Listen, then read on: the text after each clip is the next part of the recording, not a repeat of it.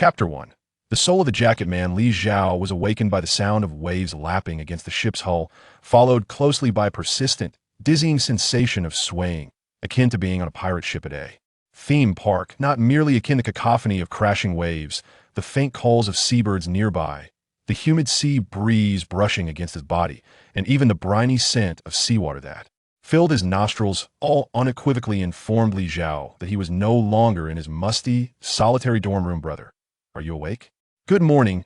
A deep, resonant voice echoed beside him. Li Zhao turned toward the sound and was nearly frightened to death. Before him stood a terrifying giant, adorned with a swirling lightning tattoo on his neck and right shoulder. The giant was at least 3 meters tall, possibly reaching 4 or 5 meters, a figure of sheer horror. With a mane of black hair, sunglasses perched on his nose, and a wide-brimmed soft felt hat, he possessed a physique that could only be described as having a tiger's back and bees. Waste this exaggerated, muscular form was utterly impossible in reality. Even the most robust version of Governor Schwarzenegger would appear delicate beside him. Yet, this impossibly grand physique emanated an indescribable sense of power, steeped in elements of violent aesthetics. Brother, I prepared breakfast. If you're awake, we can eat. Contrary to his rugged appearance, the giant's speech was soft and somewhat effeminate. With a hint of shyness in his movements, Li Zhao couldn't shake the peculiar feeling that this fearsome giant seemed to harbor a degree of trepidation towards him. Where am I? Who are you? Li Zhao exclaimed, bewildered as he surveyed his surroundings. The person and the environment before him felt utterly alien, yet there was an inexplicable sense of familiarity. Brother, what happened to you? Did the last battle injure your head? How do you not recognize me? I am your brother, Bobby Vanku. At first, Li Zhao was engulfed in confusion, but suddenly, as if struck by a revelation, his foggy mind cleared. The image of the giant before him connected with a name in his memory, though the answer was simply too bizarre to comprehend. As he scanned his surroundings, he realized he was in a cramped room, with wooden floors, walls, ceilings, and all the furniture through a nearby, circular porthole. The vast expanse of the azure sea was visible. Indeed, if he were not dreaming, he had traversed into a fantastical world known as One Piece, and the man before him was but a minor character who had made a fleeting appearance. In the original anime, specifically as the brother from the assassin duo featured in the Dressrosa arc, it was merely due to his inconspicuous nature in the original work, coupled with the stark contrast between the realistic portrayal before him and the anime, that Li Zhao, a seasoned fan with over 20 years of experience, failed to recognize him at first glance. Wait, had he overlooked something? Was there something he had forgotten? The brother assassins? Elder brother? Could it be that he had transmigrated? Who was he now? Li Zhao abruptly leaped from the bed and rushed toward a coat mirror hanging in the small room. Indeed, the reflection that greeted him was that of a man not even half the height of Bobby Vanku, with a fiercely intimidating countenance and a conspicuous pentagram tattoo emblazoned on his left chest, cross-referencing with his memories. Li Zhao finally confirmed that after his transmigration, he had transformed into an inconsequential pawn in the pirate world, the elder brother. Among the brother assassins, the devil fruit wielder, known as Jacket Man, Kelly Vanka, leveraging his understanding of the pirate realm, alongside his brother Bobby's profound respect and unquestioning obedience towards him. Li Zhao now Kelly was able to grasp the current situation within just the span of a breakfast. Firstly, regarding the timeline, to be frank, his point of transmigration was rather unfortunate.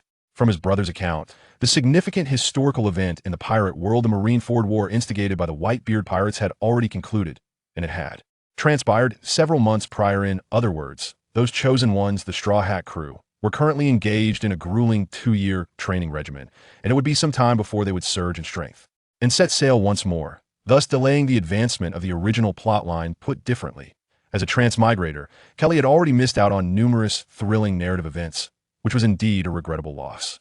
Secondly, concerning their present location, the professional assassin brothers hailing from the Maguro Kingdom were aboard the Vanko brothers' ship, a petite pirate vessel, comparable in size to the Straw Hat Pirates' initial ship. The Going Marriott required merely 2 crew members to navigate, making it an ideal vessel tailored specifically for the duo. They had just completed an assassination mission, eliminating a solitary pirate with a bounty exceeding 100 million, thereby amassing a considerable fortune. They were now intent on utilizing this windfall to indulge themselves aboard the grand entertainment ship, the Death Sorrow, ruled and constructed by the Golden Emperor, Gil Tesoro. Lastly, the most crucial matter Kelly needed to ascertain was the extent of his current abilities. It is widely acknowledged that transmigrators typically possess various advantages, often overshadowing the native inhabitants of their new realm. Unfortunately, Li Zhao endeavored for quite some time, whether by mentally chanting system 1,000 times, or attempting to summon various figures from his belongings such as grandpas, little sisters, or goddess-like figures, only to meet with failure each to me as time passed. It seemed his soul increasingly merged with this body. Although he still lacked Kelly's original memories, however, certain instincts deeply imprinted within the body inevitably resurface, akin to how one, having learned to ride a bicycle, can effortlessly cycle again after a prolonged hiatus, simply upon the contact of their body with the saddle. Kelly naturally activated the capabilities bestowed by his jacket fruit, and in the next instant, his physique transformed into a hollow, jacket-shaped skin, resembling a deflated balloon, complete with a long zipper extending from his chin to the navel area, while the head portion morphed into a structure reminiscent of a hooded sweatshirt. This is the extraordinary ability possessed by the jacket fruit, allowing its wielder to control any creature, animal, or even monster that dons the jacket formed by the user. The wielder can then commandeer every aspect of the possessed being, including their knowledge, strength, physique, skills, and even their very personality. Yet, the jacket fruit is widely regarded among pirate enthusiasts as one of the 5 most useless devil fruits, primarily due to the exceedingly harsh conditions required for its power to manifest. It necessitates that a being willingly transform into a jacket state, rendering the fruit user nearly incapacitated while being completely subjugated by the other party, surrendering everything, including their autonomy over life and death. Where could one possibly find such a fool? Fortunately, Kelly had such a fool by his side, his obedient younger brother, Bobby Vanku. Bobby was born with an extraordinarily resilient and formidable physique, akin to that of a monster in the original anime. He does not employ any abilities, such as the armament hockey or iron block from the 6 styles. Instead, he relies solely on his raw physical strength to shatter the axe of Abu, the 13th vice captain of the 8 Treasure Water Army and future vice captain of the Straw Hat Grand Fleet, who was enveloped in hockey, without so much as a scratch on his own skin. In the original narrative, few possess such formidable strength, with notable examples including Beast Kaido among the 4 emperors and Big Mom Charlotte Lin Lin, alongside a rare handful of awakened Zoan-type devil fruit users. However, Bobby's lack of fighting spirit and determination hinders his ability to effectively utilize his physical advantages. As a result, he frequently dons the form of his brother, Kelly Vanku, enabling his sibling to harness his strength more effectively. Once the brothers unite, they transform into a super assassin with the prowess to hunt down bounties exceeding 100 million. Nevertheless, in the vast and enigmatic world of pirates, a mere 100 million bounty still relegates them to the status of cannon fodder. The narrative illustrates that even in their combined form, Kelly was swiftly dispatched by the warlord Don Quixote da Flamingo, highlighting that, in the face of true top-tier powerhouses, a bounty of over 100 million remains but a jest. Of course, Li Zhao would not wish to embody such a farce, although he finds himself somewhat unfortunate, having transmigrated into the persona of a character devoid of charm, lacking in strength, and burdened with a useless devil fruit. As a seasoned pirate enthusiast with over 20 years of experience, is determined not to acquiesce to fate's whims without a fight. Fortunately, one of Li Zhao's most frequent pastimes was indulging in imaginative fantasies and fan creations, where he meticulously developed various fruits and concocted elaborate plots. Particularly, his fascination with the so-called trash fruits provided endless amusement, allowing this reclusive individual to find joy in his own whimsical musings. Li Zhao vaguely recalled that just days before his unexpected journey, he had engaged in a rather frivolous debate on a forum regarding the relative importance of fruit versus innate talent. Although his intent was merely to provoke and entertain himself out of sheer boredom, he did not genuinely dismiss the other party's perspectives. The emotional turmoil he managed to incite in the faceless interlocutor, whose reasoning gradually unraveled, brought a darkly satisfying thrill to Li Zhao's otherwise mundane existence. In hindsight, during that keyboard skirmish, the other participant had indeed posed a pointed question.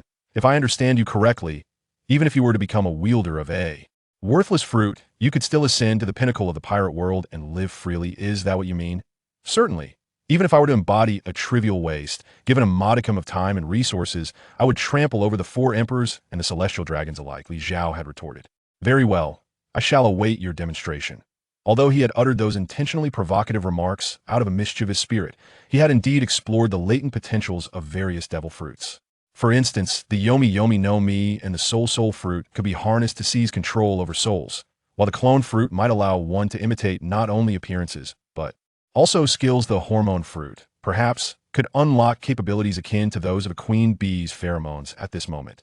Li Zhao was engaged in a series of experimental endeavors. He first tested the fundamental abilities of the fruit by transforming himself into a jacket. When his brother, Bobby, donned this jacket, Li Zhao was able to inherit all of Bobby Van Cook's abilities, gaining dominion over his strength, physique, potential talents, and combat experience, thereby fully unleashing the latent capabilities of both the wielder and the controlled, resulting in a synergy that exceeded mere addition. In this combined state, the physical form reflected that of the wielder's brother, Bobby Van Cook, while the facial features and skin bore the likeness of Li Zhao, the elder brother, Kelly Van Cook, complete with tattoos. However, the control of the body remained entirely in the hands of the wielder, Kelly, while Bobby existed in a dormant or spectator state. The fusion required that the wielder's jacket be actively worn by another and that the zipper be voluntarily pulled up, a rather stringent condition for activation. Nonetheless, such rigorous requirements yielded substantial rewards. As the resultant combined entity exhibited almost no weaknesses, Kelly Van Cook could perfectly command every aspect of the combined individual unless the wielder chose to release the bond. The enslaved could never independently revert to their prior state. Li Zhao continuously conducted various experiments and studies on his younger brother, soon discovering invaluable insights about abilities not mentioned in the original work. For instance, upon merging, he could fully perceive his brother Bobby's emotions and thoughts, including his reverence and admiration for him, his aversion to combat, and his fear of death. Moreover, Li Zhao could effortlessly control whether Bobby was in a state of slumber or awake, and he could also share the sensory experiences of their merged body, such as sight and touch, although he could not control the body itself, remaining a passive observer. For example, if the merged individual's body were drenched in seawater, or if he were defeated and lost consciousness, a zipper would appear on his body. Should someone pull this zipper, forcibly extracting Bobby from within, it would result in the dissolution of their merger. These were precious pieces of information not elaborated upon in the original anime. Unfortunately, these unfortunate assassin brothers were merely fodder who had met their demise shortly after their introduction. Ultimately, Li Zhao, filled with a sense of dark delight, confirmed a hypothesis he had held prior to his traversal. Indeed, the jacket fruit could not only transform him into a coat, akin to how the toy fruit could turn others into toys, and the age fruit could alter the age of those it touched, but the jacket fruit could also transform others into human skin coats. However, the conditions for activating this ability were far more stringent than those of the toy and age fruits. Furthermore, with only his brother Bobby willing to cooperate, there was insufficient material for further experimentation. What astonished and left Li Zhao speechless was that before his traversal, Kelly Van Cook had only ever utilized the basic capabilities of the jacket fruit, never advancing beyond.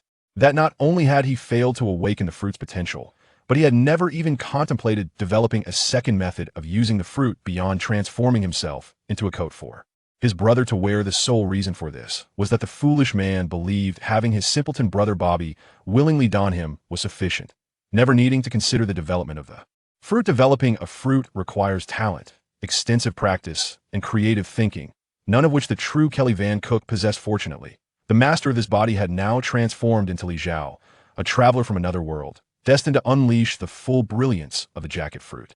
Chapter 002, Arrival at Golden City. Brother, look, the great Desoro. We are almost there.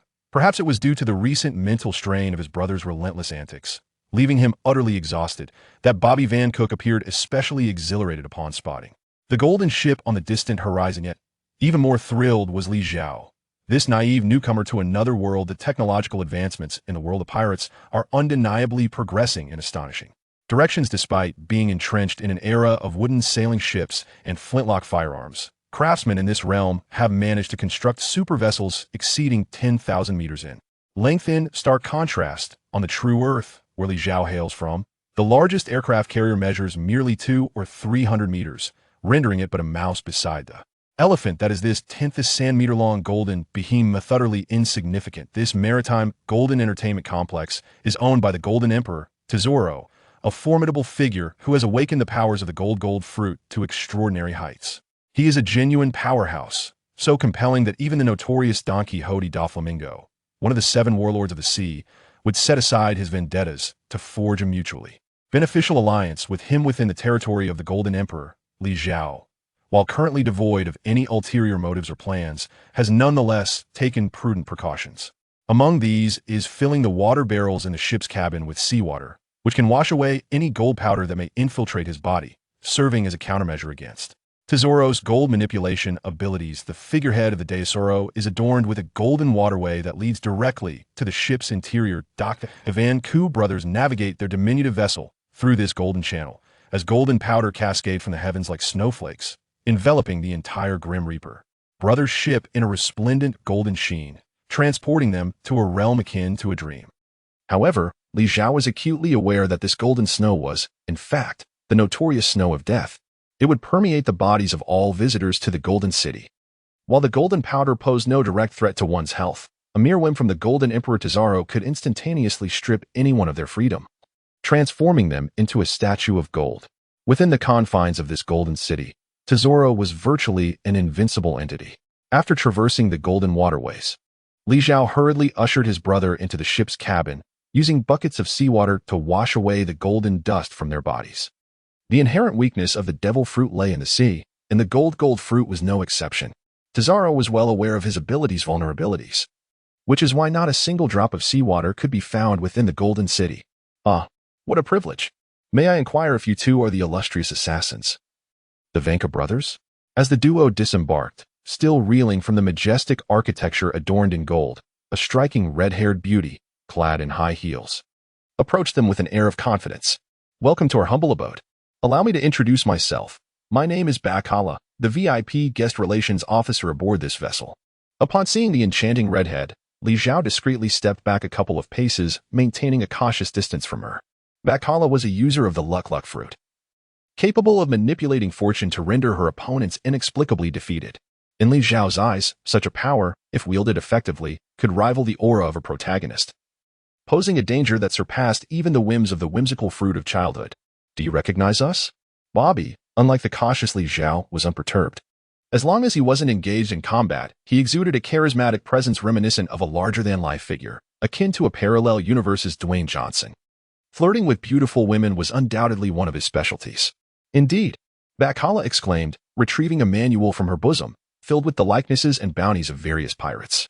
Flipping to the last few pages, she located the wanted poster for the infamous brothers, Lord Kelly Vanku, with a bounty of 57 million berries, and Lord Bobby Vanku, with a bounty of 36 million berries. It is said that the two of you recently collaborated to hunt down a notorious pirate with a bounty exceeding 100 million. Thus, your esteemed names are certainly recorded in my VIP manual. Whether they are officials of the world government, admirals of the Navy, or renowned pirates, all are included in my exclusive VIP list. Li Zhao nodded silently, harboring no particular concern for the enchanting woman before him, nor for Tesoro's potential treachery. After all, they were merely here to indulge in leisure, much like the throngs of other guests disembarking at the port.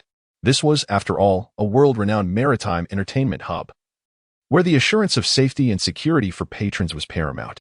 Unless compelled by extraordinary circumstances, Tesoro was unlikely to act against guests without cause. Furthermore, Li Zhao could hardly fathom what might attract the attention of the illustrious Golden Emperor Tesoro, given that he and his partner were merely a pair of bounty hunters with rewards that had yet to reach the 100 million mark. Please, follow this way. The beautiful receptionist beckoned. Under her guidance, the Van Ku brothers boarded the signature vehicle of Golden City, the turtle car, powered by muscular tortoises. Amidst the synchronized chants of the small but mighty turtles, the turtle car, named Tortoise Slice, ventured into the heart of Golden City. Behold, we first arrive at the commercial district, although this area is still considered ordinary, with the ship exceeding 10 kilometers in length. This street boasted not only the most luxurious hotels and shopping centers, but also amusement parks, swimming pools, aquariums, opera houses, and even a racetrack and golf course. In essence, the entertainment facilities here were utterly complete, epitomizing the ideal paradise for leisure. While Bobby listened intently to Miss Baccarat's enthusiastic descriptions, Li Zhao found himself utterly captivated by the opulence of Golden City. There existed only one rule. The singular law of this gilded locale, regardless of whether one was a naval officer or a pirate, upon entering this city, participation in entertainment endeavors was mandatory, and any form of personal weaponry was strictly prohibited. Violating this law would incur dire consequences.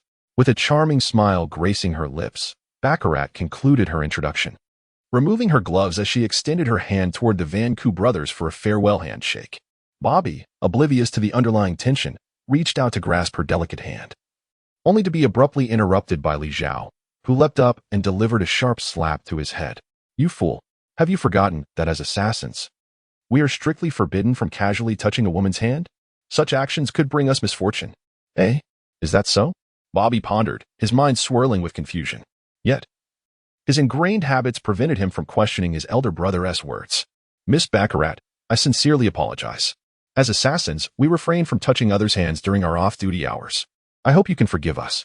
Li Zhao crossed his arms, wearing a cold and imposing expression as he spoke. Baccarat was momentarily taken aback. When Kelly Vanka had suddenly erupted earlier, she had assumed it was because her plan to use the luck fruit to siphon their fortunes and render them destitute at the casino had been discovered. However, upon learning the peculiar reason behind it, she found herself both amused and exasperated.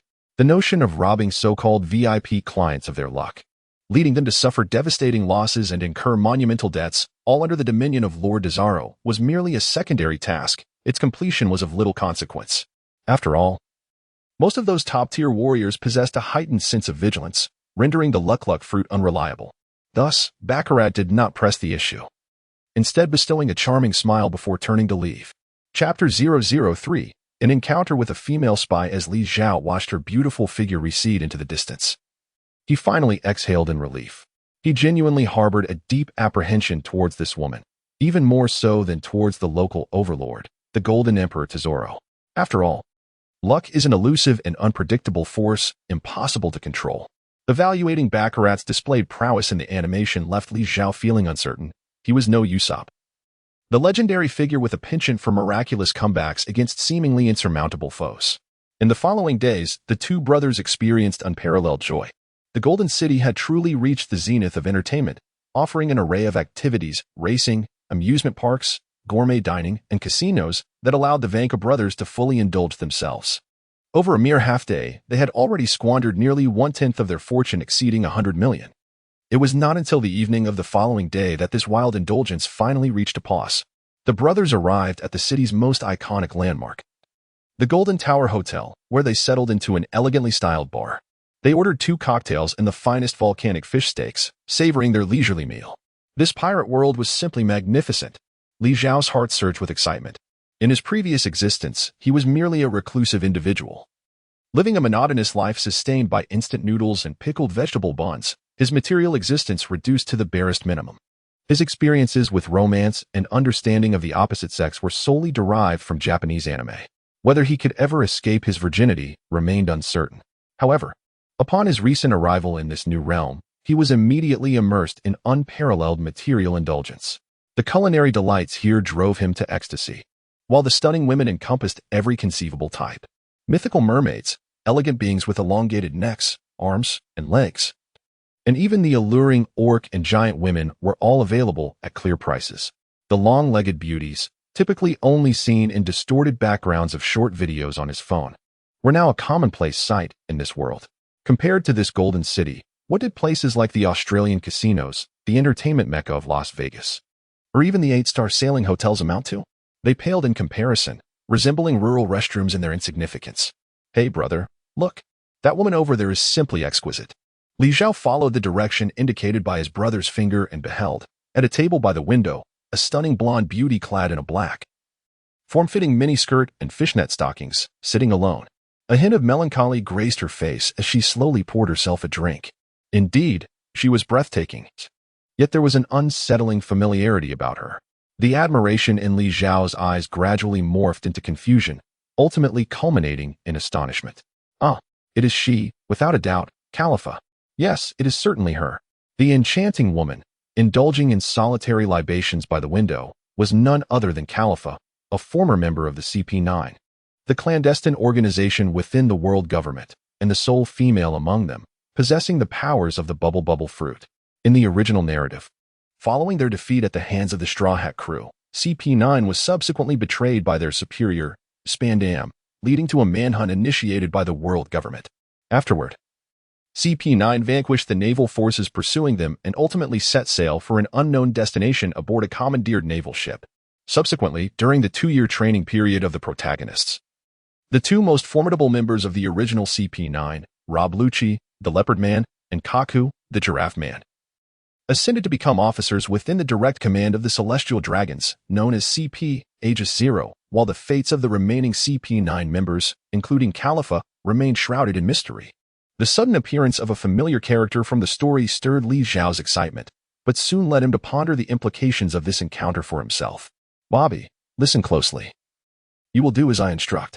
Minutes later, after making a circuit of the bar, Bobby approached Khalifa with a bottle of premium rum in hand. Beautiful lady. There are no other vacant seats here. May I join you? Go away. The woman replied softly yet resolutely. Bobby smiled faintly, seemingly undeterred by her dismissal, and took a seat across from her, preemptively filling her glass before she could react. The fragrant aroma of the fine rum quickly permeated the air. This is the finest sapphire rum available here. Rest assured, it contains no additives. Khalifa, her expression impassive, raised her glass and downed its contents in one swift motion, remarking nonchalantly, even if it were poisoned, it would have no effect on my body. Bobby waved his hand dismissively, a cheerful grin gracing his features.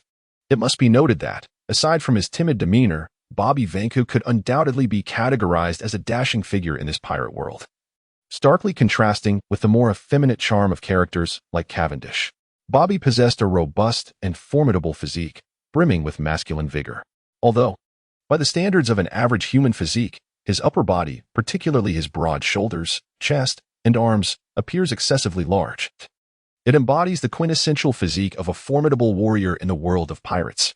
Exemplars of this stature include the most powerful beings of land, sea, and air such as Kaido, the Beast, Diamond Joseph from the Whitebeard Pirates, the Warlord of the Sea, Bartholomew Kuma, and the Rubberman Luffy, who has unlocked the fourth gear. Even the relatively proportionate admirals of the Navy, including Carp and Sengoku, share this similar physique characterized by a muscular build and a narrow waist. Furthermore, while Bobby's demeanor may be timid and cowardly, he transforms into a charismatic and brooding gentleman, eloquent in conversation, as long as he is not thrust into the chaos of battle. Surprisingly, he possesses an innate talent for charming the opposite sex.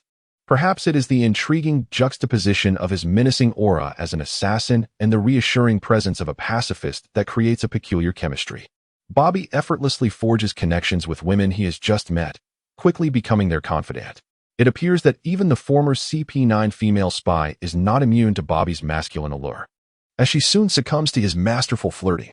Of course, Khalifa, being a premier spy and assassin, would typically abstain from intoxication and would never divulge her true secrets to a stranger. However, through her disjointed ramblings, coupled with insights gleaned from his unique perspective as a traveler, Li Zhao swiftly deduces the unfolding events concerning her.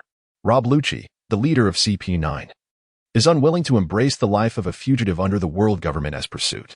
Following CP0's proactive engagement with them, he promptly pledged his allegiance to the Celestial Dragons. Nevertheless, CP0, as the direct arm of the Celestial Dragons, only recruits the strongest of the strong. Although this iteration of CP9 is heralded as the mightiest in 5 centuries, ultimately, only the most powerful, Rob Lucci and Kaku, caught CP0's attention, while the others merely had their bounties lifted and were subsequently dismissed. Khalifa's appearance in Golden City, indulging in revelry, likely stems from a combination of boredom and the negative emotions associated with not being selected for CP0. Li Zhao is uncertain whether his conjectures were entirely accurate, and whether Rob Lucci's actions concealed any ulterior motives. He pondered if Lucci genuinely pledged his loyalty to the Celestial Dragons or harbored other intentions. Yet, such matters held little interest for him. His focus was solely on the woman before him. Incidentally, the reason Li Zhao could eavesdrop on the conversation between Khalifa and Bobby was that he had transformed into a thin leather jacket, concealed within Bobby's pocket. As long as he remained still and silent, even if discovered, he would merely be perceived as an amusingly grotesque doll set. Thus, Ms. Khalifa, do you resent your lack of a physique as robust as a man's? While Li Zhao's mind drifted, the discussion had veered into peculiar territory. Upon hearing Bobby's inquiry, Khalifa's body trembled slightly, instinctively wishing to halt the conversation. However, under the dual influence of alcohol and Bobby's unique charisma, her reticence was ultimately overcome. Though she employed numerous euphemisms and metaphors, skimming over certain topics, Li Zhao, well-versed in various intelligence regarding CP9, was able to piece together the gist. Unlike Rob Lucci and Kaku, who were both orphans, Khalifa was born to parents who were members of the world government's intelligence organization. Originally, young Khalifa could have enjoyed a life of comfort and abundance, Yet her yearning for her parents' work led her down the path of an intelligence agent. With an inherently competitive spirit, Khalifa voluntarily joined a training camp that eliminated the weak through death. Displaying considerable talent, she managed to endure the perilous training regimen, poised to become a standout among her cohort. However, she found herself amidst the most exceptional group of CP9 trainees in history, particularly with Rob Lucci and Kaku, who were both held in high regard by their instructors. Thus, the once prominent Khalifa discovered that her skills ranked at the very bottom among this batch of CP9 trainees. It is easy to imagine how discontented and frustrated the proud Khalifa must have felt. She relentlessly trained herself, diligently practicing the 6 styles. Yet the disparity between her strength and that of Rob Lucci and Kaku only widened. Khalifa held great confidence in her natural talent. Her comprehension and proficiency in the 6 styles were unmatched. Ultimately, however, she found herself outmatched in physical prowess. In the world of pirates, the variance in physical strength among human inhabitants is extraordinarily pronounced, with little to no concept of an upper limit to physical potential. Through rigorous training, elite warriors can lift icebergs weighing thousands of tons, shatter castles with a single punch, or cleave gigantic meteorites with a sword. The giants, fishmen, and furry beastmen possess physical capabilities that far exceed those of humans. Regrettably, such physical gifts have not favored the women of this world. Aside from the rare aberration of Big Mom, Charlotte Lin Lin, the number of female top-tier fighters is exceedingly sparse, and not a single one has dominated the new world through sheer physical strength. Chapter 004, Terrifying. The first Fusion Khalifa once had the opportunity to acquire a Zoan-type devil fruit, significantly enhancing her physical attributes. However, fate played a cruel trick. She and Kaku gambled on luck, and Kaku won the giraffe fruit, while she was chosen by the bubble fruit. On the surface, this seemed to be the optimal allocation, as one could hardly envision Kaku, a large man, prancing about with bubbles, while Khalifa, a stunning beauty, transformed into a humanoid giraffe, a scene almost too absurd to fathom. Yet, deep down, Khalifa understood precisely what power she truly desired. By the way, I have a way to help you become a man, Bobby suddenly exclaimed. Khalifa was taken aback at first, then dismissed the comment with a scoff, considering it a mere jest. I'm not joking. I once stumbled upon a magical leather jacket. Once worn, it allows one to perfectly disguise themselves as a man. If you don't believe me, let us find a secluded spot, and I'll show you. Unable to resist Bobby's enthusiastic invitation, Khalifa, despite her reservations, ultimately acquiesced and left the bar with him. They secured a room in the opulent Golden Hotel accompanying the Golden Tower. At this moment, Khalifa discerned that although Bobby was muscular and imposing, he evidently had not undergone systematic combat training.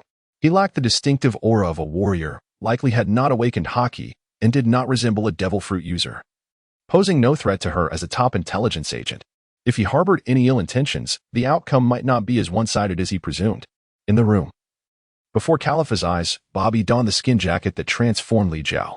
Of course, Li Zhao did not seize his brother's consciousness. He merely demonstrated how perfectly the jacket conformed to the body. Is it truly that miraculous?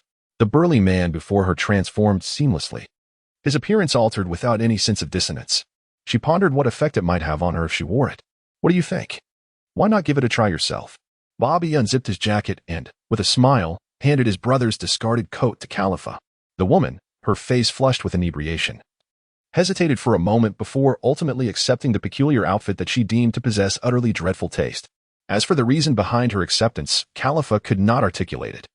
Perhaps it was simply the influence of her intoxication that led her to entertain such a foolish jest, or perhaps it was a hidden yearning she was reluctant to acknowledge.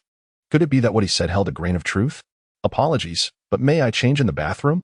I'm not accustomed to wearing a coat over another coat. Bobby remained silent, merely observing the silhouette of the woman as she turned and walked towards the bathroom. After a brief moment, the sound of running water echoed through the air, leaving Bobby uncertain whether Khalifa was bathing or washing the leather jacket that had once belonged to his brother. After several minutes, the water ceased, and the bathroom door swung open, revealing an utterly bizarre figure.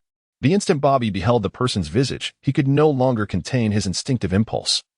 Disregarding the profound reverence he held for his brother, and erupted into uncontrollable laughter at the sight before him. Li Zhao's face bore an expression of helplessness mixed with a bitter smile. Despite being mentally prepared, he never anticipated that the actual outcome would be so horrifying.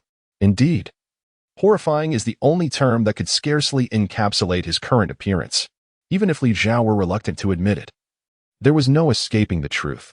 The person he had been transmigrated into, the real Kelly Van Court, could not be considered an attractive man. At best, he resembled a somewhat greasy, rugged fellow. The jacket fruit's primary ability, the double-act jacket, showcased the skin and appearance of the fruit user. Yet the physique remained a faithful reflection of the wearer. Thus, the combined form of the Van Court brothers possessed the physique of Bobby, the younger brother, along with the facial features of Kelly, the elder. However, beneath that visage of Kelly Van Court, there emerged the stunningly voluptuous form of a perfect woman, a sight that could rival the unsettling figures that had cornered Sanji on Demon Island. In the world of pirates, one's appearance is a manifestation of their inner essence. Outward looks directly reflect one's intrinsic nature. Through rigorous training and spiritual refinement, one can alter their appearance to a degree. Take, for instance, Luffy's companion, Kobe, who transformed from a short and unrefined lad into a striking gentleman shortly after joining the Navy. His metamorphosis was nothing short of extraordinary. Moreover, with the omnipotent powers of the devil fruits and other mystical phenomena in the pirate realm, Li Zhao found little cause for concern regarding his appearance. He was bound to have opportunities for cosmetic enhancements in the future. After all, his fruit power was indeed the jacket fruit, making transformation his forte. Stop laughing, Bobby. Come over here. Huh? What do you want, brother? Enough chatter. Stand in front of me and turn around. I can't possibly go out looking like this. Brother. Are you planning to experiment with that ability? You've never succeeded before. While it was true he had failed previously, this time success was imperative. Otherwise, how could he face the world in such an appalling guise? Li Zhao muttered gloomily. He positioned himself behind his brother Bobby, placing his palm upon his back. Channeling all his energy, he suddenly exerted force and bellowed, "Jacket, jacket, transforming jacket."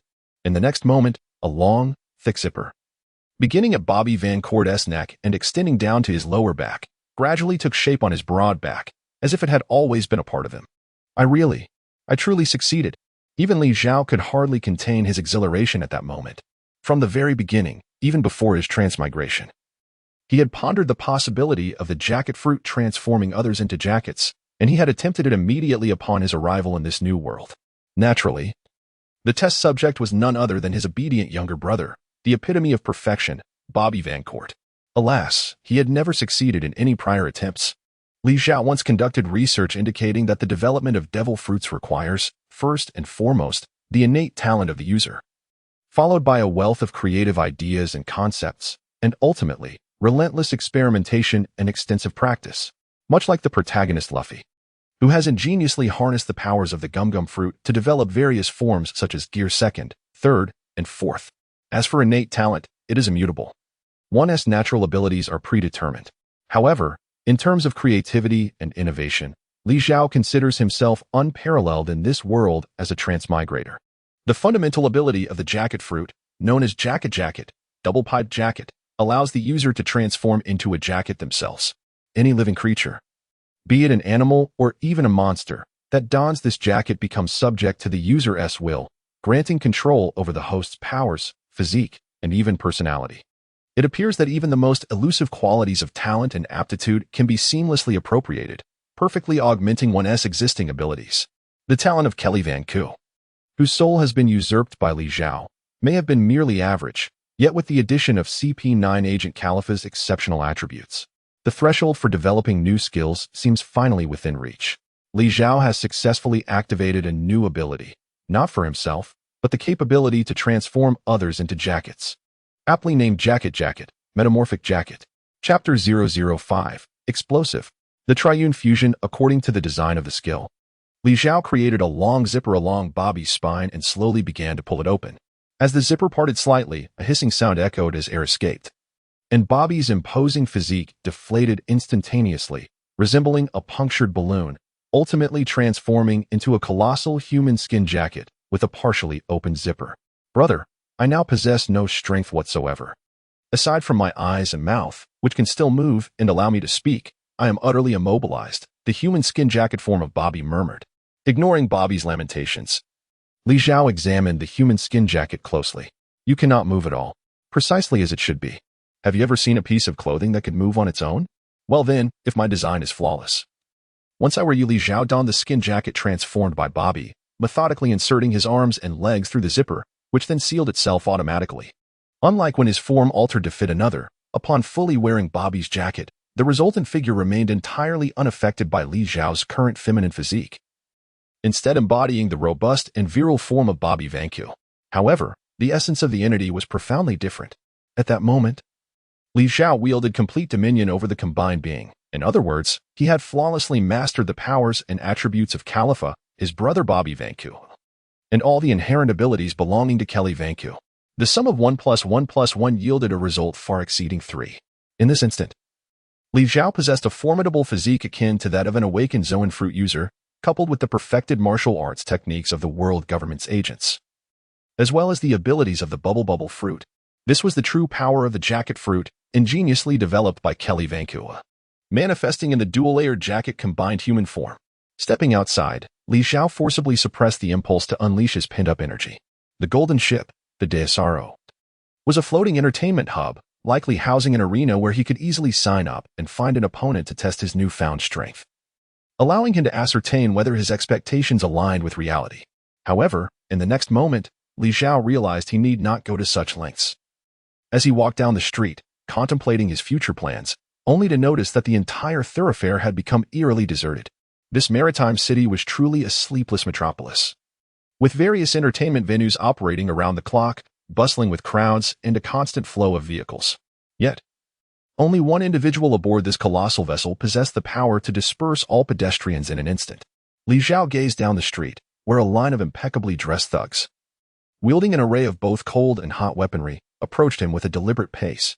Among the foremost trio was the strikingly beautiful Bakara, a wielder of the Union Fruit's powers, who had once served as a guide for his two brothers. Flanking Bakara were two companions. One was a towering figure, even more robust and exaggeratedly muscular than Bobby Vanku, while the other was a diminutive creature, balancing a disproportionately large head atop its slender frame. Li Zhao recalled correctly. These two individuals should be the highest-ranking officials beside the Golden Emperor, Gillette Tazaro. One is a formidable combat champion endowed with the powerful ability of armament hockey, while the other is Mr. Tanaka, a user of the Ponsu fruit, capable of traversing all non-living entities. Miss Bakara, what do you imply by this? Li Zhao took the initiative to inquire, genuinely perplexed. Since boarding the ship, he had not engaged in any indiscreet behavior, although he had entertained thoughts about this golden vessel. He currently lacked the capability to act upon them. The combined worth of the Fanku brothers barely exceeded 100 million, which should not warrant the attention of the Golden Emperor himself. Dear Mr. Bobby Fanku, Bakala said with a radiant smile, before we address your inquiry, may I pose a question of our own? It pertains to your brother, Mr. Kelly Fanku. Where might he be at this moment?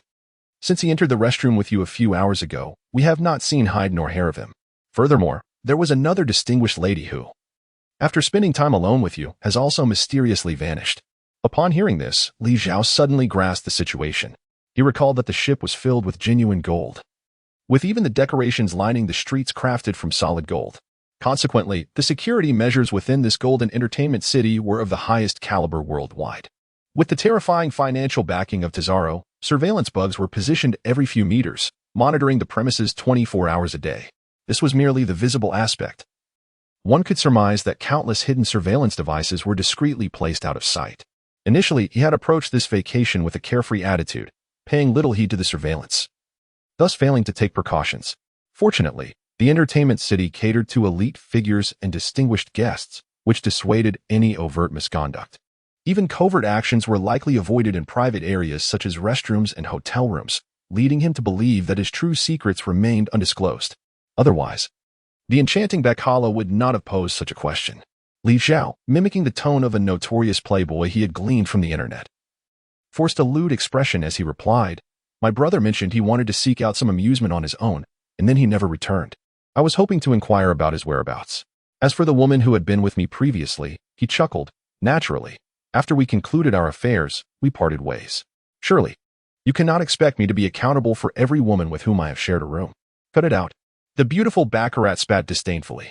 Typically, individuals like the Van Kwa brothers, who occupy a nebulous space, would only receive cursory attention, merely registering upon boarding and offering routine warnings before being disregarded. However, the woman who had recently shared a room with the imposing figure before her had once been a member of CP9, an intelligence organization under the world government.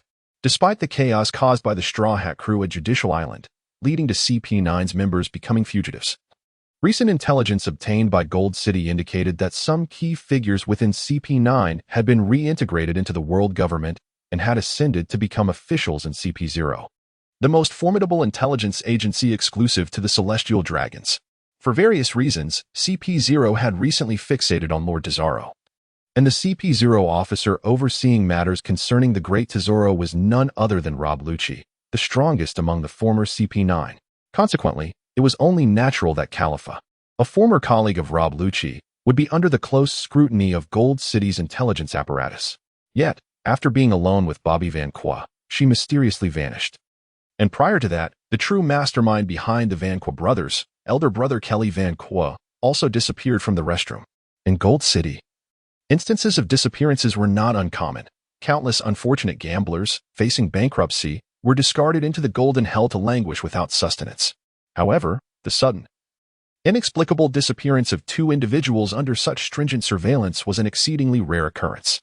Chapter 006. The Crushing Battle. Do you truly wish to avoid explaining the whereabouts of those two individuals? Faced with the ultimatum from the goddess of fortune, Baccarat, Li Zhao could only shrug, indicating he had nothing to say. Although he wished to avoid unnecessary trouble, he found himself at a loss to articulate the situation. He could hardly disclose the truth, as the real Kelly Van Qua stood before them, albeit currently disguised in his brother's skin. While the elusive female spy they sought was presumably concealed within him, much like a battery or engine hidden deep within a vehicle. Since you, Mr. Bobby, are unwilling to speak, we shall have to escort you to the interrogation room for a thorough accounting, Baccarat remarked coldly, a sly smile gracing her lips. With a swift motion, she signaled, prompting the world champion beside her, who could no longer contain himself, to let out a shriek and launch himself toward Li Zhao like a cannonball. I haven't had a thrill in ages. I hope you won't disappoint me today, he roared. His upper body enveloped in a metallic sheen of armament hockey, his head resembling a bronze statue as he charged headlong towards Li Zhao. This is splendid. I too am eager to ascertain my true weight at this moment. Li Zhao was equally exhilarated, although he currently bore the guise of Bobby Van Qua. He was no longer the coward who shied away from confrontation. Armament hockey. Arise. As anticipated, Khalifa did not disappoint him. Following their defeat against the Straw Hat crew, she did not succumb to despair but instead actively sought to enhance her strength in pursuit of vengeance. During this period, Khalifa, like her fellow CP9 members, adeptly mastered both armament hockey and observation hockey. Her prowess in observation hockey advanced rapidly, particularly in terms of perception, surpassing all other CP9 members. However, constrained by the limitations of her female physique, Khalifa's armament hockey could only envelop her forearms and lower legs, and its potency remained the weakest among CP9. At this moment, as Li Zhao concentrated his energy into his right fist and activated armament hockey, his entire right arm, and even the right side of his body, were enveloped in a subdued yet vibrant red-black metallic aura, exuding boundless vitality. Coupled with Bobby's exaggeratedly muscular frame, he could only be described as an invincible iron giant. Not enough. 6 styles, iron block fist. Still unsatisfied, Li Zhao unleashed the advanced technique of iron block upon the foundation of armament hockey. This was a comprehensive enhancement, fortifying him from within and outwards without any blind spots. A simple punch, devoid of any named technique or additional fruit abilities, was sheer physical force, pure brutality. His massive fist collided with the dark head of his opponent. The world champion, unable to utter a sound, was propelled back at an even greater speed than before. A deep imprint marked his forehead, yet an oddly euphoric smile lingered on his face, as if he had experienced immense pleasure. With a resounding crash, the world champion's body was sent flying several hundred meters away, crashing into a building at the end of the street and stirring up a cloud of dust. Hey, masochist. Did that punch bring you delight? Li Zhao felt an exhilarating rush, for this marked the first battle he encountered since his transmutation and the first punch he delivered. The outcome was nothing short of perfection for him. Previously, Li Zhao had lived in a peaceful world, where he had scarcely engaged in any skirmishes throughout his life. Yet, the spirit of combat and the instinct for violence are indelibly etched in the DNA of every male creature. Before his transmigration, Li Zhao could only channel this primal urge through various combat games, which, while enjoyable, lacked authenticity. However, after his transition, He could genuinely send a small giant flying hundreds of meters with a single punch. The sensation was ineffable. How could this be? Bobby Vanka's bounty was supposedly a mere 36 million berries. How could he possess such formidable strength? Could it be that he had been concealing his true capabilities all along? Enraged, Bakara tore the intelligence regarding the Vanku brothers into shreds. He pointed a finger, and the previously stunned thugs in suits finally reacted, raising their firearms and unleashing a torrent of gunfire upon the towering figure before them. The bullets from their rifles struck Li Zhao as if they were mere peas colliding with a city wall, cascading to the ground in a clatter. Li Zhao, indifferent to employing his armed hockey or the Six Styles iron blocks, relied solely on the innate monstrous physique bestowed upon him by his brother Bobby, rendering him utterly immune to such conventional weaponry. Even the shoulder-mounted cannon wielded by a brutish thug merely caused a slight tingling warmth upon his skin. This spectacle left the onlookers in awe. In the pirate world, despite the multitude of formidable beings, those legendary figures atop the apex could obliterate an island with a mere wave of their hand. In the new world of the Grand Line, there exists an abundance of warriors capable of single-handedly facing 1,000 foes. Yet, firearms and cannons remain widely regarded as standard weapons, utilized by both pirates and naval sailors alike, indicating that true monsters who can disregard such artillery are indeed rare. Even the world's strongest man, Whitebeard, succumbed to wounds inflicted by firearms during his demise. However, the man before them appeared as if forged from steel, completely unmoved by the barrage of gunfire. With a flick of his finger, he unleashed the Six Styles finger gun, dispatching the gunmen like mere flies from a distance. Suddenly, a stirring within him sparked his senses, and his eyes glowed crimson as his observation hockey activated instinctively. Li Zhao suddenly leaped into the air, and at the very moment his feet left the ground, a hand emerged from beneath, reaching for his ankle. Alas, it was a near miss, and in the next instant, a creature with an extraordinarily large head surged forth from the earth. Mr. Tianzhong, a user of the Puran fruit's powers, had he managed to seize Li Zhao's ankle, it was highly likely that he would have activated his fruit ability, dragging him underground, even if he were spared from being tormented like fish on a hook. A chaotic struggle would have been inevitable. This fellow is far too cunning, a challenging adversary indeed. Once I capture him, I shall interrogate him thoroughly to relieve my frustrations. With a swift motion, Li Zhao executed the Six Styles moonwalk, and then unleashed a Six Styles gale kick, sending a crescent-shaped blade of wind towards Mr. Tianzhong. However, he deftly activated his fruit ability, burrowing underground to evade the attack. You lumbering fool, do you truly believe you can strike me? In the next heartbeat, Mr. Tianzhong erupted from the earth like a groundhog on 100-fold speed, emerging from all directions to fire a shot at Li Zhao before disappearing back into the ground. In an instant, it seemed as though dozens of Mr. Tianzhong surrounded Li Zhao, firing their ineffective handguns at him. How can one describe this? Ah, yes, minimal damage, but highly insulting. So, what do you think? You can't even lay a finger on me, can you? Humph, you are merely courting your own demise. A flicker of fury ignited within Li Zhao.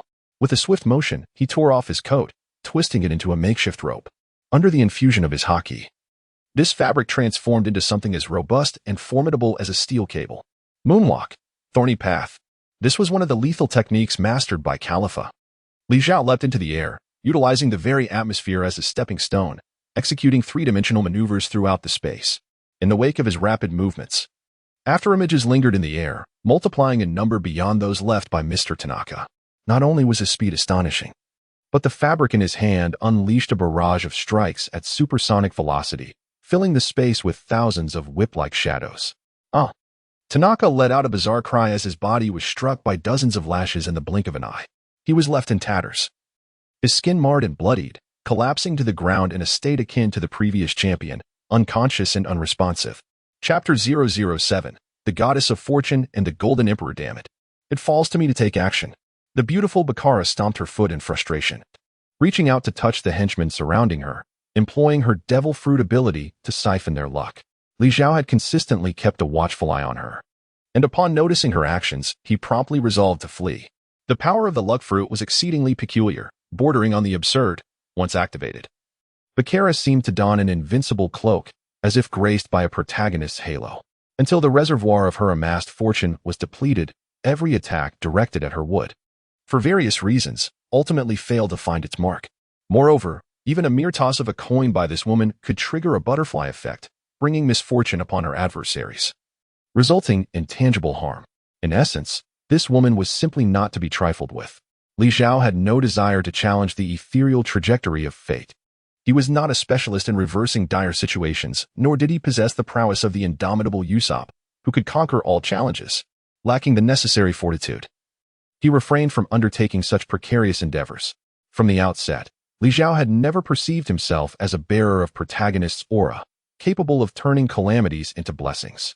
Being defeated by a woman was one thing, but to fall in a most inexplicable manner was far more humiliating.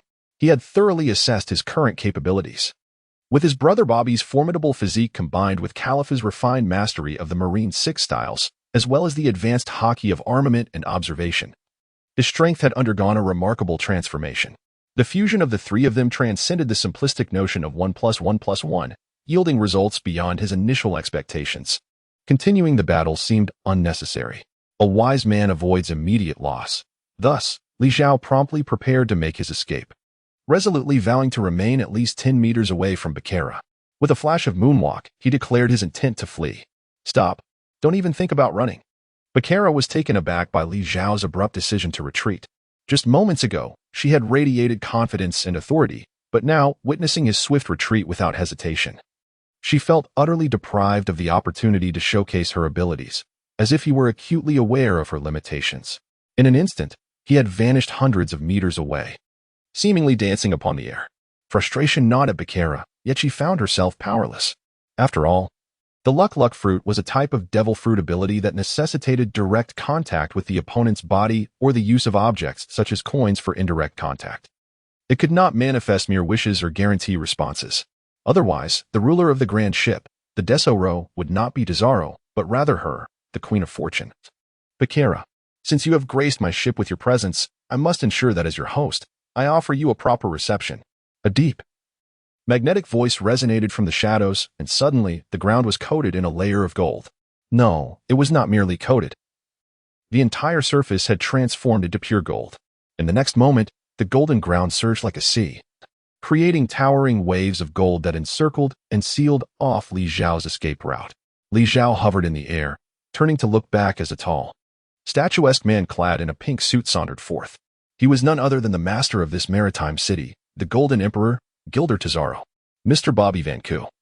Your prowess is quite impressive, exceeding my expectations. What do you say? Would you be interested in a conversation with me? I assure you, as long as you remain intrigued by Barry, you will not decline the invitation to enjoy a cup of red tea in my guest room. Li Zhao hovered in midair, his feet rhythmically treading upon the atmosphere, while his mind raced with thoughts. Zhao, an awakened user of the gold fruit and a sovereign of his nation, possessed the authority to influence certain decisions of the celestial dragons in the original narrative. He stood as an equal to the formidable Don Quixote da Flamingo, sharing the same stature as the 7 warlords of the sea. It would not be an exaggeration to assert that his strength began at the level of the 7 warlords. And with the addition of his fortunate ally, the goddess of luck, Baccarat, the prospect of escape seemed feasible, yet the likelihood of victory remained slim. Nonetheless, Zhao's proposal was undeniably tempting. After all, wealth has the power to sway even the most obstinate of obstacles. In this world of pirates, berries could resolve the majority of issues. Otherwise, devil fruits would not be openly priced, and pirates would not take pride in the bounties they carried. With my trump card still concealed, and the powers of the bubble fruit yet to be revealed, I was aware of my adversary's capabilities. The golden dust that had infiltrated my body had long been washed away by the sea, granting me a newfound confidence. Thus, I descended from the air, standing before Zhao. Your Excellency, the illustrious Golden Emperor, I express my regret for the events that have transpired. However, if you have been observing from the outset, you must recognize that this matter cannot be solely blamed on me. As for your injured subordinates, I have little to say. Perhaps they have failed to justify the wages you have paid them. The incompetence of my subordinates is indeed a vexation, particularly in this era of great pirates where the more capable individuals gravitate towards the perilous and brutish profession of piracy, leaving me with recruits of such caliber. However, my esteemed VIP guests, Mr. Bobby Vanker and Ms. Khalifa, did indeed vanish after their interaction with you. As the manager of this maritime entertainment establishment, I am obliged to ensure the safety of my patrons and provide an account to others. Zhao, maintaining his composure, guided Li Zhao while conversing. Though their dialogue bore a semblance of joviality, an undercurrent of tension permeated their words. Regarding the whereabouts of Ms. Khalifa, I believe it is not for you to inquire of me. My profession is that of an assassin, not a scavenger. Have you ever heard of the Vanker brothers' targets vanishing into thin air without a bounty being claimed? Upon entering Tesoro's opulent, gold-embellished reception room, Li Zhao plopped onto the sofa, arms spread wide, adopting a defiant demeanor. This situation was inherently inexplicable, and the most prudent course of action was to refrain from explanation or, perhaps, to turn the tables. Speaking of which, my brother has also gone missing. Since Your Excellency, the Golden Emperor, is so concerned for your guests, I would appreciate your assistance in locating him as well. Tesoro smiled subtly, remaining silent, his gaze fixed on Li Zhao as if endeavoring to unveil all his secrets. Li Zhao displayed no hint of guilt. After all, the two missing individuals resided within him, akin to Russian nesting dolls. As long as he did not voluntarily manifest a zipper or was cast into the sea, no one could extricate even a single egg from his being. Regardless of how they might dissect his body, Tesoro could discern no further revelations from Li Zhao's countenance, and thus probed further. However, Mr. Bobby, it appears you are rather indifferent to your brother's disappearance. We are assassins, perpetually engaged in a dance with death. If my brother were somewhere, quietly dispatched by an unseen hand, it would merely signify his journey's end, leaving me with nothing to say. Of course, I would feel the same were our positions reversed. Li Zhao feigned a demeanor of nonchalance and coldness, remarking, however, Mr. Tesoro, the safety conditions aboard your vessel are undeniably dismal, which indeed contrasts sharply with the earthly paradise I had previously heard of, the Grand Tesoro. One might even say that there are rather too many individuals intent on targeting you. Wouldn't you agree? The Golden Emperor Tesoro astutely seized upon the crux of Li Zhao's words and immediately inquired, from your tone, it appears you possess quite an intimate knowledge of my Grand Tesoro. I wonder, could it be that you are among those who harbor designs upon me, Tesoro? Chapter 008, Negotiation and Betrayal.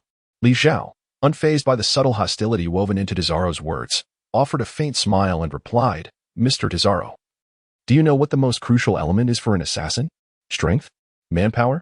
No, none of those. The paramount aspect for an assassin is intelligence.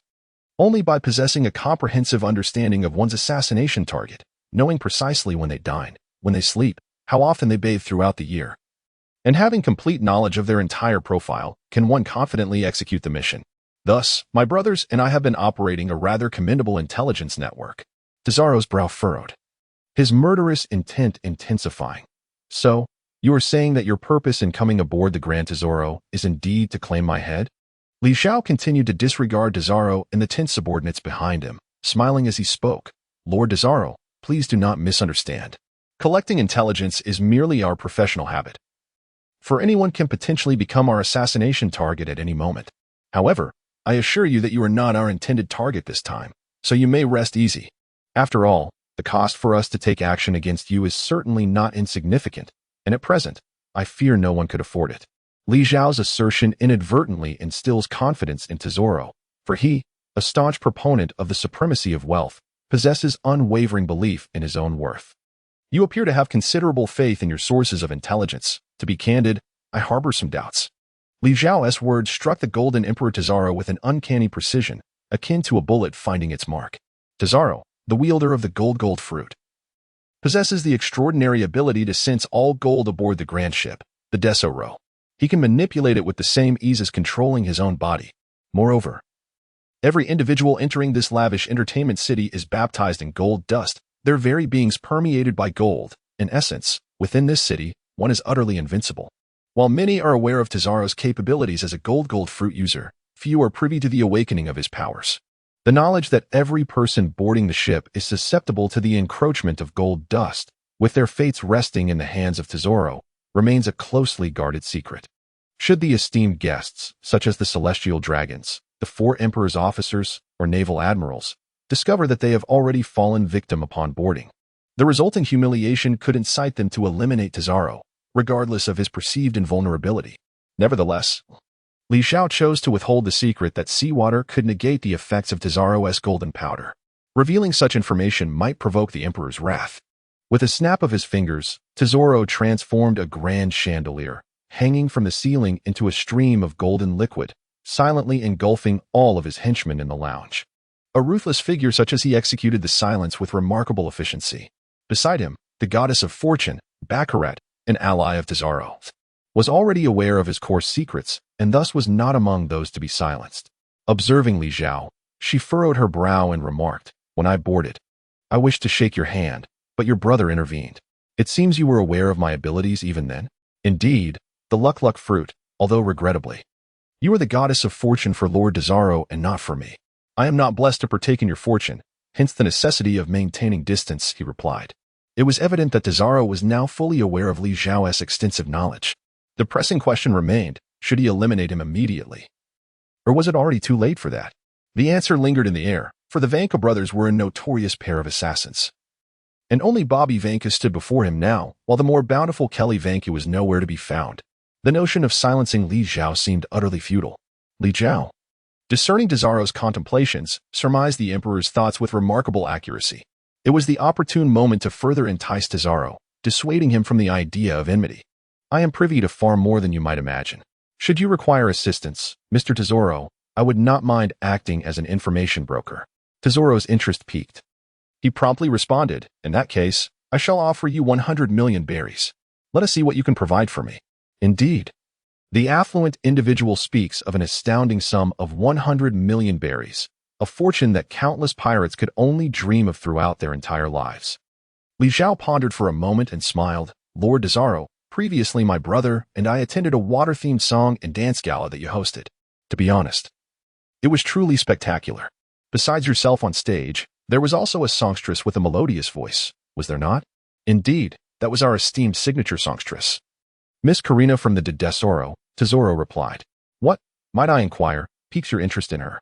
Observing the disingenuous smile on Zhao's face, Li Zhao enigmatically replied, "Miss Karina's vocal prowess is indeed exceptionally sweet, and her dance is flawless. It is no wonder she stands as your most esteemed partner on stage, allowing you to disregard even her true identity." Zhao's brows slightly twitched, yet he maintained an air of indifference, stating, "What I require is a songstress capable of partnering with me, and regrettably, such talent is rare to find. While Miss Karina's performances are commendable, I am not particularly concerned with her background, for she is merely one of the songstresses aboard the ship. As for her information, I doubt it holds a value of even 100 million berries." Zhao implied that Karina's status aboard the Tesoro was inconsequential and scarcely warranted such a price, suggesting that his expenditure was somewhat unwarranted. Li Zhao, with confidence, continued, "Indeed, Miss Karina's worth does not equate to that sum. After all, she is merely a cunning little thief. However, her current scheme is anything but trivial. The gold aboard the Great Tesoro, along with the vessel itself, likely exceeds 1 billion berries. As the saying goes, it is not the thief's act that worries one, but the thief's intent. Even the wealthiest individual would prefer not to harbor a thief within their abode. Bakara, take your men to seek out Karina and ascertain if she possesses anything of interest." The goddess of fortune complied and shortly returned with a cadre of bodyguards, along with a bound beauty, none other than the remarkably skilled songstress, Miss Karina, who shared a unique bond with Nami in the theatrical version. Yet, what concern did Li Zhao have for her fate? Having learned of her scheme from the anime, and knowing that she was the ultimate beneficiary of the grand treasure, it was clear that the immense golden ship would ultimately fall into her hands. Driven by envy and resentment, Li Zhao unhesitatingly decided to sell her out. "Lord Zhao, this was discovered in Miss Karina's quarters." Bakara presented a golden key to Zhao, whose expression grew increasingly grim as he held the key. The ship's treasury was indeed a true vault of gold, crafted from genuine gold and further enhanced by Zhao's devil fruit abilities. Even the formidable officers of the 4 emperors, marine admirals, or warlords of the sea would find it arduous to breach, and any attempt would undoubtedly cause a tremendous commotion, rendering the ship's security virtually impenetrable. Originally, only Zhao, possessing the gold fruit abilities, could unlock the treasury. Yet, for reasons unknown, Zhao had covertly installed a secret lock on this vault, which only he could manipulate using his powers to create the key, destined for immediate destruction after use. However, the golden key before Zhao, albeit not of his own making, was undoubtedly genuine. Chapter 009. Financial Freedom? Karina's face was ashen. She knew her end was nigh. She was all too aware of Zhao's brutal methods towards traders, having witnessed them firsthand. The prospect of a swift demise was now a luxury beyond her reach. Yet, Karina could not fathom how her meticulous precautions had failed her, evading every watchful snail and secretly crafting the golden key without revealing her intentions to anyone. She was utterly perplexed as to where her slip had occurred. Take her away and make her divulge everything she knows. Tesoro's cold words sealed Karina's tragic fate. Had he not wished to uncover her background and any subsequent schemes, she would have already been transformed into a golden statue. Is this intelligence worth 1,000,000,000 berries? Li Zhao pondered, indifferent to Karina's fate in comparison to the allure of solid gold. After all, the two had not exchanged a single word. And he held no particular fondness for the little thieving fox depicted in the animated film. Tesoro, with a smile that belied his true feelings, clapped his hands, summoning his subordinates to place several heavy bags of money upon the table. Here lies 400 million berries, apart from the 100 million I previously promised you. The remaining 300 million depends on your ability to earn it. After spending a few days in the entertainment city, Li Zhao had already transformed into a wretched slave to the malevolent allure of wealth. Although this was said in jest, one can never have too much of such currency. Depending on what you seek to uncover, this 300 million berries may not suffice. Li Zhao did not boast. He firmly believed that the intelligence regarding the three ultimate weapons, the historical texts, and the celestial dragons was indeed worth the price. This time, Tesoro remained silent for a considerable duration, as if he had resolved to make a decision of significance, and finally spoke. Since you possess your own intelligence network, are you aware of the heart of gold, pure gold? Li Zhao's eyes sparkled with excitement, and he mused to himself that perhaps this discovery would exceed his expectations. Are you referring to that miraculous alloy synthesized through alchemy, capable of fortifying the body, dispelling ailments, and significantly decelerating the aging process? I am certainly aware of such a treasure. Where is it? Tesoro inquired directly. It resides within the belly of an enormous anglerfish. Tesoro was taken aback by Li Zhao's immediate response. He remained skeptical and pressed on with his inquiry. How can one locate this fish? Regrettably, the information I just shared is already valued at 300 million. That is the heart of gold. A clue of pure gold that could purchase the highest treasures of the world. Li Zhao's assertion is far from exaggerated. The value of the surgical fruit is a staggering 50 billion berries, and it necessitates the selfless sacrifice of a remarkably gifted fruit user to perform the eternal life surgery. In comparison, the heart of gold, or pure gold, surpasses the surgical fruit in many respects, rendering the 300 million berry intelligence fee not only reasonable, but a veritable bargain. However, I remain uncertain of the veracity of the information you have provided. After such an extensive investigation into the heart of gold, you must be aware of its mysterious disappearance from the world. The scientist who extracted pure gold through alchemy resided on an island that seemingly vanished into thin air. The only entities capable of such an act, aside from the deceased Yonko Whitebeard, would be the colossal sea kings. Thus, is your intelligence merely conjectural? The nature of the speculation is trivial. What truly matters is the acquisition of pure gold, and who shall obtain it. If I am not mistaken, Lord Tesoro, you have already unearthed some leads regarding pure gold. Yet, with individuals associated with the Celestial Dragons CP0 aboard this ship, it would be rather fortuitous if the Celestial Dragons also harbored an interest in pure gold, wouldn't it? Ha ha. Tesoro erupted into a fit of laughter, exclaiming, I am beginning to believe that your intelligence network is indeed all-knowing. This is rather obvious, Li Zhao internally scoffed. As a transmigrator who has indulged in the animation, manga, and entire film series, it would be ludicrous not to possess such knowledge. To his slight dismay, it appeared that Tesoro had no intention of further discussing the heart of gold. In truth, Li Zhao was only aware that the key to locating the heart of gold was to first find an individual named Ms. China Olga, an ostensibly underage girl who, in reality, has lived for over 2 centuries. As for how to find her, Li Zhao was at a loss, for such details were absent from the animated films. With Tesoro unwilling to pursue the topic further, Li Zhao refrained from pressing the matter, so as not to appear more invested in the heart of gold than Tesoro. The Golden Emperor himself. With a swift motion, Tesoro presented Li Zhao with a finely crafted card. What is this? Li Zhao inquired, casually handling the card. From the moment you accept this identity card, you become one of my highest-ranking officials under Tesoro. With this card, you may freely utilize all facilities aboard the Grand Tesoro.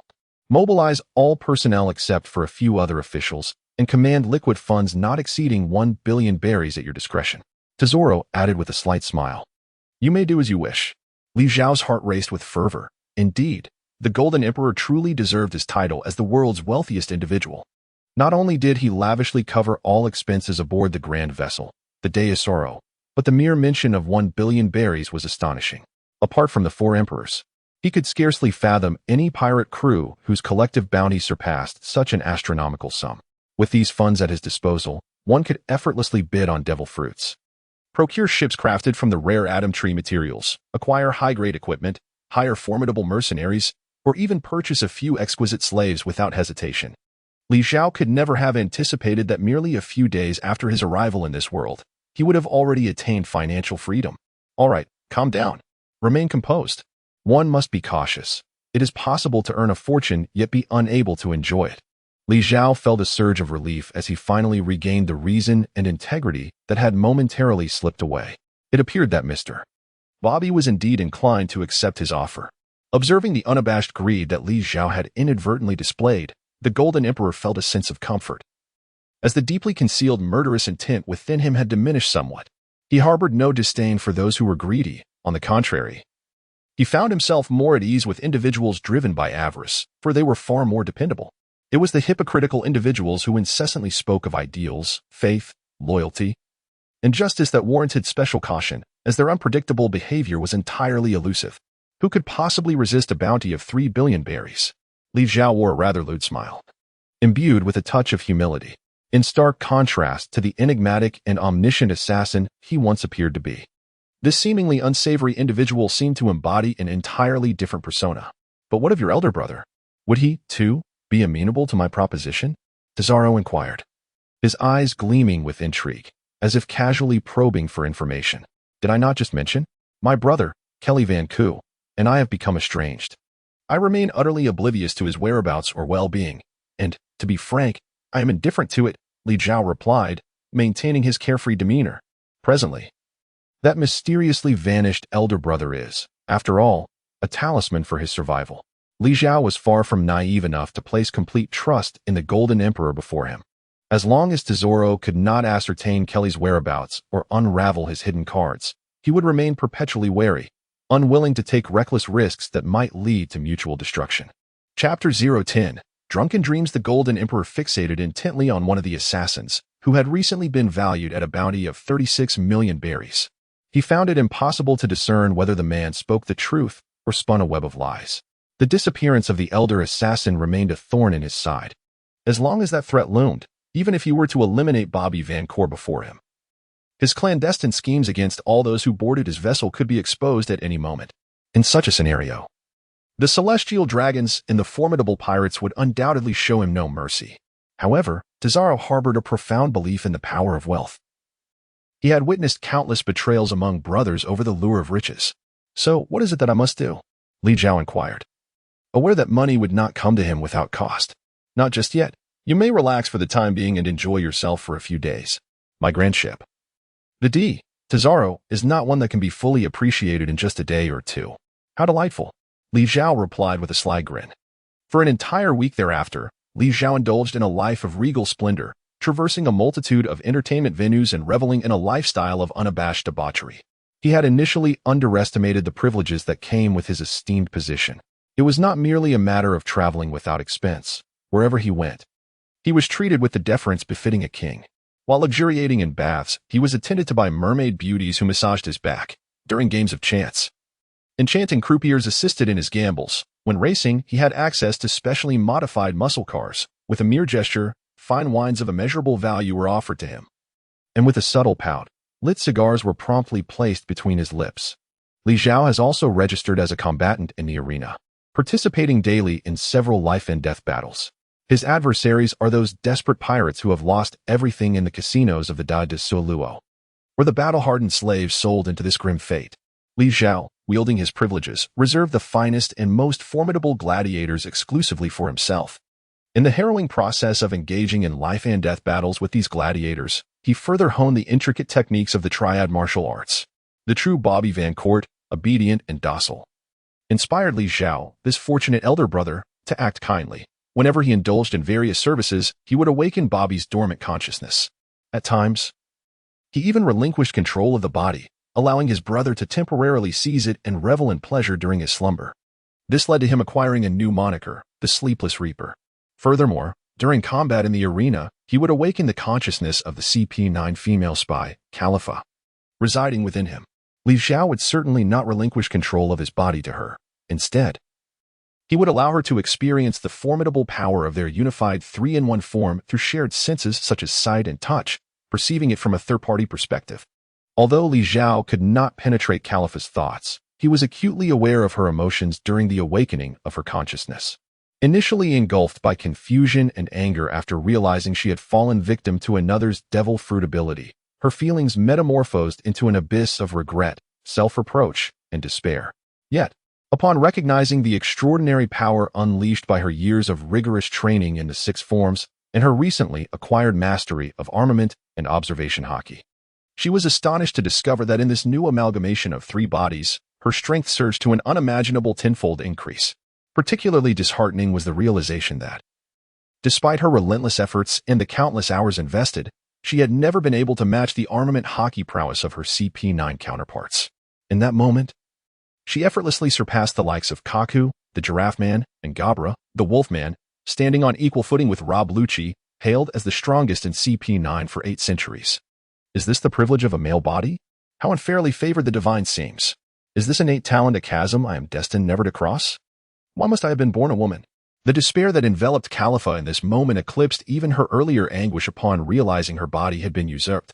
Li Zhao observed Califa's emotional transformation with keen insight, etching it into his memory.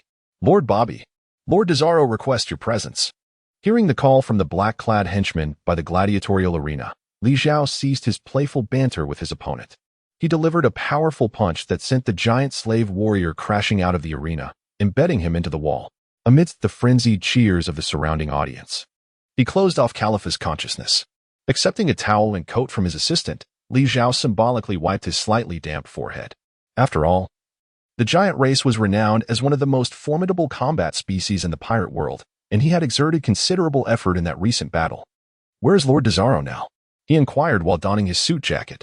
Lord Desaro is in the reception room at the pinnacle of the Golden Hotel, hosting an envoy sent by Nightmare Don Quixote da Flamingo. Nightmare? Da Flamingo? Li Zhao's movements froze. He had not anticipated such a swift intersection with a figure of immense renown.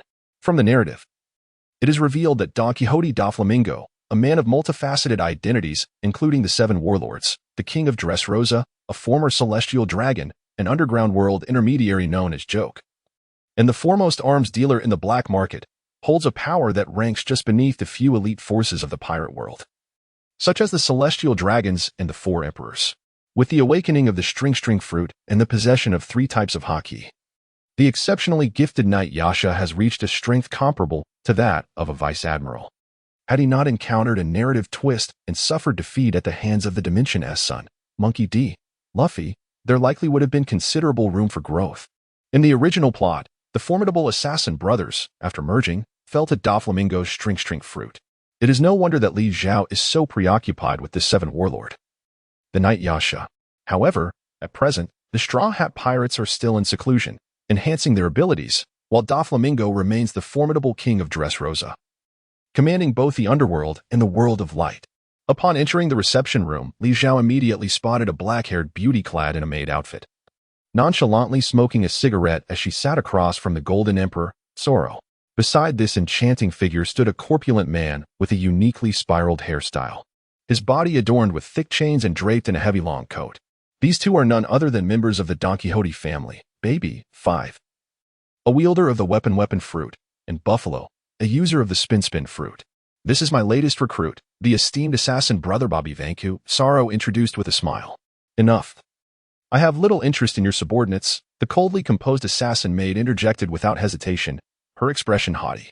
I am here solely to retrieve that item for my master, with no interest in anyone or anything else. Buffalo, standing behind Baby, 5, not only failed to reprimand his partner's rudeness but instead emitted a strange chuckle, clearly dismissing the presence of the Golden Emperor before him. Chapter 011. The Weapon Woman and the legendary devil fruit. A fleeting shadow crossed Zoro's face, but he quickly concealed it. In that case, I shall refrain from further comment. To summarize, Mr. Bobby Vanku is the appointed escort. He will safely deliver the item to Dressrosa and personally hand it over to Mr. Doflamingo. Very well. The female combatant, Baby 5, rose without further discourse and turned toward the exit. Li Zhao, still positioned at the doorway, had no time to step aside before she arrogantly shoved him aside with a single palm. ignoring the astonishing disparity in height and physique between the two. As Baby 5 brushed past Li Zhao, a haughty voice reached his ears. "Listen closely. I care not whether you are an assassin, a bodyguard, or some other trifling thing. The item you are about to escort rightfully belongs to our esteemed young master, a member of the illustrious Don Quixote family. Should you lose it along the way, beware. For I shall not hesitate to blow your head off." Publicly humiliated and brazenly threatened, Li Zhao trembled all over. Yet, do not misconstrue this. It was not anger or fear that gripped him, but rather a thrill of excitement. Li Zhao is not a deviant, or at least one would not categorize him as such. However, he remains unfazed by the scorn and insults hurled at him by beautiful women. His delight stems from the presence of the weapon fruit user, Baby 5.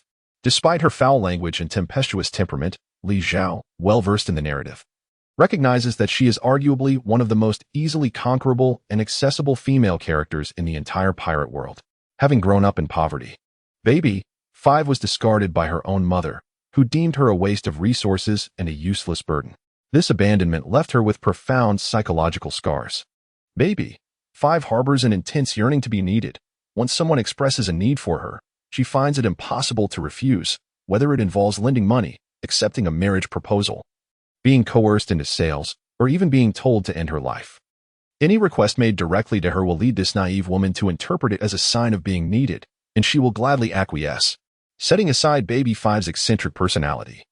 Her unique weapon fruit ability is, for someone like Li Zhao, who relishes the endless expansion of narratives and contemplates various possibilities, nothing short of a divine artifact. Li Zhao once believed that the fully developed weapon fruit was the most formidable devil fruit in the pirate world, without exception.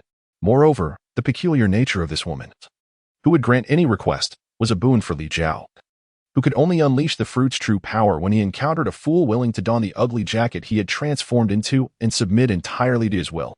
To him, this woman was a gift from the heavens. Naturally, Li Zhao did not wish to let this opportunity slip away.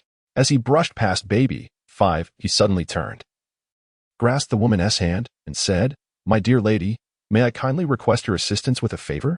Before Li Zhao could finish his words, Baby 5 had already turned around eagerly, her eyes sparkling with unrestrained excitement and anticipation. It was as if the imposing figure before her was not the same person she had just scorned, humiliated, and threatened, but rather a suitor poised to present her with an extraordinary surprise. Indeed, even in this real-life version of the pirate world, this woman's character remained astonishingly true to her eccentric portrayal in the original anime. Just as Li Zhao was about to utter that classic proposal line without a shred of decorum, he suddenly felt a chilling intent to kill descend upon him. Li Zhao followed the source of murderous intent and beheld the fruit user, Bartolomeo, who had retracted the foolish grin that had perpetually graced his face. His countenance was now twisted in a menacing gaze directed at Li Zhao, as if any utterance from the latter's lips would provoke an immediate lethal response. The peculiar temperament of Baby 5 was well known to the Don Quixote family, who had adeptly harnessed her abilities while simultaneously implementing measures to mitigate the risks associated with her whims. To put it plainly, anyone attempting to exploit Baby 5's obliging nature to abscond with her, including her numerous suitors, had been systematically eliminated by the Don Quixote family, even to the extent of unleashing devastation upon towns.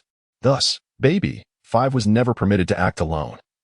There was always one or two astute individuals assigned to keep her under surveillance. This time, her guardian was evidently Bartolomeo. Although a mere user of the spin fruit might not warrant the attention of the newly empowered 3-in-1 Bobby Vanku, Li Zhao, through Califa's mastery of observation hockey, was acutely aware of the Golden Emperor, Tesoro, who was observing him with an enigmatic gaze from behind. Regardless of the true intentions harbored by both parties, Tesoro was at least nominally a business partner and clandestine ally of Don Quixote Doflamingo. Would he truly risk severing ties with the formidable Doflamingo for the sake of a newly recruited subordinate of ambiguous identity and loyalty? The answer to this question seemed all too apparent. In the eyes of Tesoro, the relative significance of himself and the Knight Yasha was clear. No matter how shamelessly Zhao might be, he could not arrive at a disingenuous conclusion, as long as he remained aboard the formidable ship, the Thousand Sunny. Li Zhao felt no confidence in his ability to confront the awakened user of the gold fruit. It seemed that acquiring the weapon woman would require further patience. Li Zhao let out a quiet sigh within, his previously obsequious and lewd smile vanishing in an instant, with a tone now laced with fierce provocation. He addressed the lady. "Madam, your earlier demeanor towards both myself and my employer was rather discourteous. Should you not extend an apology to us?" Upon uttering these words, Li Zhao felt a considerable weight lift from his shoulders. Buffalo's face returned to its harmless, silly grin, and rather than responding with anger to his taunts, "Baby," Five bowed deeply with utmost respect towards Li Zhao. "I sincerely apologize for my earlier rudeness, esteemed, large gentleman, and I hope you can find it in your heart to forgive me." Li Zhao found himself slightly taken aback by Baby Five's erratic behavior. Yet he quickly reminded himself that this was not the world he once inhabited, but rather a realm brimming with possibilities, a bizarre live-action rendition of One Piece. Wishing to avoid prematurely revealing his intentions, Li Zhao gestured dismissively, indicating that he would not pursue the matter further, thereby accepting the apology. Thus, the conflict or farce dissipated without further incident. Buffalo departed with a look of unfulfilled curiosity, accompanied by Baby Five, leaving only Zhao, Li Zhao, and the goddess of fortune, Bakera. In the grand and opulent reception room, "I am quite pleased with your earlier performance," Zhao remarked, picking up a cigar, which Bakera promptly lit for him. "Since your brotherhood possesses its own intelligence network, you should be aware that I am in partnership with Tenyasha. However, as you have observed, his subordinates are a brutish lot, lacking in manners. It would be beneficial if you could temper their arrogance. Not much to it. I hadn't anticipated that woman would apologize so readily. I had initially intended to find a reason to discipline them." Li Zhao unceremoniously squeezed his imposing frame into the opulent sofa and picked up a cigar of considerable value from Zhao, lighting it for himself. "Shall we get down to business, my boss? What exactly is it that you wish for me to escort?" Zhao smiled faintly, snapped his fingers, and soon a large mass resembling jelly surged forth from the pure gold floor. Once it solidified, it revealed itself to be a securely locked golden vault. Li Zhao grasped the safe, contemplating whether he possessed the strength to pry it open, when Zhao hastily tossed him a key. With a face full of regret, Li Zhao accepted the key and unlocked the safe. In the next moment, an expression of utter astonishment graced his features. Within the safe lay an extraordinary fruit, a vibrant crimson in hue, resembling a pineapple adorned with a skin patterned like flickering flames. A devil fruit. Had it merely been a common devil fruit, Li Zhao might not have been so taken aback. After all, in this world, while devil fruits are indeed rare, they are not entirely unique. At the very least, they do not compare in worth to the golden heart, a legendary fruit that significantly extends one's lifespan, nearly granting immortality. However, the devil fruit before him was none other than a renowned specimen, once belonging to the son of the pirate king Roger, treasured by the formidable pirate Whitebeard. And the elemental devil fruit known as the flame fruit, which belonged to Ace, the brother of Straw Hat Luffy, the son of the sea. Chapter 012. The conspiracy beneath the fruit. At the grand auction house aboard the Desaro, devil fruits are occasionally auctioned off, typically fetching prices around 100 million berries. The powers one might acquire from consuming these fruits remain a mystery, ranging from the universally acknowledged might of elemental fruits to the even rare zoan fruits of mythical creatures. Of course, there is also the possibility of obtaining a less desirable paramecia or a mundane zoan fruit. In essence, it is akin to opening a blind box. However, for true connoisseurs, discerning the type and category of a devil fruit is not particularly arduous.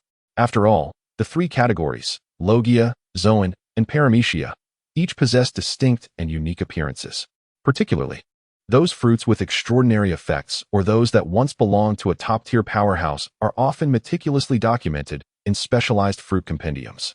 Notable examples include the transparent fruit, which allows one to voyeuristically invade women's baths, the remarkable dark fruit wielded by the new Emperor Blackbeard, and the surgery fruit, which grants the gift of immortality. All of which are detailed in these esteemed records.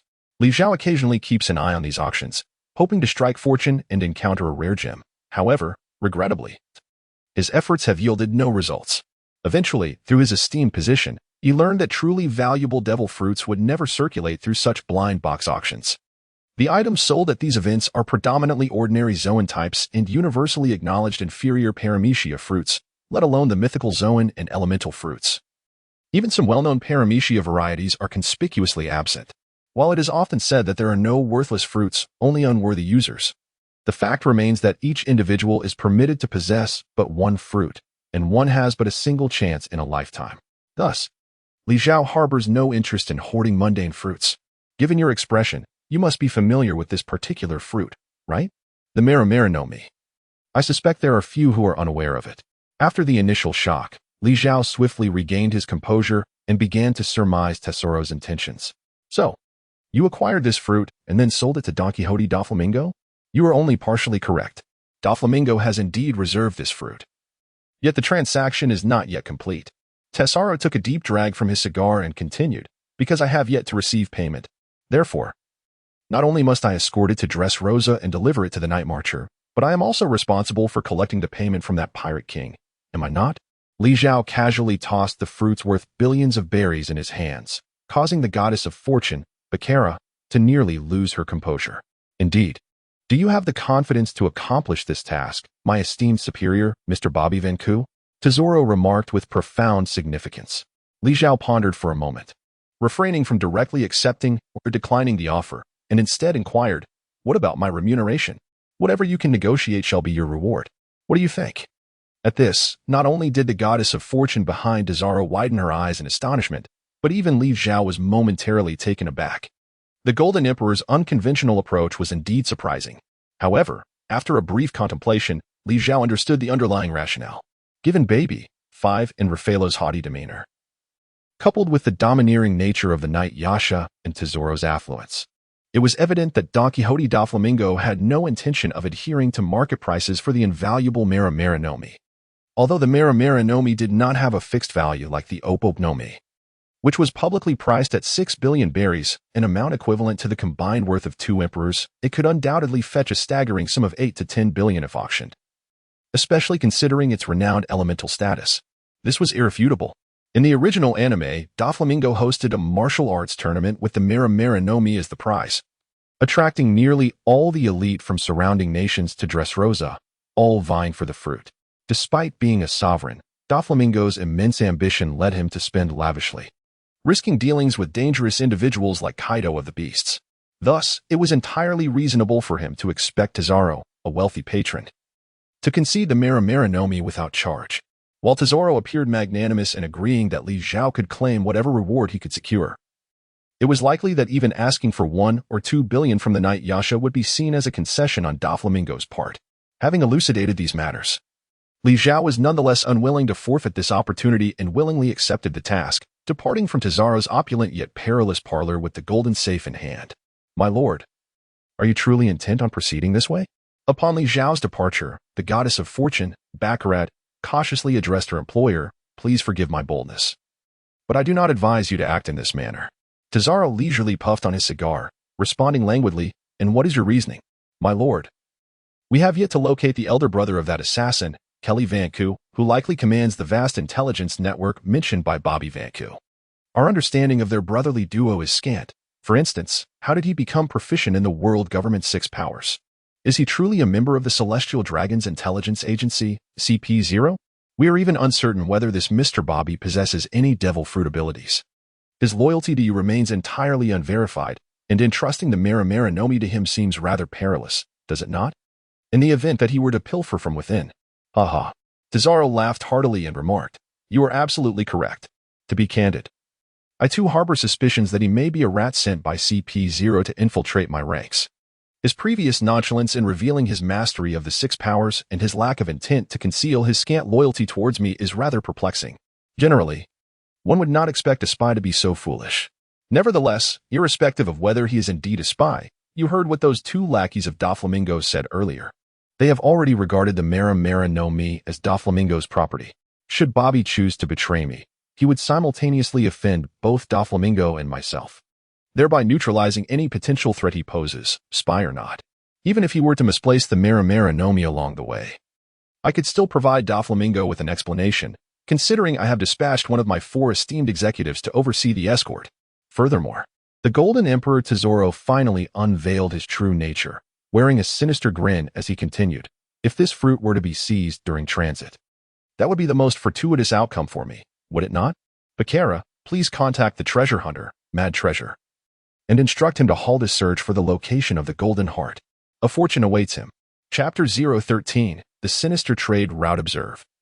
If this Nomi were to be stolen during its transport, ideally with the supervising executive perishing in the process, Tesoro could provide Doflamingo with a satisfactory explanation while simultaneously eliminating a ticking time bomb at his side.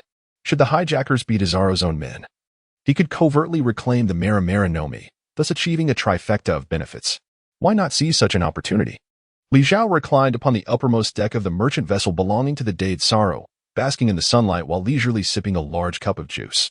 Strangely, at that moment, he possessed two heads, one belonging to his brother, Bobby Venku, and the other emerging from a zipper on Bobby's left shoulder, resembling the features and complexion of Kelly Venku, Bobby's elder brother. However, the exquisitely shaped face and the aloof, graceful demeanor of the second head contrasted starkly with the otherwise unremarkable features of the first. This was, in fact, Kelly, whose essence had been ensconced within his brother's body, representing the true self of Li Zhao. At that moment, the two heads engaged in conversation. Brother, do you mean to say that Tesoro will dispatch assassins to secretly eliminate us and reclaim the Mera Nomi? The real Bobby, though timid and averse to conflict, was not devoid of intelligence. The brother, sporting Kelly's mundane features yet possessing a perfectly sculpted visage, scoffed derisively. Not only that, but he is also likely to disseminate the intelligence regarding our ship's transport of the Mera Nomi, drawing a horde of marauders to us. What should we do then? Bobby inquired, his voice tinged with anxiety. What are you afraid of? Have you forgotten the skill we developed using the bubble fruit? Li Zhao retorted. With that ability, who in these waters could possibly capture us? If we wish to escape, none shall restrain us. The mention of the bubble fruit naturally led Bobby to think of the third occupant within this body. He cautiously addressed Li Zhao, my esteemed brother. Is that woman awake now? Though both were under the dominion of Li Zhao, his demeanor towards Bobby, the outer jacket, differed markedly from his approach to Khalifa, the wearer of the jacket. Li Zhao occasionally allows his brother to venture out like this, relishing life, and sometimes even entrusts the control of his body to him temporarily while he sleeps. However, his attitude towards Khalifa, who willingly dons the Kelly jacket, is entirely different.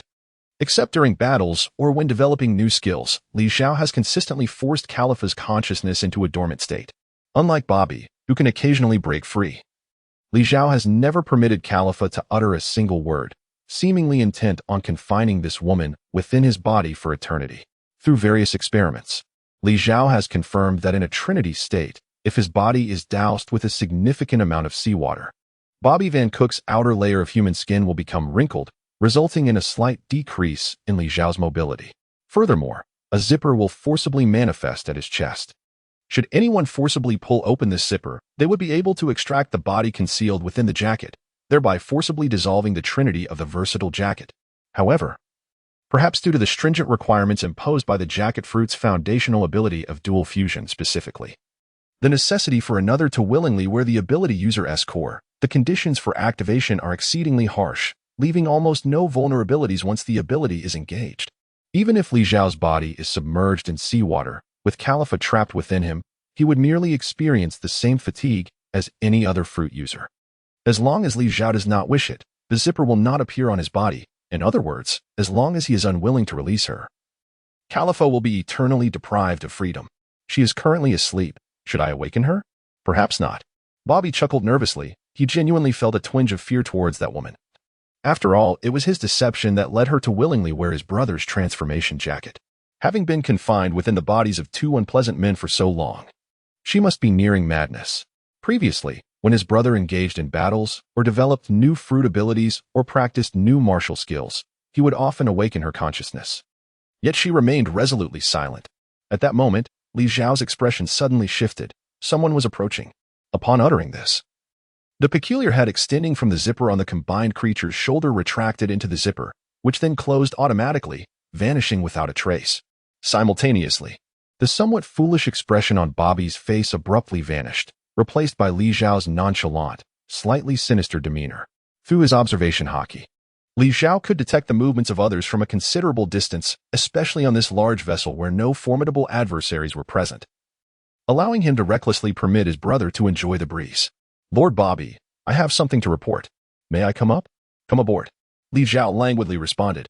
As his words fell, a man clad in the uniform of the crew of the Da de Soluo approached the deck, ascending the stairs with deference. He saluted before Li Zhao and remarked, My lord, there is a slave on the verge of death. Do you wish to intervene and save him? Or shall we simply cast him into the sea? The vessel upon which Li Zhao now sailed belonged to the Da de Sao Luo fleet. Its exterior and length bore a resemblance to the magnificent mothership, stretching over 10,000 meters in length, radiating opulence and grandeur. However, this ship was merely a fraction, a mere 1% of its size. Nonetheless, it was still a colossal ship, exceeding 100 meters in length and displacing several thousand tons. The choice to board such an enormous ship was not a reflection of newfound wealth, nor a desire for ostentation that rendered his previous vessel, the Death's brother, beneath his notice. Rather, it was due to the cargo he was escorting, which included not only a singular flame fruit, but also a full shipload of approximately 300 slaves. Dressrosa maintained a long-standing clandestine trade relationship with the de Sao Luo, with the most significant dealings revolving around the slave trade. Dressrosa secretly produced weaponry and counterfeit devil fruits, necessitating a vast labor force. As a warlord of the sea, Don Quixote da Flamingo could not indulge in the unrestrained exploitation of his citizens as the emperors Kaido and Big Mom did in their territories. To preserve his status as a warlord, he had to maintain a facade of stability and prosperity for the Navy's scrutiny, thus creating a substantial demand for slave labor in Dressrosa. The Da de Sao Luo stood as the world's largest den of vice, where countless individuals squandered their fortunes daily, ultimately reduced to selling themselves into slavery. The threshold for consumption on the de Sao Luo was inherently high. Even the Vanka brothers dared to indulge only after claiming bounties for slaying pirates exceeding 100 million. Consequently, the slaves produced here were of remarkable quality, making them highly sought after in the black market. In stark contrast to the immeasurable value of the flame fruit, each slave was distinctly priced, and the night demons never defaulted on such transactions. The life or death of a slave aboard this vessel of iniquity was, in truth, of little consequence. After all, to account for losses, each shipment was prepared with several extras, rendering a few fatalities inconsequential. Li Zhao, initially inclined to dismiss the crew member, suddenly felt a surge of inspiration. He seized this opportunity to experiment with his newfound fruit abilities and remarked, "Every slave possesses intrinsic value. Their demise is a loss. Bring forth that nearly deceased slave, and I shall see if there remains a chance for salvation." Approximately 15 minutes later, a woman, drenched in blood and barely resembling a human, was carried before him. A wave of disbelief washed over him. Could it truly be this severe? Upon meticulous examination, Li Zhao astonishingly recognized the woman. Indeed, it was Karina, the songstress he had previously betrayed, revealing his identity as a petty thief. Chapter 014. The development of new abilities. Li Zhao encountered the little thief, Fox Karina, once again. However, at this moment, she was evidently subjected to inhumane torment. Her tongue had been severed, one of her eyes gouged out, and only a few fingers remained. Her body bore countless visible and invisible injuries, and her breath was faint, a mere whisper of life. Surviving under such circumstances was nothing short of a miracle. Li Zhao was taken aback. He had never anticipated that the girl he had inadvertently betrayed would endure such profound suffering. Although the original anime One Piece is intended for an all-age audience, appealing to both the young and the old, it fundamentally remains a tale of youthful fervor. Certain plot elements and characterizations can appear rather juvenile, lacking in rationality. For instance, regardless of whether they are villains or heroes, characters seem remarkably resilient to death. Even when a character finds themselves in a seemingly inescapable predicament or suffers fatal injuries, they often reappear, lively and vibrant, shortly thereafter. Furthermore, even when virtuous characters or young, beautiful women fall into the clutches of malevolence, their torment typically consists of merely a few lashes or superficial wounds, as if such experiences sufficed as true suffering. The mere act of shedding blood is deemed a concession. Thus, Li Zhao had harbored a misconception that life in this world would not genuinely be harmed by one's actions. However, upon witnessing Karina before him, he suddenly realized that he was not in that child-friendly fairy tale realm, but rather in a gritty, perhaps adult, version of a realistic pirate world. Here, the capacity for a swift demise might indeed be considered a profound mercy. Nevertheless, the guilt that surged within him was fleeting. Li Zhao is hardly a saint. Although he has caused this girl immense suffering, what can be done? Is he to repay with his life? What a ludicrous notion. That said, Li Zhao initially intended to use a dying slave for practice, to experiment with his new abilities, planning to silence any witnesses regardless of success. But now never mind. Why ponder so much? It's best to act swiftly and save the girl.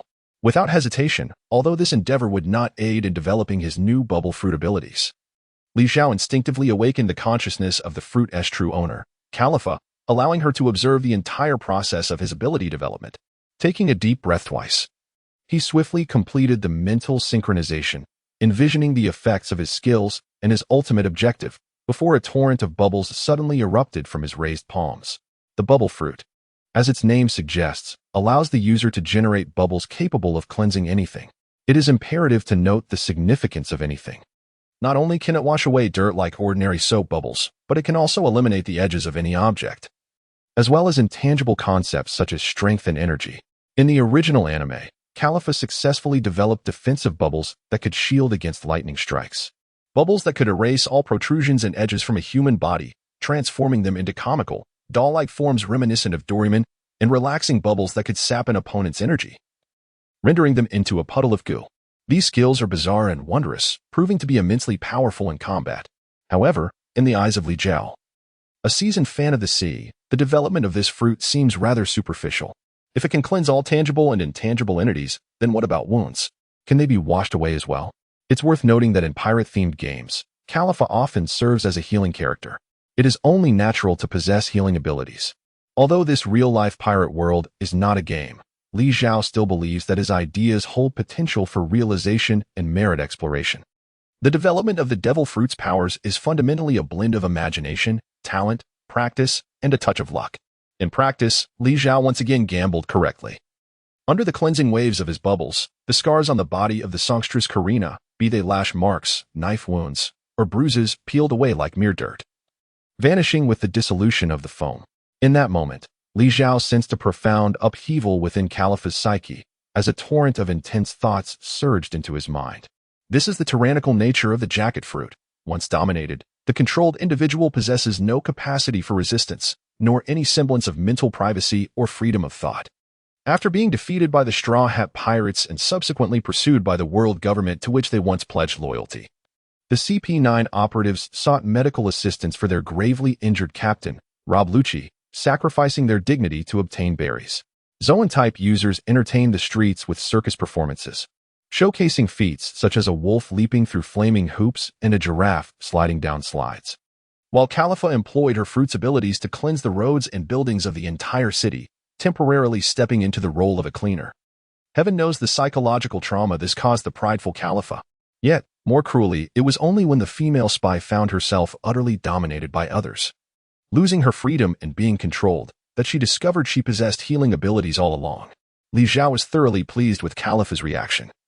This was merely a part of his comprehensive plan to conquer her, from the outside in, encompassing both her body and soul.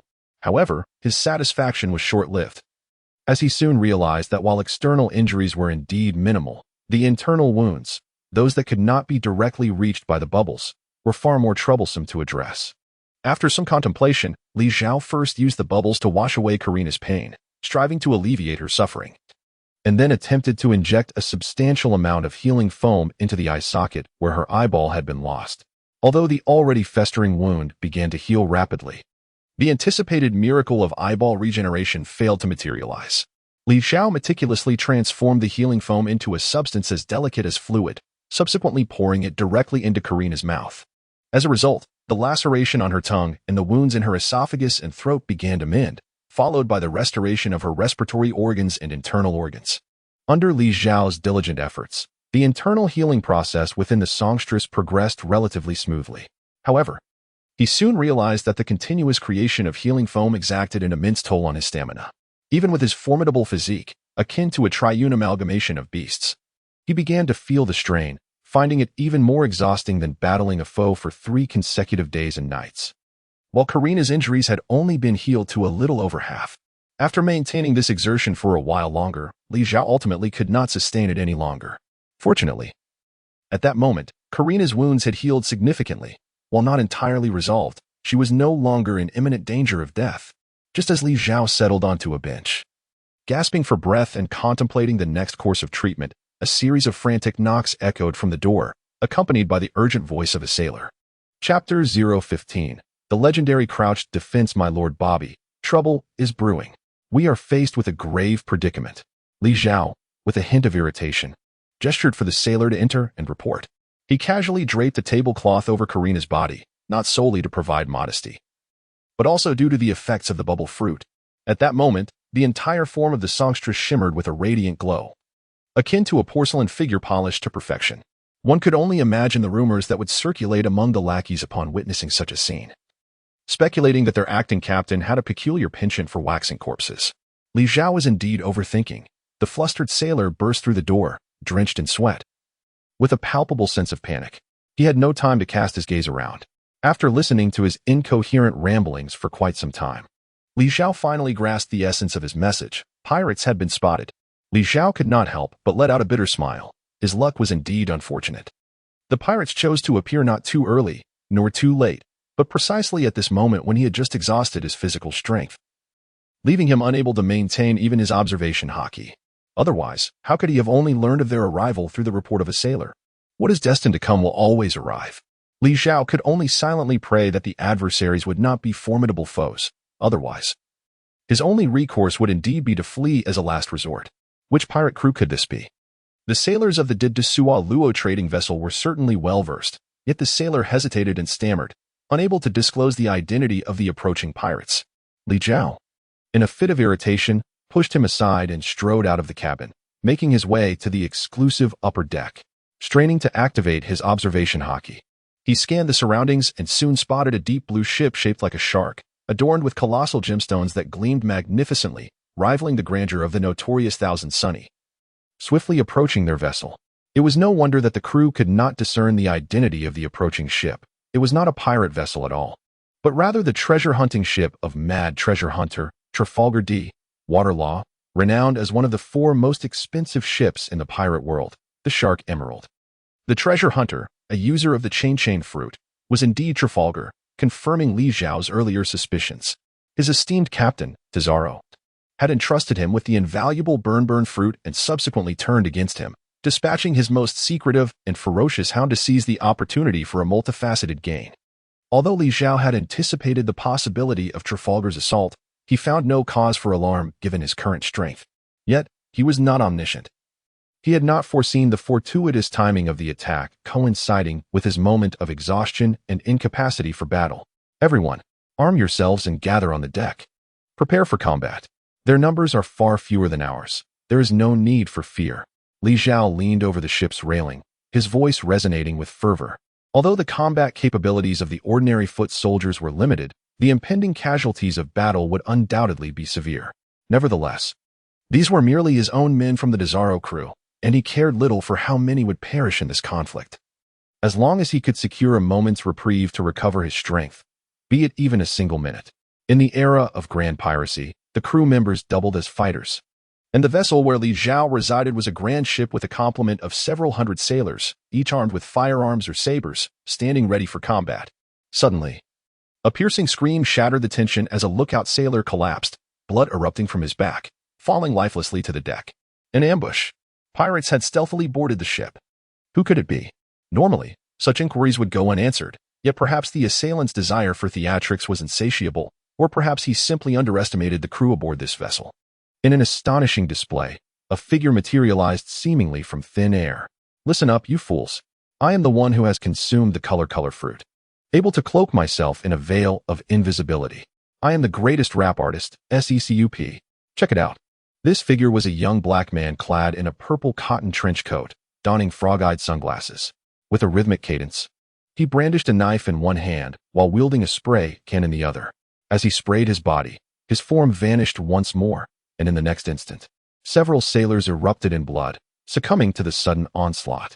The invisible foe instilled a profound sense of terror, sending many sailors into a frenzy as they hacked and fired indiscriminately into the surroundings, utterly oblivious to the danger they posed to their comrades.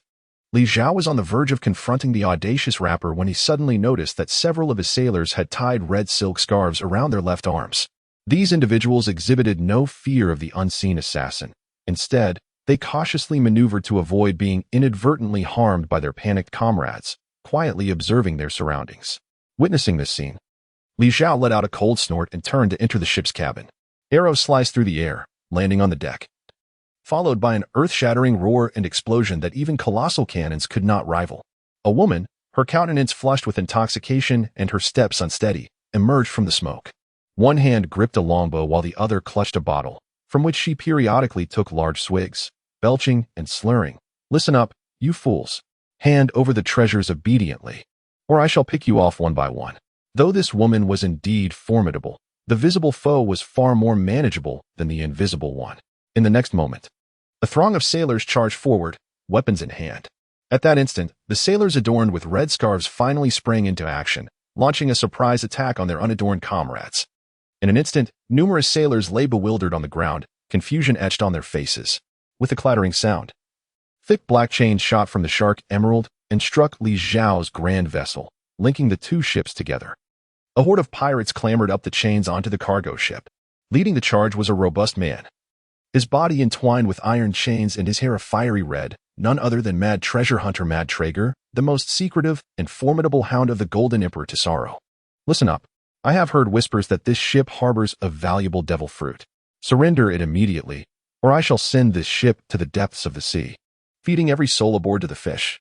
Traeger declared in a surprisingly hoarse yet melodic voice, his words distinct and resonating throughout the vessel.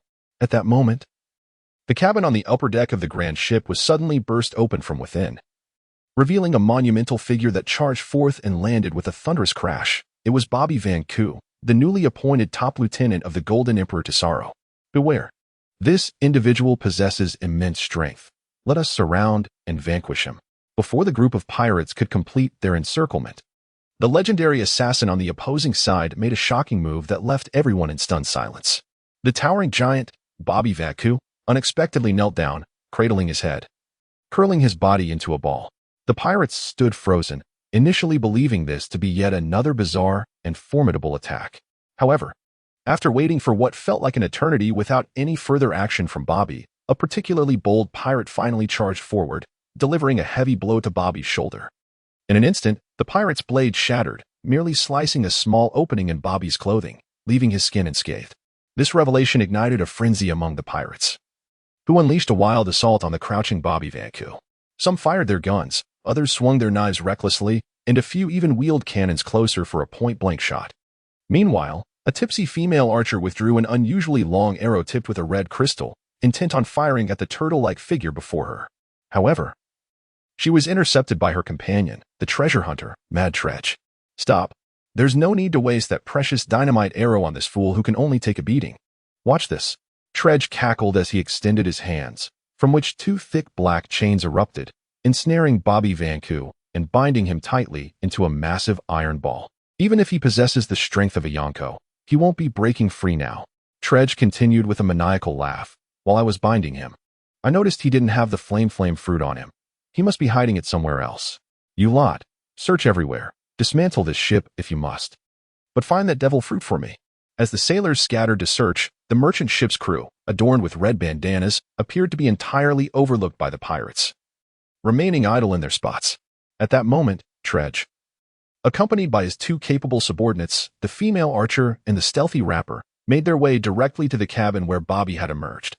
The treasure hunter had learned from an insider that this was the residence of Bobby, the escort officer, a place strictly off-limits to other sailors and thus the most likely hiding spot for treasure. "Ah, what is this? A woman lying here?" Tredge exclaimed. "I see. It seems this high-ranking officer enjoys a bit of luxury. She has quite the catch, but I feel like I've seen her somewhere before." He lifted the unconscious woman, inspecting her as if she were a mere trinket, then, seemingly disinterested, tossed her out of the window. "Never mind, that's irrelevant. What truly matters now is finding the flame fruit. It is a treasure worth over $1 billion. Regrettably, the treasure hunter's quest was fraught with misfortune. Even if they pried open every deck of the ship and interrogated each sailor, they could not uncover the invaluable devil fruit. As time slipped away, the sun sank below the horizon and the moon ascended. The patience of the treasure hunter had been utterly depleted.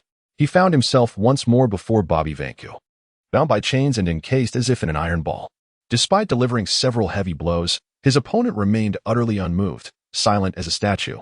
Were it not for the rhythmic rise and fall of his chest, the treasure hunter might have mistaken him for a mere hunk of iron rather than a living being. For an extended period, his underlings had wielded knives, axes, and firearms against this formidable figure, employing every tactic at their disposal, yet he remained impervious. It was perplexing. His apparent resilience suggested a formidable strength, yet he had willingly presented himself, allowing them to bind him.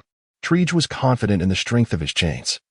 While he might have boasted about being able to restrain a Yonko, he knew that even a typical strongman, let alone a warlord of the sea, would struggle to break free from such bindings through sheer physical might. Well, since you are resolute in your silence, I shall see how long you can endure. Treege threatened fiercely. Naomi, come here and unleash the explosive rock upon him. Let us see how much longer he can withstand this.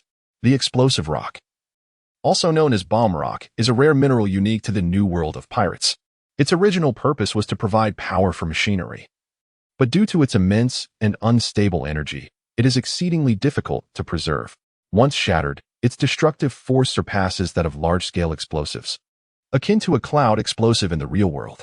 The celestial dragons had tightly controlled the distribution of explosive rock, with only a scant few available in circulation. Few even knew of its existence, with only the likes of the opulent Golden Emperor Tesoro possessing the means and connections to acquire a limited supply, which he provided to the treasure hunters as a trump card. Naomi, Naomi, where are you hiding? Come forth at once. Treege bellowed. Is this the person you seek? A chilling voice rang out. Following the sound, Treege beheld, from a distant elevated deck, the little thief fox he had previously discarded as refuse. The headlining star of the Grande Tesoro, songstress Karina, clad in tattered long garments. She stood there with her right hand clasping the neck of a woman, none other than the archer Naomi. Yet, given her limp demeanor, it appeared she had succumbed to death. This is tantamount to seeking your own demise. Time rewinds to a recent moment when Zhao, upon realizing that half of his crew were likely moles aware of the impending pirate assault, altered his battle strategy. What he desperately needed now was a respite to recuperate his strength, while his crew, riddled with traitors, could evidently not endure for long. After a brief contemplation, Zhao conjured a zipper at the center of his being, from which emerged a figure possessing the physique of Khalifa and the facial features of Kelly Boku. Once Kelly departed from his brother's form, the zipper on Bobby's deflated outer garment automatically sealed, causing his once emptied body to rapidly reinflate, swiftly returning to its original, true form. The genuine Bobby Van Koo stood before him, seemingly bewildered by the current circumstances. With a perplexed expression, he addressed Kelly in a deep, resonant voice. Brother, why must we be separated? Bobby Van Koo had grown accustomed to and deeply relished the experience of battling in unison with his brother, allowing him to enjoy the fruits of victory without having to confront the malevolent foes alone. Yet, with enemies approaching, his brother had detached him, leaving him unable to suppress his anxiety and fear. Zhao gazed at his younger brother, his expression grave. I need to ascertain something, Bobby. Are you currently capable of wielding Haki and the Six Powers? The burly figure hesitated, stammering, Brother, we are separated now. Khalifa is inside your body. How could I possibly employ Haki and the Six Powers? Enough with the excuses, Zhao urged. I command you to try. Recall the sensation we experienced when we fused before, that mastery over Haki and the Six Powers. Attempt to manifest it. Zhao's insistence on his brother's actions was not born of whimsical fancy or undue pressure. In truth, he had long been contemplating the enigmatic powers of the jacket fruit. He had acquired the martial prowess and the devil fruit abilities of the CP9 female agent by confining her within his own body, thus exerting control over her every move. Setting aside the fruit's capabilities, he had previously been utterly oblivious to the intricacies of techniques such as the Six Powers and Haki. Yet, upon merging with Khalifa, utilizing these skills felt as effortless as walking, speaking, or drinking, almost as if his body had inherently possessed them from the outset. Breathing and walking became skills his body had already mastered, impossible to forget. Given that the body had retained this knowledge, what would occur upon their separation? Would the skills, firmly etched in bodily memory, simply fade away? It was akin to having the most exceptional teacher guiding you meticulously, ensuring you executed these abilities flawlessly time and again, until your body indelibly remembered them. In fact, even the most illustrious masters in the world cannot guarantee that their pupils will fully comprehend and flawlessly execute every skill imparted. Yet, the jacket fruit achieves this with remarkable ease. What, then, would happen once they parted ways? Zhao's memories do not fade away upon the dissolution of their combined state. Thus, can the corporeal memories be preserved as well?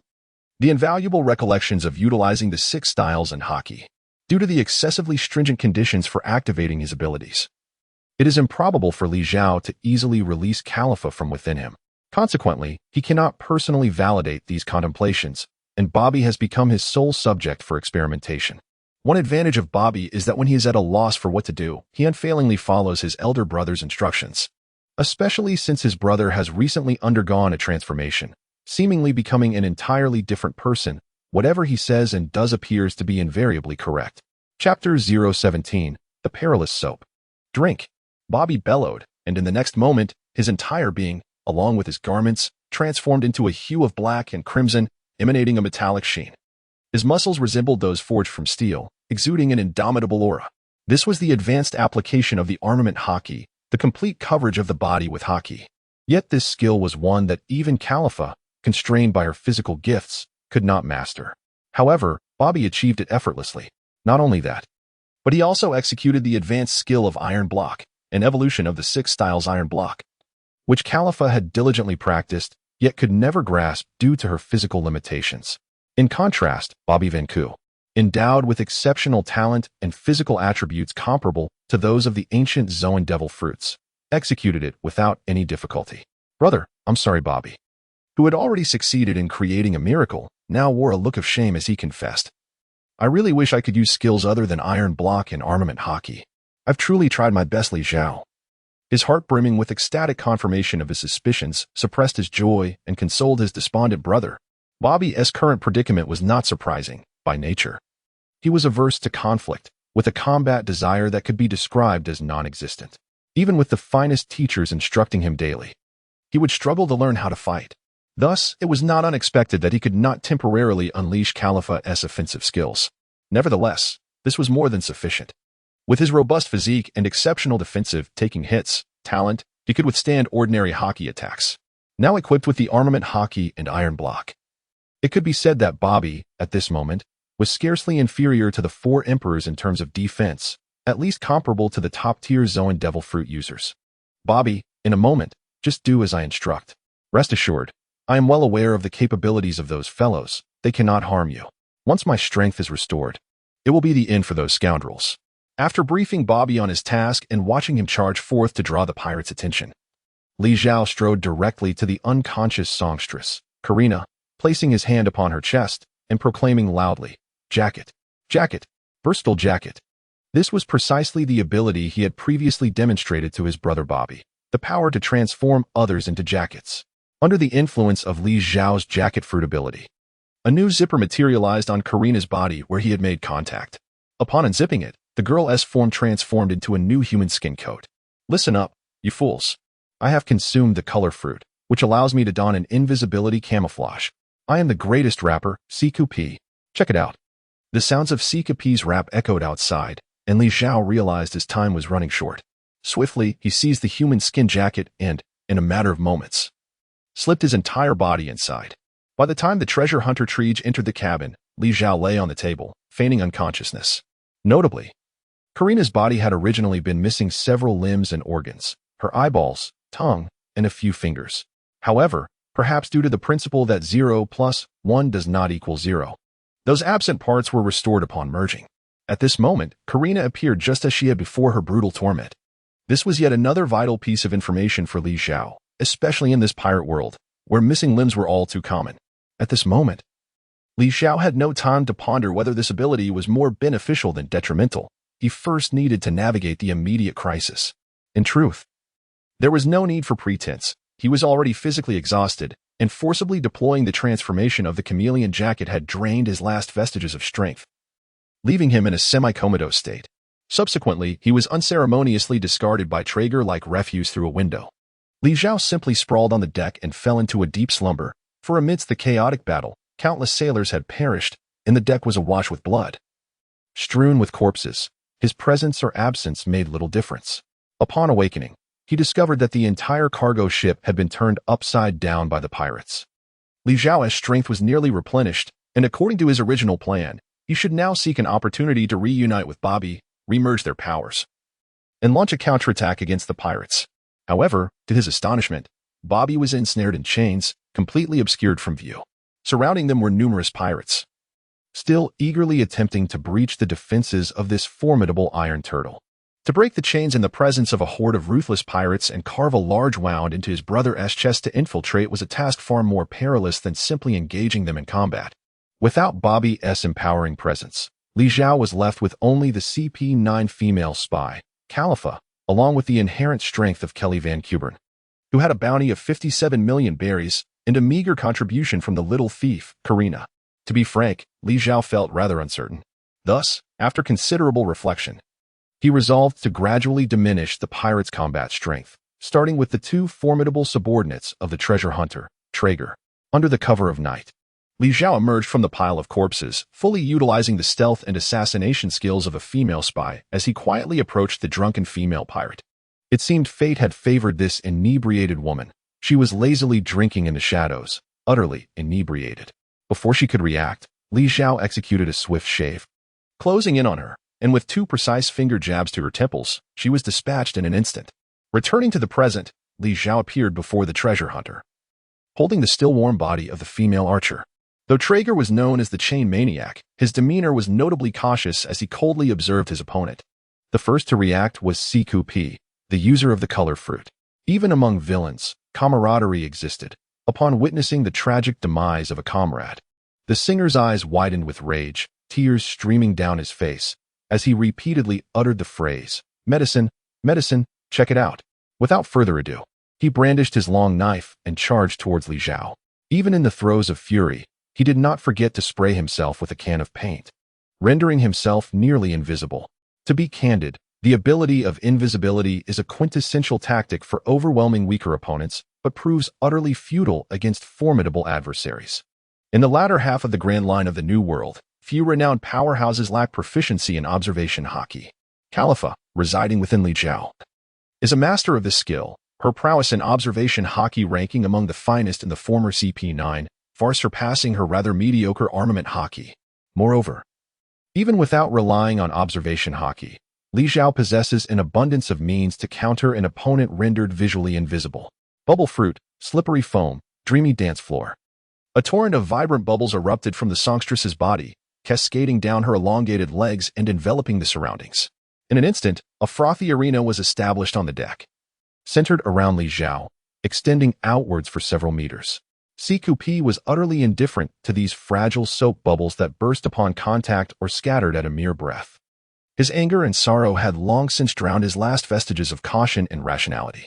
Furthermore, he held unwavering confidence in his color fruit's invisibility paint. Having previously felled numerous foes, including naval officers of considerable skill, at this moment he would certainly not regard a mere songstress with any seriousness. However, as the performer's feet made contact with the foam, he realized he had made a grave mistake. The bubbles proved unexpectedly slippery. His feet felt as though they were treading upon an oil-slicked ice surface. After a flurry of flailing limbs, he found himself sprawled on the ground, face first, with two of his front teeth flying out. Li Zhao smiled insidiously, remarking, "It appears that you, my friend, have not frequented the bathhouse much. Are you not aware of the perilous nature of soap in such establishments?" Chapter 018. The omnipotent bubble fruit. The wielder of the superhuman bubble fruit possesses the extraordinary ability to conjure vast quantities of foam at will, bestowing upon these bubbles various conceptual attributes and characteristics. At this moment, Li Zhao maximized the lubricative properties of the bubbles, creating a frictionless arena around himself. Anyone who found themselves upon this ethereal dance floor would resemble an inexperienced novice on an ice rink, performing a comically disastrous dance of demise. After tumbling amidst the foam for an eternity, Psycho P was left disoriented and battered, his invisibility coating nearly washed away, revealing a bruised and darkened visage. Finally, he devised a strategy to combat the slippery bubbles, lying flat on the ground, utterly still. "Medic, if I remain motionless, how can you force me to move?" Before the rapper could finish his provocative taunt, he beheld a pair of long, slender, snow-white legs approaching him, followed by a foot that came crashing down upon his face. It seemed that this person's ability might indeed hold some merit. Li Zhao cast aside the unconscious fruit user, shifting his gaze to the treasure enthusiast standing nearby with crossed arms.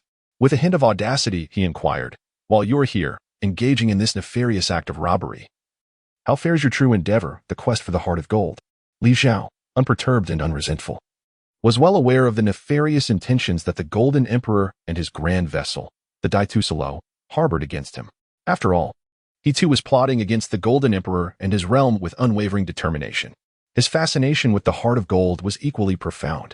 The world of pirates is a realm brimming with boundless possibilities, where immortality and eternal youth can indeed be attained through various means, such as possessing a Zoan-type devil fruit, taking on a vampire form, or undergoing ultimate transformations via the surgery fruit.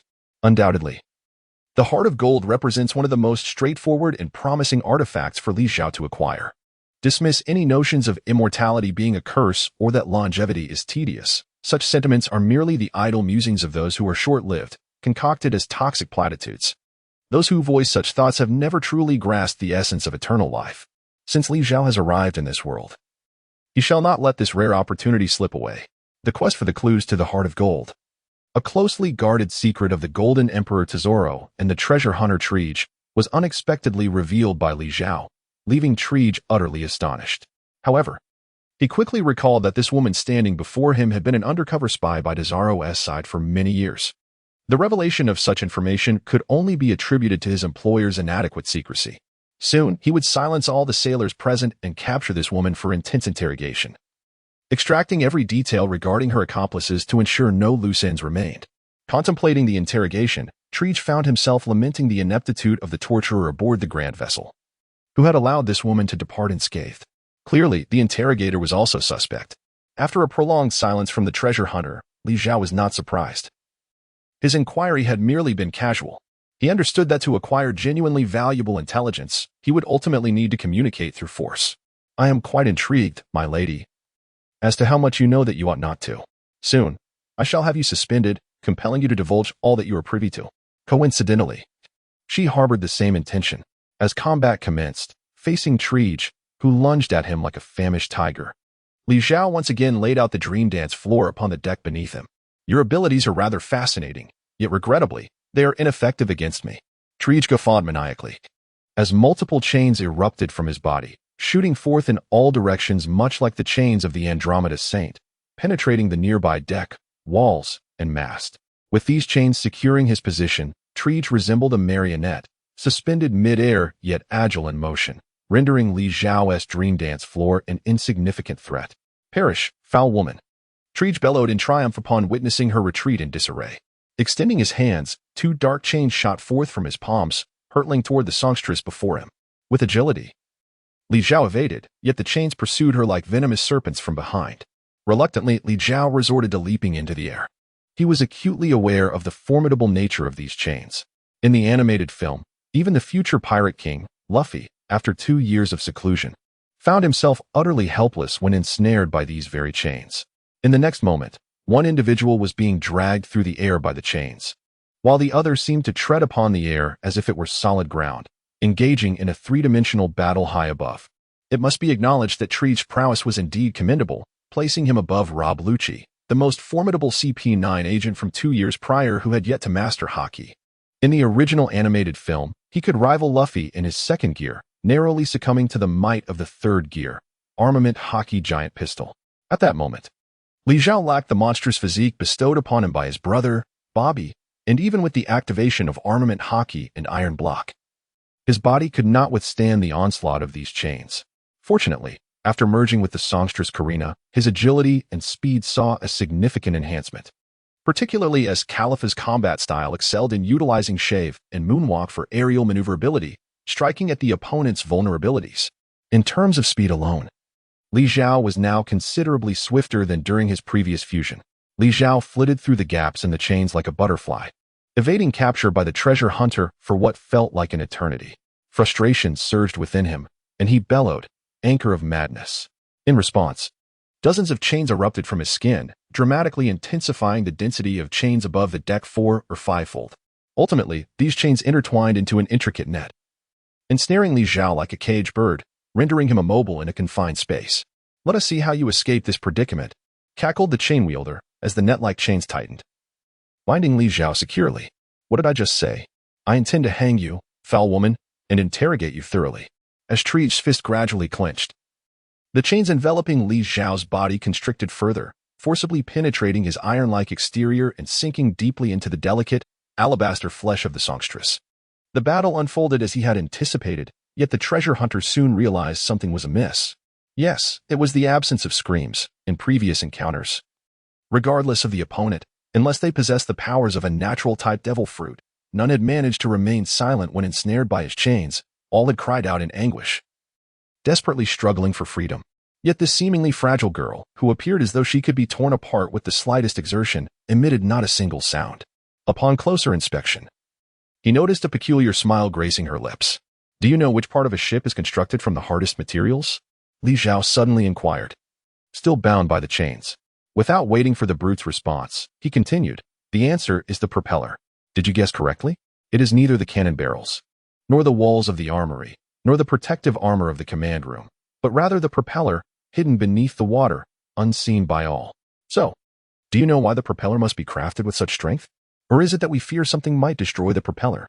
In the world of pirates, the technological landscape is a bewildering amalgamation of medieval agrarian castle civilization and cutting-edge future technology.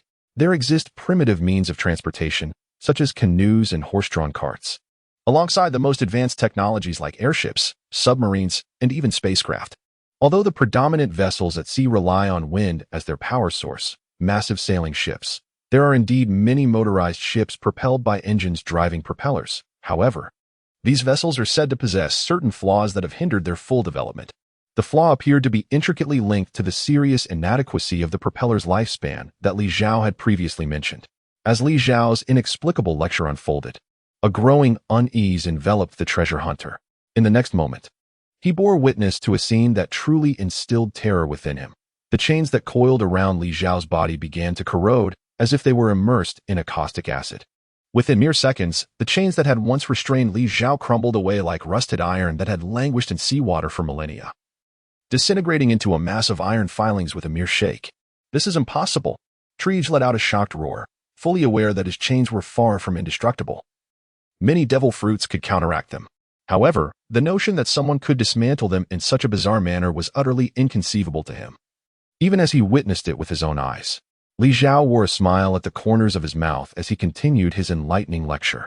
"Are you familiar with the concept of cavitation erosion?" Cavitation erosion? What is that?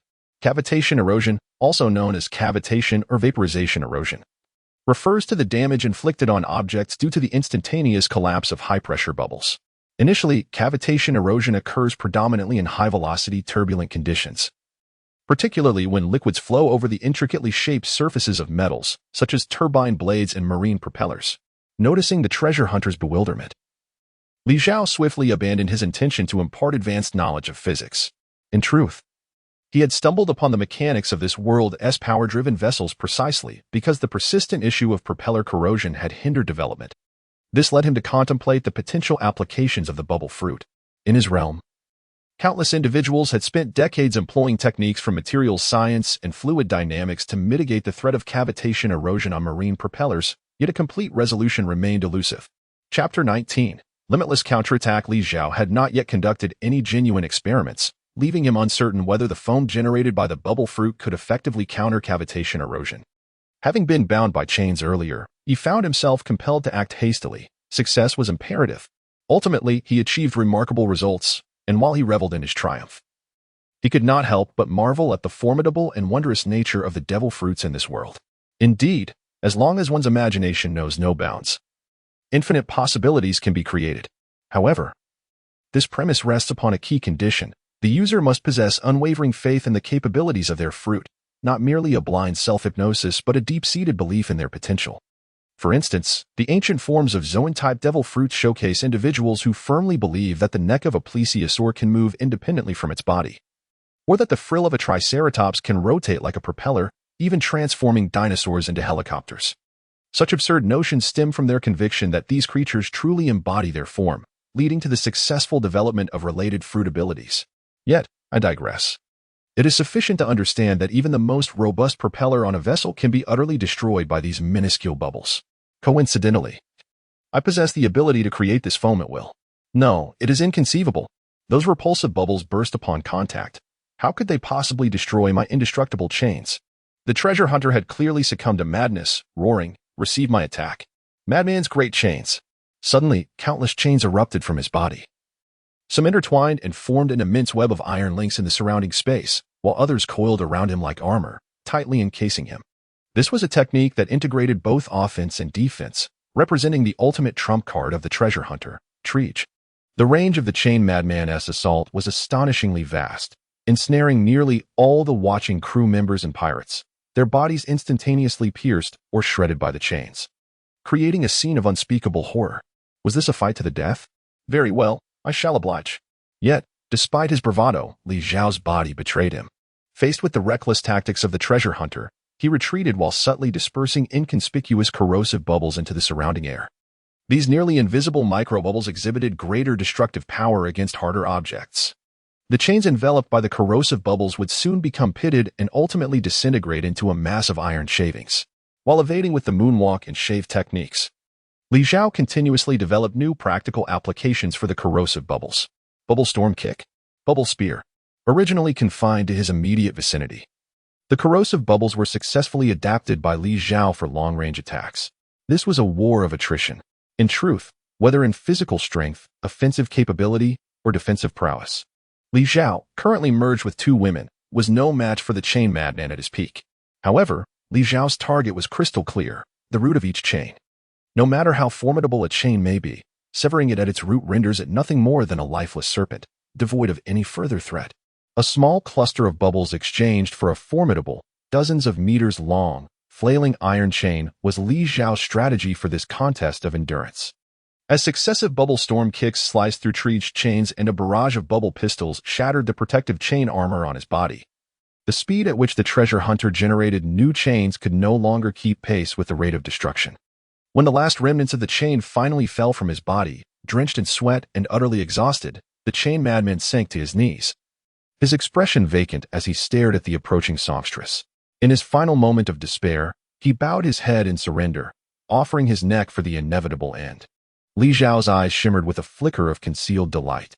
While the corrosive bubbles possessed an unfathomable destructive power against rigid objects, they posed no threat whatsoever to softer entities, such as the human body.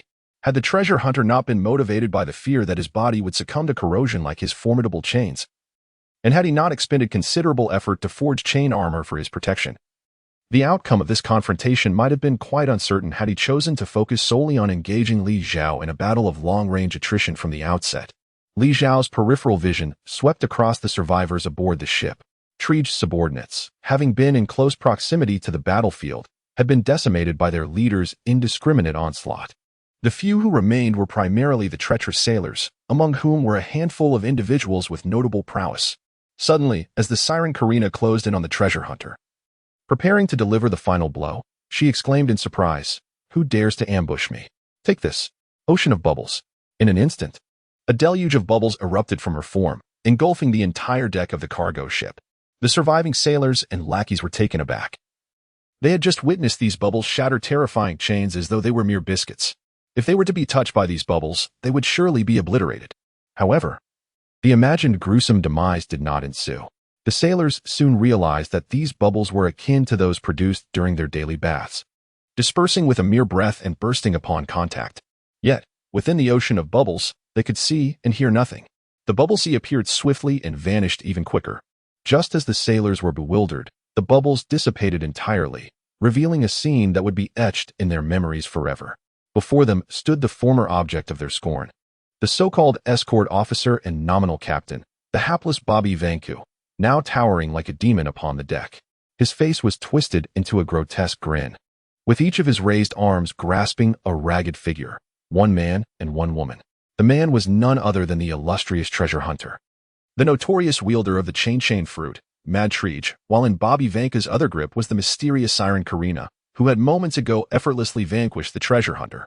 Yet, at that moment, their forms appeared devoid of structure, their necks rendered as fragile as noodles under Bobby Vanka's cruel grasp, as if a gust of wind could shatter them. Undoubtedly, these two were as good as dead. This scene was witnessed by one of the surviving sailors, whose golden snail transponder, concealed within his garments, relayed the events to the distant control room of the grand ship, the Deusoro.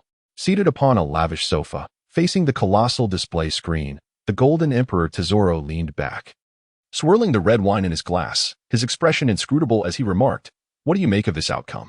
Beside the esteemed Captain Desaro, the safety officer, Mr. Tanaka, slender yet with a notably large head and possessing the power of the pudding fruit, wore a grim expression.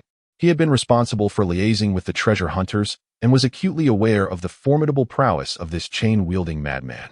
capable of confronting CP0 agents head-on and vanquishing ordinary naval officers.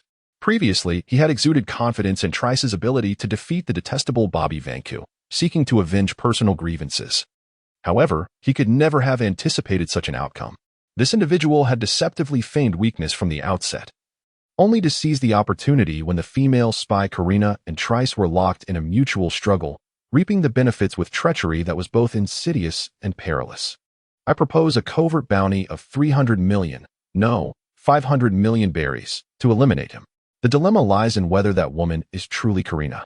At this juncture, the goddess of fortune, Baccara, interjected, the combat techniques employed by that woman, 6 styles and bubble fruit, align precisely with the intelligence I possess regarding the missing former CP9 spy, Khalifa. Thus, I suspect that this woman is not Karina, but rather the elusive spy we have been searching for. Which explains why we have been unable to locate her aboard the ship. She has already departed. Another piece of evidence suggesting she is not the genuine Karina is that I had personally extracted the singer's eyes and tongue and severed several of her fingers. Yet this woman appears to be in perfect health in the video footage. Zhao furrowed his brow as he absorbed the words of his trusted aides. We previously suspected the former CP9 spy was allied with this Bobby Vanku. However, according to your assertion, has she not perished at the hands of her own accomplice? Baccara, equally perplexed, replied, all I can say is that our prior conjectures may have been mistaken. The disappearance of Lady Khalifa might indeed bear no connection to Mr. Bobby Vanku. Yet, the more pressing concern is that I have now lost Trice, my loyal hound, who will now seek the clues to the heart of gold for me. Sensing the latent murderous intent of the Golden Emperor, both the goddess of fortune and Mr. Tanaka trembled, acutely aware of their employer's capricious nature. Should they fail to alleviate his distress post-haste, they risk becoming nothing more than golden statues. In light of this, shall we appoint Mr. Vanka to replace Trice and assist you in the treasure hunt, my lord? Fortunately, he left no survivors from Trice, and only Trice himself knew that you were the mastermind behind the scenes. Thus, he will remain oblivious to the fact that this pirate assault was orchestrated at your command. Golden Emperor. Baccara cautiously articulated, simultaneously rousing Lord Zhao, conveying that it was none other than the Golden Emperor himself who had commanded Trice to launch an assault on Bobby Vanku. She implored that he not redirect his ire towards her.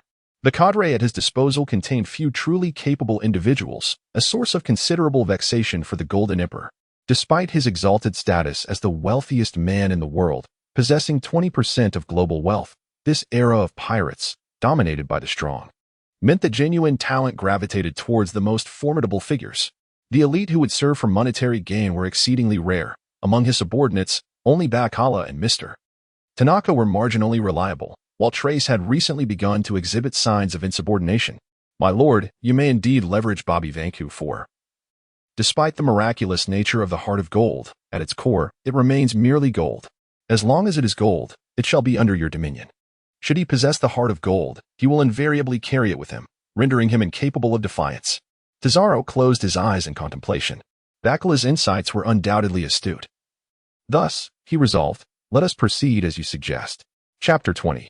The Shark Emerald. Shortly thereafter, while basking in the sun on the deck of the Shark Emerald, Zhao received a message via the Din Din Mushi from the great Zhao. The communication conveyed that due to the treachery of a traitor, the confidential intel regarding Zhao's possession of the burn fruit had been compromised, thereby exposing him to potential assaults from pirate crews seeking to seize the fruit. He was admonished to exercise utmost caution during his voyage. Zhao had personally dealt with the traitor and instructed Zhao to deliver the burn fruit directly to the formidable Don Quixote da Flamingo. Upon completion of the task, he was to return swiftly to the great Zhao, as the Golden Emperor had new assignments awaiting his attention. Though the message was laden with superfluous verbiage, Zhao discerned its underlying significance. Zhao did not wish to sever ties with him just yet. Having likely lost the treasure hunter, he might still expect Zhao to assist in the quest for the heart of gold. With a cold smirk, Zhao indulged in a luxurious stretch before rising to survey his surroundings, which shimmered with golden brilliance. He found himself exceedingly content aboard the Shark Emerald. After vanquishing the treasure hunters, he had rightfully claimed all their possessions, and among these, aside from the treasure hunter himself, the most valuable was undoubtedly the Shark Emerald pirate ship. The treasure-obsessed Trice harbored an almost pathological desire for gold and jewels. Whenever treasure appeared before him, Regardless of whether the contenders were Navy forces, pirates, elite CP0 agents, or even snotty children or underage maidens, he would resort to any means necessary to forcibly claim all riches as his own. In terms of avarice, Nami, the little thief by Luffy's side, paled in comparison. However, it is noteworthy that Treege was not concerned with the intrinsic value of the treasure itself, nor did he covet material pleasures. Rather, he reveled in the exhilaration of discovering treasure in that fleeting moment. In other words, his greatest interest lies in the very process of treasure hunting. Thus, the bounty of the treasure hunter Treege has been nearly entirely expended on the illustrious vessel, the Emerald Shark, which has accompanied him in his quests across the seas. The ship's hull is constructed from the finest quality of atom wood, and to further reinforce its structure, Treege has adorned the exterior deck with the most precious colossal gems. In stark contrast, ordinary gold and silver treasures lie scattered across the deck like mere refuse. The entire ship is resplendently azure, resembling a deep-sea predator poised to devour. Exuding an aura of formidable grandeur, its surface shimmering with golden brilliance. Even the illustrious Golden Emperor's ship, the Deusaro, pales in comparison in terms of size and scale. Moreover, the colossal gems embedded on the ship's exterior not only signify opulence, but also bestow various enhancements upon the vessel, much like the treasures of protection against dust, fire, earth, and water found on the ornate robes of Tang Sing. These attributes include fortifying the hull, accelerating the ship's speed, and enhancing its resistance to corrosion, while also repelling sea deities. In summary, the performance of the Emerald Shark may very well surpass that of the future Pirate King's vessel, the Sunny Go. After all, disregarding the craftsmanship of shipbuilders, the costs of constructing the two ships are worlds apart. Currently, the Emerald Shark is tethered to a large cargo ship by several iron chains, being towed along in its wake. On board the ship, only Li Zhao remains. The treacherous crew members are piloting the cargo ship onward towards Dressrosa. As for the band of pirates under the treasure maniac's command, those who yet live have been confined by Li Zhao, preparing to be sold alongside the slaves to the Night Demon. Li Zhao strolled into his newly assigned cabin, a space that once belonged to Captain Treege. Situated in the upper rear section of the Shark Emerald, this room occupies the finest location on the vessel, with 3 expansive crystal windows offering a panoramic view. The furnishings are meticulously crafted from an array of jewels and artisanal pieces, their radiant glimmer illuminating the room even in the depths of night, rendering artificial lighting unnecessary. Li Zhao approached the towering wardrobe, standing over 4 meters high, and pulled it open, revealing an array of bizarre, full-length jackets suspended within. Indeed, these garments were crafted from the skin of living individuals, transformed through his extraordinary abilities. Prominently displayed at the forefront was the jacket of the treasure hunter Treege, cunningly disguised by Li Zhao as deceased, secretly concealed from the Golden Emperor. Alongside him hung the jacket of the songstress Karina, as well as those of the color fruit user Psychope, and several meticulously selected pirates and slaves, each possessing distinctive appearances.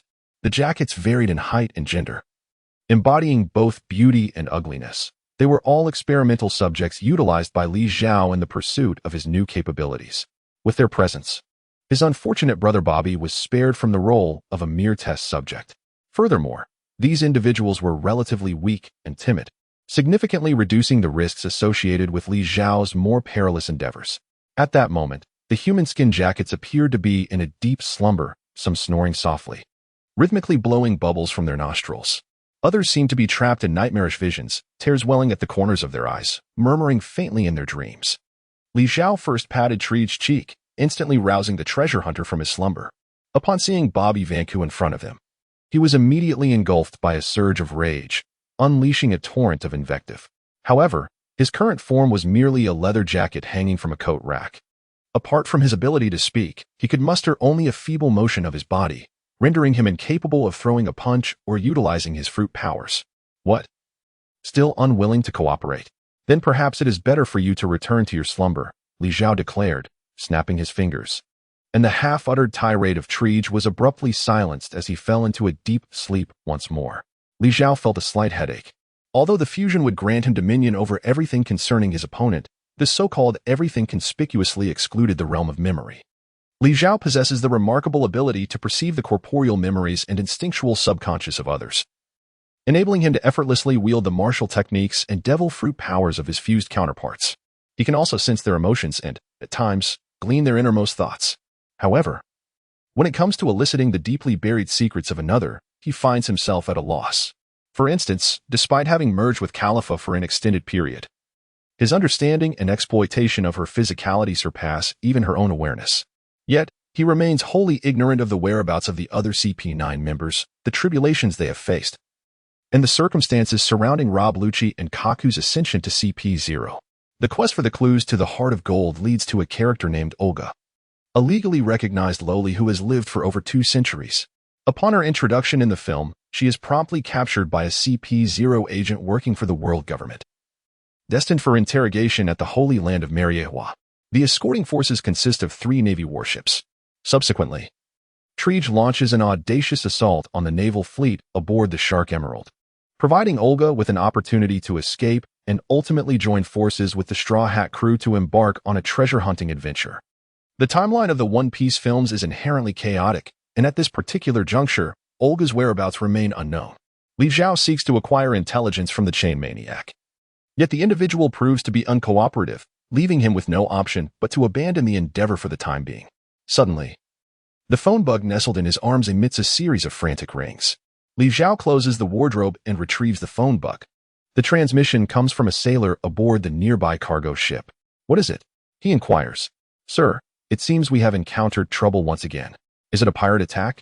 A glimmer of excitement flickered in Li Zhao's eyes. At that moment, pirates represented to him a new collection of attire, newfound abilities, and fresh subjects for experimentation. Regrettably, the anticipated response did not materialize. "Lord Bobby, they are not pirates. They are the Navy. A naval warship is approaching us." Li Zhao dashed onto the deck, then gracefully leaped onto the cargo ship, only to behold a warship adorned with the naval ensign swiftly approaching from the distance. Indeed, this presents quite a predicament, Li Zhao murmured to himself. Although this cargo ship belonged to the Great Tesoro, which is officially recognized by the world government as a stateless maritime nation. Thus on the surface, their vessel was clean, and there was no need to fear the Navy. However, considering the cargo aboard, it was laden with an entire ship of slaves. The trade of slaves, while not uncommon in this world, especially among the ruling aristocrats, the celestial dragons, who indulged in it with pleasure, was officially prohibited. If they were to encounter a young naval officer with a strong sense of justice, it could undoubtedly lead to complications. As Li Zhao utilized his observation haki to discern the figure standing at the bow of the ship, his unease intensified. The figure was none other than Ghost Spider, one of the 16 vice admirals of the Navy headquarters. In Li Zhao's recollection, this Ghost Spider was likely the 5th most formidable individual among the vice admirals, surpassed only by the legendary Hero Garp, the chief of staff Crane, and the 2 candidate admirals, Momonosuke and Tashiji. Evidence of his prowess was evident during the Marineford War, where he seized the opportunity to affix seastone handcuffs on Marco, the second in command of the Whitebeard pirates, rendering him completely incapacitated for an extended period. This act significantly tilted the balance of power between the 2 warring factions, causing the pirates to lose their only core strength capable of challenging the admirals, leaving Whitebeard to fight alone in his weakened state. After Ace's release, he was compelled to confront the brutal Akainu, leading to the tragic deaths of both father and son, and culminating in the disastrous defeat of the Whitebeard pirates' fleet. From Li Zhao's perspective as an ardent fan of the pirate world, he assessed Ghost Spider's overall contribution to the Marineford War as slightly less significant than that of the Admiral Akainu, who had unleashed his full destructive potential, yet marginally greater than the lackadaisical behaviors exhibited by Admirals Akiji and Kizuru. What was even more alarming was Ghost Spider's cruel disposition. He was indifferent to injuring his own subordinates while executing missions, marking him as one of the most extreme hawks within the Navy. Being targeted by such a figure could only spell trouble. "Cargo ship ahead. Listen up. Immediately halt your vessel for inspection. We are in pursuit of a group of pirates, and we suspect they are currently hiding aboard your ship. Stop immediately and submit to our inspection." This was indeed the worst possible outcome. As the call resonated, Li Zhao couldn't help but let out a bitter laugh. An inspection? What a farce. Given Ghost Spider's modus operandi, he would surely have his subordinates board and search the ship, and it would be a miracle if they didn't uncover something amiss. Moreover, the Shark Emerald was teeming with valuables that could easily be deemed contraband, and hidden within the wardrobe lay his greatest secret. Li Zhao stood at the bow of the ship, reaching into his bosom to retrieve a sheepskin scroll. He proclaimed loudly, "Our vessel is a proud member of the Great Tesoro Merchant Consortium. We are a legitimate merchant ship. And this document is a maritime pass issued by the Celestial Dragon people. You have no authority to board and search our vessel. The pass in Li Zhao's hand is not a forgery. It is commonplace for the foolish celestial dragons aboard the dreadnought to indulge in extravagance. For the Golden Emperor, Tesoro, acquiring such a pass is as effortless as breathing. Prior to this outing, Li Zhao casually discarded one, meticulously crafting a FAAD to demonstrate his earnestness regarding this escort mission. This also serves as a rationale for addressing the potential loss of the fruit to Doflamingo afterwards. Once the celestial dragons are invoked, they indeed pose a significant threat that can intimidate ordinary sailors and marines. The notorious power and arrogance of the celestial dragons are well known across the seas. The previously assertive sailors found their bravado waning, unable to suppress the urge to consult their superior. However, upon locking eyes with the formidable Vice Admiral, Ghost Spider, a chill ran down their spine, and they broke into a cold sweat. Summoning their courage once more, they called out to Li Zhao, "The vessel being towed behind yours is evidently a pirate ship. And the evidence is irrefutable. We must board and conduct a thorough inspection, which is ultimately for your benefit. We are in pursuit of a gang of ruthless and exceedingly dangerous pirates, who we believe may be hiding aboard your ship. If we fail to apprehend them, each of you could be in grave danger." Li Zhao felt a stir within him. The other party's excuse of pursuing pirates did not seem to be a fabrication. However, he had been meticulously enveloping the entire cargo ship with his observation hockey, vigilantly monitoring the group of treacherous sailors. Moreover, he was personally stationed aboard the Shark Emerald, making it implausible for anyone to board secretly without his awareness. If such an occurrence were to transpire, it would imply that the individual possessed some peculiar fruit ability capable of deceiving his observation hockey, or that their strength vastly surpassed his own, rendering him oblivious to their presence. The likelihood of the latter was exceedingly slim. It was not arrogance that led Li Zhao to believe himself invincible, but rather the realization that if someone were indeed that formidable, they would not be fleeing from a mere rear admiral. Even the formidable Ghost Spider was not a Navy admiral, let alone the legendary hero, Garp. Regardless of the scenario, the mere presence of a wardrobe full of human skin jackets was enough for Li Zhao to refuse the search of his ship. The Dead Solo boasted its own security team. We possess the capability to safeguard ourselves. Thus, there is no need for your Navy's interference. I assure you that those pirates are certainly not aboard this vessel. You should hasten to continue your pursuit and not squander time here. Utterly useless. As the sailor who had shouted prepared to speak again, he was abruptly struck away by a punch from the imposing figure of Ghost Spider behind him. With a grim visage, a robust build, and an erect posture, the rear admiral from the Navy headquarters stood resolutely across the sea, confronting Li Zhao. Bobby Van Ku. With a bounty of 36 million berries, a professional assassin. Huh. You are a pirate yourself. Perhaps you should contemplate how you will spend your days and impel down. Assuming you managed to survive until then. Li Zhao was not surprised that his identity had been exposed by the other party. After all wanted notices were issued by the Navy headquarters. "Admiral, I believe you are mistaken. My current identity is that of the Foreign Affairs Director of the Great Tesoro. A completely legitimate position. Should you dare to apprehend me, it would be tantamount to assaulting the Great Tesoro, an entity recognized as a legitimate nation by the world government." Li Zhao, brimming with confidence, believed that the most formidable weapon against the naval forces was not blades or fists, but rather the laws and regulations they themselves had crafted.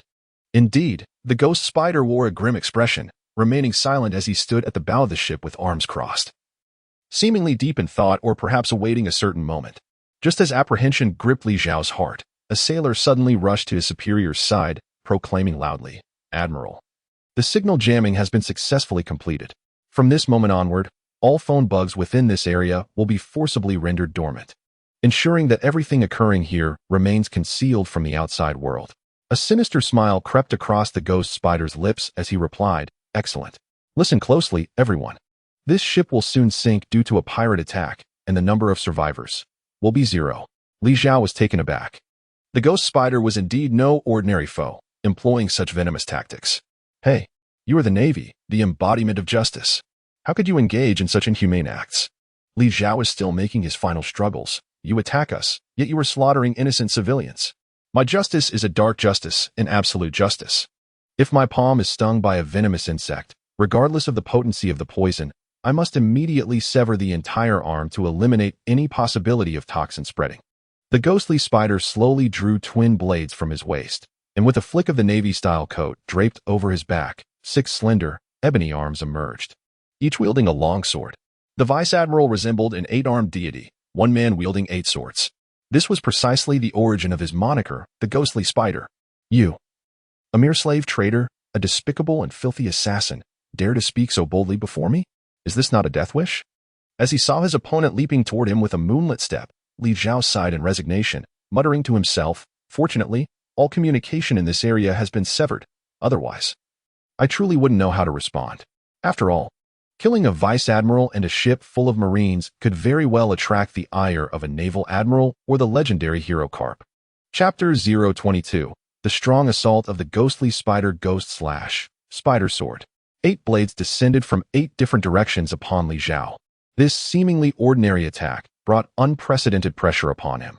The ghostly spider was not a user of any devil fruit.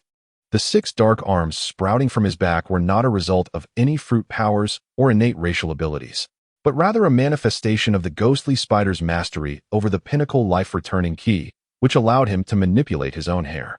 The users of life-returning can freely control any part of their body, be it skin, hair, internal organs, muscles, bones, or fat, by infusing their consciousness into their cellular tissues.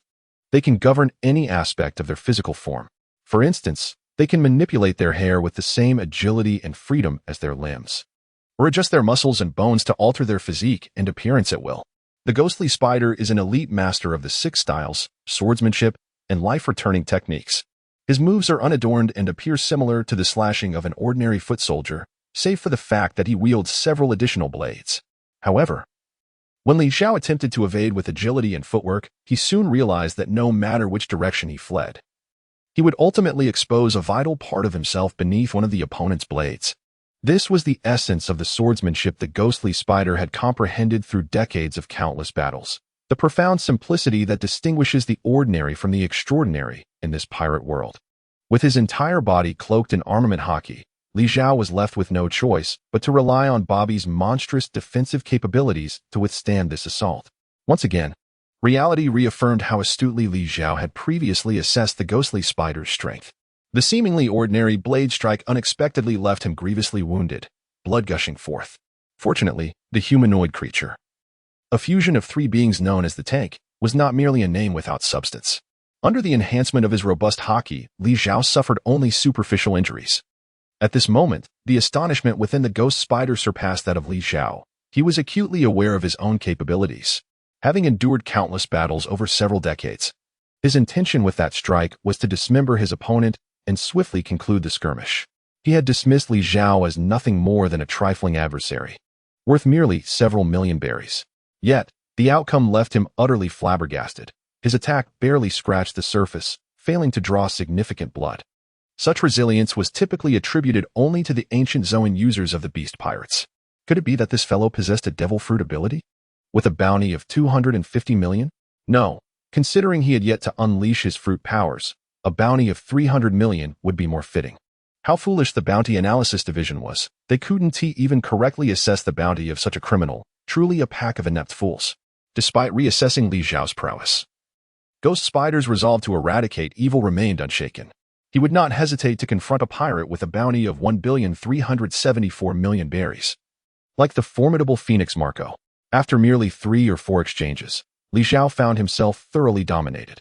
He had experimented with all 6 styles, discovering that only the iron block offered some utility, allowing him to withstand blows slightly better. As for the set of turtle-fast punches inherited from the assassin Kelly, he never even had the opportunity to employ them. Li Zhao's mood was far from pleasant. Despite possessing overwhelming advantages in strength, defense, and physique over his opponent, as well as lacking any significant disadvantage in speed, he found himself utterly outmatched by Ghost Spider, who triumphed solely through combat experience and skill. At that moment, Li Zhao, a fusion of monstrous attributes, found himself encased in the formidable exterior of Bobby Vanku, whose body rivaled that of an ancient Zoan fruit user. Yet, he dared not crush even an ant, his combat skills negligible. At the core of this entity, Kelly Vanku could only muster a fierce set of turtle-fast punches, which paled in comparison when faced with a true powerhouse, resulting in nothing but humiliation. Only within the innermost layer, Karifa, a combat expert trained through a comprehensive system, stood a chance. Yet even she had much to learn when pitted against a true master of martial arts like Ghost Spider.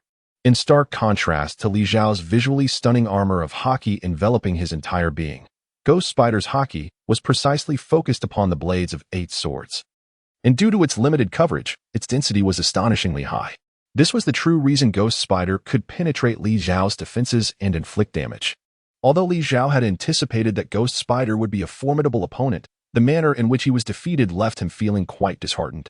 Nonetheless, despite the overwhelming odds, Li Zhao knew he could find a way to vanquish Ghost Spider. In the unpredictable world of pirates, employing underhanded tactics against a stronger adversary was simply part of the daily routine. However, casting a glance at the throng of spectators surrounding him, Li Zhao shook his head in quiet resolve. This was not the appropriate venue. A different battlefield was necessary. At this point, Ghost Spider was also seething with frustration. An unknown and seemingly insignificant assassin had managed to entangle him for so long, severely bruising his pride and self-esteem. Yet the opponent was undeniably resilient. It felt as though he were striking a slab of iron, the blade nearly sparking with each blow. Originally, this maneuver had been crafted specifically for Kaido and his formidable subordinates, yet since his opponent proved equally unyielding, it was an opportune moment to test his technique. Receive my strike, Ghost Blade, Spider Drill. Driven to unleash his true power, Ghost Spider finally executed his ultimate move. 6 dark arms, each grasping a long sword, began to spin rapidly from the wrists, defying the very laws of human physiology. These 6 limbs, conjured from his life-returning chi and resembling false hands made of his own hair, lacked joints. At that moment, these blades resembled drill bits, concentrating all of their haki at the tips.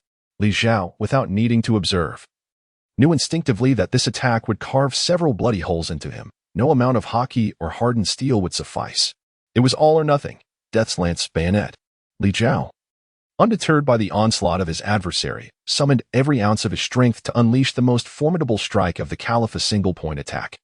With a swift hand chop aimed directly at the vital heart of the Ghost Spider, this blow harnessed the full potency of his armed haki, promising to pierce through his opponent's very being if it made contact. Indeed, this was a desperate gamble. The Ghost Spider's defenses were unremarkable. A direct hit from this hand chop would undoubtedly spell doom for him. While Li Zhao's physique resembled that of steel and iron, the Ghost Spider's cursed sword drill, although capable of inflicting severe damage, might not necessarily deliver a fatal wound. This transaction seemed anything but advantageous, prompting the Ghost Spider to make a decisive maneuver, evading the lethal strike. Consequently, the 6 cursed sword drills veered off course, leaving 6 deep gashes on the outer sides of Li Zhao's arms and thighs, grievous injuries indeed. Yet they failed to strike at his opponent's vital points. In this exchange, Li Zhao had clearly suffered a devastating defeat, despite the prolonged confrontations. He hadn't even grazed the hem of the Ghost Spider's attire.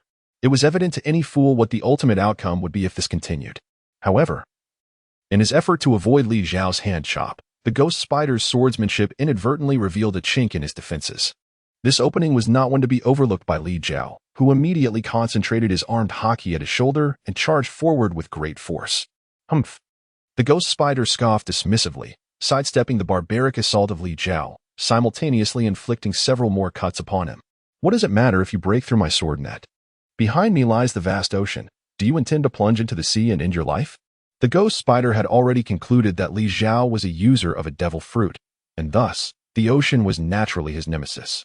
Nevertheless, even if Li Zhao were not a user, it mattered little. The Ghost Spider himself was not a devil fruit user, and maritime combat was equally within his prowess.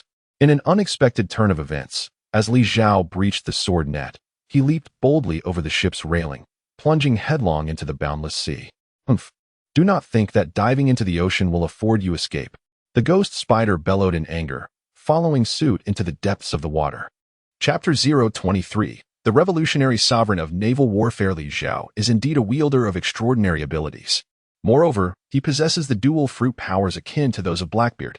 But does he fear the sea? Undoubtedly, he does. Previous experiments have shown that when his body comes into contact with seawater, his skin becomes wrinkled and his movements hindered, while the zipper on his chest uncontrollably protrudes. Should he plunge into the ocean, with his body extensively exposed to the seawater, he experiences a loss of strength, rendering him immobile. Thus, the crucial factor lies in the contact with seawater. When Ghost Spider witnessed Li Zhao leaping into the sea, he realized his previous assumption was mistaken. The opponent was not merely a fruit user. Following suit, he too dove into the depths, transforming his hair into 6 arms, which significantly enhanced his agility beneath the waves. This was a testament to Ghost Spider's confidence in aquatic combat. Apart from the elite fishman warriors, such as the former warlord Jinbei, he harbored no fear in the sea. However, upon recognizing his adversary, he came to the unsettling realization that his judgment might have faltered once more. Li Zhao did not flee. He merely floated serenely upon the ocean, quietly observing the ghostly spider. However, his appearance was somewhat peculiar, as his body was ensconced in a multitude of bubbles, each the size of a fingernail, leaving no gaps whatsoever.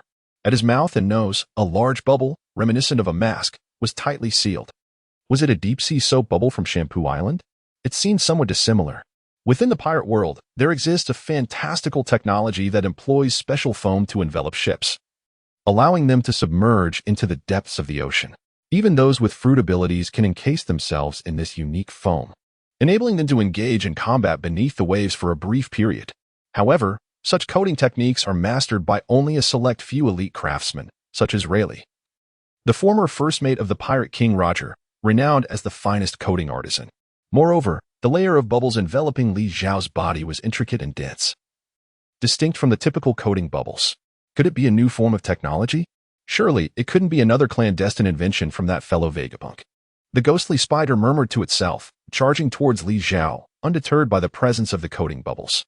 While these bubbles allowed the user to move and breathe underwater and shielded them from the sea's touch, they simultaneously significantly increased resistance, drastically reducing maneuverability. Ultimately, bubbles are still bubbles, intrinsically fragile. Should the bubble burst, the individual within would be drowned in an instant. Thus, despite the existence of such technology, few, aside from a handful of eccentric individuals, would willingly engage in combat encased in bubbles. With 6 arms aiding his swimming, the ghostly spider's speed underwater was astonishing, nearly half that of his pace upon the surface. Yet, as he charged towards Li Zhao, poised to strike with his sword, the imposing figure before him suddenly vanished. Immediately thereafter, a chilling voice resonated through the water, reaching his ears. Do you understand the principle of supercavitation? Li Zhao once again commenced his scientific lecture, though not for the purpose of discussing the ghost spider, but rather to elucidate concepts to the female spy, Khalifa, who was silently observing within his very being.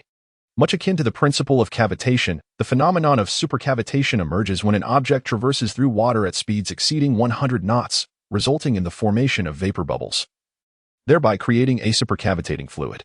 When an object moves through water, it must contend with viscous drag caused by friction, a resistance that is approximately 1,000 times that of air resistance.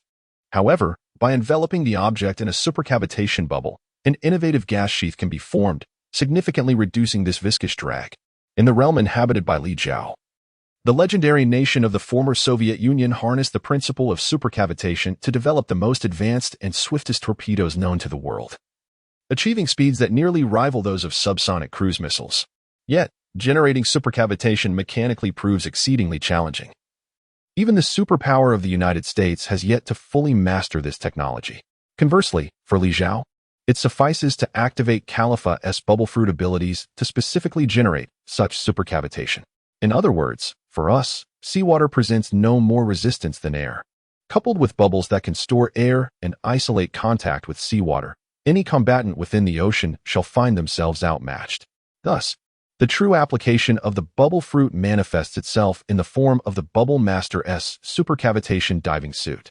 The expression on Ghost Spider's face fluctuated between uncertainty and disbelief.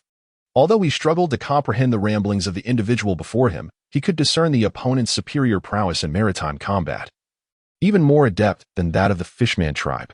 This individual, possessing either an unprecedented level of advanced naval technology or an exceptionally unique devil fruit ability, prompted Ghost Spider to reconsider his continued engagement in battle beneath the waves. As Ghost Spider utilized his sea moon step to ascend with great effort, a figure loomed before him like an ominous cloud, obstructing the rays of sunlight filtering down to the ocean surface. How could he be so swift? Gazing at Li Zhao, who stood between him and the surface, Ghost Spider's astonishment flickered momentarily. A seasoned admiral of the Navy headquarters, he had weathered countless storms and faced formidable foes, including the 4 emperors, without losing his fighting spirit. Spider drill, with 6 blades rotating vigorously behind him. He conjured 6 terrifying whirlpools beneath the water, merging them into a singular force that surged towards Li Zhao like a colossal dragon. This was an almost indefensible maneuver. Even the combined monster that was Li Zhao would find it challenging. To clash head-on would only result in mutual destruction, perhaps even annihilation. However, had Li Zhao chosen to evade, the ghost spider would have seized the opportunity to burst forth from the sea, regaining the advantageous terrain and potentially acquiring the firepower support of the naval sailors aboard the battleship.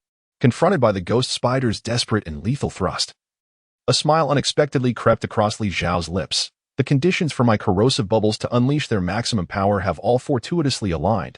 How should I articulate this marvel? A massive surge of bubbles erupted from Li Zhao's hands, coalescing into a formidable bubble wall a meter thick before him. The spinning blades passed through the bubble wall unimpeded. Yet within half a meter of Li Zhao, they instantaneously corroded into mere iron filings. The once-armed naval vice-admiral, who wielded 8 blades, was stripped of his weaponry in an instant. Could this be the rust fruit? Yet, what exactly transpired? Among the naval headquarters officers, there exists one capable of the rust fruit, able to corrode any metallic object upon contact, but Li Zhao is evidently not that Colonel Shuan. The ghost spider would never have the chance to comprehend the events that transpired, for Li Zhao's fists were now poised against his chest, one above the other. 6 Form's ultimate technique, 6 King's Cannon.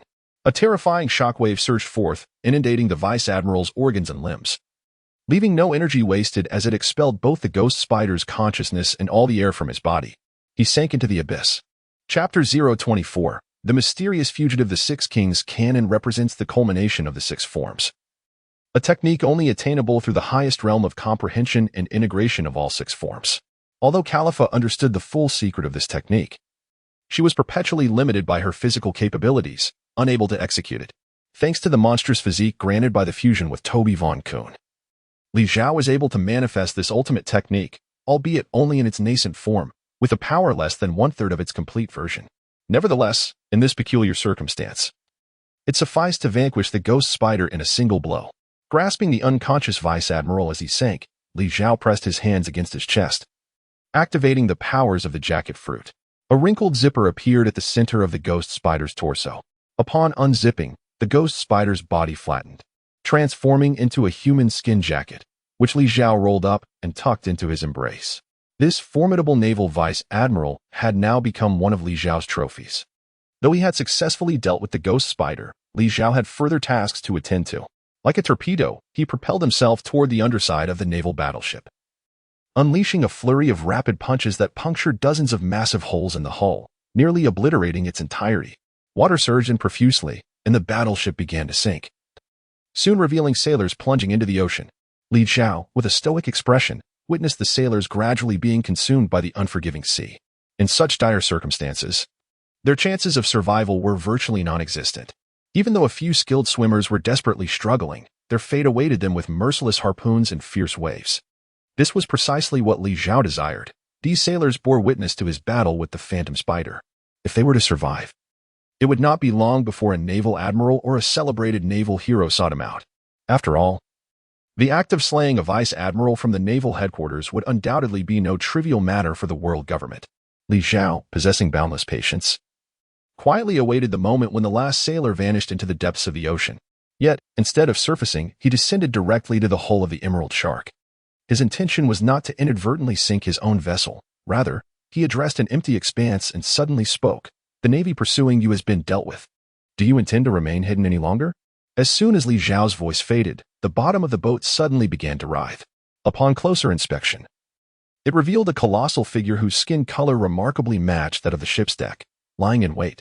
This being had remained motionless, and due to the darkness beneath the boat and the poor visibility of the seawater, it would have been nearly impossible to detect its presence without a meticulous examination from up close. Once Li Zhao spotted this immense figure, its skin tone shifted rapidly like that of a chameleon, ultimately transforming into a vivid blue. Notably, its elbows and the back of its head bore distinct fish fins, clearly indicating that it belonged to a species of fishmen capable of changing their coloration. However, it was rather unusual for a fishman to be of such an enormous stature. It seemed to have witnessed the recent battle, recognizing that it stood no chance against Li Zhao. With a swift motion of its hands, 2 powerful jets of water surged towards Li Zhao, while the creature abruptly darted away, maneuvering past him in a desperate bid to escape into the depths of the sea. A fishman adept at camouflage? Yet, its size appeared somewhat excessive. Li Zhao remained unhurried, employing his graceful aquatic steps to evade the rushing water and pursued the creature. Indeed, fishmen exhibited an agility and speed in the ocean that far surpassed that of land-dwelling races. However, for Li Zhao, who perceived seawater as easily as air, the creature's movements were still sluggish. As he closed the distance, he took a moment to scrutinize the panicked fugitive, astonished to find that this figure was significantly larger than the burly Bobby Vanku, nearly the size of a smaller giant. To add to the peculiarity, it sported a pair of square sunglasses. A fishman wearing sunglasses? Could it possibly be him? Li Zhao was taken aback, suddenly recalling the identity of the merman. A surge of excitement bubbling within him. Although this blue merman was of considerable size, it was evident that his body had endured severe injuries, and he was far from fully recovered, with little strength remaining. It seemed likely that this individual was indeed one of the notoriously vicious pirates who had previously been relentlessly pursued by the ghost spider. Li Zhao exerted little effort to transform the blue merman into a stylish jacket, rolling it up and tucking it alongside the ghostly spider. The blue merman had previously been burdened with an impenetrable metallic coffin, which did not merge into the jacket, but remained firmly grasped in Li Zhao's hand.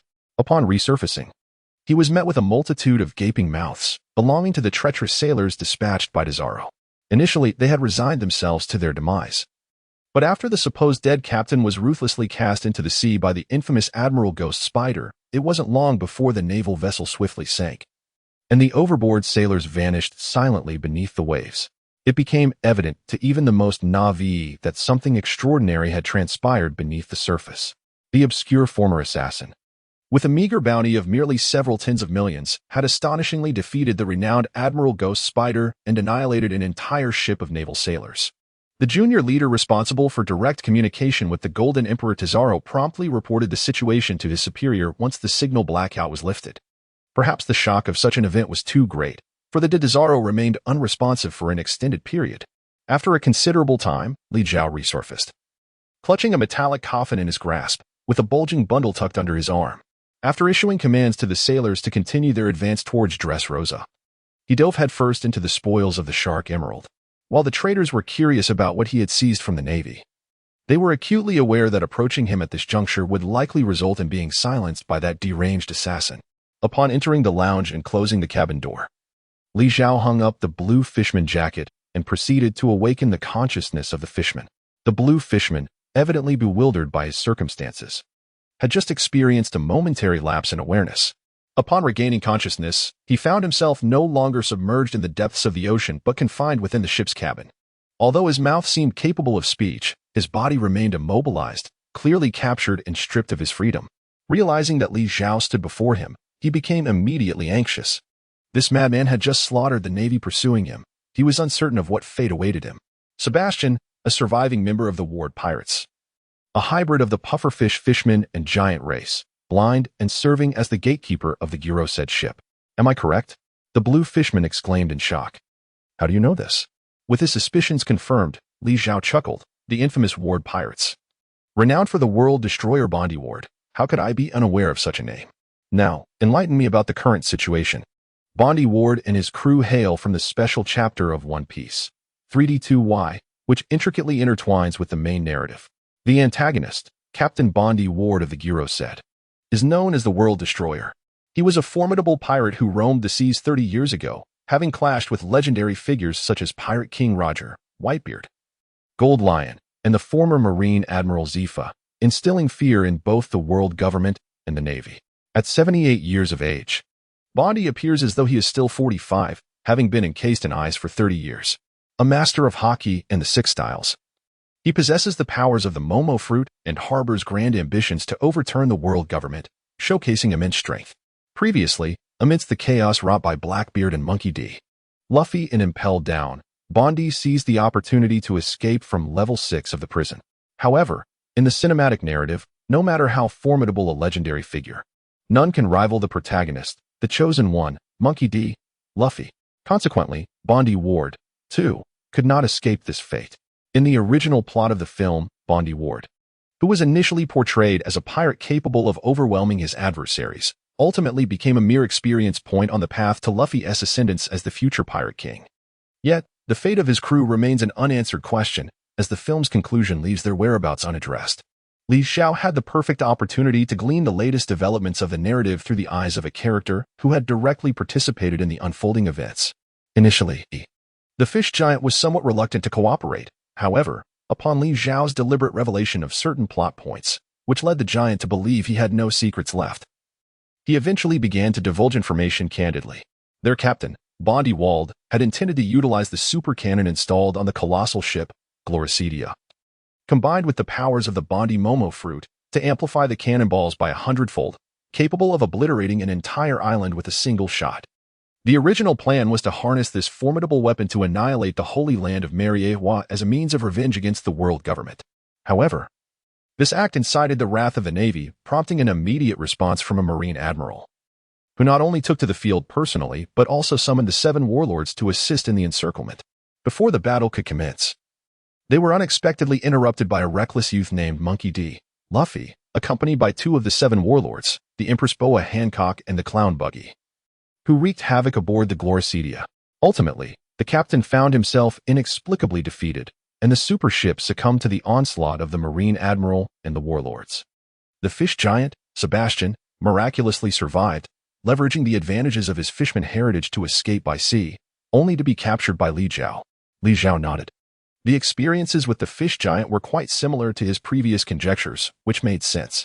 However, Li Zhao's gaze shifted to the metallic coffin, causing the fish giant to become visibly anxious. Before he could pose a question, the creature began to explain. That is the body of our crew member. I am preparing to find a place to bury them. Huh. Are the fishmen truly considering a terrestrial burial for their fallen comrades? Are you jesting with me? Ignoring the creature's disjointed explanation, Li Zhao began to examine the metallic coffin with keen interest. Chapter 025. The crew of the legendary pirate ship. The craftsmanship of this iron coffin was evidently exquisite. Its surface revealed no seams, making it impossible to discern how one might open it. Li Zhao's observations reveal that his current prowess does not yet enable him to perceive high-density objects, and thus he remains oblivious to what lies within. It is merely a corpse, I implore you. No, I beseech you, do not disturb the deceased. Allow my companions to rest in peace. Li Zhao remained indifferent to the enormous fish figure suspended on the coat rack, though this metallic coffin appeared remarkably sturdy. Forcing it open could potentially obliterate the secrets concealed within. Fortunately, Li Zhao possessed a unique method to tackle such resilient metal, corrosive bubbles. As the ethereal foam began its assault, the surface of the metal coffin rapidly became pockmarked, revealing the intricate tubing and instruments beneath. At that moment, even the most naive observer would not mistake it for a mere coffin. To Li Zhao, it resembled more of a miniature submarine. The corrosive bubbles continued to erode the metallic structure until they finally exposed the hollow interior. Li Zhao hoisted the battered coffin and shook it downward, causing several humanoid figures to tumble out with a clatter.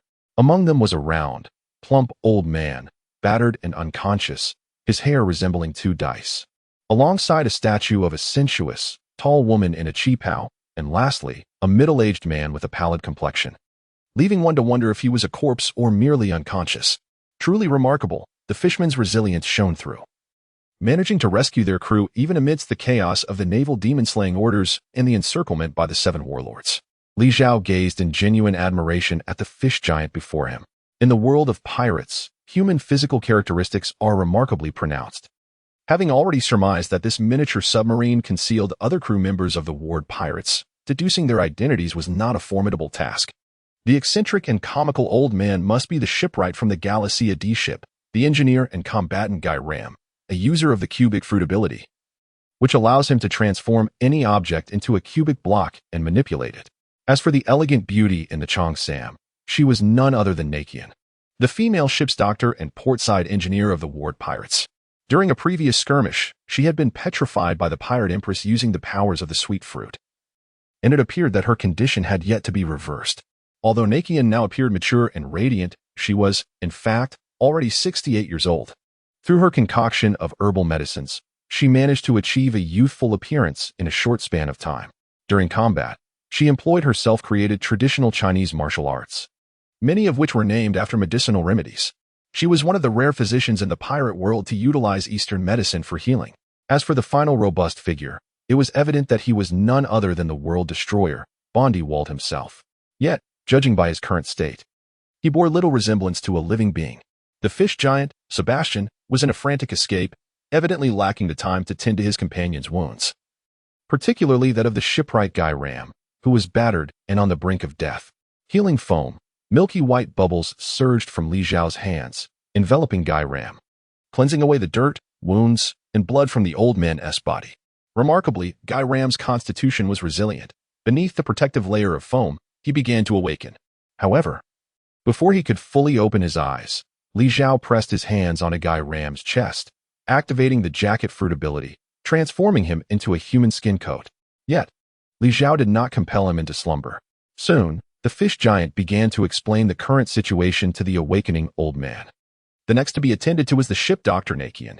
Her petrification stemmed from an abnormal state induced by a devil fruit ability and, theoretically, should be removable by the omnipotent bubbles.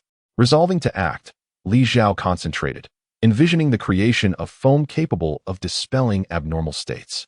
Moments later, a vibrant mass of iridescent bubbles materialized in his hands.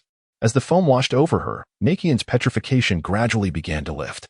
However, the creation of such ethereal foam demanded an extraordinarily high expenditure of energy, far more than that required for the healing foam. Li Zhao felt an exhaustion that surpassed even the weariness of a fierce battle with a ghostly spider, nearing the brink of collapse. However, fearing the unforeseen repercussions of withdrawing midway, he summoned every ounce of his strength to completely dispel the petrification of Naiqin. It is noteworthy that the iridescent foam, which had cleansed the effects of Naiqin's petrification, took on a stone-like hue upon the restoration of her form. This transformation evoked a vivid image akin to the moment when pristine white suds, used to wash soiled and greasy hands, turn into dark, grimy foam. Moreover, these stone-hued bubbles did not vanish as swiftly as others. Instead, they rolled about on the ground like small stones. Before Li Zhao could ponder over these peculiar foams, he heard a sharp exclamation. "Prepare yourself." Traditional Chinese martial arts, cordyceps strike. It was none other than the newly liberated Naiqin launching an attack against him. The woman was petrified in battle by the Empress Boa Hancock, her consciousness frozen in that fateful moment before her transformation. As a legendary pirate's physician, she possessed considerable strength, once pushing the Empress to her limits. Fortunately, despite being utterly exhausted, Li Zhao's physical defenses remained relatively intact. The woman, a skilled practitioner of traditional Chinese medicine, unleashed a flurry of dazzling, yet ultimately feeble strikes. It soon dawned on her that something was amiss. Her opponent had transformed from the world's most stunning beauty into a hulking figure exuding a chilling aura. A sidelong glance revealed her captain lying unconscious on the ground, while her two companions dangled from the wall like discarded garments. Seizing the moment of her distraction, Li Zhao lunged forward. Lacking the strength to execute his techniques, he resorted to leveraging his weight to pin the woman down, with one hand restraining her wrists and the other pressing against her chest. He expended his last reserves of energy in a rather ungraceful manner to activate the jacket fruit's power. Gasping for breath as he observed the 3 suits of clothing hanging lifelessly, he mused that saving lives was indeed far more arduous than taking them. Fortunately, he was currently in a unified state with 2 others, one of whom was the extraordinary Bobby Van Cussen, whose physical prowess and recovery capabilities surpassed those of ordinary beings. Had Calitha been alone, she likely would not have been able to activate the prismatic fruit's abilities, and any attempt would have swiftly drained her energy, interrupting the skill. While Li Zhao rested, the 3 suits engaged in hushed conversation. The fish giant recounted their exploits from earlier that day, explaining how he had managed to find them before the Gulacidia ship sank, stuffing them into a diminutive escape submarine crafted by Galom, from which they had fled to this very spot. Upon learning of the demise of both their captain and vice-captain, and that the barely escaped captain, Bondi Wald, now lay in such a state, the trio was overcome with grief, their tears wrinkling the fabric of their transformed bodies, momentarily forgetting their own plight. After some time, Li Zhao regained a modicum of strength and approached the world destroyer, Bondi Wald. The previously animated trio fell silent, their eyes fixed intently on his actions. They had contemplated voicing their objections against this enigmatic figure, yet they realized that although they had all been inexplicably transformed into garments and stripped of their freedom, they had indeed been saved by him. If their captain could be restored, his formidable power would undoubtedly enable them to subdue this mysterious individual and reclaim the upper hand. Li Zhao was well aware of their unspoken thoughts, yet he remained indifferent. He harbored a desire to revive this legendary figure, who had once fought with the Pirate King and other great pirates, and to add him to his collection, believing that such an acquisition would significantly enhance his own strength. However, after careful examination and several cautious attempts on Bondi, he let out a resigned sigh. Alas, the truth was inescapable. He was already deceased. Even the most extraordinary powers of the bubble fruit cannot wash away death, nor resurrect the deceased. The healing properties of the bubbles have proven utterly ineffective against Bondi's injuries. And the iridescent foam shows no response whatsoever. Ultimately, even Li Zhao's attempts to forcibly activate the abilities of the jacket fruit yielded no results against the World Destroyer. Leading to an undeniable conclusion, what lay before him was merely a lifeless corpse. A corpse, devoid of any utility, could very well attract trouble. Just as Li Zhao lifted Bondi walled and prepared to cast him into the sea to feed the fish, the acupuncturist Naiqin suddenly interjected, "Wait, earlier."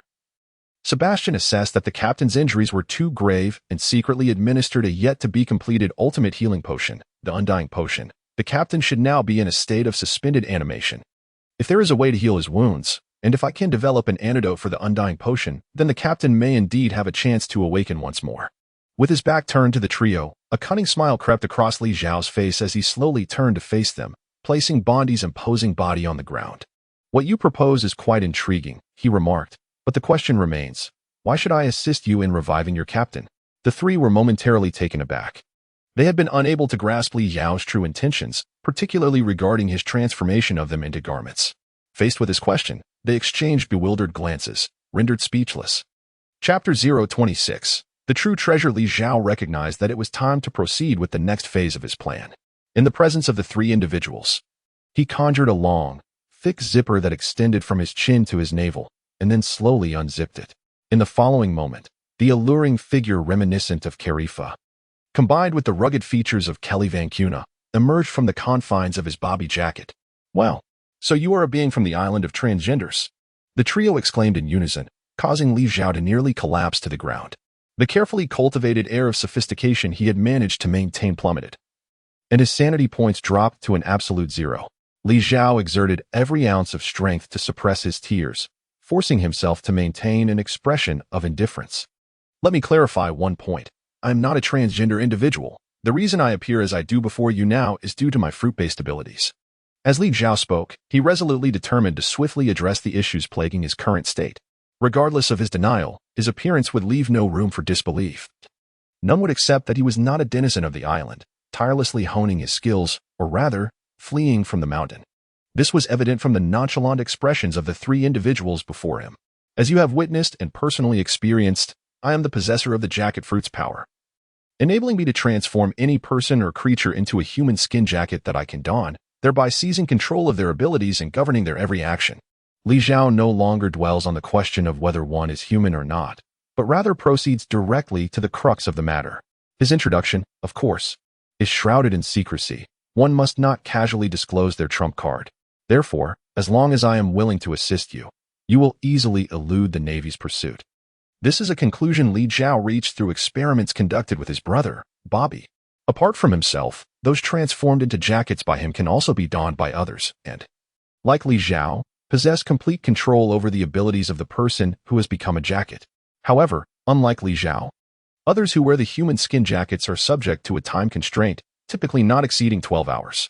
They must remove the jackets while sleeping, as both the individual and the jacket require rest. Otherwise, the wearer will experience severe allergic-like symptoms that progressively worsen. This bears some resemblance to the abilities of the warlord, Gecko Moria, who steals others' shadows. Not only can he utilize the shadows himself, but others can also absorb them to augment their own strength. Yet, even the future Pirate King, Luffy, can only harness 100 shadows, whereas Gecko Moria can contain 1,000 shadows within his own body. At this point, Li Zhao fastens the zipper on Bobby's jacket, which then stands upright as if inflated like a balloon, returning to its original form. "Allow me to introduce this individual, Bobby Van Coo, my brother." As you can see, by fastening the zipper at the chest, the person transformed into a jacket can revert to their original state. Upon hearing this, the three attempted to pull up the zippers on their jackets, but aside from their heads, which could barely move, their limbs were devoid of any strength.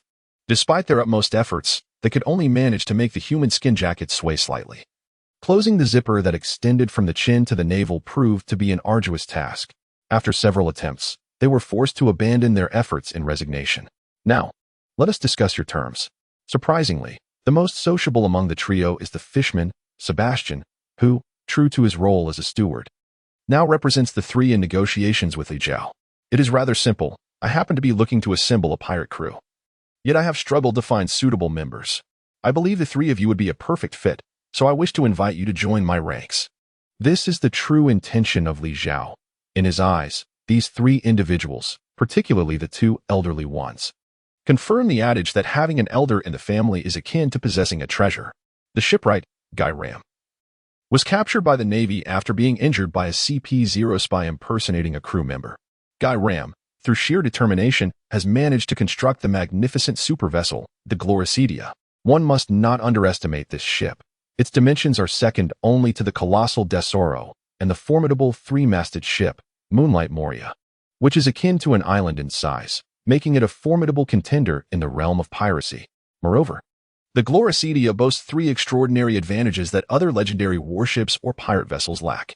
Firstly, it is armed with the largest supercannon in the world, which, combined with the capabilities of the World Destroyer, the Momo Fruit, amplifies the destructive power of its cannonballs by 100-fold.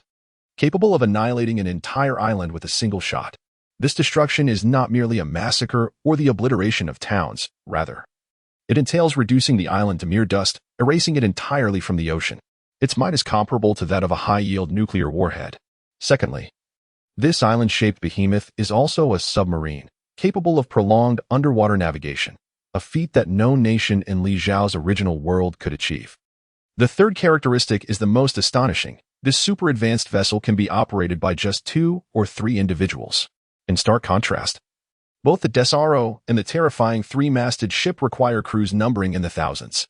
This underscores the extraordinary technological prowess of shipwright Guy Ram, who stands unrivaled in the pirate world, with perhaps only the genius Vegapunk able to match him. Even Frankie, the shipwright of the future pirate King Luffy, pales in comparison in the realm of shipbuilding.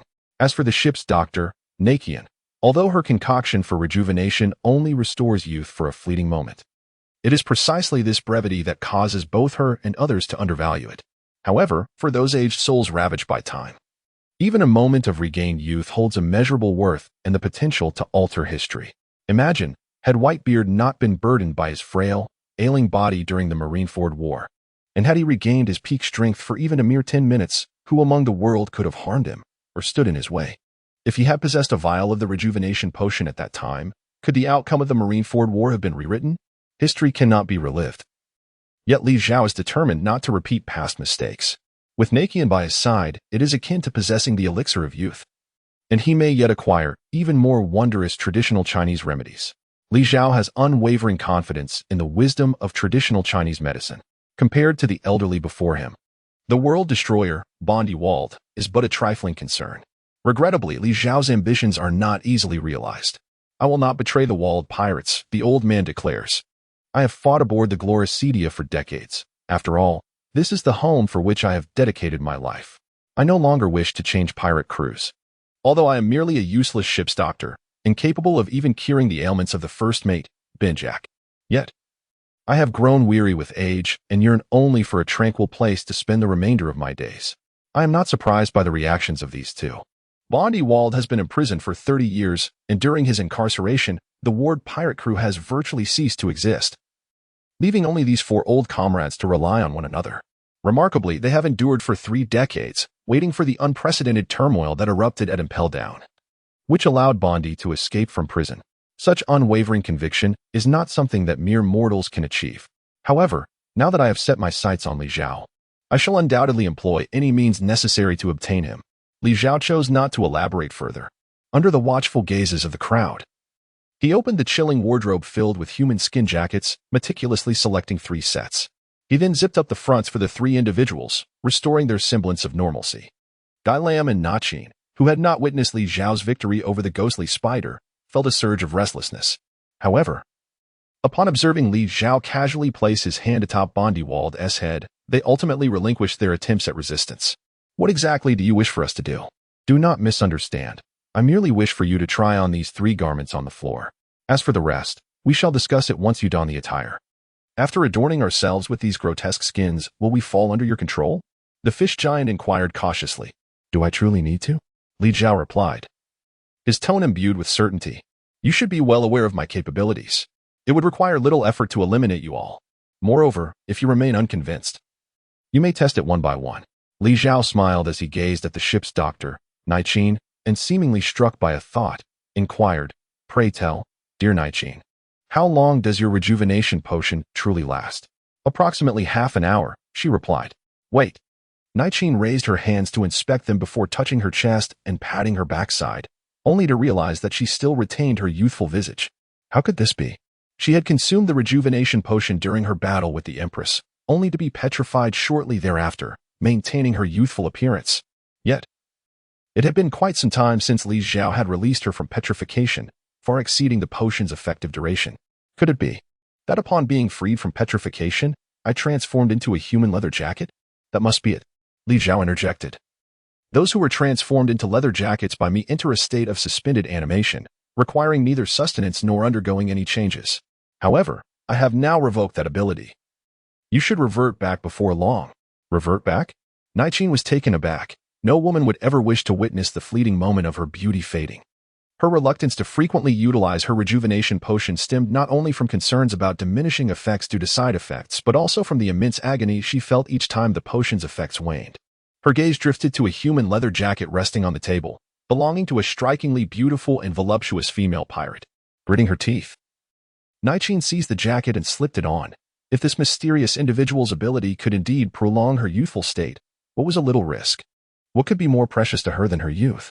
Upon zipping up the jacket, a stunningly attractive young pirate stood before them. Her face adorned with an expression of disbelief as she slowly surveyed her form. She then rushed to the dressing mirror, scrutinizing her body repeatedly. Is this truly the body of youth?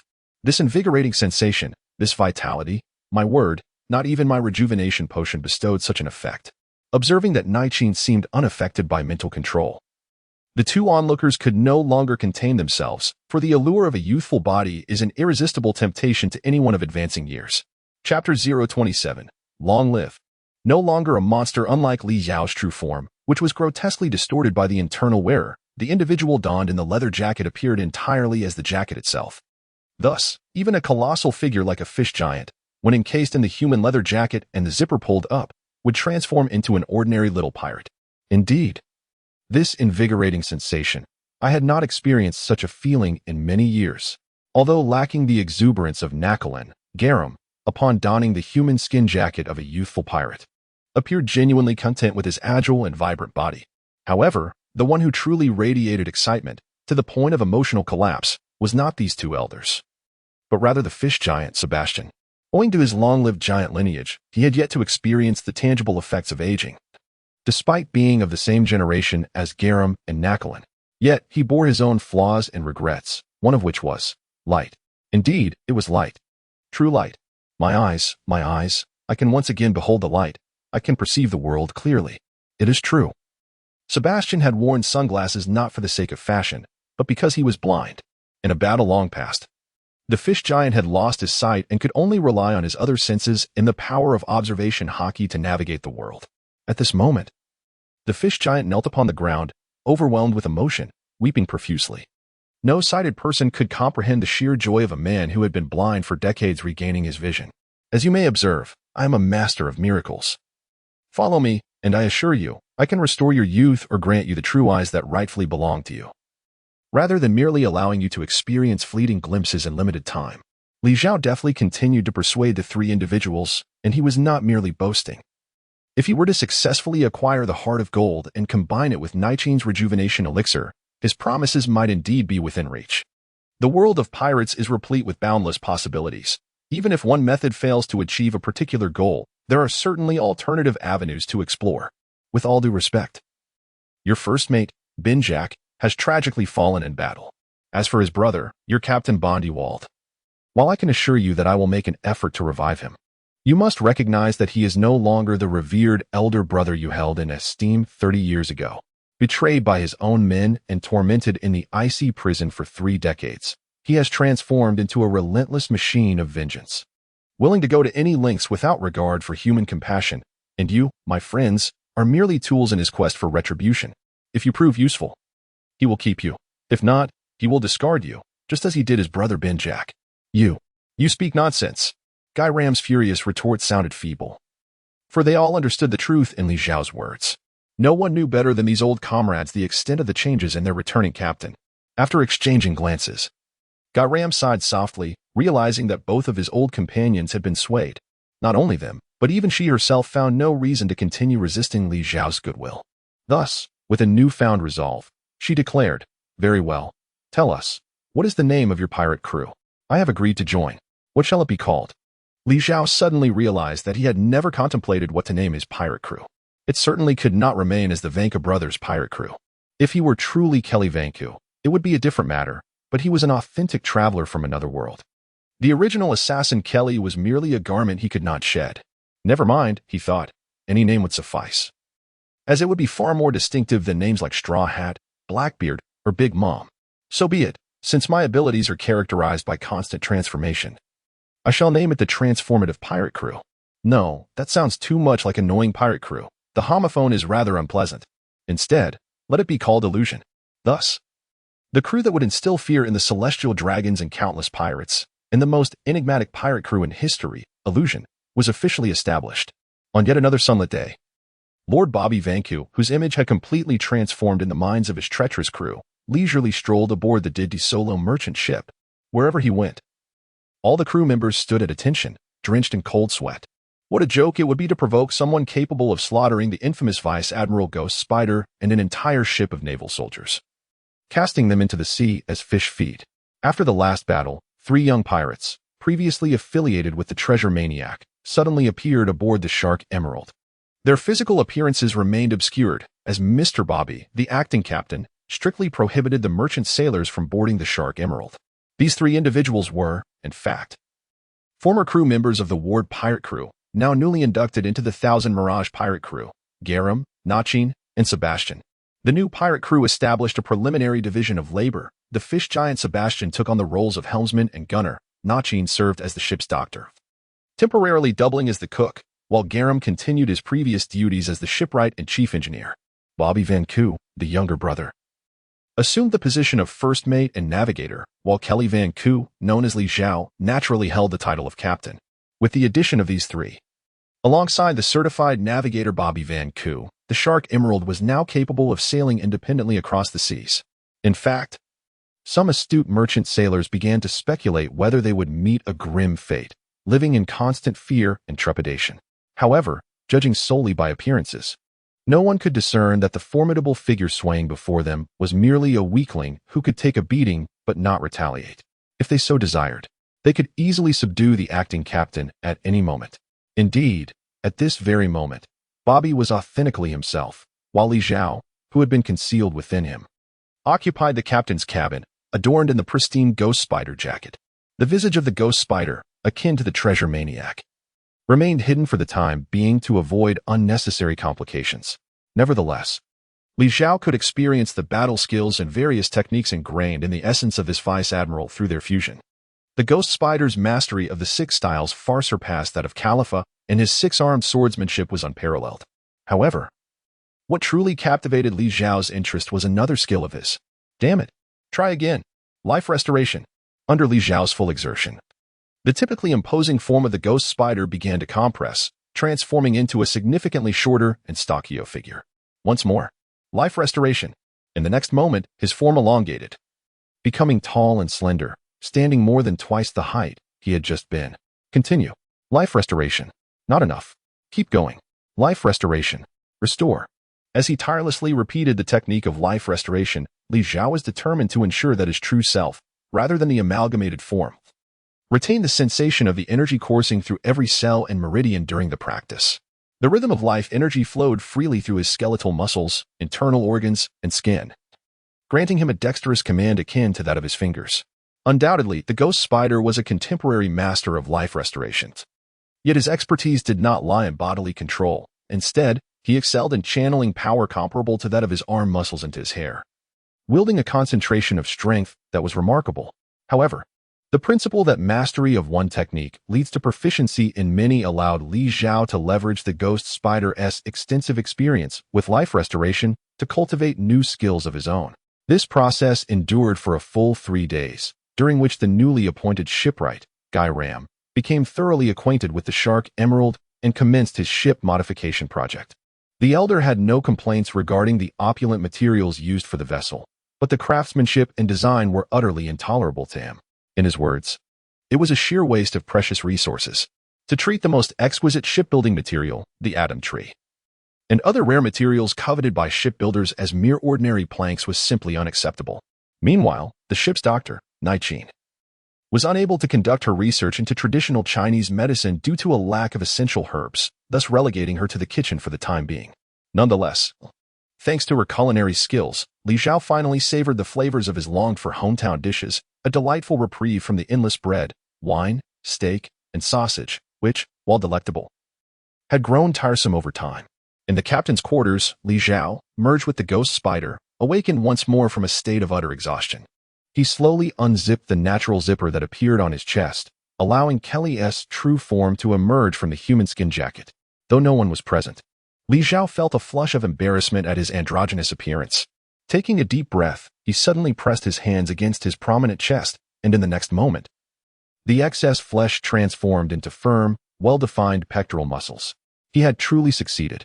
Li Zhao was overwhelmed with joy, and he patted his backside vigorously a couple of times, kneading and massaging his thighs, abdomen, and arms.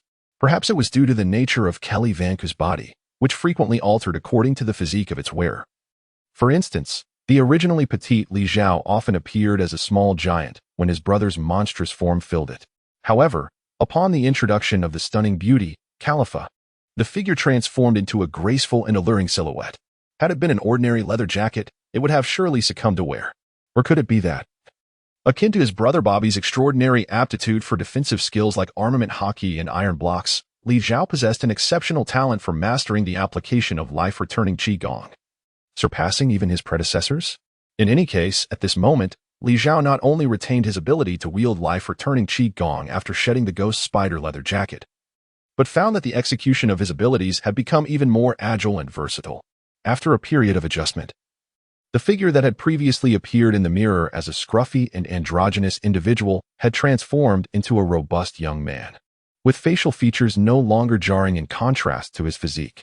Nonetheless, Li Zhao remained somewhat dissatisfied. After contemplating, he extended his hands and conjured a large mass of foam in his palms. Super Beauty Foam, Golden Cleansing Cream.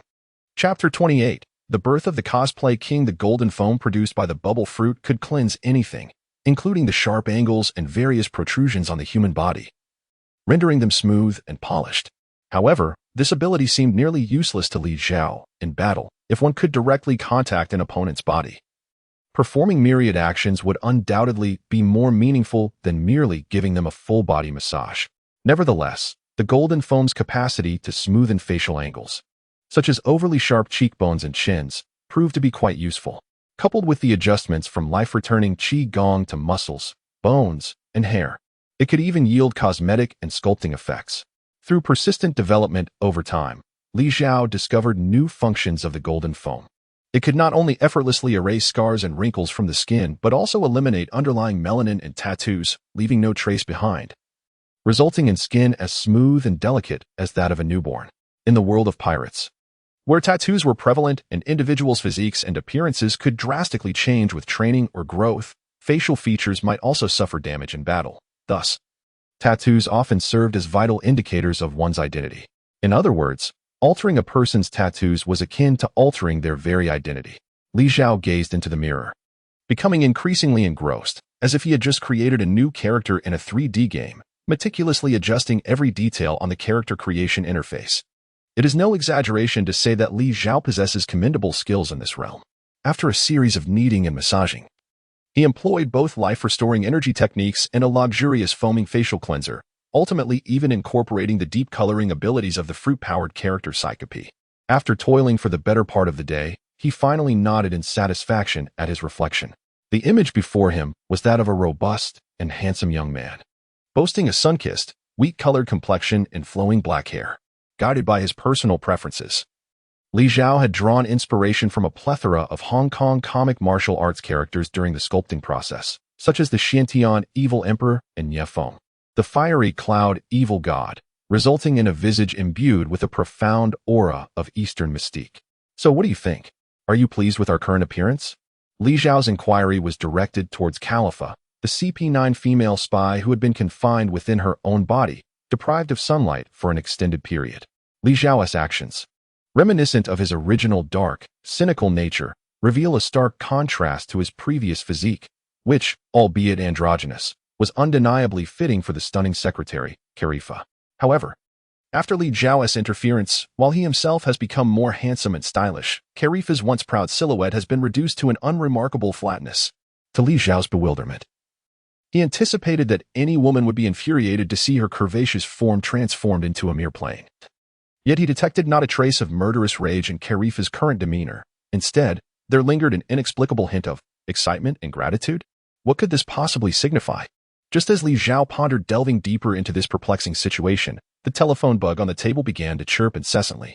Gurgle, gurgle, gurgle. Captain, we are about to reach our destination. The voice of Sebastian resonated from the telephone bug. Ever since the fish giant regained temporary sight through the human skin jacket, he had developed an affinity for the lookout role, spending his days perched atop the mast like a monkey, scanning the horizon. For now, aboard the Shark Emerald, which was still being towed by the merchant ship, he, as the helmsman, found himself with little to occupy his time. At last, they arrived at their destination, the land ruled by the warlord, Don Quixote da Flamingo, the kingdom of toys, Dressrosa, famously known as the island of love and passion. Li Zhao felt a twinge of anxiety deep within him, for the individual he had transmigrated into, Kelly Vanku, was destined to perish at the hands of the formidable Don Quixote da Flamingo in the original narrative. Da Flamingo not only possessed immense personal strength, with a bounty estimated between 7 to 10 billion, but he also commanded a cadre of fiercely loyal subordinates known as the Don Quixote family. With the exception of a few anomalies, the vast majority of the family members would readily engage in combat should anyone dare to insult their esteemed young master. And they would willingly sacrifice themselves at a mere command from Da Flamingo, exhibiting an almost unfathomable fervor. In comparison to the Straw Hat crew, these subordinates displayed an unwavering loyalty that surpassed all expectations, leaving other factions in their wake. Moreover, the Don Quixote family boasted several high-ranking officers of considerable prowess, such as Sugar, a special officer capable of executing lethal maneuvers under specific conditions, and Diamante, who could transform into a towering stone giant of strategic significance. These were individuals Li Zhao sought to avoid at all costs. He secretly hoped that this visit would not lead to significant trouble. Not long after, the great Thousand Sunny merchant ship docked slowly at the port of Dressrosa, towing the Shark Emerald. Bobby Vanku, flanked by a group of sailors, descended from the ship with an air of arrogance, only to find that the anticipated welcoming party was conspicuously absent, leaving only a young boy and an elderly man, both of whom awaited him with haughty expressions. Bobby Vanku, undeterred by their disdainful demeanor, approached them with a warm smile and greeted, "Greetings. I am Bobby Vanku, one of the highest-ranking officers aboard the Thousand Sunny. I represent Lord Gildazaro, the Golden Emperor, responsible for escorting the shipment to Dressrosa to complete our transaction. May I inquire if it is possible to meet the esteemed Don Quixote da Flamingo to finalize the handover of goods?" "The young master is currently unavailable," replied a strikingly beautiful boy, clad in a long-sleeved shirt adorned with a giraffe pattern, paired with women's shorts, white stockings, and 10-centimeter crimson high heels, a rather unconventional ensemble. However, what unsettled the recently transformed individual, who had previously sported an unkempt appearance, was the juxtaposition of their own disconcerting attire against the boy's strikingly pleasing appearance. Despite both being androgynous, the boy's appearance was far more palatable, even alluring, while the other evoked horror at a mere glance, contrasting with his charming facade. The boy's tone was decidedly domineering, bordering on unreasonable. "You need not introduce yourself. I have no interest in remembering your name. Just hand over the goods, and you may leave," he commanded haughtily. Such a response left Bobby Vanku momentarily speechless. Rather than welcoming him or escorting him to meet the celestial demon, it was evident that they had no intention of allowing him to disembark properly. They plainly wished for him to abandon his belongings and depart. In his confusion and fluster, Bobby found himself glancing back at an individual behind him, a youth with green hair, possessing alabaster skin and an undeniably feminine appearance. Any traveler from another realm, upon witnessing his visage, would surely exclaim, "Is this not the saint of Andromeda, Shun?" Li Zhao shook his head. Indeed, he was the Andromeda saint who trailed behind Bobby Vanku. Of course, the goddess's saint had neither traversed into this world nor had he been fashioned into a human leather jacket. The guise he currently inhabited belonged to the treasure hunter, Mad Traeger. He had recently mastered the extraordinary art of transformation, a remarkable fusion of life restoration, bubble fruit, and color fruit, which allowed for a breathtaking metamorphosis. His appearance and identity were no longer impediments to donning the renowned persona of another. By employing life restoration to compress and reshape his physique and visage, and subsequently using golden beauty foam to erase scars, tattoos, and pigmentation from his skin, he concluded his transformation by dyeing his hair and altering the color of his irises with the color fruit. Thus, the counterfeit Andromeda saint was born. The rationale behind adopting this visage was apparent. After all, Andromeda was the progenitor of chain manipulation, revered by subsequent figures like Karapika and Black-Eyed Yue. Assuming this appearance might even enhance his prowess in chain manipulation. Yet, the true impetus lay in the whims of his otaku spirit. In his past, his appearance could only be described as lamentable, and despite his fervent interest in cosplay, he lacked the capital to enter that sphere. Now, however, with a plethora of methods at his disposal, he relished the freedom to express himself as he wished. In the future, capturing Doflamingo and executing a Spider-Man cosplay seemed like a delightful prospect.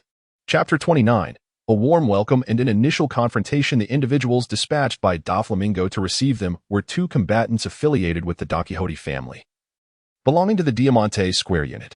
The elder was Rao Ji, a martial artist adept in the Dian Fist, while the effeminate youth was Dringer, a half-fishman with the bloodline of a fighting fish. Although neither of them possessed devil fruit abilities, they were formidable masters of hand-to-hand combat, exhibiting prowess that surpassed even some of the highest-ranking officials in the original anime. Rao Ji, in particular, had once dominated the peak period. 500 million bounty-holding elder of the 8 Treasure Water Army, a testament to his hidden strength. Given their capabilities and status, it was only natural for these two to dismiss other pirates with disdain. Bobby, taken aback by the rudeness of his hosts, found himself at a loss, prompting Li Zhao, the true captain of the Thousand Illusions pirate crew, to step in and reclaim their dignity.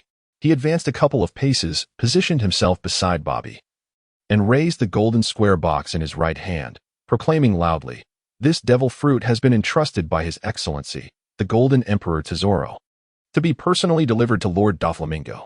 Should we fail to meet His Excellency, we are authorized to return the devil fruit to the Great Tesoro ship. Since Lord Doflamingo is unavailable, we shall take our leave." After Li Zhao finished speaking, he discreetly tugged at his brother Bobby and prepared to turn back to the ship. He was not attempting to intimidate the other party. In truth, Li Zhao genuinely desired to depart from the tumultuous land of Dressrosa. As for the burning fruit in his hand, would it not be delightful for his brother Bobby to consume it? It seemed, however, that it was not particularly appealing. For all devil fruits are rather foul in nature. Li Zhao was acutely aware that a remarkably rare long-distance communication insect was stealthily documenting his every move, much like it was doing at this very moment. He had jeopardized the transaction in order to uphold the reputation of the Golden Emperor, and even the Emperor himself could not reproach him for this. As for Brother Ming, he would have to reckon with his two underlings for their misdeeds. This burning fruit was a promised reward for Li Zhao's escort services, originally stated to be his personal reward, contingent upon the amount of berries he could procure from Brother Ming. Since Brother Ming had no use for it, it was only justifiable for Li Zhao to keep it for himself. Li Zhao turned to leave, surprising the two combatants responsible for the reception. Although they were unaware of the specific type of devil fruit in question, they had been explicitly instructed by the young master that this fruit was of utmost importance and that they must secure it. Thus, they could not allow Li Zhao and his companions to depart unimpeded. "Halt! Leave the item behind," the merman youth shouted, his form darting towards Li Zhao like a bolt of lightning. There was no need for Li Zhao to intervene personally, as he was merely playing the role of a subordinate to the esteemed Captain Bobby Van Koo. In the face of the aggressive merman Darren, a tall figure suddenly burst forth from behind Bobby. This individual possessed the distinctive inverted triangle physique characteristic of a high-ranking naval officer, with skin as dark as ink and a mane of long silver hair. Merman Karate, Tang Grass Tile Fist. The individual assumed the classic stance of Fishman Karate, delivering a punch that unleashed shockwaves radiating in all directions, instantly propelling the half-fishman youth, Derringer, backward. However, Derringer emerged unscathed, executing a graceful somersault and landing firmly on his feet, his eyes ablaze with fury as he regarded the one who had obstructed him.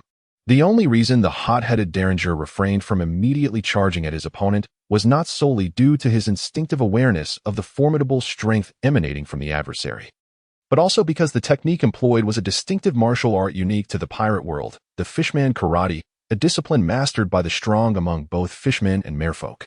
As a hybrid of fishman and human bloodlines, Derringer found himself reviled by both human and fishman societies, resulting in a childhood steeped in solitude and neglect. He was taken in by the Don Quixote family as an infant, raised to be a combatant under the tutelage of Professor Zhao, thus missing the opportunity to learn the unique fighting techniques of the fishman lineage. At this moment, witnessing a man with an unmistakably human appearance utilizing the traditional martial arts of fishmen and merfolk, fishman karate, to assault him, Derringer's heart was a tumult of emotions, tinged with a subtle hint of jealousy. His opponent, the formidable Sebastian, was the chief martial arts expert under Zhao, now presented in a super-enhanced form. This intact fishman had previously showcased his prowess in the animated film 3D2Y, fiercely battling the Straw Hat Luffy and the Shichibukai Boa Hancock. Though he ultimately succumbed to Luffy's formidable third-gear punch, he had nonetheless managed to inflict injuries on both protagonists, demonstrating his considerable strength. Yet, at this moment, Derringer faced not merely a fishman, but a combined super version of Sebastian, clad in the skin jacket of the Marine Headquarters Vice Admiral, Ghost Spider. Although not as radically transformed as Zhao, the use of golden beauty foam to strip away the pigmentation of Ghost Spider's skin and hair, followed by deep dyeing with the color fruit, had allowed this Marine Vice Admiral to re-emerge with an entirely different visage. The Ghost Spider's power was already sufficient to rival the highest-ranking members of the Don Quixote family, and with the inherent combat prowess of a fishman augmenting it. This formidable adversary was now one that even Zhao would hesitate to claim victory against, let alone a mere subordinate combatant from the Don Quixote family. Elated by the surge in his own battle strength, the fishman could not resist making a provocative gesture towards Derringer. Damn it. A mere pawn of Tesoro dares to insult me, to disgrace the illustrious Don Quixote family. I shall not hold back. As his form shifted, a frail, trembling hand pressed firmly upon his shoulder, forcing Derringer down onto the ground. The individual obstructing Derringer was none other than the elderly Lao Ji, whose quivering demeanor suggested he might depart this world at any moment. With one hand he restrained his disciple, while the other held a communication device to his ear. In a gravelly voice, he shouted, "Hello. Hello. Yes, it is I, Lao Ji. And who might you be? I can hardly hear you. Oh, could you please speak louder? Indeed, I am still alive. I have not yet departed. Who are you?" With his master's forceful intervention, Derringer's previously heated thoughts began to cool. Seizing the communication device from Lao Ji's hand, he began to converse with the increasingly agitated caller on the other end. Zhao discreetly hindered the eager fish giant, who was brimming with anticipation, choosing instead to patiently await the unfolding of events. After all, this was Dressrosa, a land teeming with hidden talents, and unless absolutely necessary, Zhao had no desire to provoke the formidable night demon. Should an accidental escalation into full-blown conflict occur, given his current capabilities, his only recourse would be a hasty retreat. Upon concluding the call, the half-fishman, Derringer, took 2 deep breaths, and the ferocity on his face vanished in an instant, replaced by a bashful demeanor that combined the shyness of a young girl with the radiant smile of a youthful boy. "Esteemed, yes, the honorable envoy from the Datasaro." He stammered awkwardly before finally settling on a more appropriate title for Bobby. With a smile, he continued, "I have just received the latest orders from my superior, Lord Diamante, one of the 3 highest officials under the young master. He has instructed me to accommodate you at the Royal Palace Hotel in Dressrosa for a few days of rest, after which you will be taken to meet the young master upon his return."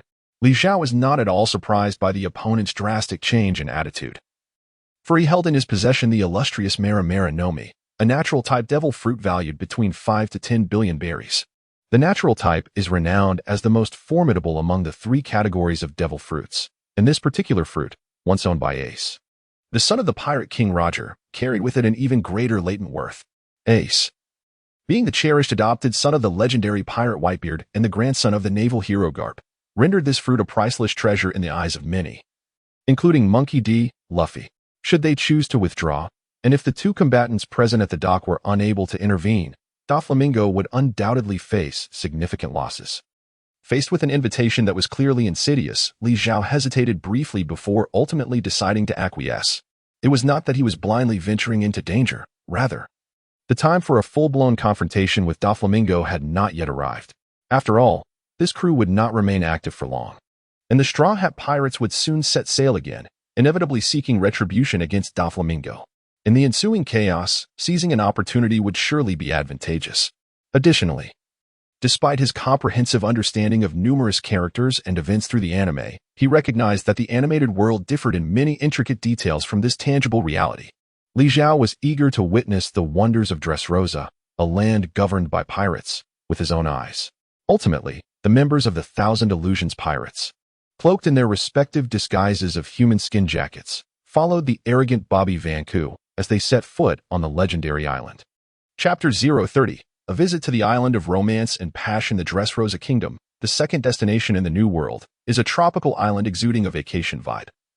Famously known as the Island of Love and Passion and the Land of Toys, the coastline near Dressrosa is adorned with numerous mushroom-shaped rocks, while the island itself is permeated with the fragrance of blooming flowers and is celebrated worldwide for its exquisite cuisine. Amidst the culinary delights and melodious tunes, the spirited dances of young women add to Dressrosa's allure. However, true to its moniker as the Island of Love and Passion, the women's excessive obsession with love breeds powerful jealousy among them. Here, a woman scorned by a man may resort to heinous acts of assassination against her betrayer. The more beautiful the woman, the fiercer her wrath, exemplifying the clear demarcation between love and hate. Consequently, emotional disputes and physical altercations are commonplace.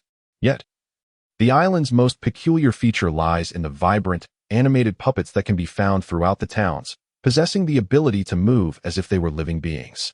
For instance, plush monkeys, nutcracker figures, stuffed bears, toy soldiers, and the like. For reasons unknown, the local inhabitants coexist with these animated dolls, some of which even serve as guardians to maintain order within the city.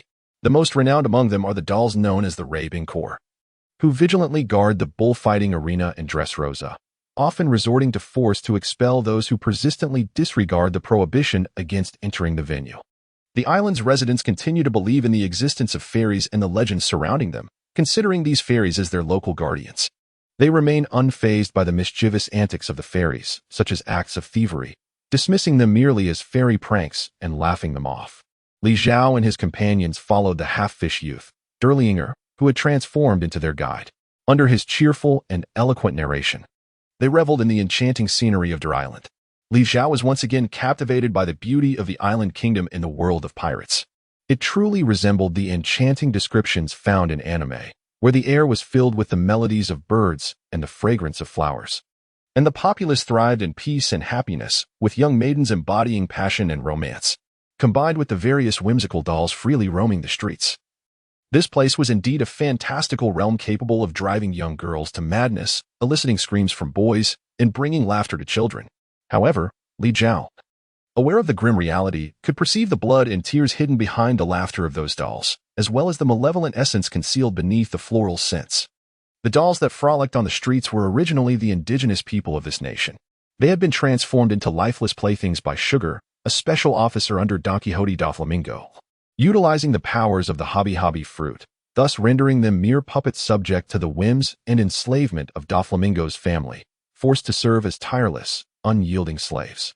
Even more tragically, in the instant they were transformed into dolls, their very existence was erased from the memories of all their loved ones. In other words, once turned into dolls by Sugar with the powers of the hobby fruit, the hope of rescue by their companions would be irrevocably extinguished. If Bobby were transformed into a doll, even Li Zhao, the time traveler, would struggle to recollect the existence of such a lowly younger brother, let alone make the effort to rescue him. The reason why Don Quixote Doflamingo converted numerous citizens and purchased slaves into dolls was not only to facilitate his tyrannical rule, but also to satiate the labor demands of his clandestine arms factory, a veritable factory of blood and tears. However, in Li Zhao's eyes, the populace of this nation hardly merits salvation. There is a certain contempt in the pitiable, as they often possess traits worthy of disdain. The primary form of entertainment for the people of Dressrosa Kingdom lies in the bullfighting coliseum, where they watch warriors known as swordsmen engage in combat. Though the arena appears commonplace, it serves as a revealing stage for humanity's basest instincts. The matches are mere spectacles, where armor and weaponry hold no significance for bloodthirsty spectators. The swordsmen are but objects of display, and it is only the blood and death of the vanquished that can incite excitement among the crowd. This gruesome sport had already flourished long before the Doflamingo family ascended to power. Furthermore, the central storyline of the anime illustrates the profound selfishness of this nation's people. In their pursuit of self-preservation, they readily betray once beloved members of the royal family or even turn their blades against those striving to rescue them, in hopes of appeasing their oppressors. Thus, Li Zhao harbors no intentions of meddling in their affairs or rescuing them from their plight. He visits this country purely as a tourist, indulging in its pleasures. Setting aside these trivialities, Li Zhao remains quite satisfied with his excursion. Behind him, the shipwright guy Ram, merged with the capabilities of the color fruit user CQP, seems to be influenced by his youthful form, as even his once placid heart stirs at the sight of the vibrant dancers on the streets. The eager old man breathes heavily, seemingly yearning to rekindle the passionate days of his youth. Motivated by his enthusiasm, Bobby Vanku, a master of flirtation, also presents an air of eager anticipation. The fish giant Sebastian is constantly twitching his nose, entranced by the aromatic dishes wafting through the air. Meanwhile, the ship's doctor, Nachin, exhibits great interest in the wares displayed at the herbal grocery store, as she currently suffers from a severe lack of materials and medicines.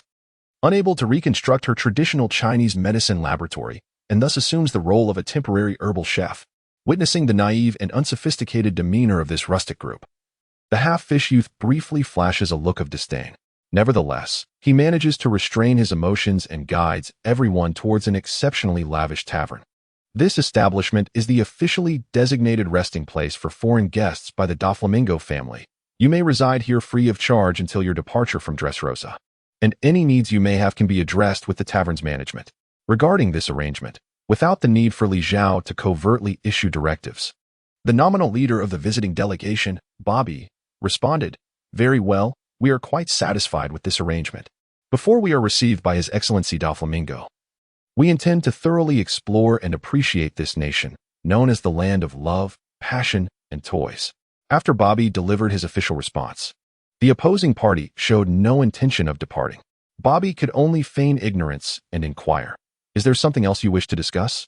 Observing Bobby's act, the merman youth could merely suppress his fury, forcing a contorted smile as he replied, "Since you have promised to let us meet the young master, do you not wish to complete the transfer of the goods?" "Oh, I see." Bobby feigned enlightenment, laughing heartily. "I shall promptly notify the sailors on the ship via the telephone bug to arrange for the transfer of the slaves. By the way, we also captured a group of pirates during our journey, and they can be included in the slave count at a discounted rate of 80% based on the previously agreed price between Dressrosa and Don Quixote. Of course, if you are unwilling to accept these pirates, I shall dispose of them into the sea to feed the fighting fish. I am not referring to that batch of slaves." Durlian gritted his teeth. "I demand that you hand over that devil fruit immediately, to be temporarily safeguarded by our Don Quixote family. You will be compensated upon the completion of the transaction. Is this not outright robbery? Once the item is in their possession, what price can be negotiated? They could simply toss a couple of coins and be done with it." Bobby crossed his arms, smirking cynically and remaining silent. This was a tactic previously imparted by Li Zhao to his timid younger brother. Whenever he found himself at a loss for words or actions, he should merely cross his arms, wear a cool smile, and leave everything to Li Zhao to handle. Ultimately, as the ostensible leader, his role was to speak less, lest his true intentions be revealed. Li Zhao stepped forward, holding the golden chest in his hand, and with a fade of a smile, remarked, "This precious fruit has been specifically entrusted by the Golden Emperor to be personally delivered into the hands of Lord Doflamingo. Pray tell, do you believe you possess the qualifications to represent the esteemed Lord Tenyashia?" Li Zhao had long since grasped the Achilles heel of the Don Quixote family members, which lay in their almost fanatical loyalty and reverence towards their young master. Thus, whenever the situation permitted, merely invoking the name of Don Quixote Doflamingo would suffice to resolve the matter at hand. As anticipated, upon hearing the mention of his esteemed master, the half-fish youth was rendered incapable of further reckless antics. Even in the face of death, he could not bear the stain of disrespecting the young master. Just as Delinger found himself at an impasse, the previously silent elder, Lao Ji, suddenly spoke up. "The truth is, although this nation is replete with joy, it suffers considerable shortcomings in terms of public safety, particularly regarding theft prevention. Moreover, there exists a peculiar phenomenon known as the mischief of fairies, where the personal belongings of residents and guests may inexplicably vanish, never to be found again. Worry not. For we shall safeguard our possessions diligently. Should anything truly be lost in our care, we will certainly provide a satisfactory account to Lord Tian Yacha and the Golden Emperor. While aware that the old man spoke the truth, the mischief of fairies was indeed a vexing issue. After all, the diminutive Dante tribe, often referred to as fairies, possessed a small stature yet wielded tremendous strength and astonishing swiftness, making them formidable thieves against whom one could hardly defend. Nevertheless, for Li Zhao, such concerns were of little consequence. Chapter 031. The mischief of fairies with matters laid bare. Dilinger and Lao Ji found themselves devoid of further words, and the two departed the hotel with expressions of lingering disappointment. Boss, may we now disband and engage in free activities? As soon as the two left, the impulsive Guy Ram eagerly proposed. Simultaneously, his brother Bobby and the ship's doctor, Naki, cast their yearning gazes upon Li Zhao. Very well, very well. Li Zhao could only shake his head in resignation. Now, let us disband and engage in our own activities. However, I implore you not to forget my previous admonitions. You must form pairs and, under no circumstances, allow yourselves to be separated. Moreover, it is imperative that you steer clear of the members of the Don Quixote family. Unless absolutely necessary, do not provoke any conflict with them. I have previously detailed the physical characteristics, abilities, and approximate power levels of each member, particularly the Special Officer Sugar. The moment you have any physical contact with her, you will instantaneously transform into one of those living dolls on the street, obediently following every command of the Don Quixote family members, working until your demise. Yet, this is not the most terrifying aspect. Alongside your transformation into a doll, your very existence will be erased from the memories of everyone. We will not recall that you were ever one of us, nor will we organize a rescue. You will merely be abandoned here, left to await your fate. Thus, this serves as the most crucial fundamental principle in this country, to absolutely avoid any contact with the Special Officer Sugar. No, to err on the side of caution. It would be wise to prevent any children of around 10 years old from nearing your vicinity. Li Zhao's stern admonition has evidently had some effect.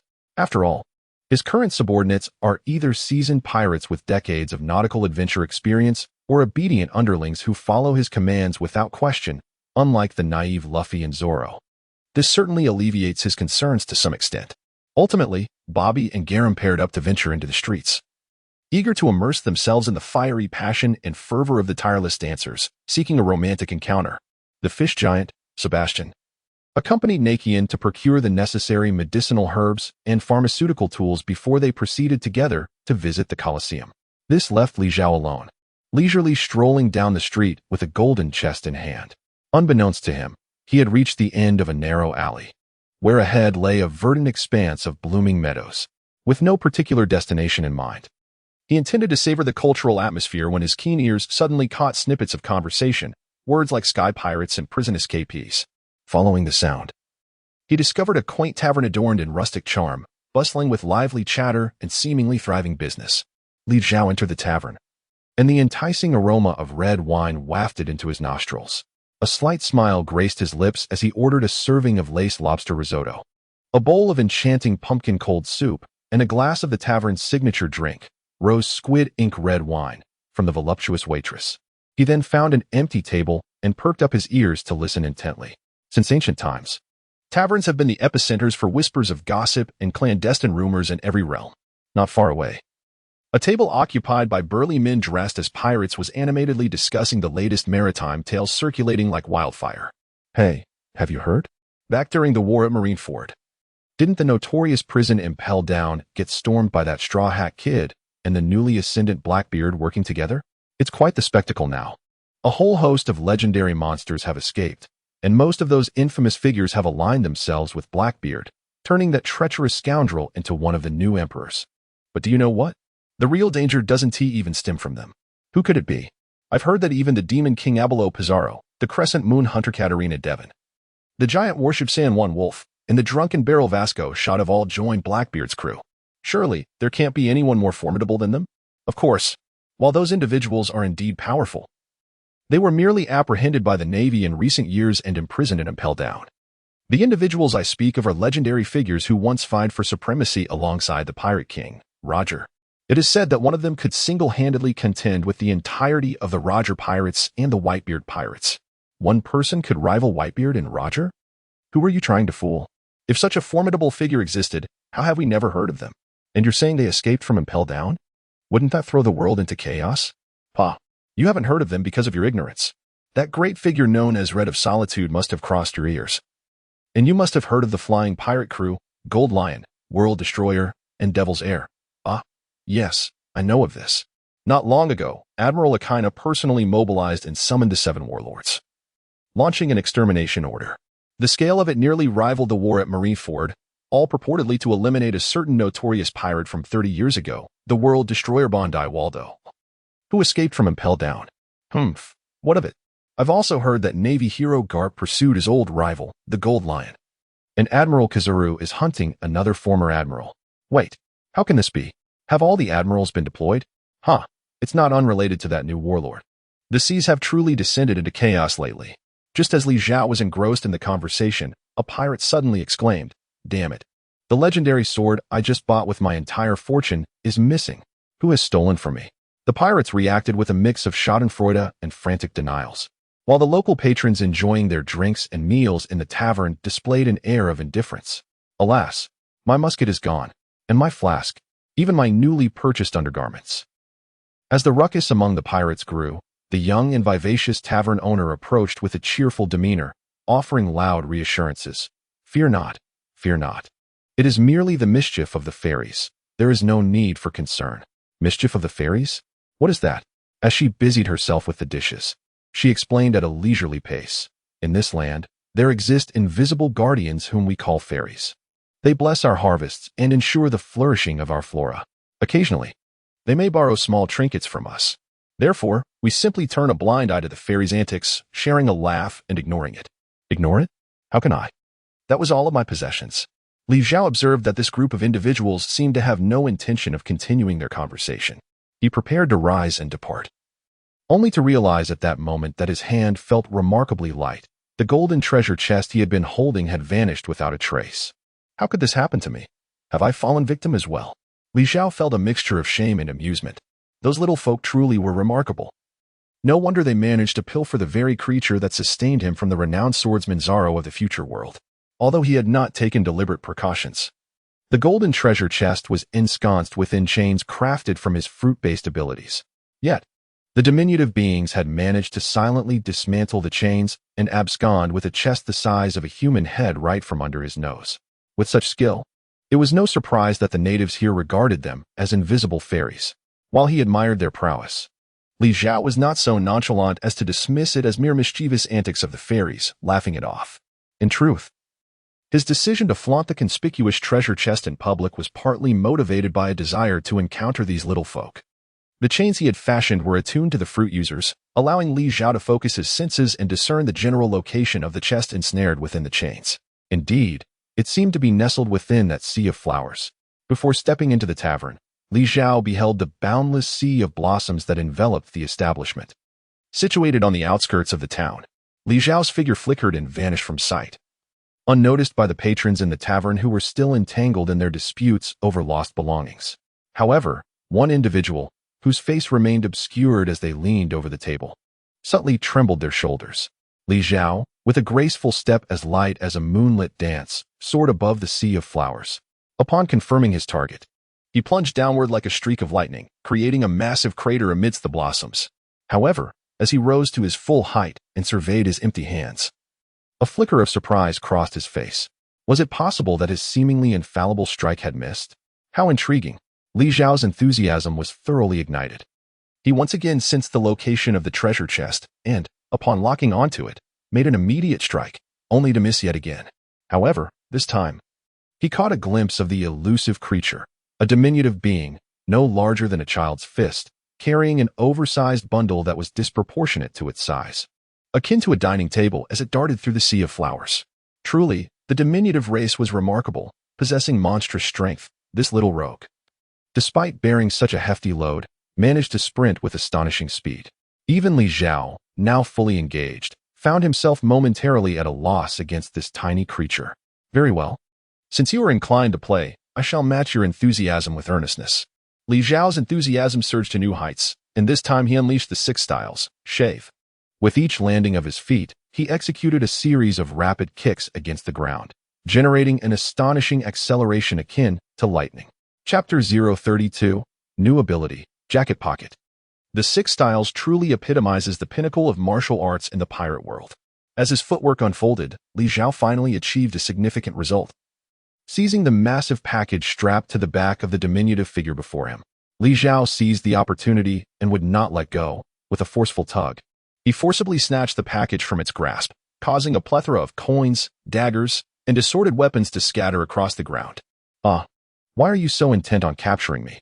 A high-pitched voice emerged from the thicket, unmistakably infused with indignation. You vile creature, since you choose to disregard our pact, I shall have no qualms in retaliating. No sooner had the words left the speaker's lips than Li Zhao emitted a bone-chilling scream that reverberated through the air. He leapt 3 feet into the air, his right hand awkwardly clutching one side of his posterior. Upon closer inspection, it was evident that the right side of his backside had swollen considerably, nearly double the size of the left. Curse it! Was that a poison dart? At this moment, Li Zhao's indignation eclipsed any lingering curiosity he had for the diminutive folk. As the unseen sprite relinquished the treasure chest bound by chains of power, Li Zhao lost his grasp on the position of the thieving little creature. This individual moved with lightning speed, their small stature allowing them to vanish into the dense sea of blooms, making the task of locating them akin to an insurmountable challenge. Yet, this was no obstacle for Li Zhao, who was currently fused with the chain-wielding madman, Madtrek, through the power of the chain's fruit. The wielder could impose certain attributes upon the chains, such as their thickness, hardness, resilience, and the design of the chain's end. However, these attribute settings were not without limitations. For instance, a treasure hunter could not create chains that could not be severed by any blade, and the maximum diameter of the chains could only reach that of a barrel. Chains, a celestial net. At this moment, Li Zhao adjusted the diameter of the chains to their minimum, approximately the thickness of a child's pinky finger. The chains intertwined like a spider's web, completely enveloping an area of several hundred square meters within the floral expanse, descending upon the blossoms like a shower of petals. Moreover, with the celestial net in place, the terrestrial net was also indispensable. On the ground, a finely woven net of chains spread outwards, adhering to the earth before rising upward, merging with the celestial net that fell from above. What is this? Look at me tearing it apart. What is happening? Why are there more and more of these? I can't move. As the celestial and terrestrial nets converged, they ultimately coalesced into a ball of iron chains the size of a human head, tightly encasing a small figure within. Li Zhao finally discerned the truth. Indeed, this was a diminutive female of the little people. Yet she differed somewhat from his prior assumptions regarding her kind. This petite figure boasted 4 arms, and from her back sprouted 4 transparent wings characteristic of the order Hymenoptera. 2 wasp-like antennae adorned her head, and her attire featured a striking yellow and black stripe pattern. At the rear, she possessed a distinctive swollen abdomen akin to that of certain insects, with a slender, glimmering stinger extending from its tip. In that moment, Li Zhao comprehended the source of the searing pain in his unfortunate posterior. This little person was, astonishingly, a wielder of a devil fruit ability, specifically the bug fruit in its wasp form. For Li Zhao, this revelation was an unexpected delight. Utilizing the powers of the jacket fruit, he could seamlessly transform himself into a jacket or others into one, without concern for size compatibility.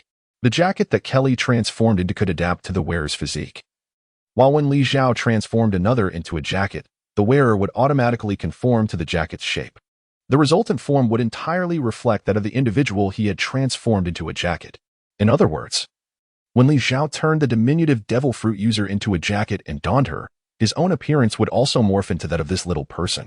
In certain circumstances, the agility and strength of such a small body could prove exceedingly advantageous. Oddly enough, he felt an uncanny sensation as if someone were fixatedly observing him. The sensation experienced by Li Zhao arose unexpectedly, yet it bore a distinct difference from the warnings he had encountered in the past. Li Zhao's observation haki is derived from the CP9 female spy, Khalifa, whose mastery of this ability is unparalleled within the entire CP9 organization. Until now, Li Zhao's observation haki had never faltered, even perfectly alerting him to the presence of Seiko P, a user of the color fruit, who could render himself completely invisible. However, this time, it seems that even the observation haki is somewhat uncertain. Perhaps it is merely an illusion. Li Zhao devoted his entire focus to his five senses. Yet he remained empty-handed. Beneath him, he had secretly laid a net, ensuring that no diminutive beings could hide within a radius of several hundred meters. Assuming he had merely experienced a false alarm, Li Zhao turned his gaze once again to the weeping little creature in his hand. To be honest, this small being was quite adorable, but Li Zhao had no intention of engaging in extensive conversation with her just yet. He regarded this minuscule fruit user as a collectible. Should he inadvertently develop feelings for her during their discourse, he would indeed find it difficult to take decisive action. The little creature possessed remarkable strength. An ordinary diminutive being could dismantle a 3-story building with bare hands, while this one, further enhanced by a Zoan-type devil fruit, could easily snap Li Zhao's chains with just a few pulls, had he not secured her with dozens of chains and deployed his haki. It was uncertain whether she might have escaped. Allowing one of the chains to loosen, Li Zhao pressed his right index finger against the little one's chest. In the next moment, the ability of the jacket fruit was activated, and the chains that had been clattering under her struggles fell eerily silent. A small, thin layer slipped out from between the chains, which Li Zhao examined closely. It was indeed a diminutive jacket equipped with a zipper. Here it comes again. His observation haki issued a warning, this time accompanied by a faint sense of astonishment. Li Zhao finally confirmed that what had just transpired was no mere illusion. Someone was indeed lurking in the shadows, observing him. With a swift leap, he soared into the night sky, surveying his surroundings yet finding no one in sight. However, this time, his heart held the answer. In Dressrosa, belonging to the Don Quixote family, the only individual with the extraordinary ability to surveil others from great distances could be none other than that person. Li Zhao wore a smile at the corner of his mouth, gently patting the outer side of his thigh twice. In the next moment, a closed zipper, measuring several centimeters in length, materialized seemingly out of thin air on his thigh. Li Zhao unzipped the zipper, astonishingly inserting his entire hand into it. After rummaging for a moment, he directly retrieved a fiery red fruit resembling a pineapple, adorned with flame-like cloud patterns. It was indeed the immensely valuable Logia-type Mera Mera no Mi, the flame fruit. The zipper on Li Zhao's thigh astonishingly resembles the fourth-dimensional space pocket of the beloved character, Doraemon, capable of storing a plethora of items. Undoubtedly, this is the remarkable new ability of the jacket fruit that Li Zhao has successfully developed, the jacket pocket. Since it is indeed a jacket, how could it possibly lack pockets? Li Zhao held the burning fruit in his hand, displaying it with a sense of pride as he toyed with it for a moment. Then, he returned it, along with the miniature figure of the diminutive race, now transformed into a tiny leather jacket, back into the zipper pocket of his thigh. This time, the emotional fluctuations of the other party were evidently more intense. Li Zhao's lips curled into a smile, as if he were speaking to himself, softly uttering, "Princess Violetta, I am aware that you are watching me from somewhere. If it suits you, you may come to find me alone. I assure you, an unexpected reward awaits you. Of course, you may also bring along a multitude of assassins and warriors from the Don Quixote family to seize the Mera Mera fruit from me. However, I can guarantee that this will undoubtedly be the gravest mistake of your life." Having said this, Li Zhao reclined amidst the sea of flowers, closing his eyes to rejuvenate his spirit, for he knew that the woman who was watching him would surely come to seek him out. Chapter 033, The Avenging Princess Violetta. Affiliated with the Don Quixote family, serves as both an assassin and intelligence officer for the Treble Corps, codenamed Plum Blossom. Her true identity is that of the second princess of the Liku royal family, overthrown by Don Quixote Doflamingo in the kingdom of Dressrosa. She did not willingly join the Don Quixote family. A decade ago, Doflamingo, utilizing the powers of a devil fruit, orchestrated a massacre in Dressrosa by controlling Liku Dold III. Under the pretext of exterminating the Mad King and saving the people, he led the Don Quixote pirates into the Dressrosa royal palace, capturing Princess Violetta during the onslaught against the Liku royal family. Doflamingo coveted Violetta's devil fruit abilities, and she pleaded with him to spare her father's life. Agreeing to join the Don Quixote pirates in service to Doflamingo, adopting the alias Violet, and taking on the role of an assassin within the family. The devil fruit ability that captivated Doflamingo was the Mera Mera fruit. As a user of the Mera Mera fruit, Violetta possesses not only the powers of telepathy, X-ray vision, and the ability to transform her tears into mighty whales for battle, but she can also extend her vision to a radius of 4,000 kilometers. Within this range, she can scrutinize every hidden corner and acquire any information. To grasp the magnitude of 4,000 kilometers, one must consider that the Earth's radius is a mere 6,371 kilometers, with a maximum circumference of around 40,000 kilometers. Should a user of the Mara fruit reside on Earth, she could gaze from her home and observe nearly half of the Eurasian continent's every nook and cranny. For any individual or nation, no secrets would remain hidden from her. This unparalleled capacity for intelligence gathering surpasses all early warning radars and intelligence agencies. She is undoubtedly the quintessential choice for a lookout in a pirate crew. Her only flaw lies in her rather mediocre abilities. However, such a shortcoming is hardly worth mentioning in the eyes of Li Zhao. Just as Li Zhao reclined amidst the blossoms, the woman who had been feigning slumber at the tavern suddenly sat upright, revealing a strikingly beautiful visage imbued with a distinct Latin allure. Indeed, this woman is none other than Violet, the second princess of the Liku royal family. At this moment, she pressed her lips tightly together, seemingly grappling with a decision, when her transponder snail abruptly rang. After a brief moment of hesitation, she mechanically answered the call, only to be met with a voice brimming with dissatisfaction. "Violet, why did you not answer my call immediately?" "My apologies, Lord Diamante. I was just monitoring the envoy of the Desoro, which caused the delay." "Very well, I shall let it pass this time. However, should you dare to neglect your duties again, be wary of that person in the dark prison going hungry for another few days." The voice on the other end appeared utterly indifferent to Violet's emotions or thoughts, continuing to press for information. "You have been spying for so long. What have you discovered? Is that devil fruit truly in their possession?" "Reporting to you, my lord, this group is currently scattered throughout the town, indistinguishable from ordinary vacationers. As for the devil fruit, I have yet to ascertain where they might be concealing it. You are truly inept. You cannot even manage this simple task. I do not understand why the young master permitted you to join the family." "Humph. I shall grant you half a day more. You must find the devil fruit, or you know the consequences." After ending the call, Violet sat in a daze for a moment before finally rising to her feet and gesturing for her subordinates. "You all, follow me.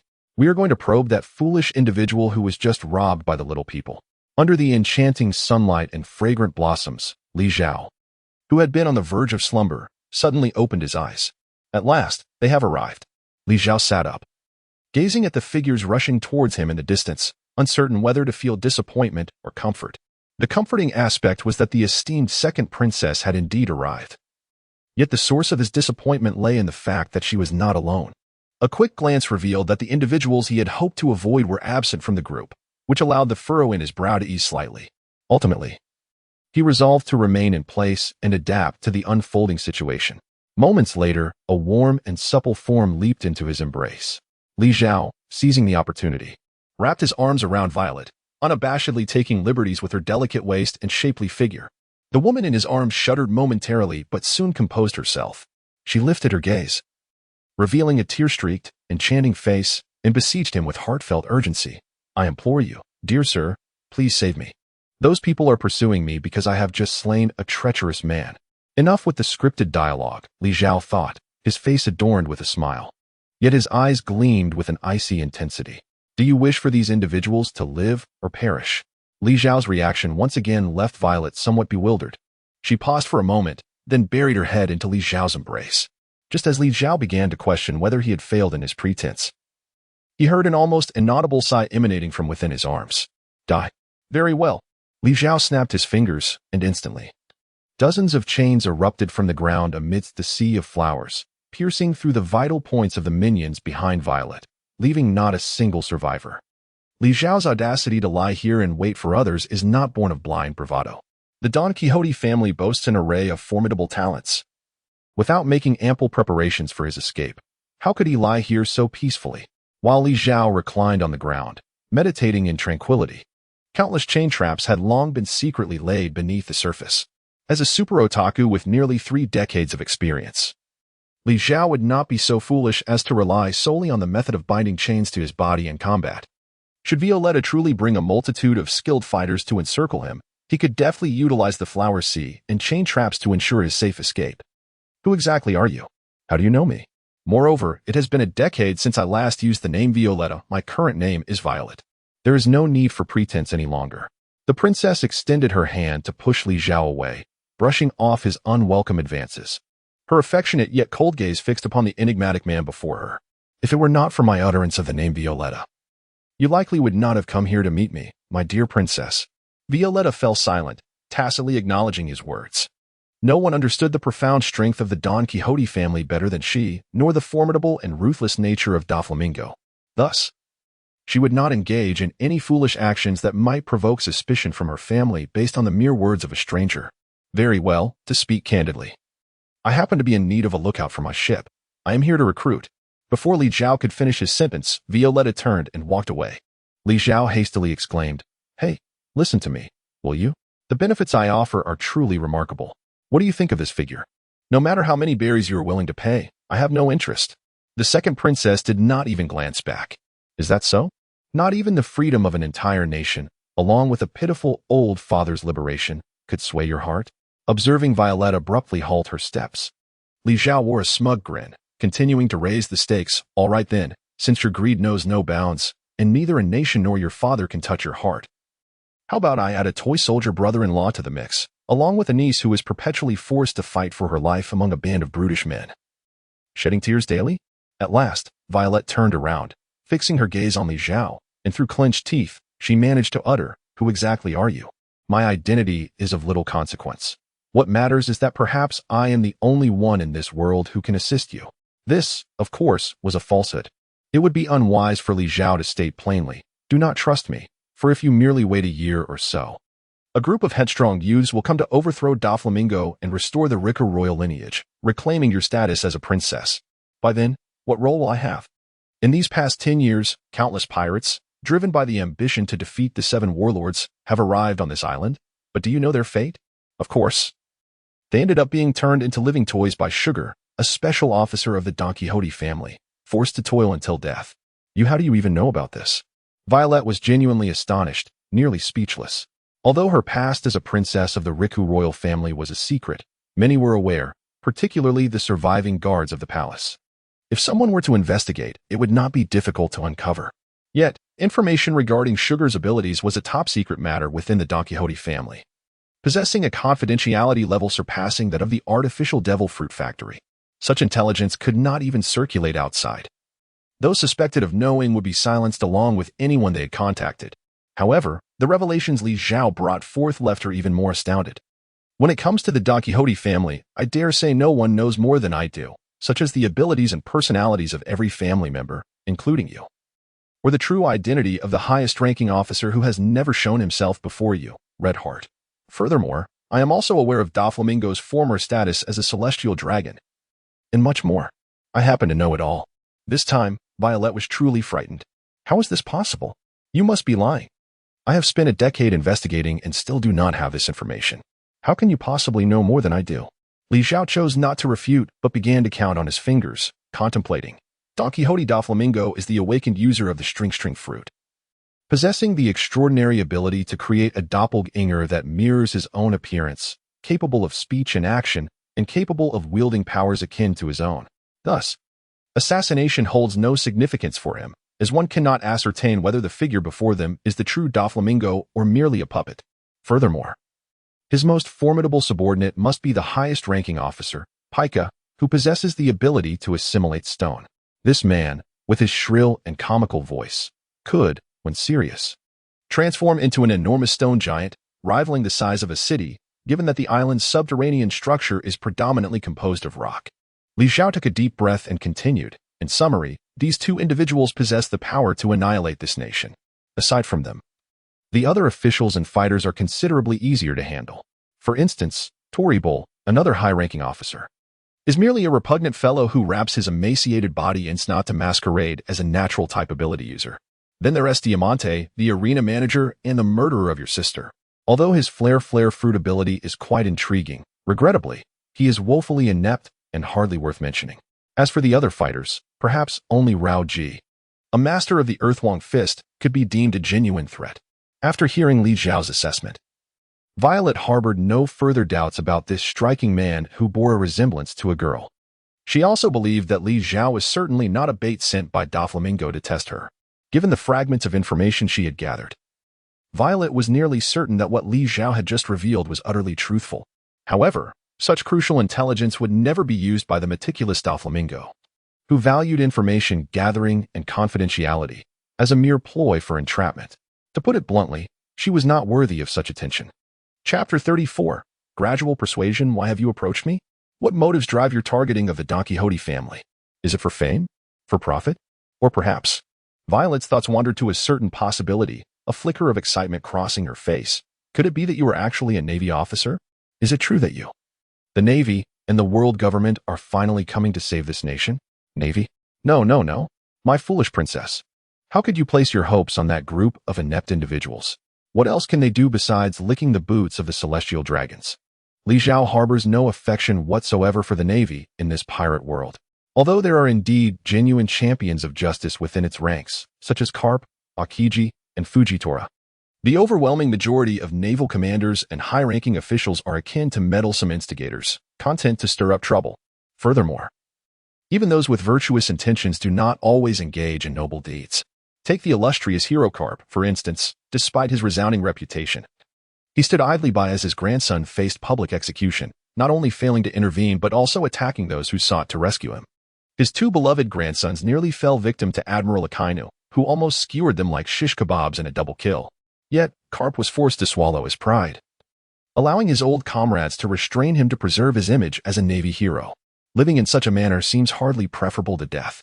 It is worth noting that the number of civilians saved by the Navy in these past 2 years likely pales in comparison to the lives his two pirate grandsons have salvaged. The so-called justice of the Navy is, in truth, a farcical notion. The good within the Navy do not necessarily engage in righteous acts, not to mention the presence of numerous extremists and true scoundrels among them. It is no wonder that Li Zhao would react with ire upon being mistaken for a member of the Navy by Violet. Moreover, when did I ever declare my intention to oppose Don Quixote Doflamingo? Li Zhao spread his hands, an expression of innocence adorning his face as he remarked, I merely happen to possess a wealth of confidential information regarding the Don Quixote family. In truth, it's not just the Don Quixote family. I also hold substantial intelligence concerning the four emperors. Then were you toying with me just now? Violet's anger surged. For this individual had just granted her a glimmer of hope, only to extinguish that flicker with merciless finality. How could this be? You must allow me to finish speaking. Li Zhao increasingly found amusement in teasing this woman. Witnessing her vexation was truly delightful. I have no desire to oppose the Don Quixote family, for to speak candidly, my current strength does not yet match theirs. Of course, this is only a temporary state. Did I not mention that I am in the process of recruiting a band of sailors to form a unique and formidable pirate crew destined to reign over these waters? And you, my dear, are precisely the lookout I have chosen. Should you be willing to join my ship, I shall undoubtedly assist you in fulfilling your wish. My desire is to eliminate that man. Violet's tone was remarkably calm, yet a profound hatred resonated within her words. 2 years at most, just a brief wait of 2 years. If fortune favors us, perhaps only a year, and your wish shall be realized. I can assure you of that, my princess. Violet's expression shifted from surprise at the glimmer of hope to disappointment at the prospect of a 2-year wait, ultimately culminating in a deep skepticism regarding Li Zhao's promise. Li Zhao reveled in the myriad charms that women effortlessly displayed in fleeting moments. He proclaimed, I firmly believe that within a mere 2 years, my prowess will completely surpass that of the Don Quixote family. At that point, vanquishing him should be a trivial matter. He scoffed. Every fledgling pirate, freshly emerged from the depths of the sea, has indulged in such daydreams. Yet, lamentably, those who manage to survive are fewer than 1 in 100. Moreover, the truly formidable talents have long been claimed by the 4 emperors of the New World and the celestial dragons of the Navy. While I am grateful for your selection of me, I must confess that I am hardly worthy of a position aboard a ship of the 4 emperors. He continued, I am pleased that you possess such self-awareness. In truth, given your current capabilities, you are also unfit to join my vessel. This time, Violet refrained from further dialogue and, instead, raised her long leg to deliver a swift kick towards Li Zhao's head. Li Zhao seized the woman's ankle with a firm grip, indulging in his audacious admiration just as Violet was on the brink of fury. He remarked, with your impatient disposition, how could you possibly seek vengeance, rescue your kin, or reclaim your homeland? My affairs are of no concern to you. Violet retorted, forming a scissor gesture with her hands before her, preparing to unleash her ultimate technique to teach this indiscreet scoundrel a lesson. Wait a moment, at such close proximity, Do you intend to unleash tears of scalding iron, eye of the whale? Are you planning to perish alongside your future captain before truly avenging yourself? You. How did you know what I was about to execute? Violet was taken aback once more. For this technique, tears of scalding iron, eye of the whale, had never been performed in front of anyone. It was her trump card. I advise you to reconsider your impending self-destructive move and perhaps test your ability to perceive thoughts or read minds. Violet, albeit skeptical, ultimately altered her gesture, transitioning her hands into the shape of a mind-reading technique. You cad. Your thoughts are filled with such indecency, Violet exclaimed, furiously retracting her right leg. Her face flushed as she endeavored to forget the sordid visions her mind's eye had revealed. Such is the nature of the situation, Li Zhao replied with an awkward smile. Who could resist admiring your exquisite legs? The mind-reading ability could unveil the innermost thoughts of others, regardless of their awareness or deceit. The wielder could glean what occupied their mind at that moment. However, the limitation lay in its inability to access memories. All right, enough of the anger, my dear princess. At the very least, you must have discerned that I harbored no intent to deceive you from the beginning. Violet fell into a contemplative silence, unable to dispute this point. Had Li Zhao possessed malicious intent, her mind-reading ability would have surely detected it. You may switch to your perception technique and take another look at me. As Li Zhao endeavored to placate the irate princess, he tantalizingly suggested, What do you mean by this? Do you intend to continue teasing me? Certainly not, he replied. I do not wish to reveal what lies beneath my garments, but rather what resides within me, something deeper. I trust you will perceive aspects of me that differ from what others see. That is the true essence of my being. This was, in fact, one of Li Zhao's experiments with his fruit ability, as he too was eager to discern how he appeared to others while in his fused state. This time, Violet did not evade his request. Instead, she adopted the gesture for her X-ray vision and began to scrutinize Li Zhao. In the next moment, Violet gasped in astonishment, exclaiming, What is this? You, within your body, there is, astonishingly, another person. Indeed, it was as such. Li Zhao once again validated his inner conjecture. Wearing others like a coat while transforming himself into a jacket to be donned by others, these two forms of fusion are indeed fundamentally distinct. The integration achieved through the foundational abilities of the jacket fruit is evidently far more exquisite than the later developed coat fusion by Li Zhao. Even the piercing gaze of the stare fruit user could not discern it. Behold, this is the true essence of me. As Li Zhao spoke, he conjured a zipper on his own body and slowly pulled it open, revealing the true form of Kelly emerging from within. Fortunately, having previously mastered the art of life restoration and utilizing the cleansing abilities of the bubble fruit along with the coloring capabilities of the color fruit, he had undergone a complete transformation, both inside and out. The figure standing before Violet was no longer that of an unsightly and grotesque creature, but rather a tall man with flowing black hair, exuding a radiant smile and an enigmatic Eastern charm, captivating to the opposite sex. Violet's gaze flitted between Li Zhao and the human skin jacket in his hand, her mouth agape in astonishment. Each time the jacket was removed, it retained its consciousness, unless Li Zhao issued a direct command. At that moment, the treasure hunter Trege, now entirely transformed into a visage reminiscent of a saintly warrior, was vociferously cursing at Li Zhao until his consciousness was forcefully plunged into slumber by Li Zhao's command. This jacket, is it alive? Indeed. The chain abilities I just wielded are intrinsically linked to this jacket, or rather, to the individual whose essence has been transformed into it. Whoever dons this jacket shall inherit the powers of the wielder of the chain fruit. This individual, who had previously intended to assault me, is now repaying his debt, compensating for the harm inflicted upon my spirit. Ignoring Li Zhao's antics, Violet's eyes were fixated on the jacket. Her excitement barely contained as she sought confirmation from him. Are you saying that anyone who wears this jacket can acquire newfound strength? Over the past decade, her thoughts had been consumed by revenge and the desire to rescue her family and nation. All of this required power, yet her combat talents were lacking, and her fruit abilities were primarily supportive in nature. Despite her fervent daily training disguised as dance to bolster her physical prowess and leg skills, her combat capabilities paled in comparison to any member of the Don Quixote family. Not only could one seize the powers of the fruit, but also the very physique, strength, combat experience, and skills of the individual.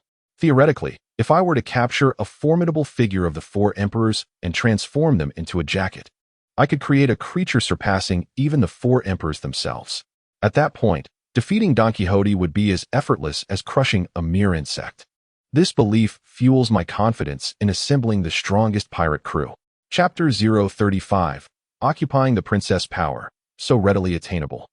As Violet instinctively reached for the jacket, Li Zhao seized her wrist, pulling her into an embrace with a playful smile. Not so fast. Before you acquire this unearned power, don't you think it prudent to first enhance your own abilities and thoroughly explore your potential? What must I do? At this moment, Violetta found herself utterly bewildered. However, the recent experience of reading the Heart Sutra and the astonishing feats demonstrated by Li Zhao had momentarily overshadowed her fear of Doflamingo, instilling in her a profound sense of awe and trust towards the man before her. You need not do anything.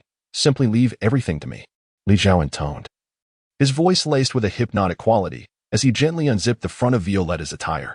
In a fleeting moment, a brand-new princess, radiating an entirely different aura, stood resolutely amidst an endless sea of flowers. Thus, this was the legendary Eye of Foresight, with a range of 4,000 kilometers. Li Zhao repeatedly exclaimed. Though he remained rooted in place, his eyes soared like birds in the sky. No, they resembled reconnaissance satellites, capable of casting their gaze over the surrounding islands and vast expanses of ocean, reaching into every corner at will. He could effortlessly adjust the distance and angle of his observation. Is this not what is referred to as the god's perspective? Li Zhao could not help but exclaim once more. Within merely a few minutes, he had conducted a cursory survey of the entire Dressrosa and effortlessly located Bobby Van Ku and the lecherous Guerra, who were being relentlessly pursued by a throng of fiery and frenzied dancers brandishing knives. It appeared that they had inadvertently transgressed the taboos of the local women, rendering them as heartless scoundrels destined for a merciless chase. Li Zhao beheld the enchanting scene of Naiqin, the physician, seated leisurely before a wooden table adorned with a tapestry of flowers and grasses, savoring her red tea while basking in the gentle sunlight and tranquility. Beside her, a mountain of empty plates had accumulated as Sebastian, the fish giant, rambled on about Hessa. His companions were safe and, as he had previously instructed, remained in pairs without straying from one another, which brought Li Zhao a sense of relief. Such crew members were indeed commendable.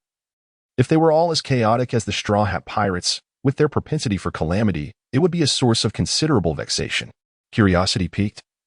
He pondered what that illustrious night demon was currently engaged in. Moments later, a look of perplexity crossed his face as a zipper manifested on his left shoulder, which he then drew open. To his astonishment, a head emerged from the opening, his true self's visage. Once his head fully emerged, the previously deflated jacket head seemed to inflate with vigor, regaining the consciousness of Violetta, although at that moment, she could only control her head. What have you done? I can't control my body, the second princess exclaimed in distress. Fear not, it's nothing to be alarmed about. We have merely fused temporarily. The control of this body lies with me, yet I have not severed your awareness. For now, attune yourself to the combat style that comes with our union. In due course, you shall command this vessel. Li Zhao hurriedly reassured Violet, then expressed his inner confusion. I just utilized your foresight ability to survey the entirety of Dressrosa. Yet I saw neither Doflamingo nor any of his most crucial subordinates, Baby, 5, the weaponized woman, the special officer Sugar, nor the high-ranking officer Pika, that repulsive, snot-nosed elder, Treble. How is it that I failed to perceive any of them? It appears there are matters you remain oblivious to. Violet sharply mocked the man before her, who seemed to assume a godly demeanor, before continuing. Recently, the young master has been escorting a shipment of utmost importance, preparing to engage in a transaction with the perilous figure. To mitigate any risks, he has brought along the main forces of the Don Quixote family, Treble's Flower Division and Pika's Spade Division, while leaving Diamante and his Square Division to guard Dressrosa. This is classified information. Even I am unaware of their destination or the identity of the trading partner. As Li Zhao pondered over the latest intelligence, he began to analyze. The Meiwa troops, led by Tori Bell, were composed entirely of individuals with extraordinary abilities, while the Heitao, under the command of Pika, functioned as an elite assault team responsible for specialized combat. Don Quixote Doflamingo had specifically retained the Diamante Square troops, comprised of martial arts experts, to safeguard his lair. This was evidently because his trade partner could not be subdued through sheer force, rendering the combat specialists ineffective. The reliance now lay upon unique ability users like Sugar. The adversaries that Doflamingo was preparing to face with utmost seriousness were undeniably formidable, and the transaction he was personally overseeing held immense significance. It became clear to me that he was negotiating with Kaido of the Beasts, one of the 4 emperors, and the commodity at stake was likely the artificial devil fruits. Such laughable fruits that could only transform individuals into hybrid beast forms, with an abysmal failure rate. Could only be purchased in bulk by a crew that did not regard people as human, like the beast pirates. How could you possibly deduce that? Violetta was utterly astounded. She had provided only scan information, yet Li Zhao had managed to extrapolate the entirety of Doflamingo's operational strategy. It was no wonder he seemed to possess an omniscient awareness. However, this realization made her increasingly confident in her decision. After concluding his analysis, Li Zhao retracted his head from its resting position on his shoulder, regaining full control of his body. Just then, the snail telephone nestled in his arms began to emit a gurgling sound. Li Zhao paused, realizing that he currently inhabited Violetta's form, and thus, the recipient of the call was undoubtedly Her Highness, the second princess. Hello, this is Violetta. The appearance of the snail transformed into that of a male face adorned with an Indian headdress. Violetta? How could you forget again? You are now called Violet. A member of the Don Quixote family, no longer a princess. How has your mission progressed? Have you taken your task seriously, you worthless creature? Perhaps due to Violetta's habitual negligence, which had led to a lack of full utilization of her Tun-Tun fruit abilities to assist the Don Quixote family. Her shortcomings were perceived by others, resulting in their rather brusque tone. The Don Quixote family was an organization marked by loyalty and unity, with genuine bonds among its members. However, a few individuals, including Baby, Five, and Violetta, were regarded as outsiders despite being labeled as family members, seen merely as expendable assets ready for sacrifice. At this moment, Li Zhao had already discerned the identity of the individual on the other end of the line, none other than the paramount figure of Dressrosa, the supreme commander of the Don Quixote family's square forces, the user of the flare fruit, Diamante. Upon hearing the unpleasant words from his counterpart, Li Zhao cast a sidelong glance at the golden chest on the ground, a subtle smile gracing his lips as he finally resolved how to proceed. Lord Diamante, I have successfully eliminated the envoy of the great Desaro, who bore the flare fruit. The devil fruit is now in my possession. You have obtained the flare fruit? Splendid. But hold on, I did not authorize you to act. Why did you take such liberties? Ha. I shall hold you accountable for this later. For now, cease your prattling and swiftly dispose of the corpse, ensuring no traces are left behind. After all, we are still allied with that deluded emperor aboard the golden ship. Once everything is settled, you must bring the fruit to the conference hall immediately. We need to deliberate on how to handle this matter. It must be resolved flawlessly before the young master returns. Understood, Lord Diamante. Li Zhao slowly closed the telephone bug while simultaneously allowing the adjacent recording device to return to its dormant state. It is time for me to fulfill the promise made to Her Highness, the second princess. Chapter 036. Breaching the prison, returning our gaze to the conference hall of the Don Quixote family. The ruling elite of Dressrosa had convened for an urgent meeting. The highest-ranking officer, Diamante, led his cadre of combat group members, including the master of the Jiao Wang Fist, Lao Ji, the Tun-Tun fruit wielder, Ma Bai's, the merman youth, Dringer, and Mr. Senor Pink, who possessed the swim fruit. They were engaged in a discussion concerning the recent arrival of the Deisaro delegation in Dressrosa. That useless woman has finally proven her worth this time. The half-merman youth, who had previously suffered humiliation at the hands of the Deisaro delegation, was now the most exhilarated among them, despite his charming and sunny appearance, reminiscent of an amiable neighbor boy. Dringer's demeanor was tainted by the ferocity of his fish-fighting lineage and the influence of the Don Quixote family, rendering him perilously dangerous. Since we have already acquired the Mara Nomi, why not eliminate that entire group? We could silence them all and simply declare that they fell victim to pirates. This brutal proposal from Dringer received overwhelming support from the majority present, including their leader, Diamante, who adorned himself like a Spanish bullfighter yet donned an indigenous headdress, subtly nodding in agreement.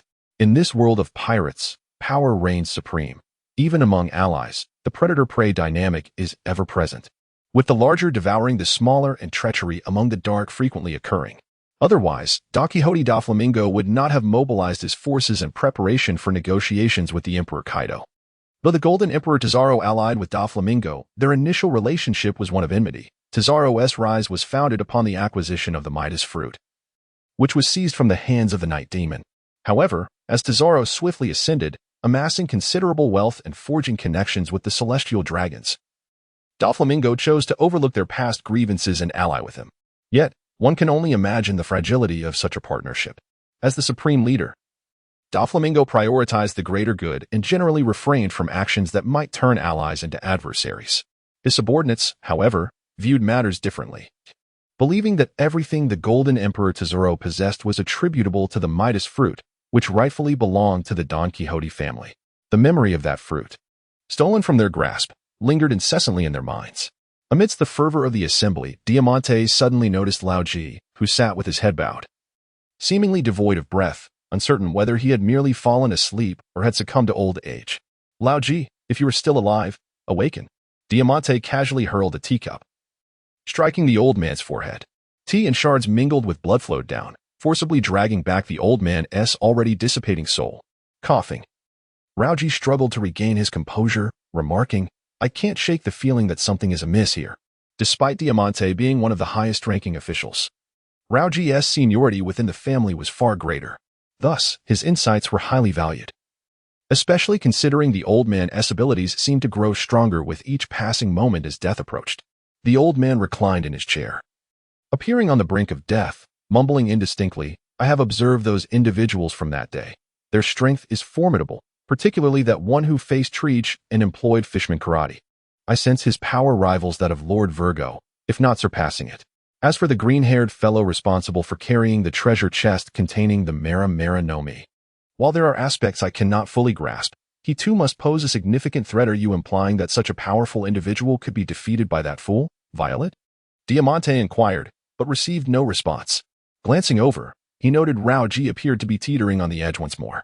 Not wanting to engage in a futile game of summoning spirits, Diamante concluded that if the old man deemed their opponent strong, it must indeed hold true. Thus, if such individuals were vanquished by Violet, snatching the Mara Mara no Mi from their grasp, only two possibilities remained. Firstly, the old man's judgment might be flawed. Those envoys, seemingly formidable, could actually be easily dealt with. Their lack of vigilance might have rendered them susceptible to Violet's well-worn traps. Secondly, Violet's true strength could far exceed their expectations, sufficient to confront those minions of the Golden Emperor. At this thought, Diamante erupted into laughter. Even though the old man rarely erred in his assessments, the latter scenario was utterly improbable. Violet, the second princess of the fallen royal family of the Fueriku, would certainly not be underestimated, given their awareness of her potential vendetta and the likelihood of retaliation. Thus, for the past decade, they had employed various methods to monitor and counterbalance her, keeping a close watch on her capabilities. In Diamante's eyes, Violet's dance-inspired leg techniques could barely contend with ordinary pirate lackeys. Just as he was about to voice his thoughts, the hurried footsteps of an underling echoed from outside, and a small lieutenant burst through the conference room door, panic etched across his face. "Lord Diamante, we have a situation," he stammered, flustered. "What's the matter? Speak quickly. Has the Golden Emperor's minions begun to stir trouble?" "No, my esteemed champion. Those fellows have become rather compliant, and the true instigator is none other than Lady Violet." "What do you mean? Does that imbecile wish for death? Or does he believe that the wretched King Riku is living too comfortably? A decade ago, Violet exchanged her own freedom for the survival of the remaining members of the Riku royal family, specifically her father, King Riku, and her cousin, Rebecca. However, their existence can only be described as mere survival. King Riku languishes in a lightless prison, often deprived of sustenance and subjected to brutal beatings as a means of punishment for Violet's disobedience. Meanwhile, Rebecca has been confined to the gladiatorial arena since childhood, forced to entertain the masses with her life, living perpetually on the brink of death. Lady Violet has just stormed the prison, slaying all the guards and liberating the inmates. Damn it, this vile woman has indeed betrayed us. I shall head to the prison and eliminate her. The half-fishman, Drinjay, was the first to volunteer to punish the traitor, only to be halted by Diamante's voice. "Wait, Drinjay, our prison in Dressrosa is merely a FAAD. The prisoners have become mere toys for labor. Aside from King Riku, there are no significant figures incarcerated there. Releasing them is of little consequence. However, Violet's betrayal at this juncture certainly indicates she has made preparations. She likely has already rescued King Riku. If you go to the prison now, it may be too late." Diamante pondered briefly, a cruel smile creeping upon his lips as he said, "In that case, you must hurry to the arena and capture that wretched Rebecca. Use her as leverage against the traitor Violet. Let her understand the fate that awaits those who betray the Don Quixote family. The distance from the prison to the arena is far greater than from here to the arena. You should reach her before she does. Remember, Bring that wretched girl back alive. If you were to inadvertently kill her with your high heels, that would be too merciful. Moments earlier, Li Zhao set down the telephone and began to utilize his extraordinary ability to scan the surroundings in search of the whereabouts of the Power Bank King. To genuinely win over Violet, he must first assist her in rescuing the family she cherishes most. Li Zhao, with his dual focus, constantly surveils the movements of the Don Quixote family through his clairvoyant abilities, eavesdropping on their conversations by deciphering their lip movements. Meanwhile, he hastens towards the Seoul prison in Dressrosa. It appears that this ability to multitask was acquired only after his fusion. Had it been the esteemed Violetta herself, she would have been rendered immobile, unable to move while utilizing her clairvoyance. Lady Violet, what brings you here? Have you forgotten that the prison is an absolute no-go zone for you? Li Zhao, weary of idle chatter, swiftly placed his hand upon the crown of the obstructing jailer's head. In an instant, his fingers, like claws, pierced through, creating 5 distinct impressions upon the skull. Indeed, this technique was none other than the infamous 9-in white bone claw, albeit a rather crude imitation. Li Zhao had long harbored a suspicion that the so-called 6 styles of the One-Piece world were, in fact, derived from the ancient martial arts of China. For instance, iron blocks clearly resembled the Golden Bell Shield, while iron cloth was akin to the hard Qigong of the same ilk. The moon step could be seen as an advanced version of Wudong's cloud soaring technique, and the upgraded form of the Qigong of the Chuanjin sect. Techniques such as paper drawing, shave, and Duan Yu's Lingbo Weibu, along with Wei Xiaobao's divine transformation, were undoubtedly variations of a similar essence. The finger gun can be compared to the One Yang finger, a reinterpretation of the 6 meridians divine sword. One could assert that the 6 styles represent a culmination of human potential, drawing upon superhuman physical capabilities to elevate the foundational skills of ancient Chinese martial arts to unprecedented heights. Consequently, one might ponder whether integrating some of the martial techniques familiar to Li Zhao into the 6 styles would yield unexpected marvels. After all, while the techniques of this world are undeniably formidable, their variations are monotonously limited, often reverting to a few straightforward maneuvers. At the very least, the imitation of the 9-in white bone claw, based on the finger gun, appeared to possess considerable power. These jailers, who found amusement in tormenting prisoners, particularly relishing the suffering of the once mighty king of power, were sins that warranted their demise. The second princess often utilized her clairvoyant abilities to spy on her father's plight. Yet witnessing his humiliation while feeling utterly powerless had stoked a simmering rage within her for a decade, akin to a volcano poised to erupt at any moment. Li Zhao has not yet quelled Violet's consciousness, so he naturally must avenge him. With a single swipe, he eliminates each foe and discards them carelessly afterward. Chapter 037, Whirlwind Rescue, Awakening of the Conqueror's Haki? Within the confines of the Dressrosa prison, the incarcerated individuals are predominantly the passionate dancers who attempted to assassinate the unfaithful man. Typically, they are released after a mere 2 or 3 days. For these dancers are the quintessential emblem of Dressrosa's allure, drawing countless tourists to the island each year, and thus, they are certainly not to be reduced to mere playthings. Li Zhao unleashed a brutal onslaught while simultaneously liberating the imprisoned dancers, for a touch of chaos was indeed welcome. Soon, he descended to the lowest depths of the prison, where he beheld the former king, shackled and lifeless. Upon encountering the blood-soaked and menacing beauty with raven hair, the old King Li Ko was momentarily taken aback. Though a decade had passed, he instantly recognized his daughter. Overcome with emotion, he rushed forward, grasping the bars of her cell tightly, exclaiming, "Violet, how did you end up here? No, forget about me. Since you have betrayed those scoundrels, you must escape at once, or they will surely kill you." However, the Violet before him was not the genuine article and thus did not share the old king's fervor. Li Zhao silently surveyed his surroundings. The hands and ankles of the king of Liku were tightly bound by black chains, the ends of which were directly affixed to the wall. It was evident, without a hint of doubt, that these chains were crafted from sea prism stone. In fact, not only the chains, but also the bars and walls of this cell were made from the same material. Even the formidable figures like the immortal Phoenix Marco and the Flame Emperor Ace, when ensnared by sea prism stone chains, could only resign themselves to their fate, lacking any means of struggle or resistance. Without a key, it was nearly impossible for those with devil fruit abilities to destroy sea prism stone through sheer force. Don Quixote Doflamingo's use of sea prism stone against the king of Liku clearly indicated his intention to deny Violet any chance of rescuing her father. However, what left most in despair was a trivial matter for Li Zhao, who found it rather simple. He wasted no time in idle chatter and directly reached through the gaps in the bars to press against the king of Li Ku's chest. The power of the jacket fruit was swiftly activated, transforming the old man into a leather jacket. With his limbs now free from their shackles, Li Zhao effortlessly pulled him out through the bars. The rescue operation for the king of Li Ku was accomplished in less than 10 minutes.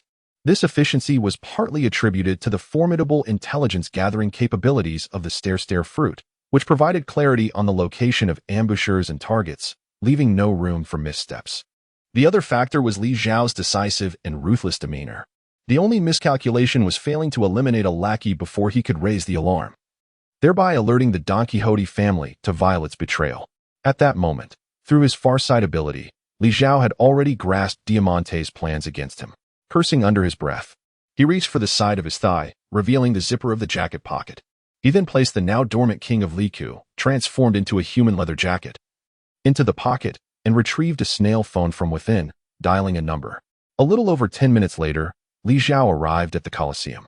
His steps halted before the grand entrance, and upon raising his gaze, he beheld the half-fishman boy Derenge, with a twisted smile, standing at the edge of the wall. In his grip, he tightly clutched the neck of a pink-haired girl, suspending her precariously in the air.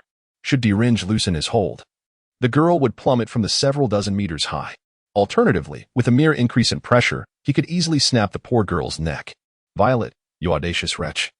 How dare you betray the young master and the Don Quixote family? Have you even contemplated the consequences? Li Zhao quietly raised her head, her expression serene. Delingji's voice thundered through the arena, which was far from the desolation of the prison. It was bustling with a crowd of onlookers. As a star gladiator, Delingji's strikingly handsome visage, his eye-catching crimson high heels and stockings, had garnered him a legion of fervent admirers. Upon learning that the woman before them had betrayed Don Quixote da Flamingo, the revered king they held in high esteem, the gathered masses began to murmur and cast accusatory glances at Li Zhao, even resorting to verbal abuse. And this was merely the beginning. A sinister smile curled upon Delingji's lips as he bellowed towards the crowd. People of Dressrosa, do you know who this woman is? She is none other than the daughter of the tyrant who once ruled Dressrosa, the Mad King Riku, Princess Violet, the second princess. Our esteemed master once offered her a chance at redemption, yet she repaid kindness with betrayal, forsaking her family and her nation. Fellow citizens of Dressrosa, what punishment do you believe such a wretch deserves? Let her die. Kill her. No, that would be far too lenient. The daughter of the Mad King deserves to be hanged, to be slowly burned alive. Send her to the arena. Let her face ferocious beasts unarmed. It would be best if she were devoured alive. Indeed, she must not be allowed to die too easily. The crowd was incensed. A decade prior, Doflamingo had wielded the powers of the Ito no Mi to manipulate King Riku and his loyal guards, unleashing a massacre upon the populace. The Don Quixote family, cloaked in the guise of saviors, had vanquished King Riku and seized control of the nation. Though it was a meticulously crafted conspiracy during Riku's reign, the country thrived in peace and prosperity, and the king was deeply beloved by his subjects. Yet, this shoddy and flawed ruse had incited an intense hatred among the citizens for their once-adored monarch, a desire for the complete annihilation of the Riku lineage. Wishing for their demise to be as brutal as possible, the once benevolent king of the forest has cast aside all semblance of compassion. High upon the wall, Rebecca, her throat gripped tightly by Delinger, gazes with tear-filled eyes, though she has long grown accustomed to the scorn and derision of the ignorant masses. Standing in the arena with her sword in hand, executing the water's edge sword dance, she still clings to a final shred of dignity. Yet, at this moment, with her life hanging by a thread and being used as leverage against a woman below who seems to share her bloodline, she finds herself entirely at the mercy of others. The thought of her imminent demise fills her with a desperate wish for death, a release from this relentless torment. The insults escalate, evolving into the throwing of rotten eggs and decayed vegetables. Li Zhao remains steadfast, his gaze fixed unwaveringly on Rebecca, held captive in Delinger's grasp. Should this unfortunate girl perish here, not only would his plan to recruit Violet be dashed, but he himself would also be left with an overwhelming sense of discomfort. Despite her lack of strength, and her only notable skill being her proficiency in observation hockey, Rebecca is a strikingly beautiful and endearing girl who elicits both affection and sympathy, especially with her daring attire that tantalizes the eye. To witness such a girl meet a tragic end before him would be a grievous waste of a precious life. Li Zhao initially intended to disregard the raucous crowd, until an odious egg struck his face. The ruler of the Liku kingdom truly deserved his fate. His Majesty Don Quixote da Flamingo exhibited an excess of benevolence, having no obligation to allow the remnants of the Liku royal lineage to persist in this world. They ought to have been executed a decade ago, hanging lifeless in the town square. Indeed, the entire Liku family deserved such a demise. The nauseating stench invaded his nostrils, igniting a fiery rage within him, a surge of uncontrollable murderous intent. Yet, amidst this fury, there mingled an ineffable sorrow and grievance, even a trace of despair. These myriad emotions intertwined, and in the next moment, Li Zhao bellowed at the onlookers, "Get the hell away from me." Simultaneously, an invisible yet palpable force swept through the crowd like a tsunami, and in an instant, those gathered fell to the ground, frothing at the mouth. A few who had made direct eye contact with Li Zhao expelled dark crimson clots of blood, evidently suffering grievous internal injuries, their survival uncertain.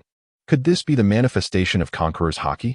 Was this an awakening of such formidable power? What on earth was happening? Li Zhao was momentarily engulfed in confusion. The Conqueror's Haki is a rare and exceptional power possessed only by a select few among millions, signifying the innate qualities of a ruler destined to stand above the masses.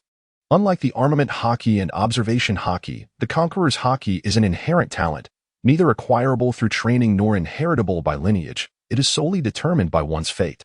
Li Zhao, this time traveler, found himself in an exceedingly precarious position, as if the divine being responsible for his arrival had played a cruel jest upon him. Unlike other travelers who typically enjoy the trifecta of upgrades, lotteries, and sign-in systems as benefits of their journeys, he had not managed to acquire a single one. Even his physical form was that of a discarded vessel, belonging to the notorious assassin Kelly Van Koo, who was originally associated with a bounty of 57 million berries.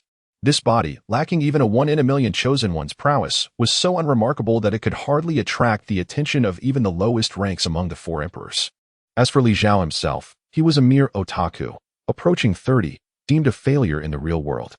The notion of exuding an aura of dominance upon arriving in this new realm, acquiring supreme talents, and being showered with affection from beautiful women was a fantasy too grand for him to entertain. Furthermore, his inherently laid-back and easygoing nature meant he never pursued intangible aspirations with fervor nor harbored particularly strong desires. He approached this new world with a focus on enjoyment and happiness, lacking any grand ambitions, and acted in accordance with circumstances rather than forcefully seeking power, including the coveted Conqueror's Haki. However, to his astonishment, the very things he had never sought came knocking at his door, and in the most bewildering manner. Chapter 038, The High Heel Battle. The sudden awakening of Conqueror's Haki? After much contemplation, it seemed the root of the issue lay with the three individuals he had merged with. The awakening of Conqueror's Haki requires an intense and genuine emotional upheaval, which is one of the essential prerequisites.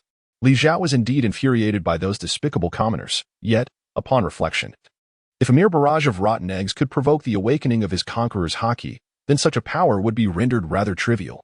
It is likely that his ability to sense Violet's emotions through their fusion, coupled with his own fury at the scorn directed towards the princess by the very subjects he vowed to protect, led to a tumultuous blend of feelings that, in an inadvertent twist of fate, resulted in the unexpected manifestation of his Haki. Moreover, the unfortunate souls he had directly gazed upon with lethal intent were likely intertwined with the power of the glare fruit. While this explanation might not be flawless, it suffices for the moment, especially considering that Li Zhao had little time to delve deeper into the matter. In that fleeting instant, the half-fishman youth, Dillinger, felt the impact of the Conqueror's Haki. However, endowed with exceptional strength and unwavering will, he did not succumb like the common folk. Nevertheless, the experience profoundly unsettled him. Conqueror's Haki? Why Conqueror's Haki? The same as the young masteress? How dare that wretched woman be worthy of it? Overcome by overwhelming agitation, Dillinger momentarily lost his composure, flinging the girl he held behind him with great force, while he lunged towards Li Zhao. On the other side of the Colosseum's towering walls, dozens of meters above the ground, the waterway encircling the arena housed perilously ferocious piranhas. Although Dillinger refrained from outright harming Rebecca, the forceful throw rendered her limp, and she teetered on the brink of plummeting into the waterway below, where the ravenous piranhas had already bared their razor-sharp teeth, eager for a feast. At that critical juncture, the air around them warped, and a robust figure materialized, propelling himself through the air toward the girl, and in the next heartbeat, he had Rebecca cradled in his arms. The piranhas, witnessing their delectable prize being snatched away, erupted from the water in fury, attempting to bite at the figure, only to be instantly sliced into segments by the crescent-shaped wind generated by his flying kick. The hero who saved Rebecca at the last possible moment was none other than Sebastian, the fish giant clad in a jacket made from the skin of a ghost spider. Having learned of the despicable scheme of the Don Quixote family through his clairvoyance, Zhao had promptly summoned the fish giant for assistance via the snail phone. A hybrid of the pufferfish and giant races, Sebastian possessed an innate ability akin to a chameleon-esque camouflage, perfectly suited for such an occasion. After securing Rebecca, Sebastian activated his camouflage once more, vanishing with her into the air. Zhao observed this scene through the all-seeing eye of the dang-dang fruit, simultaneously sensing the relaxation of Violet within him. A profound sense of relief washed over his spirit, as he realized that the primary objectives of this mission had finally been achieved. As for the merman youth, Dillinger, Zhao genuinely regarded him with indifference. It was not that Zhao underestimated him. Rather, his current abilities, having fused with the second princess, leaned towards support and were indeed lacking in combat prowess. However, knowing Dillinger inside out, Zhao did not feel that defeat was inevitable. Furthermore, with the invisible fish giant station nearby, poised to provide assistance at a moment's notice, he felt bolstered. It is worth noting that after Sebastian's fusion with Admiral Ghost Spider of the Navy headquarters, the formidable physical talents of both the giant and fishman races, combined with the honed techniques of the Ghost Spider's 6 styles, along with swordsmanship and the life-restoring energy technique, created a synergy that transcended mere augmentation of their individual strengths. This fusion had reached a remarkable level of complementarity, yielding an exponential enhancement in power. At this moment, the fish giant, when compared in terms of combat capability, had surpassed even Zhao after his combination with his brother Bobby, possessing enough strength to contend with the highest-ranking members of the Don Quixote family. In a direct confrontation with the formidable Don Quixote Doflamingo, he would likely be able to push his opponent into a fierce struggle. A mere half-fish youth was hardly a concern. With confidence swelling in his heart, Zhao felt no pressure whatsoever. He intended to use Dillinger as a sparring partner, while also familiarizing himself with his current form. Dillinger, diving downwards, paid no heed to Rebecca's plight, nor was he aware that the unfortunate girl had already been rescued. Deep down, he could not accept that this contemptible woman possessed the same tyrannical potential as the young master, and thus he felt compelled to cleanse his inner turmoil through her demise. Die, you wretched high-heeled harbinger of death, he bellowed, launching a flying kick. Zhao did not flinch or evade. Instead, he retaliated with a flying kick of his own. I fear you not. Let us see whose technique is more imposing. Receive my annihilation cut. Zhao swung his right leg in a wide arc, leaping through the air to confront his opponent. This technique was none other than the renowned aerial strike of the formidable final boss, Rugal, from the King of Fighters. Of course, Zhao merely emulated Rugal's movements from the game. However, combined with his mastery of the 6 styles and the Galefoot technique, the power of this ancestral cleave was undoubtedly more potent than its virtual counterpart. As the 2 long, graceful legs collided mid-air, Zhao felt a searing pain surge through his calf, realizing that this blow had left his bone with signs of a potential fracture. The Fishman tribe boasts a strength tenfold that of humans, a claim not made lightly, and Dillinger, with his exceptional talents, epitomizes the pinnacle of the Fishman lineage. At the tender age of 16, he wielded astonishing power that could easily crush over 100 million pirates, all without relying on the abilities granted by the devil fruit, merely through the practice of fundamental martial techniques. In contrast, at the same age, the future pirate king, Luffy, remained confined to a small fishing village in the East Blue, diligently honing his skills with dreams of one day conquering the formidable Sea King and setting sail. Dillinger was equally astounded by Violet's impressive prowess. Indeed, within the entire Don Quixote family, only the young master, Lao Ji, and the enigmatic Red Heart could match him in leg techniques. Yet, you were still no match for me. Gazing at the half-fishman youth who wore a sinister smile, Zhao felt his anger rise, exclaiming, "What are you so pleased about? This technique of mine has a second strike." Zhao's right leg was struck back, yet he harnessed that momentum, and with a swift motion, his left leg soared, the instep of his foot making direct contact with Dillinger's cheek. In the next moment, both men were propelled backward, tumbling through the air. Zhao executed a series of somersaults in mid-air, ultimately landing safely on the ground. He inhaled sharply, vigorously rubbing his right leg, while the healing bubbles within his palms surged forth, signifying the completion of his emergency treatment. However, while the healing bubbles proved remarkably effective for external wounds, their efficacy in treating bone injuries was rather mediocre. In stark contrast, the half-fish youth fared poorly. He crashed directly into a wall and, upon rising, was left disheveled and covered in dust. "You wretched creature, I shall surely eliminate you," Derlinger growled, his teeth having fallen out only to be replaced instantaneously by a set of sharp, terrifying fangs. Simultaneously, a dorsal fin akin to that of a shark rose from his back. "Die, high-heeled pistol. Am I afraid of you? Witness my 100 cracks kick." The confrontation escalated as both opponents unleashed rapid kicks against one another. High heels clashed with high heels. In terms of speed, Li Zhao's imitation of Chun-Li's 100 cracks kick proved superior, delivering 3 consecutive strikes to his opponent's face and abdomen. Yet, when it came to sheer power, Li Zhao found himself at a disadvantage. A single kick from the half-fish youth sent him flying. The outcome was once again a stalemate, but Li Zhao, bolstered by the strength of 3 individuals and the assistance of an otherworldly ally, felt a wave of disillusionment wash over him, losing interest in further engagement. Meanwhile, the half-fish youth, consumed by rage, muttered incomprehensible words, then lowered his head and charged at Li Zhao with rocket-like speed. The force of this collision was overwhelming, leaving Li Zhao no time to evade, and the 2 horns atop Derlinger's head were sharp enough to pierce through Violet's delicate form. "All right, the game ends here," Li Zhao murmured softly to himself, and with a swift motion of his right arm, a vast mass of foam enveloped his body in an instant. Derlinger collided with the foam, yet it felt as though he had struck a surface entirely devoid of resistance, causing him to slide away effortlessly to the side before ultimately crashing into the surrounding edifices like a projectile. How have you managed to do this? If the woman before him had engaged him in a straightforward contest of martial prowess or leg techniques, it would have been a different matter. However, the ability Li Zhao employed this time was clearly beyond the realm of physical combat. Take a guess. Li Zhao, weary of further discourse, retracted his defensive bubble. With hands forming a scissor gesture before his eyes, tears welled in his orbs, cascading forth in large droplets that multiplied at a visible pace, swiftly transforming into colossal, whale-like sizes and shapes. The tear of hot iron, Eye of the Whale. The most formidable technique of the staring fruit was unleashed as 2 dark, crimson-tinged whales, as hard as steel and as scalding as boiling water, lunged toward Derlinger. "Foolish scoundrel, do you underestimate me? This attack is far too slow," Derlinger cackled, his body moving with blinding speed, instantaneously splitting into numerous lifelike afterimages, causing the tear of hot iron whale to miss entirely. "Though I remain baffled by the sudden surge in your power, it is futile. You are destined to perish here today, you wretched being." Li Zhao, with an expression of calm indifference and a slight smile gracing his lips, inquired, "Do you know what pairs best with bubbles?" The answer, of course, is water. Chapter 39. Combined Skill. Whale explosion. The emergence of bubbles is almost invariably accompanied by water. This is a fundamental truth.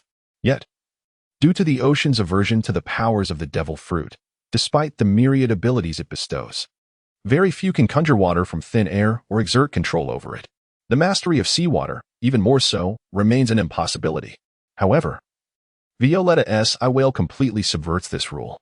This technique is a product of her devastation and despair, a manifestation of her tears that she longed to shed for a decade, yet was denied even the right to weep. The eye whale, created from the powers of the stare fruit, allows Violetta to assign attributes within the bounds of its rules. She can render it as solid as ice, or scalding like boiling water, and it can even swim through the air momentarily as if it were a genuine whale. Yet, if these were the sole capabilities, this rule-defying technique would only serve to intimidate the weaklings. As Derlinger articulated, the speed of both the technique's execution and its assault is regrettably sluggish. Its range is insufficient to pose a genuine threat to formidable adversaries. But what if it were to be synergized with the powers of the bubble fruit? Just as the half-fish youth, trailing a multitude of swift phantoms, circled around the scalding tear whale to launch an attack on Li Zhao, he suddenly snapped his fingers. The 2 tear whales underwent a sudden transformation, their forms quaking as the tear-like essence within them seemed to boil instantaneously. In the next moment, the bodies of the 2 tear whales erupted violently, although no sparks ignited. They were replaced by an overwhelming surge of scalding steam and an onslaught of bubbles the size of basketballs, as hard as steel and seething like boiling water. The barrage of water bomb bubbles rained down, obliterating all of Derlinger's phantoms in an instant.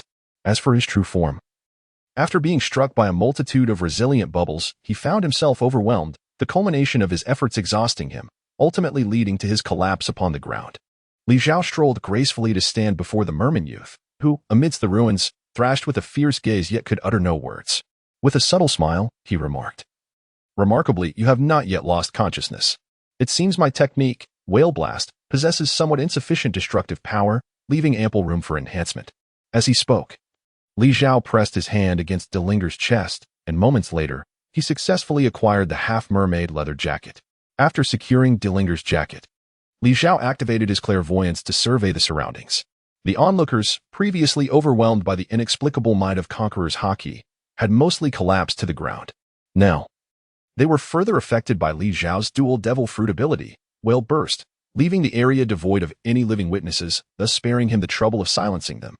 As night fell, it was destined to be a sleepless night for Dressrosa. Violet of the Don Quixote family, the former second princess of the Rica royal family, openly betrayed her nation and the Don Quixote clan, unleashing a massacre in both the prison and the Colosseum, resulting in countless civilian casualties. Once again, the blood of the Mad King's descendants stained this tranquil and romantic island.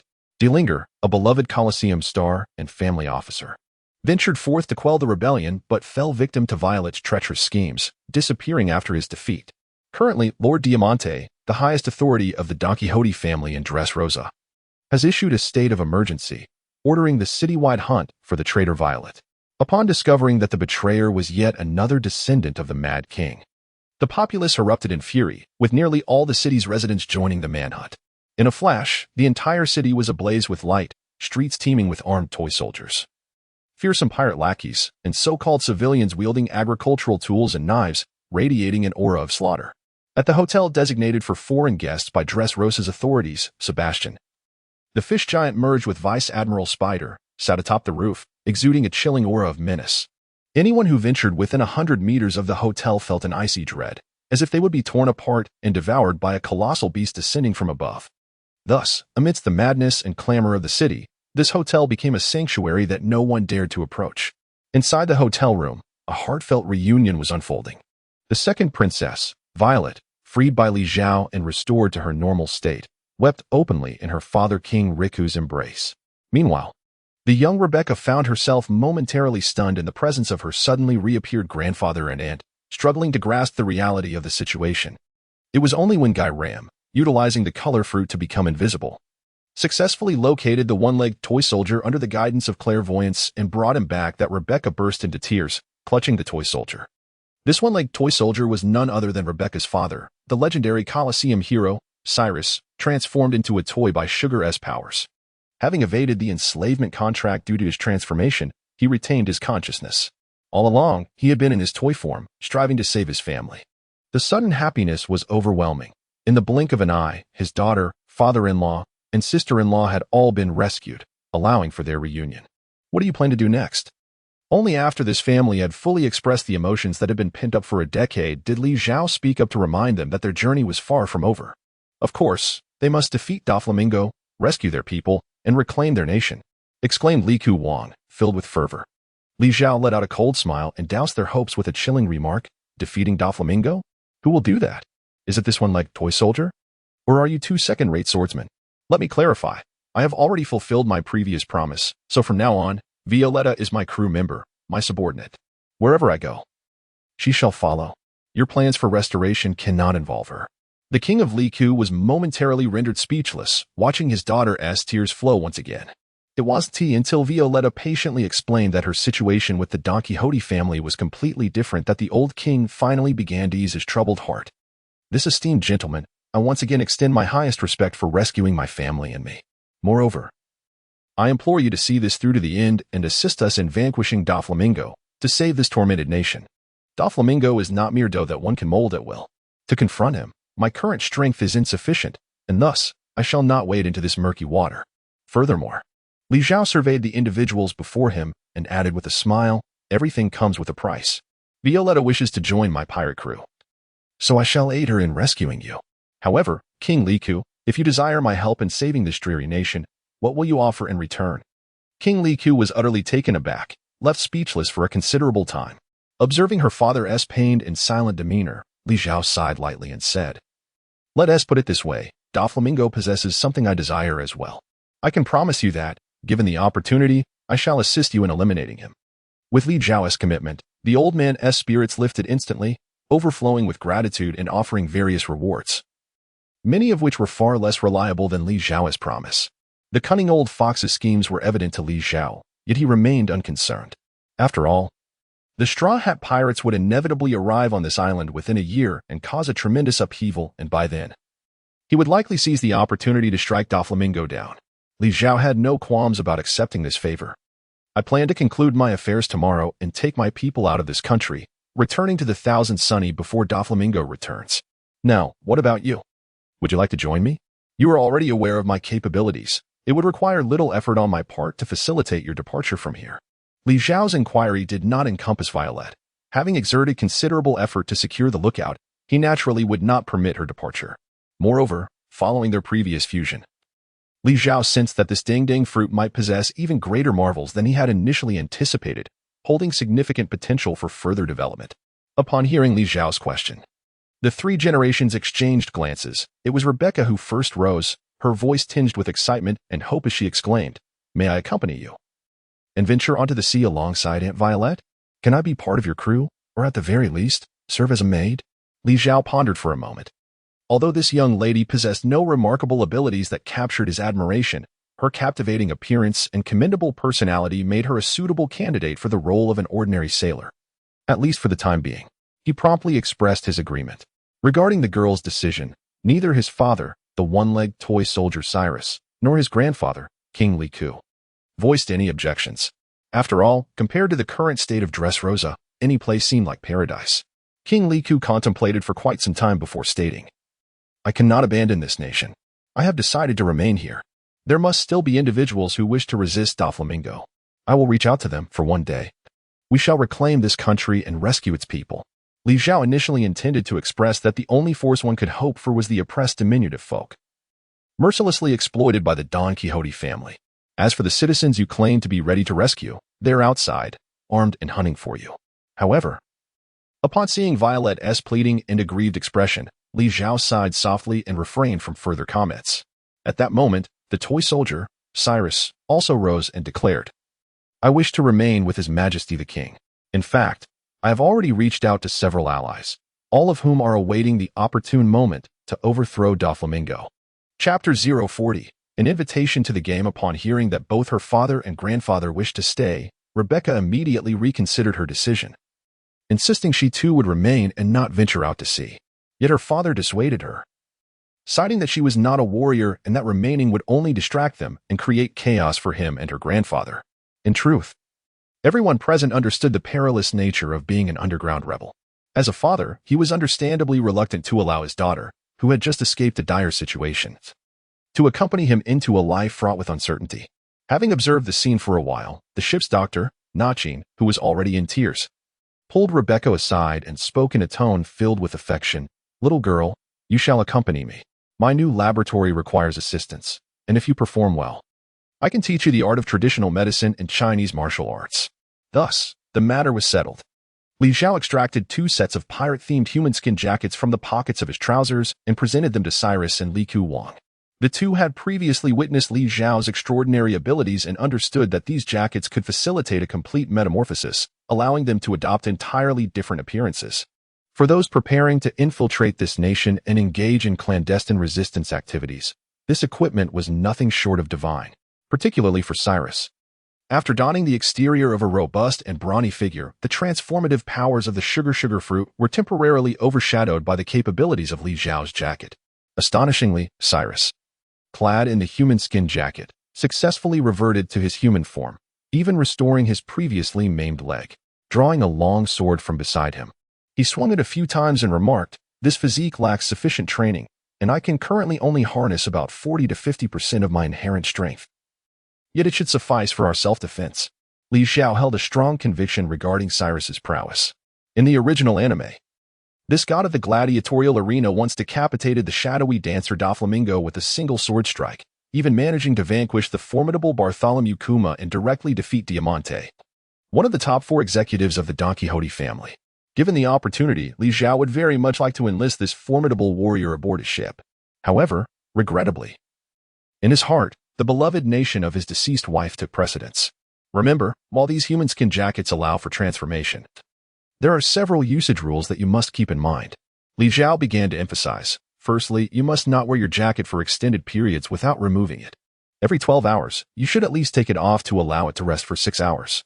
Otherwise, it will become akin to clothing that has never been washed, making it exceedingly uncomfortable upon re-wear, akin to experiencing a full-body allergic reaction, the severity of which will only escalate. Secondly, when you do remove your jacket, you absolutely must not zip it up, for doing so would cause the zipper to vanish entirely. The jackets would revert to their former ferocious pirate forms, bringing you considerable trouble.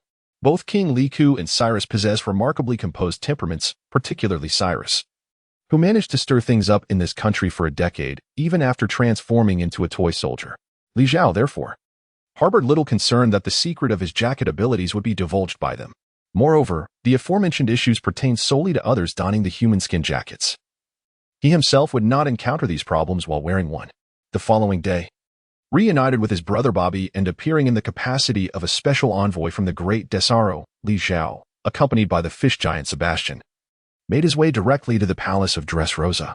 Upon pushing open the heavy palace doors, Li Zhao unceremoniously charged into the conference hall, sending any soldiers brave enough to obstruct his path flying with the fish giant Esmite. Although he did not deal lethal blows, he showed no mercy. Thanks to the capabilities granted by the stare fruit, Li Zhao was already well acquainted with the layout of the place and reached his destination before his adversaries could react. He burst through the door to find a room full of members of the Don Quixote family, their eyes darkened and filled with a fierce glint, all staring at him in bewilderment. "Hand over that vile woman Violet." Before they could voice their questions, Li Zhao bellowed, "That scoundrel killed my men and seized the Nomi that was entrusted to them. The Don Quixote family must provide us, the great Desaro, with an explanation, as must the Golden Emperor." In that moment, everyone comprehended that the esteemed envoy of the great Desaro was here to demand accountability. The assembly could not help but smile wryly.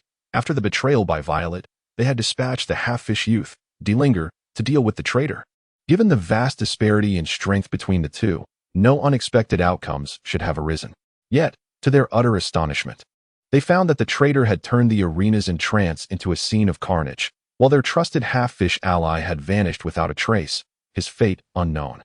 Having scoured the area throughout the night, this group had endured a sleepless vigil, not only awaiting the results of their search, but also debating whether to report the truth to the young master. With Violet's treachery, Delinger's disappearance, and the uncertain whereabouts of the burn fruit, the rare occasion for their martial arts team to return home had spiraled into such a significant blunder. Doflamingo was known for his clear distinctions between reward and punishment, showing no mercy to those who faltered, even going so far as to execute his own brother for betrayal. At this juncture, the crowd was consumed with anxiety over the impending repercussions, hardly able to concern themselves with the unfortunate invoice. Little did they expect that the latter would come forth to demand retribution. "Are you blind? Do you not see that we, too, are scouring the city for that traitor, Violet? The fruit she pilfered is not our concern. Moreover, if we fail to protect the burn fruit, I shudder to think how you will explain this to our young master."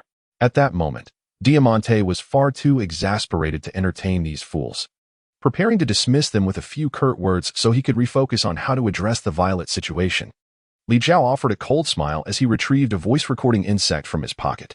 In the next moment, a voice that was unmistakably familiar to him echoed through the reception hall. "How have you fared in your task? Have you taken your responsibilities seriously, you incompetent fool? Lord Diamante, I have successfully eliminated the envoy of the great Desaro, who possessed the Nomi. The devil fruit is now in my possession." "You have acquired the Nomi? Splendid. Dispose of the body immediately and leave no trace, as we are still allied with that foolish emperor aboard the golden ship. Once everything is resolved, bring the fruit to the conference hall. We must deliberate on how to proceed with this matter. It is imperative that this is perfectly handled before the young master returns." "Understood, Lord Diamante." As the conversation concluded, Li Zhao's expression turned icy as he shut off the insect and tucked it away. He then cast a chilling gaze at Diamante and remarked, "You did not foresee this, did you? My subordinate secretly planted a recording insect before his demise, solely to report your conspiracy to me. I am eager to see how you intend to explain this to me and to Lord Desaro, the Golden Emperor." "What is there to explain?" Diamante seethed with anger, particularly irked by these oblivious fools bringing up such matters at this juncture. Moreover, he needed to eliminate the recording of that insect. Although they held the self-proclaimed emperor aboard the great Desaro in low regard, he was, after all, the world's wealthiest individual.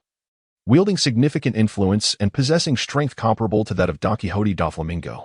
To provoke him to the extent of severing their alliance would invite terrifying retribution from the young master, something they dared not even contemplate. What do you wish to explain? At this moment, Diamante had regained his composure, signaling discreetly to three of his subordinates who instantly understood his cue. Li Zhao observed everything with a cold smile, feigning ignorance. Very well, the Don Quixote family acknowledges this matter. Speak. What compensation do you seek? Li Zhao smiled faintly and raised a finger. Instantly, the colossal fish giant, Sebastian, stepped forward and proclaimed, "Our esteemed Lord Bobby possesses great wealth. This time, we are willing to spare you, but you must provide us with compensation. As for the specific amount, let me calculate. The estimated value of the burn fruit is around 3 billion berries. Additionally, we must consider the compensation for our fallen comrades, which we shall estimate at 2 billion berries. In total, that amounts to 5 billion berries. We shall not quibble over the change. Produce the money immediately." Even with Diamante's extensive knowledge and experience, he was taken aback by the audacity of this group. Rendered momentarily speechless. What is the matter? The renowned night demon cannot even muster a meager sum of 50 billion berries? Indeed, could they truly be so inept? Here they were, engaging in piracy, ruling as kings, and trading arms, yet they could not scrape together 50 billion from their coffers. Ha ha. Yes. To be in such dire straits, 50 billion is but pocket change for our golden emperor to casually bestow upon his subordinates. Li Zhao and his companions exchanged playful banter, erupting into laughter as they indulged in the utmost ridicule, belittling the formidable Don Quixote da Flamingo to the status of a mere street thug.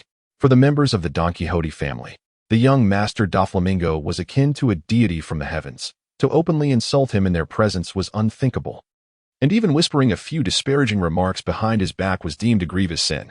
Observing Diamante's veins bulging with fury, Li Zhao inwardly chuckled, contemplating it. Is he still hesitating to strike? My recording snail has been poised for quite some time. Indeed, Li Zhao was intentionally provoking the situation, aiming to incite the Don Quixote family into taking action.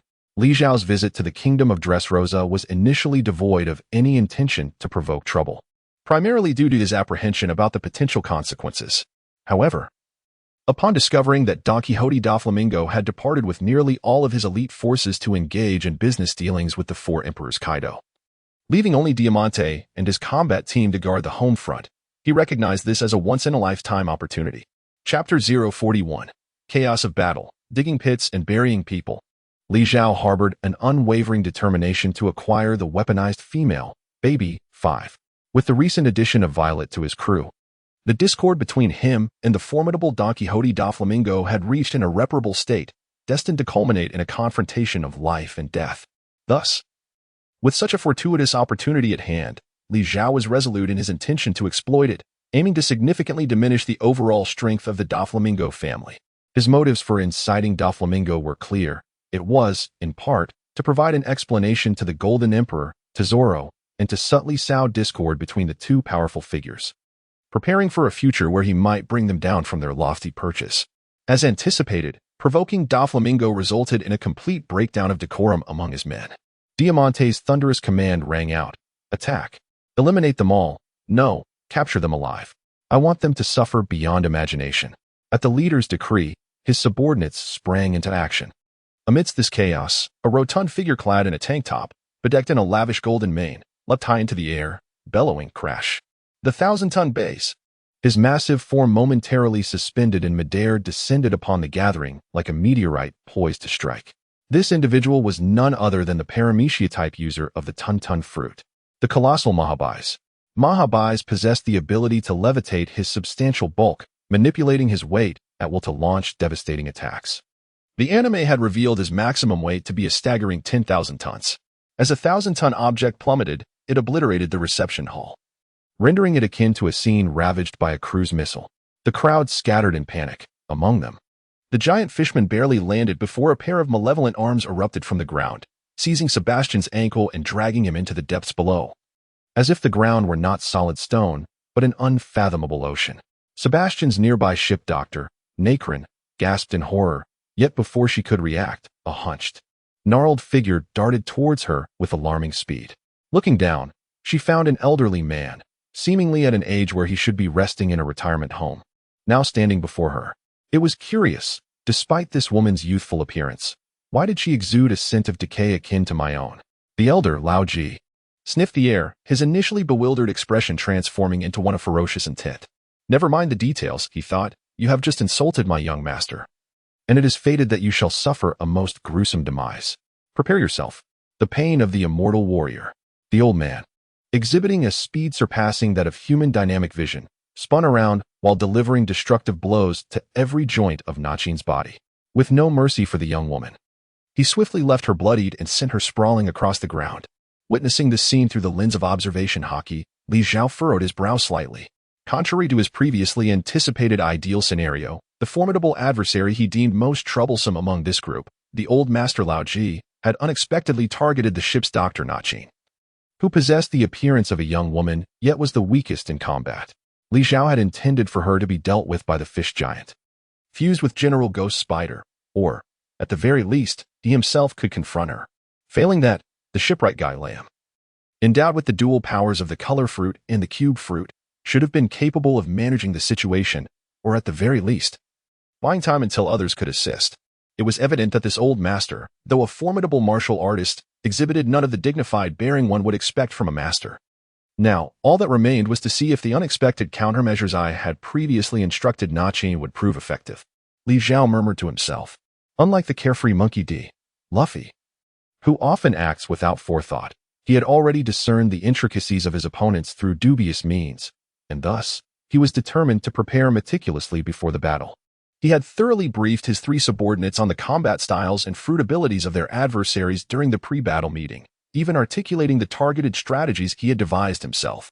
Of course, the battlefield is ever-changing, and the actual outcomes would ultimately depend on the individual's innate talents and performances. Conversely, should these opponents, fully aware of each other's intelligence and endowed with enhanced combat strength through human skin jackets, still face defeat, they would prove unworthy to serve as his crew. Moreover, Li Zhao had his own adversaries to contend with. A mere dozen meters away, the furious and contorted visage of the highest-ranking member of the Don Quixote family, the champion of the Colosseum, Diamante, awaited him. Mahabais, 10 tons of pressure, pile driver. The corpulent giant, resembling a bouncing ball, relentlessly pursued the shipwright, Guy Ram, raining down blows that forced the old shipwright to evade desperately. Damn it, I wish I could smash that loathsome, fat face of his. Given Guy Ram's notoriously fiery temper, he typically preferred a head-on approach in battle.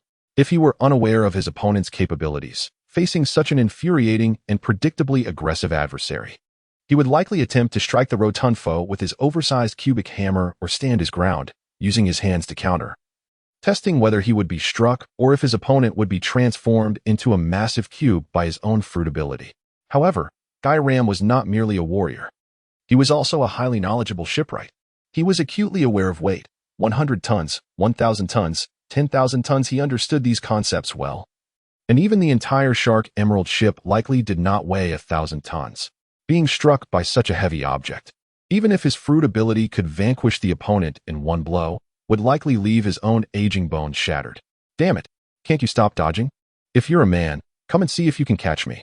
Faced with yet another plummeting adversary, Guy Ram suddenly wore a mischievous grin. He raised his enormous warhammer, not aimed at the overweight foe, but instead brought it crashing down upon the ground beneath his feet. Cubicle space, cube chaos. The power of the Rubik's Cube fruit was unleashed with fervor, as countless gleaming lines resembling a chessboard materialized on the ground, segmenting it into thousands of colossal cubic stone blocks, each with an edge length of approximately 1 meter. Under the manipulation of Guillermo's fruit abilities, these cubes ascended into the air autonomously. Some collided directly with the descending Mahabais, while others formed a magnificent pyramid-shaped structure above the old man's head, sheltering the old sailor within its confines. At the pinnacle of the pyramid loomed directly over the heavily weighted figure of Mahabais. Haha. Do you truly believe that a makeshift structure can withstand the immense weight of me, Mahabais? He taunted. Let me show you what true weight entails. Behold the hellish 10,000-ton Mahabais. Suspended in midair, the corpulent figure of Mahabais produced a hefty circular shield from somewhere, positioning it against his chest, and then exerted all his strength to activate his tonnage fruit ability. Mahabais was infuriated by his opponent's evasiveness. He had never feared a direct confrontation. Regardless of the opponent's strength or defensive measures, under his titanic pressure, everything would ultimately be obliterated.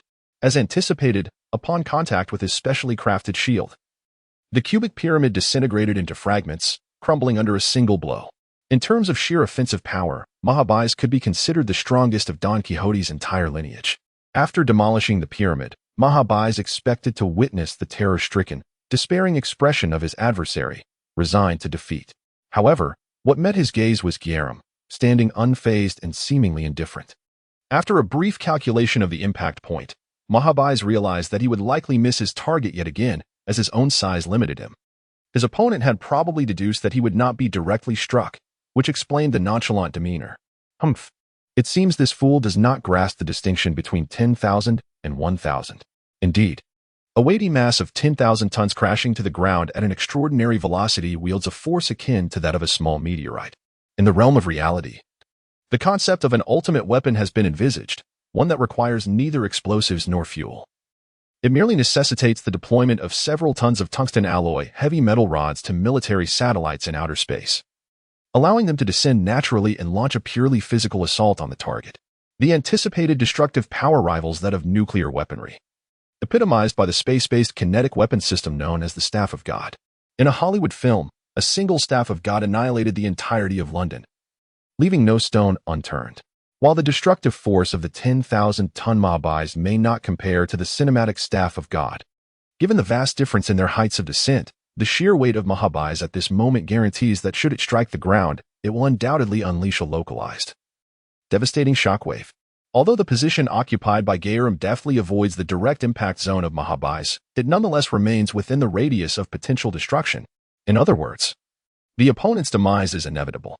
With victory assured, Mahabais descended towards the ground with a series of eerie chuckles. However, upon his body making contact with the earth, he was met not with the anticipated hard resistance of the ground's surface. Instead, his ears were assailed by a tearing sound, reminiscent of a fabric being violently shredded. No, it was not merely a resemblance. An enormous curtain had indeed been ruptured. This curtain, which Guillermo had painted to match the pattern of the ground's stone slabs using the power of his color fruit, lay before him, draped over the opening of a deep well approximately 8 meters in diameter and square in shape. This well had been excavated by Guillermo himself, utilizing the cover of a pyramid and harnessing the capabilities of his cube fruit. As for the depth of the well, even Guillermo was unaware. He had simply exerted his fruit's power to its fullest, pouring all his strength into creating a vast pit for his adversary. Mahabais could be heard cursing loudly, his voice fading into a series of peculiar shrieks as he vanished into the depths of the well. In the next instant, countless cubic stones began to fly towards the bottom of the well, swiftly filling it to a level surface, as if that gaping pit had never existed. If you can transform yourself into a 10,000-ton weight, then perhaps it is time to experience the sensation of being struck by 10,000 tons of stone. Heh. This is a technique our esteemed captain taught me. What was it called? Ah yes, an eye for an eye. A tooth for a tooth. Chapter 42. The Chaotic Battle.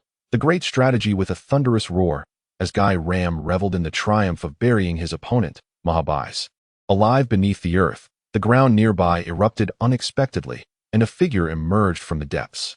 Guy Ram, startled, initially thought it was that golden-haired rotund fellow, a master of extraordinary tricks, managing to escape from the weight of tons of rock and soil.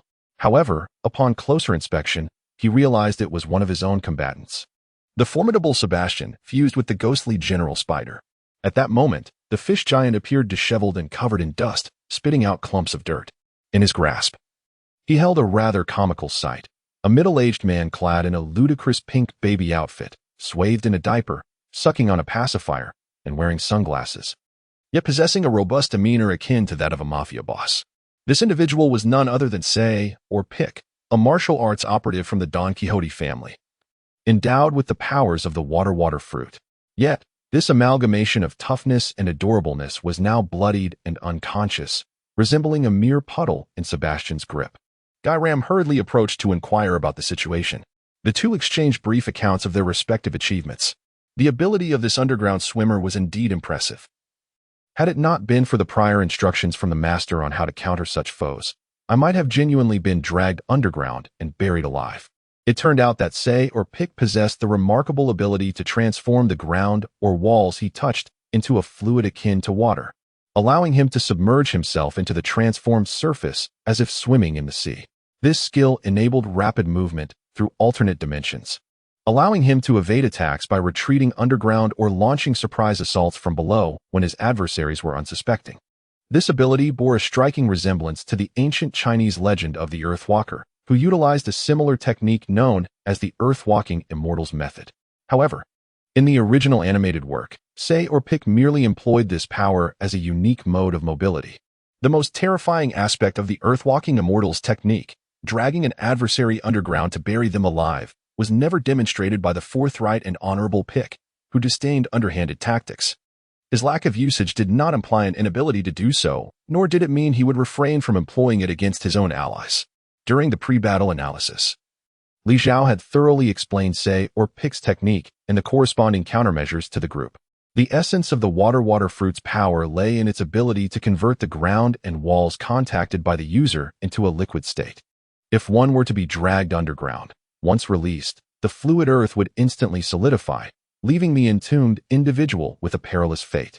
The sole countermeasure was to firmly grasp the body of the water fruit user and never let go, ensuring that the surrounding earth remained in its liquid form, thus leveling the playing field between the two. Sebastian exhaled heavily, a sense of trepidation lingering in his heart. Fortunately, he recalled the words of the captain, and as he was dragged down, he had clutched the captain's wrist with all his might. The depths felt akin to the ocean floor. Regardless of whether it was naval combat or close-quarters struggle, how could he, a being of both merman and giant lineage, bolstered by the strength of a vice-admiral, possibly be overmatched? Yet, the man proved remarkably resilient. Realizing he could neither shake off Sebastian nor overpower him, he dragged him into the abyss and relinquished his water fruit abilities, opting for mutual destruction and entombment. Thankfully, the life-returning ability allowed him to minimize his oxygen consumption. And as a fish giant adept at holding his breath, he exerted every ounce of strength to carve a tunnel to the surface. Had he delayed any longer, he would have likely succumbed to asphyxiation. Upon hearing his old friend's harrowing tale of survival, Guy Ram exhaled a sigh of relief. Glancing at Mr. Peak, who hung limply in Sebastian's grasp, he queried, "Then why did you rescue him? Would it not have been better to let him be buried alive?" At this, a knowing smile crept across the fish giant's face as he replied, "The captain previously mentioned this individual. Do you not perceive that his water fruit abilities seem almost tailor-made for our martial artist Fishman clan? What do you mean? Wait, are you suggesting?" Just as the two were poised to delve deeper into their conversation, a piercing female cry echoed from the other side. They exchanged alarmed glances, exclaiming in unison, "Oh no! It's Nakian.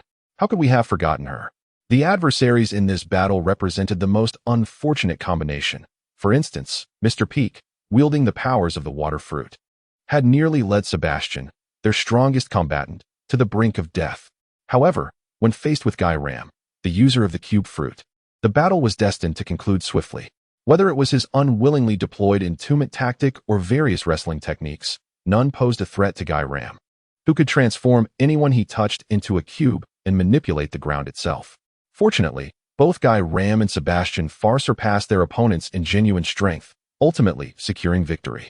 Alas, their weakest link, ship's Dr. Nakian, found herself matched against the formidable master of pure martial arts from the Don Quixote family, Lao Ji. From the outset of their clash, she was thoroughly overwhelmed, battered and bruised, relying solely on copious doses of medicine to suppress her injuries. Waist pain style, eye of the dried trees. Another flurry of rapid punches landed, embedding Nakian once more into the wall. "You audacious woman, you certainly can take a beating. Your joints are nearly shattered, and yet you still possess the strength to fight back." Nakian wiped the blood from her lips and swallowed another small packet of traditional healing medicine before responding, "Do not underestimate the vigor of youth. I could endure this for an entire day. Alas, it seems our battle must come to an end here." Lao Ji furrowed his brow, his gaze piercing past Naichin to the two individuals emerging behind her. With a tone laced with anger, he exclaimed, "It's one thing for that worthless Mahabais to falter. But how could Sei or Paquette also be such a failure, losing to the minions of that shameless thief aboard the Didi Solo? Very well. Let this old man take care of you." The two who had just appeared were none other than the formidable fish giant, Sebastian, and the boatman, Garam, who had dispatched their own adversaries to assist their old comrade. As the duo prepared to intervene, Naichin raised her hand, halting the advancing allies. With a voice that was frail yet resolutely confident, she declared, "You need not involve yourselves. This old fool is mine to deal with." Upon hearing such contempt from the woman, Lao Ji's fury surged, the veins on his forehead bulging. As he readied himself to unleash a brutal punishment upon the audaciously foolish woman, suddenly Naiqin fixed her gaze upon Lao Ji, her expression peculiar as she remarked, "With age, one's sense of taste and smell inevitably diminishes. Old man, have you not noticed something amiss in your mouth?" Lao Ji began to smack his lips. Soon discerning the bitter taste of powdered medication, it dawned on him that during their confrontation, she had inadvertently sprinkled some of the powder into his mouth. However, as Naiqin had aptly noted, he had long since lost much of his sense of taste due to age. Coupled with the sight of her consuming numerous packets of the powder, which seemed to yield only benefits, he had paid little mind to it. Since time immemorial, poison and medicine are intertwined. I am both an expert in pharmacology and toxicology. What do you think will happen now that you've administered my concoction, old man? Hee hee. The sound of Naiqin's eerie laughter sent Lao Ji into a rage. What is mere poison to me? Witness the ultimate technique of the Diwang Fist, the supreme battle guard fist. The essence of the Diwang Fist, the battle guard fist, was a secret martial art Lao Ji had developed to ensure that he could still fight even in the face of illness, injury, or the frailty of age. He harnessed the power cultivated in his youth and stored it within himself through this esoteric technique. With a powerful bellow, Lao Ji's body began to swell dramatically. His stature amplifying to several times its original size, his muscles bulging explosively as he transformed into a figure reminiscent of a tyrannical bear. At this moment, Lao Ji restored his strength and physique to their prime, while his combat skills remained honed to perfection, despite his advanced years. This was a move he could employ only once in his lifetime, had he not witnessed his subordinates suffer consecutive defeats against a formidable foe. He would not have been compelled to resort to such extremes. What is this trifling toxin to me? Behold as I immunize myself against your feeble poison with my formidable physique. In the midst of battle, the formidable Lao Ji, whose strength rivals that of a colossal pirate with a power exceeding 500 million, stands against the combined might of the fish giant, Sebastian. Yet, witnessing the overwhelming presence and the murderous intent of this martial arts master, Naiqian's expression is not one of fear but rather amusement, even tinged with delight. She murmurs to herself, "Indeed, it is true. Captain has not deceived me. This old man can truly regain his youth." Lao Ji, clearly displeased by Naiqian's reaction, bellows in anger, "Those who behold my current form are destined for a grim fate. Prepare to face my ultimate technique. The GS seal, which can only be executed in the stance of the battle preservation fist, ultimate secret technique." With his hands positioned to form the letter G, he charges toward Naiqian, intent on annihilating this detestable opponent with a single blow. However, just as he takes 2 steps forward, his momentum abruptly halts. He gazes at his own body, trembling hands revealing his confusion. What is happening? My battle preservation fist should suppress any toxins within me. Why is my body? Because what I just had you consume was not poison. Naiqian bursts into laughter. I increased the dosage threefold. It is a meticulously concocted youth-rejuvenating elixir with ample side effects. Ha. Youth-rejuvenating elixir?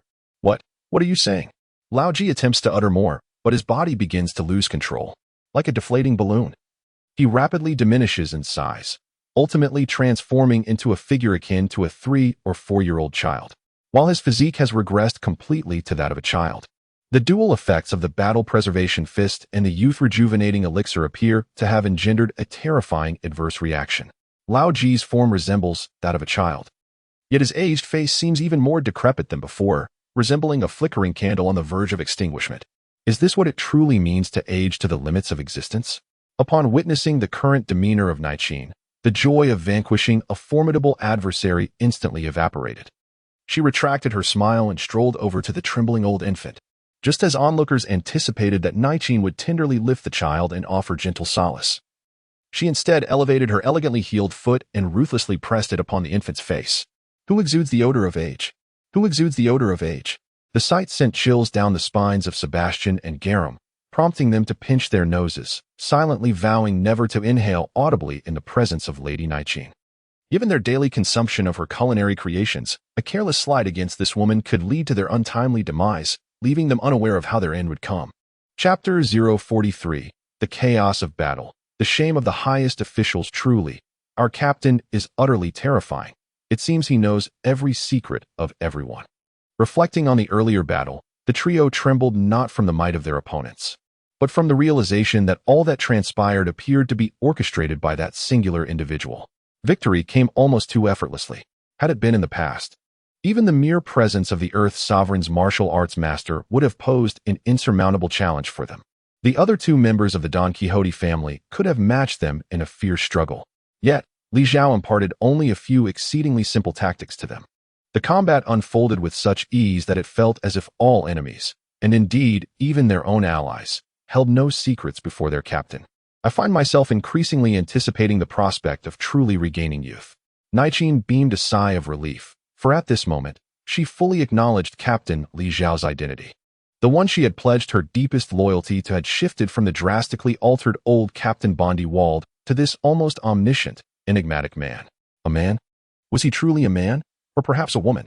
Naiqin suddenly realized that she had yet to discern the true visage of her captain. Alas, what significance does that hold? Following this man, it appears we shall no longer lead a life of evasion. The other two shared Naiqin's sentiments. Thanks to Li Zhao's intelligence and strategies, they effortlessly triumphed over their formidable foes. Their admiration for Li Zhao had reached its zenith, and at that moment, they yearned to witness how their captain would mercilessly dominate his opponents. The trio rushed back to the main battlefield, anticipating a scene where Li Zhao would stand triumphantly over his adversaries, exuding power and authority. The scene before them left the three utterly astounded, their jaws nearly grazing the ground. Their formidable leader, the cold and composed Mr. Bobby Van Koo, was curled up on the floor like a frightened turtle, while the highest-ranking officer, Diamantai, brandished a peculiar weapon that at first glance resembled a whip, but upon closer inspection, revealed itself to be a long sword. With relentless strikes, he lashed out at the defenseless figure cowering on the ground. What on earth was happening? The trio exclaimed in unison, their incredulity palpable. However, as they gathered their composure and calmed their spirits, they realized that although their captain, Lord Bobby Van Koo, lay motionless beneath the onslaught, the attacks merely sparked harmlessly against him, failing to even mar his oil-slick skin. Clearly, they had a long way to go before breaching his defenses. Oh, have you all managed to deal with the adversary? Yet, judging by your demeanor, it seems you haven't had it easy either. A woman's voice suddenly resonated beside them, causing the three to turn in shock. They discovered a cloaked figure, shrouded in mystery, who had stealthily approached without their notice. Yet, the familiar tone and the air of unwavering confidence exuded by this individual immediately revealed her identity to them. Oh, Captain, it appears you've parted ways with the first mate. You truly gave us quite a fright, they chorused, visibly relieved, which left Li Zhao somewhat puzzled. Pummeling this individual was rather uninteresting. Despite possessing one of the most entertaining powers within the Don Quixote family, he had reduced it to this pathetic state. My collaboration with Bobby Van Koo to bully him was dreadfully tedious. Fortunately, someone had a score to settle with him, and I was merely lending a hand. Due to the opponent's unexpectedly feeble prowess, Diamantai was able to mercilessly dominate while also keeping an eye on his surroundings. Thus, he quickly noticed the arrival of Sebastian and his companions. The moment he laid eyes on them, a chill coursed through his heart. As the commanding officer, he was acutely aware of his subordinates' capabilities. Mahabais possessed immense destructive power, but relied on singular attack patterns, while Sei or Pick was competent but burdened by chaotic beliefs and a rigid sense of masculinity that severely hampered his performance. The defeat of these two was hardly surprising. However, the ancient Rao Ji, despite his advancing years and impending demise, had seen his strength grow exponentially. Now, even he was uncertain if he could contend with the old man. Yet, this very Rao Ji had failed to retain the presence of the three before him. Even if their victory was achieved through cunning schemes and overwhelming numbers, facing off against three opponents, excluding the hapless figure on the ground, was still a formidable challenge. Should he devise a means of escape? Yet, how could he possibly explain his retreat to the young master Don Quixote? Damn it, the situation has escalated to this point. Confronting the young master is undoubtedly a path to demise. If I cannot subdue these few individuals, I shall have no face to meet the young master again. Just as Diamantai prepared to fight to the death, he suddenly noticed an inexplicable addition to the crowd, someone who evoked an unsettling sense of familiarity. Violet, is it you? You wretched woman? Li Zhao let out a cold laugh, pushing his hat back to reveal Violet's stunningly alluring face. Upon seeing Violet standing with this group of miscreants, Diamante suddenly grasped the situation. Damn it, you treacherous woman, you are in league with them. No, this is not right. This is a conspiracy, a nefarious plot aimed at our young master. It is you, the Liku family, in collusion with the great de Solaro, attempting to bring ruin upon our Don Quixote family. Li Zhao had originally intended to sow discord between Drey's Rosa and de Solo, believing that the conflict between these two formidable powers would provide him the perfect opportunity to benefit from the turmoil. Such a delightful misunderstanding was one he had no intention of clarifying. Moreover, should he choose to interject at this moment, it would only serve to acknowledge his own ignoble character. Consumed by the flames of hatred, Diamante disregarded the presence of the three formidable experts standing beside Li Zhao. He abandoned the crouched and defensively postured Bobby Vanku, brandishing his sword like a long whip, and charged directly at Li Zhao. Li Zhao held a profound disdain for this individual, lacking even the slightest interest in engaging him in a one-on-one duel. After all, he was surrounded by a formidable entourage, rendering the prospect of playing such a futile game with this fool utterly absurd. With a mere gesture, Li Zhao summoned the fish giant, who had been yearning for a decisive confrontation. Floating bull long halberd, the fishman unleashed a powerful strike, 5,000 tiles of empty-handed karate. The blade, woven from the supple longsword, spiraled into a formidable iron bull, clashing with Sebastian's earnest punch. The fish giant's fist was lacerated with several fine cuts, while Diamante was sent hurtling backward, his sword utterly contorted and slipping from his grasp. Li Zhao shook his head in disbelief. The floating fruit was akin to a two-dimensional foil of the devil fruit, a devastating weapon misused by Diamante. Such a grand instrument of destruction being wielded in this manner was simply intolerable. Moreover, to Li Zhao's knowledge, this bull long halberd was arguably Diamante's most potent skill derived from his fruit, given his ability to transform his sword into such a bull-like form. One would wonder why he did not channel his considerable energy into more productive endeavors. As Diamante rose from the ruins, astonishment painted across his face. He grappled with the realization that he had been defeated in a single move. His opponent possessed strength rivaling that of a rear admiral from the Navy or perhaps even a formidable emperor's star. When had the Golden Emperor, Tezaros, enlisted such a terrifying subordinate? This critical information made him question why the spies aboard the great Tezaros had failed to relay any intelligence. As anxiety gripped him, Diamante recognized that these individuals posed a significant threat to the very existence of Dressrosa. In that moment, his composure returned, and his will to survive surged strongly. He had to live to inform the young master of these nefarious schemes, even if it meant facing execution at the hands of the young master. He was determined to fulfill this mission, vital to the survival of the Don Quixote family. Prepare to witness the terror of the floating fruit. Here it comes, army flag. With Diamante at the center, the surrounding terrain transformed into a fabric-like, ethereal state, the ground resembling a vast, billowing cloth or the tumultuous waves of a raging sea. This technique allowed Diamante to entirely alter the environment, destabilizing his opponents and rendering them incapable of counterattacking. However, Li Zhao and Sebastian stood gracefully in midair, their feet lightly resting on a moonlit cloth, reveling in the breathtaking panorama of the undulating landscape beneath them. Meanwhile, the shipwright Gairam and the ship's doctor Naichine stood atop a floating cubic stone, equally undeterred by the spectacle. Chapter 044, Chaos of Battle, the finale. Employing such a technique must surely deplete a considerable amount of stamina, would it not? Li Zhao, observing Diamante's vacant expression, inquired about his most prized technique, which had been met with a jesting counter from his opponent, leaving him momentarily stunned. This fool seemed utterly lost in thought, only managing a slow nod in response. When you devised this technique, did you ever contemplate how many individuals in the New World engage in combat while grounded? Diamante, still dazed, shook his head in response. At this point, Li Zhao could only shake his head in resignation. Isn't there another move you possess, known as Death Stardust? You produce several firecrackers that release a shower of paper confetti into the sky, which then transforms into heavy, sharp-thorned iron balls, culminating in a relentless downpour of thorned iron rain that leaves your enemies battered and bloodied. At the mention of his most cherished fatal technique, Diamante's eyes sparkled with renewed determination, ready to turn the tide with Death Stardust and annihilate all foes. He was too preoccupied to ponder why Li Zhao was so intimately aware of his secret weapon. All right, you needn't trouble yourself with that today. I have no inclination to watch fireworks. However, I am curious, did you spend an inordinate amount of time compressing the size of those thorned iron balls, each the size of a human head, into thin paper using the powers of the flapping fruit, then meticulously folding them and stuffing them into the firework shells? Pray tell, how many sleepless nights did you toil under the oil lamp folding paper? He continued, despite your immense effort. Have you considered whether this technique would prove effective against opponents armed with haki, possessing the 6 forms of iron blocks, or those wielding shields? Or even those with suitable cover nearby? Even in the absence of such conditions, could your so-called Death Stardust truly eliminate a foe? I dare say it would only manage to take down a stray cat or dog at best. What a foolish child.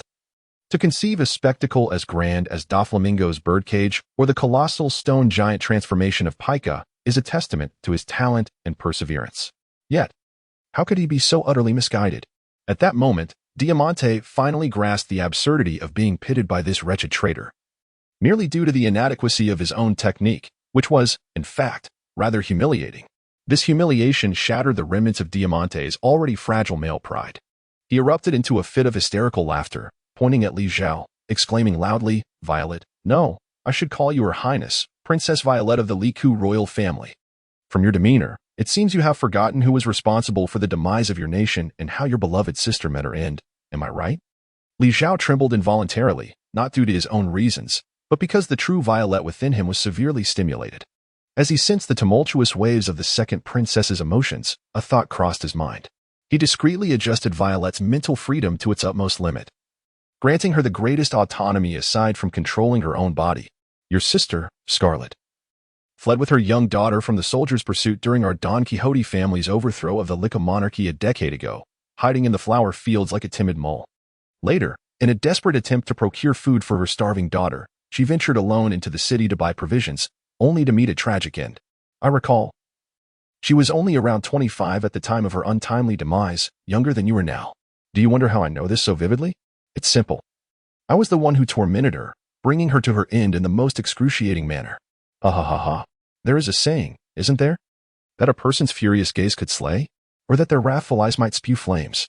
Of course, these are merely metaphors, as it is impossible for an ordinary person to kill with their eyes, nor can they emit fire from them. However, for one endowed with the powers of farsight, X-ray vision, and mind reading, and who can shed tears like whales from their eyes, killing with a glance does not seem far-fetched. When Violet's fury and sorrow reached their zenith, yet her limbs lay beyond her control, the sole recourse she had was to fix her gaze upon her adversary, yearning for her stare to annihilate him. This intense emotion surged into Li Zhao's soul, intertwining with something deep within him. In the next instant, 2 searing beams of light erupted from his eyes, piercing through Diamante, who was still masked in laughter and anger to conceal his shattered pride as a formidable opponent. Diamante's laughter abruptly ceased.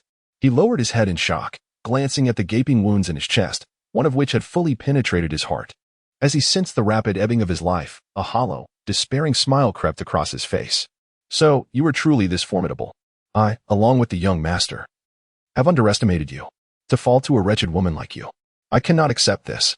Even in death, I shall take you with me. To hell with you. Have a month as funeral. In a state of near demise, Diamante suddenly emitted a peculiar cry, transforming a folded piece of paper into a formidable longsword. With a swift swing, he unleashed a powerful wave of sword energy, effortlessly cleaving the earth before him in twain as if it were mere tofu. The technique known as half-moon burial was the sole manifestation of Diamante's pure swordsmanship, unassisted by the powers of his devil fruit. The might of the sword energy he released rivaled that of the world's foremost swordsman, Dracul Mihawk, underscoring Diamante's latent talent as a swordsman. Regrettably, he had not fully harnessed his true swordsmanship potential, instead expending his time and energy on developing a plethora of ostentatious yet impractical fruit abilities. The terrifying sword energy swiftly approached Li Zhao, who remained absorbed in the epiphany of his newly comprehended technique. The 2 beams emitted from his eyes were far more than mere light. Within them, Li Zhao perceived not only the power of the devil fruit, but also a blend of both armament and conqueror's haki. Brother, be careful. Bobby's voice resonated in his ears. Li Zhao lifted his gaze, only to behold the broad and sturdy silhouette of his brother, Bobby Vanku, standing resolutely before him. In a moment of dire peril, his younger brother shielded him, enveloped in a robust layer of armament haki, braving the full force of Diamante's desperate sword energy. Li Zhao glanced at Diamante again and realized that he was now exhaling without inhaling. This was dire. He had been careless earlier, not anticipating that a mere glance could bring about such a fatal outcome. He had struck too forcefully. Li Zhao swiftly advanced, rushing to Diamante's side. As the healing foam enveloped the gaping wounds in his front and back. In the world of pirates, the vitality of humanoid beings is remarkably resilient. Akin to that of cockroaches, such penetrating injuries are not necessarily fatal. However, the healing foam failed to exert its curative properties and was soon dispersed by the blood streaming from the wounds. This could only signify that the Diamante before him, much like the world destroyer Bondi Wald whom Li Zhao had concealed, was merely a living corpse. Regrettably, I cannot afford to overlook this fellow's abilities. Just as Li Zhao was lost in contemplation on how to extract the last remnants of value from Diamante, the seemingly lifeless figure suddenly opened his eyes, contorting his face into a grotesque grimace. In an instant, his iron grip clamped around Li Zhao's throat, intent on strangling him to death. This desperate strike embodied all the strength born from Diamante's dwindling life force, coupled with his unwavering resolve to eradicate any threats to the Don Quixote family at the cost of his own life. It was not merely an inescapable physical force, but also an assault imbued with the power of the fluttering fruit, capable of transforming three-dimensional objects into two-dimensional planes, delivering a devastating dimensional blow. In that moment, Li Zhao found his neck firmly ensnared, rendered incapable of wielding even a fraction of his immense strength and fruit abilities. Li Zhao felt an icy chill enveloping him, and an unmistakably vivid premonition of death surged within his mind. At that moment, an overwhelming sense of boundless regret and fear consumed his heart. Chapter 045, The Jacket and Gloves, An Unexpected Gain. Just as Li Zhao's life hung by a thread, a sharp blade descended from the heavens, severing the grasp of the Grim Reaper at his elbow. Li Zhao's will to survive surged as he forcefully yanked down the wrist that was tightly gripping his neck. Had he delayed even a moment longer, his neck could have transformed into a singularity under the influence of the floating fruit's abilities, leading to his complete annihilation. Once he regained his composure, he discovered that it was none other than his naive younger brother, Bobby Vanku, who had come to his rescue. Although Bobby's reaction speed and combat experience paled in comparison to that of Sebastian and the others, those three individuals had long revered Li Zhao as a deity in their hearts. Subconsciously, they believed that he would effortlessly navigate any crisis, which is why they had yet to grasp the gravity of the peril Li Zhao had just faced. They still assumed he was merely toying with his adversaries, confident that he would have the means to address any real threat. Only Bobby, despite observing his brother suddenly transform into someone seemingly omniscient and omnipotent, retained the perception of his elder sibling as the brother he had always known, prone to fits of anger, capable of hubris, and in moments of utmost importance, still in need of his assistance. Thus, throughout the battle, he remained vigilant of his brother's situation, ready to lend a hand at a moment's notice. In that critical instant of danger, he cast aside his fear of combat and, with unwavering resolve, saved his brother from the brink of disaster. Li Zhao bestowed a grateful smile upon his brother. At this moment, in his heart, this imposing figure was no longer merely a useful tool, but rather his brother. Looking back at the individual who had, for the first time since their journey through time, made him experience the profound despair of near death, Diamante was now utterly defeated. He knelt on the ground, still retaining the posture of outstretched arms, his eyes wide with fury, and his visage grotesquely contorted. Li Zhao let out a soft sigh, completely concealing his disdain for this individual. This served as an indelible lesson for him. Never underestimate any opponent. Let us depart. Li Zhao slowly turned around, his gaze sweeping across the ground. Suddenly, an object caught his attention. It was the severed wrists of Diamante, previously cut off by Bobby. However, at this moment, those dismembered wrists appeared utterly hollow, as if devoid of any flesh or bone beneath the skin. Li Zhao picked up the severed hands from the ground and suddenly realized that they had transformed into a pair of leather gloves. Indeed, they possessed the same texture as the human skin jacket he had the ability to create. What could this possibly mean? Li Zhao's eyes suddenly flashed with a crimson light, and he observed that the colors of the world were responding to his formidable aura. Li Zhao cast a discreet glance at a nearby ruin, then retracted his human skin gloves and departed from the Dressrosa royal palace alongside his brother and the trio, making their way towards the harbor. Once they had distanced themselves, a small, blood-soaked figure emerged laboriously from the debris. It was the martial arts master Rao Ji, whose bodily functions had been irrevocably impaired by Naki's rejuvenating potion and who had recently endured a thrashing at the hands of the ship's female doctor. At that moment, his murky eyes fixated on the direction in which they had vanished, tears of blood streaming down his cheeks as he murmured, I must immediately inform the young master. Wano country, the most enigmatic nation in the New World, is situated in the latter half of the Grand Line. It is a reclusive land, eschewing the company of outsiders and refusing to affiliate with the world government, rendering it inaccessible even to naval vessels. Within this realm resides Kaido, the recognized invincible among the four emperors, whose beast pirates are stationed here, serving as the nation's guardian deity. The headquarters of the beast pirates is located on Onigashima, an island in the waters off Wano's coast, separated from the main island by the sea. This rocky isle possesses a peculiar terrain, resembling a colossal skeletal visage, evoking an aura of terror. Yet, within this eerie skeletal structure, Kaido has constructed a lavish underground palace, replete with state-of-the-art facilities. At this moment, a grand and unprecedented banquet is underway within the palace. At the heart of the venue, a bizarre assembly of creatures, neither fully human nor entirely animal, gathers. Among them, one creature boasts a right arm that is the complete upper half of a gorilla, while another features a giraffe with the head of a young man in place of its own. Additionally, one robust figure has a lion's head protruding from his stomach. In comparison to these beings, the centaur, the half-goat half-antelope man, and those adorned with the heads of alpacas or bat wings appear almost normal. Haha. Indeed. Your artificial devil fruits are truly extraordinary. Quite fascinating, indeed. At the head of the banquet table, a towering man with long black hair and dragon horns, a figure reminiscent of a demon, let out a hearty laugh. Before his laughter subsided, he eagerly raised a massive wine gourd and drank deeply of the spirits. Beside him, a tall, slender man clad in a flamingo pink coat and sunglasses lifted his glass in a polite toast, then addressed Kaido, saying, "Esteemed Mr. Kaido, while these artificial devil fruits, smile, possess certain drawbacks, such as the randomness of the animal transformation and the inability to revert to human form, along with a risk of failure when consumed, their primary advantage lies in their capacity to provide goods in abundance. After all, the devil fruits have always been rare commodities with a price but no market." The individual conversing with Kaido is none other than the notorious warlord, Don Quixote da Flamingo. His arrival at Onigashima is solely to facilitate the transaction of artificial devil fruits. Kaido is evidently not the type to engage in petty scheming during negotiations. His satisfaction with these artificial devil fruits is unabashedly apparent. Ha ha ha ha. Side effects? Merely a few unfortunate souls turning into uncontrollable laughers. It matters not. I have enough subordinates. Even if they merely laugh, or worse, if some perish, it's of no consequence. Kaido, with his brutal disposition, has never valued human life, whether it be that of his enemies or his own men, including his own existence. The side effects of these artificial devil fruits are sufficient to deter any ambitious individual yearning for power, yet in Kaido's eyes, they are utterly insignificant. His sole concern revolves around one matter. "Doflamingo, I will take them all. Whatever quantity you have, I want it, and you may set the price." Doflamingo, filled with exhilaration, recognizes that these artificial devil fruits, particularly appealing to the violent and brutish Kaido, who harbors dreams of assembling an army of Zoan-type devil fruit users, are indeed treasures.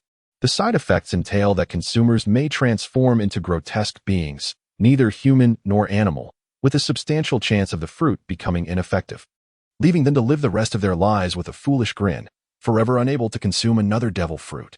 Upon hearing these side effects, others would flee as far as possible, avoiding them at all costs. Only Kaido would regard them as treasures.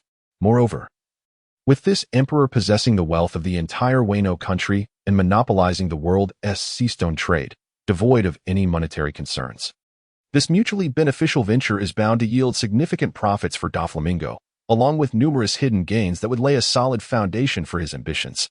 It is no wonder that the night Yasha would wake, laughing even in his dreams. However, Kaido's smile suddenly faded, and an icy, bone-chilling murderous intent swept across Onigashima in an instant. The previously merry pirates fell silent, too terrified to make a sound. Although Doflamingo is a formidable figure, one of the infamous warlords, he dared not act recklessly in the presence of the Emperor's unveiled murderous aura. He discerned that Kaido had no intention of bloodshed at that moment, discreetly signaling his men to refrain from provoking the situation further. With a forced smile, he said, "Mr. Kaido, what are your demands for this transaction? Please, feel free to express them." "Fine, I shall not question your price, but the supply must remain uninterrupted. Each regular delivery must be in excess, never less. Should you dare to toy with me or let me down, I shall not only raise your stronghold, but I will personally sever your head. Have you understood me clearly?" The smile on Doflamingo's face remained unyielding as he made this assurance to Kaido. At that moment, Baby Five suddenly approached him and whispered a few words in his ear, causing Doflamingo's expression to shift dramatically. He rose and addressed Kaido. "Mr. Kaido, I apologize. It seems I have indulged a bit too much in drink. I must take my leave and also resign from my position." I must return to Dressrosa. For as a king, I cannot be away from my nation for long. Observing the hasty departure of the knight Yasha, Kaido, seemingly dazed from intoxication, waved his hand. Immediately, a man with black wings and flames dancing atop his head approached him. Jean, this Doflamingo fellow is acting rather suspiciously. Dispatch someone to keep an eye on him. This business concerning the artificial devil fruits must not encounter any unforeseen complications.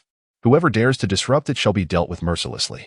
Chapter 046, The Shadow of Wano. Meanwhile, Doflamingo gently hung up the Din Din Mushi, his face now shrouded in clouds of foreboding. What is it, Doff? I must say, regardless of what has transpired, you should not have displayed such behavior before Kaido, remarked Treble, one of Doflamingo's top 4 executives, and the owner of the sticky fruit. Treble, one of the earliest followers of Doflamingo, treated the knight Yasha more like family than merely a comrade. Diamante has perished. His martial forces have been completely annihilated. What did you say? Treble finally comprehended the reason behind Doflamingo's loss of composure. Since the inception of the Don Quixote family, there had never been a significant loss among its senior executives, excluding the brother Doflamingo executed himself, Don Quixote Rosinante. If the news were true, this would represent the gravest blow the Don Quixote family had sustained in decades, especially having just established a long-term trade agreement with the Emperor Kaido. If the factories in Dressrosa encountered problems and failed to supply as needed, the consequences would be dire. We must return at once. I am determined to discover which scoundrel dares to provoke me. Due to the pressing nature of time, the trade fleet of Don Quixote Doflamingo worked tirelessly through the night, loading provisions, fresh water, and unique goods from Wano country, such as exquisite sea stone artifacts and highly sought-after precision artillery onto the vessels. At the dock, several shadowy figures, cloaked by the cover of night, stealthily approached a merchant ship anchored in the farthest corner. Lord Kinemon, Lord Kanjuro, Lord Reizu, you must protect His Highness, Momonosuke. With utmost diligence. I shall remain in Wano and endeavor to locate our scattered companions, spoke a stunningly beautiful woman clad in a kimono, towering at nearly 3 meters tall. A man with a pale face and red hair, who bore a gigantic brush upon his back, grasped her hands, tears streaming down his cheeks. Kiku, you must exercise caution. This is a world 20 years into the future, and we possess scant knowledge of Wano during this period. You must ensure that your identity remains concealed.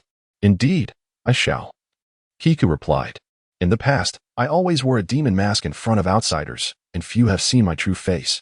Now, I reveal myself as I am, adorned in women's attire.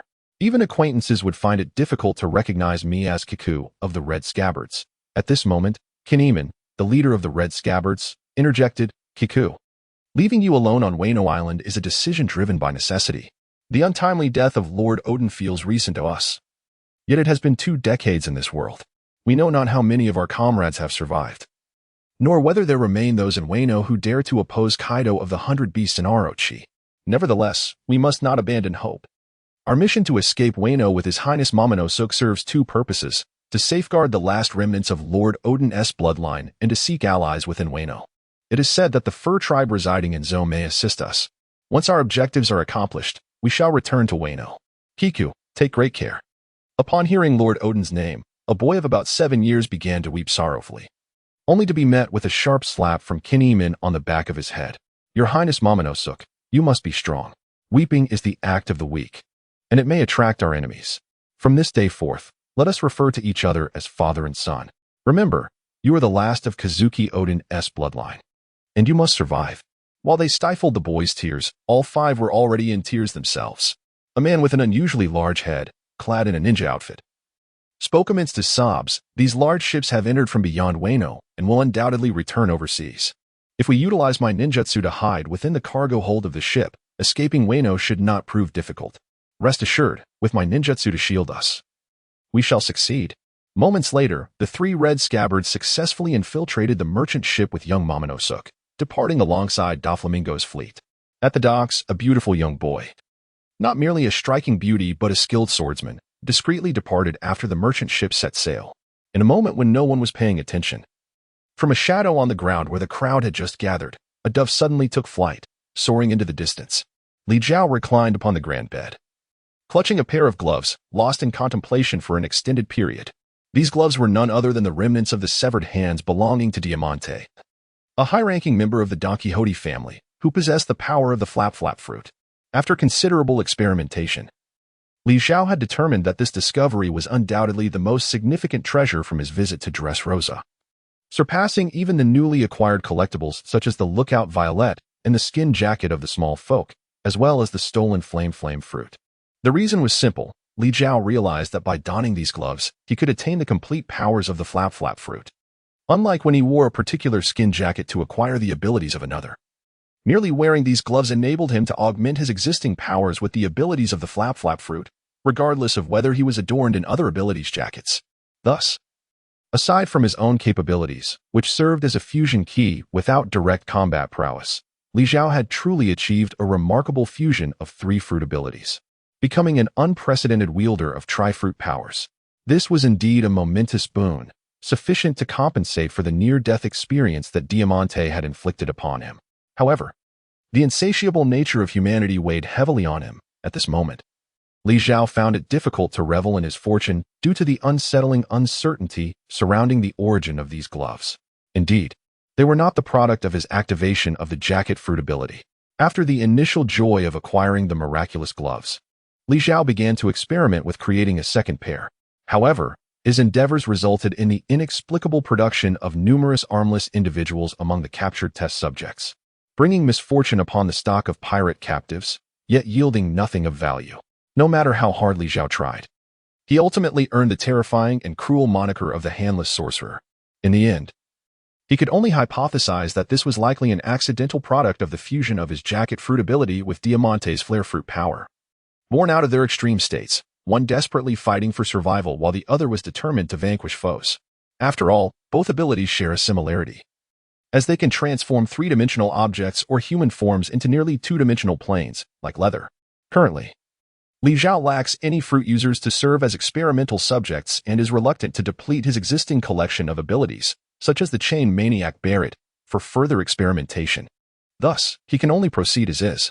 In the time that remains, Li Zhao dedicates himself to the meticulous study of the abilities granted by the fluttering fruit, as well as the powers derived from the fusion with Her Highness, the second princess, following the utilization of the Stare fruit. He endeavors to develop new fruit-based skills. Speaking of the Stare fruit, Li Zhao has amassed considerable insights regarding its new technique, dual-eye laser emission. Firstly, he can ascertain that this move, rather than being an innate ability of the Stare fruit, resembles a sophisticated application of Conqueror's Haki, akin to the signature move of a royal-level powerhouse. The encirclement of Conqueror's Haki. Li Zhao confirmed a second matter. Only after he merged with Princess Wang could he wield the Conqueror's Haki. In their separated states, neither he nor Violet could activate this rare ability, which only 1 in a million, the chosen one, could possess. This aspect diverges from the armament Haki and observation Haki, which can be mastered and enhanced through practice. In contrast, the Conqueror's Haki is solely dependent on innate talent. Both Li Zhao and Violet were lacking in this particular talent, and it was only through their union that all deficiencies could be rectified, granting them the potential of a conqueror. The study of fruit abilities is incredibly time-consuming. By the time Li Zhao regained his focus, he could already see the grand ship, the Great Tesoro, resembling a city on the sea, from the lookout of their ship, the Shark Emerald. For everyone except Li Zhao and Bobby, it was their first encounter with such a magnificent and colossal vessel, and they were all filled with excitement. Particularly, the shipwright, Guy Ram, had already begun to analyze the structural design of the Great Tesoro, contemplating whether it could be transformed into a submarine, or rather, an underwater palace.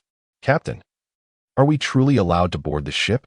Rebecca inquired, shaking Li Zhao's arm, her demeanor reminiscent of a naive country girl, bombarding him with a flurry of questions. Currently, Rebecca's role was that of a trainee sailor aboard the Shark Emerald. She had become the ship's source of joy, with Guy Ram and Nai-Chin doting on this unfortunate girl as if she were their own granddaughter, leading her to become somewhat unruly. Her reverence for Captain Li Zhao had diminished day by day, and she viewed him and Bobby as elder brothers. Nonetheless, Rebecca was quite capable. Although, like Bobby, she had an innate aversion to conflict, her intellect was sharp. Under Nai-Chin's guidance, she had acquired impressive culinary skills, even surpassing her mentor. With her grip on Li Zhao's mouth, he found himself unable to speak ill of her.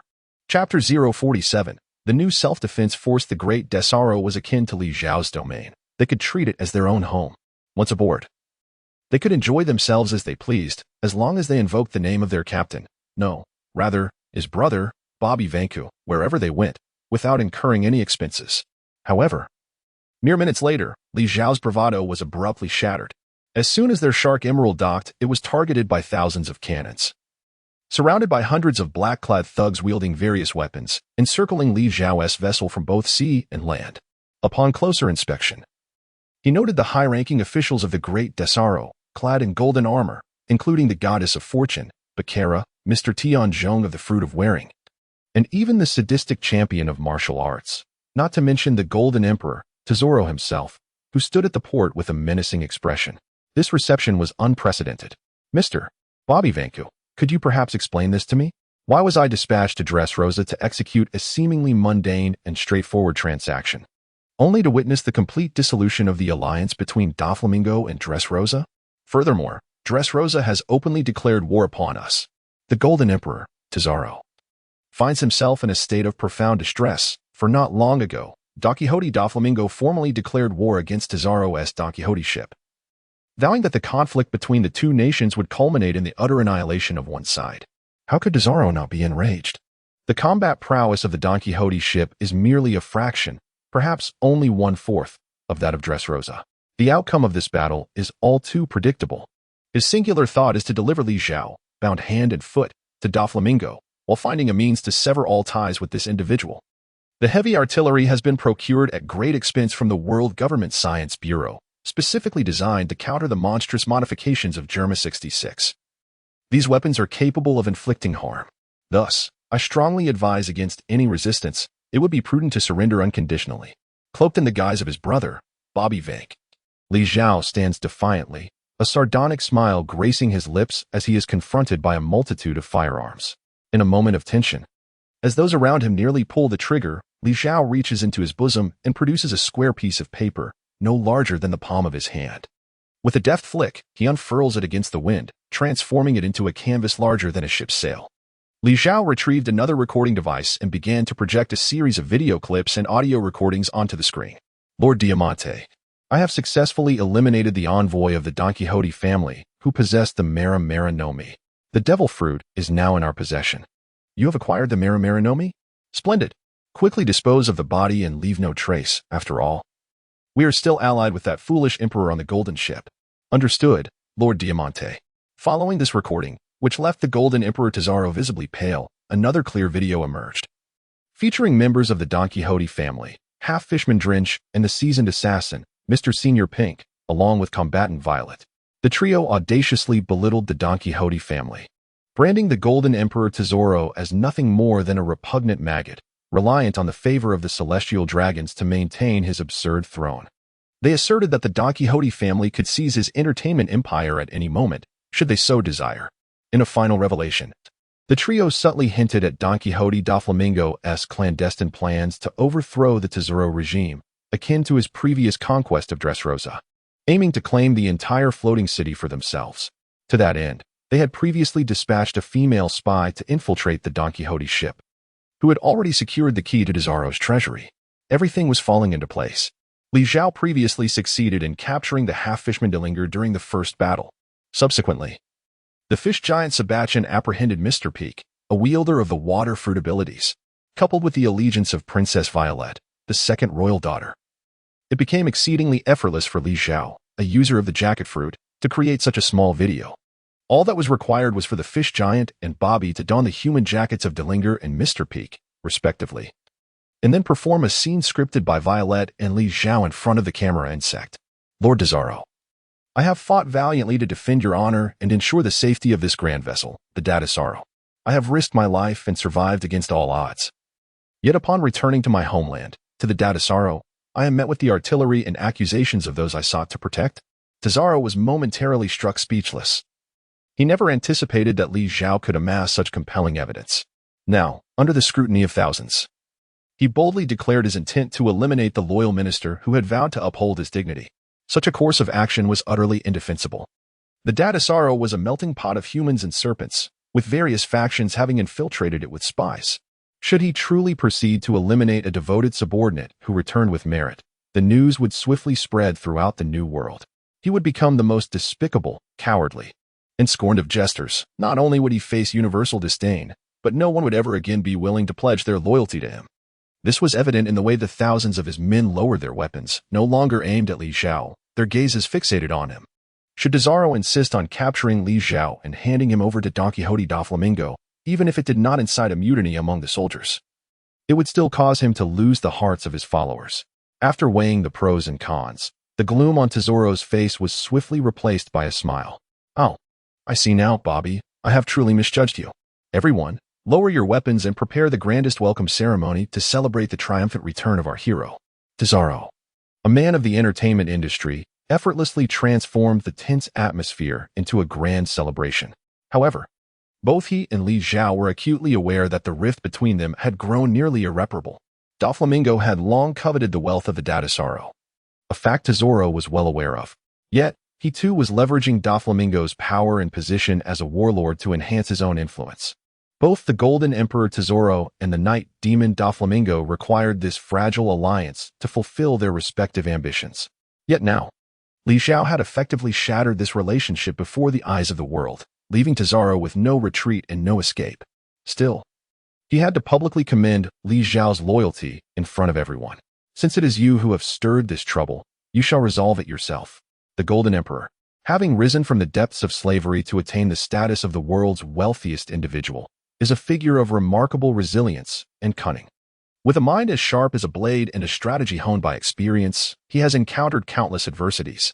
In a moment of decisive clarity, Tesoro proclaimed, "From this day forth, I appoint our valiant hero, Mr. Bobby Vanku, to spearhead the formation of the new self-defense army.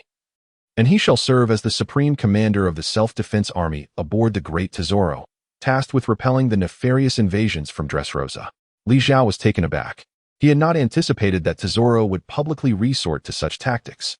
The notion of forming a new army and resisting invasion was nothing more than a ploy to deny him any soldiers, while simultaneously compelling him to confront Doflamingo head-on, risking his very life. Li Zhao was not a naive fool. He was acutely aware of the underlying intricacies at play. However, the Golden Emperor's insidious strategy was cloaked in the guise of righteousness.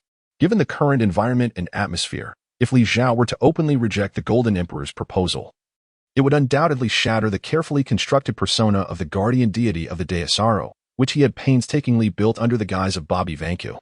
This would adversely affect Li Yao's future ambitions to claim the luxurious mobile entertainment vessel for himself. In this regard, the Golden Emperor's various precautions and persecutions against Li Zhao were indeed prudent measures, though he had perhaps underestimated the formidable nature of this seemingly simple-minded giant assassin. "I am immensely grateful to Lord Tesoro for his trust in me. In light of this, I hereby announce the specific military strategy to repel the invasion of Dressrosa. The first step, of course, is the formation of the new army and the recruitment of warriors. Fortuitously, I possess a treasure of immense value, a top-tier devil fruit. The Mara once belonging to the captain of the 2nd Division of the Whitebeard Pirates, Fire Fistporgus Ace. I shall organize an ultimate fighting championship aboard the Tesoro. Anyone may participate, and those who defeat all opponents, including the reigning champion, will be rewarded with the Mara additionally. All participants will share a grand total of 3 billion berries in prize money. All contestants will be considered voluntary members of the Tesoro Self-Defense Legion. Of course, we shall not impede those unwilling to engage in the battle against the 7 warlords, Doflamingo, who merely wish to compete and leave. Defeated participants need only pay a ransom commensurate with their status. For instance, pirates may pay the bounty set by the Navy to exit. Should one triumph all the way to the end, they shall not only claim the Mara and the substantial prize, but also enjoy the freedom to come and go as they please. Chapter 048. 3 letters. Upon hearing Li Zhao's words, even the Golden Emperor Tesoro began to doubt himself, wondering if he had unwittingly fallen prey to the machinations of this enigmatic assassin. After a moment of contemplation, Tesoro found himself admiring Li Zhao's strategic arrangements. He was acutely aware of the true nature of those pirates. Their ambitions were fundamentally driven by either fame or fortune. Li Zhao, with audacious generosity, leveraged the natural demon fruits provided by Tesoro and the considerable financial backing of the mighty Tesoro, offering an almost irresistible sum that few pirate factions could refuse. His aim was to recruit scapegoats willing to serve aboard the Tesoro, particularly through the astute assurance of participants' freedom to come and go as they pleased. Traditionally, in warfare, especially when one is at a disadvantage, enlisting mercenaries from outside proves to be exceedingly challenging. no amount of money suffices. For all are acutely aware that even the most lavish bounty is futile if one does not live to enjoy it. However, Li Zhao refrained from mentioning the recruitment of mercenaries. Instead, he proposed an unprecedented ultimate fighting competition aboard the Desero, wherein all participants would tacitly consent to join the self-defense corps. The ultimate victor would claim the grand prize and enjoy complete liberty to depart at will. Even the defeated would not lose their freedom entirely by paying a ransom equivalent to their bounty or an appropriate sum reflective of their status. They could avoid entanglement in the war between two nations. This is where the brilliance of this stratagem lies. It is well known that every pirate in the New World harbors lofty ambitions, viewing themselves as exceptional, and deeply values their reputation above all else. Before the ultimate fighting competition even commenced, they all believed themselves destined to emerge victorious, claiming all the prizes. Yet, should they lose, the prospect of paying a ransom commensurate with their standing to regain their freedom poses a dilemma. The amount of this ransom remains uncertain.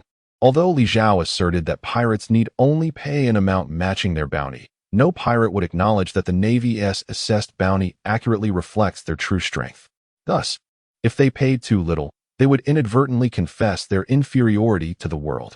Conversely, if they paid too much, given the pirates' tendency to squander their earnings on the same day they are earned, only the formidable powers like the 4 emperors and the 7 warlords could realistically save sufficient funds. The implications of this situation grew increasingly daunting. Emperor Zhao foresaw a future where all the disparate factions of this maritime realm would willingly sell themselves for a mere 30 billion berries and a demon fruit whose final possessor remained uncertain. Such a brilliant method of talent acquisition left him pondering why he had not conceived it sooner.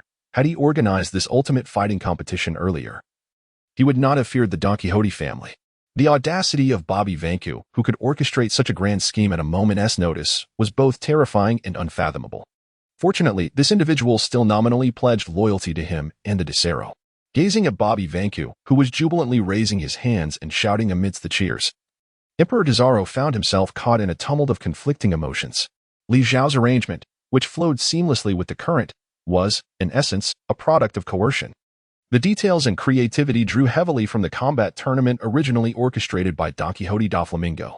In the original narrative, merely a single devil fruit attracted a multitude of formidable figures, including the Yonko Blackbeard, Admiral Fujitora, and the Straw Hat Luffy, all converging in one place, only to be nearly ensnared by Da Flamingo, a testament to humanity's insatiable greed. Yet, this alone may not suffice to rival the Don Quixote family. Since Li Zhao had been forcefully elevated to this position by the Golden Emperor, it was imperative for him to judiciously leverage the resources at his disposal to secure the utmost advantage for himself. At the port of the Great Dressrosa, what was initially intended as a punishment for rebels transformed into a farcical ceremony of heroes' welcome. Following this spectacle, Li Zhao could hardly be bothered to formally report to Zhao. Instead, he assumed the role of commander of the Great Dressrosa's self-defense forces and embarked on a series of maneuvers and preparations.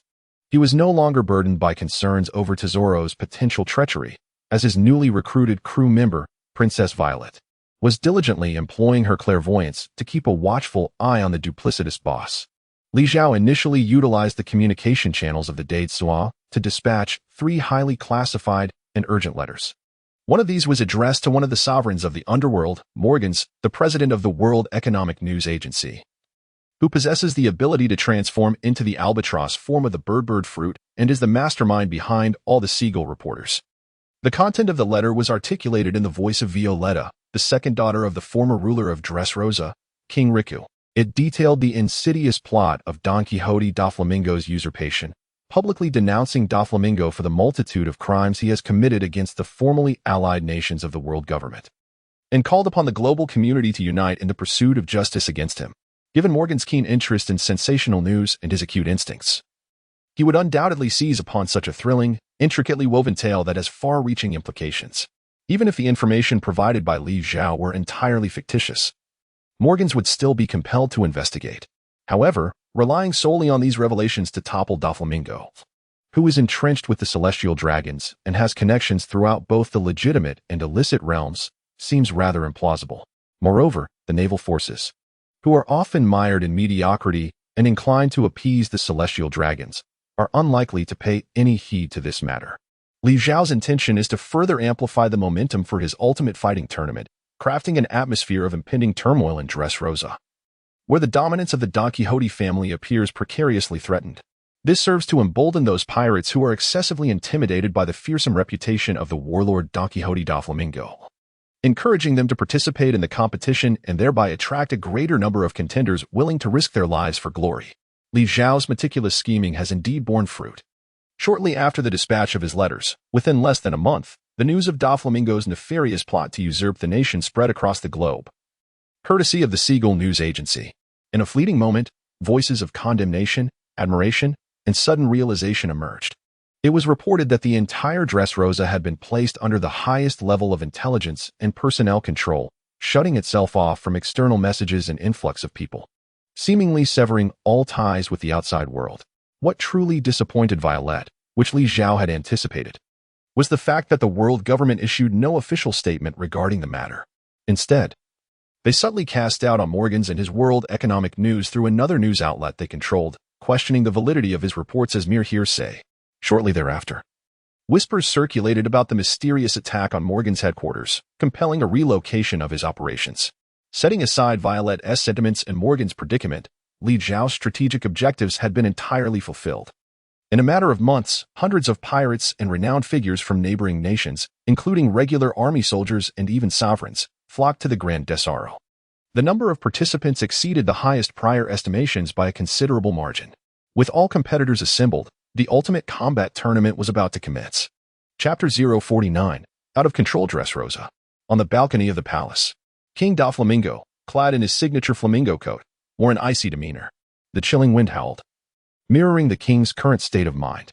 His gaze fell upon the town, where remnants of flames still flickered, remnants of the Don Quixote family as soldiers repressing the rebellious populace. Doflamingo had not anticipated that the treacherous traitor, Princess Violet, would possess such audacity and cunning to expose the truth of his usurpation to the news king. Those damned newspapers, delivered by those infernal seagulls, caught him unawares, infiltrating the nation with unsettling revelations. The truth, often shocking, incited several instances of public unrest under the instigation of malicious parties. However, Doflamingo remained unfazed by the potential antics of the rabble. They were like fleas, momentarily bothersome but ultimately incapable of inflicting any lethal harm. He understood the nature of these commoners well. They were bloodthirsty and combative yet cowardly, concerned with political affairs yet ungrateful, even if they were enraged by his treachery. A few public executions of the instigators would suffice to bring the rest back to reality, allowing them to continue their existence as apathetic, subsistent wretches. Moreover, Doflamingo had prepared for the worst. If necessary, he would transform the entire populace into toy slaves. Although this would render Dressrosa a desolate, lifeless city, devoid of human presence. Toys do not breed. Nonetheless, this course of action held one advantage. Those transformed into toys would be forgotten by all, ensuring that the nation of Dressrosa would fade from memory, and all troubles would be effortlessly resolved. Once the storm has passed, I shall venture to other islands to capture a fresh batch of living souls to replenish our numbers, and thus the matter shall be splendidly resolved. A sound of whirring propellers echoed from the skies, heralding the arrival of Buffalo, the wielder of the human flesh aircraft powers bestowed by the Tontata fruit. The weaponized woman, Baby, 5, leapt from Buffalo's back and approached Don Quixote Doflamingo, reporting, "Young master, the task of subduing the rioters has been accomplished. However, during the suppression, we detected the presence of the little people, and among those inciting the turmoil were formidable adversaries. Lord Gladius was ambushed during the fray and sustained grave injuries." With a sharp crack, Doflamingo crushed the high-stemmed glass he held, and as he released his grip, a shimmering powder cascaded from his fingertips. "What is the status of Lao Ji?" the Knight Yakuza inquired. "Not good." The weaponized woman shook her head and replied, "He remains in a state of confusion, unable to rise and serve the family. Yet, he persistently extends one finger, forming a gesture of one, though its meaning eludes us."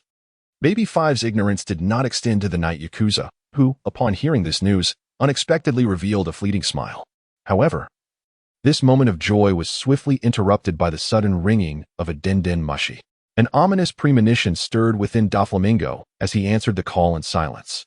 Moments later, he crushed the din-din mushi in his grip, his expression transforming into one of sheer ferocity, the chilling intent radiating from him plummeting the surrounding temperature to freezing levels. Buffalo and Baby, 5, drenched in cold sweat, instinctively recoiled, fearful of becoming vessels for their master's wrath. No one dared approach the enraged Doflamingo, yet, as is often the case, there are exceptions. Oh dear, how dreadfully dull it is here. I have heard that Dressrosa is a city brimming with excitement and revelry. Why is it so lifeless? The inhabitants are utterly tedious, and the streets lack delightful fare, filled instead with charred corpses. How utterly uninspiring. Oh, Pei, dear sister. I am on the brink of dying from boredom. A tall young girl, adorned with a mask and clad in high heels and a miniskirt, sporting a pair of horn-like protrusions atop her head, appeared utterly oblivious to the palpable menace emanating from the formidable figure of Doflamingo. As she complained, she playfully tugged at the arm of a slightly younger boy with purple hair, affectionately nuzzling against him. In contrast to her playful antics, the boy, who bore a resemblance to her, wore an expression of exasperation and resignation. This affectionate sibling duo belonged to the elite cadre under the command of Kaido. Specifically 2 members of the Flying Six, the ancient Zoan-type dragon fruit user, Sister Yamato, and her brother, Pejuan, who possessed the ancient Zoan-type Spinosaurus abilities. Although they appeared youthful, Pejuan's age and appearance were comparable to that of the protagonist, Monkey D. Luffy, while most pirates of that age would still be swabbing decks for their captain. Unlike his sister's carefree demeanor, Pejuan sensed the unsettling mood of Doflamingo. However, he did not cower like Baby, 5, or Buffalo. Instead, he forcefully pushed his sister, who seemed to cling to him like gum, away before plopping down on the sofa behind Doflamingo, his tone grave as he addressed him. Don Quixote Doflamingo, as Kaido's envoy. I must express my skepticism regarding your family's capability to fulfill your commitment to Lord Kaido, ensuring a steady supply of artificial devil fruits. Is this nation not currently in turmoil? Pejuan's serious demeanor starkly contrasted with his slightly bashful appearance. If not for the necessity of using one hand to keep his sister's face at bay, he would have looked even more like a special envoy of one of the 4 emperors. Mr. Pejuan, I believe you are mistaken, Doflamingo replied, his earlier menacing aura dissipating, replaced by a confident, serene smile. As you both have observed, my country, Dressrosa, is indeed experiencing a bit of trouble at the moment. However, such matters do not impede my factory's production nor threaten the trade of artificial devil fruits with Lord Kaido. What troubles you speak of? Do share. Let me and little Pejuan enjoy a laugh. Yamato chimed in, seemingly unbothered by the invasion of privacy, revealing her delight in the misfortunes of others. Doflamingo's brow furrowed momentarily before relaxing, as if a devious thought crossed his mind. With a slight smile, he remarked, there's really nothing to it. Just a few shameless individuals attempting to disrupt the trade between myself and Lord Kaido. It appears they do not wish to see the beast pirates grow even stronger. What did you say? Upon hearing the mention of the beast pirates, the 2 members of the Flying Six instantly lost their composure, their expressions transforming into one of furious indignation. Observing their reaction, Doflamingo could not suppress a satisfied smile. Meanwhile, an unforeseen circumstance unfolded, one that even Li Zhao had not anticipated.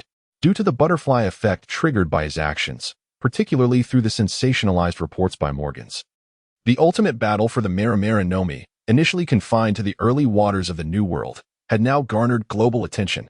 Those who had previously shown no interest in this particular devil fruit now found themselves eager to involve themselves in the fray. In the New World, at Whole Cake Island, one of the 4 emperors ruling the seas, Charlotte Lin Lin, was savoring a dessert meticulously prepared by her children and subordinates, a colossal cream puff, comparable in size to a 3-story villa. Her 19th son, the official and user of the Shirashiru no Mi, Charlotte Mondor, was reading aloud the recent significant news from the seas, which included the turmoil in Dressrosa's political landscape and the imminent ultimate fighting competition aboard the Desoro ship. However, the only female emperor among the 4 emperors appeared to be disinterested in these matters until the words Maramara no Mi reached her ears. Maramara no Mi? Could this power be used in culinary creations? Her children exchanged glances, as food was of paramount importance in Tato land, directly impacting the nation's survival and growth. Just as Kaido of the Beasts collected Zoan-type devil fruits and their users, over 90% of devil fruit users related to food existed in this world, such as the Tabe no Mi, which could infinitely produce candy, the Biscuits fruit, capable of generating endless cookies, and the Nuwa fruit, which could create sticky rice cakes. Not only these straightforward food-related devil fruits, but also the more obscure Paramecia-type fruits associated with food, such as the Heat fruit. butterfruit, and cream fruit were all within Big Mom's collection. Mara Mara no Mi? After exchanging glances, her children finally responded in unison.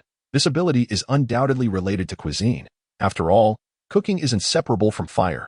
In light of this, let us send someone to participate in this grand tournament and seize the Mara Mara no Mi for me.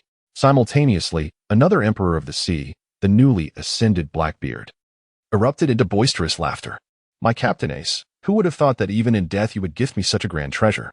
The Mara Mara no Mi is an opportunity one shall not let slip away. Chapter 050, like a fish in water aboard the Great DeSoto. Li Zhao found himself utterly bewildered as he endeavored to orchestrate the myriad arrangements pertaining to the Ultimate Fighting Championship. Engrossed in the animated spectacle, he had never anticipated that. As the organizer of the event, he would be beset with such a multitude of troublesome matters requiring his resolution. Fortunately, Li Zhao adeptly employed the quintessential trait of a slothful individual delegation. The two princesses, Violetta and the fish giant Sebastian, both possessed extraordinary talents in domestic affairs, making them invaluable in managing these challenges. Additionally, the newly recruited sailor, Rebecca, proved to be quite helpful with various minor tasks. Moreover, it was a curious phenomenon that anyone donning Bobby Vanka's human leather jacket would instantly transform into the much-admired commander of the self-defense army. Li Zhao found the task at hand exceedingly simple. However, when one is devoid of responsibilities, an innate desire to seek out endeavors often arises. With his work executed flawlessly, Li Zhao found himself with an abundance of leisure, meandering along the central boulevard of the Great DeSoto, observing from a purely spectator's perspective the repercussions this martial spectacle had on the maritime nation. Lo and behold, is that not the illustrious White Horse Cavendish? The preeminent heartthrob of this pirate realm has indeed arrived. And there, is that not the fervent admirer Bartolomeo from the Straw Hat Pirates? These two individuals seem to ignite conflict wherever they may be. Along the lengthy avenue, a strikingly handsome blonde swordsman engaged in a fierce confrontation with a green-haired rogue adorned with a nose ring, the cause of their altercation unknown. Yet, upon a mere glance, Li Zhao lost interest. One displayed unparalleled speed while the other was the known strongest user of a defensive fruit ability. Their clash promised no resolution in the near term, as one could not breach the other's defenses and the other could not land a blow. Moreover, Li Zhao noticed Lady Luck, Bacala, the temporary peacekeeper of the Great DeSoto, hastening towards the scene. As she ran, she siphoned fortune from her surrounding minions, causing chaos to ensue, with the unfortunate lackeys stumbling and faltering, their misfortune rendering them perilously clumsy. Li Zhao need not guess what fate awaits the two unfortunate souls ahead. Before their luck runs dry, the goddess of fortune, Baccara, stands as an invincible warrior. Over the past few days, Baccara has been tirelessly occupied with managing the myriad of martial conflicts instigated by these exuberant visiting pirates, leaving her both physically and mentally exhausted, her fury simmering just beneath the surface. Any man knows just how fearsome an enraged woman can be. Li Zhao, in his haste to depart, sought to extricate himself from the calamity that surrounded that woman, fearing the misfortune that might lead to the loss of two front teeth, leaving him with no place to lament his fate. Nevertheless, by Mock Cavendish and the cannibal Bartolomeo, both contenders in the Ultimate Fighting Championship, likely faced merely a minor reprimand from Baccarat. As he continued on, Li Zhao unexpectedly caught sight of an individual who should never have appeared in this setting. Goodness! Even the Pirate Empress has arrived. Li Zhao beheld none other than Boa Hancock, the renowned Empress of the Sea and one of the three most stunning beauties in the pirate world, who also holds the title of a warlord of the sea. At that moment, the Pirate Queen donned a new outfit, featuring a wide-brimmed hat and trendy sunglasses, as she confidently strolled down the street indulging in a shopping spree, with her two younger sisters trailing behind, laden with bags. Their destination was the registration booth for the Ultimate Fighting Tournament. Could it be that the Empress herself intended to participate in this competition? However, she should have no interest in the Mara Mara no Mi, given her disposition. Such a woman would hardly be coerced into doing anything against her will, even if confronted by the four emperors or the three admirals. Ah, so that is the reasoning. In the original storyline, the tournament organized by Don Quixote da Flamingo occurred after the Straw Hat crew had set sail once more for a while. Yet, due to Li Zhao's interference, this contest for the Mara Mara no Mi had been hastened significantly. The protagonist, Monkey D. Luffy, was still deep in training for his hockey, and thus would not be emerging early. This tournament had garnered considerable attention, becoming widely known, and it was likely that the news had reached the Empress. Given her infatuation with Luffy, upon learning that his deceased brother, Ace's devil fruit, had resurfaced. Her desire to seize it and present it to Luffy as a means of winning his affection seemed entirely plausible. With this in mind, Hancock's presence aboard the Thousand Sunny and her intention to enroll in the Ultimate Fighting Tournament became entirely reasonable. Alas, I have stirred such a tempest that even the Empress, who ought not to be here, has arrived. What are the other formidable figures or those troublesome factions? Surely, they would send representatives to compete. Damn it. It would be strange if they did not. The variables would increase dramatically, entirely beyond my control. Li Zhao was suddenly drenched in cold sweat. His initial intent in employing such a strategy was primarily to recruit allies, assembling a force capable of directly confronting the cannon fodder of Dressrosa, while simultaneously seeking to expand his collection of human leather jackets. Thus, attracting potential characters like Cavendish the White Horse and Bartolomeo the Cannibal would have been ideal. However, if the 7 warlords, or even the 4 emperors were to intervene, it would spell disaster rather than fortune for Li Zhao at this juncture. A surge of unease abruptly eclipsed the joy of encountering one of his dream lovers. Li Zhao's romantic aspirations swiftly cooled down. The immediate priority was to ascertain just how many rats had infiltrated the great Di Solaro. Li Zhao, unwilling to delay any further, swiftly returned to his office as the commander of the self-defense forces.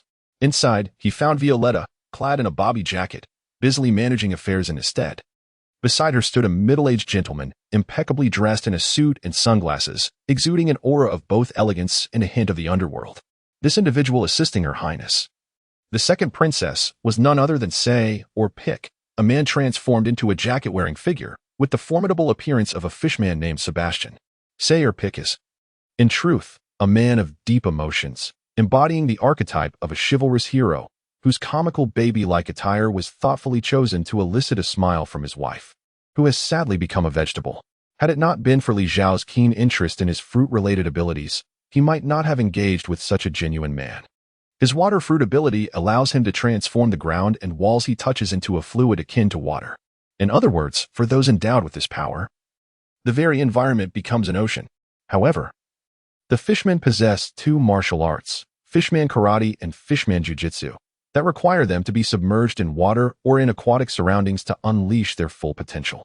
Thus, it is inevitable that once a fishman consumes a devil fruit, they lose their racial advantages, resulting in a decline in their strength. Is there truly no devil fruit perfectly suited for the fishman? Among the numerous trivial research topics conceived during Li Zhao's idle moments, there exists one particularly intriguing inquiry. Which devil fruit would be most suitable for the fishman tribe? It appears that the water fruit may indeed be the optimal answer. Once again, reality has vindicated his notion. After the fish giant Sebastian donned the water fruit jacket, he was able to submerge himself beneath the surface, utilizing the liquefied earth to execute specialized fishman karate techniques such as water heart, oceanic shoulder throw, sea gun wave, and water strike with remarkable efficacy. Furthermore, since the liquefied terrain remains as impenetrable rock and heavy soil for those lacking water fruit abilities, these modified fishman karate techniques wield significantly greater power than their underwater counterparts, amplifying their impact several-fold. The droplets propelled from water strike transformed into resilient stone projectiles, and a ground version of the mudslide shoulder throw could swiftly bury a substantial portion of a city block. Although Mr. Peak's prowess pales in comparison to that of Rear Admiral Ghost Spider, the water fruit jacket enables fish giant Sebastian to unleash a terrifying potential that surpasses even the capabilities of the Ghost Spider jacket. This is truly a case of thriving in one's element. Currently, Sebastian has become Li Zhao's most formidable trump card. As a side note, Mr. Peak, due to his prolonged adherence to a baby-like diet and lifestyle, has accumulated an excessive amount of fat, rendering him exceedingly greasy and his appearance rather dismal. However, this surplus fat can be effortlessly eradicated by Li Zhao's miraculous cleansing bubbles, achieving the rapid weight loss that many women dream of. Coupled with a comprehensive beauty regimen and skin and hair restoration services, the fish giant now possesses a physique and demeanor brimming with masculinity, perfectly complementing his role as the chief steward of the Shark Green Emerald. Chapter 051, The Striking Goddess. Digressing from the topic, upon returning to the office, Li Zhao began perusing the recent boarding personnel list, only to find disheartening results. The influx of formidable adversaries visiting the Dai de Sualuo has been overwhelming. With over 30 notorious pirates boasting bounties exceeding 100 million, alongside a multitude of naval officers holding ranks of major and above, all drawn to witness the spectacle, resulting in an unprecedented surge in visitor numbers. Thus, it is inevitable that the tasks of security checks and identity verification may encounter oversights.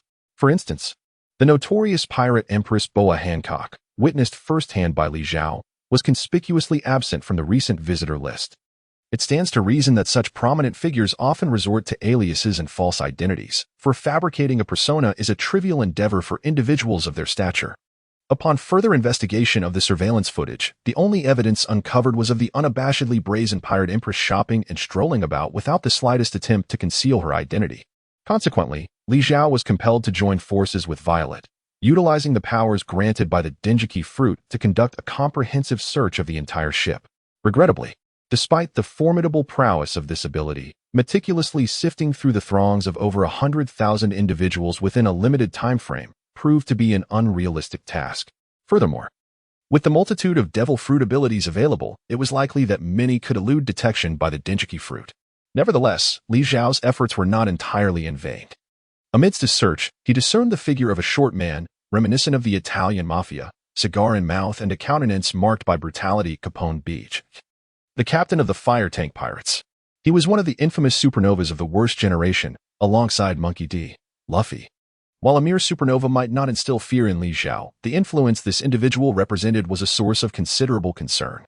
The appearance of Capone Beach confirmed Li Zhao's gravest suspicions. Indeed, it was not only the 7 warlords who had set their sights on this ultimate fighting tournament, but even the 4 emperors were keenly interested in the coveted Mera Nomi.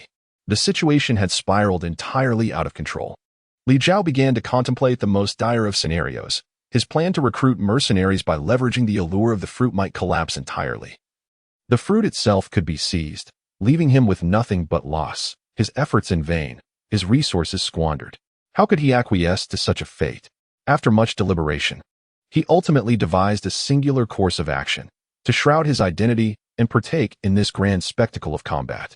Only by mingling with the infiltrators and observing them up close could he implement preventative measures and avert disaster before it struck. The remaining challenge was to determine under what guise and with what abilities he should present himself, in more candid terms, which persona he should don for this tumultuous competition. From a purely strength-based perspective, there was no doubt that Vice Admiral Ghost Spider of the Navy headquarters would be the optimal choice. His prowess was unmatched among the jackets at Li Zhao's disposal. However, given the multitude of naval personnel aboard the Didi Solo, including several candidates for Admiral, Ghost Spider's distinctive combat style would likely be recognized by his former comrades, rendering him an unsuitable option. Next, there was the chain maniac, Treach. Yet, the same reasoning applied. His chain abilities would undoubtedly not escape the discerning gaze of the Golden Emperor, Tesaro, leading to another dismissal. Thus, it seemed the only viable option left was the half-merman youth, Tlingjie. Despite the boy's remarkable potential, his youth and lack of devil fruit abilities left Li Zhao uncertain about his capacity to contend with the formidable infiltrators aboard the Didi Solo, let alone vie for the ultimate prize. At that moment, the door to the room was abruptly kicked open, revealing the furious Fortuna, Becerra, who stormed in and slammed a set of keys onto the desk with force, exclaiming, "That wretched job is no longer mine. Those insufferable, uncouth pirates, handle them yourself." After delivering this nonsensical proclamation, Becerra spun on her heel and departed like a gust of wind. Li Zhao, lacking the courage to provoke the wrathful goddess of fortune, seized one of her minions and inquired about the unfolding calamity. It turned out that the mischief was wrought by the dynamic duo of Cavendish and the cannibal Bartolomeo. Shortly after Li Zhao's departure, the events transpired much as he had anticipated. Cavendish and Bartolomeo brazenly engaged in a brawl on the streets, drawing the attention of the goddess of fortune, whose duty it was to maintain order.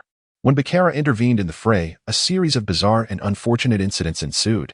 Initially, Bartolomeo's fingers suddenly cramped, preventing him from executing the special gesture required to activate his invincible barrier. Consequently, he was overpowered and subjected to a barrage of blows from the burly enforcers aboard the Denzaro. Cavendish fared even worse.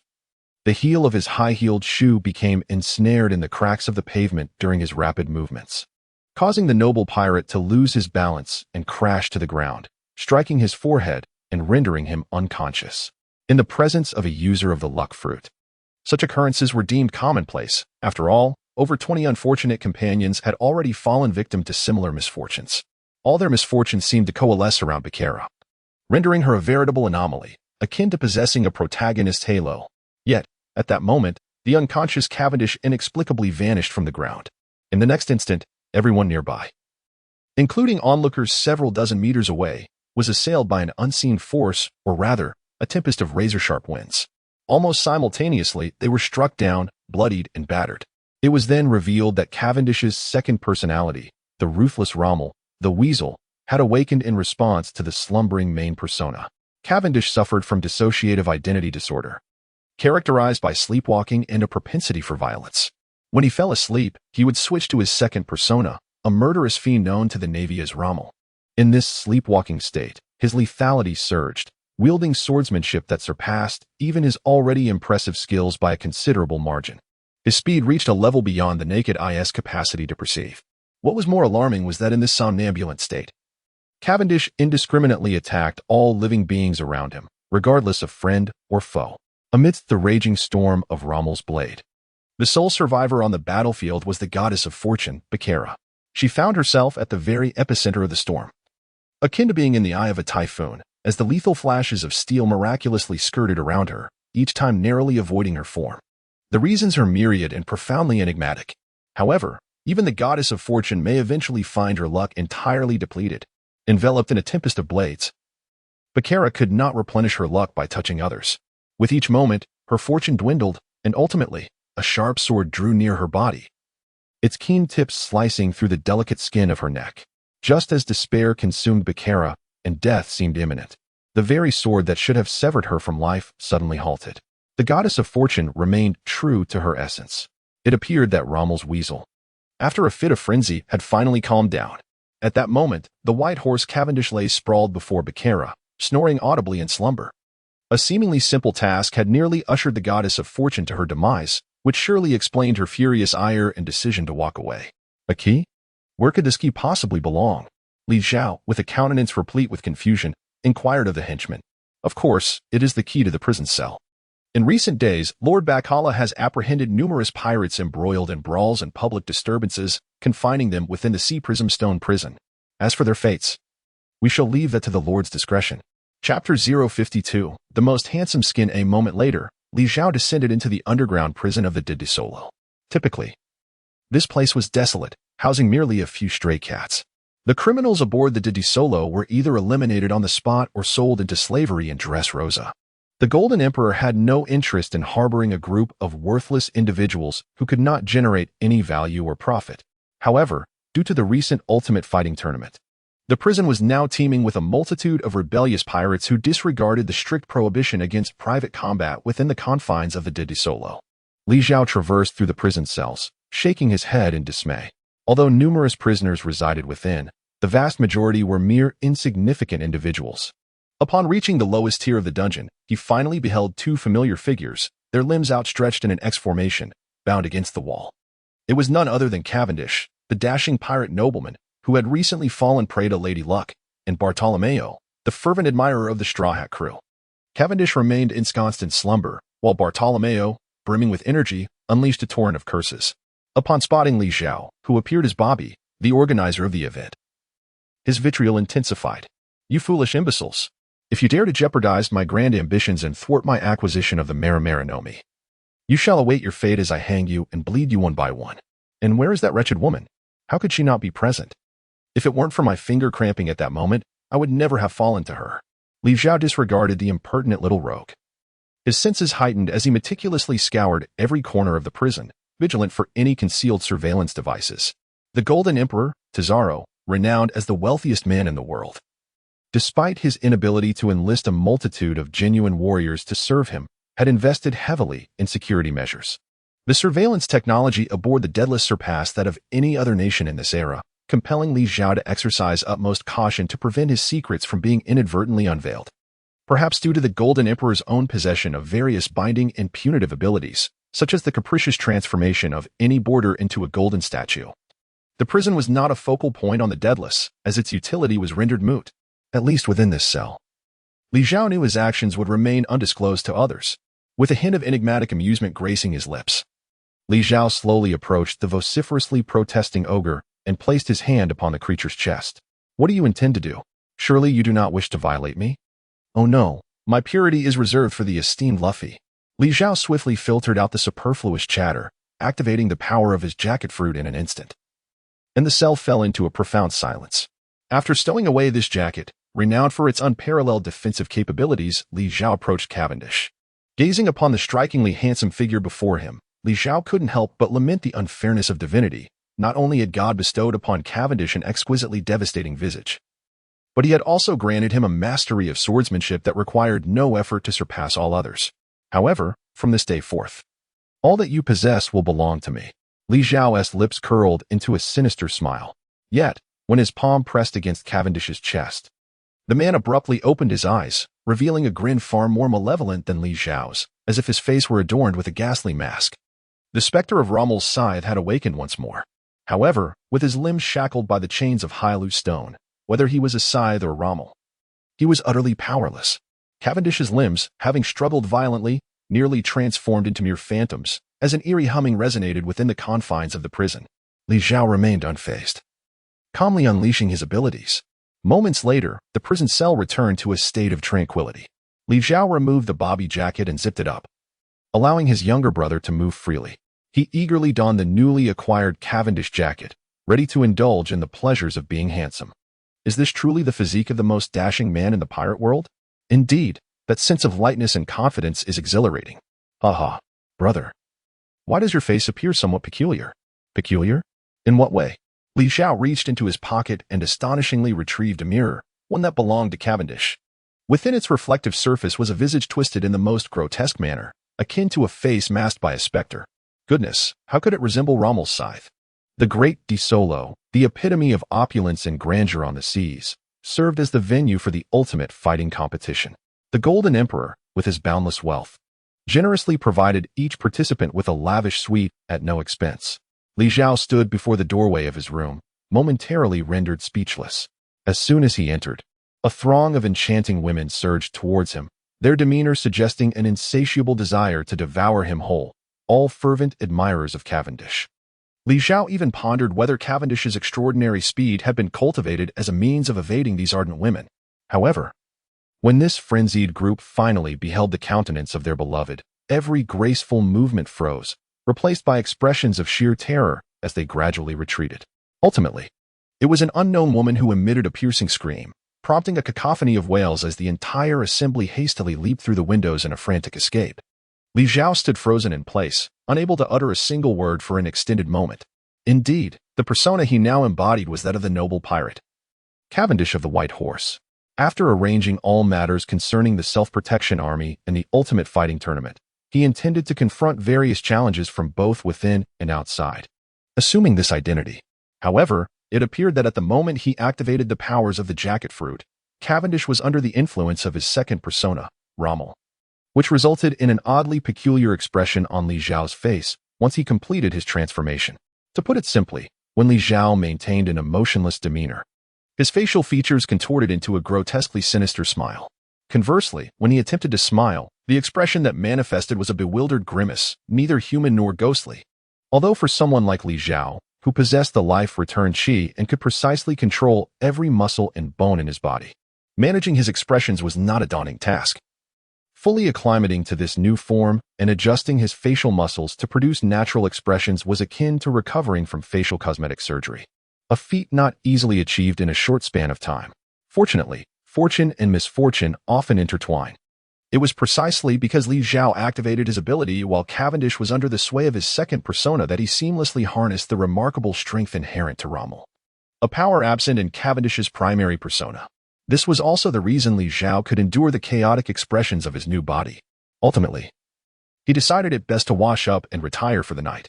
After inadvertently scaring away a throng of Cavendish's fervent admirers, he felt an inexplicable sense of loss, but was fortunate enough to enjoy a rare tranquil evening. During the tournament, Li Zhao planned to present himself as Cavendish, ensuring that his accommodations mirrored those of the previous noble figure. To further conceal his identity, he granted amnesty to all prisoners, ensuring that no one would pay heed to a once prominent supernova who had lost his luster. On the following morning, Li Zhao arrived at the venue of the Ultimate Fighting Tournament. To avoid attracting excessive attention, he donned a flamboyant, festive mask. The tournament adopted a knockout format, with all participants divided into 8 groups. Based on the results of a draw, competitors would select their opponents. Defeating them would allow them to advance, with the top 2 from each group moving forward to the finals, ultimately culminating in the selection of the top 16 for the grand finale. The defeated, however, would be automatically conscripted into the mercenary corps of the Great Desaro, becoming members of the Self-Protection Army, unless they procured their freedom with a ransom befitting their assumed identity. Li Zhao did not employ the chaotic elimination system featured in the original Dressrosa storyline. On one hand, this allowed him the opportunity to meticulously observe each suspicious individual. On the other hand, it was to prolong the duration of the competition, thereby affording more participants the chance to engage. Ultimately, his primary objective was to recruit mercenaries for a full-scale conflict against Dressrosa. Had he concluded all events in a single day, as depicted in the original narrative, it would have been exceedingly difficult for Li Zhao to achieve his goals. Chapter 053, Bodily Memory.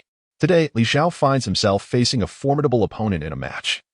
As determined by the draw, the renowned destruction cannon, Idio, a super boxer from the Long-Arm tribe. This tribe is a unique and rare race within the world of pirates, characterized by their arms that possess 2 elbow joints, allowing for a greater range of motion and enhanced agility compared to ordinary humans.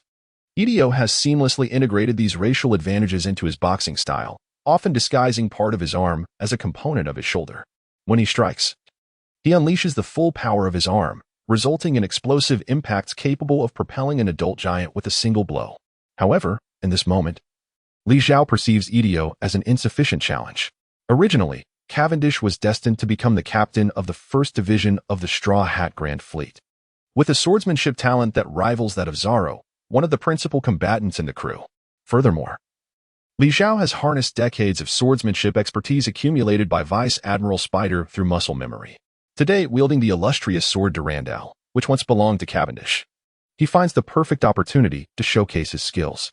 At this moment, there is no need to resort to his ultimate technique, the scythe, nor to utilize the bubble fruit ability or the Navy's 6 styles, which might arouse suspicion about his identity. Relying solely on his fundamental swordsmanship, Li Zhao utterly dominates Idio. The Destruction Cannon. Behold my technique, Destruction Cannon. I shall shatter that pretty little face of yours with my fist. Beautiful sword, Bluebird. After a cloud of dust settled, the battered opponent lay on the arena floor, while Li Zhao, his face concealed by a mask, slowly made his way towards the contestants' rest area amidst the frenzied cheers of the crowd. Meanwhile, the organizing committee rushed onto the stage to clear the aftermath, ensuring the injured were swiftly transported to the medical center for care. The tournament strictly prohibited lethal force against opponents should a fatality occur. The responsible combatant would be deemed the loser and conscripted into military service. Upon encountering this clause in the participation contract, many of the formidable pirates, though vocally disgruntled, felt a subtle sense of relief. After all, most renowned figures from the surrounding seas had graced this arena, and none could guarantee their supremacy over all challengers.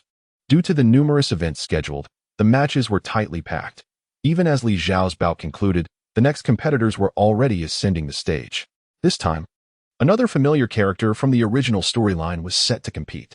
This individual had a certain connection to Li Zhao's traversed body, Kelly Van Ku, the 13th pillar of the 8 Treasure Water Army, a martial arts powerhouse with a bounty of 210 million berry.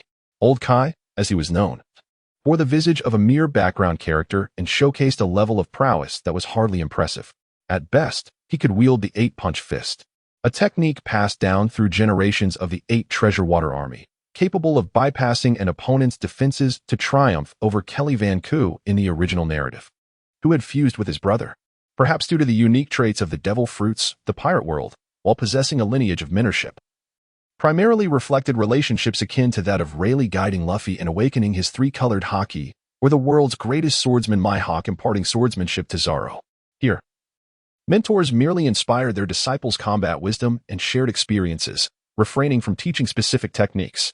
Every formidable warrior, particularly the great pirates, typically developed and refined their own unique combat skills, which often vanished with their demise. The 8-punch fist, however, stood as a rare exception, embodying a martial arts legacy akin to ancient Chinese martial arts schools, with techniques preserved through generations within the 8 Treasure Water Army. Although each generation of successors emphasizes different martial techniques, such as the 12th generation's Dong Yang Qingjiao, who excels in headbutt strikes, and the 13th generation's Dongyang Lao Kai, who specializes in foot and leg techniques. Li Zhao perceives that the so-called indifference to an opponent's defensive attributes in the Eichung fist is, in fact, a reference to the advanced application of armament haki introduced later in the Wano arc, which can inflict substantial damage on formidable foes, including those at the level of the Four Emperors or advanced Zoan fruit users. Moreover, in practical application, the Eichung fist evidently surpasses others. The ultimate technique awakened by Lao Kai, known as foot technique, conical dragon spike, possesses an overwhelming force capable of shattering the earth and striking down the heads of notorious pirates, even delivering a fatal blow to Rao Ji in his peak combat state. Its might rivals that of the legendary Iron Fist Carp during his prime. In this battle, Lao Kai's opponent was an unnamed pirate, whose identity was unrecognizable to Li Zhao. Clad in a clown costume and exuding no formidable presence.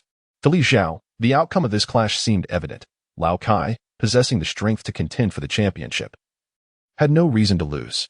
However, just as Li Zhao approached the edge of the arena, a figure was hurled backward, crashing into the arena's side wall, embedding himself within the rocky surface. The bloodied visage, devoid of consciousness, could belong to none other than Lao Kai himself. Li Zhao turned abruptly, catching sight of the departing figure of the clown. As if sensing Li Zhao's gaze, the clown slowly turned around and offered him a radiant smile. In that moment, Li Zhao indelibly etched the name of the clown into his memory, King of Clowns, Cervantes. As night fell, having shed his white Cavendish coat and draped himself in a full body cloak to conceal his identity, Li Zhao arrived at the medical center adjacent to the arena. Who goes there? A clear, youthful voice, imbued with a sense of warning, resonated from the shadows. Emerging from the darkness was Rebecca, clad in a breezy bikini armor. Her head adorned with a steel helmet and wielding a sharp sword, her eyes meticulously scanning the stranger before her. Li Zhao lifted his hood, revealing his true visage, and then discreetly gestured with his hand across his chest. Upon deciphering the gesture, Rebecca instantly relaxed, her face beaming with joy as she approached him. Linking her arm with his, "Captain, why have you only just arrived? Aunt Nachin and I have been waiting for you for quite some time." Due to the unique nature of the Phantom Pirate crew, the appearances of its members are almost perpetually fluid, particularly that of Captain Li Zhao, who seemingly adopts a new guise every couple of days. To ascertain one another's identities, the crew had collectively devised a specific hand gesture to signify their recognition upon meeting. The gesture that Li Zhao had just displayed was exclusively his as the captain of the Phantom Pirate crew, to prevent outsiders from impersonating crew members. There were several anti-counterfeiting mechanisms in place, which need not be elaborated upon here. Guided by the ship's medical assistant, Rebecca, Li Zhao traversed through layers of concealed doors and arrived at the underground infirmary. Naiqin had been waiting there, and before her lay several hospital beds, two of which were occupied by the slumbering figures of Old Kai, a stalwart of the 8 treasure naval forces, and the cannon-wielding Eddie. "How are they faring?" Li Zhao inquired. "Their injuries have been largely attended to," the ship's doctor replied with an impassive demeanor. "The one you injured, Eddie, is relatively fine. A simple bandaging and application of medicine sufficed. However, this fellow named Old Kai has sustained significant fractures to his sternum, which required considerable effort on my part. Will that affect my plans?"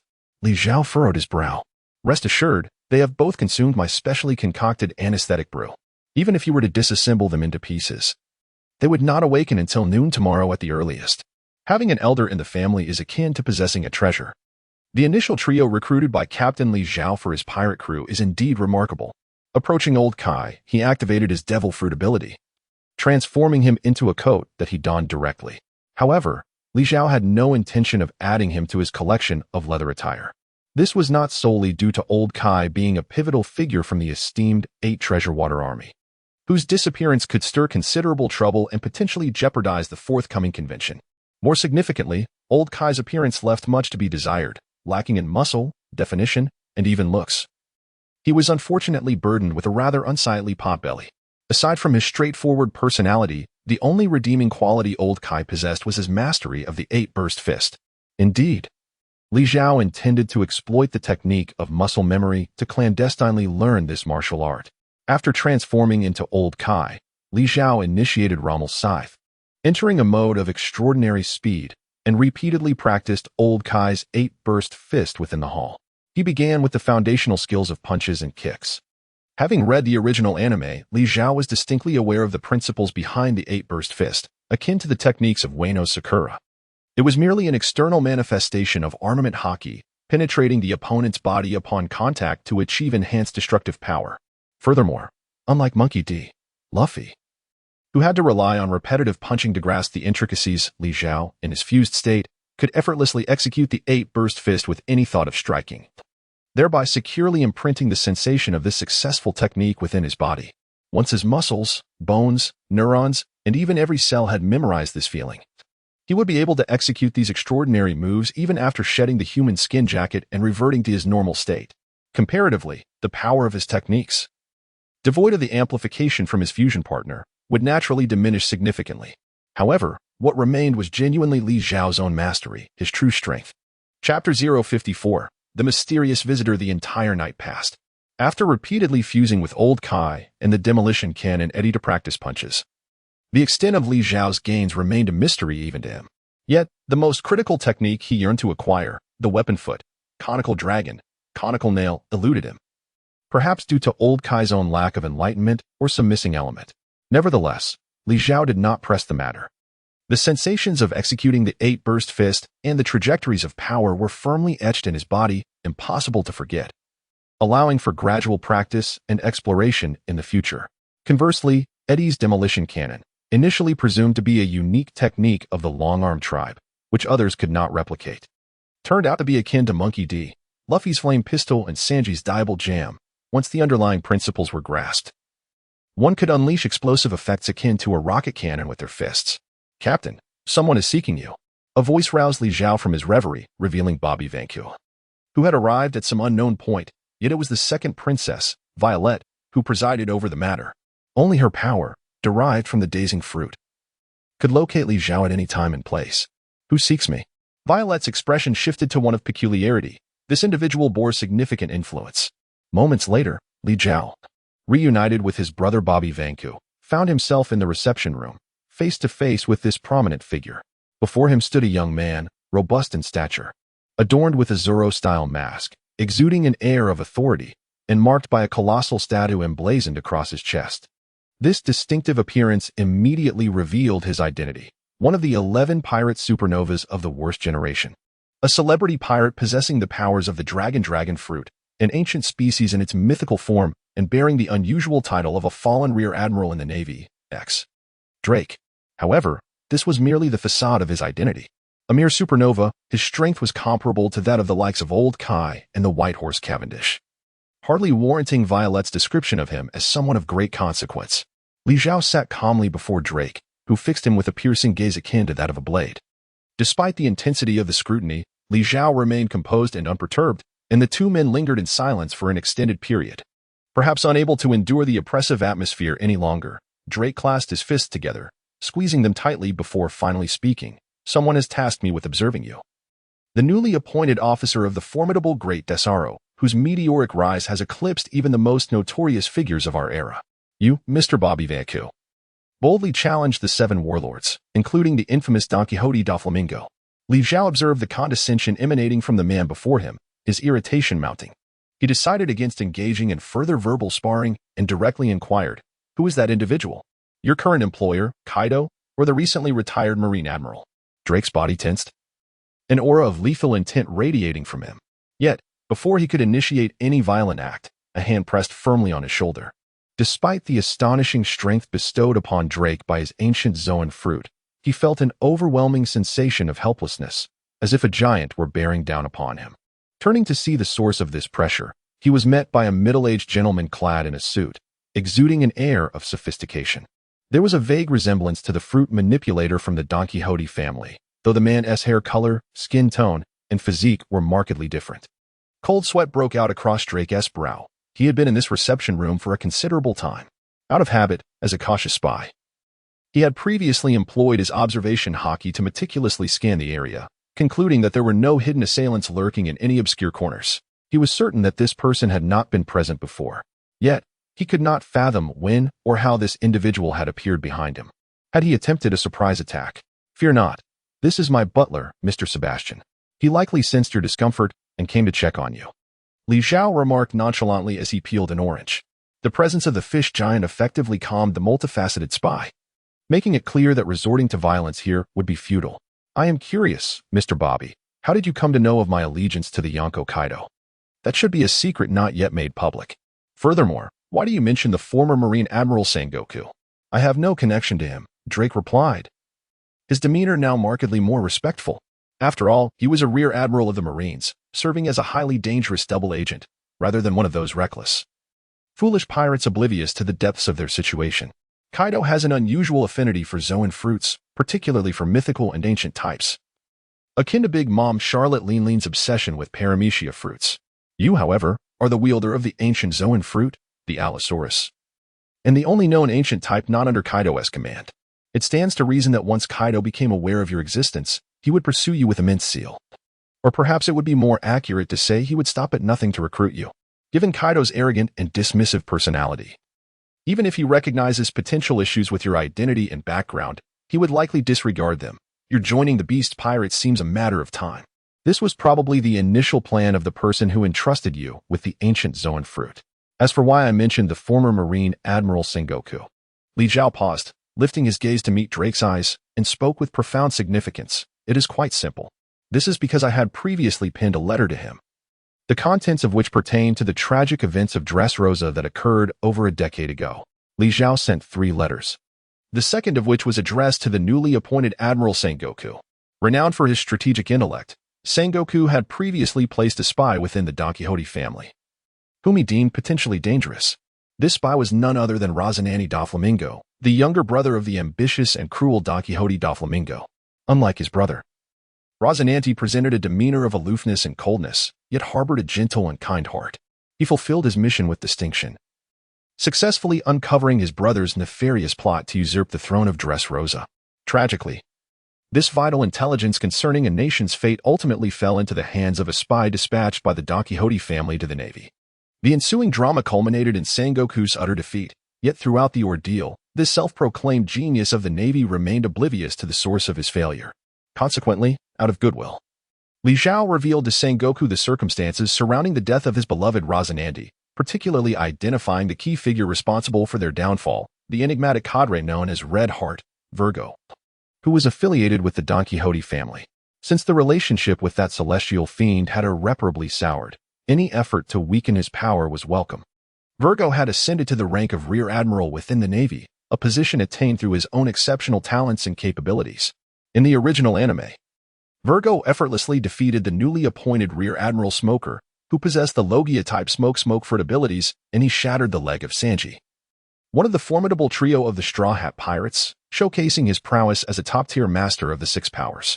When he unleashed his full-body armament haki, he did so with an overwhelming ferocity, standing only below the Don Quixote family's young master in terms of strength among the 4 highest-ranking officers. If a mere letter could resolve this issue, Li Zhao would gladly seize the opportunity. Chapter 055, the third letter. Now that the air had been cleared, Drake no longer concealed his intentions. He retrieved a golden transponder snail from his pocket and handed it to Li Zhao. Moments later, an aged yet authoritative voice emanated from the transponder snail. Are you the one who exposed Virgo's identity to me? Indeed. I am also the newly appointed commander of the self-defense force aboard the Great Desoro, Bobby Vanku. I never anticipated that the former fleet admiral would personally reach out to me. First and foremost, regardless of your motives, I must express my gratitude for the invaluable intelligence you have provided. The death of Rocinante has been a heavy burden on my heart. Given this, I assume the admiral has dealt with the long-standing spy? Well, I personally captured Virgo, but, upon hearing the word but, a dreadful suspicion surged within Li Zhao. But what? You refrained from delivering a fatal blow, yet you steadfastly refused to end his life. Subsequently, on the journey to transport him to Impel Down, Virgo was undoubtedly intercepted again, was he not? How did you come to know this? I, Li Zhao, constrained by the identity of his counterpart, suppressed a torrent of curses. He was aware that the Navy was more adept at creating chaos than achieving success. Yet he was astonished to discover that the renowned strategist of the Marines, Sengoku, was of such caliber. With Virgo's identity compromised, he could no longer serve as a spy and would inevitably return to the side of Don Quixote Doflamingo, presenting a new dilemma for Li Zhao. Through the transponder snail, Sengoku could sense Li Zhao's fury and disdain. With a sheepish expression, he stammered in defense of himself. In truth, I had arranged for a robust and dependable force to handle this transport mission, prepared for any potential troubles. However, I did not anticipate that Doflamingo would personally intervene, nor that he would receive assistance from Kaido's subordinates, the Flying Six. Thus, the situation unfolded as it did. All right, the individual has escaped, and it is evident that your navy will be unable to recapture him. So, esteemed strategist Sengoku, is it truly for this trivial matter that you have dispatched your confidential subordinate Drake to seek me out? Li Zhao was utterly disinclined to engage further with this incompetent relic, his words already carrying an air of dismissal. Despite his esteemed status, the situation he faced was regrettably less than admirable. The identity of the spy he had painstakingly orchestrated had been exposed and met with fatal consequences. He had no choice but to endure years of silence. To make matters worse, a young pirate, hardly half his age, had infiltrated his ranks with spies, all unbeknownst to him. Just when he finally relied on others to uncover the presence of these spies, they managed to elude capture, leaving him humiliated. No, the entire navy was shamed, cast to the depths of Fishman Island. Lacking the courage to refute Li Zhao, Sengoku could only suppress his indignation and continued, I have dispatched Drake to contact you, not only to utilize his insights in observing your recent rise, but also to request your assistance in apprehending Virgo once more. During this time, Drake will discreetly support you. Li Zhao has now lost even the strength to curse. This self-righteous old scoundrel not only failed to assist in the slightest, but now seeks to exploit his own efforts for the Navy's benefit, audaciously attempting to place spies around him. The reason for such actions by Sengoku is not hard for Li Zhao to surmise. Having aided Don Quixote Doflamingo in rescuing the likes of Virgo, a subordinate of the Yonko Kaido, Sengoku harbors suspicions regarding Drake's identity and the potential risk of exposure, prompting him to halt Drake's covert operations near Kaido for the time being. After all, Sengoku has already lost his most cherished protege, Razanandi, and surely does not wish to see another pawn, cultivated over years, risk their life recklessly. However, the thought of leaving Drake, a piece he has painstakingly developed for over a decade, idly on the sidelines does not sit well with the old general. Thus, he proposes that Drake monitor the recently ascended commander of the Sabaody Archipelago's self-defense forces, a scheme that serves multiple purposes, though filled with expletives. Li Zhao finds no grounds to refuse Sengoku's request. Regardless of whether he acts as a spy or an observer, he is indifferent, after all. He is being offered fresh leather for his collection. After ending the call, Li Zhao instructs someone to show Drake to his quarters for rest. He is in no hurry to take action against Drake, as Violet will oversee the surveillance, allowing him to extract valuable naval intelligence from Drake in due course. Alone in the room, accompanied only by a few lackeys stationed at the door, Li Zhao reclines languidly on the sofa. Suddenly, he addresses one of the lackeys. Now that I find myself alone, and with such a splendid opportunity before me, you seem disinclined to launch a surprise attack. I take it you are not here solely to assassinate me? How about we sit down for a chat? With continuous integration with formidable allies and learning through muscle memory, Li Zhao's mastery of observation hockey has grown significantly, though he has yet to reach the ability to foresee the future or read minds. He sensed the overwhelming killing intent emanating from Drake moments ago. The mere lackeys around him trembled in fear, and only the most stalwart remained upright.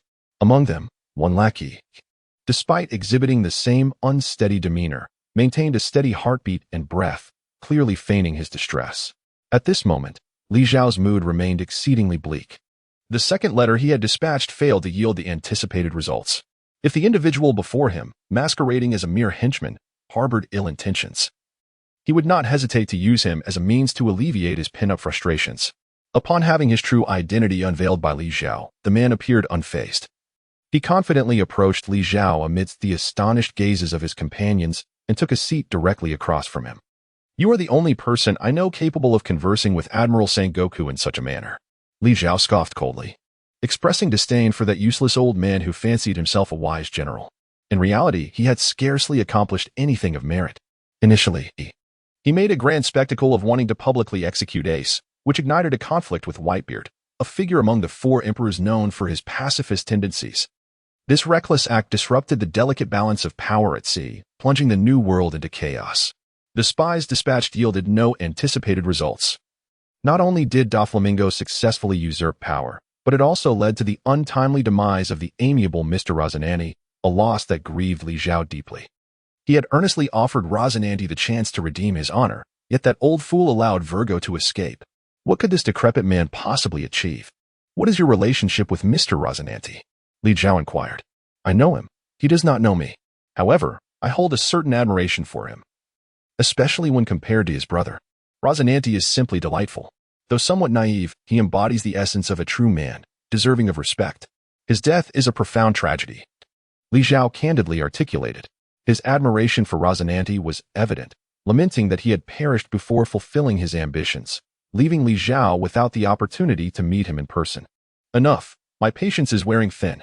Now, reveal your true identity and the purpose of your visit, Li Zhao demanded. Upon hearing this ultimatum, the other party remained unhurried. Producing a letter from within his garments and tossing it onto the table, retorting, in truth, I am the one with more questions. I wish to hear your explanations. Upon seeing the letter, Li Zhao finally discerned the other's identity, and his earlier discontent dissipated, replaced by a broad smile. The Surgeon of Death, Trafalgar Law? You have finally arrived. With his identity unveiled, Trafalgar removed the mask concealing his face and donned a round hat adorned with snow leopard patterns. He spoke slowly. You invited me aboard the Polar Tang, claiming to be preparing for a significant endeavor and offering me a grand gift. I am eager to hear more. I regret to inform you that the grand gift may no longer be available, Li Zhao replied, his expression shifting to one of indignation. You were present earlier. You must have heard that old fool Sengoku. I foolishly granted him the opportunity to avenge Mr. Rosinante, only for him to ruin it. I had intended to present you with the head of bamboo ghost Virgo as a token of gratitude. Law furrowed his brow and replied, I find it difficult to comprehend why you would presume I would be interested in the head of bamboo ghost Virgo.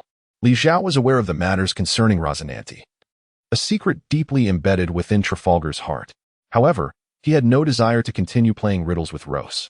Thus, he declared, as I previously mentioned, I possess profound knowledge regarding Rosinante, and consequently, I am also privy to the truth of his demise. He sacrificed himself to save a young boy's life, forcibly seizing the surgical fruit, only to have his identity as a spy exposed by the treacherous Virgo, ultimately meeting his end at the hands of his own brother, Don Quixote da Flamingo. Yet that young boy is you, Trafalgar Law. If you harbor no grievance against Rosinante, if you lack the inclination for revenge, then I truly have nothing further to discuss with you, and I kindly ask you to take your leave at once. Chapter 056. King of Retorts. Noticing that Law showed no intention of departing, Li Zhao inwardly cursed the obstinate fool before continuing. I speak plainly, and without subterfuge. By chance, I possess a wealth of intelligence regarding the 7 warlords and the 4 emperors, including their subordinates and primary adversaries. Thus, I am indeed well informed about your affairs. However, I had no intention of intruding upon your life. Yet, since I am now preparing for an all-out war against Doflamingo, it follows that you, with your deep-seated animosity towards him, naturally become a potential ally of mine, which is why I have taken the liberty of writing you this letter. Upon hearing that someone he had never encountered possessed such extensive knowledge about him, even regarding enmities he had never disclosed to anyone, the surgeon's nerves became taut. Regrettably, I am not fond of collaboration. I will rely on my own schemes to topple Doflamingo, and my ambitions extend far beyond the mere confines of a warlord. With these words, Law intended to rise and depart. Please, stay. Li Zhao, regardless of whether his intentions were genuine or feigned, directly stated, May I indulge in some bold conjectures and deductions regarding your so-called plan? Curiosity indeed can lead one to peril. Upon witnessing Luo halt once more, Li Zhao continued, I have heard that you are recently in pursuit of pirates' hearts. Undoubtedly, you intend to engage in some form of transaction with the Navy or the Celestial Dragons, correct? If your aim is to align yourself with the 4 emperors, you need not complicate matters so. Furthermore, with the recent departures of Gecko Moria, Bartholomew Kuma, and Blackbeard from the Shichibukai, there are several vacancies. You cannot possibly be interested in such a position, can you? At this juncture, Luo retreated to his original position, resuming his seat on the sofa. His demeanor one of keen interest, as he remarked, Please, continue. Very well, allow me to persist with my audacious speculations. If you were to successfully attain the status of a Shichibukai, you would possess the leverage to engage in direct negotiations with your former master, Don Quixote da Flamingo. I surmise you plan to feign a return to the Don Quixote family as a pretext to rekindle your cooperation with Doflamingo, while your true objective is to unearth his fatal weaknesses from within. Then, you could seize the opportunity to eliminate him in one fell swoop, achieving vengeance while simultaneously establishing your own renown, a veritable trifecta of success. Clapping his hands, Trafalgar smiled and said, I must express my utmost admiration for the intelligence gathering and analytical prowess of the leader of the self-defense army. However, since you have correctly deduced my intentions, it should be even clearer that I do not require your assistance. In fact, I already have some leads. I am confident that I can topple not only the Don Quixote family, but even one of the four emperors. You are lying. Li Zhao unreservedly exposed Luo's fade, asserting that the notion of not needing allies could be easily disproven through the original anime. In truth, Luo is not the solitary rogue he pretends to be, otherwise he would not have sought the assistance of the Straw Hat crew to execute his plans. Both his personal strength and the formidable heart pirates he has assembled are utterly insufficient to confront Doflamingo head-on. The disparity is indeed substantial and without allies. I can unequivocally assure you that the prospects of success for any of your schemes are virtually non-existent, a reality you undoubtedly comprehend more acutely than I do. Luo fell silent, for every word spoken by Li Zhao resonated with undeniable truth. Li Zhao continued, saying, As for the grand scheme you mentioned that could topple the four emperors, it is not difficult to deduce. The reason I was able to cause such an uproar in Dressrosa was due to the fact that Don Quixote himself personally escorted a shipment of goods to Kaido, the four emperor residing on Onigashima, for trade. This indicates the immense significance of this transaction for the Knight Yasha. Given Kaido's personality, once the trade is finalized, he will undoubtedly demand a stable supply from Dressrosa, ensuring that no unforeseen incidents occur. I presume your plan is to sabotage this transaction, allowing the two factions to engage in conflict while you reap the benefits like a fisherman. At this moment, Law could no longer remain composed. His plan was merely a nascent idea, sparked by a recent chance encounter regarding the trade of counterfeit devil fruits. He had not even begun to flesh out the specific details, so how could the opponent have anticipated it all? I can assure you, your plan is utterly unfeasible. Let me offer you a few pieces of intelligence for free. First, Don Quixote Doflamingo is genuinely of celestial dragon descent. Thus his relationship with the world government is far more intricate than you assume, even if the world is aware of his numerous heinous acts. Without irrefutable evidence presented directly to the Navy's high-ranking officials, they will feign ignorance and take no action. Therefore, the identity of Warlord of the Sea that you have painstakingly acquired holds no significance in the eyes of the Knight Yasha. Furthermore, the trade of artificial devil fruits between Kaido and Doflamingo cannot simply be disrupted at your whim. Unless you command a formidable army capable of breaching Dressrosa's artificial devil fruit factory, relying solely on your heart pirates will not suffice. Their strength is woefully inadequate. Lastly, while the Don Quixote family poses a significant threat to both you and me, to Kaido, a mere drunken rampage could lay waste to all of Dressrosa. His subordinates, the three disasters and 6 sons, are far beyond the reach of the Don Quixote family's usual cadre. Expecting them to mutually destroy one another is nothing short of delusional. Law slumped onto the sofa, his mind in disarray from the wealth of classified information Li Zhao had just imparted. He had meticulously plotted against Doflamingo for several years, amassing intelligence, and in comparison, he realized that Li Zhao was not deceiving him.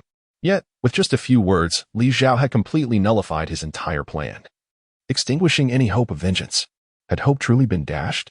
No, hope still lingered, embodied in the articulate figure before him who seemed to possess an intimate understanding of both himself and Doflamingo. Law feigned indifference, gazing at Li Zhao and stating, So, as the leader of the self-defense force poised to engage Doflamingo in a decisive battle, you must have a far more refined strategy than mine. Here it comes. The success or failure hinges on this very moment. From the original anime, it is evident that Trafalgar Law is a person who places great importance on meticulous planning. Unfortunately, he has chosen to collaborate with the Straw Hat crew, who are notorious for their disregard for strategy and their propensity for impulsive actions. Had it not been for the formidable prowess of the Straw Hats, bolstered by their protagonist aura, they would have undoubtedly faced utter defeat. Although the alliance ultimately concluded with a resounding victory, it is regrettable that all the painstaking plans crafted by Law, which even entailed significant sacrifices, were rendered futile. To forge iron, one must possess strength. Any plan necessitates solid capabilities as its foundation. My thoughts are rather straightforward, to enhance my strength within the shortest possible time. Not only my own combat abilities but also the formidable prowess of my crew. As long as we possess sufficient strength, coupled with the invaluable intelligence at my disposal, I can devise detailed counter-strategies tailored to each adversary. When confronting the Don Quixote family, there shall be no need for subterfuge. We shall simply advance with unwavering force. Humph. A disdainful snort escaped Law's lips, his face etched with disappointment. Am I not aware that sufficient strength negates the need for any schemes? If I possess the power of an emperor now, would I even need to engage in discussions about plans with you? Li Zhao understood that mere words were no longer sufficient to persuade others. What he required was more tangible action.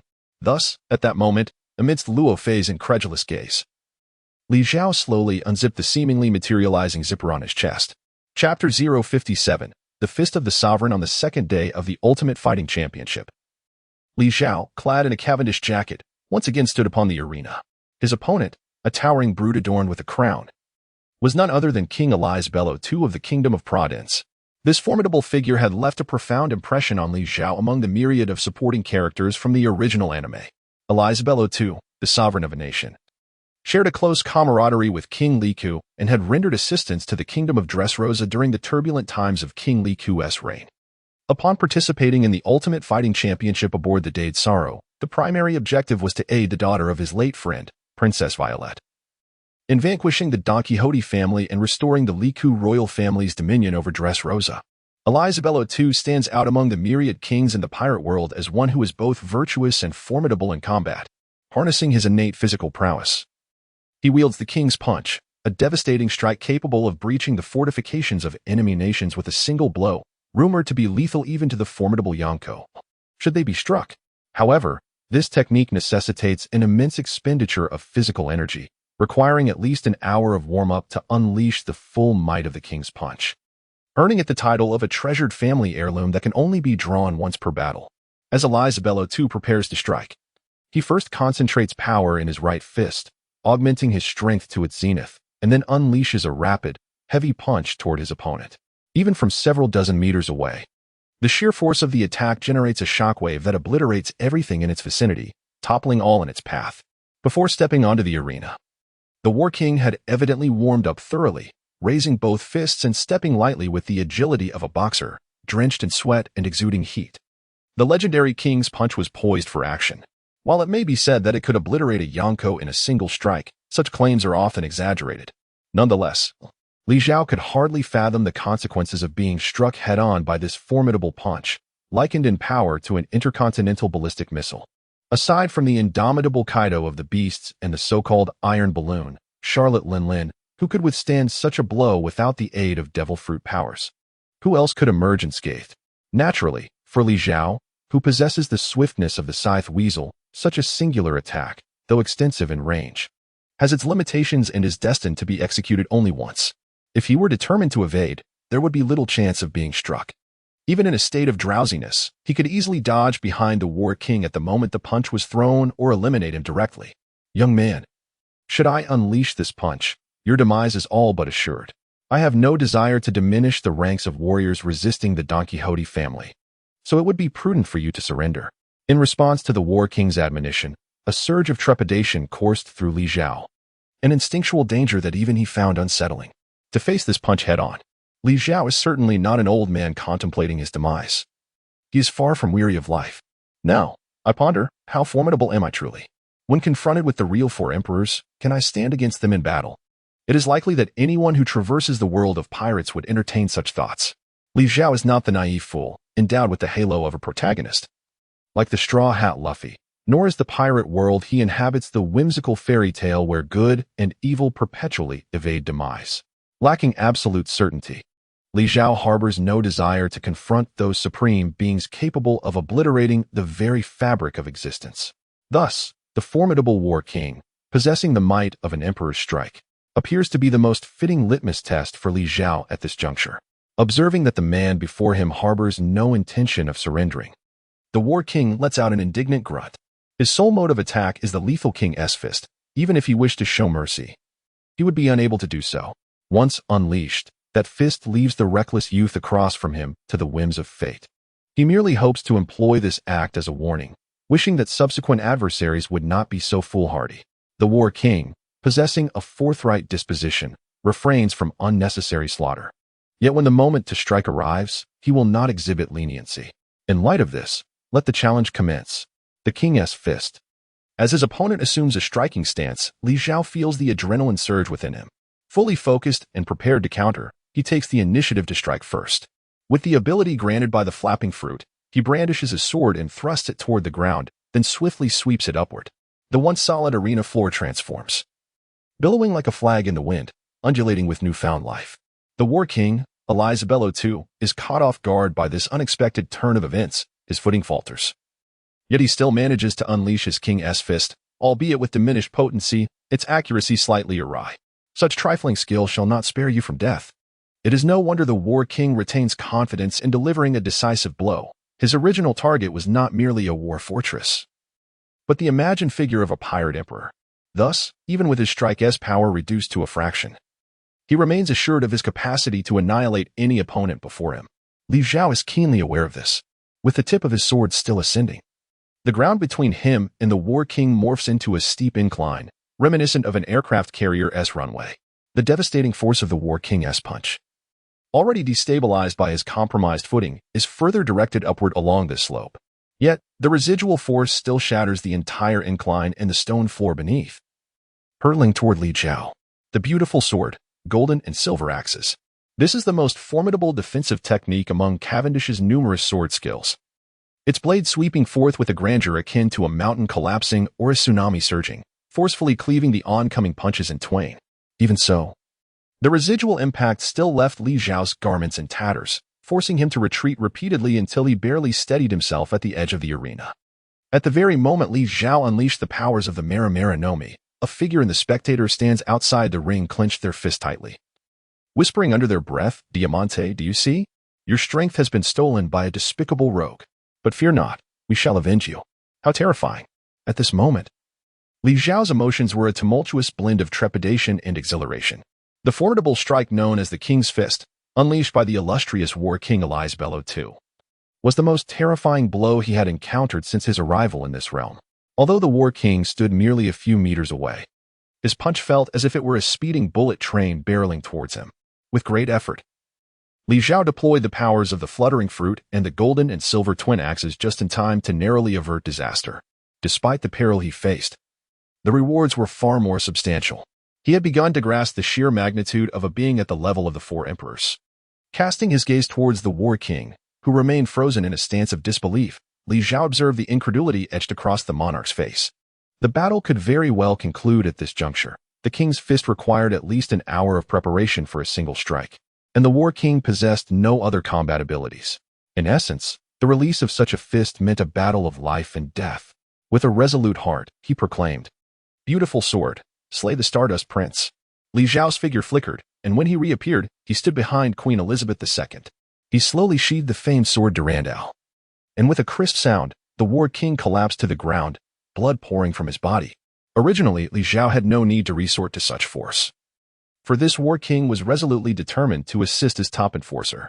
However, misfortune befell the War King, whose kingly fist had caught Li Zhao's attention, thus necessitating a visit to the ship's physician, Nachin, for a restful slumber of 1 or 2 nights, serving as an unintentional tutor. The battle concluded with none other than our pirate prince, Cavendish, emerging victorious. Let us applaud. Amidst the clamor of applause, Li Zhao wore a smile as he gradually made his way down from the stage, savoring the substantial gains from this encounter, which would require time to fully digest. At that moment, the voice of the tournament host resonated once more. The next battle is about to commence. Contestants, please ascend to the arena. However, according to the latest information I have just received, one of the upcoming competitors, the fiery Greybeard Anderson, has withdrawn due to a bout of indigestion, allowing his opponent to advance directly. We shall now proceed to the next match.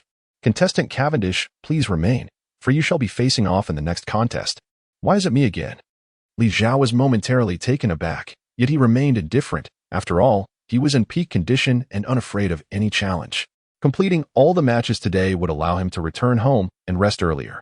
However, when he caught sight of the figure emerging from the opponent's exit, his smile vanished instantly. Undoubtedly, it was a rival who left him feeling somewhat flustered. Chapter 058, The Battle Against the Empress. No matter how formidable the opponent might be, even if Don Quixote Doflamingo himself stood before Li Zhao, he would not feel the same level of anxiety and unease as he did now. To the point of contemplating forfeiting the match, Li Zhao began to regret not utilizing his authoritative position to manipulate the matchups in the competition, in order to introduce some unexpected surprises for himself. He found himself utterly unaware of the formidable opponents he was about to face. Standing before him at this very moment was none other than the illustrious pirate empress, Boa Hancock, one of the 7 warlords of the sea. If there were individuals Li Zhao wished to avoid confronting too soon after his arrival in this realm, aside from the 4 emperors and a few whose true powers remained shrouded in mystery, this woman before him would undoubtedly top the list. The reason was quite simple. Since her official introduction in the original anime, the pirate empress had seemingly never engaged in a serious battle. Her confrontations were either one-sided routs against her adversaries or clearly staged encounters where she refrained from fighting earnestly. It was only during the theatrical release, Stampede, when she delivered a thunderous kick to Douglas Bullet, known as the Devil's Heir and the right-hand man of Pirate King Roger, that a glimpse of her true prowess was revealed. While her personal strength was daunting, what posed an even greater challenge was her devil fruit ability, the Mero Mero no Mi, which granted her a plethora of petrifying skills. To put it simply, this ability encompassed various forms of stone transformation techniques, be it in close combat, ranged attacks, wide area effects, or pinpoint strikes. Particularly alarming was one of her techniques, the Sweet Sweet Wind. Anyone who could sense the overwhelming allure of the Pirate Empress would find themselves instantly petrified, regardless of age, gender, or number. Li Zhao is far from being the emotionally detached and indifferent Straw Hat Luffy. He simply cannot rival the astounding allure of the Pirate Empress. Should he fall victim to her petrifying gaze, the aftermath of the battle would be manageable if she were to revert him back to his original state. However, if she chose not to lift the curse or, worse yet, casually transformed him into mere fragments of stone, it would signify an unequivocal game over, leaving no possibility for reassembly. What should he do? Fight or flee? Standing in the center of the arena, the Empress is not clad in her iconic Chinese qipao. Instead, she dons an alluring dealer's outfit, seemingly procured from an unknown source, complemented by oversized sunglasses that obscure her identity as the Queen of the 7 Warlords. Li Zhao harbored a flicker of hope within, believing that the woman before him might not be the treacherous pirate empress who had caused him such distress. However, upon hearing the host announce her title as the most beautiful serpent empress, a name so contrived it could hardly be taken seriously, Li Zhao's hopes were dashed. "Oh, you despicable, contemptible man, do you truly wish to fight? If not, just forfeit like my previous opponent, so I can spare myself the sight of your grotesque visage and avoid further disgust." Observing the unmasked disdain and revulsion in her eyes, Li Zhao's deep-seated fear of petrification suddenly dissipated into nothingness. Li Zhao must acknowledge that prior to this moment, he harbored certain illusions about the Pirate Empress, renowned as the world's most beautiful woman. However, at this very instant, all he yearned for was to deliver a severe lesson to this arrogant woman, ideally bringing her to her knees, compelling her to sing a song of submission. It was imperative that this transpired for his satisfaction. With a resolute determination in his heart, Li Zhao felt a wave of ease wash over him. He strode back to the center of the arena with a nonchalant and carefree demeanor, standing almost face to face with the Empress. In the previous battle, Li Zhao had forcibly endured the King of War's formidable fist, though he emerged unscathed. His garments were tattered and his mask bore numerous fissures, perilously close to shattering. Fortunately, after this prolonged interval, he had mastered the control of every muscle in his facial expression, able to convey any emotion he desired, no longer forced to wear the unsettling, foolish grin reminiscent of Rommel's scythe-wielding visage as he wandered aimlessly. Li Zhao decisively removed his mask and cast it aside, eager to compare his visage with that of Cavendish, the most handsome pirate in this world, and the Pirate Empress, the unparalleled beauty of the seas. This comparison ignited an uproar among the audience. Countless young women erupted into ecstatic screams, some fainting from sheer excitement, while others frantically surged towards the arena, only to be thwarted by the towering walls and waterway surrounding it. Rumors had previously circulated within Cavendish's fan circle, suggesting that their beloved idol had been overshadowed by the grotesque visage of a monstrous figure, thus necessitating the wearing of a mask during battles. Yet now, these whispers were swiftly dispelled, explaining the frenzied enthusiasm of the young women. "Do you see this? Here, my cheers and applause far surpass yours," he taunted. Although the Empress was somewhat lackluster in concealing her identity, donning oversized dark sunglasses that obscured much of her devastatingly beautiful face, the stark contrast and allure was undeniable when Li Zhao unveiled his handsome features. The uproar generated by his striking appearance was, of course, far superior to her half-hidden visage, just as Li Zhao could lose his composure due to the disdainful attitude of a woman he found intriguing. The Empress too was driven to fury by mockery aimed at her beauty. "You seek your own demise." With a furious shout, the Empress launched a powerful kick towards Li Zhao's face.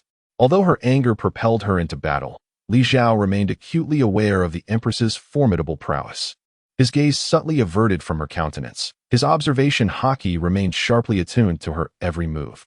The speed of her kick, while perhaps not as swift as that of the half-merman Durling, nor as forceful as old Kai's brutal strikes, nonetheless imparted an overwhelming sense of inevitability. It felt as if evasion was futile. This profound sensation of imminent danger, akin to a technique bordering on the philosophical. Li Zhao had only fleetingly sensed before in the lethal swordplay of Ghost Spider, yet the Empress surpassed that level of mastery. Sensing that she was likely hesitant to reveal her true identity and had not yet unleashed the petrifying powers of her sweet fruit, Li Zhao summoned his courage and countered with a kick of his own, utilizing the advanced techniques of the eight-chong fist to meet her attack. Their shins collided with a resounding impact, their respective haki intertwining and clashing, producing crackling sparks in the air. With a thunderous explosion, both retreated several steps, the confrontation ending in a stalemate. However, as Li Zhao was in a triune state, he found such an outcome unsatisfactory. Li Zhao resolved to no longer conceal his abilities. Regardless of the effort required, he would employ every ounce of his power to compel the woman before him to kneel. As he contemplated his course of action, the gale of Rommel surged forth, and in an instant, Li Zhao became one with the wind. Under the scrutiny of tens of thousands of gazes, the white horse Cavendish appeared to vanish from existence. However, only those possessing true strength could comprehend the perilous nature of the arena at that moment. Even the most inconspicuous breeze could prove fatal. The Empress had not anticipated the tenacity of Li Zhao. With a soft gasp, she stamped one long, graceful leg onto the ground, centering herself, while her other leg extended and began to spin like a top, successfully deflecting Li Zhao's countless strikes. As Li Zhao had surmised, in the application of the three-color haki, particularly the armament haki, the Empress's prowess surpassed even that of old Kai, who had devoted decades to mastering the eight-point fist.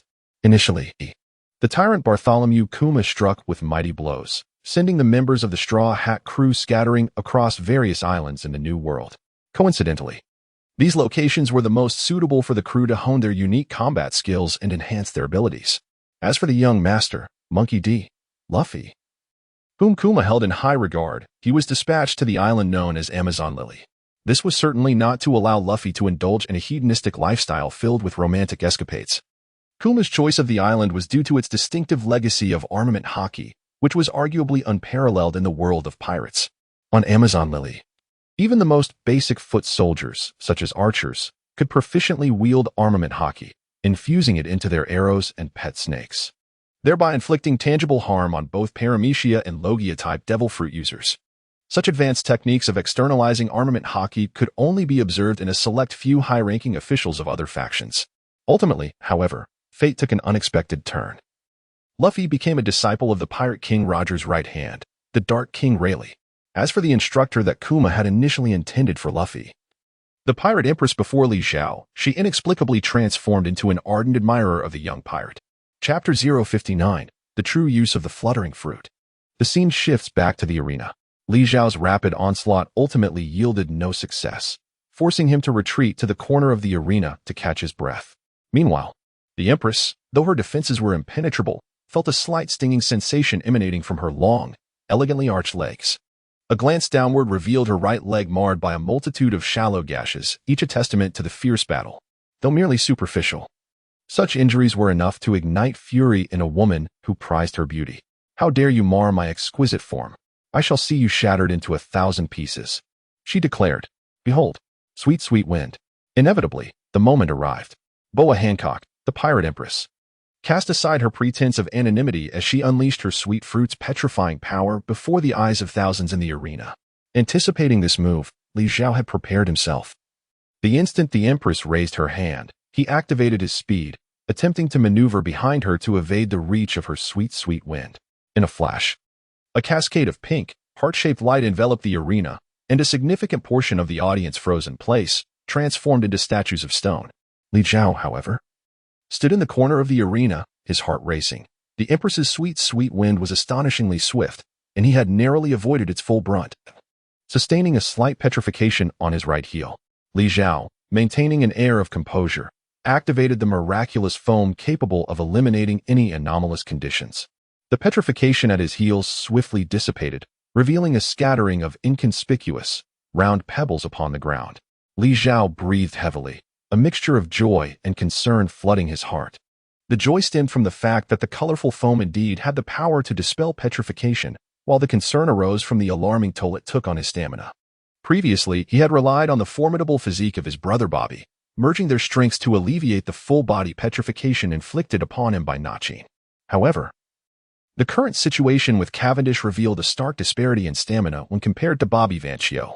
Merely alleviating a small portion of petrification from his feet left Li Zhao feeling fatigued. If he were to suffer extensive petrification across his body, it would surely spell the end for him. Do you seem to possess knowledge of my abilities? The Empress, having missed her strike, tilted her head and inquired curiously. Have we met before?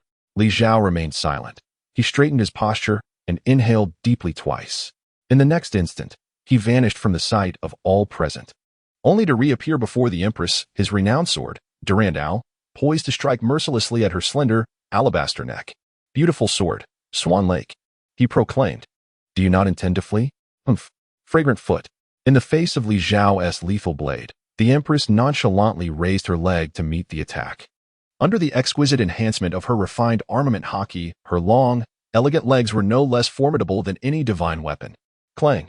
The clash of steel against flesh resonated with the sound of iron striking iron, resulting in a stalemate once more. Seizing the moment, the Empress delicately touched her lips with her fingertip, conjuring a massive heart-shaped pink balloon from thin air. This was the initial move of her signature technique. The arrow of captivation. Li Zhao would never grant her the opportunity to unleash her powerful techniques comfortably.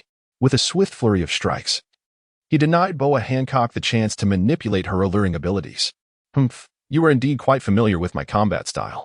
The Empress ceased her attempts to employ energy-consuming grand moves, focusing instead on engaging in a battle of kicks against Li Zhao's swordsmanship.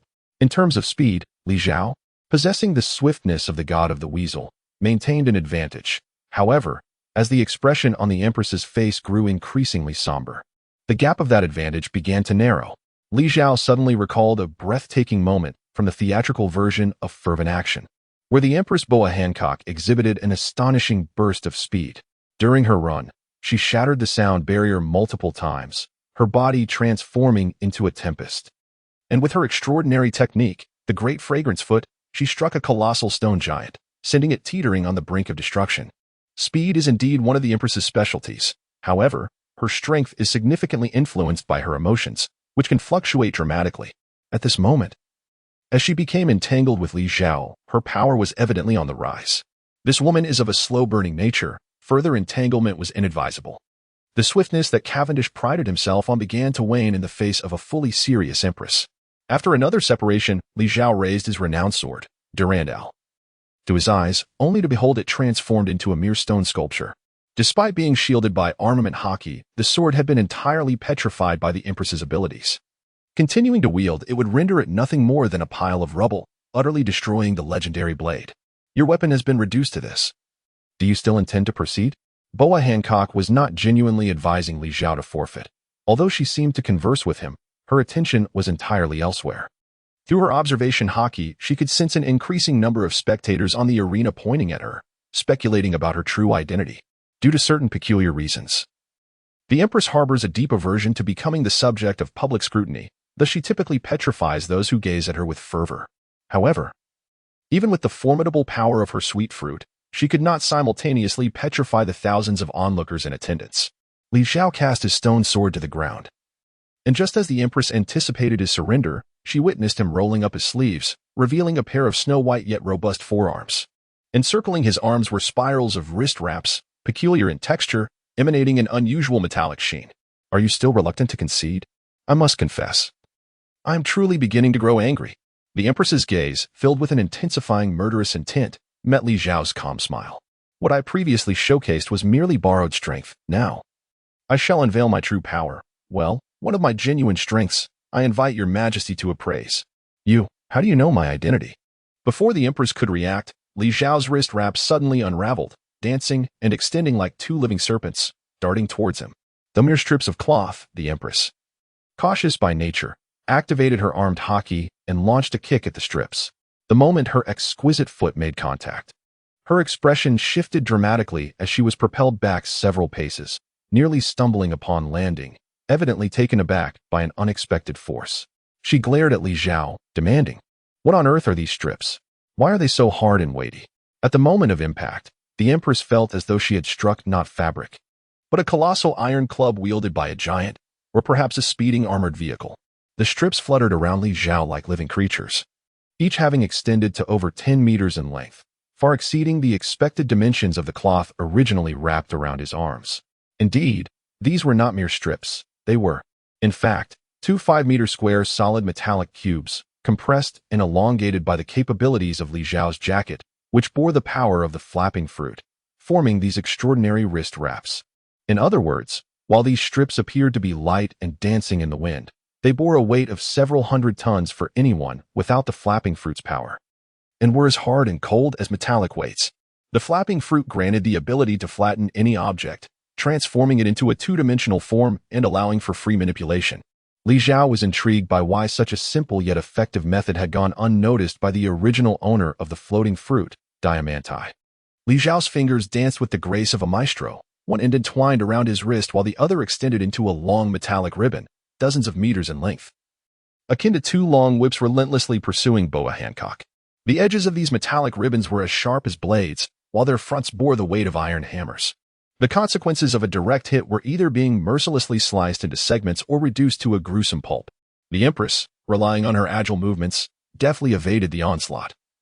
Yet the stone surface of the arena suffered immensely, with fragments of stone scattering in every direction, creating a scene of utter devastation. Ultimately forced to leap, the Empress found herself in mid-air, facing the relentless assault of the metallic ribbons, cornered with no avenue for escape.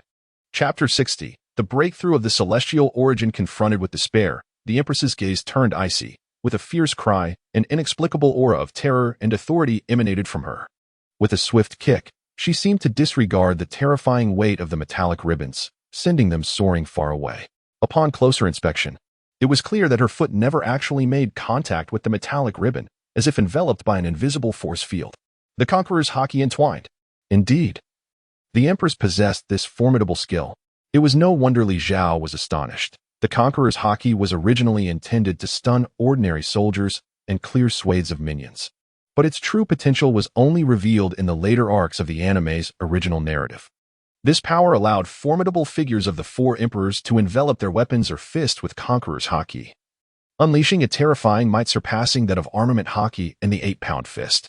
Should two four emperors engage in a clash with their Conqueror's haki intertwined, they could even rend the heavens asunder, though the pirate empress had yet to attain the level of a four-emperor. Her application of Conqueror's haki on her legs enabled her to send Li Zhao's 100-ton metallic ribbons flying in all directions. Had these ribbons not been solid blocks of pure metal with edges measuring 5 meters, her kick alone could have rendered Li Zhao's new secret weapon utterly ineffective. Conqueror's haki was, after all, a hallmark of royal-level warriors. Even though the Empress was merely at the novice stage, its activation was still demanding. However, given the current circumstance, it seemed only a matter of time before she would breach Li Zhao's defenses. Continuing in this manner was untenable. A decisive move was imperative. In the next moment, Li Zhao leapt into the air, the metallic ribbons entwined around his arms unfurling completely, leaving only a small segment connected at his wrists. The ribbons danced through the air, extending and intertwining once more, ultimately transforming into a colossal drill bit. The original wielder of the flamboyant fruit, Diamante, possessed the ability to elongate the blade of his sword, reshaping it into the form of a wild bull. To Li Zhao, this seemed utterly superfluous, akin to the act of pulling down one's trousers to pass gas. A blade is a blade. Despite its sharpness, its inherent weight remains unchanged, regardless of its transformation into a formidable shape. Its offensive power would not exceed that of the blade itself. As for the wild bull form, it served no purpose beyond instilling fear through its appearance, complicating the development of the fruit's abilities and wasting precious time. Thus, after inadvertently acquiring the powers of the flamboyant fruit through the jacket gloves, Li Zhao first utilized his existing authority, backed by the near-limitless resources of the Grand Desaro, to forge two massive solid iron blocks. These metallic materials were initially intended for the construction of large warships. As for the most potent offensive shape, it was certainly not a complex iron bull or horse. but rather the simplest structure, a drill bit. Harnessing the control of the flamboyant fruit, Li Zhao fashioned the compressed metal into a conical drill bit with a diameter exceeding 10 meters, inducing it to spin rapidly. Coupled with the high concentration of armament hockey enveloping the tip of the drill, he was confident that its offensive capability would surpass that of the Pirate Empress's half-hearted hockey. Boa Hancock, receive my strike. Celestial breakthrough, Gale drill.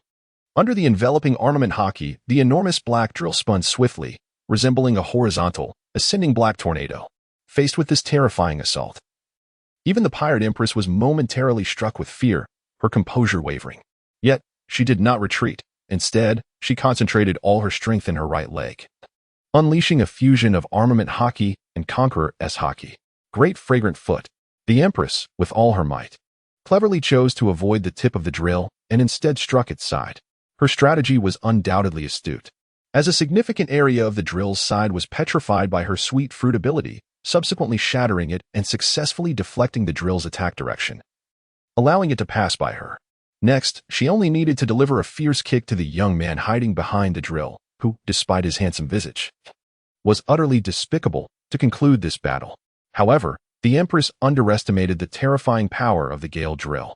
At the mere moment her toes made contact with it, her body was ensnared by the dreadful rotational force. Although she ultimately managed to escape, leveraging the recoil from her great fragrance kick before being completely consumed and pulverized by the drill, a part of her body was still harshly scraped. The unfortunate area struck was none other than the back of Empress Boa Hancock.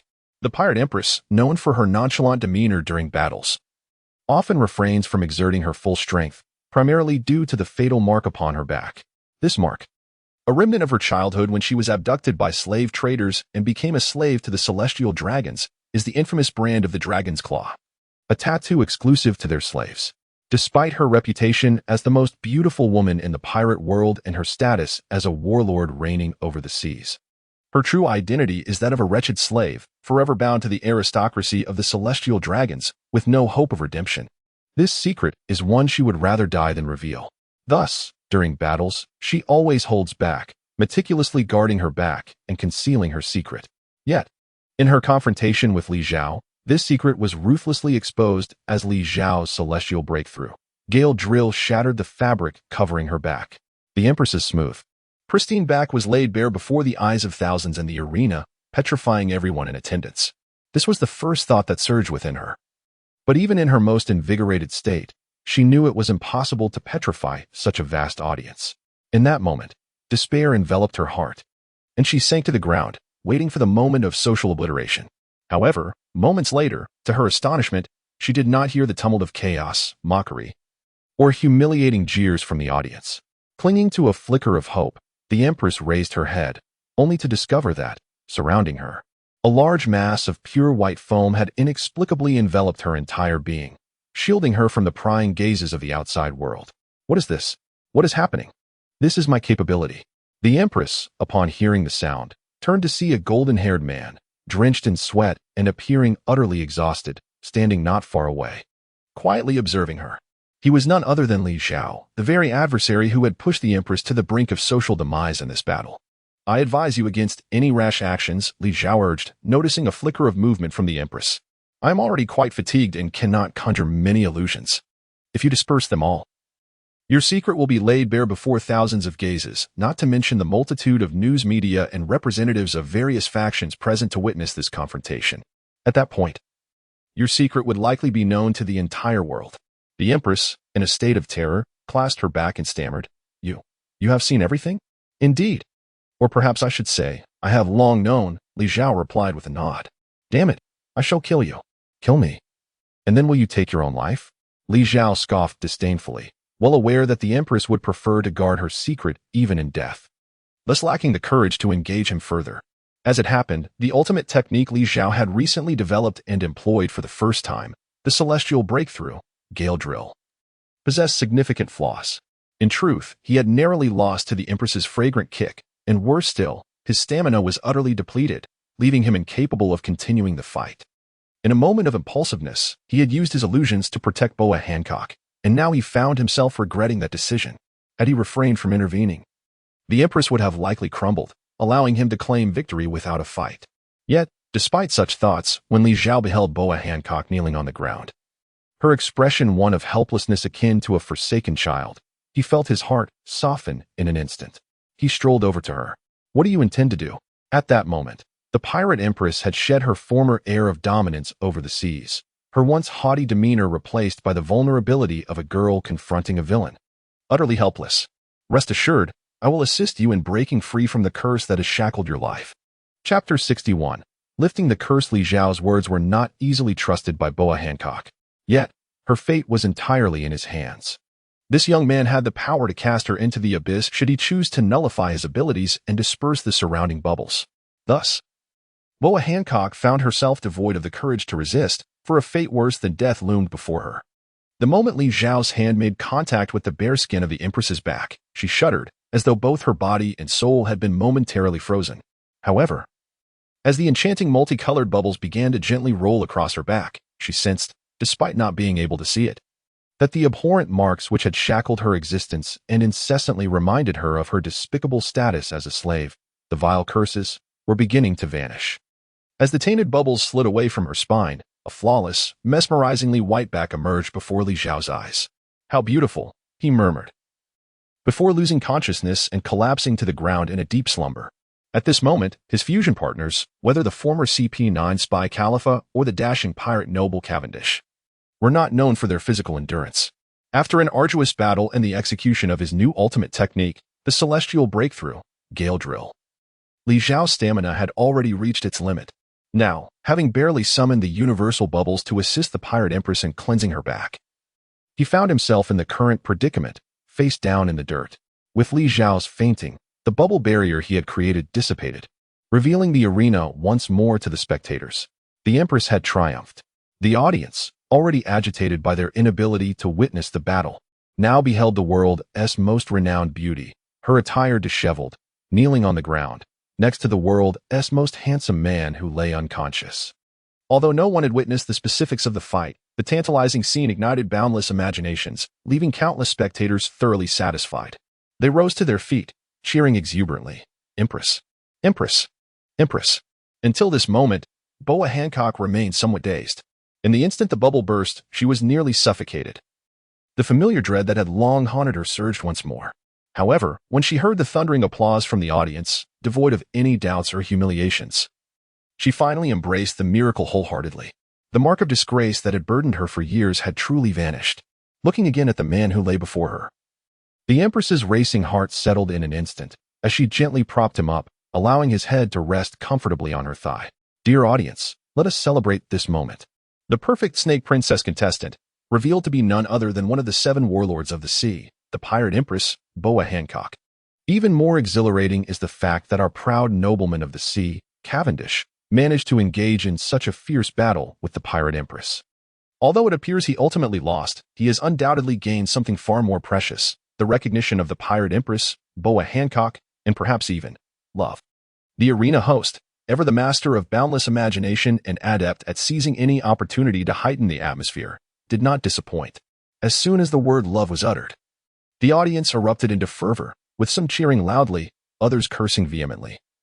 Yet most were caught up in a tearful clash between the fans of the pirate empress and the nobleman. Both sides accused the other's idol of shamelessly seducing their beloved. Among them, the most agitated was the pirate empress herself. Upon hearing the host fabricate a relationship between her and Cavendish, she flushed crimson and stood abruptly, allowing the man's head to thud heavily against the ground. With hands flailing, she desperately attempted to explain herself to no one in particular, until 2 young women rushed onto the stage, struggling to lift the unconscious man onto a stretcher. They were the officially designated medical team for the competition, tasked with caring for injured participants. Yet, it was evident they were genuinely anxious for the man's well-being. The pirate empress was certain that the man lying there was merely fatigued, his injuries not severe. Thus, their concern and urgency clearly did not stem from his condition. Indeed, the moment they carried him away, the 2 medical staff shot her a fierce glare. Had their gaze been lethal, Boa Hancock would surely have perished on the spot. Particularly striking was the woman in Dr. S. attire, who inexplicably evoked a sense of familiarity within the Empress, despite her unwavering certainty that she had never encountered this woman before. Such was the pride of the Empress, or more simply put, Her disdain for others rendered her impressionable only to those who were far from ordinary. Having never encountered such a visage, there exists but one possibility. This individual has undergone a transformation through disguise. At the moment the Empress was momentarily distracted, Li Zhao, reclining on a stretcher, had vanished into a designated passage. Observing their retreating figures, the expression on the Empress's face grew increasingly perplexed. As if the matter troubling her involved not merely a familiar stranger, Li Zhao, now lying on a hospital bed, was engulfed in a profound sense of despair. He had suffered defeat, and a most humiliating one at that. As he listened to the indignant nurse, Rebecca, embellishing the tale of his disgraceful battle that had rendered him unconscious, he felt acutely aware of the peculiar gazes directed at him from the ship's doctor, Nai-Chin. In the nurse, Rebecca, he found himself at a loss as to where to hide his blushing face. In the eyes of his crew, he had crafted an image of infallible strategy and unassailable prowess, shrouded in an air of mystery. Thus, his defeat at the hands of the Empress was naturally interpreted by Nai-Chin and Rebecca as a deliberate act of concession, motivated by ulterior motives. In all honesty, while he had indeed made a foolish decision at the last moment, effectively conceding the match, he harbored no ulterior motives towards the pirate Empress, Boa Hancock. During the time he traversed, the Empress had long since fallen for the fated son of this realm, Monkey D. Luffy, a pairing that had received official recognition. From the original anime, it is evident that Boa Hancock's criteria for a partner encompass three key points. Firstly, the individual must possess the audacity to deliver a severe thrashing to the world-noble celestial dragons, whom the Empress despises, yet simultaneously be too fearful to provoke. It is likely that, aside from the fearless Monkey D. Luffy, few could dare to undertake such a feat, given that any incident involving the celestial dragons could provoke the intervention of an admiral from the Navy.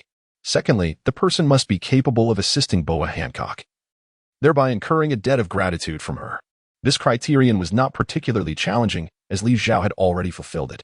However, the third and most formidable requirement was that one must remain utterly indifferent to Boa Hancock's feminine allure, devoid of any feelings. This was a feat Li Zhao deemed utterly unattainable for himself. Chapter 062. The Art of Cuteness in contrast to the exasperated glares from his crew. Li Zhao found the reality of his defeat to be far more burdensome.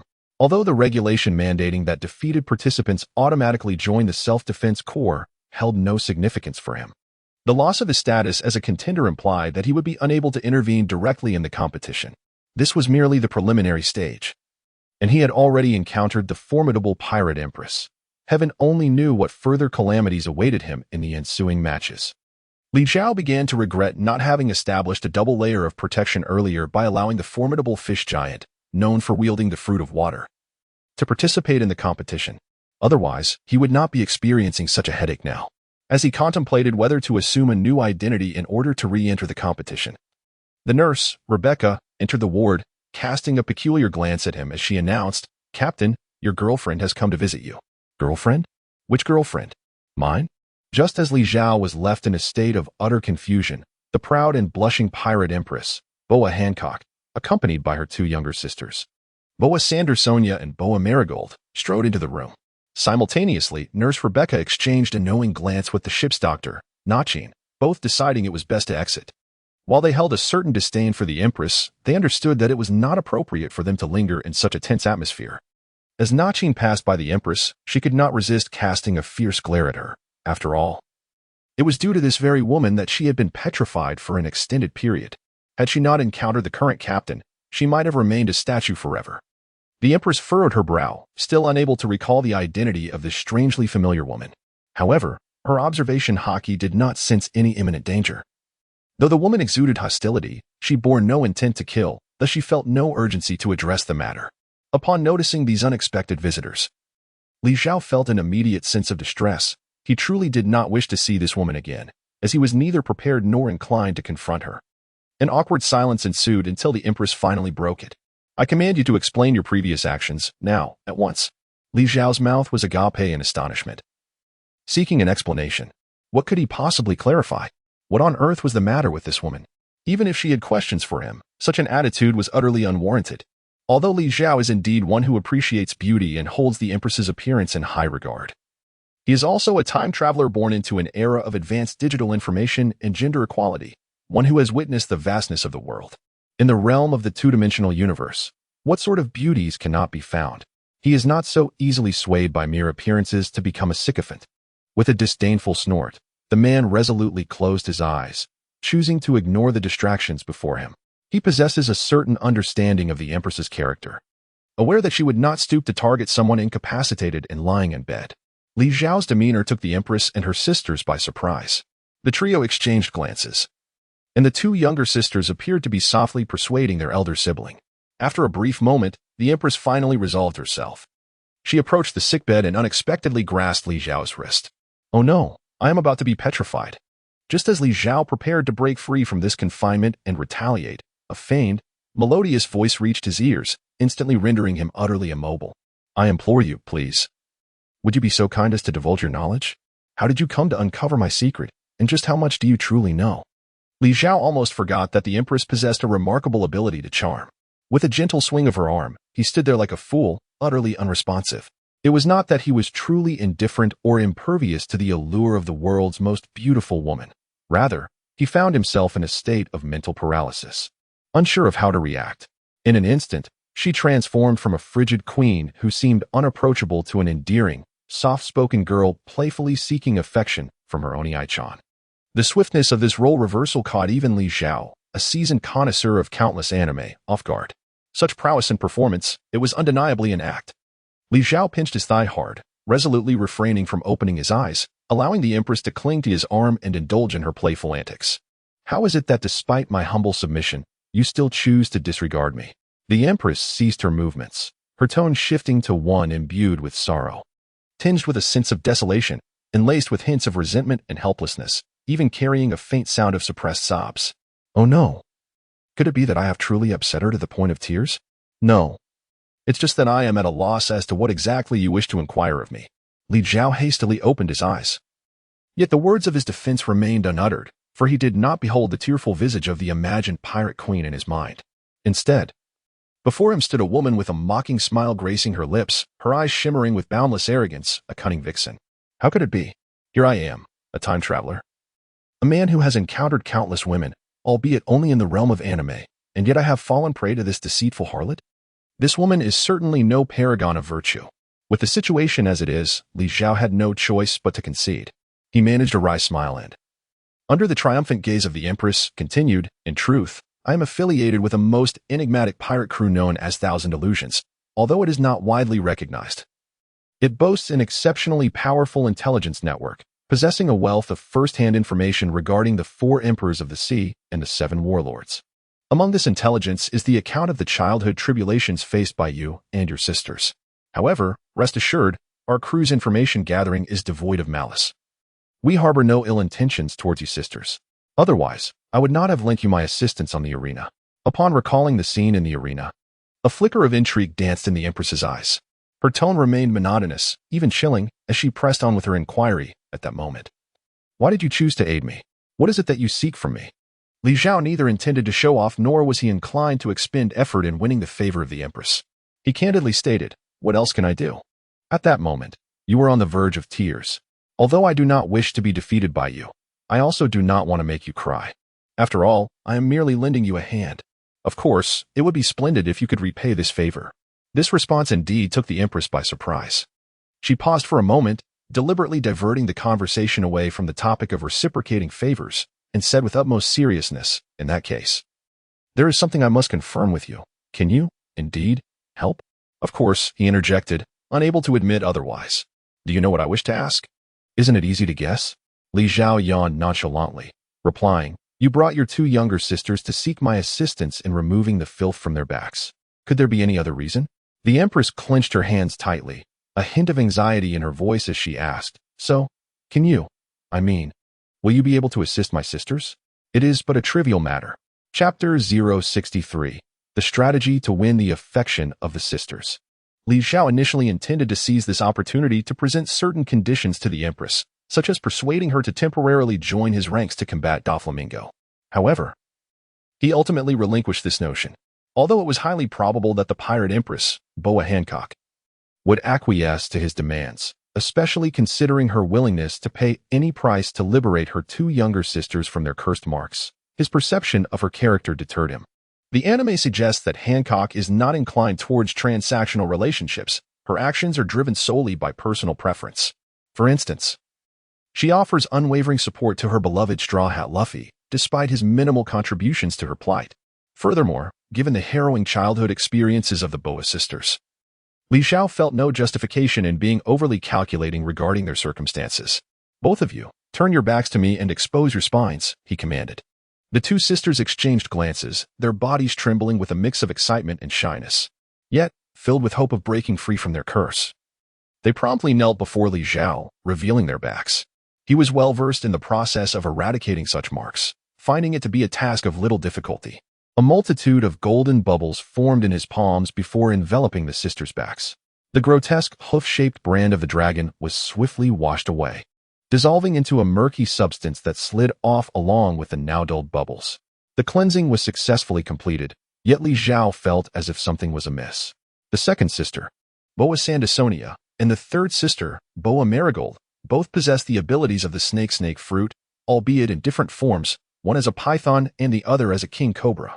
Perhaps due to the side effects of their zoan-type devil fruit, or perhaps due to some hidden occurrences during their upbringing, both sisters, despite sharing the same DNA as the world's most beautiful woman, bore strikingly different physical appearances from their elder sister, Boa Hancock. Sandersonia, with her green hair, had a disproportionately large head, resembling an oversized microphone, while Marigold, with her orange hair, was both stout and robust, standing at an imposing height of 4.32 meters, making her appear quite colossal. As the saying goes, a single flaw can overshadow all, and thus, she appeared the most like a mere supporting character among the trio of sisters. Help them thoroughly. After all, it requires little effort. After Li Zhao meticulously erased the imprints of the dragon's claws from the two individuals, he proceeded to activate a beauty foam, akin to assisting the fish giant's new leather jacket in shedding excess weight. This foam eliminated the surplus fat within the bodies of the two, sculpting a refined visage for Sandersonia and facilitating a comprehensive transformation for Marigold. As the foam dissipated, the room revealed two exquisite beauties, each possessing a striking resemblance to the pirate empress, their allure unmistakable. Apart from the fact that both sisters towered over 4 meters in height, it was evident at a glance that the three were indeed sisters. "What have you done?" Li Zhao remained silent, his heart filled with trepidation that perhaps his well-intentioned efforts had inadvertently resulted in an unfavorable outcome. Maybe, just maybe, they truly preferred their original appearances. The three sisters exchanged glances for an extended moment, as if they had never known one another before. Suddenly, the Empress erupted into uncontrollable laughter, and as her mirth echoed, her two younger sisters joined in, culminating in a cascade of tears from their joyous outburst. They tenderly caressed each other's smooth, jade-like backs, pointing at one another's transformed visages, all while bursting into fits of laughter. Inspired by the infectious laughter of the sisters, Li Zhao too found himself unable to suppress his own mirth. "What are you laughing about? Did I give you permission to alter our faces and bodies? Is the body of a young woman something you, a grown man, can touch at will?" After a cacophony of clanging sounds, Li Zhao found himself with a bruised face, courtesy of the three sisters. Strangely enough, rather than harboring resentment, the four of them found their hearts fully open to one another after this spirited scuffle. The two statuesque sisters, resembling serpentine beauties, flanked him on either side at the foot of the bed, their demeanor affectionate, while the Empress boldly ascended the bed to sit directly across from Li Zhao. Like curious children, the three sisters bombarded him with a torrent of questions, leaving him quite bewildered. In truth, the three sisters, particularly Empress Boa Hancock, had long maintained an aloof and icy demeanor, shrouded in a proud distance, all to safeguard the secret of their past as slaves to the celestial dragons. Now, liberated from the shackles that had bound them, they swiftly reclaimed the innocence and joy they had lost for so many years. While the endeavor to assist the two younger sisters in shedding some weight had resulted in a few blows, no girl would ever refuse the prospect of a more beautiful self. It is worth noting that, aside from the side effects of their zoan-type devil fruits, the second sister, Boa Sandersonia, and the third sister, Boa Marigold, lacked the extraordinary combat prowess of their elder sister. To escape the nightmares of their past servitude, they adopted unique training regimens, with the third sister even pursuing a direction akin to sumo wrestling, which accounted for their particular physiques. With Li Zhao's assistance, the three sisters felt truly liberated, their spirits soaring. Surrounded by such beauty, Li Zhao was undeniably elated. The presence of the three sisters brought him a joy that starkly contrasted with their depiction in anime. Just as the four were engrossed in their lively conversation, a sudden knock at the door interrupted the atmosphere. The door swung open to reveal a man and a woman entering the room. The man was none other than Li Zhao's brother, Bobby Vacu, the supreme commander of the Deterasolo's self-defense forces and the most prominent figure in the New World at that moment. The woman accompanying him was Violet, the second princess who had recently been assisting Bobby in managing a multitude of affairs. Possessing the powers of the stare fruit, Violet could uncover any hidden matters aboard the ship. Thus, upon entering and witnessing Li Zhao surrounded by the world's most beautiful trio, she was not particularly surprised. However, Bobby, with his flirtatious nature, nearly drooled at the sight of the Empress and her sisters. "My lord, I have urgent matters to report. Might I request that you ask your girlfriends to step outside?" Uncertain whether it is merely an illusion, Li Zhao perceives that Violet's tone seems markedly colder than usual.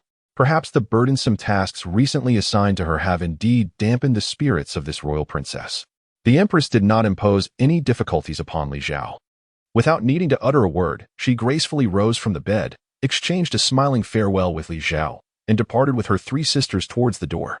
In the fleeting moment when Boa Hancock brushed past Violet, the gazes of these two exquisite beauties intertwined in the air, igniting a spark akin to electricity. Bobby Vacu, who inadvertently witnessed this scene, stumbled back several paces until his back was pressed against the wall. The Empress cast a curious glance at Bobby and Violet, her expression momentarily reflecting puzzlement, yet her stride remained unbroken as she walked outside. Once the Serpentine sisters were completely out of sight, the second princess turned to her employer, her voice icy. "My lord, the Golden Emperor Tazaro has summoned you." Chapter 064, The Lackey Exiting the Medical Center's Lounge. The three sisters of Boa Hancock made their way towards the hotel where they were staying. "That woman is rather insufferable," remarked Boa Marigold, the youngest sister. Upon hearing her sister's complaint, the more composed Boa Sonia responded with a smile. "So, dear Marigold, are you upset that she intruded upon your space? Or are you irked by her overly familiar demeanor with that man?" "Oh, please, Sonia. It seems to me that you are the one who is aggrieved by her intrusion. Moreover, her demeanor is clearly that of a subordinate addressing a superior. Even if it appears intimate, it does not compare to the friendship we share with him. Besides, I believe the eldest sister should be the one truly incensed." The two sisters, having finally shaken off the vile curse that had long burdened them, now felt a sense of elation, as if they had an endless array of topics to discuss. They no longer regarded their elder sister Hancock with the same trepidation, even daring to jest with her. "Enough of your bickering," interjected the pirate Empress Boa Hancock, her expression slightly serious. "That woman is far from ordinary. Have you not recognized her? She is none other than Violet, the second princess of the former Rica royal family from Dressrosa, who has recently become a figure of intense public interest. After her family was overthrown, she allied herself with the enemy, Don Quixote da Flamingo, and now she openly betrays him, rallying the populace through the press to overthrow the Don Quixote family's rule and assist the Rica royal family in reclaiming their throne. This ultimate fighting tournament was originally organized to aid her in confronting the Da Flamingo family and to recruit forces." "Ah, sister, your words jog my memory. It is indeed that woman. But as a princess, why does she show such deference to that man? If it were the Golden Emperor Tazaro, it would be understandable. But I recall White Horse Cavendish, who only rose to fame a year or two ago as a fledgling pirate. Indeed, there is also the man who entered alongside her, whose demeanor was so distinct that I failed to recognize him at first. He is none other than Bobby Vacu, the esteemed commander of the self-defense army, who dared to challenge the formidable Don Quixote da Flamingo, a high-ranking official aboard the mighty ship, the Deasaro. He also serves as the host of this ultimate combat tournament, making him the second most powerful figure on this colossal vessel. Yet, he appears to be rather subservient towards Cavendish, a stark contrast to the persona we encountered at the tournament's opening ceremony. Such perplexities would baffle even the most astute minds, who, lacking insider knowledge, would be unable to grasp the underlying truths." The Empress fell silent for a moment, her expression suddenly softening as she remarked, "Why ponder so much? At the very least, we can be certain that young Cavendish harbors no ill intentions towards us three sisters, and is that not sufficient? Of course, otherwise he would not have gone to the lengths of ridding us of that wretched curse, and even assisting our younger sister with her beauty and weight loss endeavors. Haha. You are right, dear second sister. No, wait, that's not accurate. He certainly does not need to lose weight. Moreover, Our elder sister has begun to refer to him as young Cavendish. But what of Luffy? Enough of this chatter. The three sisters laughed and conversed merrily, oblivious to the tall, slender figure lurking in the shadows around the corner, who was intently observing their retreating forms, a cruel, icy smile playing upon his lips. Returning to Li Zhao's perspective, he reunited with his brother Bobby Vanku and descended to the top floor of the Golden Tower Hotel, where the Golden Emperor Tazaro awaited. Li Zhao found it rather peculiar that Tazaro had summoned him at this juncture, ever since the incident at the dock, which had devolved from a confrontation into a congratulatory ceremony. It had become evident to any discerning observer that the Golden Emperor was struggling to manage the rising star of this new world. In fact, both brothers were acutely aware of this, perhaps more than any outsider. For instance, during this ultimate combat tournament, while Tazaro had not deliberately obstructed them, he had offered no support beyond financial means and had not inquired about any of the details, presenting an air of indifference towards a deeper relationship with Li Zhao. Consequently, Li Zhao began to question whether Tazaro truly understood the stakes. If his self-defense army were to falter, the Deusaro would undoubtedly fall into the hands of the Don Quixote family. When the time comes, it will be easy for him to walk away, but the decades of painstaking effort by Tazaro will be relinquished into another's hands. Within the lengthy golden corridor, Li Zhao suddenly heard an eerie melody echoing through the passage. At the corridor's end, a procession was slowly advancing, destined to confront him face to face in mere moments. Upon discerning the identity of this group, a wave of nausea washed over Li Zhao, not due to their attire or appearance, but because of their lineage. They were celestial dragons, the descendants of the 20 kings who established the world government 8 centuries ago, considering themselves the progeny of deities. Their most conspicuous trait is the bubble-like glass helmets they wear, for the celestial dragons deemed themselves too noble to share the same air as common folk. They possess all privileges and regard other races as mere slaves. Though the celestial dragons are often inept and foolish, any affront to them necessitates the immediate intervention of high-ranking admirals or CP0 from the Navy headquarters for their protection. Li Zhao does not oppose the privileged class, as he himself is a person who greatly values enjoyment. However, he finds the likes of the celestial dragons, with their lack of taste and repulsive nature, utterly distasteful. Even he feels a strong aversion towards them.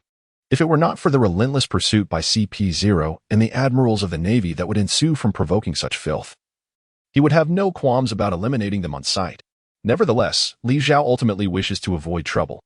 When he was still over 20 meters away from this group of celestial dragons, he instinctively activated the Rommel's scythe technique of Cavendish, transforming his body into a gust of wind that seamlessly flowed through the gaps between the individuals, without making contact with any of the detestable beings.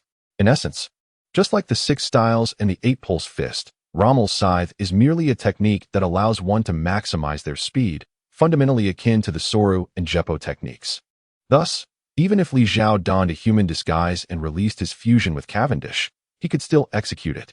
Of course, this form's speed pales in comparison to the original, dictated by his physique and physical capabilities. The imposing figure of Bobby Vanko, comparable to a giant bear, could never match the agility of the slender and nimble Cavendish. Why should the lowly wretches not bow their knees in servitude to the illustrious family of Camael? Where did he go? How could he vanish in the blink of an eye? Paying no heed to the foolish celestial dragons, Li Zhao turned a corner, creating a significant distance between himself and them. However, at that moment, a figure appeared before him, clad in a white suit, draped in a white trench coat, and adorned with a round hat. The individual did not possess a towering stature, resembling Cavendish in height, yet exuded an inexplicable aura of danger. As Li Zhao's gaze fell upon the man's nose, he immediately recognized his identity. It was a nose that was square, long, and straight.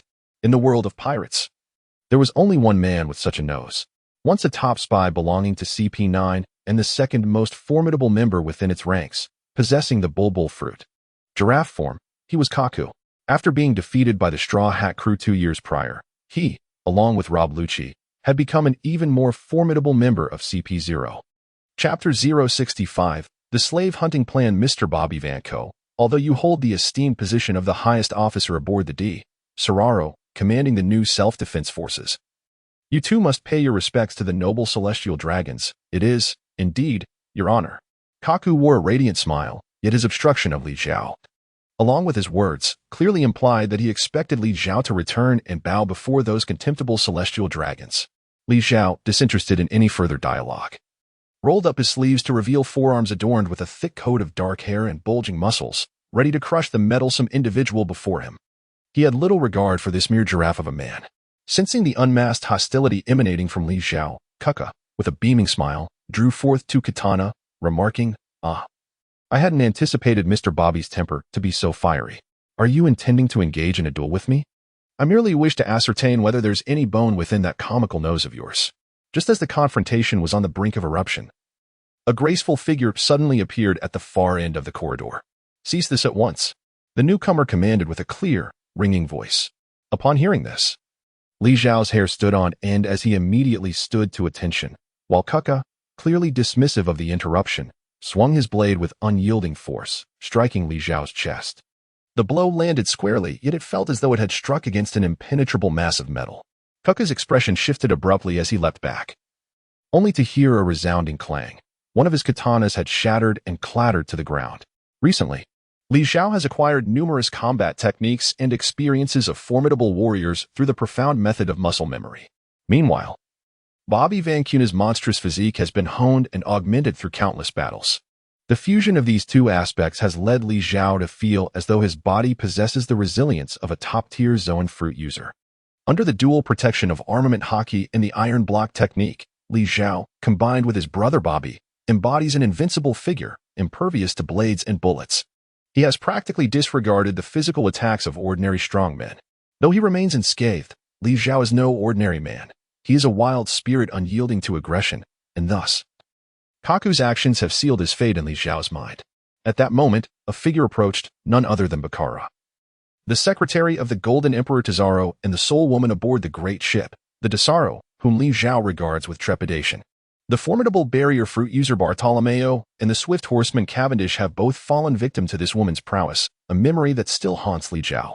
"Kaku, I must remind you that the esteemed family of Saint Camiel you were tasked with protecting has ventured quite far. The ship is now teeming with pirates, and the security is rather precarious. Is it wise to remain so distant?"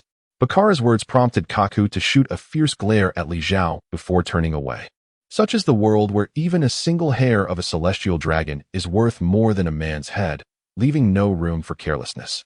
Having skillfully dispatched Kaku with her words, Bakara cast a disapproving glance at Li Zhao, finding amusement in his evident fear of her rather than faulting him for his penchant for trouble. "Lord Tesoro has been waiting for you for quite some time. Do hurry," she urged. "Did those celestial dragons seek out Tesoro earlier?" Li Zhao inquired, fully aware of the answer. This corridor leads directly to Tesoro's reception area. With no branches or rooms to divert them, surely this group of celestial dragons did not simply descend from the heavens. What business could these celestial dragons have with Tesoro? Bakara feigned ignorance, much to Li Zhao's disinterest. Pushing open the door to the reception room, he found the Golden Emperor Tesoro seated on the sofa, his head bowed, fingers interlaced, revealing a rather discontented demeanor. "Lord Tesoro, what brings you to summon me?" Li Zhao inquired respectfully, acknowledging that this man remains his superior for the time being, and thus he must show due regard in the presence of others. Li Zhao's demeanor brought a slight improvement to the Golden Emperor's mood. He lifted his head to regard the imposing figure before him and inquired, "How is the Ultimate Fighting Tournament progressing?" The event had reached its midpoint, and everything was proceeding smoothly thus far. "How many mercenaries have you managed to recruit? What is their level of prowess?" "Quite well, I suppose." Li Zhao pondered over what could be disclosed and what must remain unsaid. "At present, we have enlisted a dozen formidable warriors, such as the destructive Canon Eddie and the warlord Elias Bello too. These individuals should be capable of contending with the ordinary subordinates of the Don Quixote family. Among them, White Horse Cavendish and the 13th generation pillar of the Eight Treasures Navy, Old Kai, should be able to confront the senior officials. With the assistance of myself and Lady Becerra against the highest ranks, and your personal involvement in confronting Don Quixote, our ship, the Tesoro, has attained a strength sufficient to engage the Don Quixote family directly. Moreover, as the tournament continues, we even have participants such as one of the 7 warlords of the sea, the pirate Empress Boa Hancock. If we could somehow entice that pirate empress to join our ranks, our victory would be virtually assured." After listening to Li Zhao's analysis, the expressions on the Golden Emperor's face shifted dramatically, revealing a spectrum of emotions. Li Zhao discerned astonishment, vigilance, and even a hint of regret, the origin of which was perplexing. Ultimately, Tesoro appeared somewhat drained. He sighed heavily and remarked, "If only things could unfold as you suggest. What is it? Has there been a change in circumstances? A sense of foreboding inexplicably surged within Li Zhao. Could it be related to that group of celestial dragons from earlier? You guessed correctly. That Saint Gamaliel has just informed me that one of his former slaves has escaped. And it has now come to light that this slave is aboard this very ship. He intends to reclaim the escaped slave. An escaped slave? Li Zhao thought to himself that the coincidence seemed far too uncanny. Who is this individual? If this slave were of ordinary status, Lord Tesoro would not be so troubled. You are correct. The slave in question, whom Saint Gamaliel is seeking, is none other than the pirate Empress Boa Hancock, one of the 7 warlords of the sea. Li Zhao furrowed his brow, pondering the situation, yet he yearned to make one final stand. Thus, he inquired, how does that esteemed Saint Karma substantiate his claim that the Empress is his slave? I recall that the backs of the celestial dragon slaves bear the dragon claw seal. However, to my knowledge, there is no such mark upon the Empress's back. At the mention of the dragon claw seal, Tesoro's expression shifted dramatically, and he instinctively pressed his hand against his own back. It then dawned on Li Zhao that the illustrious Golden Emperor before him had once been a slave of the celestial dragons. Having escaped alongside the Empress during the chaos incited by the Fishman Heroes uprising, Tesoro's momentary lapse did not linger long. He swiftly regained his composure and feigned nonchalance as he remarked, does it truly matter whether the Empress bears a seal upon her back? As long as the celestial dragon Saint Karma asserts that she is his slave, then she is. He continued. Saint Karma has recently demanded that I not only provide a location for capturing Boa Hancock but also extend some assistance. For she is one of the 7 warlords of the sea. With merely a handful of CP0 agents at his disposal, success is far from guaranteed. Therefore, our grand proclamation of the absolute safe zone aboard the Desolaro, where anyone can revel to their heart's content, becomes nothing short of a farce. Li Zhao's lips curled into a sardonic smile, laced with mockery. Chapter 066, The Golden Hell. The Great Desolaro was heralded as an absolute safe haven. Whether it be the most notorious pirate fugitive or a vice admiral of the Navy suppressing the New World, all who boarded this vessel were bound to adhere to its rules. Private duels and capture activities were strictly prohibited. Yet now, that celestial dragon sought not only to transform this sanctuary into his own slave-catching arena, but also demanded the assistance of the Great Desoloro's crew. Should this scandalous endeavor come to light, it would irreparably tarnish the hard-earned reputation of the Great Desolaro. Furthermore, the pirate Empress was no ordinary individual.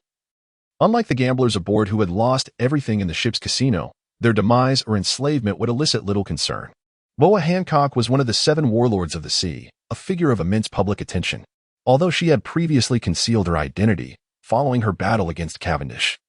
She had become the focal point of countless eyes aboard this ship, a star of unparalleled allure. The participation of the world's most beautiful woman in a bloody combat tournament was an unparalleled spectacle that could hardly fail to attract an audience. Yet, this insufferable celestial dragon dared to attempt to capture a warlord under such circumstances, demanding she serve as his slave. This reckless audacity served as a stark reminder to Li Zhao of the true nature of the celestial dragons. Tesoro clasped his hands and stated, regardless, we cannot defy the will of a celestial dragon. In any case, this task falls to you. Choose an unknown face from your newly recruited crew, someone with no ties to us, and send him to assist Kamar L and his subordinate CP0 in their capture efforts. Moreover, this matter must remain confidential. No outsiders should learn of it. If this plan fails, you are well aware of the consequences. The Golden Emperor decisively entrusted the most troublesome task to Li Zhao before rising to depart. Just as Li Zhao silently cursed this wretched individual, Tesoro suddenly turned back and added, and remember, the person you send to assist CP0 must. He gestured across his throat, mimicking a silencing motion. Rest assured, my lord, I guarantee it will be executed flawlessly. The Great Desolaro was a city that never slept, with all significant activities scheduled for the night. The Ultimate Fighting Tournament was no exception. To ensure the success of this grand event, nearly all other entertainment activities aboard were suspended, leading to an overwhelming concentration of the ship's populace in the arena, causing ticket prices to skyrocket to exorbitant heights. Those of modest means could only stand in the grand square, gazing at the live broadcast on the colossal screen. Disguised as the Empress, she exerted tremendous effort to squeeze into the competitor's exclusive passage. Suddenly, the world transformed into an oasis of tranquility. The 3 sisters shed their disguises and, guided by a rather large-headed staff member, proceeded toward the competitor's preparation room. This path does not seem to be the one we took last time. observed the meticulous second sister, Santa Sonia, noting that the staff member appeared to be leading them down a different fork, where the flow of participants was sparse, nearly devoid of any presence. The large-headed staff member smiled and explained, "Indeed, Your Majesty, as you have been designated a special guest. Your resting area must be separate from that of the ordinary competitors. We are now heading to your exclusive VIP lounge." "Oh, I see." The Desoro ship was renowned as a safe haven, and the Snake Sisters harbored no suspicions. However, upon entering a narrow lounge, the staff member turned and departed. "Hey, is this what they call a VIP lounge? It's so small that it doesn't even have a window. My heavens, not even a chair." The second and third sisters complained incessantly, while the Empress furrowed her brow and suddenly exclaimed, "This is a trap," before she could finish her thought. The large-headed staff member unexpectedly emerged from the wall, a wicked grin on his face. He clapped his hands on the floor, and the ground beneath the Snake Sisters vanished, transforming into an inky black passage, causing them to plummet uncontrollably downwards. Although Boa Hancock was formidable, she lacked knowledge of aerial techniques such as moonwalk. The three sisters slid down an interminable chute, not knowing how long they descended until suddenly, a bright light appeared, revealing an expanse as if they had emerged into a sunlit world. They found themselves suspended hundreds of meters high, but such elevation posed no threat to true powerhouses. The Empress was unperturbed, while the second and third sisters transformed into a hybrid of human and serpent, their serpentine forms coiling like springs, successfully cushioning their descent as they landed safely. Surveying their surroundings, they discovered an extraordinarily vast realm entirely constructed of gold. The ceiling resembled an inverted golden forest, towering hundreds of meters above the ground, with an area akin to that of a small island. The ground was a thick layer of golden sand, where countless coins and various precious ornaments lay discarded like mere stones. In the distance, a grand architectural complex of pure golden palaces stood majestically, culminating in golden cliffs that connected directly to a resplendent golden dome, from which cascaded several shimmering waterfalls of gold. Everything here was gilded in gold, save for the humans. As the three sisters steadied themselves, they beheld a throng of expressionless figures, moving towards them with movements reminiscent of zombies. "Water? Do you have any water?" I will trade gold for it, whatever the amount. Name your price." "Food? Hand over the food quickly, or I shall consider you my meal." Devouring you bite by bite. Faced with this deranged crowd, the two sisters wielded their enormous serpentine tails, sending those who approached them hurtling away. Although these lunatics posed no real threat, the eerie atmosphere still stirred a sense of dread within the sisters. "Sister, where exactly are we? This is hell." "Oh dear. The world created by Tursaloking is truly the finest tourist destination." A peculiar voice rang out, and the Empress and her sisters turned towards the sound, witnessing a group of individuals slowly approaching them. Upon discerning their attire, the sisters trembled, as if the demons of their nightmares had materialized in the realm of reality. This group was none other than the Celestial Dragons, the most noble, enigmatic, and simultaneously repulsive faction of the pirate world. Leading them was a man of approximately 40 or 50 years, clad in a white robe, with a round glass dome atop his head, which swayed rhythmically like a pendulum every few seconds, suggesting some peculiar ailment. Beneath him crawled a robust slave on all fours, flanked by two exquisitely beautiful female slaves, their alluring figures marred by the collars and chains around their necks. "Oh dear, why do you not kneel before me?" Upon hearing the familiar voice, the three sisters instinctively nearly fell to their knees. Yet, an overwhelming sense of pride surged within them, stemming from the indomitable spirit of the conqueror's hockey, which liberated the pirate Empress from that cursed fate. The Empress reached out to grasp her two sisters, providing them with support and courage, then raised her chin defiantly, locking eyes with the celestial dragon before her. "I am Boa Hancock, Queen of Amazon Lily, Grand Chief of the Kuja Pirates, and one of the 7 warlords of the sea. I shall not kneel before anyone. Impudent! I care not who you are, from this moment forth. You belong to me as my slave. Obey me, and I shall treat you as a pet, adorning you with a collar and taking you for walks. Should you choose to defy me, I will have your limbs severed and cast you into this gilded hell, where you shall be devoured alive by those famished wretches." Such a venomous threat indeed. This golden hell serves as Tezaro's treasury, yet it also stands as his most merciless prison. Unlike the mere decorative faux prisons on the upper deck, this is the true lair where Tezaro confines genuine criminals.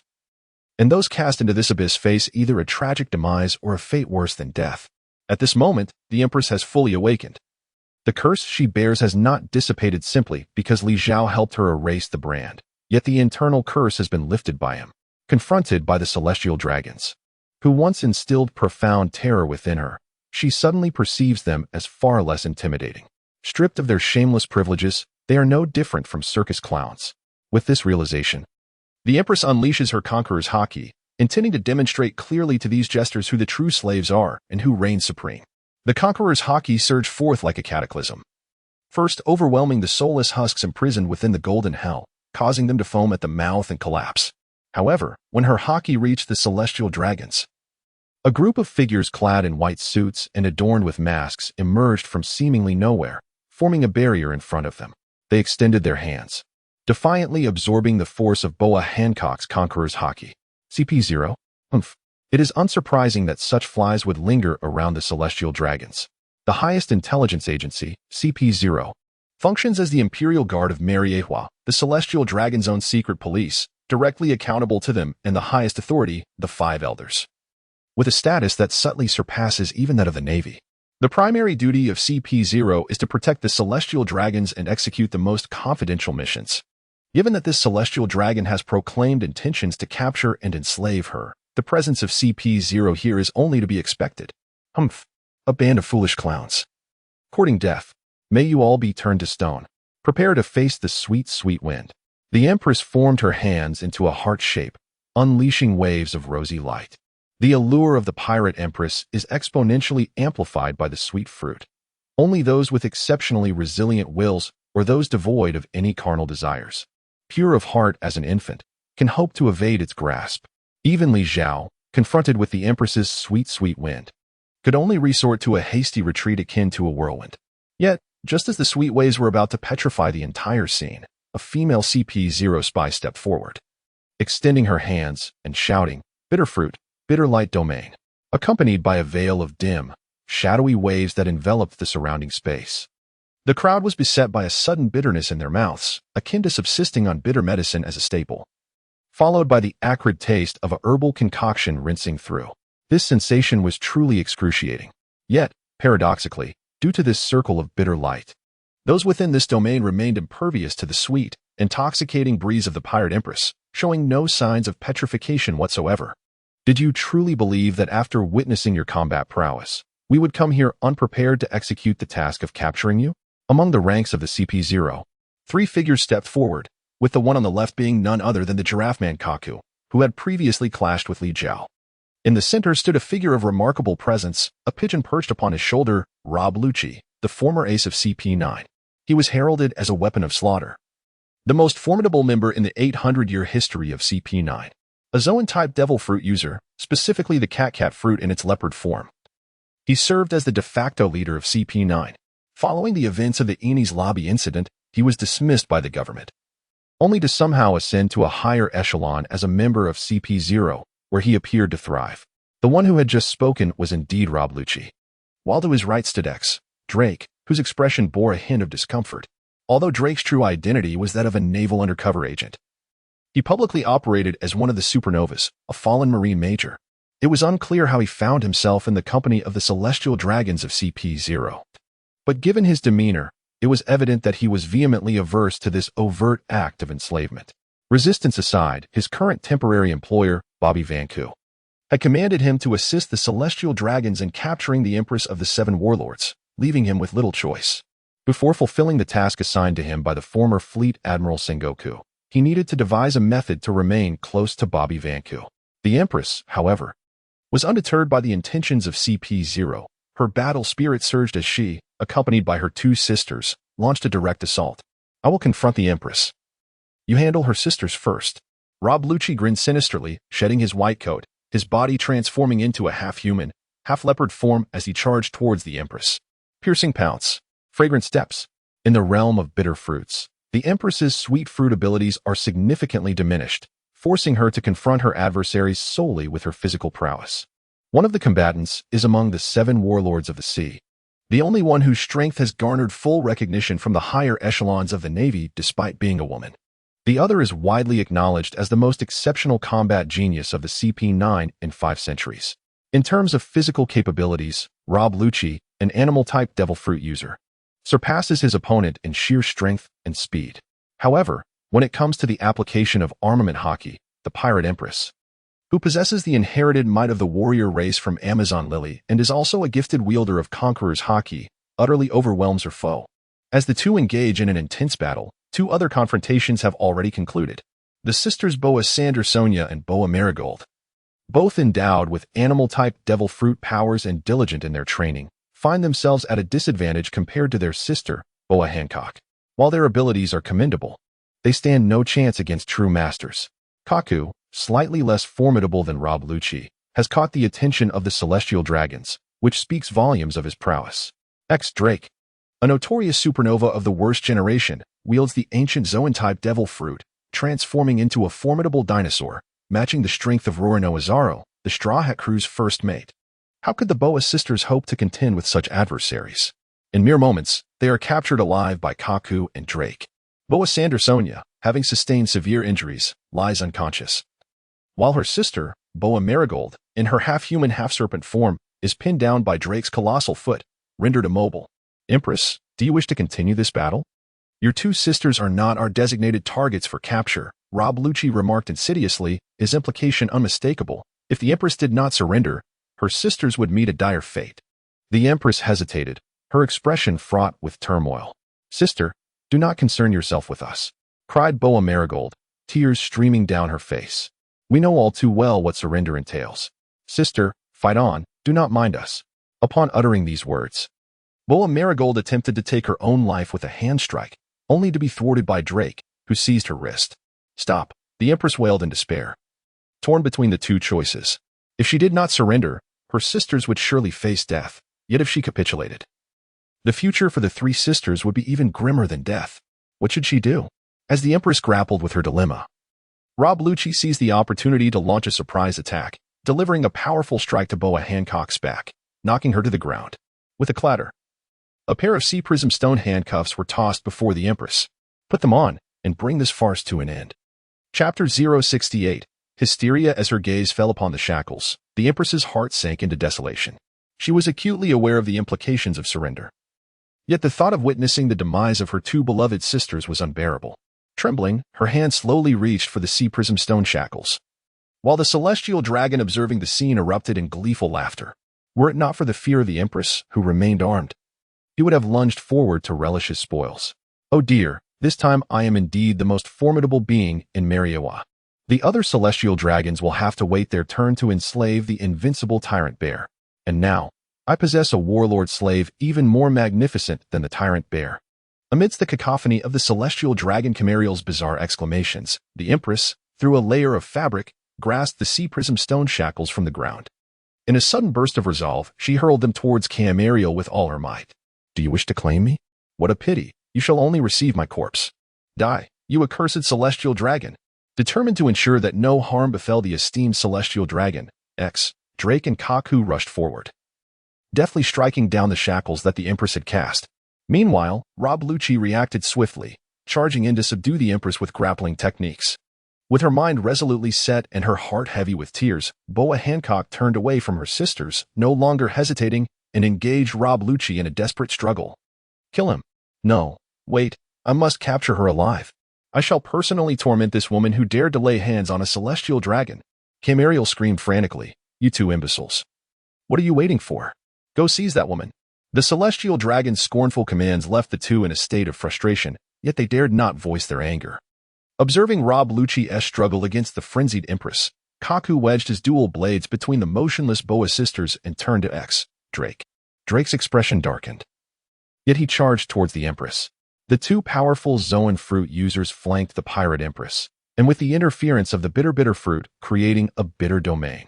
Hancock's defeat was merely a matter of time. Just as success seemed imminent, Kaku suddenly sensed something amiss. A glint of red ignited in his eyes as his Kinbunchika haki activated instinctively. He shouted, Everyone, be alert. We are under ambush. As Kaku's voice faded, a gentle breeze brushed against his face, quickly followed by an overwhelming wave of chilling malice. With a powerful shout, Kaku brandished his twin blades, weaving a protective cocoon around himself. The sound of clashing metal resonated in the air, and in an instant, he found himself drenched in sweat, a shiver running down his spine. Within the blink of an eye, he engaged in a fierce exchange of over 100 strikes with the enigmatic assailant. his movements a mere automatic response guided by his observation haki, never once catching a glimpse of his opponent's shadow. Rob Lucci also sensed the ambush.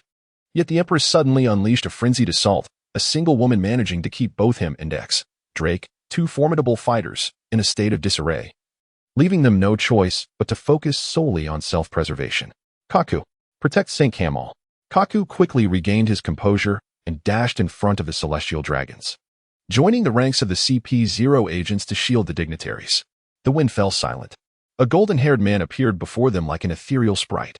In his right hand, he grasped an exquisitely adorned western sword, while his left held a rose, perfectly merging with the golden world around him, radiating brilliance akin to the sun. Cavendish, what brings you here? Kaku ground out through clenched teeth. Since his encounter with the pirate Empress, the noble pirate Cavendish had become renowned despite his defeat.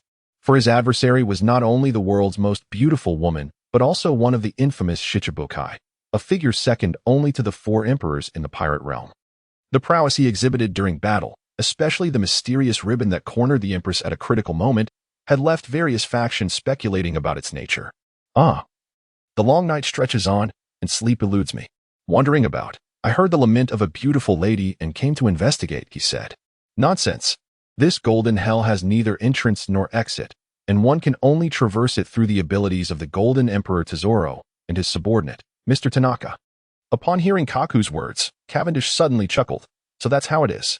I thought this Grand Tesoro ship was a designated safe zone, strictly prohibiting personal conflicts. How could someone dare to bully a lady so openly?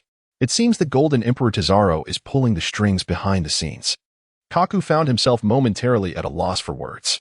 While he was indifferent to Tesoro's reputation, the revelation that the celestial dragons had conspired with Tesoro to capture the Shichibukai Empress would undoubtedly ruin Tesoro's carefully cultivated image, significantly impacting his own evaluation of mission completion.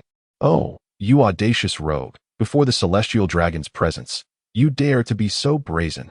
Kneel and repent for your foolishness and sins.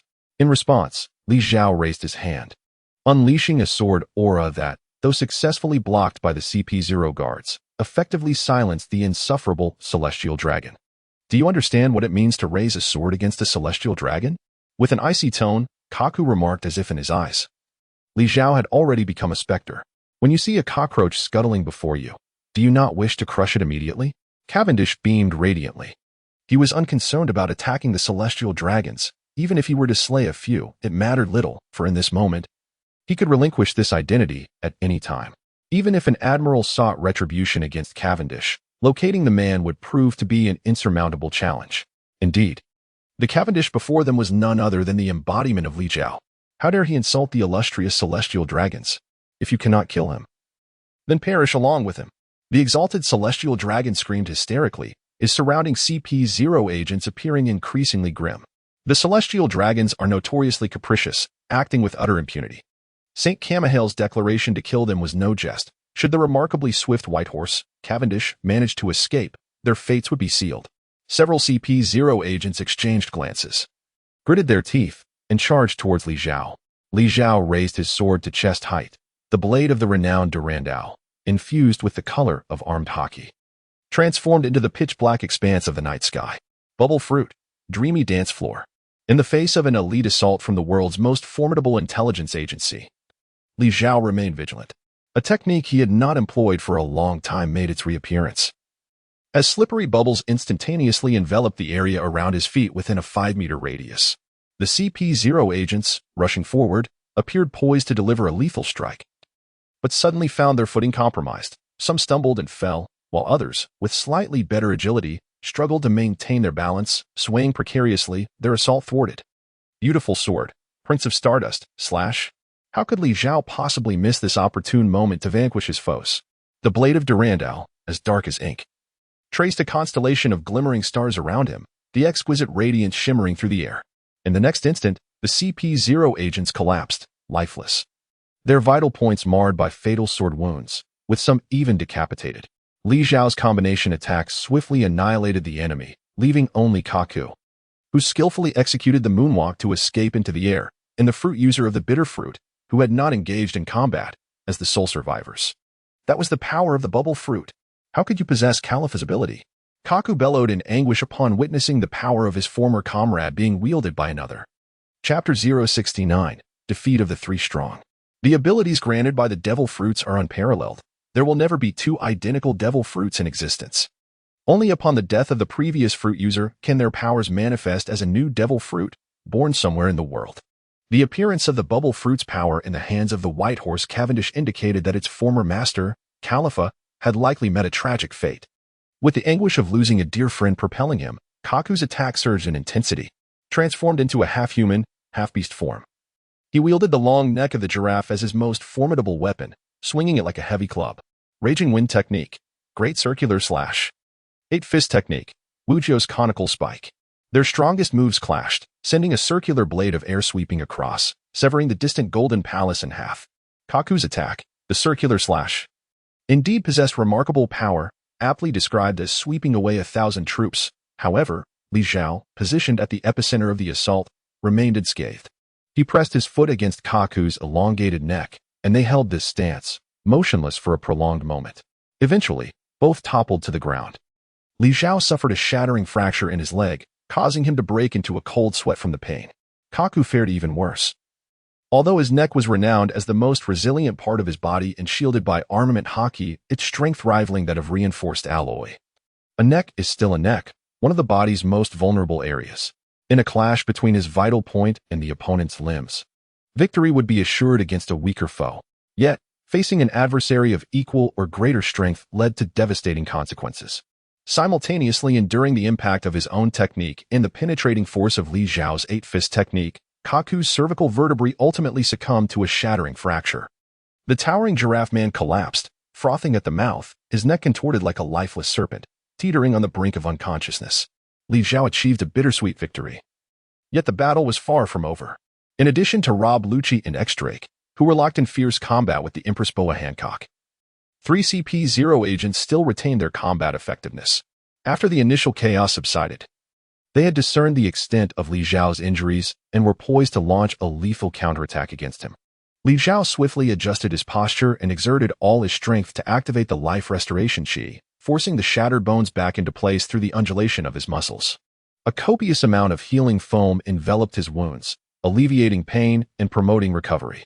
After a series of urgent measures, he finally regained the ability to move. However, the attacks from the 3 CP0 agents had already arrived before him. The finger gun, hunting knife strike. The Gale Step, guillotine. The bitter domain, endless heartbreaking memoir. His neck, heart, and back were simultaneously faced with lethal assaults. In an instant, the metallic ribbons on Li Zhao's wrist unfurled, spinning rapidly like helicopter blades. The flourishing fruit, 100-ton blade tornado. The trio did not anticipate that the individual who had just moments ago been reduced to a twisted heap would completely restore his combat capabilities. Yet, it was too late for regret. The CP0 agents, unable to evade, were ensnared within the whirlwind of flying blades, their bodies disintegrating in an instant. However, in a desperate counterattack, Li Zhao was struck in the chest by the ability of the bitter fruit user. Though the attack lacked potency, the moment it connected, a wave of bitter emotion flooded his heart, overwhelming him with despair, causing his sanity to plummet. He felt an impulsive urge to end his own life. The method of attack from the bitter fruit bore a disturbing resemblance to the negative spirits of Perona, which had once nearly led to the annihilation of the Straw Hat Pirates. Fortunately, the vibrant foam capable of dispelling any abnormal states activated immediately, neutralizing and expelling that bitter energy. The battle concluded rather swiftly, yet Li Zhao remained haunted by the experience. CP0 indeed lived up to its reputation as the direct force of the Celestial Dragons. Even an unnamed bitter fruit user, who had never made an appearance in the original anime, could effectively counter the Empress's sweet fruit abilities, almost leading Li Zhao to disaster. With Kaku and the others defeated, the Celestial Dragons lost their protective force, causing Rob Lucci to become agitated. He called out to his comrade Drake, "I will hold off this woman. You must hurry and capture her 2 sisters." Although leveraging familial ties to coerce others is not honorable, it has proven effective for centuries and is the only strategy capable of turning the tide at this moment. Drake, not one to feign hesitation, prepared to charge towards the defeated Snake Princess and her sisters. Suddenly, he realized that the golden sand area where Sandasonia and Marigold had been placed was completely empty. Where could the Snake Princesses have gone? How could this be possible? They were shackled with sea-prism stone restraints. How could they have escaped? Just moments ago, CP0 deliberately diverted the unexpected intrusion of Cavendish, the white horse, away from their crucial hostage, while the two sisters found themselves shackled by hockey-infused sea stone cuffs, rendering any attempt to escape futile. Yet, astonishingly, the two sisters vanished without a trace. Even Drake, fully employing his Kinbunchika hockey, was unable to detect their presence, finding not even a single footprint upon the golden sands of the desert. As Drake became distracted, Li Zhao surged forward, brandishing the illustrious sword Durandal.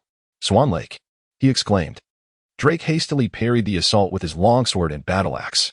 Although he successfully blocked the strike, Li Zhao's blade, akin to a supple whip, circumvented Drake's weapon, carving a deep gash into his chest. Cursed be this man! Drake, furious, was simultaneously astonished by the prowess of his opponent. Despite his formidable strength and defensive capabilities derived from his ancient Zoan form, he found himself vexed by the peculiar abilities of Cavendish. Drake was embroiled in a fierce struggle, while Rob Lucci fared even worse. His strength paled in comparison to that of the Empress, requiring Drake's assistance merely to hold his ground against her. However, with Drake now in peril and the hostage lost, matters worsened as the CP0 agent who had previously contained the Empress's sweet fruit abilities lay dead at Cavendish's feet. With a muffled groan, Rob Lucci felt the impact of Boa Hancock's fragrant foot, which petrified his chest and exposed skin almost instantaneously. The Empress harbored an intense hatred for him, and her strikes were merciless. Realizing the futility of the battle, Lucci transformed into his cheetah form, activating Moonwalk and Shave simultaneously with all four limbs, propelling himself into the sky in a flash. His speed was unparalleled, and he vanished without a trace in the blink of an eye.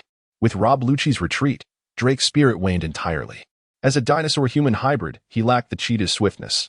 And with Cavendish, known for his speed, approaching alongside the Empress, despair enveloped Drake.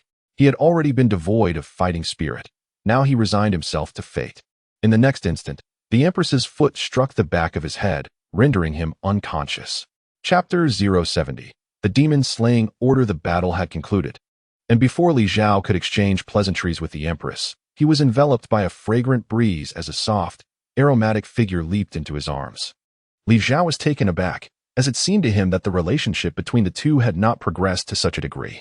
However, in the next moment, he realized that he had been overthinking. Just as he intended to embrace Boa Hancock with his warm arms, the woman in his arms suddenly grasped his collar, lifting him off the ground. Although the pirate Empress was not as tall as his two younger sisters, reaching an exaggerated height of 4 meters, she still stood at nearly 2 meters. Li Zhao dangled helplessly in the air, his feet swinging aimlessly. "Why did you only arrive now? I suppose I'm not late, am I? All right then, where is my sister?" Li Zhao struggled to snap his fingers, causing the golden sand on the ground to ripple like water. Suddenly, a man clad in a black suit, exuding an aura of ruthless authority, leaped from the ground. He held in each hand a tall and strikingly beautiful woman, who were none other than the two sisters of Boa Hancock. The Empress immediately cast Li Zhao to the ground and rushed towards her sisters, her back turned to him, her cheeks flushed a deep crimson, reminiscent of fresh blood. Why did I embrace him? No, it was merely a moment of excitement. Yes, that must be it. I absolutely have no ulterior motives. Observing the three sisters enveloped in a warm embrace, while Hancock deliberately averted her gaze from him, Li Zhao felt a twinge of awkwardness. He was not the oblivious protagonist of a light-hearted anime, and he could somewhat fathom the Empress's thoughts. Although his heroic act of saving the damsel in distress was not intentional, it stemmed from his disdain for being the scapegoat for the Golden Emperor Tesoro, and his inability to tolerate such a magnificent beauty falling into the hands of the celestial dragons. Regardless of Li Zhao's original intentions, his actions undeniably enhanced Hancock's affection towards him. In comparison to Luffy, who merely struck a celestial dragon and provided Hancock with a moment of relief, Li Zhao's deeds evidently opened the Empress's heart more profoundly. It is often said that when one cultivates flowers with intention, they may wither. Yet when one plants willows without thought, they flourish abundantly. In the midst of this peculiar, complex, and slightly romantic atmosphere, Li Zhao felt somewhat at a loss. Suddenly, an oddly irritating voice shattered the unusual ambience between them. Those detestable celestial dragons, after witnessing their guards either perish or flee, had the audacity to remain. The leading figure, Saint Camiel, approached them and scattered a handful of jewels onto the ground. "What a splendid battle! It merits my generous reward," he declared. "You, wretched being, The celestial dragon pointed at Li Zhao, raising his head arrogantly. You should consider yourself fortunate. My daughter, from Camael Palace, has taken a slight interest in you. You may continue to live as her pet. No, her personal favorite. In return, you may make any request you desire. Even your ambition to become a warlord of the sea or an admiral could potentially come to fruition. Turning his finger towards the pirate empress. The celestial dragon's tone dripped with arrogance and greed. Woman, your strength has also garnered my approval, yet it cannot alter your fate of becoming my slave. I grant you one final opportunity. Kneel before me and adorn yourself with the sea stone shackles, or else.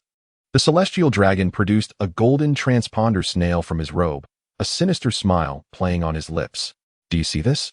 It is the golden transponder snail that can activate the extermination order. With a mere press of a button, I can command 10 warships to obliterate your meager nation. Moreover, do not presume that preventing me from pressing the button will halt this entire affair.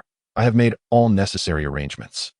If I fail to establish timely contact with the awaiting navy, the demon-slaying order will still be set into motion. The empress collapsed despondently to the ground, her countenance ashen. Although she typically feigned indifference, appearing to regard no one with esteem, treating her subjects and esteemed ministers with disdain, this was merely a facade. As a sovereign, Boa Hancock is indeed exceptionally capable, evidenced by the remarkable advancements of Amazon Lily under her reign, where her citizens thrive in peace and prosperity. In the original anime, despite her profound affection for Monkey D. Luffy, she has never jeopardized her nation for his sake. The demon-slaying order is a special measure established by the world government to intimidate nations wielding power akin to that of nuclear weapons. Execution of the order requires neither evidence nor justification. A mere command from an individual in possession of a transponder snail will set the Navy's machinery of slaughter into motion, reducing an island or a nation to mere rubble, leaving no trace behind. Had Boa Hancock been an Amazon Lily at this juncture, she might have stood a chance against the order, possessing the strength to confront it. However, now, with the Snake Princesses, the nation's most formidable warriors, aboard the great ship, the emergence of the demon-slaying order would undoubtedly spell the end for this beautiful daughter nation. Observing the empress's distress, Li Zhao scratched his head and gently patted her shoulder, softly uttering, "It is nothing to be overly concerned about. Rest assured, I shall handle it all." These words served as a potent balm for her anxious heart, rendering her weak and gazing dreamily at the man before her. Despite her intense contemplation, she could not fathom how Cavendish could possibly influence the fleet awaiting the demon-slaying order thousands of miles away.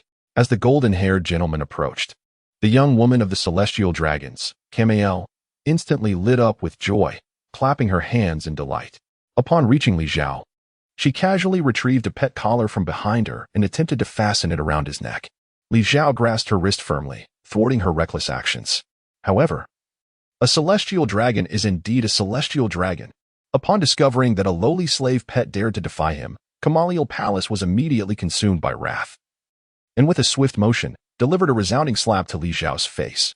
The impact inflicted no harm, nor did it carry any insult, prompting Li Zhao to remain indifferent and unperturbed. "Sebastian," Li Zhao suddenly called out the name of the fish giant, and it was then that the crowd realized the enigmatic man in the suit, who had just rescued the two sisters of the Snake Princess, had mysteriously vanished from their midst. As Li Zhao's voice echoed, the suit-clad figure, exuding an aura of extreme resolve, abruptly emerged from the ground beneath them. His upper body seemed to float above the earth as he addressed Li Zhao. "Captain, the leopard that was stealthily observing from the shadows has been driven away. However, I regret to inform you that I was unable to apprehend him." It turned out that after Rob Lucci's successful escape, he had not fled far, but instead sought refuge in a concealed corner to watch the unfolding events. Nevertheless, he was discovered and expelled by the fish giant, Sebastian, whom Li Zhao had discreetly dispatched. It was imperative that no one bore witness to what Li Zhao was about to undertake. Just at that moment, while Li Zhao was conversing with the fish giant, the impatient celestial dragon, Camael, struck the audaciously bold man before him several times. A man must be disciplined. Without a reprimand, he remains unruly.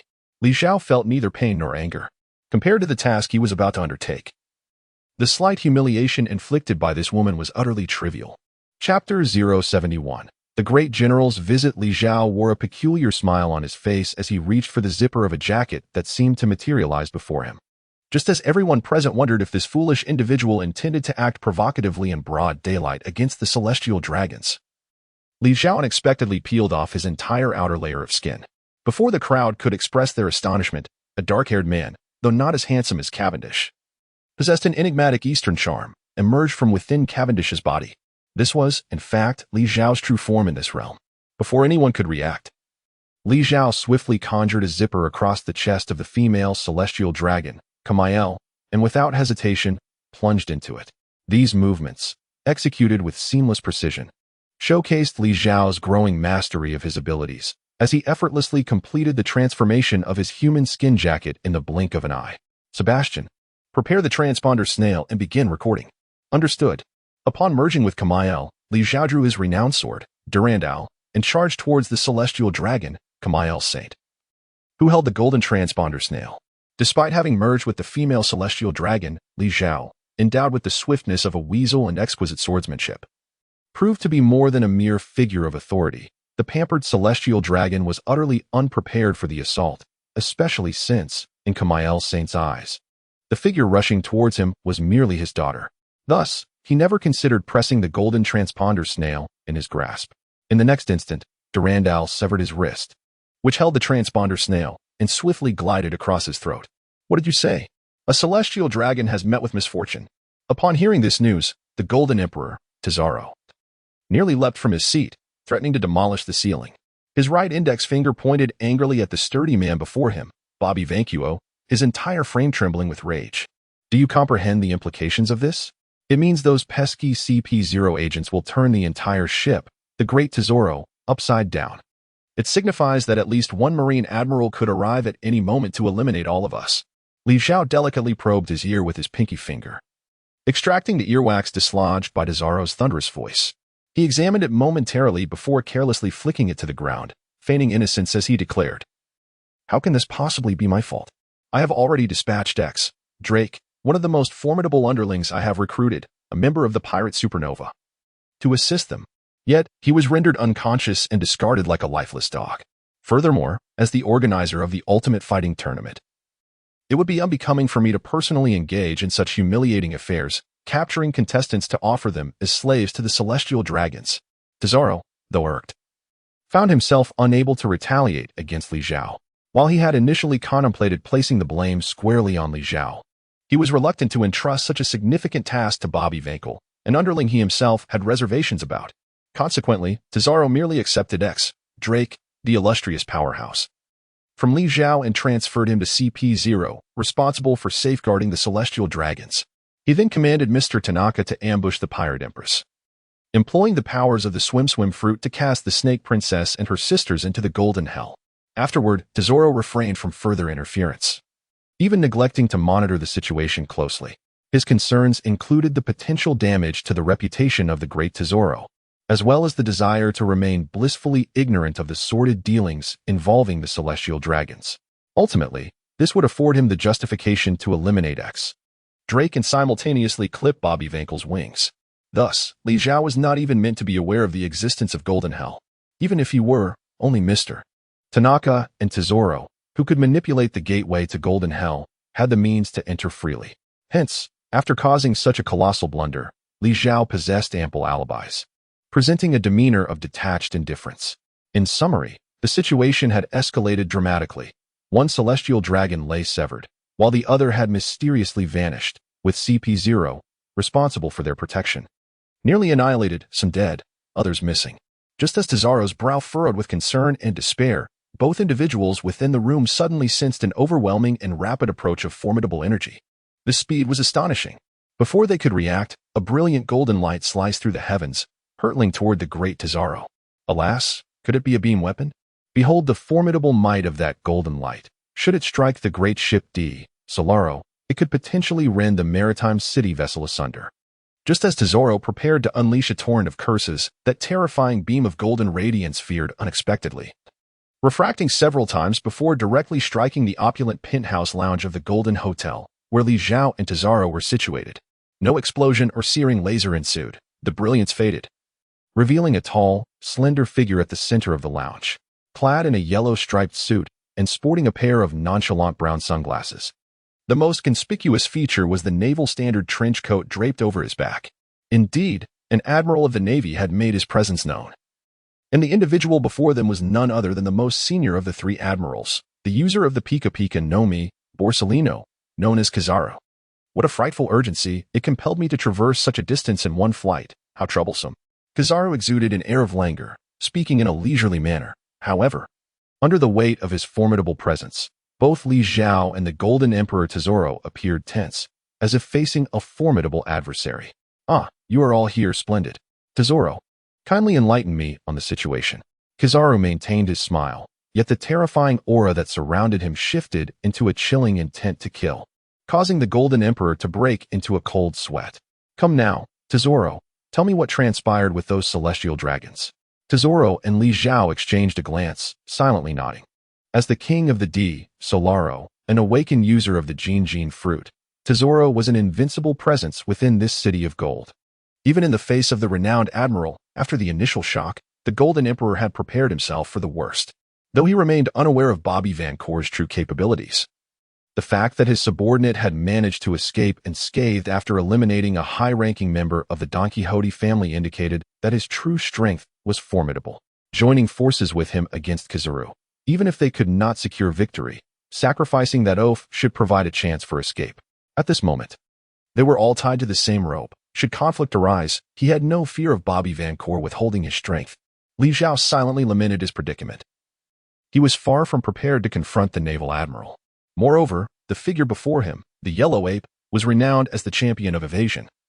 The only admiral to emerge unscathed from the war atop the red line, a cunning old fox adept at concealing his true capabilities. Engaging him would likely result in a thorough thrashing, followed by a swift incarceration and impel down. If a confrontation were to ensue, he must seize the opportunity to extricate himself while the Golden Emperor diverted the yellow ape's firepower. The two harbored ulterior motives, exchanging a glance that conveyed a mutual understanding of trust in one another. Chapter 072, The Great Detective, Yellow Ape. Your Excellency Yellow Ape, we extend our warmest welcome to your presence. I must express my sincerest condolences regarding the unfortunate fate of the celestial dragons, Camahale Saint and his daughter, Camahale Palace. Undoubtedly, this is a tragedy. However, to speak candidly, neither I nor my vessel, the Great De Solo, bear any responsibility in this matter. You claim no responsibility? So, does this imply that the demise of those two celestial dragons was orchestrated by me? Oh, how terrifying. Very well. It appears that I must relay this investigation's findings to the Gorosei. Li Zhao and Tessalodon immediately tensed up, but the anticipated attack did not materialize. The elderly yellow ape lounged lazily on the sofa, adopting a posture reminiscent of a sloth, seemingly awaiting their forthcoming explanation. As long as he remained receptive to their words, there was hope. In truth, the individuals most privy to the matter were likely the CP0 members tasked with safeguarding the celestial dragons. Currently missing alongside the Camahale Palace were two CP0 members, Rob Lucci and Kaku. If they could locate these two, the truth would undoubtedly come to light.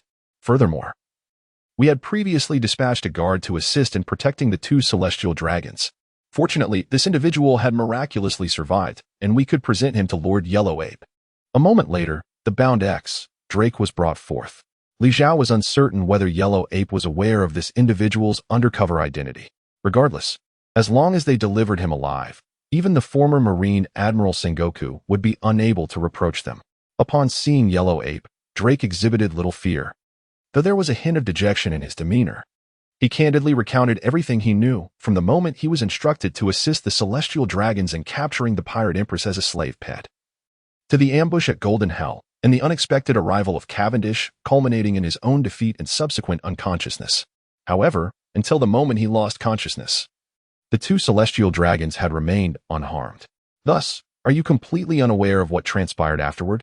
X. Drake furrowed his brow in silence, as if grappling with words he wished to express but hesitating to voice them. Li Zhao, as the mastermind behind the scenes, was acutely aware of Drake's reluctance and apprehensions. However, if Drake continued to remain tight-lipped, the incident surrounding the demise of the celestial dragons could spiral beyond control. Contemplating this, Li Zhao suddenly spoke. Do you have something to say? If you do, please do not conceal it, for it may pertain to the lives of countless individuals. You must understand the horrific reprisals the world government would enact for the death of a celestial dragon. Li Zhao was not indulging in alarmist rhetoric.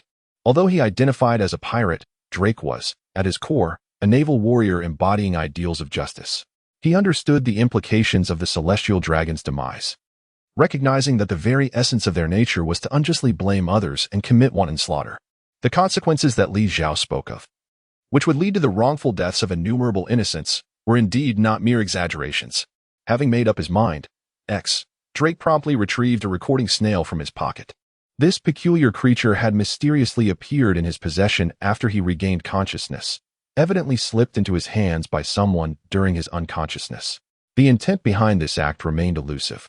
However, the footage captured by the snail was so harrowing that Drake hesitated, contemplating whether to fulfill the sinister desires of the unseen puppeteer by revealing it to the world. Yet, given the present circumstances, further contemplation proved futile. Drake pressed the button on the recording snail.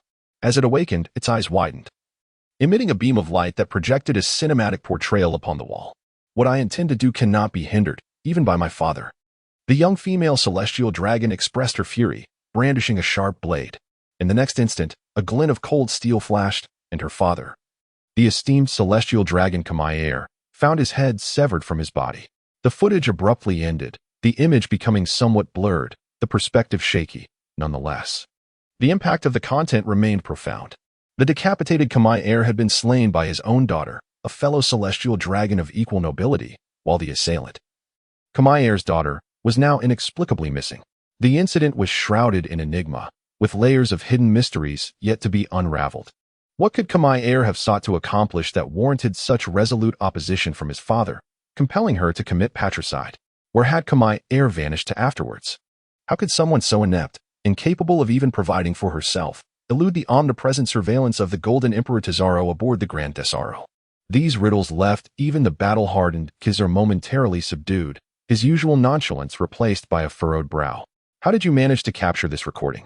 The yellow ape inquired. Drake initially contemplated speaking the truth, admitting his ignorance about the situation, as it had been handed to him without understanding its origins.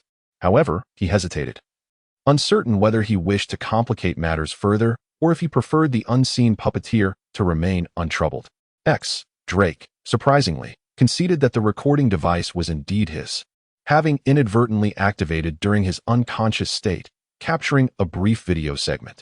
Naturally, the shadowy figure he envisioned behind the scenes was none other than Li Zhao, who had edited the footage featuring the giant fish Sebastian, rendering it cryptic, perhaps even absurd. Ultimately, the objective was merely to establish that the perpetrator responsible for the death of the celestial dragon, Kamal el-Saint, was also a celestial dragon, and that the assailant's whereabouts were unknown. The world government would certainly not annihilate itself merely for the vengeance of one celestial dragon. Once the video was edited, it was given to the sole survivor at the scene, Drake, who, in his ignorance, would be compelled to expose it, thereby absolving Bobby Vankel of any entanglement in this troublesome affair. Hence, Li Zhao's aim was accomplished, and Drake's minor improvisations bore no consequence. The yellow ape pondered for a considerable time, subsequently posing several inquiries to Drake regarding the whereabouts of the pirate empress, Boa Hancock, the White Horse, Cavendish, as well as the two missing former CP9 agents, the current CP0 members Rob Lucci and Kaku, among others. With his seasoned acumen, he discerned that Drake was not concealing anything.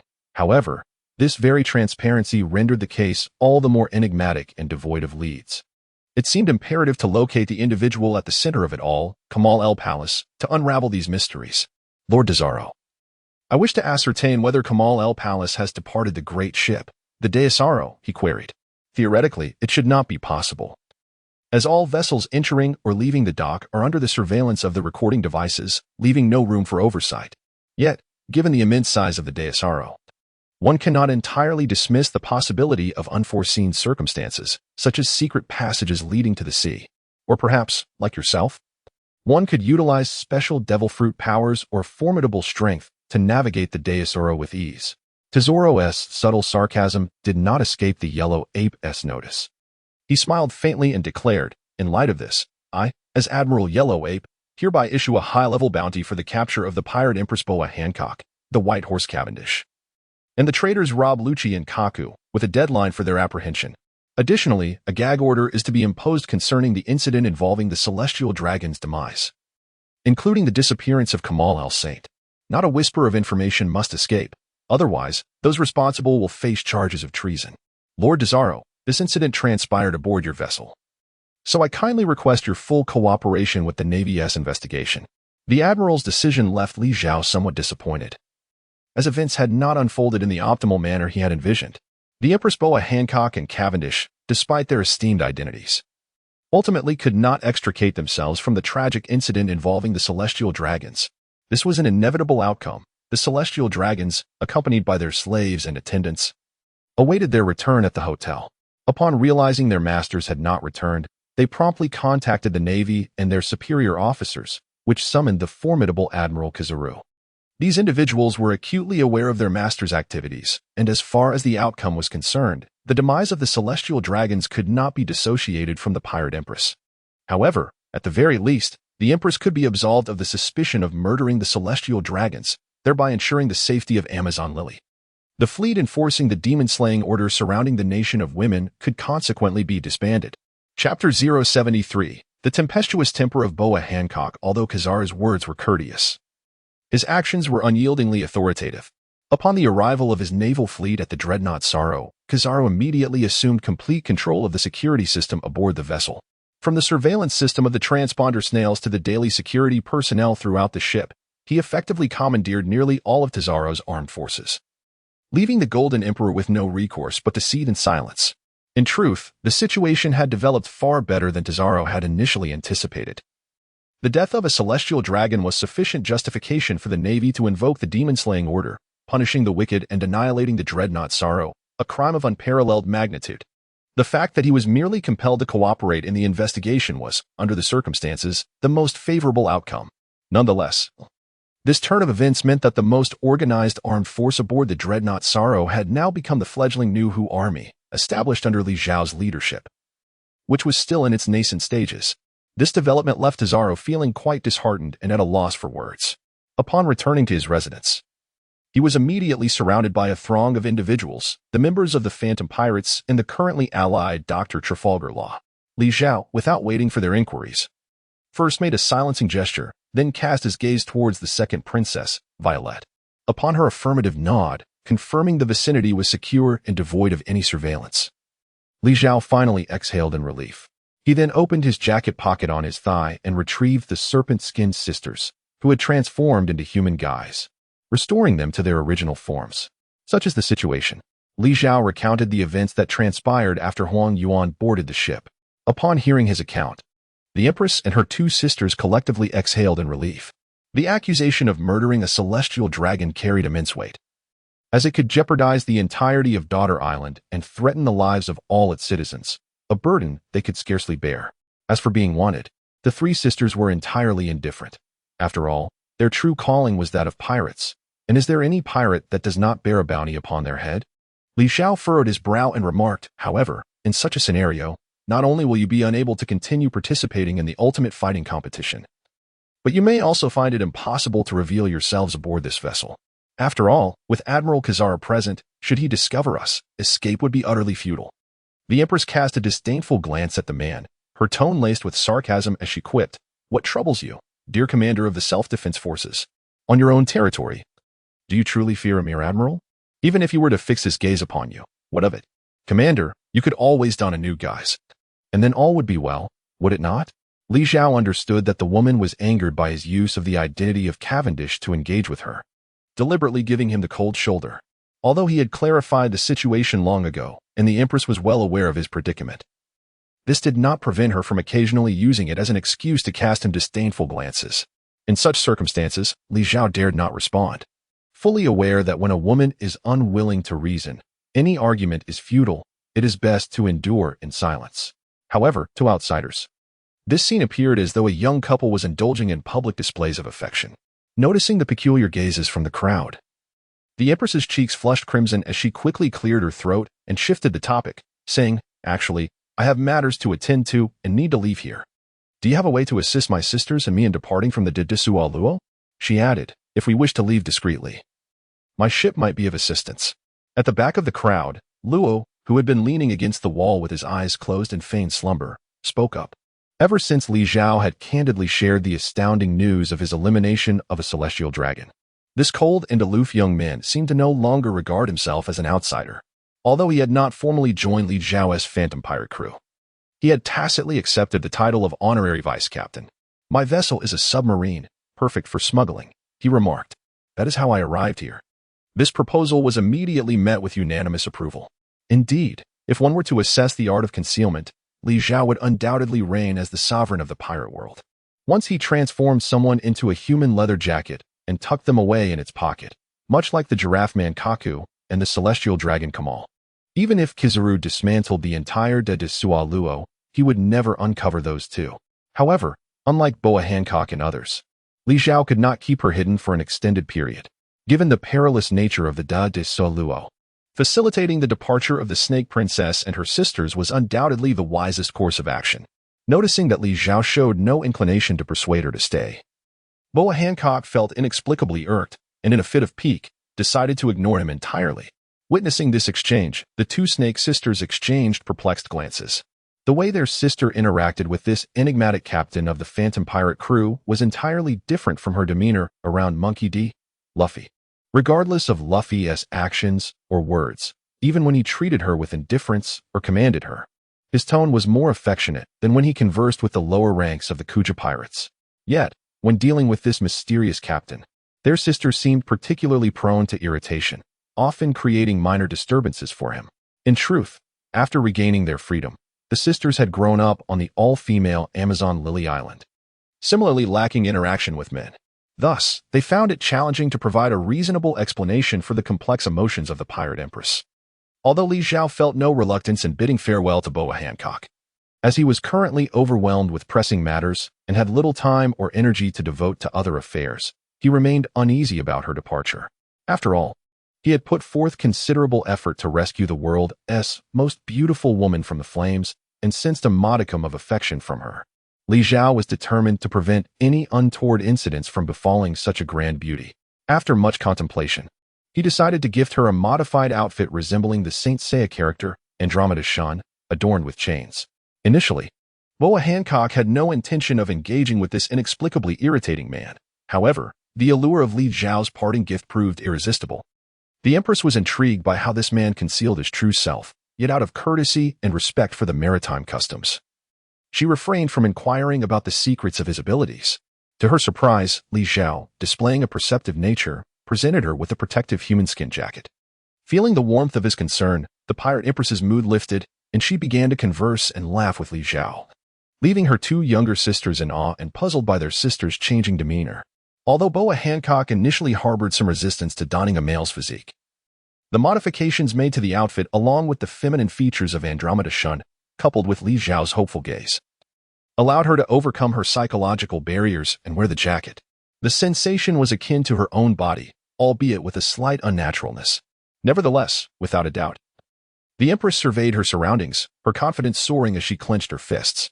Dozens of dark chains erupted from her skin like venomous serpents, poised and ready. With a powerful smile, the Pirate Empress declared, "Undoubtedly, I have grown even stronger." Chapter 074. Smuggling the Serpent Princess and the chains appeared unexpectedly harmonious.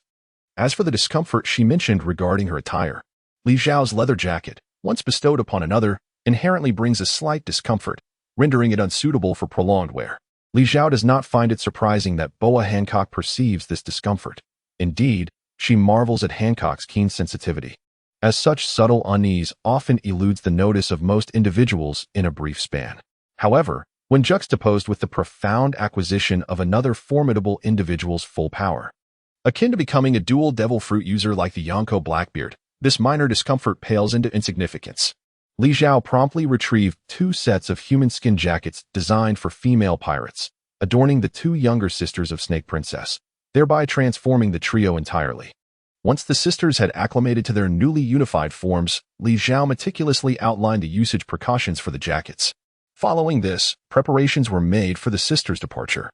The Great Desaro, constructed with an abundance of gold and augmented by the awakening of the gold fruit, utilized assimilated materials to create faux gold as building components.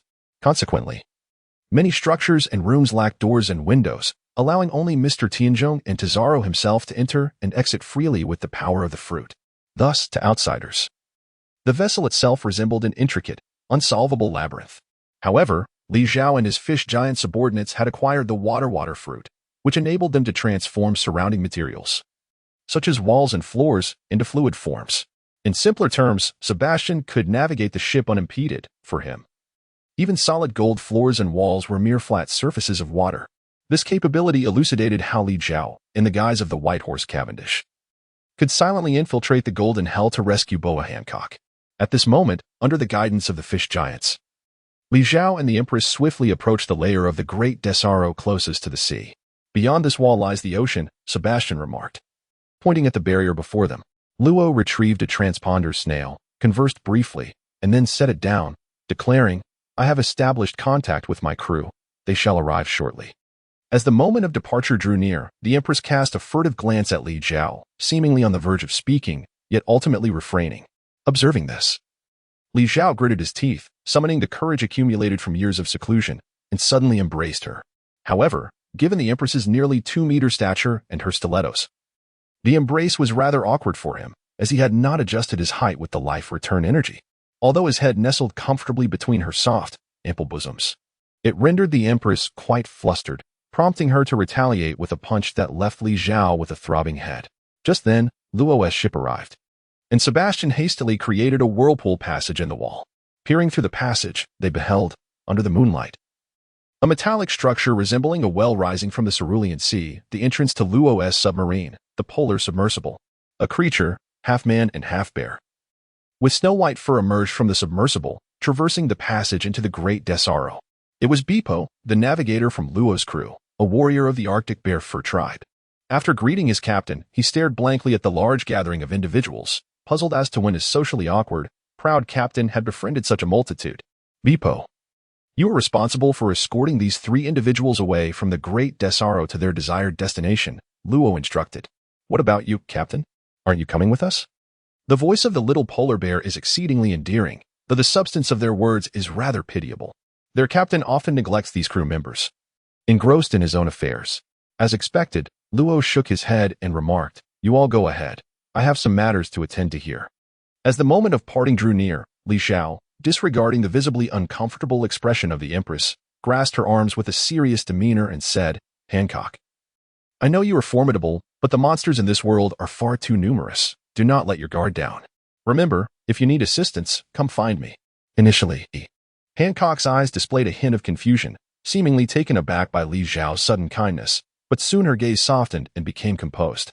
Boa Hancock nodded like a young maiden and smiled, saying, "All right, I will remember." Li Zhao nodded thoughtfully, then earnestly remarked, "Furthermore, when I find myself in need of assistance, given the strength of our bond, I trust you will remember to lend me your hand." The crowd fell silent. Hancock remained speechless. Subsequently, the 3 sisters of the serpent donned the human skin jackets gifted by Li Zhao, transforming into a youthful trio of novice pirates. Under the guidance of the warrior Bipo, adorned in polar bear fur, they successfully boarded the polar submersible.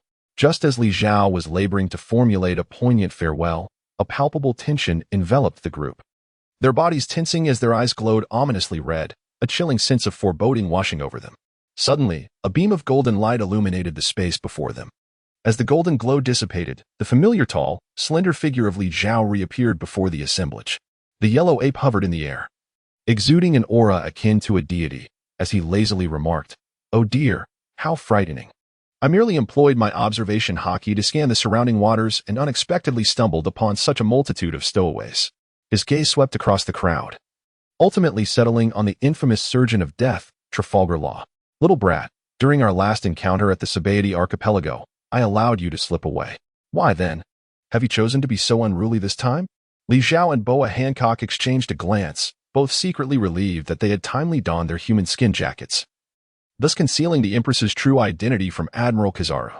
At this moment, Li Zhao refrained from assuming the identity of White Horse Cavendish or his brother, Bobby Vanku. Instead, his appearance to Kizaru was that of an inconspicuous individual. Consequently, the Admiral approached Law, the one amidst the crowd who appeared most like a leader. "Admiral Kizaru, I am currently striving to eliminate pirates in hopes of becoming a warlord of the sea. Surely, you do not intend to apprehend me here?"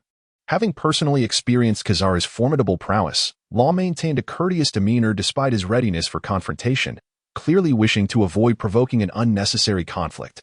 Kizaru adhered to a laid-back and nonchalant interpretation of justice, often opting for leisure unless faced with events that threatened the very foundations of the world government. The notorious Doflamingo had recently become a cesspool of corruption, teeming with unsavory characters. Young ones, why are you not departing from the dock properly? What compels you to sneak away from here? Law forced an air of calm, smiling as he replied, regardless, I am the freest pirate supernova. I come and go as I please. This is our style. Kazara fell silent for a moment, his gaze sweeping over the crowd and the polar diving pirate ship like an X-ray, yet he failed to detect the presence of the several elusive bounty targets. It seems I have missed my mark. Smuggling is a matter for Doflamingo, not for me to concern myself with. Upon uttering these words, Kazara's form radiated a brilliant golden light, seemingly preparing to depart. A collective sigh of relief swept through the crowd. Fortunately, this old fellow was sufficiently lazy, and it appeared that a confrontation could be averted. However, something felt amiss. Why was there a hint of conqueror's hockey in the air? The hearts of the onlookers, which had just settled, instantly raced anew. It turned out that as the pirate empress prepared to confront Kazuru, she had inadvertently unleashed a trace of her conqueror's hockey, which was swiftly detected by Kazuru. In the tumultuous seas of the New World, while armament and observation hockey had become commonplace, the awakened conqueror's hockey remained a rarity, possessed by only a select few. Those who truly understood the essence of conqueror's hockey were even more scarce. Kazara was familiar with nearly all its practitioners. Yet the hockey that had just emanated, though somewhat raw and unrefined, was evidently not something the fledgling pirate, Law, could wield. If memory serves me well, the pirate Empress Boa Hancock is among the finest users of conqueror's hockey among the youth. Yet, it seems there are no women among you? How terrifying and peculiar. The yellow ape murmured, as an increasingly brilliant golden light coalesced in his hand. Amaterasu sword.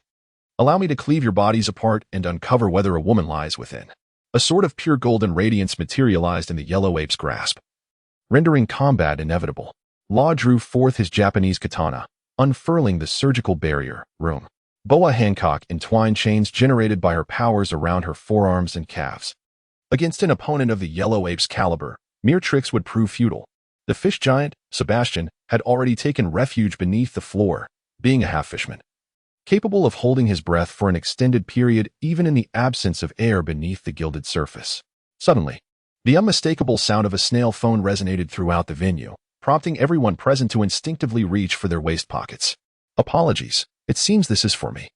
The yellow ape leisurely dissipated the sword of light in his hand, then proceeded to answer the snail phone in front of everyone. Oh, is that so? The target has appeared. Very well, I shall make my way there. After hanging up, he regarded the crowd with a languid smile and remarked, I did not anticipate the emergence of such talented youngsters in the vast sea lately. I hope you all remain on the right path and do not stray into darkness. Alas, I have matters to attend to, so I shall not disturb you in your clandestine endeavors. Once the old man transformed into light and vanished without a trace. The others exchanged glances, and it was Li Zhao who first regained his composure, pushing and shoving the reluctant pirate empress into the submarine, sealing the hatch, and urging the polar bear, Bepo, to set sail immediately. As the submarine disappeared beneath the surface, Li Zhao finally exhaled in relief. Knowing that even if the yellow ape returned for a surprise attack, he could no longer pursue that troublesome woman. The group swiftly retreated, and along the way, Law suddenly inquired of Li Zhao, what prompted the yellow ape's sudden departure? Was it yet another arrangement of yours? Li Zhao nodded with a smile and remarked, I had previously instructed Princess Violet, the second daughter, to pay attention to our situation here.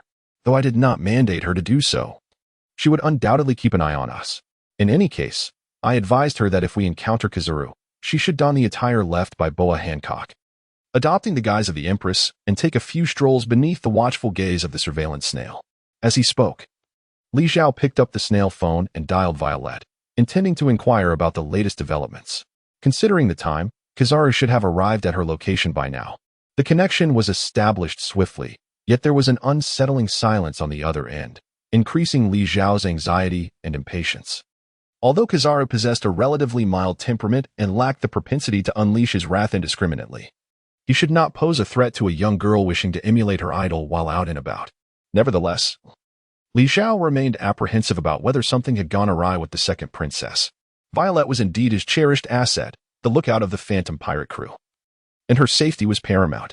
Hello, Violet, what on earth is happening over there? Please do not frighten me.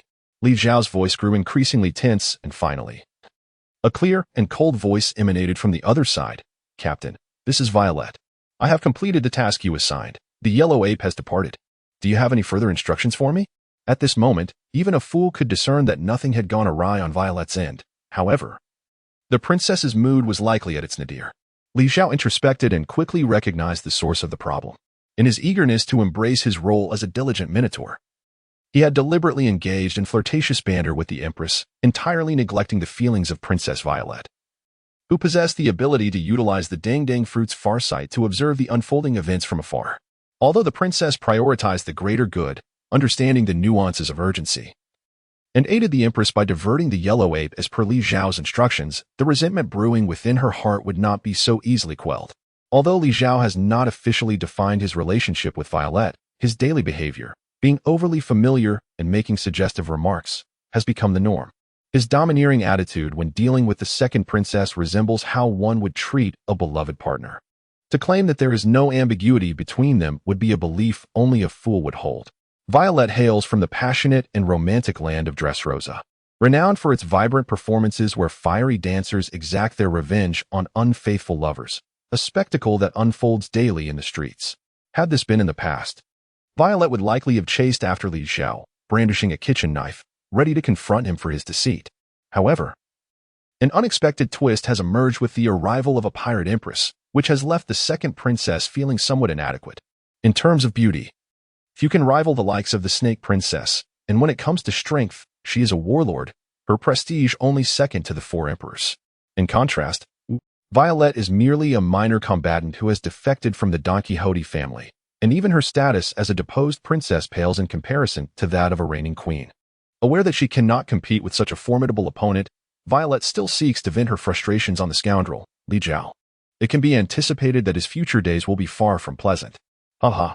Observing the sorrowful and despondent captain of the Thousand Illusions pirates, the surgeon of death suddenly erupted into laughter, disregarding all semblance of decorum. I always believed you to be an all-knowing, all-powerful creature. Yet it appears you cannot even handle two women. This is utterly amusing. A man without women, merely a solitary dog. What right do you have to mock me? Li Zhao's counterattack was both fierce and venomous, striking directly at his opponent's vital point, leaving Luo momentarily speechless, his expression frozen. Why you? How do you know I have no women? He stammered. I am actually. Luo, like a stubborn duck, attempted to resist, fabricating the existence of a woman. Li Zhao let out a cold snort. He was well aware that Luo had no women in his life. This young man had always been consumed by vengeance in the original anime, and his Red Heart Pirates crew lacked even a single female member. Where would he find a woman? Coughing awkwardly under Li Zhao's disdainful gaze, Luo quickly shifted the topic. By the way, the new skill you suggested I develop, soul exchange, along with organ transplantation and grafting, has been completed. Would you like to take a look?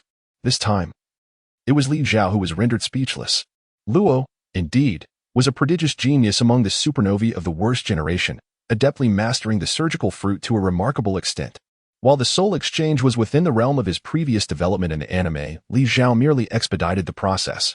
However, the organ transplantation and grafting were concepts he had proposed based on his own needs, and to his astonishment, Luo had managed to realize them in just a few days. In contrast, Li Zhao's attempts to create a new skill involved arduous integration and relentless practice, laboring through sleepless nights to exploit the depths of muscle memory.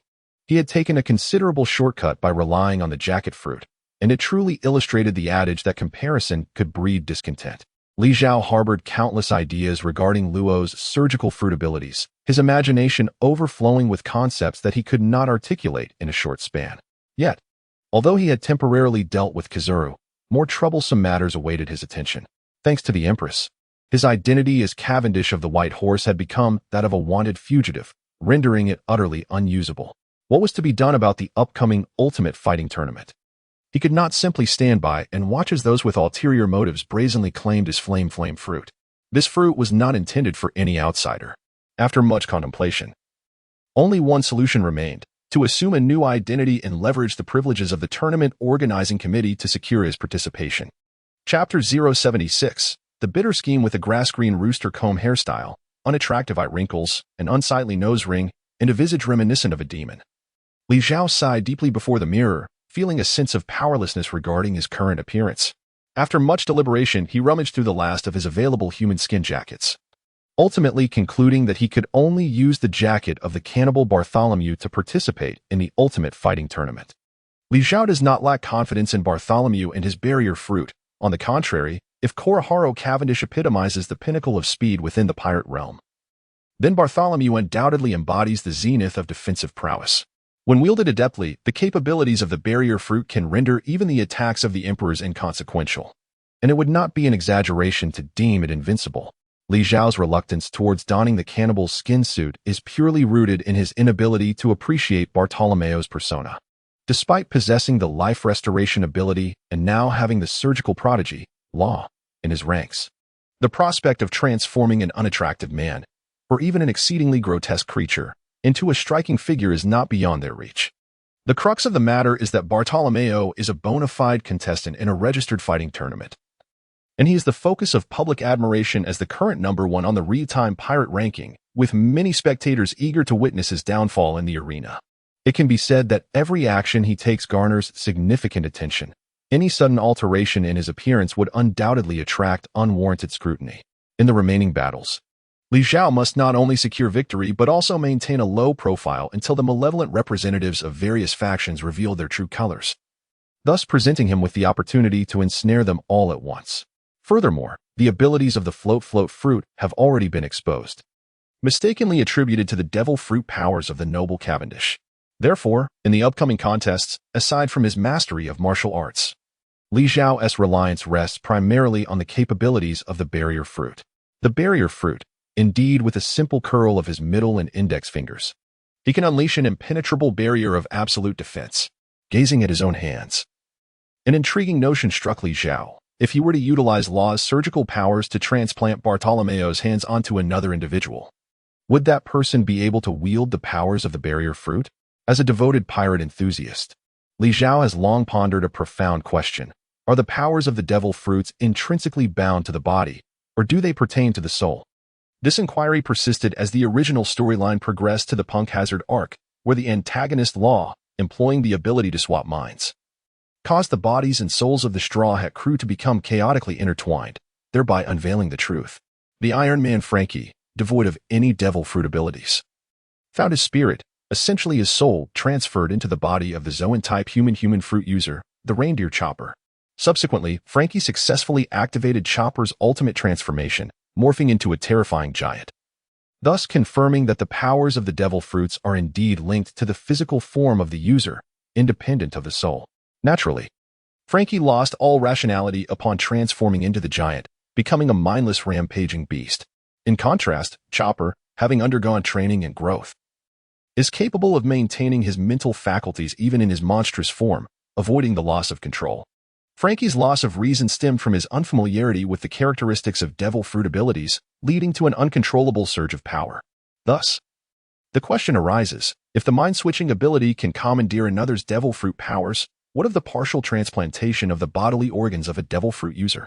Some fruits possess abilities that affect the entire body of the user, such as all natural types, all animal types, and certain paramecia types like Luffy's rubber fruit, wherein the user's entire physique is thoroughly transformed by the devil fruit.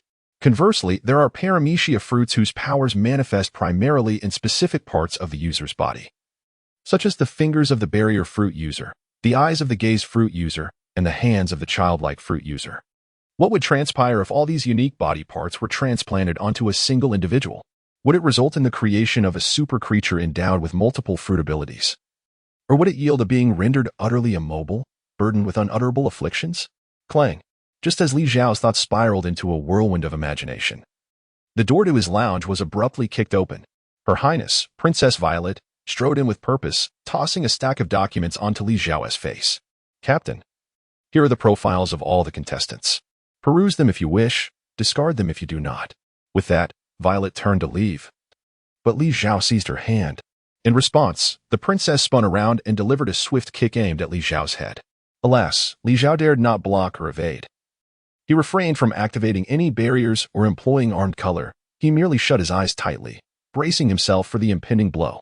He hoped to appease the princess, praying she would refrain from drawing a blade. However, after a prolonged moment, the anticipated kick never arrived. Cautiously, he opened his eyes, only to find Violet maintaining her high-knee posture, stifling laughter behind her hand. It appeared his gamble had paid off, indeed. The ancestral wisdom did not deceive him. The strategy of self-harm endures. Li Zhao immediately intensified his antics, tightly grasping Violetta's small hand and shaking it playfully, adopting a pitiable demeanor that begged for sympathy. It must be said that Bartolomeo's endearingly mischievous expression significantly enhanced Li Zhao's current image. "Captain, please maintain your dignity." Realizing she had inadvertently revealed her vulnerability, Violetta's expression turned stern as she recognized the other's audacity. However, she found it increasingly difficult to suppress a smile in response to the captain's puppy-like antics. Li Zhao recognized that the moment had arrived. Swiftly, he unleashed his ultimate weapon. Unzipping the garment that concealed his head, revealing his true visage, he then forcefully enveloped the woman in his embrace, unceremoniously pressing his lips against those of the second princess. Indulging in a fervent kiss. "Mr. Bartholomew, it is your turn to compete. Please hasten, for your opponent has been awaiting you in the arena for quite some time," echoed the voice of an event committee staff member from outside. In a flurry of activity, Li Zhao hastily adjusted his attire, and before securing the zipper of his skin-like jacket, he planted a heavy kiss on Violette's swollen lips. He then flung open the door and rushed out, resembling a perpetrator eager to flee the scene of a crime. Standing outside, a young woman clad in a bunny costume, driven by curiosity, peered through the narrow opening of the door. She beheld the disheveled figure of the tournament official and the goddess-like Violet, half reclining on the floor, her face flushed, eyes glazed. Her expression a perplexing blend of anger, shame, and bliss. The bunny girl's cheeks instantly turned crimson, and she hastily closed the door. That green-haired fellow was indeed a notorious rogue. One could only wonder how he managed to ensnare one of the esteemed officials of the Great Tesoro. Chapter 077. Utterly arrogant Li Zhao stood upon the arena, his emotions still tumultuous, akin to the exhilarating yet anxious sensation of having committed mischief in his youth specifically. The thrill of shattering a neighbor's window with a slingshot and escaping unscathed. The announcer's voice reverberated through the air. "Next, we present to you the tardy gentleman. A superstar who has risen to prominence in the most ignoble manner. Within just a year of venturing into the seas, he has gained fame at a comet-like pace. He will string together the pirates he has defeated for a grand barbecue, capturing the spectacle on video for widespread dissemination. He has bombarded cities and engaged in rampant arson. He is none other than the notorious cannibal, Bartolomeo, the mad pirate supernova, with a bounty of 150 million berries, the most wanted pirate on the real-time leaderboard. Number 1 in the category of those most wished to vanish." A chorus of boos erupted from the audience, followed by the sound of a bottle shattering against the ground near Li Zhao's feet, sending shards of glass and liquid splattering onto his trousers, abruptly pulling the daydreaming man back to reality. "Hey, cannibal, you worthless scum. How dare you show your face in the arena after making me wait so long? Why don't you hurry up and die?" Li Zhao's gaze drifted toward the audience, a fervent blaze igniting within his chest. How ridiculous. What relevance does that brainless straw hat fan's actions have to me? Even if we were to concede that Bartolomeo is a despicable scoundrel, what moral high ground do those extravagant spectators, who lavishly spin to witness the brutal skirmishes of pirates, occupy? With such vehement notions of justice, why do they not march to the territories of the 4 emperors and protest? To hell with it. Return to your home in the East Blue, you murderer. You belong in the depths of hell. The cacophony of curses from the audience grew louder, mirroring the intensifying fury within Li Zhao. More crucially, his current identity was that of an unrestrained being, the greatest advantage being the freedom to unleash his wrath without restraint. "Ha ha ha ha. You pack of barking wild dogs, envious of my strength. Since that is the case, allow me to perform a little magic for you." Li Zhao spoke as he reached into his trench coat, and when he withdrew his hands, he astonishingly revealed an impressive array of bomb-like devices, each the size of a basketball, totaling over a dozen. The combined weight and volume of these explosives exceeded that of Bartolomeo himself, leaving one to wonder how he had managed to conceal such formidable devices and bring them into the venue. The answer, of course, lay in the 3D to 2D capability of the float fruit, a fact that Li Zhao was cautious about revealing. Otherwise, conjuring hundreds of these explosives at once would be a trivial feat. Ha ha ha. Allow me to light up the night with a little fireworks display. Mimicking Bartolomeo's tone, Li Zhao hurled the bombs toward the section of the audience that had been the most vociferous in their jeers. This action instantly incited a cacophony of screams and wails, as the attendees were predominantly high-ranking officials or wealthy magnates, none of whom possessed any means of defense. The detonation of those explosives would undoubtedly result in a harrowing spectacle of carnage. The host's voice resonated at an opportune moment. Good heavens! Cannibal Bartolomeo dares to assault the audience directly. This is the Grand Dai Solo. Does he not fear the repercussions? Is he not concerned about being transformed into a golden statue by our esteemed Lord Golden Emperor Tesoro? Wait. Look closely, everyone. Those bombs have not been ignited. They did not explode. I repeat, there have been no casualties. Does this not constitute a violation of the conference rules? Oh, did I accidentally forget to light the fuses? What a pity, the fireworks remain unlit. How about you all refrain from criticizing me? If the mood strikes me, I might just conjure a magical firework display for everyone to enjoy. Li Zhao wore a maniacal and arrogant smile, utterly unconcerned for the consequences. As the supreme organizer of this ultimate fighting competition, all members of the organizing committee were his loyal confidants. He had nothing to fear. Indeed, after receiving a call, the host announced with a peculiar expression, "Ladies and gentlemen, I have just received a notification from the organizing committee. The recent actions of contestant Bartholomew were merely a prank, and the committee will not pursue any further action. However, we do issue a warning to contestant Bartholomew.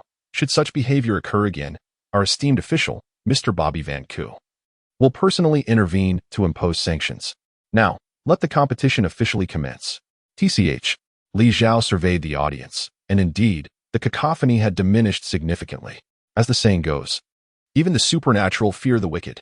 Although the organizing committee had issued a stern warning to this madman, who could predict whether he might erupt once more, hurling lit explosives into the crowd?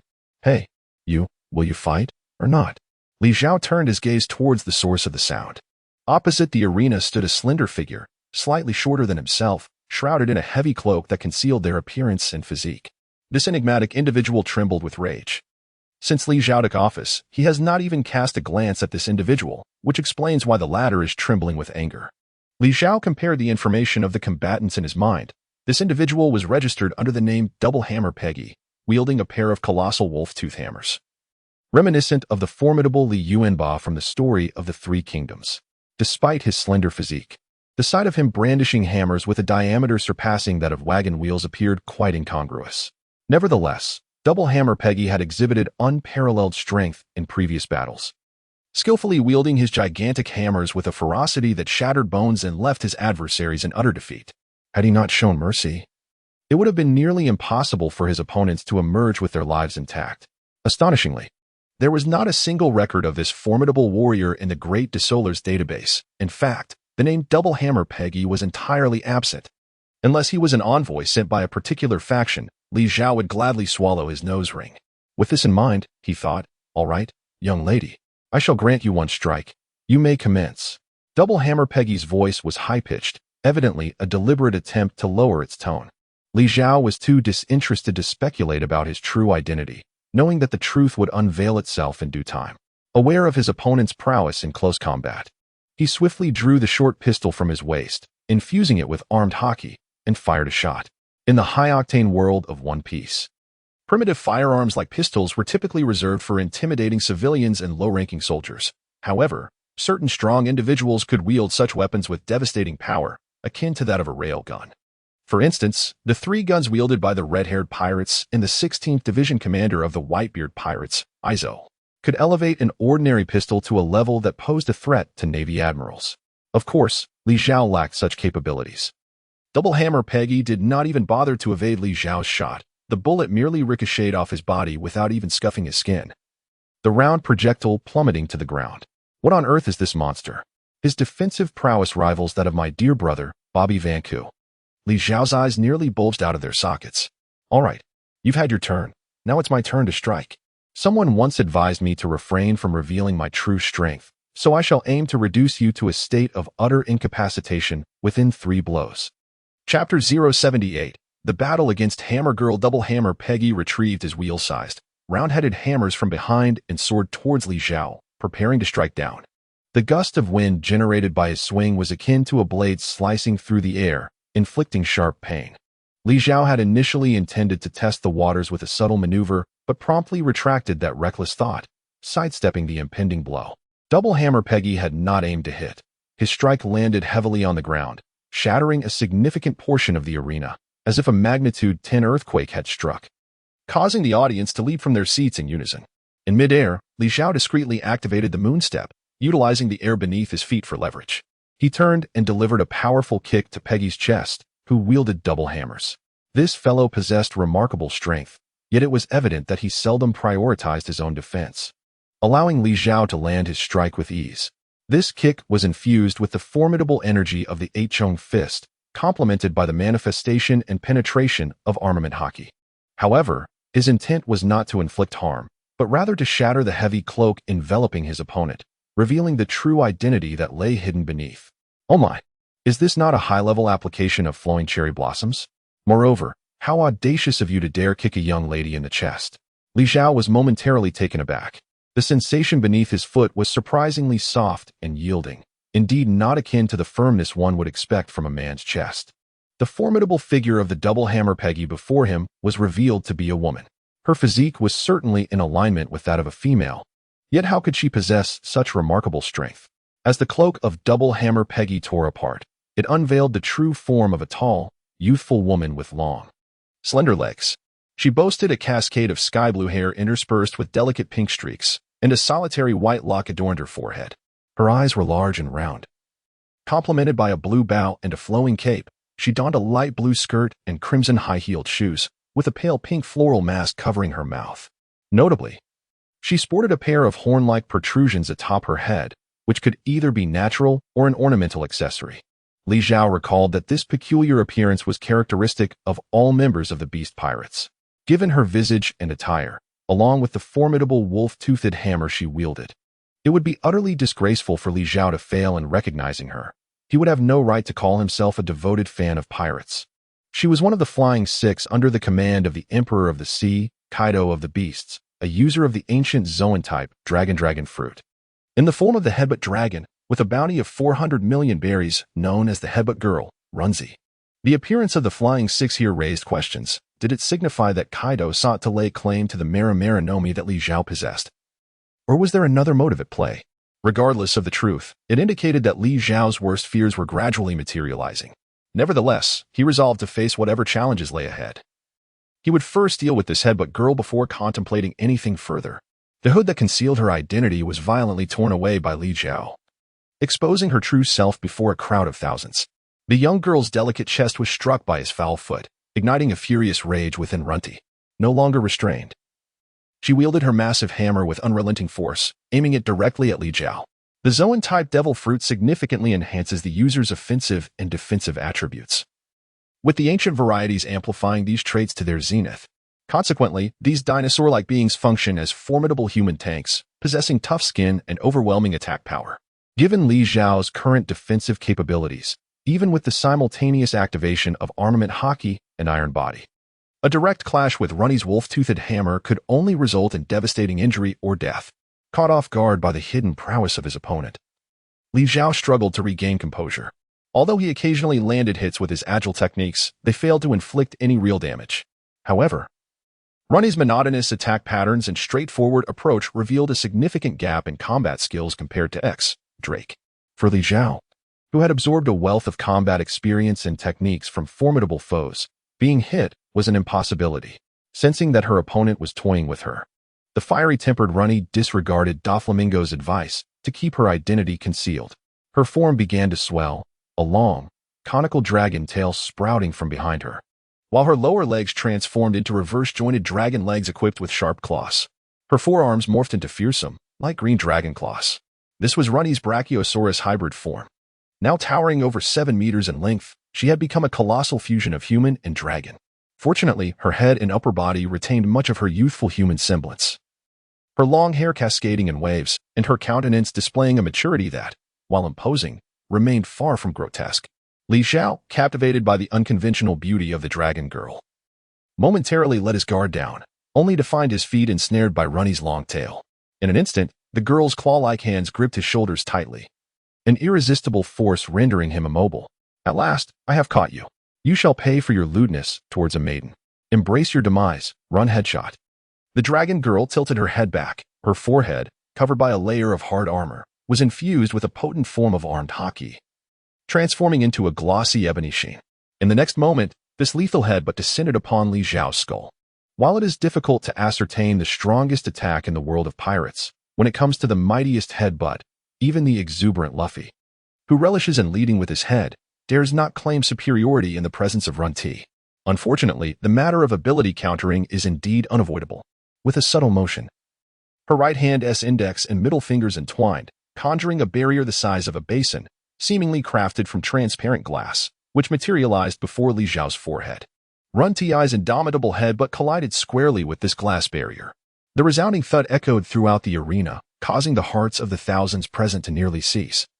As time seemed to stand still, the two combatants remained motionless, locked in a forehead-to-forehead stance, just as the spectators were left in suspense, uncertain of the outcome. The next moment, the dragon girl, her eyes rolling back, released the man she had firmly ensnared. She staggered back 2 steps before collapsing to the ground. Her eyes glazed over, having lost consciousness. Bartolomeo's transparent barrier, while not immune to all forms of attack, boasted an unparalleled level of physical defense. Even a physical assault at the caliber of an emperor's strength would be rendered ineffective against this transparent shield. Not even Run-T, a formidable flying six, could break through it, let alone if the Emperor Kaido were present, wielding his spiked club. He too would find it impossible to shatter this layer of protection. Such is the nature of attribute countering.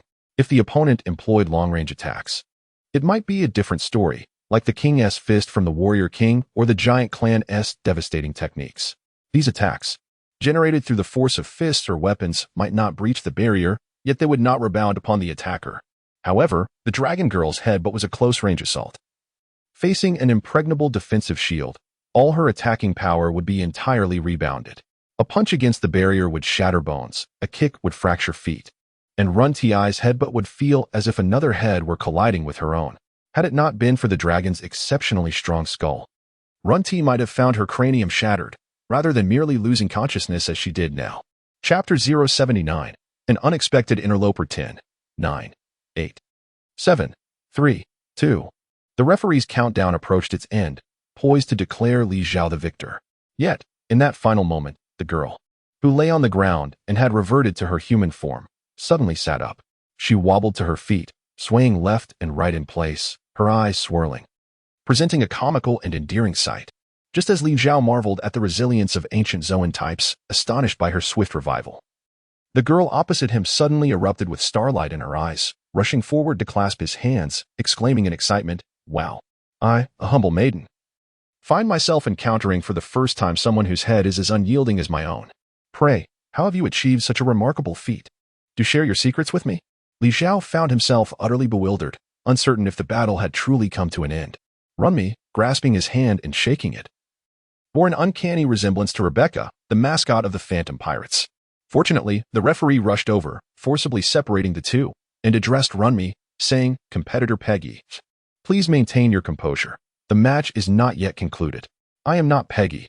That is my younger brother's name," Run-Mi retorted. The referee, slightly embarrassed, cleared his throat and replied, "Yes, I am aware that is not your name, but it is your registered name for this competition. Therefore, I must refer to you as Peggy. May I ask, Peggy, since you regained consciousness during my countdown, are you able to continue the fight?" The dragon girl paused, glancing at Li Zhao, who stood with his hands in his pockets, exuding an air of nonchalance. She touched the large, swollen bump on her forehead and shuddered, clearly shaken. With her small hands shaking, she declared, "No more fighting. This person has a harder head than I do. I forfeit." Upon hearing Run-Mi's forfeit, disappointment washed over Li Zhao. After all, she was a prized fighter under the command of the Emperor Kaido, an excellent candidate for his future endeavors. Regrettably, he had been too gentle earlier, allowing her to regain consciousness so swiftly. Without the opportunity to send her to the medical center, he would struggle to demonstrate his abilities. As he observed the ship's doctor, Nachin, who was already rushing toward the edge of the arena with a stretcher, their eyes met, both reflecting a shared sense of disappointment. With the conclusion of Run-Mi's battle, her whereabouts would be uncertain, making future encounters increasingly difficult. However, it must be noted that Run-Mi was associated with the Emperor Kaido. If she were to vanish suddenly, it was likely that Kaido himself would come to demand her return aboard the Daisoro. That formidable creature, the mightiest being across land, sea, and air, was not as easily reasoned with as the old man Kizara. Should Kaido succumb to a drunken rage, this grand maritime entertainment city would undoubtedly become nothing more than wreckage beneath the waves, ceasing to exist. Li Zhao had long set his sights on this vessel, envisioning it as his future maritime palace, and he was reluctant to see it destroyed. It appeared that matters concerning Runmi would have to be postponed for the time being. As the day of events drew to a close, Li Zhao strolled along the long street, preparing to return for some much-needed rest. Indeed, as soon as the competition ended, the head budding girl Runmi was whisked away by someone, deliberately concealing her whereabouts. Even Violetta's Dengeki fruit could not locate her. This further solidified Li Yao's conviction that the headbutt girl was not the astute type suited for espionage. Her presence here was either for amusement or due to manipulation by someone else.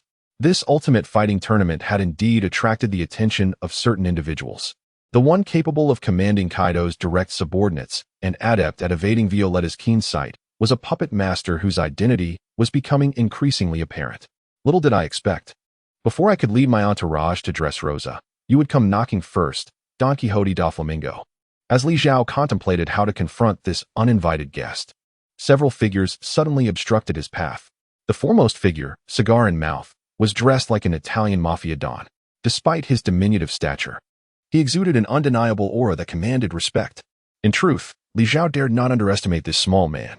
In a certain sense, he posed a greater threat than the double Agent X, Drake, whom he had recently outsmarted and framed to take the fall for Kazara. This was none other than Capone Beej, the wielder of the biscuit fruit, and a member of the 11 supernovas of the worst generation. Clearly, the visitor bore ill intentions. In a tone befitting his current stature, Li Zhao inquired, "What do you intend by blocking my path?" Capone Beej remained silent, his cold gaze fixed upon Li Zhao, while a gentlemanly middle-aged man stepped forward, greeting Li Zhao with utmost politeness. "Greetings. We are members of the Yonko's faction, Wano, and I am Baron Egg. These two are Capone Beej and Pudding Moose. Your recent battle piqued our interest, and we wish to recommend you to our Supreme Queen, Charlotte Linlin, for inclusion in our family. How do you feel about this?" The speaker stood 3 meters tall, with legs spanning 2 meters, clearly belonging to the long-leg tribe. His rotund belly and eggshell-like trousers marked him as the legendary wielder of the egg fruit, known for possessing immortality. Beside him stood a lion-headed man, clad in sunglasses, glaring menacingly. This was Pudding Moose. Alongside Capone Beej, it appeared that several of Big Mom's non-direct descendants had been dispatched to the Thousand Sunny. Had it been the true cannibal Bartolomeo, the fearless Straw Hat fan would likely have mocked the trio before departing. However, for Li Zhao, the pressing question was why they had sought him out. The Yonko, Big Mom, had her eye on his prowess? Haraha. Once I seize the championship and acquire that immensely valuable burn fruit, I may consider a visit to Wano. Do not underestimate me. With a thunderous roar, the lion man Bokemus pointed an accusatory finger at Li Zhao, bellowing, "To be favored by the matriarch is a privilege. Cease your prattle and accompany us immediately, or face dire consequences." Truly, he embodied the simplistic nature of his fur-clad kin. Li Zhao, with his hands thrust into his pockets, erupted into a boisterous laugh, declaring, "You think you can take me away so easily? Unfortunately, private duels are not permitted here. The last time I had a brawl with that little brat Cavendish on the street, I was promptly invited for tea and nearly missed the competition. I certainly do not wish to be detained again." He scoffed at the notion of a mere Desaro daring to provoke the notorious Yonko, Charlotte Linlin, famously known as Big Mom. As his words faded, Brook Moose and Baron Egg approached with a coordinated assault. Despite their seemingly unremarkable appearances, one must not underestimate Brook Moose, whose bounty stood at 330 million berries, and Baron Egg, whose bounty soared to an impressive 429 million berries, both surpassing the majority of the pirate supernovas and rivaling the likes of the Flying 6's 400 million berries. It is well known that the Big Mom pirates operate as a family enterprise, and these two have secured their positions in Whole Cake Island through sheer strength. Regrettably, the formidable fighting style they relied upon was the very type that Li Zhao could effortlessly disregard. In a dramatic turn, Brook Moose unleashed a powerful orc-like punch, while Baron Egg executed a spiraling kick, both striking simultaneously against an inexplicable glass barrier that materialized before them. The devastating blows from these renowned members of the Yonko crew, capable of obliterating bounty hunters with a single strike, merely resulted in 2 crisp cracking sounds. Fist shattered, leg bones fractured. Li Zhao marveled at the resilience of these pirates, who, despite sustaining grievous injuries, maintained their composure and retreated with remarkable agility. Brook Moose's back swelled, rapidly sprouting a colossal shell reminiscent of a ninja turtle, while Baron Egg's right leg, now a long, slender appendage resembling a bamboo pole, appeared utterly tragic, akin to a three-section staff. His barrier is even sturdier than my shell. The Lion Man conceded, his earlier bravado replaced by a serious demeanor.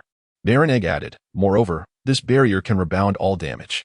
To be frank, it presents quite a challenge. As Baron Egg spoke, he unsheathed his slender sword from the cane he wielded. Just as Li Zhao anticipated a slash, Baron Egg astonishingly directed the blade toward himself, bisecting his own torso. The scene was terrifying yet devoid of bloodshed, for no entrails spilled forth from his severed body. Only a vast yolk, reminiscent of a colossal egg, oozed forth. From this gooey substance, a creature resembling a half-man, half-chicken emerged, the second form of Baron Egg, the Chick Viscount. Well, even his leg injury has completely healed. This transformation is truly remarkable. Li Zhao's expression was one of sheer astonishment. Although he had previously admired this bizarre scene in anime on numerous occasions, witnessing it firsthand was an entirely different experience. Li Zhao did not need to feign his amazement. His reaction was genuinely one of awe. Despite the significant enhancement of my abilities in the form of the Chick Viscount, I still felt ill-equipped to contend with this individual. Baron Egg, seasoned by countless battles, understood all too well the perilous nature of the world governed by devil fruits, and he was acutely aware of the folly in recklessly displaying strength. At that moment, he proclaimed, "Let me handle this." Stepping forward, Capone Beej stood tall, hands tucked into his pockets. Although he volunteered, he exuded no readiness for combat. However, Li Zhao, well aware of his true nature, was not easily deceived. As anticipated, just as Capone Beej adopted a posture suggesting negotiation, Li Zhao's observation haki instantly alerted him to the impending danger. Without uttering a word, Li Zhao's prepared fingers swiftly coiled, conjuring a protective barrier before him. Instantly, an onslaught of seemingly materialized artillery shells bombarded the defense. The notorious gang member Capone's formidable ability transformed his very body into a humanoid fortress, housing all manner of weaponry, ammunition, and troops within himself, akin to a castle. Objects entering within the confines of Becky would shrink to diminutive sizes, only to regain their original form upon exiting his power's reach. At this moment, countless button-sized firing apertures opened upon Capone's physique, with hundreds of firearms directing their fire at Li Zhao. These bullets and shells, reduced to the size of dust and pebbles, would instantly revert to their original dimensions upon leaving Capone's body, retaining their lethal potency. Li Zhao was not confronting a mere individual, but rather an armed bastion. A one-man army in the form of Capone Becky. Fortunately, with the barrier activated, neither fists nor blades, nor firearms or artillery posed any threat. Yet, a sudden doubt crept into Li Zhao's mind. Why did they persist in their futile assault, knowing full well that their gunfire was ineffectual against him? It was then that he became aware of the thick smoke enveloping the area, rendering even the figures before him indistinct. This was troubling. They intended to employ treachery. Li Zhao spread his hands apart, a flowing barrier, an iron barrel kingdom. The once wall-like transparent barrier instantaneously expanded and morphed, curling around to connect at both ends, enveloping Li Zhao entirely, as if an invisible iron barrel had been inverted over him. In the wake of the dust, the figures of the Chick Duke and the Bach Moose emerged. Chick sword, feather slash. Here comes the attack. Shell collision. This time, both had learned their lesson, opting to use their weapons and the sturdy shell for their onslaught. Although their efforts remained futile, they were spared from inflicting harm upon themselves. The gunfire finally ceased, and Li Zhao stood unscathed, wearing a smug grin that suggested a sense of triumph over the futility of their attempts, ineffectual. My barrier is impervious. Capone's efforts were in vain, wastefully exhausting a vast amount of ammunition while triggering the security system of the Great Disolo. It was likely that Kizaru or the Goddess of Fortune would arrive momentarily. Yet, he seemed utterly unfazed, maintaining his composure as he remarked, "Very impressive. Your strength has garnered our full acknowledgement. While I am curious to see whose defense is superior, yours or my impregnable fortress, I fear there shall be no opportunity for such a contest." What do you mean by that? Before Li Zhao could finish his query, he suddenly looked up to see a shadow descending from above, wielding something resembling a door panel, aimed directly at him. The barrier remained intact, showing no signs of breach, so he reassured himself that he would be fine. However, before he could complete his self-soothing thoughts, his vision darkened for a moment and then brightened again, and upon surveying his surroundings, he discovered he had been transported to another realm. Do not misunderstand. Li Zhao had neither ascended to heaven nor descended into hell. As he gazed around, he found himself in what appeared to be a colossal, twisted circular tunnel, where walls, ceiling, and floor seamlessly merged, adorned with countless mirrors of varying sizes and styles. Is this not the mirror world? Could the assailant from earlier be? With a single glance, Li Zhao discerned a hideously ugly woman, resembling the old witch from a fairy tale, gazing at him with a malicious grin. Indeed, it was she, Charlotte Brule, the eighth daughter of the Charlotte family and a wielder of the mirror fruit, capable of manipulating and connecting all mirrors within her domain, thereby creating her unique mirror space. To his astonishment, not only had the trio of Capone Beach been involved, but also direct members of the Charlotte family had made their appearance. Li Zhao understood why Violet had consistently struggled to track these individuals. The depth of the four emperors' resources was exceedingly profound, and they possessed a multitude of talented individuals. Given sufficient time to prepare, they could devise strategies for any situation. The once celebrated, lavish, and advanced security system of the Golden Emperor, Tesoro, along with the high hopes Li Zhao had for the Denjiki fruit's farsightedness, had been thoroughly deceived by these individuals through various means. Relying on the absolute defensive power of the barrier fruit, Li Zhao had let his guard down slightly, only to receive a harsh lesson. If he found himself trapped in this mirror world, neglected and alone, he could very well perish from starvation without anyone needing to lay a hand on him. No wonder Capone Beach believed there was no opportunity left for the two of them to confront each other. It appeared he had already secured victory. Li Zhao found solace in the fact that the opposing party remained unaware of his true identity. He was not the feeble Bartolomeo, merely capable of activating barriers, but rather Li Zhao, endowed with a myriad of formidable skills, including the swift scythe techniques of Cavendish and Rommel.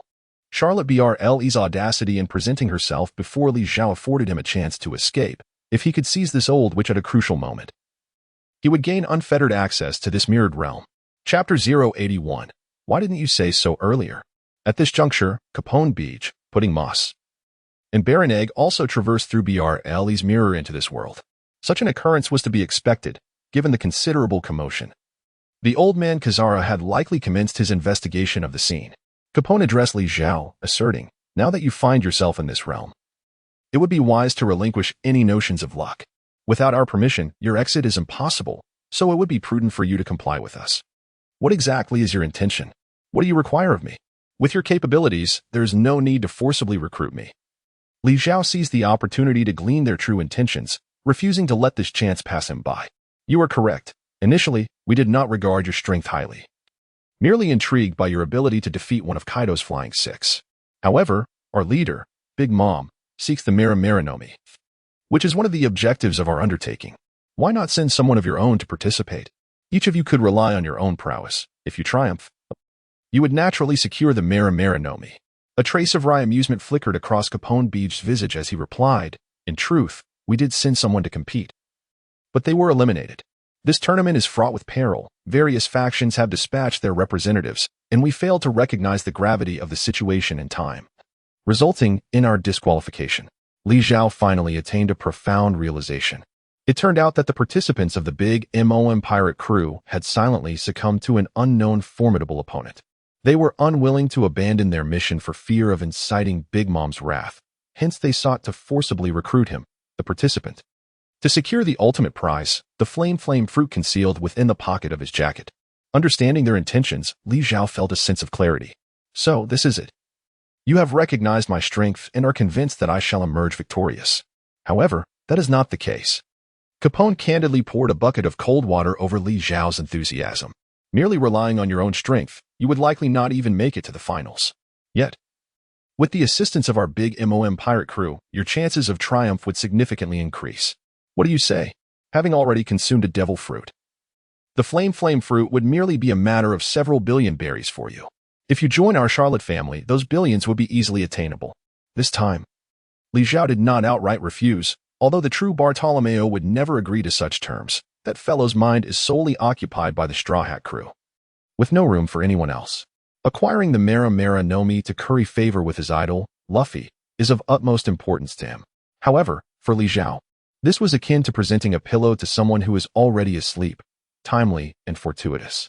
Firstly, he could leverage the formidable influence of the Yonko Big Mom to strike against other intruders. Secondly, he could closely monitor the activities of Baron Capone Gang. And thirdly, he might discern what benefits they could provide him, potentially even allowing the perpetually beaten Bartolomeo to clinch the championship in the ultimate fighting match. It was a win-win situation, and it would be foolish not to embrace it. Although he was inwardly enthusiastic, he needed to maintain an exterior of hesitation and reluctant pride. Li Zhao could only suppress a smile, feigning a conflicted demeanor. Perhaps Li Zhao's unwilling expression was too convincing. As Capone Beej let out a cold snort and immediately began to reveal his bargaining chips. Suddenly, a palm-sized door opened on his chest, and a minuscule figure emerged. Growing to normal size the moment it stepped out. This was a towering man with a fierce countenance, but what drew attention was not his appearance, but rather the formidable alpaca he was leading, a creature whose expression was even more fearsome than the man himself. The emergence of an alpaca from Beej's body was peculiar enough to leave Li Zhao gaping in astonishment. On our journey to the dreadnought Solaro, we encountered a reckless group of Navy personnel, though perhaps they were not Navy after all, as their flag appeared somewhat different. Regardless, their leader, a Longhand tribe major, launched an attack against us, only to be swiftly countered. This alpaca is the pet of that very major. Do not underestimate it. It is a devil fruit user capable of spitting out cannonballs imbued with hockey. Our queen, Charlotte Lin, has a penchant for collecting various races and rare beasts, which is why we captured it, intending to present it to Big Mom as a gift. However, we can lend it to you for a while. We have thoroughly examined the tournament rules, and the true form of this alpaca is actually a cannon, having consumed the Zoan-type alpaca fruit. Thus, it falls squarely within the category of weaponry, and you may take it with you to participate in the ultimate fighting contest, compensating for your shortcomings and offensive capabilities, particularly in ranged attacks. Li Zhao's mouth was wide open, yet he found himself at a loss for words, while his mind raced with thoughts. He could unleash verbal artillery and wield the formidable armament hockey of an alpaca cannon. Indeed, he seemed to recall the existence of such a creature. As the formidable antagonist in the movie version Z, the former Admiral Zephyr of the Navy had within his NEO Navy a certain officer, a rear admiral of the long-handed tribe named Suzhua, whose pet appeared to be this very entity. Could this be a connection to the film? At this moment, where was the legendary Admiral Zephyr, known as the Black Arm, who had once stood alongside the Navy heroes Garp and the three admirals, Akainu, Kizaru, and Fujitora, yet had faced a series of unfortunate events in his twilight years? It was not yet time for the Straw Hat Pirates to set sail again. In other words, the old man should still be alive, shouldn't he? Li Zhao's expression of astonishment was perfectly executed. Capone Beej added, now this alpaca is chained with sea stone. You should find a way to train it, teach it how to behave. It turned out that this creature had not yet been properly trained. Li Zhao immediately wore a look of disdain, although he held a slight interest in the creature. The thought of spending an entire day teaching an alpaca that spat everywhere did not inspire him. Glancing at the creature's fierce demeanor, he was nearly certain that the moment the sea stone chain around its neck was loosened, it would undoubtedly shower him with saliva. So this is what it is. You hail from the big MOM pirate crew, and I had expected you to present me with a soul weapon or something of the sort. What a disappointment. Half intentionally, half unintentionally, Li Zhao's musings were clearly heard by the others. So you desire such a thing. Charlotte Br.L.E., who had remained silent until now, suddenly slapped her thigh and interjected, why didn't you say so earlier? Why didn't you mention it sooner? What? You actually have one? Li Zhao found it unsurprising that many offspring of the Charlotte family possess soul creatures, known as homies, crafted by their mother, the soul fruit user Charlotte Lin, to serve as servants or companions. For instance, the jelly-like Nitro and the flying carpet Rabian, which accompany the 35th daughter, Charlotte Bryn, can engage in friendly conversations akin to those between comrades or subordinates, while also serving as aerial transport. It is only natural that the 8th daughter, Charlotte Bree, who wields the unique powers of the Mirror fruit, would be accompanied by a homie as well. Li Zhao found it peculiar that in the original anime, Bruley was subjected to various humiliations and abuses by the Straw Hat crew. Why hadn't such a remarkable item been revealed sooner? He observed as Bruley approached a mirror, extending her hand into its depths. After a moment of exploration, she retrieved a beautifully crafted box adorned with a seal. The exquisite container resembled a lady's jewelry box. Yet upon seeing it, the nearby Chicky Viscount suddenly trembled and, with a look of terror, pointed at the box exclaiming, could this be? Bruley, isn't this supposed to have been destroyed? How did it end up in your possession? Baron Egg, what are you afraid of? Bruley retorted, holding the box with an air of nonchalance, though the beads of sweat cascading down her forehead betrayed her anxiety. The box bears the soul life card of Mother. And we are in my mirror world. Are you really so concerned about it causing chaos? At this moment, it became evident not only to Li Zhao but also to the equally bewildered lion man, Bachmus, and the gangster Capone Beach, that this was indeed a perilous object. Yet, such is human nature, the more dangerous something is, the more it piques curiosity, despite the clear understanding that opening the box would likely yield no favorable outcome. The desire to uncover its secrets intensified. Fortunately, Bruley had no intention of withholding information. Embracing the box with a solemn demeanor, she declared, "Inside lies one of the highest-grade homies crafted by Mother, a soul spirit known as Athena. It was created during her youth after she extracted the entire soul and lifespan of a formidable female pirate captain, infusing it into a tempest. Its power is nearly comparable to the homie's son Prometheus and Thundercloud Zeus that Mother produced from her own soul. However, due to the overwhelming strength and ferocity of that soul, this storm Athena has always been rather disobedient, leading Mother to confine it, entrusting its guardianship to me. It has been sealed away for over 30 years now." Li Zhao swallowed hard, his gaze fixated on the box before him, revealing an unmistakable glimmer of avarice in his eyes. The notion of possessing a soul entity akin to Prometheus and Zeus, known as Hormeis, was nothing short of extraordinary. After all, Prometheus, the harbinger of the sun, and Zeus, the Lord of Thunder, were nearly synonymous with two immortal wielders of nature's powers. It was akin to having Big Mom accompanied by the formidable Fire Fist Ace and the thunderous Enel as her personal guardians, a display of sheer magnificence. Although the storm Athena had not appeared in the original anime, the fact that it was bestowed with the deific title by Big Mom spoke volumes of its formidable prowess. As for safety concerns, they certainly existed, yet one must assess the situation further. Noticing Li Zhao's keen interest, the eighth daughter, Bruley, gritted her teeth and boldly tore off the life card affixed to the box. In an instant, a tempest erupted from within, enveloping the entire area. It felt as if they had been thrust into the eye of a hurricane, rendering them unable to open their eyes. While their skin was assaulted by a searing pain akin to being sliced by blades, the unsteady Lion Man, Pudding, and Baron Egg were swept into the air, their screams echoing through the chaos. Capone Beach activated his defensive fortress mode, his legs transforming into armored tank treads, struggling to maintain his ground amid the raging winds. Only Li Zhao, who had summoned the flowing barrier known as Iron Barrel Kingdom, remained unscathed. Were it not for the human skin coat of Cavendish lying quietly in Li Zhao's jacket pocket, he might have thought that Rommel's Grim Reaper had returned to wreak havoc. "Athena, look at this." The somewhat flustered voice of Charlotte Bruley pierced through the storm. Strangely, the moment her words left her lips, the tempest ceased abruptly. The storm had arrived with great ferocity, only to dissipate as swiftly, as if the apocalyptic scene had been but a fleeting dream. Within the sanctuary of the flowing barrier, Li Zhao turned his attention to Bruley, who was clutching a life card that was slowly igniting in her hand, berating a small whirlwind on the ground. This peculiar miniature whirlwind, standing only half a person's height, tapered at the top and flared at the bottom, resembling both a funnel and a spinning top. At its center, the eye of the storm revealed a stunning female eye and a pair of luscious crimson lips, devoid of anything else. In response to Bruley's scolding, the diminutive whirlwind silently fixed its gaze on the life card in her hand, uttering not a word. At that moment, Li Zhao finally noticed the slowly burning piece of paper, which was indeed the life card of Big Mom, as mentioned by Bruley. In this brief span, approximately 1/8 of it had already been consumed by flames. Bruley, realizing the situation, hastily commanded Athena to return to the small treasure chest. Athena appeared quite apprehensive of the life card. Though reluctant, she obediently crawled back inside. Bruley promptly closed the lid and pressed the life card back on, causing the flames to vanish instantaneously. Did you see that?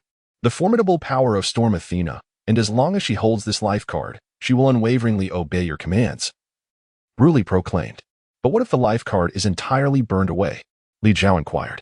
I do not know, Bruley replied candidly. Perhaps she will flee, or she may turn against her master. Why ask so many questions? Do you want it or not? I want it, of course I do. The cooperative relationship between Li Zhao and the Big Mom pirates has finally been established. Cannon, Alpaca. Storm, Athena. Alpaca. Athena. Li Zhao, with the reins in his left hand and a jewelry box cradled in his right, stood motionless, appearing utterly bewildered about his surroundings. He had initially intended to return to his companions with these two unexpected treasures, hoping they could assist in examining them. The ship's doctor, Naichin, and the specialized surgeon, Luo, would undoubtedly prove helpful. However, the grim reality was that he could not return at this moment. Chapter 083. The chaotic fruit. Li Zhao currently finds himself within a grand banquet hall, where an elongated wooden table, measuring several meters, is adorned with a sumptuous array of poultry, fish, exquisite delicacies, and delightful desserts, surrounded by barrels of fine wine. A large assembly of individuals is gathered around the table, joyously indulging in merriment and feasting. Indeed, Li Zhao has been invited to this celebration by Charlotte Brule and Capone Beach. The venue, however, is none other than the corporeal form of Capone Beach himself. Amidst this fortress-like body, a manifestation of the devil fruit's extraordinary capabilities, Li Zhao cannot help but marvel at the magnificence and wonder of the devil fruit. The interior bears an uncanny resemblance to an authentic medieval European castle. Yet through the windows of the banquet hall, one can glimpse the peculiar and unique landscapes of the mirror dimension through Beach's eyes, while Capone Beach's physical form stands outside. He himself is seated not far from Li Zhao, silently savoring a tender steak accompanied by exquisite red wine. The attendees of this banquet extend beyond the aforementioned individuals. In addition to Baron Egg, the lion-maned Bakmos, and the 8 women Charlotte Brule, there are also 2 officers from Beach's flame tank pirates. The strange gunman Vito and the assassin Gotti, alongside Beach's wife, the 22nd daughter of the Charlotte family, and the minister of softness of the world, Charlotte Chiffon. Indeed, Beach has wed one of Big Mom's daughters, thus officially becoming a member of the Charlotte family. Despite her unappealing appearance and corpulent figure, Chiffon exudes an aura of grace and warmth, evident in the genuine respect and affection with which Beach and his subordinates treat her. Notably, at this moment, Charlotte Chiffon proudly presents an enormous belly, wearing a radiant expression of happiness, clearly expecting a child from Capone Beach and soon to embrace motherhood. Moreover, the presence of Charlotte family members at the dining table extends beyond just Brule and Chiffon. As Li Zhao unexpectedly encounters the most astonishing creation of the Charlotte family, the 10 siblings known as the decuplets. Among the 4 emperors of the sea, the Big Mom pirates primarily forge bonds through blood relations, with Big Mom having birthed a staggering 39 daughters and 46 sons, culminating in a total of 129 core members of the Charlotte family. Many question how Big Mom could possibly bear such a multitude of offspring, considering she is, after all, human and subject to the physiological constraints of a 10-month gestation period. The reason behind this remarkable phenomenon lies in the fact that a significant proportion of Charlotte Leanlean's births have been multiples. Among the triplets and quadruplets, the most extraordinary are the 10 18-year-old siblings before Li Zhao. There are 5 girls, Natsameg, Yakimeg, Alyameg, Halyameg, and Fuyameg, and 5 boys, Nuichi, Nuki, Nusang, Nuj, and Charlotte Nui. Among humanity, the ability to naturally give birth to 10 children in a single delivery is a rarity, with the exception of the formidable Big Mom, Charlotte Linlin. This set of 10 siblings, comprising 5 boys and 5 girls, shares strikingly similar features, standard physiques, and graceful, attractive faces. However, their hairstyles and heights vary dramatically, ranging from typical body types to towering figures of 4 to 5 meters, resembling a set of Russian nesting dolls when gathered together. Why does Li Zhao possess such profound knowledge about these 10 siblings? It is due to the fact that among them, the 39th male, Charlotte Nushi, wields the power of the devil fruit known as the Rumble fruit. Upon activating his abilities, he can merge with his 10 siblings, transforming into a formidable giant of terrifying strength. Li Zhao himself rose to prominence by merging with others. Naturally, he is deeply intrigued by the chaotic fruit that enables 10 individuals to unite, a feat he can only aspire to. Unfortunately, even in the original animated work, this chaotic fruit is but a fleeting phenomenon, with scant information available. At this moment, a glass of red wine is presented before Li Zhao, which he graciously accepts. He smiles as he gently clinks his glass with that of Charlotte Brule, before downing the contents in one swift motion. You seem quite fascinated by the members of our Charlotte family, don't you? You've been secretly observing my younger siblings for quite some time. Li Zhao is taken aback, yet upon observing the rosy hue on Brule's cheeks and the smile gracing her lips, it seemed she was already slightly inebriated. Her inquiry appeared to be casual, devoid of any ulterior motive. Indeed, I had never encountered a set of decuplets before. Li Zhao chuckled heartily, deftly sidestepping the matter. Brule, true to form, appeared unconcerned, offering a slight smile as she lifted her goblet to take another delicate sip. This old witch, despite her fearsome visage, her dark, coarse skin, the sharply pointed, crimson beak of a nose, and the prominent scar that marred her face, exuded an aura of malevolence reminiscent of a sinister forest sorceress. certainly capable of frightening children into tears. However, when not caught in fits of manic laughter, her gaze radiated a certain tenderness. Those who have watched anime are well aware that beneath the terrifying facade of this old witch lies a remarkably nuanced soul, a woman of understanding, gentleness, and consideration. Upon joining the Charlotte family, one must understand the cardinal rule: never provoke mother, nor jest about food. Yet, provided these taboos are respected, one can lead a most agreeable life. The world is replete with exquisite culinary delights and enchanting beauties. No force would dare to intimidate you, allowing you to acquire whatever your heart desires, be it wealth, fame, or power. Perhaps mother would even consider marrying off one of my sisters to you, granting you a status akin to Becky, a true member of the Charlotte clan. Do not be deceived by my appearance among my sisters. There are indeed many remarkable beauties. However, I am more inclined to introduce you to my brother, the epitome of perfection, Charlotte Katakuri. He would surely appreciate you. And let me remind you, when utilizing Athena, it is imperative that Mother's life card does not burn out.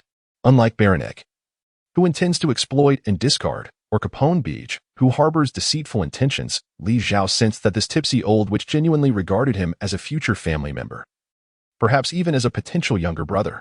Coupled with the favorable impression he had of her from watching anime, he hesitated only briefly before speaking. By the way, Sister Bruley, aboard this Grandesse Solo, I am acquainted with an exceptionally skilled doctor who could potentially heal the scar on your face completely and provide some skincare as well. Would you like me to assist you in contacting him? Bruley paused, seemingly sobering somewhat. What woman in the world does not cherish beauty? Although she was no longer young, she remained a woman filled with dreams and aspirations. However, after a moment of silence, she gently shook her head and replied, "Thank you for your kindness, but it's all right. The scar on my face has not caused me much distress. I shall leave it as it is." Li Zhao shrugged his shoulders, choosing to remain silent. Chapter 084. The Mysterious Guest. The atmosphere of the banquet, while not particularly lively, was marked by an undercurrent of hidden agendas, as many attendees, including Li Zhao himself, harbored ulterior motives, making genuine smiles a rarity. However, a boisterous group of simple-minded pirates filled the room with raucous cheers, clinking glasses and engaging in games of chance. Adding to the ambience was the vivacious and accommodating landlady, Charlotte Chiefing, who skillfully orchestrated the mood, along with Charlotte Buell, who kept a watchful eye on Li Zhao, sharing drinks and conversation with him. Overall, Li Zhao managed to enjoy the meal, indulging to the point of mild inebriation. And under Chiefing's arrangements, he was provided lodging in a guest room within the castle, although he now had a private room. Li Zhao was acutely aware that he resided within the confines of Capone Beach's body. Everything around him, the lamps, the sofas, the bed, and even the walls and floors, were all integral parts of Beach, under his vigilant scrutiny, leaving Li Zhao's every movement subject to observation. Li Zhao, fortunate enough to do nothing, casually tossed the treasure chest onto the bedside and flung the alpaca into the corner before collapsing onto the bed to sleep. The night passed without incident, and Li Zhao woke naturally, only to be roused by Bulei calling him to rise. They were currently inhabiting the body of Capon Beiji, who was hiding within the mirror world created by Bulei. Li Zhao was entirely unaware of the circumstances outside.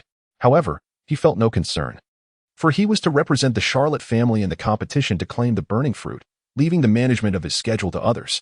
As expected, during breakfast with everyone gathered, Bulei inexplicably produced a large mirror, placing it on the table. The surface rippled like water, ultimately transforming into a display reminiscent of a television screen, showcasing the scenes of the ongoing Ultimate Fighting Championship. Bulei temporarily took on the role of commentator. The combatants in the ring were a kickboxing expert from the Long-Legged clan and a middle-aged gentleman adorned with a top hat and a beard. The battle was intense, with both individuals displaying remarkable martial prowess, exchanging blows as if evenly matched. "Pay close attention to this man," Capon Beiji suddenly instructed, pointing at the middle-aged gentleman. No sooner had he spoken than one of the octuplets, filled with indignation, interjected, "Yes, it's this old man. He was the one who eliminated me." In truth, even without Beiji and the octuplet's remarks, Li Zhao had already discerned certain issues. Through his continuous fusion with formidable martial artists, he had acquired a wealth of combat techniques and experience. He observed that the middle-aged gentleman seemed to be deliberately synchronizing with his opponent's attack rhythm. His strikes always landed just in time to force the opponent to barely defend, while his own defensive maneuvers were executed only moments before the adversary's attack struck. Such a perfect balance of apparent parity was far too coincidental. It was evident that the match was rigged, as anticipated in the final round. The middle-aged gentleman executed a barely perceptible acceleration, striking just before the long-legged expert could defend, landing a blow to the chest that sent the opponent sprawling to the ground. Yet, his strike was neither too fierce nor too gentle. The opponent, unable to rise during the countdown, suffered no serious injury. After the match concluded, the long-legged expert, with a look of satisfaction, shook hands with his opponent, expressing admiration for the middle-aged gentleman and a strong conviction to redeem himself in their next encounter. Entirely oblivious to the insurmountable disparity in their abilities, this old man fought me in the same manner. I thought I was slightly stronger. Yet I ended up losing in a haze at the last moment, one of the octuplets lamented, clearly having experienced a similar fate, still seething with indignation. Had I known it would be like this, I would have participated in fusion form. I could have decisively defeated this old man. Li Zhao reminisced about the player profiles that Violet had entrusted to him. It appeared that the second princess harbored some doubts regarding this individual, as she had singled him out and categorized him among the suspicious figures. This middle-aged gentleman seemed capable of matching any formidable opponent, regardless of their caliber, and invariably managed to secure victory at the final moment. At this point, Li Zhao was entirely convinced that he was dealing with a cunning individual, whose true prowess was undoubtedly greater than it appeared. Concurrently, the image of the enigmatic Joker King, who had effortlessly dispatched the 13th generation cornerstone of the 8 Treasures Water Army, Old Kai, flashed through his mind. He too was an unfathomable character, which explained why even those affiliated with the 4 emperors, such as Baron Egg, found this combat competition daunting and resorted to any means necessary to invite him as an auxiliary. If all goes as expected, this individual would inevitably become your adversary. Thus, it would be prudent to devise a strategy to counter him beforehand. Let me reiterate, Big MOM does not tolerate failure. Capone Beej emphasized this with a fierce tone. Serving as a warning, Li Zhao merely snorted derisively and rolled his eyes in response. What a pretender you are. Acting like a dutiful son while secretly plotting to assassinate the matriarch to make a name for yourself. Humph. I shall seize the opportunity to transform you into a human-shaped villa. Just wait. With such malicious schemes brewing in his mind, Li Zhao excused himself, citing the need to prepare for the impending battle, and requested to depart from the scene. Li Zhao's request was not met with refusal. Yuli summoned a full-length dressing mirror the size of a door beside her and gently said to Li Zhao, "Step through this mirror, and you shall return." Li Zhao nodded, cradling a treasure chest in his arms while leading a grass llama by his side. With a bold and spirited stride, he crossed through the mirror, and in the blink of an eye, he found himself back in his room at the Golden Hotel. Is it not wondrous? The Big MOM pirates indeed possess formidable strength, able to traverse the domain of the Golden Emperor, Tesoro, with such ease and stealth, far beyond the capabilities of a fledgling traveler like himself. After employing his observation hockey to ascertain his surroundings, Li Zhao finally confirmed that he was not being watched or monitored. Nevertheless, he retreated to a room devoid of mirrors before retrieving his transponder snail to contact his crew and allies. Shortly thereafter, the members of the Phantom Pirates and their ally, the Surgeon of Death, Trafalgar Law, convened in a secure chamber. This room, situated far from the upper deck, lacked doors or windows, devoid of entrances or exits, gold, and mirrors, as well as surveillance transponder snails. It had been clandestinely constructed by the shipwright, Garum, utilizing the powers of the cube fruit, with access only possible through Sebastian's water fruit ability, allowing for passage through walls. As the secret stronghold of the Phantom Pirates, this location was the most secure spot aboard the grand vessel, the D. Tesoro. Chapter 085. A gathering of talents. Thus, after mysteriously vanishing for an entire night, you have now become the prospective son-in-law of the Empress Big MOM. Captain, am I correct? Following Li Zhao's impassioned and captivating narrative, Violet arrived at this conclusion, her tone icy as she summarized her thoughts. Li Zhao was instantly overwhelmed, having finally managed to appease this formidable lady, only to find himself inexplicably back at square one. Yet, he dared not offer an explanation. Violet had searched for him all night, her eyes now shadowed with fatigue, and his heart ached for her. He understood that elaborating on the matter would only exacerbate the situation. Moreover, he harbored a certain curiosity about visiting the kingdom of fairy tales, particularly to witness the grand scale of the pirate world and its most illustrious family. If, by chance, the formidable Big Mom insisted on marrying off one of her beautiful and capable daughters to him, he would find it difficult to refuse. Seemingly reading Li Zhao's less than noble thoughts, Violet let out a cold huff, forcefully driving the heel of her high-heeled shoe onto the top of his foot and grinding it down with vigor. Thus, it is evident that as a member of the Thousand Illusions, you have successfully infiltrated the inner circle of the Yonko Big Mom, which indeed bodes well for our future plans. However, the immediate priority is to completely tame these two newly acquired. Should we refer to them as weapons or perhaps as monsters? Li Zhao is utterly enamored with the Death Surgeon. He harbored no secrets from him, treating him not as a stranger, but as a confidant. This remarkable individual truly exemplified loyalty, dedicating himself wholeheartedly to Li Zhao's endeavors. What was even more commendable was his ability to extricate Li Zhao from peril during such a critical moment. Li Zhao quickly seized the opportunity to extricate his swollen foot from beneath the delicate foot of the second princess. He then led over the fierce-eyed alpaca, which seemed ready to devour anyone in its path, and addressed the assembly. Concerning the storm Athena, even her creator, Big Mom, has been unable to fully subdue her soul. Homies, I believe it will take us some time to manage her as well. Fortunately, I possess this life card of Big Mom's, which should suffice in a critical moment to control her for a while. However, we must deliberate on how to ensure the cannon that has consumed the alpaca fruit obeys us. Isn't that simple? The ship's doctor, Nachin, let out a chilling laugh, saying, I can concoct some special herbs to force it to consume them, ensuring it suffers greatly. Once it complies, we can administer the antidote, and that will solve our problem. The alpaca responded with alarm. No, no, no, that is far too cruel. The young girl, Rebecca, gazed at the terrified alpaca with pity, her heart aching. Let us employ the method used to train gladiators, using a whip dipped in water to strike it repeatedly until it obeys. I have been whipped before. It is the most lenient training method available. The tragic childhood experiences of the young girl elicited a wave of sorrow from the onlookers. For her, being whipped had become the most compassionate form of discipline. Beside her, Nachin, with tears in her eyes, embraced the little girl tightly, offering her heartfelt comfort. However, the alpaca reacted with dismay. Never mind, those methods are too slow. What the Master of Thousand Illusions requires most right now is time. Tomorrow morning, he has a match against a seemingly formidable opponent. Here is my suggestion. I will extract its heart, and if it refuses to cooperate with the Master, I will crush its heart. How does that sound? The alpaca was left utterly aghast. Li Zhao was rendered speechless. He had previously only considered the profound heritage of the Four Emperors' pirate crew. Little did he realize that his own ranks were also replete with talent. Turning his gaze toward the unfortunate alpaca, which appeared to comprehend human speech, he noticed it trembling in fear, its forelegs quaking. The creature looked at him with a pitiful and imploring expression. Li Zhao touched his forehead and remarked, I believe these methods may no longer be necessary. As he spoke, Li Zhao removed the sea tower stone shackles from the neck of the alpaca. Just as everyone anticipated that this living cannon would unleash a torrent of projectiles, oh no, I mean, bullets, this creature instead scuttled over to Li Zhao's side, nuzzling against his calf like a devoted dog. The contrast between its previous cold, murderous gaze and its current obsequious demeanor was striking. You truly are formidable, boss. When did you manage to tame it?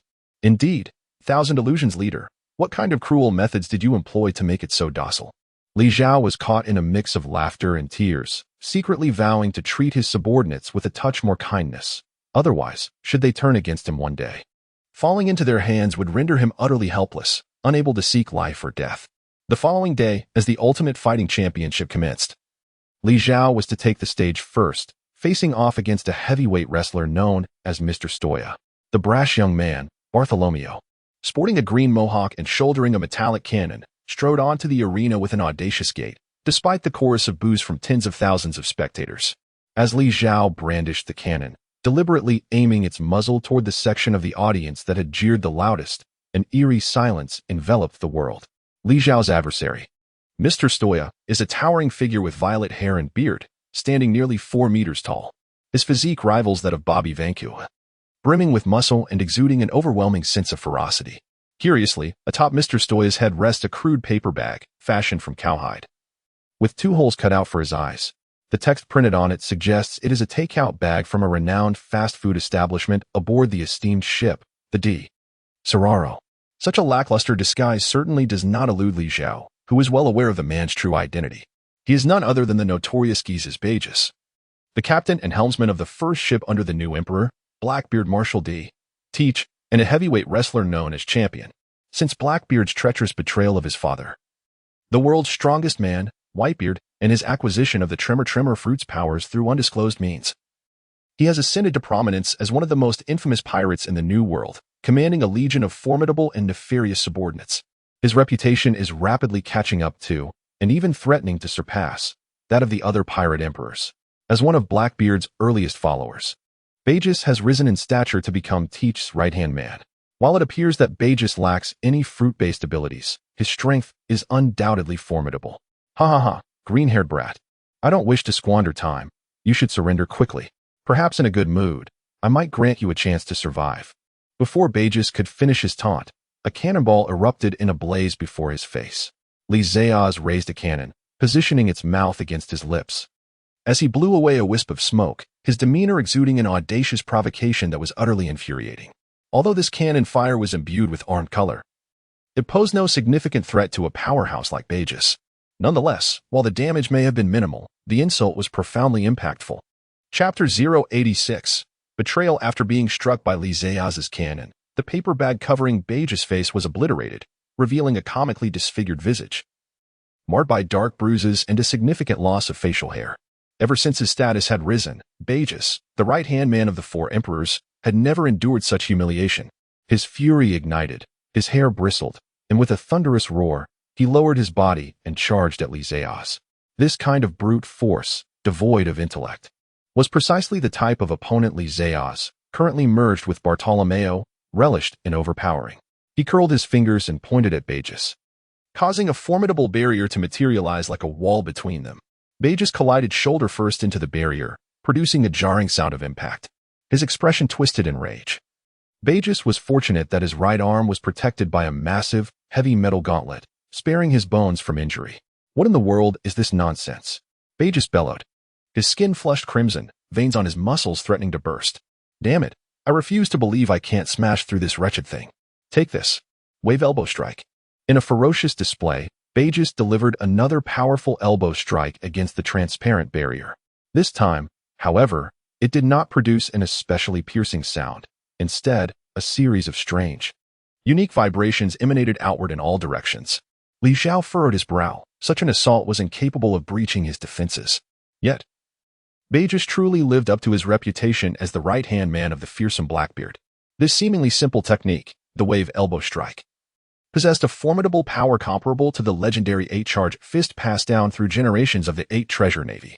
Were it not for his unyielding barrier, engaging in close combat with his opponent could have led to unforeseen consequences.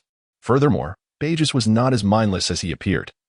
Upon facing the reflective barrier for the second time, he had already devised a strategy. Although this attempt at the wave elbow strike proved futile once again, he managed to avoid injuring himself further. After 2 consecutive fruitless attacks, Bagus regained his composure.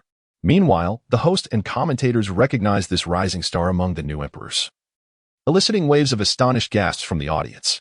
Seizing the moment, Bagus bellowed, "Indeed, I am the champion Gizes Bagus, the future pirate king, the first captain and helmsman of the newly ascended Blackbeard Teach. Rejoice, you lucky little scamps." Boom. Another cannon roared, this time resulting in an explosion that left Bagus's rear head in disarray, a consequence of Zhao's irritation at his ostentation. With smoke billowing from his head and a considerable portion of his hair singed away, the now prematurely aged Bagus gritted his teeth and seethed. "You green-haired fly dare to provoke the mighty Blackbeard pirates? Prepare to witness the most brutal methods I shall employ to crush you." Zhao let out a whistle, aimed his cannon at Blackbeard, and raised his middle finger, declaring, "I fear you not, whether you are Blackbeard, Dirtybeard, or Dogbeard. I am under the protection of the mightiest of the 4 emperors, Big Mom. In comparison, Blackbeard is but a mere nuisance. I dare you to lay a finger on me, and beware that our madam might just twist your head and your captains together and kick them like a ball." Relishing the chaos, Zhao reveled in his role as a provocateur, possessing an unparalleled talent for stirring trouble.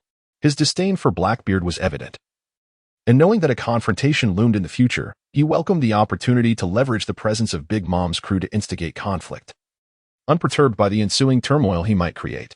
Zhao's revelation of his identity immediately elicited waves of astonished gasps from the audience. The 4 emperors are entities of immense stature, reigning over the New World. a force so formidable that even the world government and the Navy headquarters dare not provoke them lightly. At this moment, two representatives of the four emperors stand upon the stage, engaged in battle to delight the audience. What an extraordinary honor this is.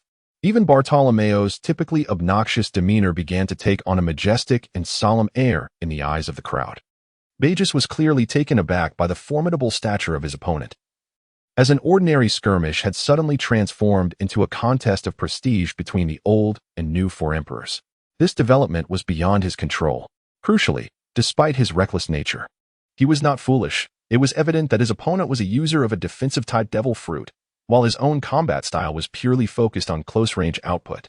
Ranged combat for him merely involved hurling debris at his foes, placing him at a distinct disadvantage. As the battle unfolded, he could not guarantee victory. Should he suffer defeat, he and Blackbeard would find themselves in an embarrassing predicament, and restoring their reputations would prove to be a daunting task. After all, Big Mom is one of the four emperors, and given Blackbeard's current influence, it was uncertain whether he could withstand her might. Of course, in a year or two, if Blackbeard were to amass powerful devil fruits to strengthen his crew, the balance of power among the four emperors could very well shift, leading to unpredictable outcomes. Li Zhao is somewhat smug. Although the individual before him possessed a formidable background, Li Zhao truly did not regard him with any measure of respect. After all, he was well aware of his own strengths, and there was no reason for him to lose this battle. However, without warning, an inexplicable sense of trepidation engulfed him, as if something dreadful was about to occur or had already transpired. Yet, strangely, the imposing presence of the color sovereign exhibited no response whatsoever. Li Zhao fixed his gaze intently upon the champion, Byers, harboring suspicions that he might possess a hidden card that Li himself was unaware of, leaving Byers bewildered. At that moment, the phone bug nestled in Li Zhao's pocket began to vibrate. He was acutely aware that this could only signify trouble. His crew understood that he was in the midst of a competition and would not contact him lightly, unless a matter had arisen that they were utterly incapable of resolving. Without uttering a word, Li Zhao raised the formidable alpaca cannon in his hand and unleashed a relentless barrage upon the surrounding floor, enveloping the area in a cloud of dust and debris. Seizing the opportunity, he retrieved his communicator. As soon as the connection was established, the panicked voice of his brother, Bobby Vanku, echoed through the device. "Captain, we are under sudden attack. Sebastian and Guy Ram have both been incapacitated. We cannot hold on much longer." At that moment, Bobby was in a fusion with the second princess, Violet, masquerading as Li Zhao, presiding over the situation in the guise of a military commander. In other words, the voice speaking was, in fact, Violet's. Setting aside Bobby's monstrous physique, one must wonder who could breach his defenses and inflict harm upon both him and Violet. Even Violet's extraordinary foresight rendered the possibility of encountering a treacherous ambush nearly non-existent. Unless a most dreadful suspicion arose in Li Zhao's heart. He hastily exclaimed, "Do not panic. Where are you? I shall rush to your aid at once. First, please inform me, who is it that is attacking you?" "Captain, it is the Golden Emperor Zhao. He summoned you under the pretense of an urgent military matter. But since you were engaged in a competition, we did not contact you, and as a result, he laid a trap for us. We initially had precautions in place. But then Doflamingo, he conspired with Zhao.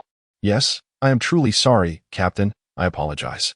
I cannot believe I failed to realize this all along." Chapter 087. Frustration. Li Zhao is at a loss. Unable to discern whether to chastise his own negligence or to lament that Violet had not informed him in a timely manner. Anxiously, he exclaimed, "Hold on. I shall be there momentarily." "No. Do not come. It is too late. I am sorry, Captain. I.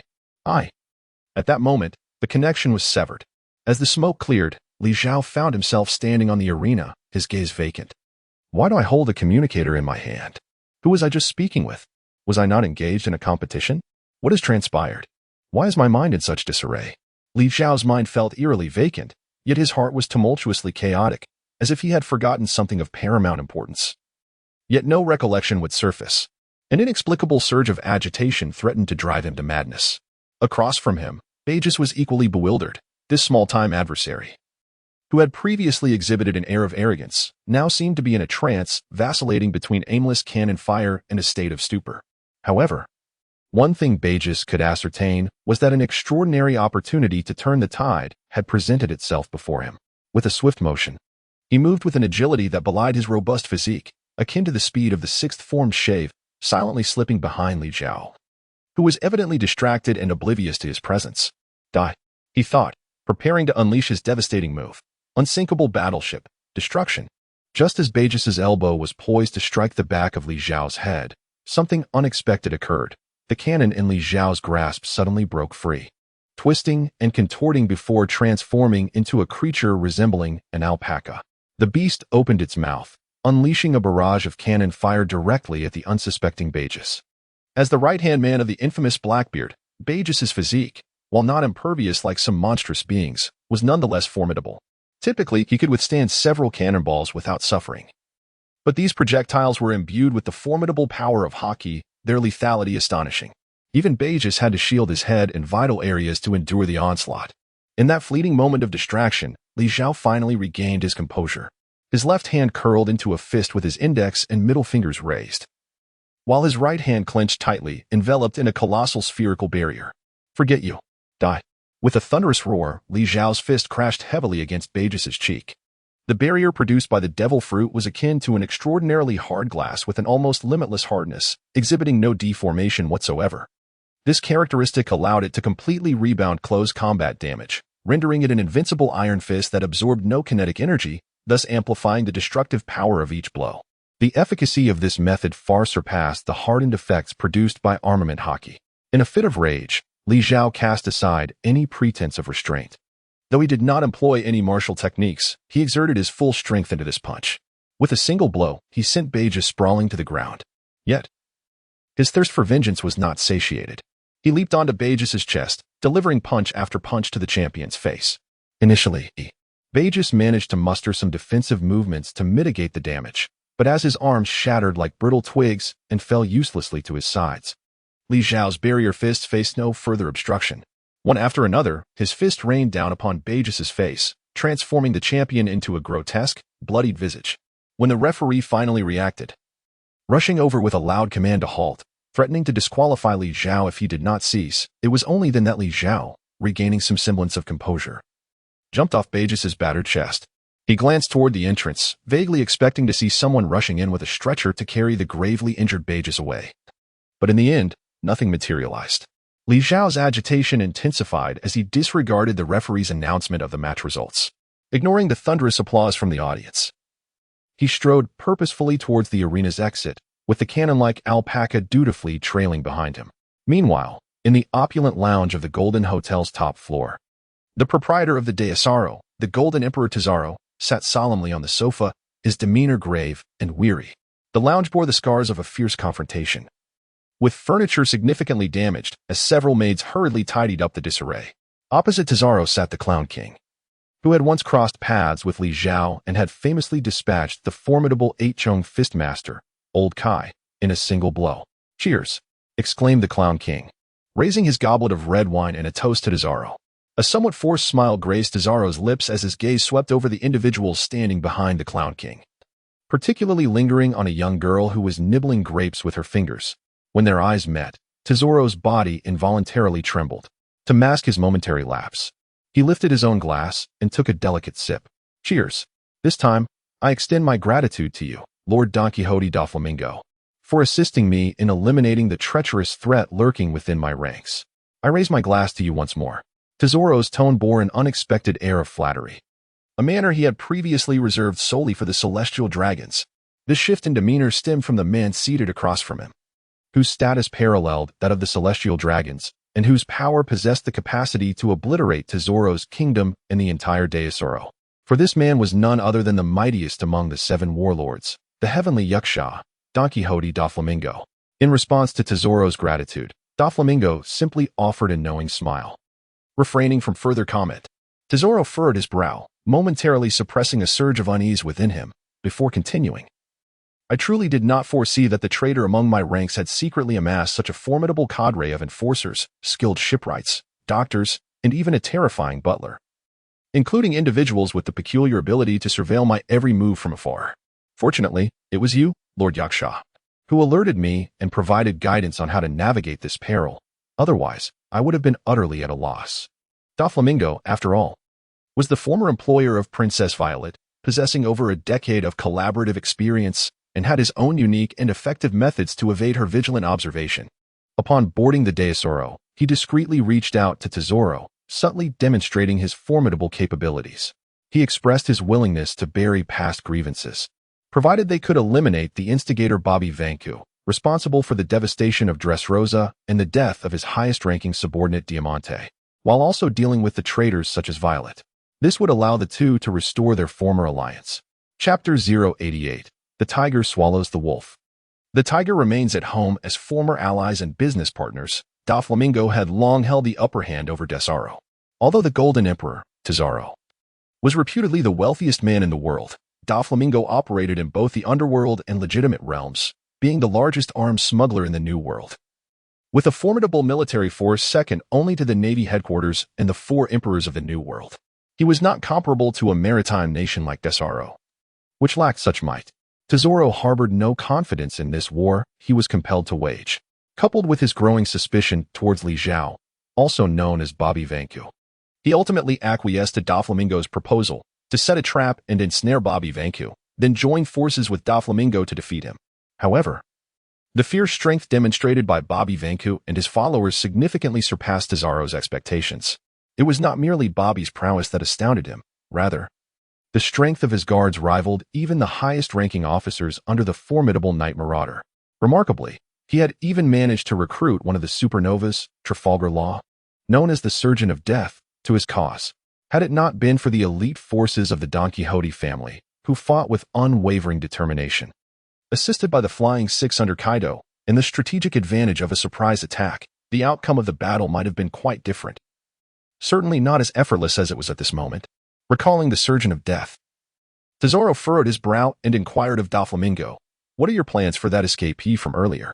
During the previous conflict, Law had managed to evade capture, escaping from their encirclement thanks to the valiant protection of a formidable fighter under Bobby, who excelled in fishman karate and could traverse through floors and walls. "Rest assured," Doflamingo replied, raising his cup and downing its contents with a smile. "I did not anticipate that a young lad once taken in by my Don Quixote family would reappear before me as an adversary. My lack of preparation allowed him to escape. But it matters not. I have dispatched his nemesis, and it will not be long before his head graces our presence. Law is of little consequence. Rather," Doflamingo's expression darkened as he seemed to ponder aloud, "it is that scoundrel Bobby Vanku that concerns me. After sustaining severe injuries and losing his combat capabilities, the call he made intrigues me. To whom was he speaking? Could there be another mastermind behind him? Moreover, regarding his prowess, although he exhibits considerable resilience, it appears to be significantly inferior to my previous expectations. And what of that wretched Violetta? Where might she be hiding? With her omniscient gaze, capturing her will not be an easy feat." Tesoro listened intently to Doflamingo's soliloquy, particularly when the mention of the unseen puppet master arose. Naturally, Tesoro's thoughts drifted to the long-missing Bobby Vanku and his elusive brother, Kelly Vanku, along with his pervasive and terrifying intelligence network. The most daunting adversaries are those who remain unseen and possess an intimate understanding of you. Clearly, this matter is far from resolved, and Tesoro felt a throbbing headache. However, the immediate priority is to address the Doflamingo issue. He is not inclined to drive out the tiger only to have it return to his abode. "Your Excellency, the Night Demon, as a token of my gratitude, I am willing to allocate 5 billion berries for the reconstruction of Dressrosa. Furthermore, the Grand Tesoro will provide comprehensive support in terms of manpower and resources." Noticing that Doflamingo had yet to respond, Tesoro steeled himself and broached the subject directly. "Your Excellency, now that we have dealt with the mastermind behind the devastation of Dressrosa, Bobby Vanku, what remains are merely inconsequential characters. May I inquire when you plan to return to Dressrosa? Would you require me to arrange accommodations for you and your subordinates?" At last, Doflamingo broke his silence. He tore off the Clown King mask from his face and regarded Tesoro with an eerily enigmatic smile. "Why complicate matters? I find this place quite satisfactory," he continued. "From now on, my associates and I shall reside here. This is unacceptable. This is my palace." "Not any longer," Doflamingo replied, a grin stretching from ear to ear. "From this day forth, the Grand Tesoro will exist as a subordinate territory of Dressrosa. Everything here, naturally, will belong to me." Having reached this point in the conversation, Tesoro, not a fool, naturally comprehended the intentions of Don Quixote Doflamingo. He raised his left hand, prompting the goddess of fortune, Baccarat, and the head of security, Mr. Tanaka, to step forward and stand protectively behind him. This was the Golden Hotel, an edifice entirely forged from gold, truly the stronghold of Tesoro, where he felt utterly invincible. Furthermore, with two capable subordinates at his side, Mr. Tanaka, though limited to distraction and delay, and Baccarat, a wielder of the Luck fruit, served as a significant trump card, capable of restraining the terrifying little girl from the opposing faction. It is worth noting that in the prior skirmish against Bobby Funk and his troublesome subordinates, the engagement was largely managed by other senior officers, allowing the little girl to strike decisively. Even the formidable martial artist skilled in fishman karate, who could traverse walls and floors with ease, was ensnared by Doflamingo's strings before being transformed into a shark plushie by the little girl. Tesoro's gaze swept over Doflamingo, weighing the strengths of both sides. Aside from Doflamingo himself, the opposing force included two high-ranking officers, the Diamond and Spade officers, and the fearsome Special Officer Sugar, along with the combat maid, Baby 5, who was preoccupied with tidying the area. Fortunately, the two Flying Six members had departed immediately after their battle, leaving the battlefield. Given the disparity in combat power, Tesoro believed he could manage, fortified by his advantageous position. Lord Knight Yasha, I strongly advise you to abandon your impractical notions. Within this golden tower, no, aboard this grand ship, the D, Tesoro, not a soul can vanquish me. Should you be foolish enough to engage in battle, the commotion will undoubtedly summon Admiral Kazuru. Who do you suppose he will assist? The rightful king of the D, Tesoro, or you, the infamous usurper? Chapter 89. A complete loss. Tesoro persisted in his final efforts. For once the two awakened Paramecia users commenced their clash, the ensuing chaos would be immense, disrupting all surrounding objects with their powers. He had no desire to personally obliterate the maritime kingdom he had painstakingly built. Don Quixote Doflamingo remained silent, smiling enigmatically, while Tesoro braced himself. Suddenly, a hand gently patted Tesoro's shoulder. It was Baccarat, standing behind him. Meeting the astonished gaze of Tesoro, she exchanged a knowing smile before striding confidently to stand alongside Doflamingo and the other two high-ranking members of the Don Quixote family. Seeing this, Mr. Tanaka let out a slight sigh and moved to stand behind Tesoro. You two scoundrels, how dare you betray me? Tesoro trembled all over, his fury pushing him to the brink of madness. Yet the remnants of his rationality restrained him from the folly of self-destruction. Allow me to reintroduce you, Mr. Tesoro, said a voice. This is my newly recruited special officer, the embodiment of my good fortune, Lady Baccara. And this gentleman is Mr. Tanaka, the future acting captain of the grand vessel, the Desaro. Baccara offered a slight smile to Tesoro and remarked, My Lord Tesoro, I regret to inform you that our contract has expired. I have decided to formally transition to the Don Quixote family. Oh, and by the way, as my deserved overtime compensation, I have siphoned away all your luck. Defeated. Tesoro sank onto the sofa. No one understood the terrifying prowess of Baccara better than he. He had always been on guard against her, ensuring she never had the opportunity to breach his defenses, yet this time he had met his downfall. Engaging in combat was utterly pointless now. Don Quixote Doflamingo was equally a formidable awakened fruit user. Stripped of all his luck, Tesoro had no chance of victory, and he knew he would lose in a most humiliating manner. He did not wish to be ridiculed, losing his final shred of dignity and everything he held dear in a farcical disgrace. At that moment, Don Quixote's smile faded, and he spoke with grave seriousness. Tesoro, you must understand that in this world, it is the powerful who command respect. Do you know why, despite your immense wealth, you have never been able to recruit loyal followers? It is quite simple. They cannot envision a future with you, nor can they see the end of this world. The strong are drawn only to those even more formidable. I could have Sugar transform you into a mere puppet, allowing you to live out your days in a pitiable state. However, I can also offer you another chance, a chance to pursue what rightfully belongs to you, power. I will grant you the opportunity to seek strength. What are the conditions? Upon uttering this question, Tesoro felt his strength ebb away, as if something far more significant was draining from him. Don Quixote Doflamingo smiled confidently and declared, Submit to me. Tesoro did not respond immediately. His mind was consumed by a single thought. If he had chosen to trust Bobby Vanku at that moment, would the outcome now be different? Walking the streets, Li Zhao found himself the subject of countless gazes and whispers. Even beyond the arena, colossal screens broadcasted the recent match, meaning that Li Zhao's identity as the representative of the four emperors and his astonishing victory over the captain of Blackbeard's assault team had spread like wildfire. He had become the center of attention. Under normal circumstances, Li Zhao would have welcomed the enthusiastic kisses from his female admirers, but at that moment, he felt an overwhelming sense of agitation, as though a colossal weight pressed upon his chest, making it difficult to breathe. Strangely, he was unaware of the source of his distress, and that uncertainty only deepened his frustration. Where would there be any thought left to deal with those fervent fans? Qianhuan, the head of the household. A feeble cry resonated in my ears. Li Zhao's body stiffened, and in the next moment, Rommel's scythe abruptly activated. Li Zhao's figure vanished from everyone's sight, only to reappear in a dim alley, pushing aside a heap of refuse and cardboard boxes. The battered form of the death surgeon emerged before him. Qianhuan, the head. You mustn't speak. Allow me to heal you first. Li Zhao, fearing that the person before him might breathe his last at any moment, desperately unleashed a torrent of golden foam to cleanse and mend the myriad wounds adorning Luo's body. Rest assured, Qianhuan, I too am a doctor. I am aware of my injuries, for now. I shall not perish. Qianhuan, this foam of yours is astonishingly miraculous. Haha. It appears your ship requires no ship's doctor at all. Does this mean I am destined for unemployment? Seeing that Luo had evaded the clutches of death, Li Zhao hastily inquired, Pray tell, what transpired? Who was it that left you in such a state? Luo closed his eyes in contemplation for a moment, seemingly grappling with his own confusion. After a brief pause to organize his thoughts, he began to respond to Li Zhao's query. Qianhuan, to be frank, I too find myself in a haze. Much of what occurred seems amiss. In any case, your nominal superior, the Golden Emperor Tesoro, laid a trap for us. No. Wait, perhaps it was only for me?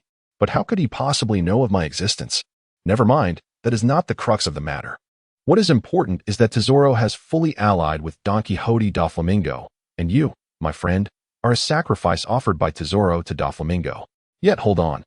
Tesoro explicitly stated before me that the instigator behind the destruction of the relationship between the two had been dealt with, yet here you stand.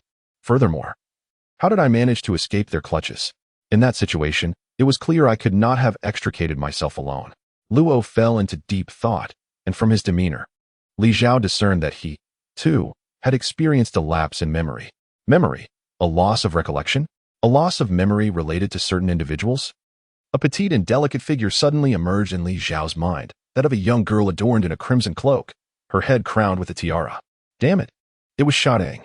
Li Zhao struck the adjacent wall with a fist, his face a mask of sorrow and fury. Sugar? Could it be?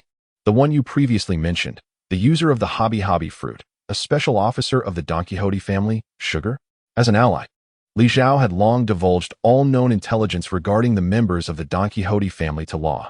Among these revelations, aside from Don Quixote Doflamingo himself, the one he had repeatedly emphasized was that peculiar officer, the wielder of the hobby fruit, Sugar. Those who fall under her touch are transformed into various toy dolls, however. What is even more terrifying is that, upon being turned into dolls, all memories of this individual are erased from their minds. In other words, Li Zhao had already lost companions who had been defeated by Treble and Doflamingo, subsequently turned into toys by Sugar. The troubling part is that Li Zhao cannot recall who these individuals were at all. Chapter 090. The arrival of a fearsome foe, the deathmatch prison. Calmness is imperative. What is most needed now is composure. Li Zhao took a deep breath, then began to analyze the situation from the very beginning. He recalled how he had successfully ingratiated himself with Tesoro, becoming one of his most trusted aides, and was tasked with organizing the ultimate combat tournament and assembling a self-defense force to combat Doflamingo. Yet, at this moment, his own identity was that of Bartolomeo, an ardent admirer of the Straw Hat crew, a character who seemingly bore no connection to either Tesoro or Doflamingo. In other words, he was engaging with Tesoro under a different guise, a persona that had now faded from his memory. Li Zhao vividly recalls the events that transpired after his extraordinary journey. He inexplicably transformed from an aging anime enthusiast in the real world into the infamous user of the waste fruit in the realm of pirates, known as Kelly Vanku. Possessing the peculiar powers of the jacket fruit, the most lamentable aspect of this ability is that it necessitates a willing individual to don the jacket, thereby surrendering their entire being to the will of the jacket fruit user. One might argue that it is inconceivable for anyone to be foolish enough to do such a thing. Fortunately, this Kelly happens to have. What was it again? Li Zhao instinctively sensed that he had grasped the crux of the matter. However, in an instant, His head was assailed by a pain akin to being struck by a knife or an axe, rendering any attempt at contemplation a futile endeavor. Maintaining his consciousness became a luxury beyond reach. "What is wrong with you, Qin Huan?" Luo exclaimed in urgency. "Stop exerting yourself in vain. Those whom you have forgotten, if forced to recall, will only end up incinerating their minds." A sudden voice echoed from directly above them, and both Li Zhao and Luo looked up in horror to behold a middle-aged man clad in a checkered coat, wearing sunglasses with lightning-shaped sideburns, gazing down upon them from the air. This man stood upon the back of Buffalo Bartholomew, a user of the Doflamingo family spin fruit, resembling a figure perched upon a helicopter. Upon recognizing the individual, Luo gasped in astonishment. "Virgo." Li Zhao recognized the individual before him as none other than the enigmatic and formidable Red Heart, the foremost among the 4 highest-ranking officials under Don Quixote. "You may address me as Mr. Virgo." With that, Virgo leaped down from his buffalo and approached the 2 men, hands clasped behind his back. He initially directed his gaze at Luo, sneering, "The last time I saw you, you were too insignificant to eliminate outright. I never anticipated you would dare to oppose the young master. It appears you seek to accompany Corazon in the depths of hell." Luo remained silent. Yet the veins bulging on his forehead betrayed his fury, which had evidently reached a boiling point. The only reason he refrained from retaliating against his adversary was the apprehension he felt towards Virgo's overwhelming strength. Among the 4 highest officials of the Don Quixote family, Virgo alone lacked the powers granted by a devil fruit. Nevertheless, he undertook the most perilous task of infiltrating the Navy headquarters. Previously, Li Zhao had schemed to use the Navy to eliminate this invaluable asset of the Don Quixote family, but the Navy proved to be an unreliable ally. Despite former Fleet Admiral Sengoku personally capturing Virgo, he was ultimately rescued by Don Quixote Doflamingo during transport, thus thwarting Li Zhao's carefully laid plans. Virgo is a master of physical combat, and though his appearances in the original anime were brief, his achievements were nothing short of remarkable.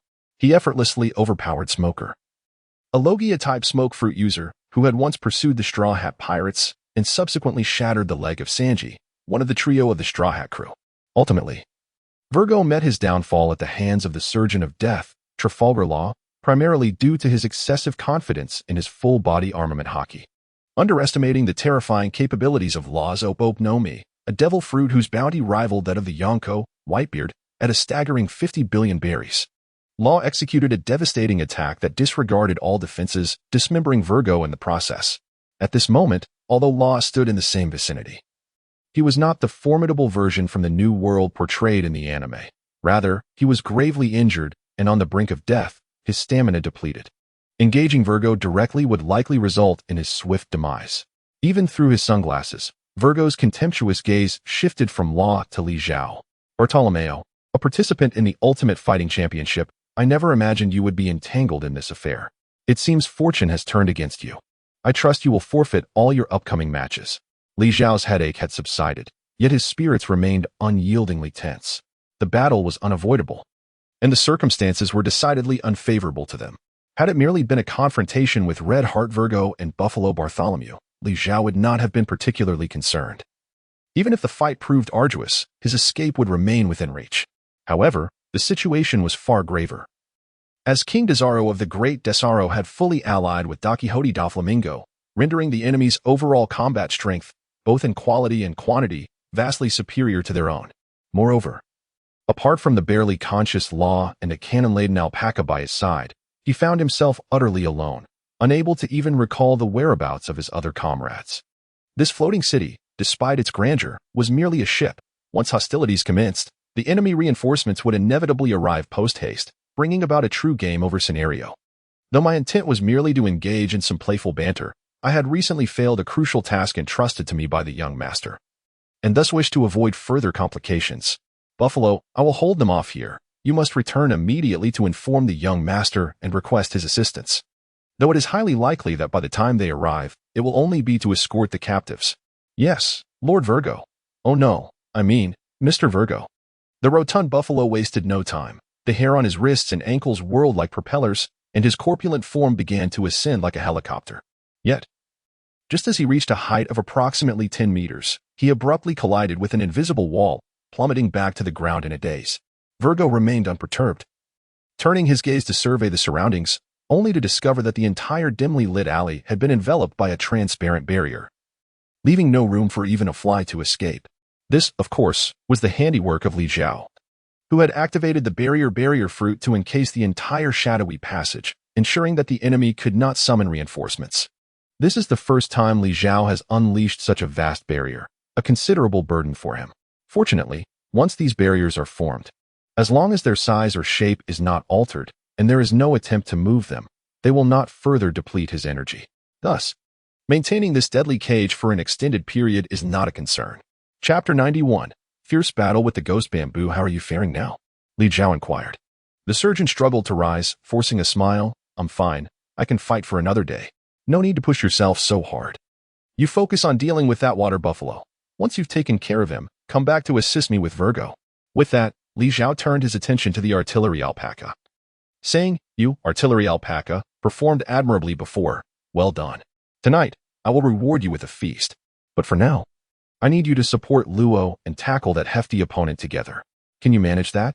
The artillery alpaca was taken aback by Li Zhao's unexpected praise, momentarily stunned, then vigorously nodded. It opened its mouth and unleashed a barrage of armed hockey-infused cannonballs at Buffalo. With the sound of cannon fire echoing, the battle officially commenced. Although the barriers completely sealed off the area, preventing the sound of explosions and shockwaves from escaping, Li Zhao dared not delay, determined to resolve the conflict swiftly. Regardless of the size or shape of the barriers created by the fruit's ability, only one could exist at a time. Thus, Li Zhao could no longer employ his barrier abilities and had to resort to physical combat. He charged directly at Virgo, lifting his leg to deliver a kick. Li Zhao was well aware that Virgo was an unparalleled master of the 6 styles in hand-to-hand combat, his prowess likely rivaling that of Vice Admiral Spandam. However, while Spandam meticulously honed the techniques of life-returning hockey, Virgo wielded an astonishingly potent form of armament hockey. Thus, what appeared to be an ordinary kick from Li Zhao was, in fact, an embodiment of the recently mastered essence of the 8-Chong fist, his signature move, the martial leg, pincer dragon. As expected, upon confronting the green-haired imp who dared to forego his devil fruit ability and instead launched an assault with sheer physical prowess, Virgo did not flinch or evade. He too raised his foot to engage. 6 styles, gale foot, 0 distance cut. The clash of their shins resonated, and it became evident that the profundity of the 8-Chong fist outweighed that of Virgo's technique, as a faint crack echoed from Virgo's shin bone, suggesting a fracture. Yet, his expression remained unyielding. With a slight lean, he sidestepped Li Zhao, and in the next instant his index fingers shot up like a meteor shower, aimed directly at Li Zhao's body. Finger gun, meteor shower stab. When it came to combat experience, the techniques Li Zhao had surreptitiously acquired were ultimately no match for the arsenal Virgo had developed through decades of life and death battles. This maneuver left Li Zhao with no option for evasion. He could only endure. Fortunately, though his physical prowess fell short, he had his abilities to rely upon. Even if his shield fruit was temporarily rendered unusable, Li Zhao still possessed the latent power of his bubble fruit. Bubbles assemble. In an instant, a multitude of glossy black bubbles, infused with armament hockey, enveloped Li Zhao's form. While Virgo's piercing digits possessed extraordinary penetrative force, capable of puncturing these bubbles, they would simultaneously be met with the cushioning effect of the black bubbles, dissipating all the piercing energy before gliding harmlessly away from Li Zhao's side. Virgo's lethal strike was successfully countered by Li Zhao's innovative defensive technique, melding armament hockey with the capabilities of the bubble fruit. Recognizing that his opponent's finger gun, meteor shower stab, was a well-worn tactic, Li Zhao seized the opportune moment for a counterattack. Concealed within the bubbles, he assumed a stance for a straight punch, unleashing a devastating blow aimed at Virgo's vital torso. 6 styles, iron block, steel. Virgo reacted with remarkable swiftness, initiating the iron block technique for defense. Li Zhao's fist struck his chest with the force of a hammer crashing against iron, producing a resounding explosion. Amidst the swirling smoke and dust, Virgo's body was propelled backward, only coming to a halt upon colliding with the rear barrier. How peculiar. Virgo straightened himself, a trickle of blood escaping from the corner of his mouth, yet his expression remained as cold and unyielding as that of a machine. He gazed at Li Zhao, his confusion evident. According to the information I possess about you, you should only excel in creating defensive barriers. How could you possess such remarkable martial prowess? Furthermore, you are evidently a user of the barrier fruit. What, then, were those bubbles I witnessed? I have yet to reveal my more astonishing techniques. Li Zhao let out a cold snort as he unsheathed the short blade from his waist. This dagger, much like the flintlock pistol fastened to his belt, served merely as a decorative embellishment for Bartolomeo. However, in Li Zhao's hands, it transformed into a formidable instrument of death. Li Zhao was indeed quite perplexed. In terms of techniques, he clearly held the advantage, possessing the secret skills and ultimate moves of numerous formidable warriors. However, when it came to physical prowess, even the combined might of Bartolomeo, Kelly Funk, and the female spy Khalifa fell short when compared to the incredibly resilient physique of Ghost Bamboo Virgo, which had been tempered through countless trials. Although the battle was brief, he could sense that he had been subtly overpowered by the brute strength of his opponent. Li Zhao, filled with indignation, faintly sensed that he had always been the one to overpower his adversaries through sheer strength rather than cunning. Virgo let out a cold snort and remarked, "It seems that you, as a contender, have been concealing your true capabilities. Evidently, your identity is far from ordinary. Congratulations. I have no desire to kill you at this moment. Instead, I intend to shatter your limbs and present you before the young master, compelling you to divulge all your secrets. If you wish to break my hands and feet. First, allow me to witness whether your fortitude is as resilient as your boastful words." As soon as Li Zhao's voice faded, his figure vanished from the spot. In the next moment, a tempest enveloped Virgo, thrusting him into a realm of flashing blades and glimmering steel. The Reaper's Scythe, known as the swiftest sword technique in the world of pirates, was unleashed by Li Zhao, who, despite only harnessing 70 to 80% of its original prowess, was more than capable of overwhelming Virgo's speed. The blade sliced through Virgo's body like a torrential downpour. Had he not activated the iron block, steel technique in time, he would have been reduced to a skeletal frame akin to Brook of the Straw Hat crew, subject to 1,000 cuts. You have successfully provoked my ire. Body of domination. A furious expression finally emerged on Virgo's face as he roared, his garments disintegrating instantly to reveal a physique swollen with explosive muscle. His entire being shimmered with a cerulean metallic hue, every inch of skin and every strand of hair infused with an extraordinary level of armament haki.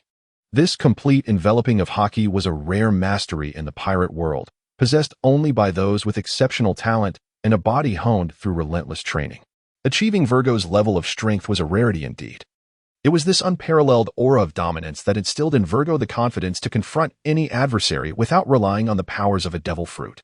The clash of blades and the symphony of metal striking metal produced a resonant sound that lingered in the air. After a considerable time, the prolonged note finally ceased. Yet Li Zhao and Virgo remained steadfast in their positions, as if they had not moved an inch. Li Zhao's swift sword strikes failed to inflict even a scratch upon his opponent. Yet similarly, Goeju Virgo was unable to capture that fleeting figure as swift as the wind. No, it would be inaccurate to declare it a draw. A sudden cry of anguish pierced the air. The water buffalo Bahafalo, who had been engaged in combat with Luo, found his body suddenly marred by dozens of gaping wounds. It turned out that, after failing to gain the upper hand against his opponent, Li Zhao had seized the opportunity to unleash a flurry of strikes upon Bahafalo, who was entangled with Luo. One could only lament that the flames of conflict at the city gates had ensnared the innocent. The proximity of the two battlegrounds left Bahafalo with no time to react, and he was instantaneously transformed into a vessel of blood. Seizing the moment, Luo pressed his hand against Bahafalo's chest, extracting from within his body a jelly-like substance, square in shape, which encased a slowly pulsating heart. Chapter 092. The devil fruit that can be considered a bug. This exemplifies the terrifying capability of the surgery fruit, which allows one to extract a living heart in its entirety, placing the lives of others directly within one's grasp. However, a heartless individual, as long as the heart remains intact, will not suffer any adverse effects upon their body. Yet, the combination of his injuries and the side effects of the heart extraction procedure caused Bahafalo to collapse, rendering him devoid of combat ability. Such remarkable swordsmanship. Virgo, as steadfast as an iron fortress, did not hesitate to commend his adversary. I once believed that Cavendish was the foremost swordsman among the younger generation. Yet it appears you are equally formidable. Alas, you have chosen the wrong side and the wrong path. I shall grant you one final opportunity to surrender. I can recommend you to the young master, allowing you to join the Don Quixote family. Do you not perceive the gravity of the situation? Li Zhao furrowed his brow as he regarded Virgo.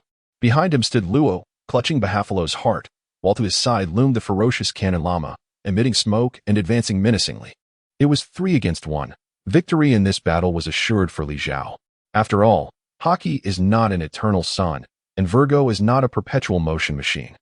He cannot maintain the full extent of his armed Haki indefinitely. Moreover, Luo's surgery fruit ability is the natural nemesis of armed Haki. However, the composed demeanor of the cornered Virgo stirred an unsettling premonition within Li Zhao. Virgo reached into his pocket and astonishingly produced a bizarrely shaped fruit. Devil fruit. Both Li Zhao and Luo exclaimed in astonishment. I have always maintained that relying on the power of a devil fruit cannot lead one to the pinnacle of martial prowess. Nor can it forge an indomitable hero like Carp.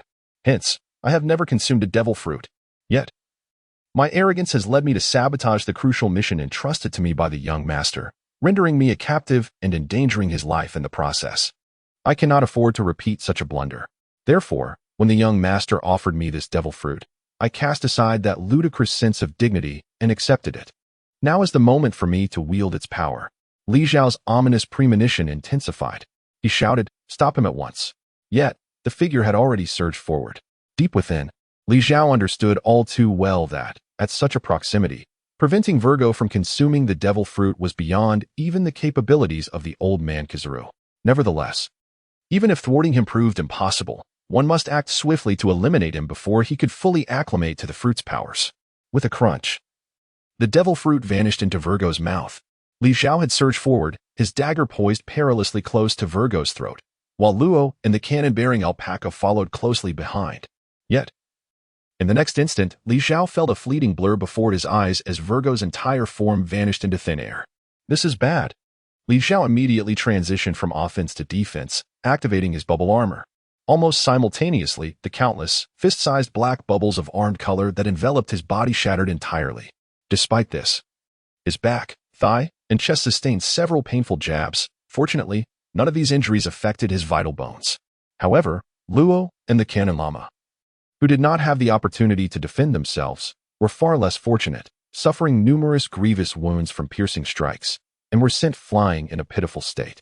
Li Zhao stared in astonishment at the man before him. Could it be a trick? No. The speed with which Virgo had just unleashed himself was at least 5 times greater than before. Had Virgo been concealing his true strength all along? That seemed improbable. If he possessed such power, he would not have dallied with them until now.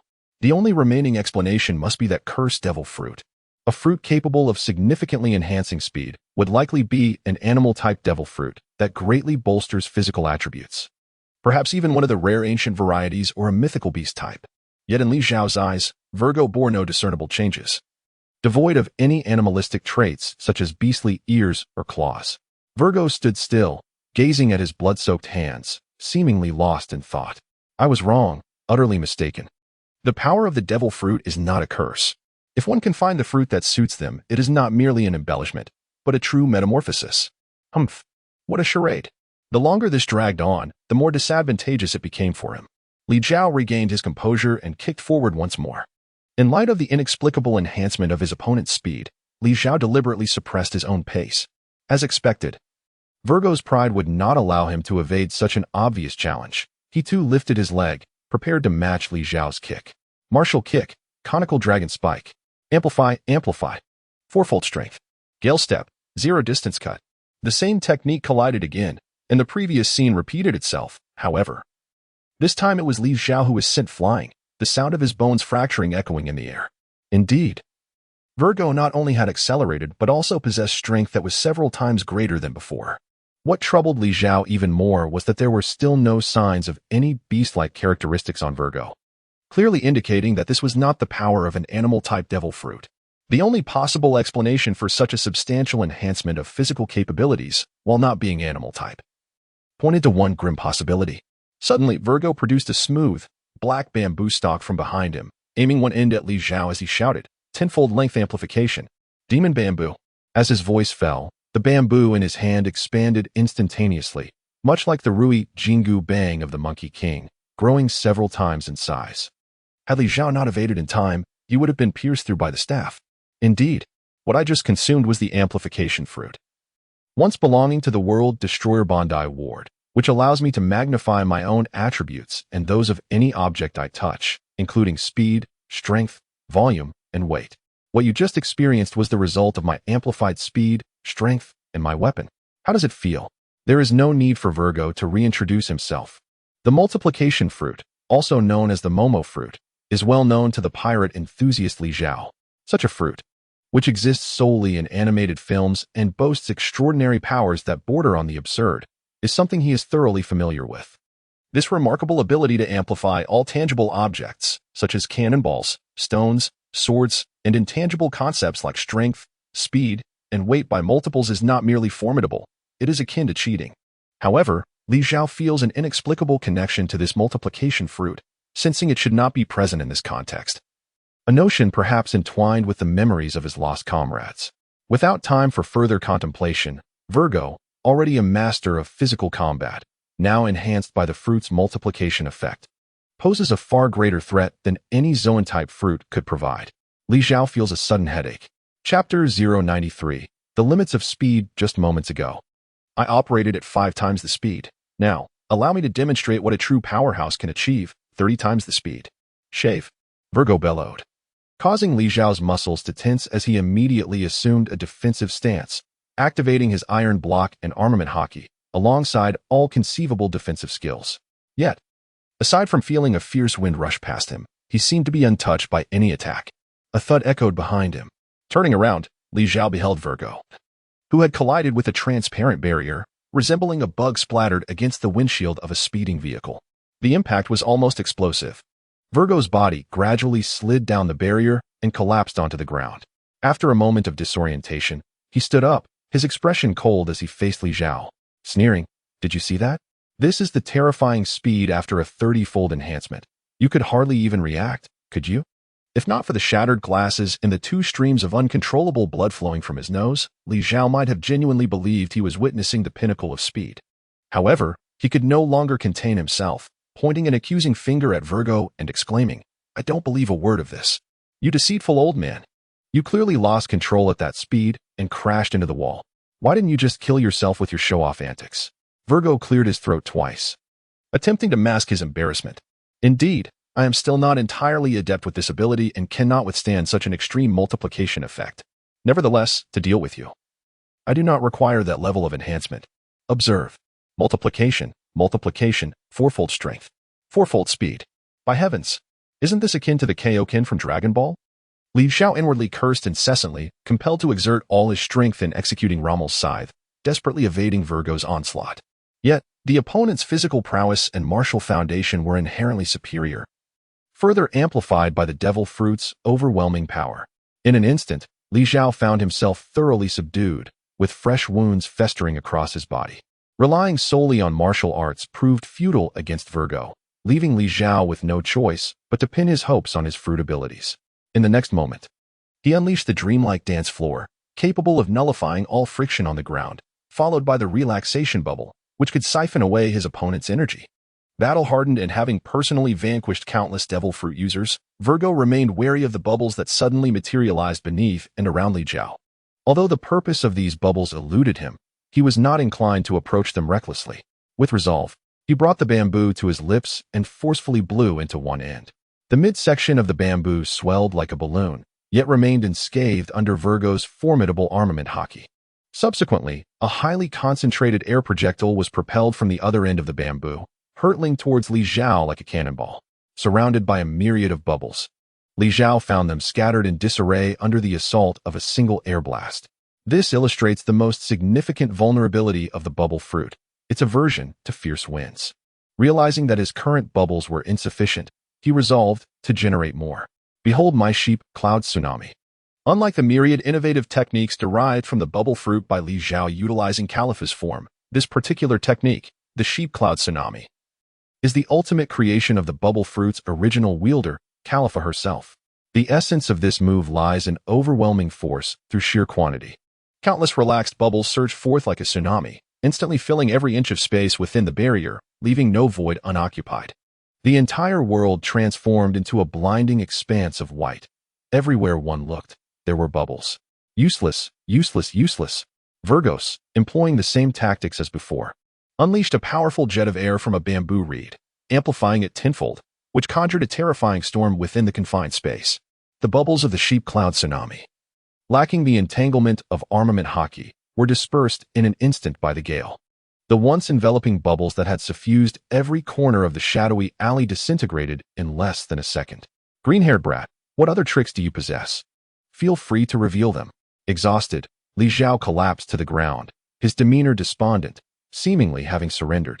Virgos let out a quiet, mocking chuckle, poised to deliver the final blow when he suddenly noticed the wrist of Li Zhao, now limp on the ground, quivering slightly. Upon closer inspection, he discovered that the loose wristband on Li Zhao's arm had fallen to the ground, yet perplexingly, its other end was nowhere to be seen. A memory flashed in Virgos's mind from the recent Ultimate Fighting arena, where the noble pirate Cavendish had exhibited what appeared to be the powers of the Diamante float fruit during his battle against the pirate empress. Subsequently, the Don Quixote family had plotted to abduct Cavendish to uncover the truth, yet they could never ascertain his whereabouts. Distracted for but a moment, Virgos realized that this might be a trap set by Li Zhao. As he examined the ground more closely, he saw that the entire surface of the cage was covered by thin, ribbon-like straps, almost imperceptibly thin. At this moment, Li Zhao lifted his head, a smirk gracing his lips as he remarked, "Come on, try to hide from me again." In the next instant, the entire ground was upheaved, enveloping Virgo within a colossal sphere, akin to a wrapped package. Virgo began to struggle. However, the seemingly thin and insubstantial ribbons were, in fact, formidable iron plates of battleship armor, making it exceedingly arduous to escape such confinement. This, indeed, it is the power of Diamante's Doka Doka no Mi. What have you done to him? How could you steal his abilities? Virgo roared in a frenzy, exclaiming, "Fifthfold amplification of strength." A terrifying spectacle unfolded as the metallic ribbon sphere began to contort significantly under Virgo's overwhelming brute force, seemingly on the verge of being torn asunder. Li Zhao remained composed, fully anticipating this situation. He raised his fingers, slowly curling his index and middle fingers. Suddenly, a deafening explosion echoed as the heavy metal sphere, weighing several tons, burst apart. Virgo was momentarily freed. How absurd. Just as he intended to charge at the green-haired youth before him, he collided forcefully with a transparent barrier. It turned out that while Virgo was restrained, Li Zhao had retracted the cube-like barrier that enveloped the entire alley, crafting a new confinement specifically tailored for Virgo. Chapter 094. The One-Hit Man and the Scheming Rogue. After a brief attempt, Virgo realized that the entity imprisoning him could not be shattered through brute force. Moreover, he had only just activated the amplification power of his devil fruit, and his body was still struggling to adapt fully. However, he remained unperturbed. He had gathered enough knowledge about Li Zhao's transparent barriers to understand that, while formidable, they came with considerable limitations, particularly the necessity of proximity to the user. Therefore, he had no fear of being trapped indefinitely while Li Zhao potentially fled. He merely needed to wait for the barrier to be lifted, at which point he could deal with the green-haired brat. His anger had reached its peak, and Virgo began to devise the most merciless, yet satisfying methods to torment this little rascal without granting him an easy death. "Hey, what are you doing?" After resting for a while, Luo, who was originally a doctor, managed to stand, albeit unsteadily. He observed as Li Zhao suddenly commenced warming up in place. He was throwing air punches, executing peculiar footwork while hopping lightly, and exhaling with a series of whoosh sounds. Meanwhile, Virgo, confined within the dark barrier, regarded him with a look of incredulity.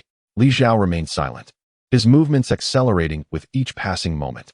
Eventually, he unleashed the wind scythe technique, further intensifying his warm-up, until his form gradually transformed into a mere silhouette. After a considerable period, he finally ceased his enigmatic and peculiar actions. With that, his warm-up and accumulation of energy concluded. He turned his gaze towards the grim surgeon, Luo, then picked up a small stone from the ground and tossed it into the air. Assuming a posture as if to strike, he refrained from delivering an actual blow, allowing the stone to fall to the ground. Li Zhao glanced at the pebbles on the ground, then turned his gaze towards the barrier cage containing Virgo. He gestured to Ronu and inquired, "Do you comprehend?" "Indeed," Ronu replied with a sly smile curling at the corners of his mouth. Although Virgo within the enclosure was unaware of the silent riddle being exchanged between the two, he sensed that the green-haired lad was preparing to strike. He remained steadfast amidst the impending chaos, activating his full-body haki to envelop himself in a protective layer, simultaneously doubling his offensive and defensive speed attributes. He then pressed his hand against the barrier before him, eagerly awaiting its dissolution to deliver a crushing blow to the two young rascals before him. Li Zhao appeared oblivious to Virgo's movements as he once again picked up a small stone and tossed it into the air. When the stone began its free fall, just as it descended before Li Zhao's clenched fist, Luo activated the room space, pointing his finger, causing the stone to transform into Virgo. Meanwhile, within the confines of the barrier, Virgo was replaced by the small stone. This was one of the abilities of the surgery fruit, the displacement of objects, allowing for the exchange of positions between any two objects within its range, akin to a forced teleportation. Virgo had no time to react. He was still in the posture of leaning against the wall when Li Zhao's powerful punch struck him squarely in the chest and abdomen. Armament hockey entwined around his fist, the King's punch. The force rivaled that of the four emperors, delivering a terrifying blow with impeccable precision. What made matters worse for Virgo was that he was unable to retreat to dissipate the force, as behind him lay the transparent barrier crafted by Li Zhao. The destructive energy leaked not a trace, entirely absorbed by Virgo's body, resulting in nothing more than a dreadful muffled thud without inflicting any damage upon the surrounding environment, far from the devastation one would expect from an attack of the caliber of the four emperors. Even a true emperor would likely spurt blood in response to such a strike. As for Virgo, he simply rolled his eyes back, instantly losing consciousness. The opportunity was fleeting. A martial arts master like Ghost Bamboo, even when rendered unconscious in battle, would not remain so for long, liable to awaken at any moment. However, for Li Zhao, this brief window was sufficient. He leaned forward, placing his palm directly upon Virgo's chest, activating the jacket fruit's ability. As he unzipped the jacket, Virgo's body deflated with a soft sound, transforming into a lightweight, form-fitting jacket. At last victory, completely drained and exhausted, Li Zhao held Virgo's human skin jacket in his grasp, smiling before succumbing to unconsciousness. When Li Zhao awoke once more, the first sight that greeted his eyes was the resplendent starry sky. The cool sea breeze caressed his face. Yet he found himself engulfed in a haze of confusion. What was the current situation? In what place did he find himself? And where was Luo? Furthermore, what was the source of the buzzing sound that filled his ears? Are you awake? The voice of Luo resonated in his ears, instantly alleviating half of Li Zhao's anxious heart. He struggled to sit up, and in the next moment, his mouth fell agape in astonishment. It was at this moment that Li Zhao realized he, Luo, and the cannon alpaca were perched upon the back of the revolving buffalo, which soared through the sky like an aircraft, gliding gracefully through the heavens. Li Zhao gazed downward, his eyes met with an endless expanse of the sea, devoid of any trace of the Daisoros. Without requiring Li Zhao to inquire, Luo began to elucidate. After you fainted, I sensed that numerous formidable individuals were still unsettled by your final strike against Virgo. Presently, the entire Daisoros is teeming with adversaries, and I cannot ascertain any safe haven aboard. Thus, I had no choice but to bring you away from the Daisoros and into the vast ocean, where at least our foes would find it considerably more challenging to locate us. You acted wisely. Luo's assessment was entirely accurate. At this moment, the Daisoros was indeed as perilous as a dragon's lair or a tiger's den. Li Zhao felt a slight ache in his head and gently massaged his temples. He then playfully patted the lively aircraft beneath him and remarked, "How did you manage to tame this creature?" "Humph." The water buffalo, Barafalo, emitted a heavy grunt, his voice imbued with profound grievance, resentment, as well as despair and hopelessness. Luo retrieved Barafalo's heart and declared, "His heart lies in my grasp. I could crush it at any moment." Yet, you are correct, this alone is insufficient. Indeed, I recall that the members of the Don Quixote family are known for their unwavering resolve, refusing to yield even in the face of death. Luo chuckled wickedly, his smile radiating malevolence, as he produced another item, an unsightly and shameful organ, which could be deemed even more crucial than the heart for a man. I threatened him, stating that if he did not comply, I would auction this off, allowing the name of Barafalo from the Don Quixote family to echo throughout the vast seas. Take it away, it's filthy. Li Zhao expressed his disdain, yet deep within, he gained a renewed understanding of Luo's cunning and audacious methods. In summary, one must never provoke this individual. Beneath them, the hefty man emitted a pitiful whimper, but the two chose to ignore it. What shall we do now? Luo inquired, his gaze resting on the Virgo jacket in Li Zhao's possession. Shall we return and surprise them?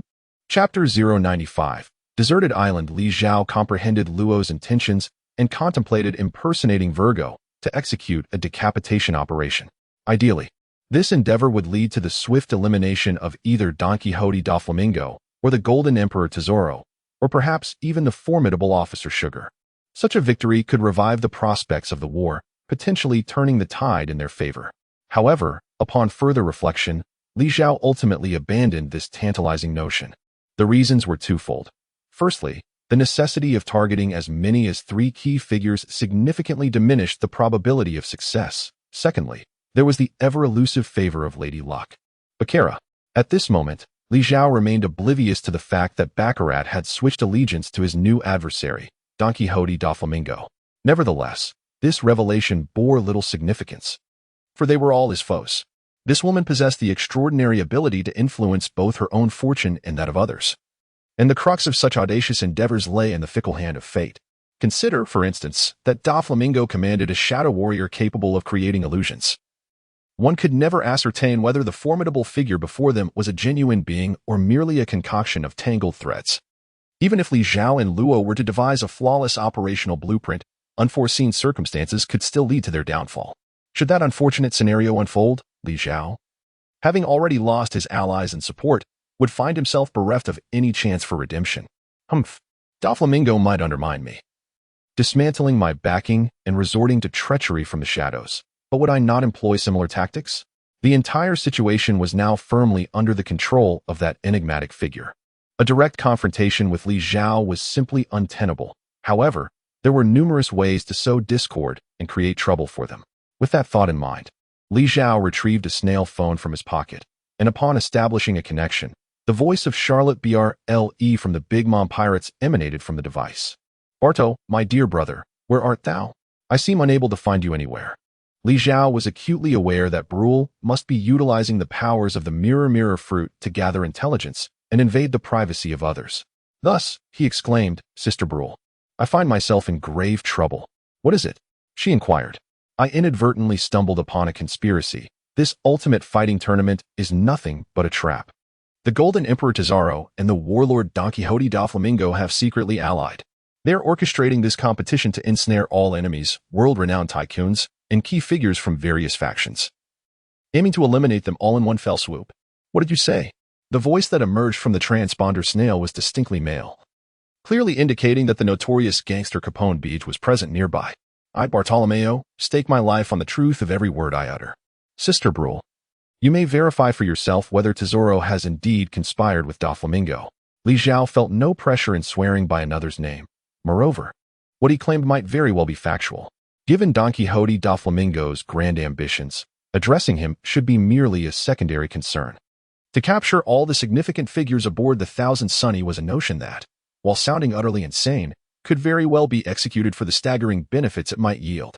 With Sugar's ability to transform those crucial individuals into toys, their respective factions would likely forget them, sparing Da Flamingo from any repercussions. Due to my unintentional eavesdropping on their scheme, they have initiated a manhunt against me.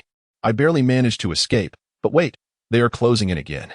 After uttering these words, Li Zhao abruptly terminated the call and tucked the transponder snail into the pocket of the jacket conjured by his fruit abilities, where it would be unable to receive any signals. Li Zhao could surmise how Brule and Beach's group would proceed. Given the ruthless and domineering nature of the Emperor Big Mom's pirate crew, should they suspect that someone is plotting against them, they would stir up chaos even without concrete evidence.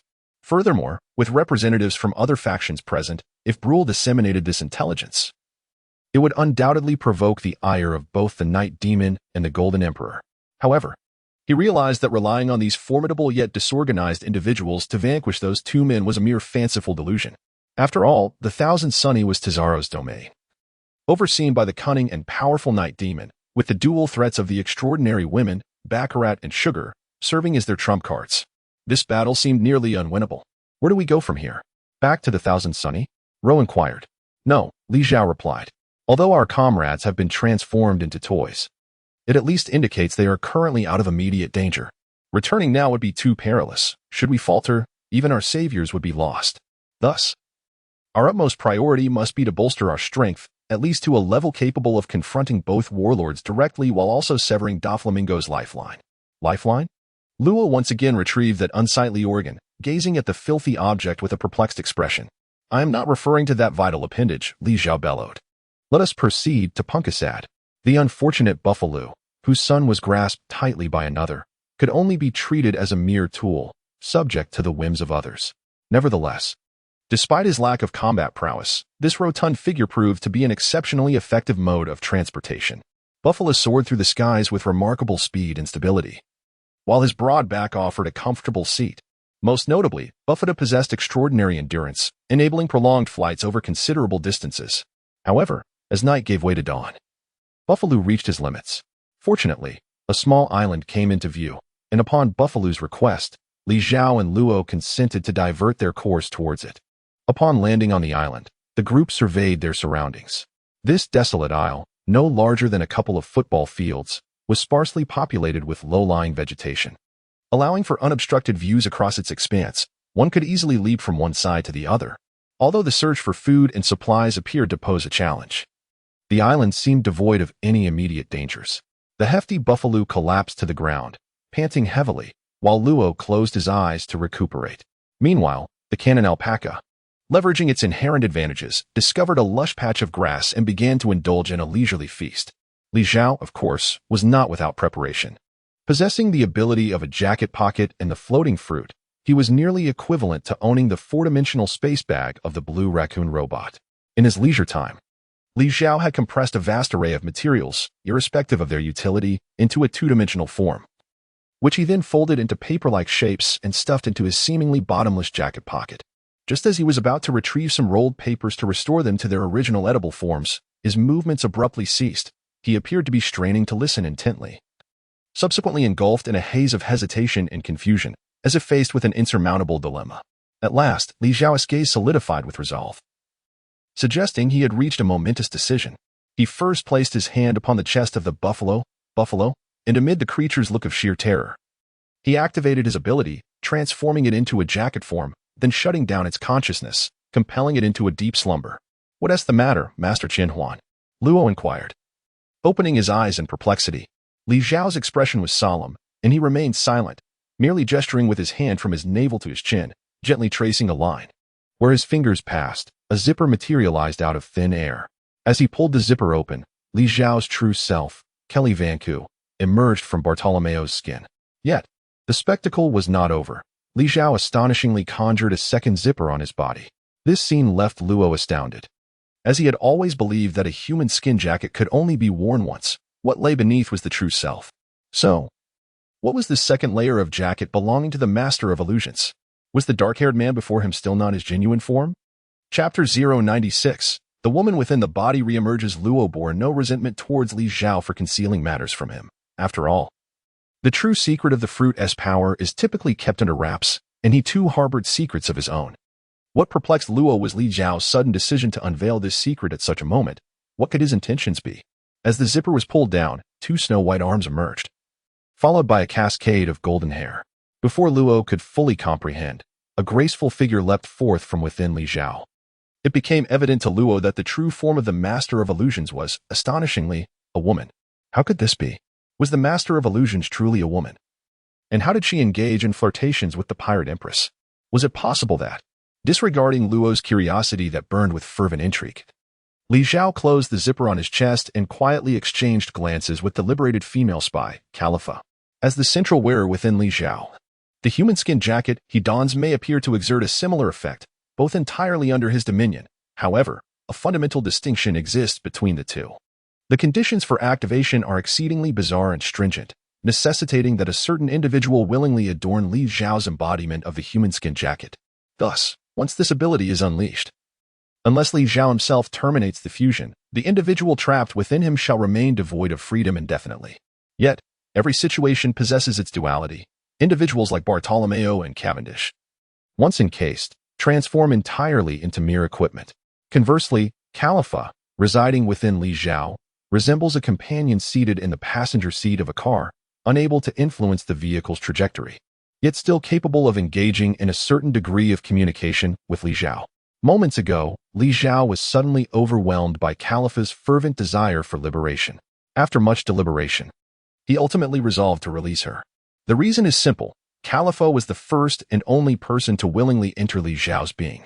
At this moment, he had entirely forgotten Bobby Van Cook's existence, and thus, to preserve his mental stability, his mind instinctively made some adjustments. Li Zhao harbors profound gratitude and guilt towards Khalifa. Since his journey began, he has relied on Khalifa's Navy 6 style to establish himself, and the power of the bubble fruit has undoubtedly saved him countless times. He is acutely aware of Khalifa's significance to him, and he had initially resorted to deception to entice her into his being, subsequently enslaving her without hesitation for an extended period. It would be no surprise if, upon her release, she were to exact vengeance upon him. The prospect of persuading her to re-enter would be akin to scaling a formidable mountain. After locking gazes for a moment, Khalifa indeed raised her hand. Instinctively, Li Zhao recoiled and shut his eyes, only to be met with a sharp sting upon his left cheek, having received a resounding slap. Is that all? Though the slap was not insignificant, it lacked the application of hockey or any six-style techniques. In essence, it was a mere surface pain without true injury. Li Zhao discreetly opened his eyes a slit, and immediately beheld Khalifa charging toward him with formidable intensity. It appeared that the most formidable moves were yet to follow. Li Zhao sighed deeply, clenched his teeth, and closed his eyes, bracing himself to endure as a steadfast pillar. However, the anticipated heavy blow did not descend. Instead, he felt a sudden warmth upon his lips as a fragrant aroma wafted into his nostrils, causing a gentle dizziness to envelop his mind. As Li Zhao once again opened his eyes, he found the female spy kissing his lips. Before he could react, she swiftly removed his coat and draped it over herself, then leaped away, maintaining a distance. Don't go. Li Zhao instinctively wished to halt her departure, only to observe that Khalifa had not strayed far, standing 100 meters away, poised as she suddenly extended a finger into the air, executing the Six Styles finger gun. Following this, she demonstrated iron blocks, paper drawing, moonwalk, shave, and gale foot. It appeared that Khalifa was revisiting the combat techniques she had diligently honed over the years, starting from the fundamentals and progressing to the advanced applications of armament hockey and observation hockey. Subsequently, she showcased the various practical skills of the bubble fruit: the relaxation bubble that could dissipate others' energy and sharpness, the golden bubble capable of healing all injuries, the rainbow bubble that could dispel any abnormal status, the black bubble that could defend against any attack, and the super bubble that could erode even the hardest of substances.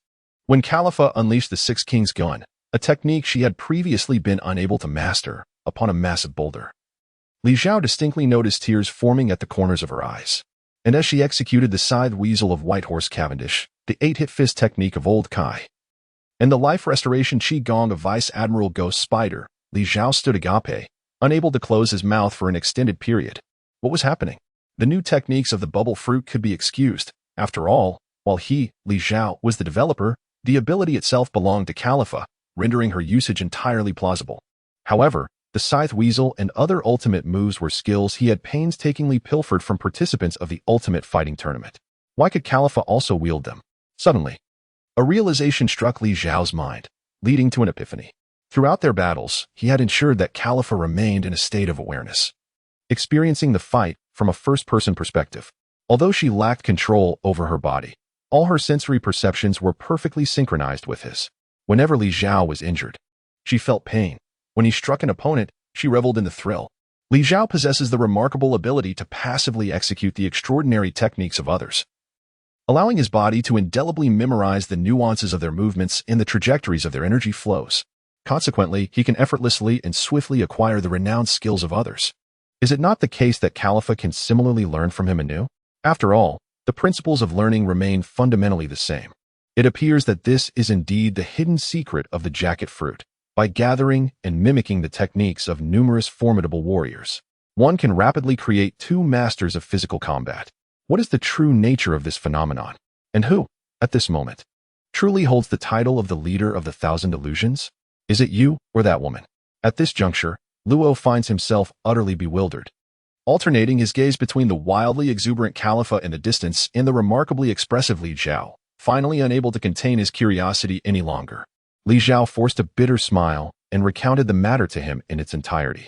Chapter 097, Lifelong Employment and Khalifa's Request.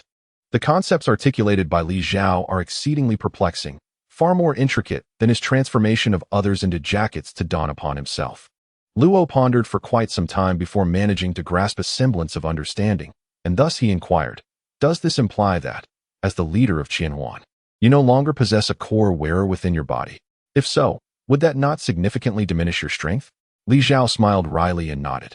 Indeed, changing out of my code is quite simple.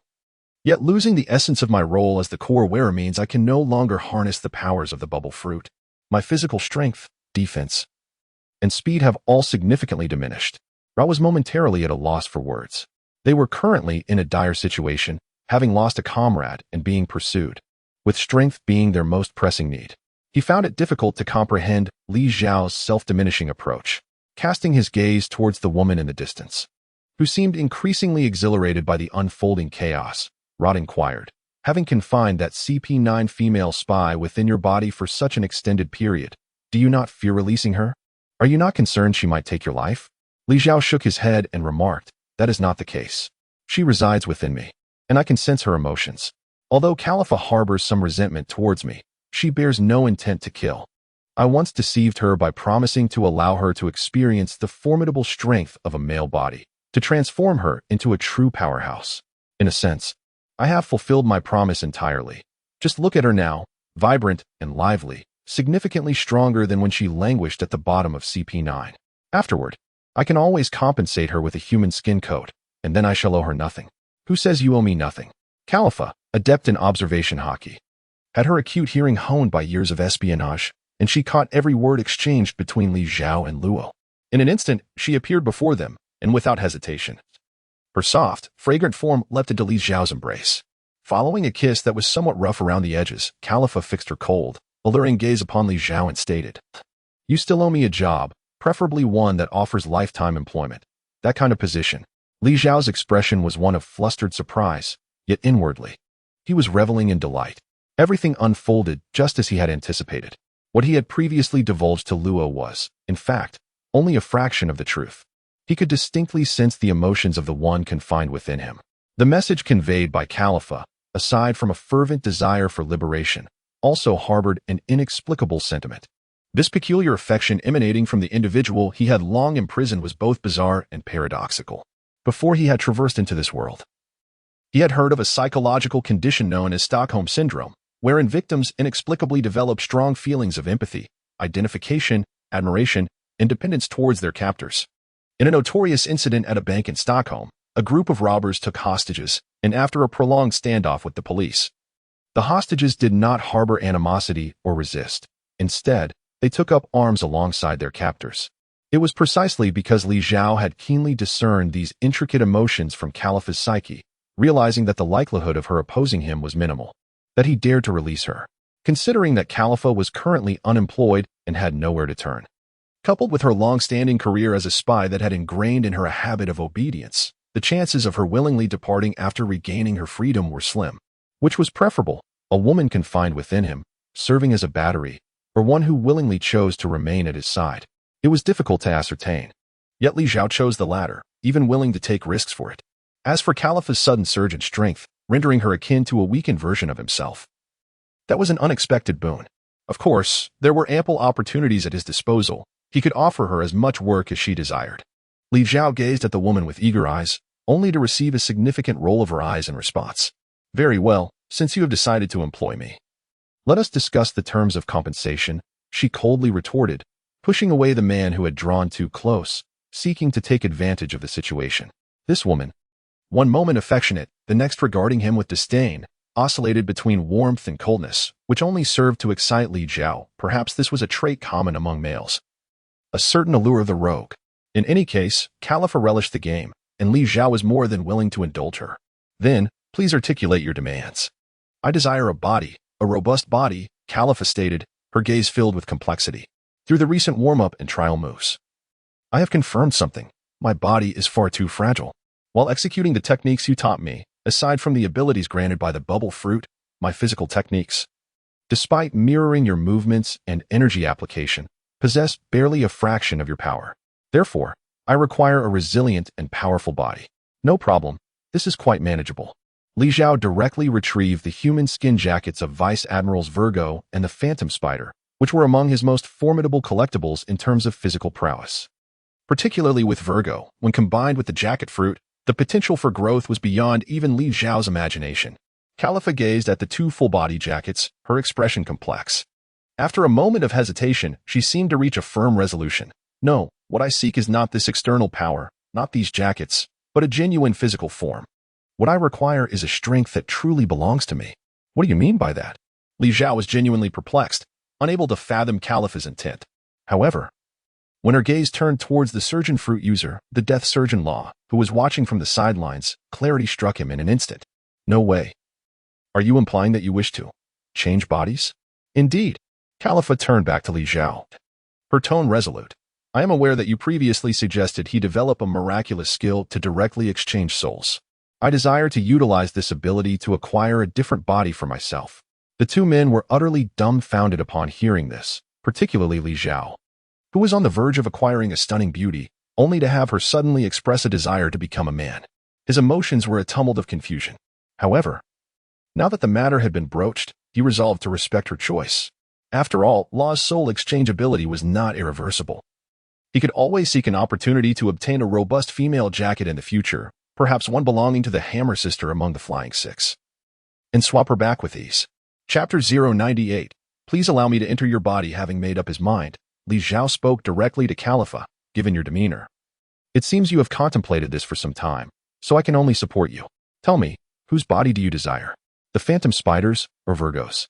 In Li Zhao's perspective, if Khalifa aspired to become a true master of physical combat, the best options currently were these two vice-admirals. Although they lacked any special lineage, both had honed their physical skills to near perfection, embodying the essence of a true warrior. However, Li Zhao evidently overlooked the fact that aside from her ambition to become a true powerhouse, Khalifa was still a woman, and as any woman would, she could not dismiss her innate desire for beauty. Neither, they are both far too old and, quite frankly, unattractive. Amidst Khalifa's disdainful gaze, Li Zhao reluctantly stowed away the leather jackets of the two esteemed generals. He then meticulously selected the renowned and visually striking pirate noble, Cavendish, along with the half-merman youth, Dringe, who finally met Khalifa's criteria. Cavendish boasted a beauty rivaling that of the Empress Boa Hancock. His tall, muscular frame epitomized the archetype of a visual supermodel. As a master swordsman, he was the quintessential candidate for a body exchange. In contrast, Dringe, possessing both human and betta fish merman lineage, had been raised as a girl since childhood, endowing him with an effeminate charm and striking features, making him exceptionally suited for feminine attire. Notably, the merman race inherently possessed tenfold the strength of humans, and Dringe's innate talents were unparalleled among his kin. At the tender age of 16, while the future pirate king, Monkey D. Luffy, was still entangled with near-sea kings, and the world's strongest swordsman, Zhao, had yet to embark on his journey. Dringe had already conquered over 100 million pirates and vanquished the world boxing champion. This feat was accomplished without any systematic combat training or mastery of elite techniques such as the six forms, Fishman Karate, and Fishman Jiu-Jitsu. Nor had he awakened Haki or consumed a devil fruit. It was purely a testament to his physical prowess. Among the Don Quixote family members, aside from the patriarch Don Quixote da Flamingo, none dared to claim they could surpass this half-merman youth in future potential. After thorough contemplation and in-depth discussions with Li Zhao, Khalifa ultimately opted for the half-merman's body. However, her choice was not swayed by Cavendish's prowess as a swordsman or Dringe's closer alignment with the CP9 espionage methods, nor was it solely due to Dringe's immense growth potential. The rather amusing reason that led Khalifa to select the half-merman was that, akin to Li Zhao, he too had a penchant for high heels. Though the concept of soul exchange may sound grandiose, for Trafalgar Law, a user of the Opop Nomi with the ability to freely modify bodies, it was merely a matter of activating room and deftly performing a soul transplant operation, a task of utmost simplicity. To mitigate complications, Li Zhao first transformed Khalifa into her leather jacket form. After exchanging the souls of the two, he restored her, leaving behind an irate Khalifa, now with Dringe's soul, vociferously cursing. Isn't it convoluted? Li Zhao certainly took a considerable time to fully comprehend it. To ensure a moment of tranquility, he once again silenced Dringe's consciousness, allowing him to continue his peaceful slumber, and then pointed at the body, inquiring of Khalifa, "What shall we do with your body? It's yours now. Do as you wish, but under no circumstances is anyone else permitted to touch her, save for you and me." It is indeed a casual yet exceedingly stringent restriction. After the instructions were given, unable to contain her excitement, Khalifa suddenly dashed towards the sea. It was only after her figure had completely vanished beyond the horizon that her voice echoed back, "Wait for me. I am off to catch a sea creature for tonight's dinner." On the deserted island, only two bewildered gentlemen remained, staring blankly at each other. Li Zhao retracted the discarded guise left by the female spy and prepared to don the Virgo skin. Having lost his core outfitter, his overall strength diminished by nearly half, while the Virgo skin now at his disposal stood as his most formidable attire. Furthermore, this identity would undoubtedly aid him in his subsequent endeavors. Just a moment. Thousand Illusions leader. As Li Zhao was about to encase himself in the Virgo skin, Luo suddenly called out to him. "What is it?" Li Zhao inquired. Having already sensed that Luo had been deep in thought since earlier, and now he seemed to have reached a conclusion. "Let me enter your body, Thousand Illusions leader." "All right. Wait, what did you just say?" Li Zhao thought he might have misheard. Luo wished to enter him? Ah, he meant to wear him. While the phrasing sounded ambiguous, did it not imply that Luo desired to become his outfitter, willingly allowing himself to be directed? "Are you jesting with me? Or should I reiterate the nature of my fruit abilities? I have contemplated extensively, Thousand Illusions leader." Luo's expression was solemn, and his tone steady. Clearly undeterred by the antics of Li Zhao and Karifa. Surrendering one's body to another is undeniably a harrowing experience, however, judging by Lady Karifa's circumstances. Merging with Thousand Illusions leader appeared to be a swift path to enhancing strength, effectively developing new fruit skills, and mastering potent combat techniques rapidly. It is somewhat shameful to admit that, in previous battles against Doflamingo, Tesoro, and even Virgo, though the outcomes were disheartening, the truth remains, I did not even possess the qualification to confront them directly. Given the opportunity, I would devote 1 to 2 years to demonstrate that the gap between us is not insurmountable, yet at this very moment, it is evident that what we lack most is time. Li Zhao fell into silence. Due to his unexpected interference, the confrontation between Law and Don Quixote Doflamingo was significantly expedited. Even without his involvement, in the original anime, Law would have encountered Doflamingo months later, and he would have had little power to retaliate. However, immediately after Law's defeat, the remarkable Monkey D. Luffy, the Straw Hat King, came to his aid, swiftly dispatching Doflamingo, thereby sparing Law from a profound psychological blow. Nevertheless, Law did not boast. Given an additional year or so, he too would be capable of confronting a Yonko head-on, showcasing an astonishing potential for growth. Yet, at this moment, he was certainly not on par with the likes of the Golden Emperor or the Night Demon. Having known each other for some time, I trust in the character of the Master of the Thousand Illusions and am willing to take this risk. With Law stepping in immediately after the loss of Califa, a core member of the crew, Li Zhao had no reason to decline. Chapter 099, The Mysterious Cargo Punk Hazard Island, located along the initial route of the New World. This is the first island that the Straw Hat Pirates landed on after entering the New World. This island is a clandestine territory of the world government, where the Celestial Dragons established 3 large-scale research institutions, presided over by the unparalleled genius Dr. Vegapunk, who possesses technology that surpasses that of the pirate world by 5 centuries.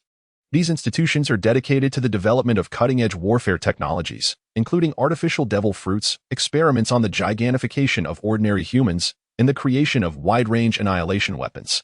Punk Hazard was once vibrant and picturesque. However, 4 years ago, a dreadful experimental accident occurred on this ill-fated island. A massive release of corrosive toxic gas from the laboratories led to the near extinction of all life on the island, transforming it into a desolate wasteland, inhabited solely by abandoned prisoners used for human experiments, who hide in the dilapidated laboratories, struggling to survive. 2 years ago, a duel between Admiral Akiji and Admiral Akainu for the position of Fleet Admiral took place on Punk Hazard. The clash of these 2 top-tier Logia users resulted in drastic climatic changes, turning the island into a realm of ice and fire, with one half engulfed in freezing temperatures and the other in scorching flames. Subsequently, the true culprit behind the gas leak incident, Dr. Vegapunk's assistant and Logia user Caesar Clown, became a fugitive with a bounty of 300 million. He secretly sought collaboration with Don Quixote Doflamingo, the ambitious warlord of the sea. Under the covert sponsorship of the cunning warlord, Caesar Clown stealthily returned to Punk Hazard, reorganizing the research materials left by Vegapunk, occupying the abandoned laboratories, and resuming all research projects. Unlike Vegapunk, who was coerced into working for the Celestial Dragons, Caesar Clown is cold-blooded and ruthless, devoid of any moral boundaries. After conducting countless inhumane experiments, he successfully developed the artificial devil fruit smile for Doflamingo, facilitating the trade of artificial devil fruits between the Night King and the Emperor Kaido. It is well known that Kaido is an exceedingly generous buyer who never haggles, possessing the most vital special resource in the pirate world, Sea Stone. Thus, Any aspiring merchant dreams of one day engaging in trade with Kaido. However, it is equally known that Kaido is exceedingly harsh with his business partners. He would not tolerate any mishaps in his dealings, especially if a partner fails to deliver on time, which could lead to dire consequences, equating to a formal declaration of war against the Sea Emperor. To produce the artificial devil fruit smile, a special ingredient known as sad is required. The only individual capable of producing sad in the world is the nefarious scientist Caesar Clown, along with his sad production facility located in Punk Hazard. Therefore, at this moment, the artificial devil fruit represents the lifeline of the Don Quixote family, and Caesar Clown is the very crux of Doflamingo's existence. Li Zhao's objective is to undermine the very foundation of his adversaries by capturing Caesar Clown directly and annihilating the sad production facility. In doing so, Doflamingo would be unable to supply his goods on time, transforming his former most formidable ally into his most terrifying foe in an instant. Perched upon the back of the Turner Buffalo, Li Zhao and the half-fish youth gazed down upon the legendary island from a distance. This island resembled a plate carelessly shattered in two, with one half cradling vibrant red chili sauce while the other piled high with shaved ice and fruit. At the center lies a circular lake that connects directly to the open sea, a site once grazed by the duel between Admiral Akainu and Aokiji. Along the lakeshore stands Caesar's laboratory, a vast fortress. Shall we charge in directly, or should we first make our approach stealthily and infiltrate gradually?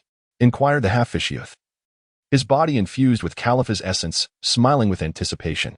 Ever since the body swap, this woman has yearned for an exhilarating battle to validate her true strength in this moment. Li Zhao initially intended to charge ahead, yet an inner sense of hesitation restrained him. At that moment, he caught sight of a large cargo ship slowly approaching Punkasad Island across the sea. This island, shrouded in secrecy, was not a place one could simply visit, even though it had been abandoned by the world government. The coordinates of this island were not displayed on any compass or nautical chart, and even if someone were to stumble upon it by chance, they would have to contend with the surrounding perils, one half engulfed in an unquenchable inferno, and the other half resembling towering, eternal glaciers. Even if outsiders managed to set foot on the island, they would be overwhelmed by the toxic gases that enveloped its perimeter. Thus, it was highly probable that the ship belonged to the Don Quixote family, serving as a supply vessel. Upon activating his observation hotkey to scrutinize the ship, Li Zhao quickly confirmed his suspicions, recognizing the flamingo emblem of the Don Quixote family on the ship's flag. Excellent. Let us approach. Moments later, Li Zhao, taking on the appearance of Virgo, descended onto the deck of the vessel alongside the merman youth and the spinning figure, Buffalo. A multitude of armed sailors swiftly encircled them. However, upon recognizing their faces, the previously tense expressions relaxed. A young subordinate rushed forward, greeting Li Zhao with enthusiasm. Mr. Virgo, it is indeed you. My apologies. We were not informed of your arrival aboard this vessel, and thus we may have acted inappropriately. Not to worry, it is prudent to remain vigilant. You have performed admirably. Li Zhao replied casually, though he was somewhat perplexed. Despite Virgo being a high-ranking official of the Don Quixote family, his identity was closely guarded, and it was unlikely that mere underlings would recognize him. However, upon reflection, he remembered that the existence of Caesar Clown was also a closely held family secret, and the oversight and communication regarding this nefarious scientist were indeed managed by Virgo and his subordinate, Monet of the Don Quixote family. Therefore, it was highly likely that the crew aboard the ship were directly under Virgo and Monet's command. As anticipated, the young subordinate appeared well informed about the family's current affairs. Noticing the merman youth beside Li Zhao, he furrowed his brow in confusion and inquired, Mr. Virgo, I recall you informing me that Lord Doflamingo had gone missing? There were suspicions of his betrayal, and we were advised to exercise caution upon encountering him. Yet, this indeed. He was previously captured by enemies, but I rescued him. The entire family has not been notified yet, Li Zhao interjected. In that moment, Doflamingo's demeanor and actions were markedly different, exuding a distinctly feminine aura, raising suspicions in the young subordinate. Seizing the opportunity to divert the conversation, Li Zhao asked, What cargo do you have aboard this vessel? The subordinate's attention was successfully redirected, and he invited Li Zhao and his companions to inspect the cargo hold while elaborating. This time, aside from delivering essential supplies like food for Lord Monet, we also have some living specimens intended for use as experimental materials. As the adult gazed upon the scene, he opened a hatch, and an overwhelming stench assailed his senses. Li Zhao held his breath and peered inside, only to find the compartment teeming with animals.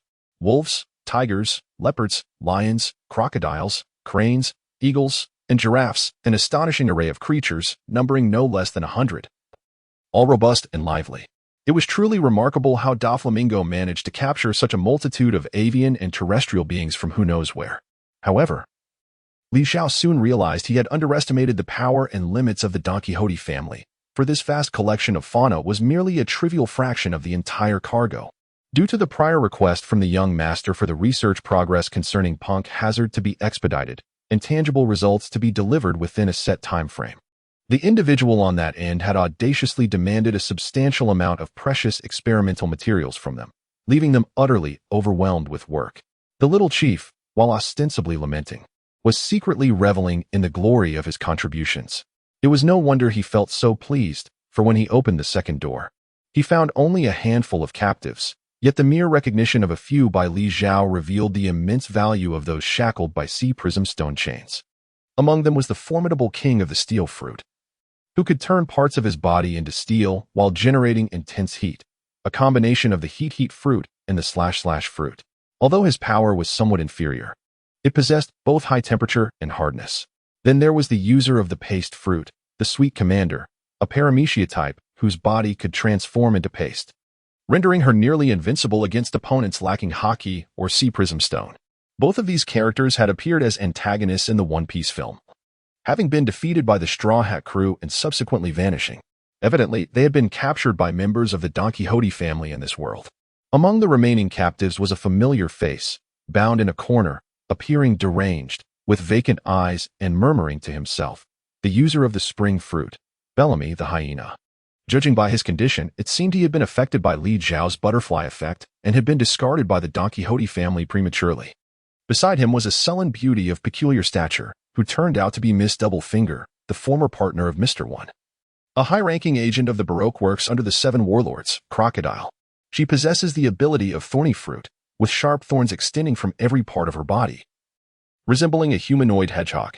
Among the 4 individuals known to Li Zhao, each has a remarkable background and formidable strength. Those whom Li Zhao does not recognize, firmly bound by sea prism stone chains, are undoubtedly devil fruit users, serving as experimental materials for the vile scientist Caesar Clown, provided by the Don Quixote family. My lord, some of these individuals were captured by our family's warriors, while others were purchased from the fallen navy as criminals. However, their backgrounds are secure. They belong to the category of worthless pirates whose demise would raise no questions, the small captain remarked with a hint of pride.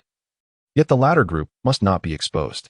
You previously advised us to keep it hidden from those troublesome newcomers from the East Blue Navy, so we have exercised exceptional caution this time. Upon opening the final cabin door, even Li Zhao was momentarily taken aback.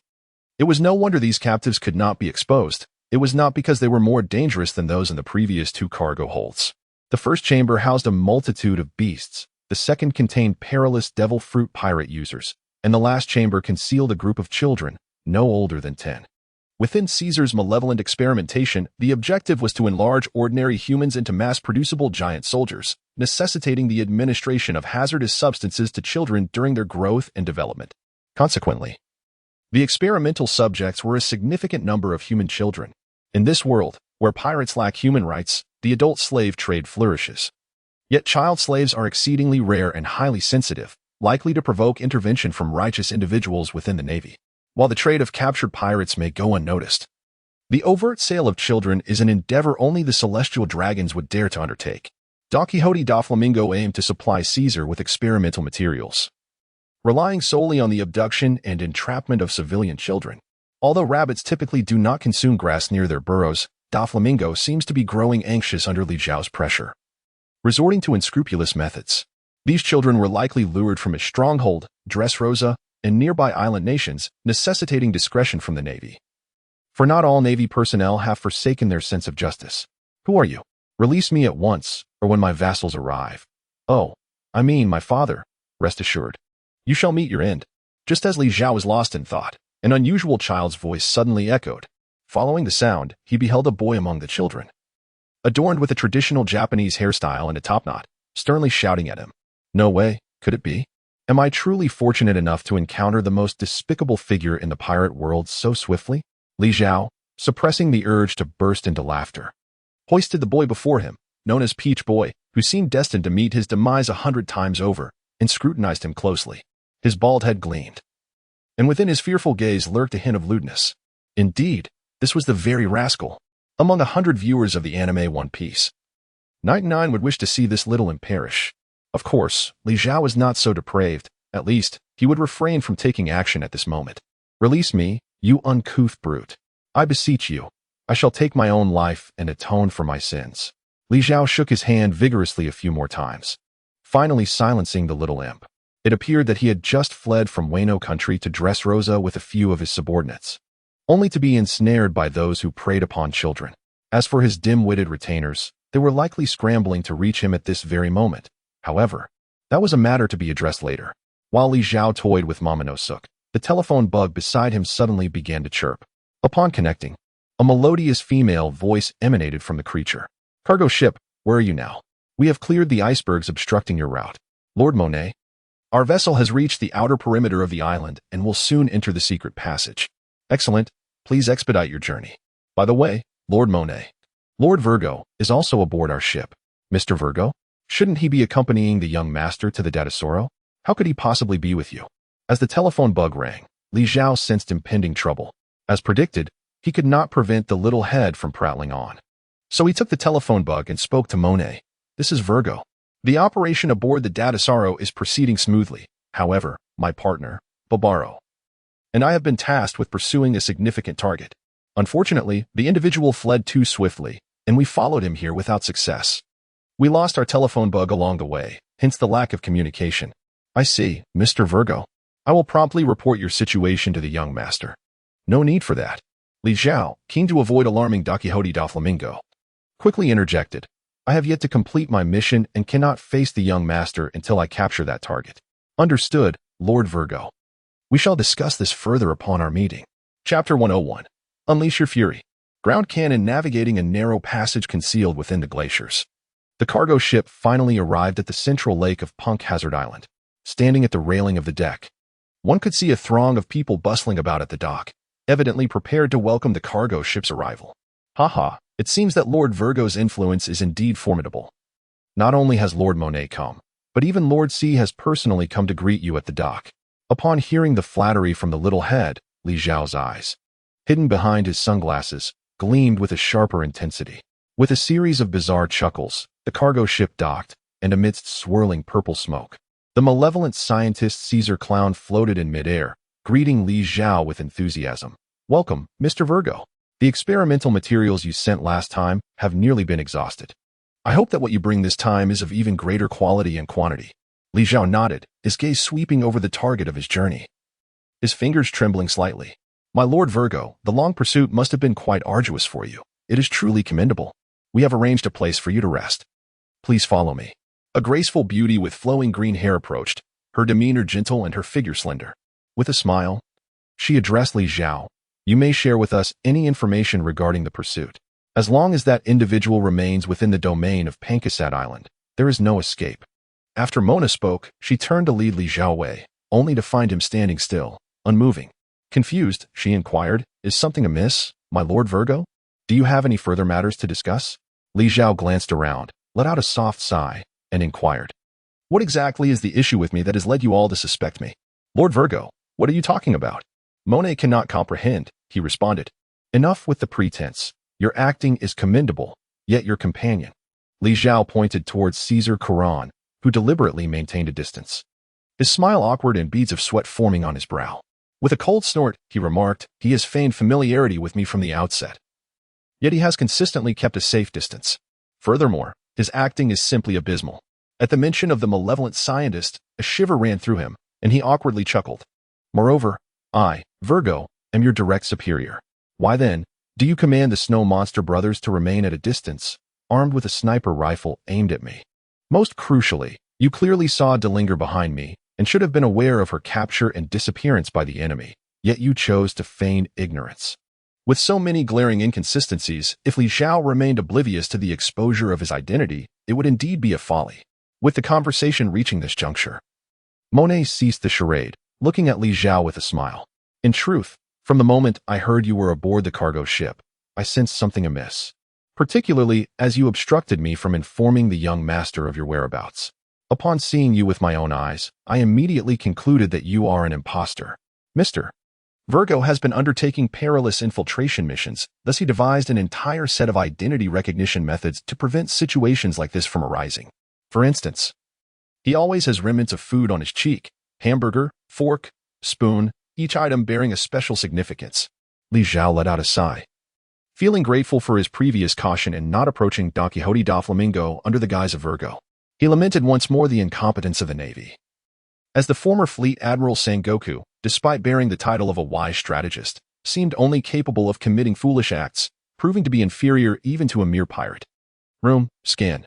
Everything that needed to be known was quickly revealed, and Li Zhao promptly took action. After establishing the boundary of his surgical fruits domain, a single scan allowed him to steal the communication transponders from everyone present. Damn it! Where has my transponder gone? What kind of power is this? You are indeed not Lord Virgo.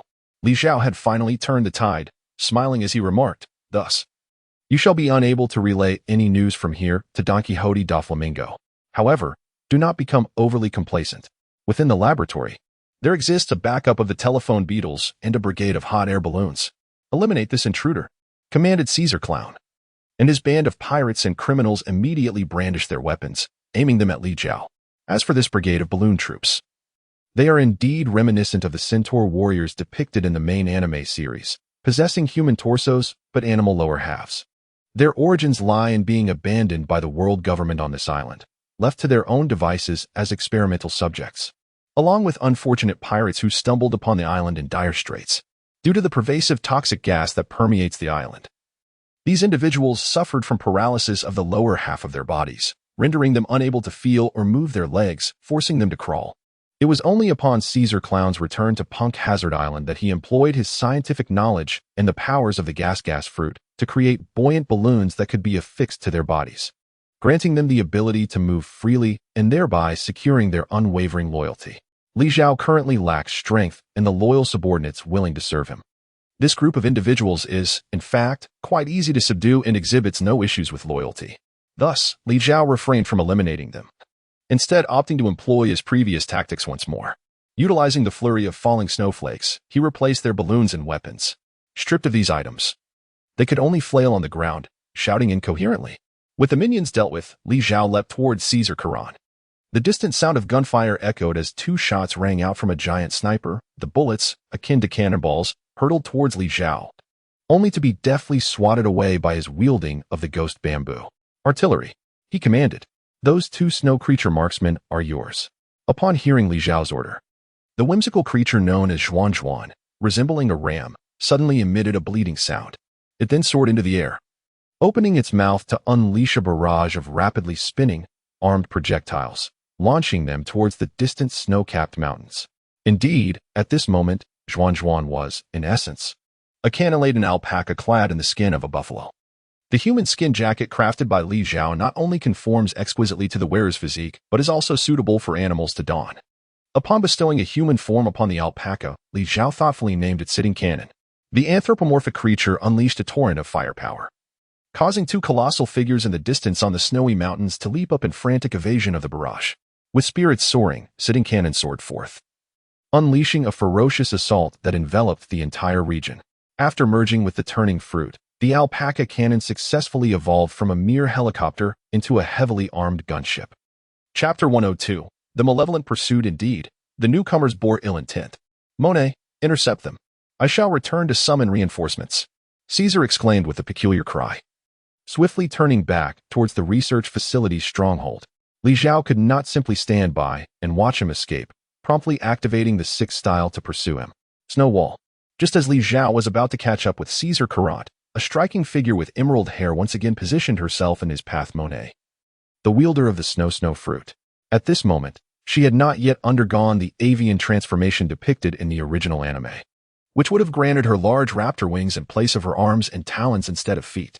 However, this did not hinder her from utilizing the powers of the snow fruit. The snow wall she conjured instantly sealed off the entrance to the research facility, while Caesar Caron had already dashed inside.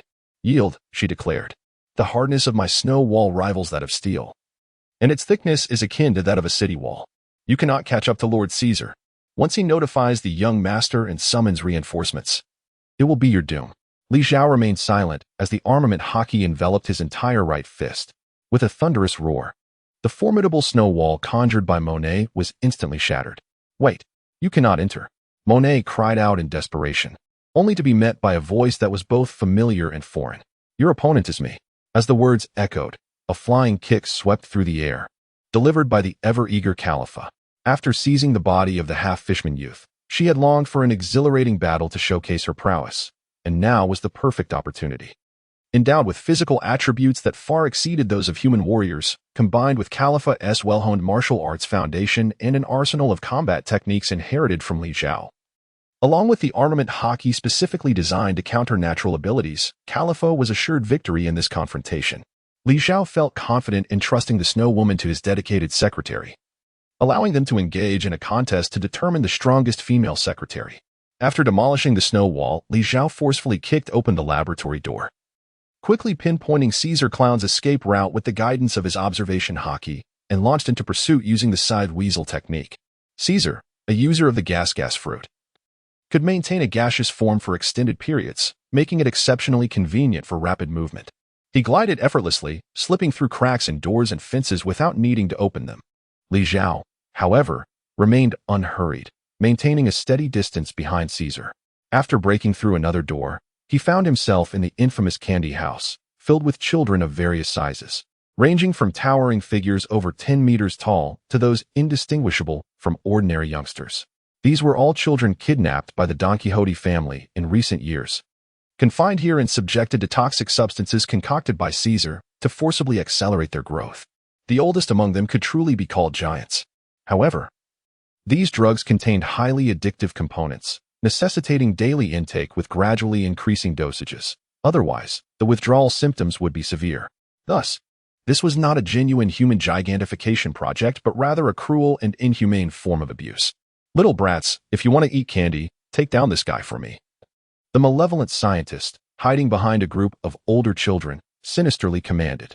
The children, seemingly at the right moment for their medication, had lost all reason and charged forward like a horde of zombies. The few oversized children, despite being young, possessed immense strength, and a blow from their fist would be far from pleasant. Yet, the real trouble lay in. How is it, fake Virgo? Can you bear to lay a hand on these innocent children? Li Zhao's lips curled into a cold smirk as he drew forth the dagger that belonged to Luo. The room transformed into a slaughterhouse. A frenzy of hacking and slicing ensued, and in an instant, the oversized children were reduced to mere fragments, their heads rolling chaotically upon the ground, arms and legs scattering in disarray. Witnessing this horrific scene, Caesar was paralyzed with terror, his spirit shattered, oblivious to the peculiar fact that, despite the carnage, not a single drop of blood was shed. Overcome with fear, he shrieked and fled from the candy house. Li Zhao surveyed the room filled with severed limbs and dismembered hands. The children, of course, were unharmed. However, their movements were hindered by their mutilation, and their withdrawal symptoms from the drugs remained unrelieved. To alleviate their suffering, Li Zhao resorted to employing the power of his surgical fruit, inducing a forced slumber upon the children.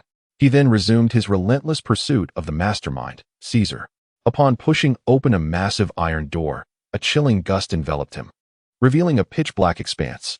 As his eyes adjusted to the darkness, he discerned that he had entered an enormous ice cellar, its walls and floor encrusted with thick, solid ice, entombing the corpses of numerous giant prisoners. The entire ice cellar exuded an eerie, terrifying atmosphere, reminiscent of a frozen hell. In reality, this ice cellar unveiled the ultimate research subject of the Punk Hazard Research Institute, the resurrection of the ancient giant race. The celestial dragons had established a large laboratory here, scouring for the remains of ancient giants to serve as experimental materials. However, with the departure of the Vegapunk research team from Punk Hazard, all of this had fallen into the hands of the malevolent scientist, Caesar Clown. In pursuit of Caesar, Li Zhao ultimately arrived at a vast indoor plaza, resembling the interior of a colossal pressure cooker, with the floor and ceiling composed of gleaming silver metal, devoid of any windows, and only immense metal pipelines lining the walls. Caesar ceased his flight, standing in the center of the plaza, uttering in a peculiar tone, "Hoo hoo hoo. Do not presume that this genius fears you. Rather, I intend to use you for an experiment. I Before Caesar Clown could finish his sentence, Li Zhao delivered a swift kick, severing him in half. Yet, this attack lacked the application of armed color hockey, and Caesar's vaporized body twisted momentarily before reverting to its original form. "You scoundrel! How dare you interrupt my speech? Then let us see you behave. Take this, gas flamethrower." Enraged, Caesar opened his mouth wide, unleashing a scorching blue-white beam from his lips. This was no mere laser. It was a high-temperature gas, fully ionized and exceeding 1,000 degrees, expelled under extreme pressure to form an energy jet. It must be said that as a top-tier scientist, Caesar had developed the gas fruit to an extraordinarily fantastical level. Unlike the marine admirals, who enhanced the elemental properties of their fruits, Caesar had intricately harnessed the potential of gas, which, alongside oil, underpins modern industry and technology, maximizing its exploitation. In Li Zhao's hierarchy of interest concerning devil fruits, the gas fruit, which is commonly regarded as relatively ineffective among natural-type devil fruits, securely ranks among the top 3. It is essential to note that the term gas refers not solely to natural gas. Air, too, is a gas and falls under the same classification. Therefore, Caesar Clown's natural-type gas fruit should, in theory, grant him complete control over all gases within his capability, and combined with Caesar's various manifestations in the original anime. Li Zhao speculated that he could also freely adjust the components of the gas, even creating an entirely new class of gases endowed with extraordinary effects, akin to the bizarre toxic fumes he has previously researched. The gas gun. The gas gun. The gas. I spray. I spray, spray, spray. Like a monstrous Godzilla, Caesar unleashed a relentless torrent of blue and white beams from his mouth, reducing anything struck by them to either a pool of crimson molten iron or triggering a violent explosion. Though the display was indeed fearsome, no matter how formidable his gas gun appeared, if it could not hit its target, it was of no consequence. Li Zhao, without the need to activate Rommel's scythe or the sixth-style shave, effortlessly maneuvered through the sea of fiery beams using the Momo fruit's quadruple speed. After firing dozens of shots, Caesar Kurong finally found himself unable to continue, coughing incessantly and appearing utterly exhausted. In stark contrast, Li Zhao remained calm and composed, casually folding his arms as he observed the antics of this nefarious scientist. "Damn it, you didn't take advantage of this genius's coughing fit to launch a surprise attack. Do you look down on me?" Although fully aware that Caesar feigned his cough to lure him closer, Li Zhao nevertheless nodded in acknowledgement of Caesar's hysterical accusation. "Damn it, this infuriates me. Behold, explosive soundboard." Caesar extracted a metallic soundboard from his pocket, and Li Zhao immediately recognized the maneuver. This was Caesar's method of storing the highly flammable and explosive gas he had concocted under pressure within a specially designed soundboard. He would then hurl it toward his target, allowing the gas to disperse and mix thoroughly with the air before igniting the internal ignition device to trigger an explosion. The principle mirrored that of modern military cloud explosion weapons. Akin to the bomb mother from the Old Mi family and the progenitor of bombs from the Great Mao family, its destructive power was not to be underestimated. At last, a new trick had been unveiled. Li Zhao felt a surge of joy within, yet he dared not underestimate this technique. As he activated his full-body armament hockey, he simultaneously unleashed the six styles, iron block, employing every means at his disposal to mount a formidable defense. In order to truly experience the power of this move, Li Zhao did not completely evade the attack range of the explosive soundboard. He merely sidestepped the epicenter of the explosion. In the next instant, his figure collided with the wall of the hall like a shooting star, leaving him disheveled and covered in dust, a picture of utter disarray. Now you comprehend the might of this genius, do you? This is the price you pay for underestimating my brilliance. Li Zhao rose from the rubble, his expression inscrutable as he flexed his neck a few times, and calmly stated, "I have already grasped this technique. Please proceed to your next move." Caesar was momentarily taken aback. Although he possessed a rather whimsical demeanor, he was nonetheless a top-tier scientist, not lacking in intellect. At that moment, he realized that Li Zhao was either jesting with him or deliberately stalling for time. Anger coursed through him, causing his body to tremble. However, just when Li Zhao anticipated a formidable counterattack, Caesar's fury dissipated abruptly, as if the irate individual from moments ago were a mere specter. Time had elapsed significantly. It must be nearing the right moment. Did you think you were the only one capable of delaying? Li Zhao furrowed his brow, just about to inquire what he meant, when suddenly a wave of dizziness washed over him, causing him to stagger slightly. "Huh, Were you not just mocking my exceptional performance? And now how do you feel? I have long since released an odorless and tasteless hypnotic gas. Do you not find yourself growing weary, your eyelids heavy, yearning for slumber? If sleep beckons you, surrender to it. When you awaken once more, you shall find yourself upon my operating table. Indeed, the ability to release gaseous substances at will is quite remarkable. Li Zhao, unfazed, brought one end of the bamboo to his mouth and nose, inhaling deeply, as a substantial amount of air filled his lungs. The dizziness in his head began to dissipate. His primary objective for coming to Punk Hazard Island was to capture Caesar Clown, the wielder of the gas fruit. How could he possibly have neglected to prepare? The bamboo in Li Zhao's hand was not hollow. Rather, it was meticulously packed with cotton, wood shavings, activated charcoal, damp gauze, and various other filtering materials. Indeed, it functioned as a rudimentary gas mask. With Li Zhao's current physique, this respirator rendered the hypnotic gas utterly ineffective. Kaiser Kuran gazed at Li Zhao's display in astonishment, unable to fathom how his cunning ploy had been so effortlessly countered. Damn it, this genius will not back down, he shouted, invoking his fiery power, gas incineration. In a fit of rage, the malevolent scientist produced a lit match and, in an astonishing moment, ignited his own body. Flames erupted from him, reminiscent of the fiery resurrection of Ace, the flame fruit user. Indeed, under certain circumstances, the gas fruit could also manipulate flames, rivaling the capabilities of the flame fruit. You shall pay for provoking my genius. Arise. Azure Flame Sword. The hilt of Kaiser's sword emitted a brilliant azure flame, and combined with the inferno engulfing his body, he resembled a lord of hellfire descending upon the earth. With this dual offensive and defensive flame shield, Kaiser no longer felt the need to maintain distance from Li Zhao. Instead, he charged forward, a massive fireball aimed directly at him. Azure Flame Sword, Burning Slash. As Kaiser swung wildly, the fiery sword unleashed waves of azure flames, scorching everything in its path.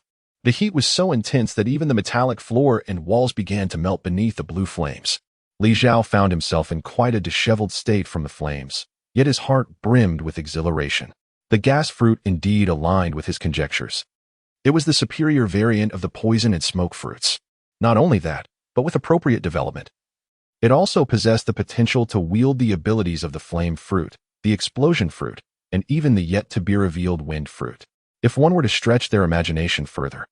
By harnessing the element of his body and the transparency of air, he could perhaps unlock the capabilities of the invisible fruit. Alternatively, utilizing the intangible nature of wind and the formlessness of clouds, the development of an ability to fragment and alter size could also be conceivable. Truly, it was not in vain that Li Zhao exerted such tremendous effort. In summary, he was determined to seize Caesar's gas fruit abilities, along with his physique, intellect, and even his inhumane research outcomes. Chapter 104. The Battle of Giants. The fruit's abilities are merely one facet, no matter how formidable a devil fruit may be. It cannot render a worthless individual invincible in an instant, while the gas fruit brims with endless possibilities, earning it the title of a universal fruit. Its contemporary wielder is merely a lecherous scientist.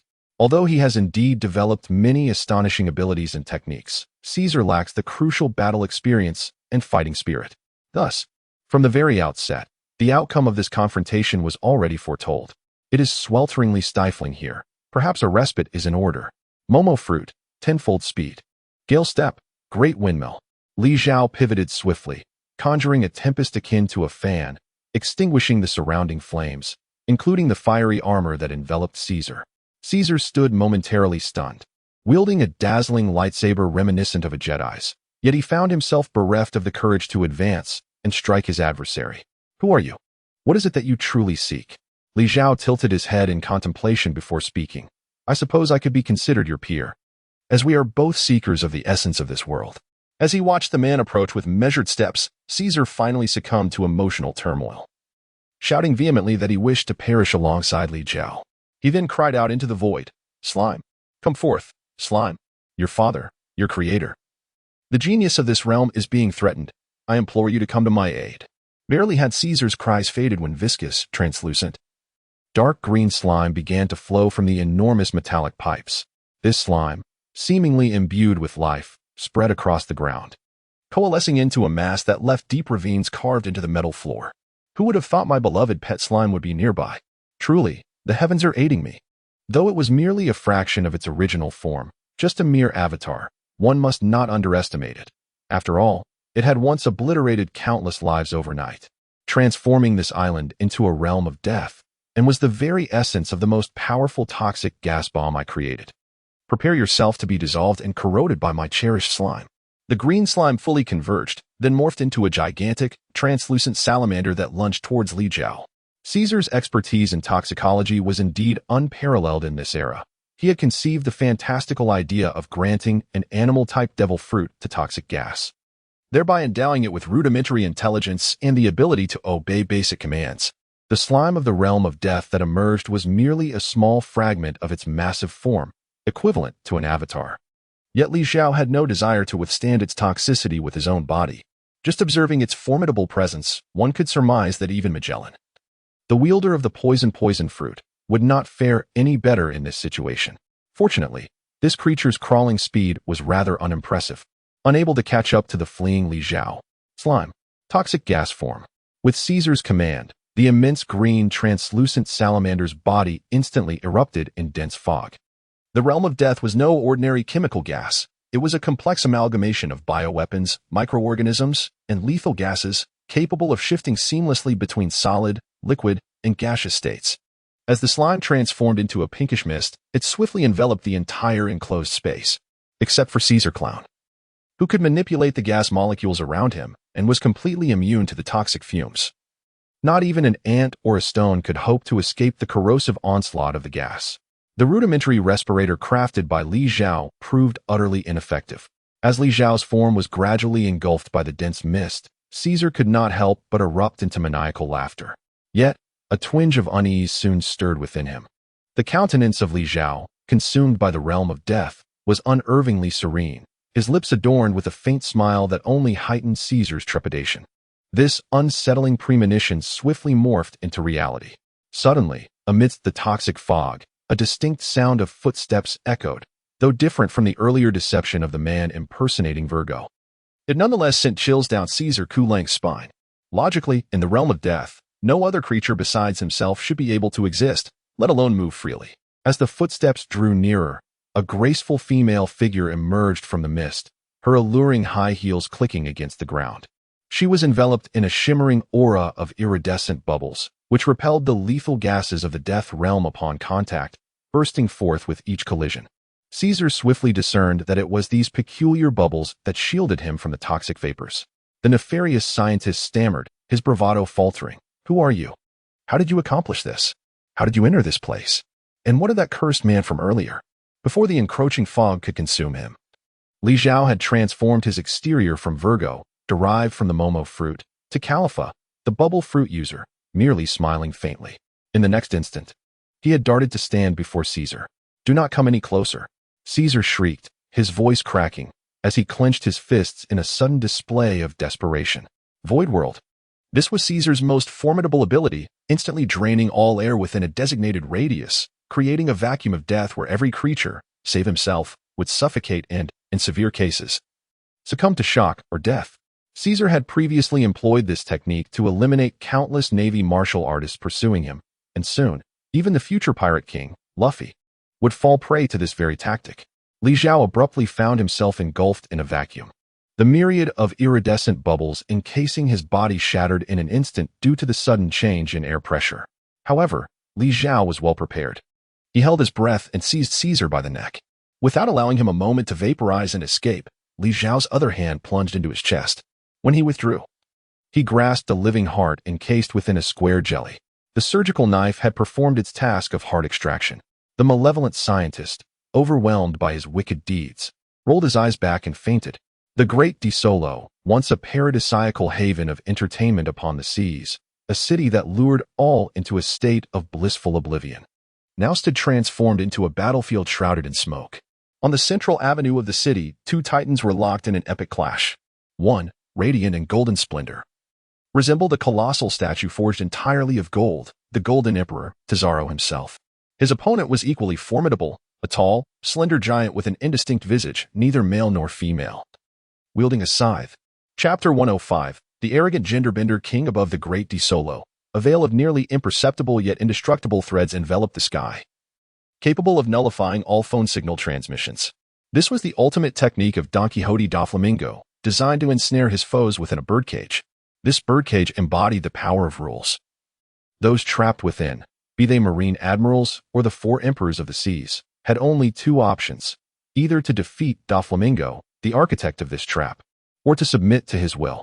Naturally, the use of this technique came at a price. Once the birdcage was activated, da Flamingo himself could not escape, and it could not be retracted until the battle concluded. Moreover, activating the birdcage would consume one of da Flamingo's precious shadow clones, thereby diminishing his own strength. The fact that the birdcage enveloped the entire maritime entertainment vessel indicated that the Don Quixote family was either supremely confident in their victory or had been pushed into a corner, necessitating a desperate fight for survival. On the ground, the clash of the colossal scythe against the golden fist sent forth terrifying shockwaves with each strike. The Golden Emperor, Zhao, was the awakened wielder of the gold fruit, able to sense all the gold aboard the Great De Solo. This golden giant was a creation of Zhao's abilities, serving as a core while he controlled the battle from within. The entirety of the giant was composed of enhanced gold, devoid of any vulnerabilities. As long as one does not encounter a sovereign-level powerhouse or a cheat-like figure, one can be considered an invincible existence. Those capable of engaging in almost equal combat with the Golden Giant are not mere minions, but rather the immensely promising 10 siblings of the big MOM pirates, who have fused through the powers of Charlotte Lean's 36th child, the chaotic fruit user, to become the Rampant Giant. The Rampant Giant is shrouded in many unknown mysteries, with its combat prowess far surpassing that of Mama's other offspring, likely ranking just below the Sweet Commanders, and it could easily rival the warlord-level Golden Emperor, Zhao. Amidst the fierce battle between the two giants, on the ground, a diminutive figure lurks, a charming young girl clad in a red cloak and adorned with a crown. Utilizing the cover of night, she moves swiftly in the shadows, her ultimate aim seemingly to reach the feet of the colossal combatants. In such a chaotic battlefield, few would notice what lies beneath the giants, let alone a swift and diminutive girl, except for one person. Just as the girl in the red cloak was about to touch the heel of the Rampant Giant, a shadow darted in with astonishing speed. A curved pipe, enveloped in the aura of armed color, descended mercilessly towards the little girl's head. Although fear flickered across her face, she remained remarkably composed. Indeed, as the metallic pipe was about to crush the girl's skull, a golden cane miraculously extended from thin air, intercepting the lethal blow with unwavering resolve. The newcomer was a filthy, disheveled, portly old man, wearing a pair of small sunglasses, with a half-meter-long snot dangling from his nostrils, presenting a rather revolting sight. Yet, this repulsive figure had appeared out of nowhere with a speed akin to lightning, starkly contrasting his unkempt and unpleasant appearance. I must say, the illustrious chief of staff of the Revolutionary Army, Mr. Zhao, often hailed as the savior of the weak. How could you resort to ambushing an adorable little girl? The speaker is none other than one of the highest-ranking officials of the Don Quixote family, entrusted with the close protection of the special officer, Sugar, who possesses the powers of a devil fruit. The individual he addresses is none other than Zhao, the second-in-command of the Revolutionary Army and the brother of the Straw Hat's son, Monkey D. Luffy, the golden-haired youth. Adorned with a black top hat and wielding a metallic pipe, grins mischievously as he points at the little girl in red. I have been observing this girl on the battlefield for quite some time, Zhao remarks, and I have discovered something rather intriguing. It appears that anyone who comes into contact with her is seemingly erased from our memories. For instance, based on the arrangements regarding tickets and accommodations, as well as my operational plans, I am certain that I brought 3 individuals with me. Yet now, only one remains by my side. Strangely, no matter how I attempt to reconstruct my memories, I cannot recall who accompanied me here. Whenever the image of this girl crosses my mind, my recollections become riddled with gaps. It seems this child must be a rather perilous devil fruit user. If she truly is merely a child, I must candidly say, I see no trace of pure innocence in her. Indeed, behind Zhao, a man with an extraordinarily large head, deep purple, explosive hair, clad in seductive fishnet stockings and heavily made up, approaches. He is none other than the infamous Okama King, Emporio Ivankov. I wholeheartedly agree with Zhao's assessment, for I can sense that I have lost memories more precious than my own life. Furthermore, from this girl, I perceive a blatant falsehood. The essence she emanates is reminiscent of the hormones of an older woman. The Okama King serves as the commander of the Revolutionary Army's Grand Line forces, and has come at the invitation of the Chief of Staff, Sabo, to assist in seizing Ace's flame fruit. However, his loose tongue has provoked Sugar, the one he referred to as an older woman, who is now charging towards him in a frenzy. A round of applause erupts, and from the shadows emerges Don Quixote da Flamingo, the head of the Don Quixote family. He effortlessly intercepts Sugar and fixes his gaze upon Sabo, stating, "You truly live up to your reputation as the Chief of Staff of the Revolutionary Army. You are indeed the first to unravel Sugar's abilities in such a short span of time. I never imagined that the mysterious individual who participated in the Ultimate Fighting Tournament alongside me and reached the finals would turn out to be you." The emergence of the final boss instantaneously silenced the entire battlefield. The colossal giants disengaged from their fusion, reverting to the 10 fraternal twins, 5 males and 5 females of varying heights. The golden giant melted away like chocolate on a hot skillet, revealing the golden emperor Zhao, who stepped forth to stand alongside Don Quixote da Flamingo. At this moment, the notorious gangsters Capone Beige and Charlotte Brule unexpectedly emerged from the shadows, approaching Sabo and the king of transvestites with stern faces, declaring, "Our big Olam pirate crew does not require the interference of the Revolutionary Army in our battle." Chapter 106. The ambitions of Li Zhao. In response to the cold demeanor of the gangster Beige, Sabo spread his arms in resignation, stating, "There is nothing I can do. I have no desire to involve myself in the affairs of you ruthless pirates. Yet the current situation dictates that we have all fallen into the trap of the Don Quixote family. Moreover, with the birdcage above and that little girl over there, I deduce that we have not only found ourselves in a state of isolation, but also, should we be captured, there will be no hope for rescue. Thus, we are reluctantly united as temporary allies, and your giant, having merged, has become an invaluable asset to our strength. I cannot simply stand by and watch it slip away." Humph. Beach scoffed, yet he refrained from denying their temporary alliance. As for the 10 siblings and the 3 daughters of Brule behind him, despite their higher status as direct descendants of the Charlotte family compared to him, they clearly looked to him for leadership during this wartime crisis. He spoke the truth. We are indeed all in the same boat. If what the young Revolutionary Army member said is accurate, then we find ourselves in a dire predicament. Suddenly, a shrill female voice pierced through the battlefield. Everyone turned to see a tall, voluptuous figure clad in extravagant attire, her heavily made-up face bearing an ugly, fierce expression, a middle-aged female pirate. With her scarlet lips curled into a smile, she remarked, "Should we be defeated, the world will completely forget us. Indeed, this fate is far worse than death." Upon discerning the identity of the individual, the crowd could not help but furrow their brows in astonishment. They had not anticipated that the Blackbeard pirates would not only dispatch Captain Jesus Bagus of the first ship to directly partake in the competition, but also send forth the renowned Moonlit Hunter, Captain Katerina Demii of the 6th ship. Consequently, the 4 emperors of the New World seas have all made their presence known aboard the Great Desaro, with the exception of the discreet red-haired Shanks. Alongside them are the second-in-command of the Revolutionary Army and Brigade Commander, the world's wealthiest man, Zhao, the Don Quixote family led by the warlord da Flamingo, and the leisurely observing Admiral Kizaru of the Navy lurking in the shadows. Thus, a monumental clash, rivaling the scale of the Marineford War, is imminent. Let us shift our perspective back to Punk Hazard. The reorganization of the island's research factions required minimal effort from Li Zhao. Shortly after successfully capturing Caesar, Khalifa, holding Monet by the neck, joined him. The expression on the half-fishman boy's face was one of great excitement. Monet was no mere pawn. She was not only a rare and formidable user of a natural-type devil fruit, but also a key member of the Don Quixote family. Khalifa's ability to decisively overpower such an opponent through her mastery of martial arts and hockey greatly bolstered her confidence in her burgeoning prowess as a fighter. Almost simultaneously, a cannon-laden alpaca clad in the skin of a turning man strutted in with an air of arrogance. Although it could only bleat, its gestures indicated that the snow monster killer brothers were either severely injured or incapacitated, posing no further threat. Thus, this ambush and capture operation can be deemed a resounding success. Li Zhao initially intended to reach out to Doflamingo under the guise of Monet, seeking to ascertain the situation regarding the Thousand Sunny. However, his attempts were thwarted by inexplicable interference with the phone bug signal, rendering him unable to establish contact.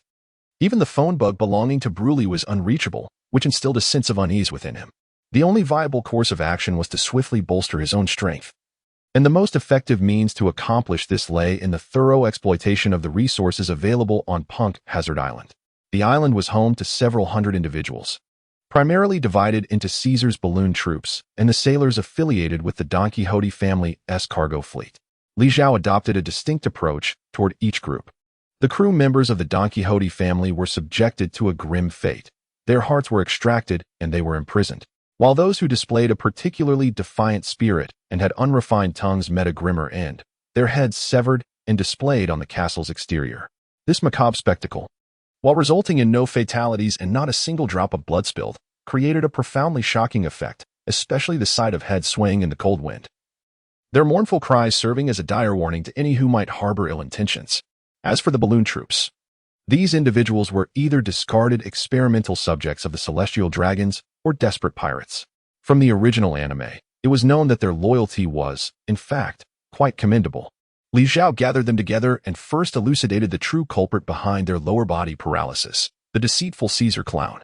He then proceeded to utilize the experimental beasts aboard the ship and within the research institute to replace their lower limbs with various animal appendages.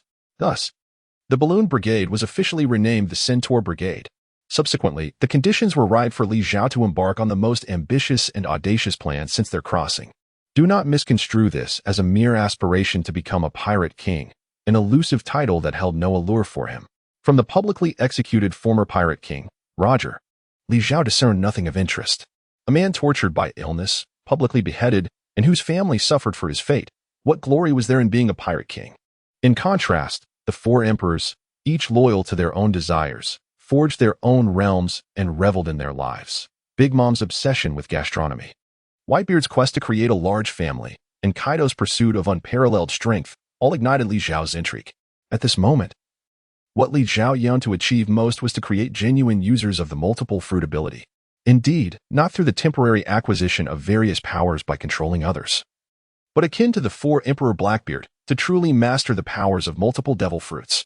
It is widely known that devil fruits are regarded as the embodiment of the sea's demons. Consuming one grants unique abilities, yet at the cost of being spurned by the sea, rendering the consumer a landlubber.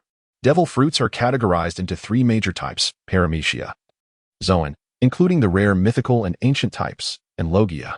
Each devil fruit is unique. No two fruits with identical abilities exist concurrently, only those with similar capabilities, such as the flame fruit and the heat fruit, or the gum fruit and the gummy fruit, etc.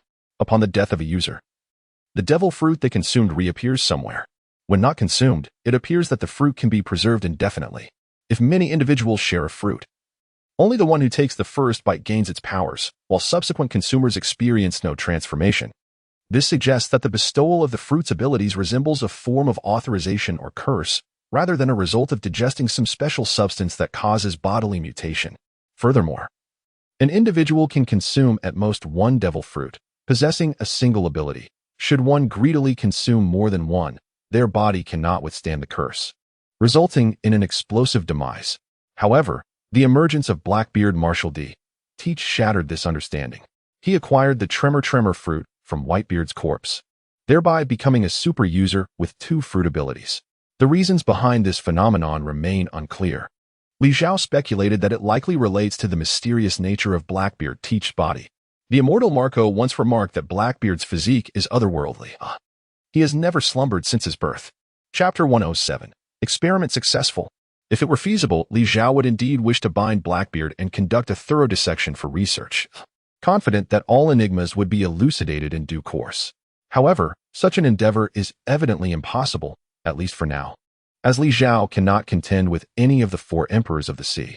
Thus, he must rely on his own analysis and conjectures, supplemented by extensive human experimentation. As a seasoned pirate enthusiast, Li Zhao has certainly contemplated the secrets of Blackbeard's anatomy. Prior to his transmigration, he had perused numerous analytical posts by fellow fans online during his leisure moments. In summary, the prevailing theories divide into two major factions. The first posits that Blackbeard's abilities are linked to the Yami no Mi, suggesting that the powers of dual devil fruits are an inherent capability of this fruit. However, Li Zhao contests this viewpoint as it blatantly contravenes the fundamental principles governing devil fruits. Moreover, if users of the Yami no Mi could indeed wield the powers of two fruits, there should undoubtedly be corresponding records in the widely circulated devil fruit compendium. Thus, Li Zhao leans towards the second theory, which posits that Blackbeard's physical structure is uniquely distinct. A rather audacious hypothesis emerges. It is conceivable that Blackbeard's body is comprised of the amalgamation of 2 to 3 individuals. This speculation is not without foundation, particularly considering Blackbeard's three-skull Jolly Roger and the fact that he was relentlessly pursuing the user of the Gura no Mi, Warlord Bartholomew Kuma, upon his introduction. The Gura no Mi user possesses the ability to consume anything and reconstitute it within their form, creating entirely new entities. In the theatrical adaptation, Warlord Bartholomew Kuma not only fused 2 of his subordinates into a monstrous 4-armed, 2-headed entity, but also managed to merge with another devil fruit user after devouring them, thereby utilizing their powers. Therefore, is it possible that when Blackbeard was still a child, he encountered Kuma and underwent a physical reconstitution at his hands? Although Li Zhao does not possess the swallowing fruit, the surgical fruit ability he currently wields is infinitely more wondrous, a rarity that rivals the bounty of the Pirate King. Roger. Without hesitation, Li Zhao realizes that he has at his disposal numerous individuals with fruit abilities who can serve as subjects for experimentation, including even a rare natural type. Li Zhao first vertically bisected the formidable steel fruit user, King Bear, along with the turn fruit user, Buffalo, cleaving them into 2 halves. He then attempted to reassemble these halves, resulting in the creation of 2 grotesque beings plagued by split consciousness, each side acting independently. Subsequently, Li Zhao employed a horizontal dissection followed by a similar recombination, which led to the bewildering outcome of their lower halves completely disobeying their commands, running in opposing directions and defying all attempts at control. Whether cut vertically or horizontally, the outcome remained unchanged.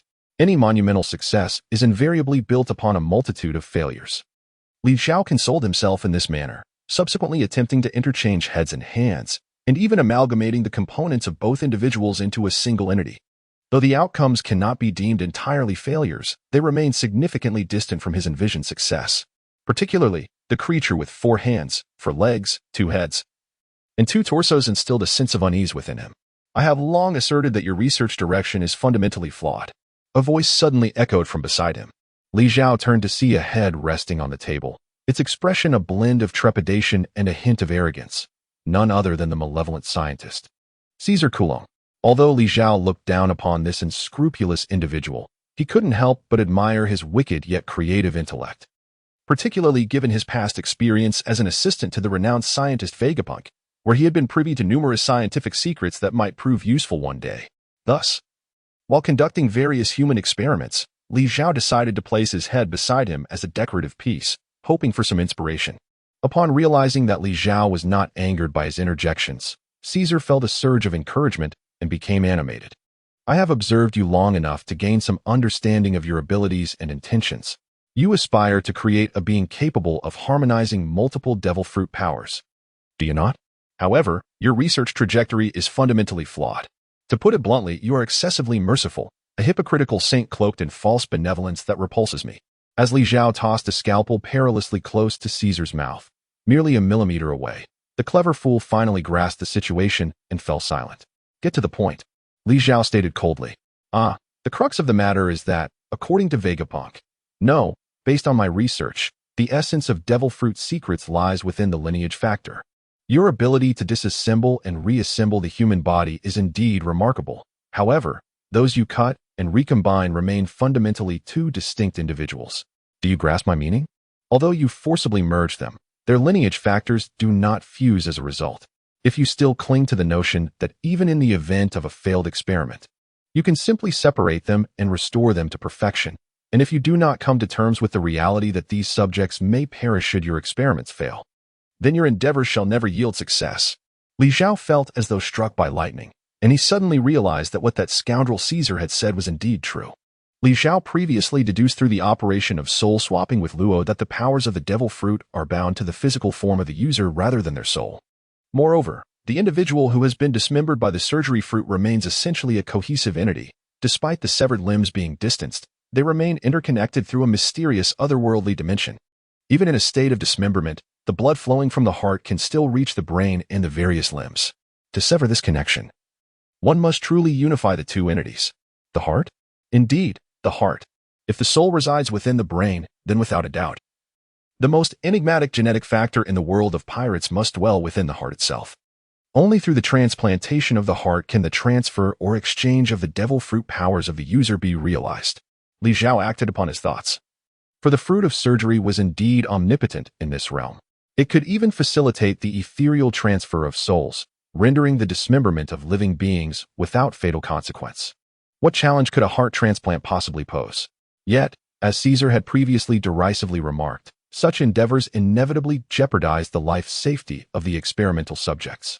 Fortunately, Li Zhao was no saint. Experiment 1. The hearts of an ability user and an ordinary individual were extracted and exchanged. The outcome was remarkably successful. The subject, initially an ordinary person, acquired the powers of the devil fruit after receiving the heart of the ability user. Though he exhibited considerable anguish, he indeed attained the capabilities of the devil fruit. Conversely, the original ability user, despite receiving the heart of the ordinary individual, succumbed to death. To be precise, he perished the moment his original devil heart fused with another, the cause of death remaining a mystery. Chapter 108. Monet. Facing death with fortitude. Experiment 2. The hearts of 2 devil fruit users were exchanged, resulting in the demise of both subjects, with the cause of death remaining unknown. Through these experiments, Li Zhao finally confirmed several crucial observations. Firstly, he established the absolute connection between the heart and genetic factors, asserting that the powers of the devil fruit were intrinsically linked to the heart of the user, capable of transfer through heart transplantation. Secondly, he identified that any devil fruit user, upon losing their original heart, or, in other words, their inherent powers, would inevitably perish for reasons unknown. With these insights, Li Zhao is now capable of, much like Blackbeard, transferring the powers of the devil fruit from the original user to other non-users. However, akin to Blackbeard, each transfer would claim the life of the original fruit user. While this constituted a significant success, it was not the outcome Li Zhao desired, prompting the experiments to progress to the next phase. Experiment 3. The heart of a paramecia-type fruit user was to be transplanted into the body of another paramecia-type user. The experiment was conducted 3 times, and without exception, all subjects perished. Whether the heart was removed or 2 hearts were simultaneously transplanted, the outcome was invariably fatal for the ability users. This result was a profound blow to Li Zhao, essentially confirming that 2 abilities of the same lineage could not coexist within a single body. Fortunately, Li Zhao proceeded to conduct a 4th experiment, transplanting the heart of a superhuman ability user into an animal ability user, or vice versa. This experiment was carried out 3 times, yielding 2 survivors among the trio of dual heart subjects, while 1 succumbed. Among the survivors, the condition of the physically robust individuals was markedly better. For instance, the spring fruit ability user, Bellamy the hyena, exhibited minimal adverse reactions, whereas the deceased subject was already in a state of near demise due to prior experiments. Thus, the experiment achieved resounding success once again. However, the true significance of this experiment lay in validating Li Zhao's long-held hypothesis that dual fruit abilities could indeed coexist within one individual, provided they were of different categories.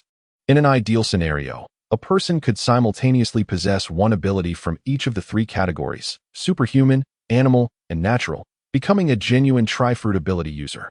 Of course, the recipient must possess an exceptionally robust physique and an indomitable spirit.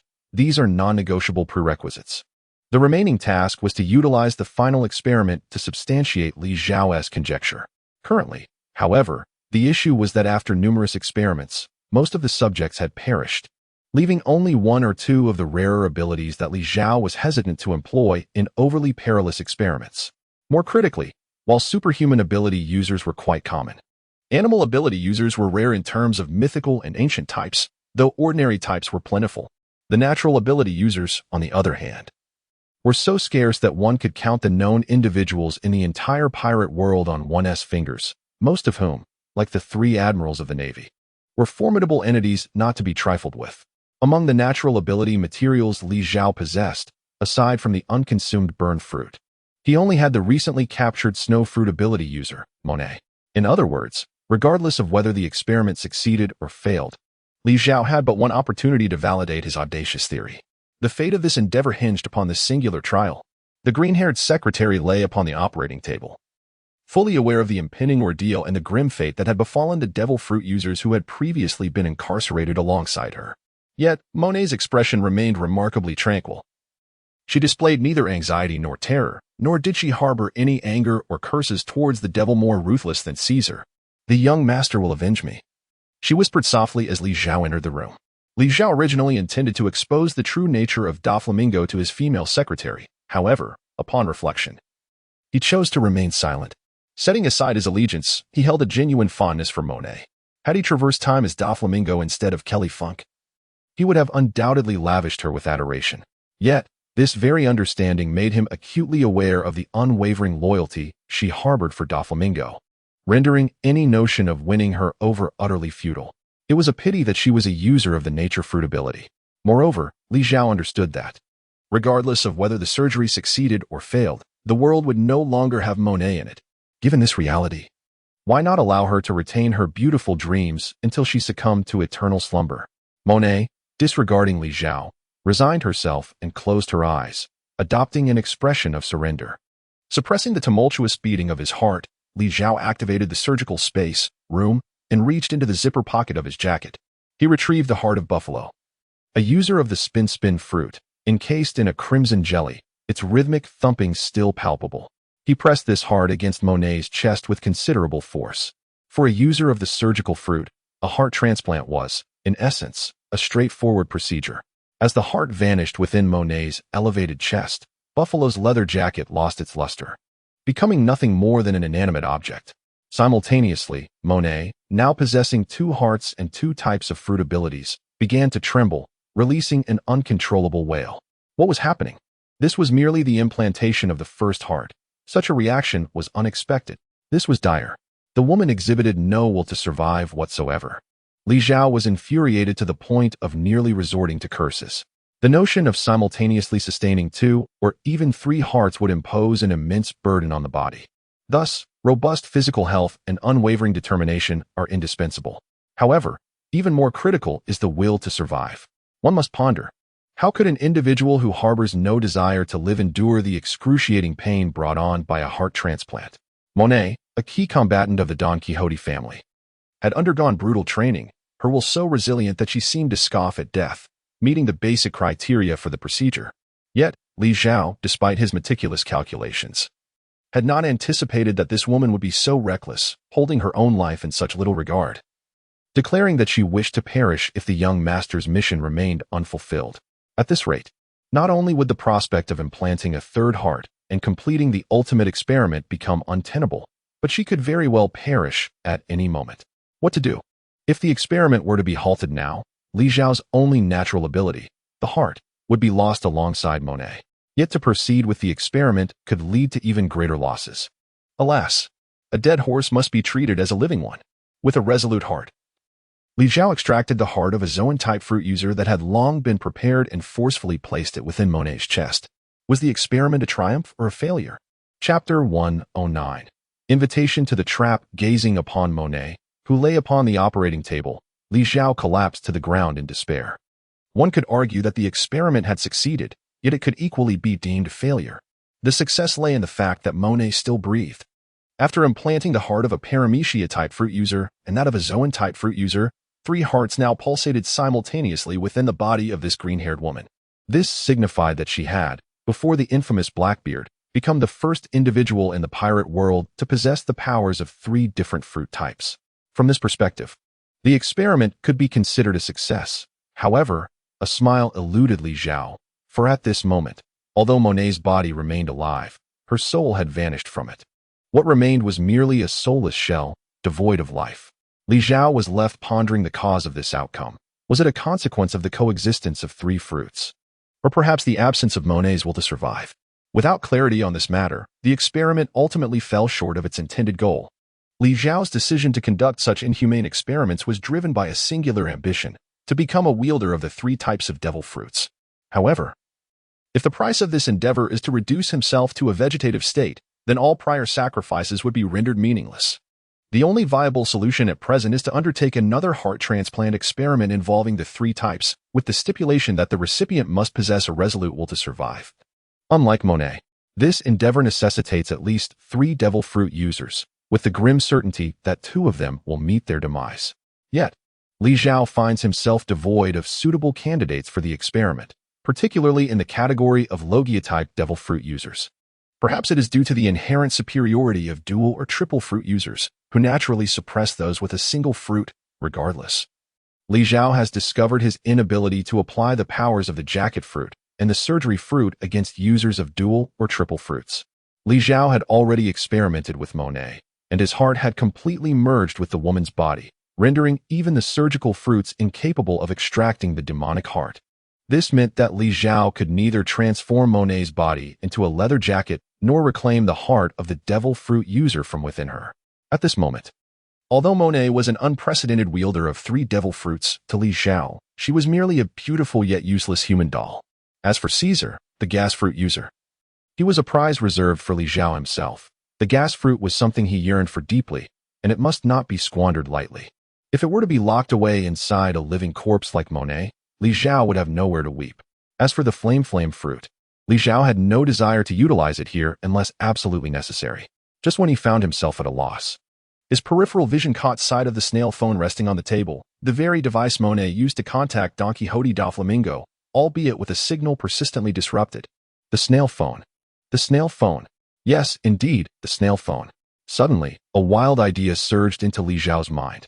Since he lacked experimental materials, why not let the experimental subjects come to him?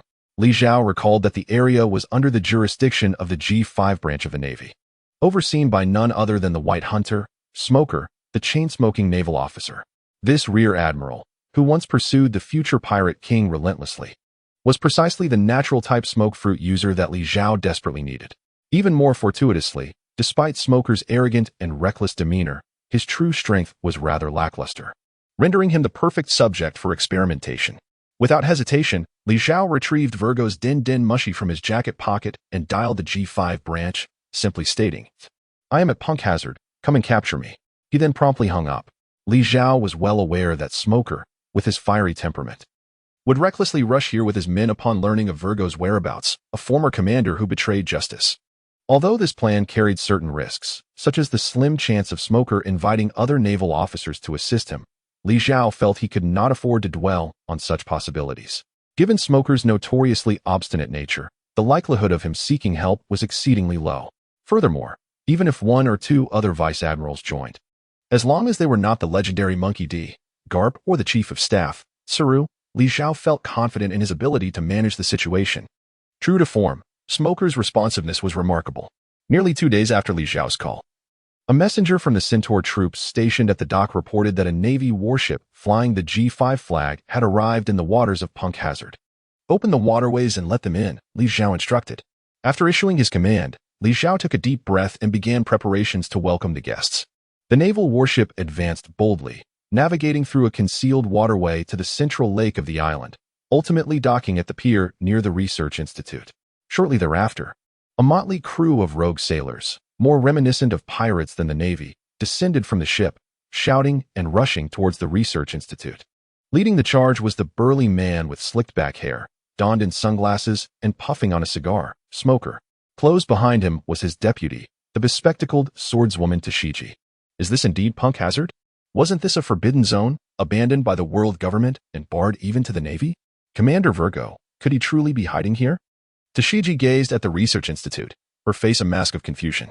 That man is no longer our commander. Smoker erupted, his temper flaring at Tashiji's reference to Virgo. That scoundrel, he is a spy planted within our Navy by the pirates. Damn it, even when Admiral Sengoku personally captured him, I could hardly believe it to be true. Yet, he was rescued by Don Quixote da Flamingo during transport. I can only conclude that we have all been deceived by him. Upon hearing his words, Tashiji lowered her head in dismay, her eyes glistening with unshed tears. Due to Smoker's foul temper, they had faced neglect after being transferred from the East Blue to the Navy headquarters, ultimately being relegated to the infamous G5 branch. However, upon arrival, they encountered their perfect commander, Virgo, who was kind, composed, and, crucially, never viewed them through a biased lens. They had originally believed that the G5 branch, alongside Commander Virgo, would serve as their ideal stage for executing justice.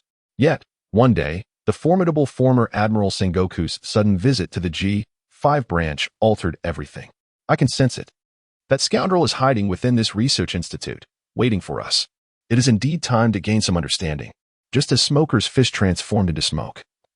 Ready to smash through the research institute's door, a creaking sound echoed as the door was pushed open from within. Chapter 110. Uninvited guests. The crisp sound of footsteps emerged from inside, causing Smoker and Tashigi to exchange glances, their brows furrowed in concern. The cadence unmistakably belonged to a woman, the sound clearly emanating from high heels scraping against the floor.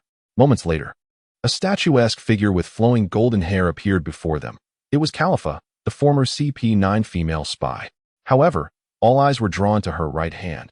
In Khalifa's grasp was the neck of a man, who appeared to be the very target of Smoker's group, the treacherous Marine Vice Admiral, Virgo. You are late, Khalifa remarked with a smile. The highly bountied Marine Vice Admiral, Virgo, has already been dealt with by me. Who are you? Smoker did not lower his weapon. Maintaining a menacing stance, his sea-stone weapon pointed directly at Khalifa. I am a member of CP0, directly under the Celestial Dragons, tasked with apprehending the spies sent by the Don Quixote family to the Navy.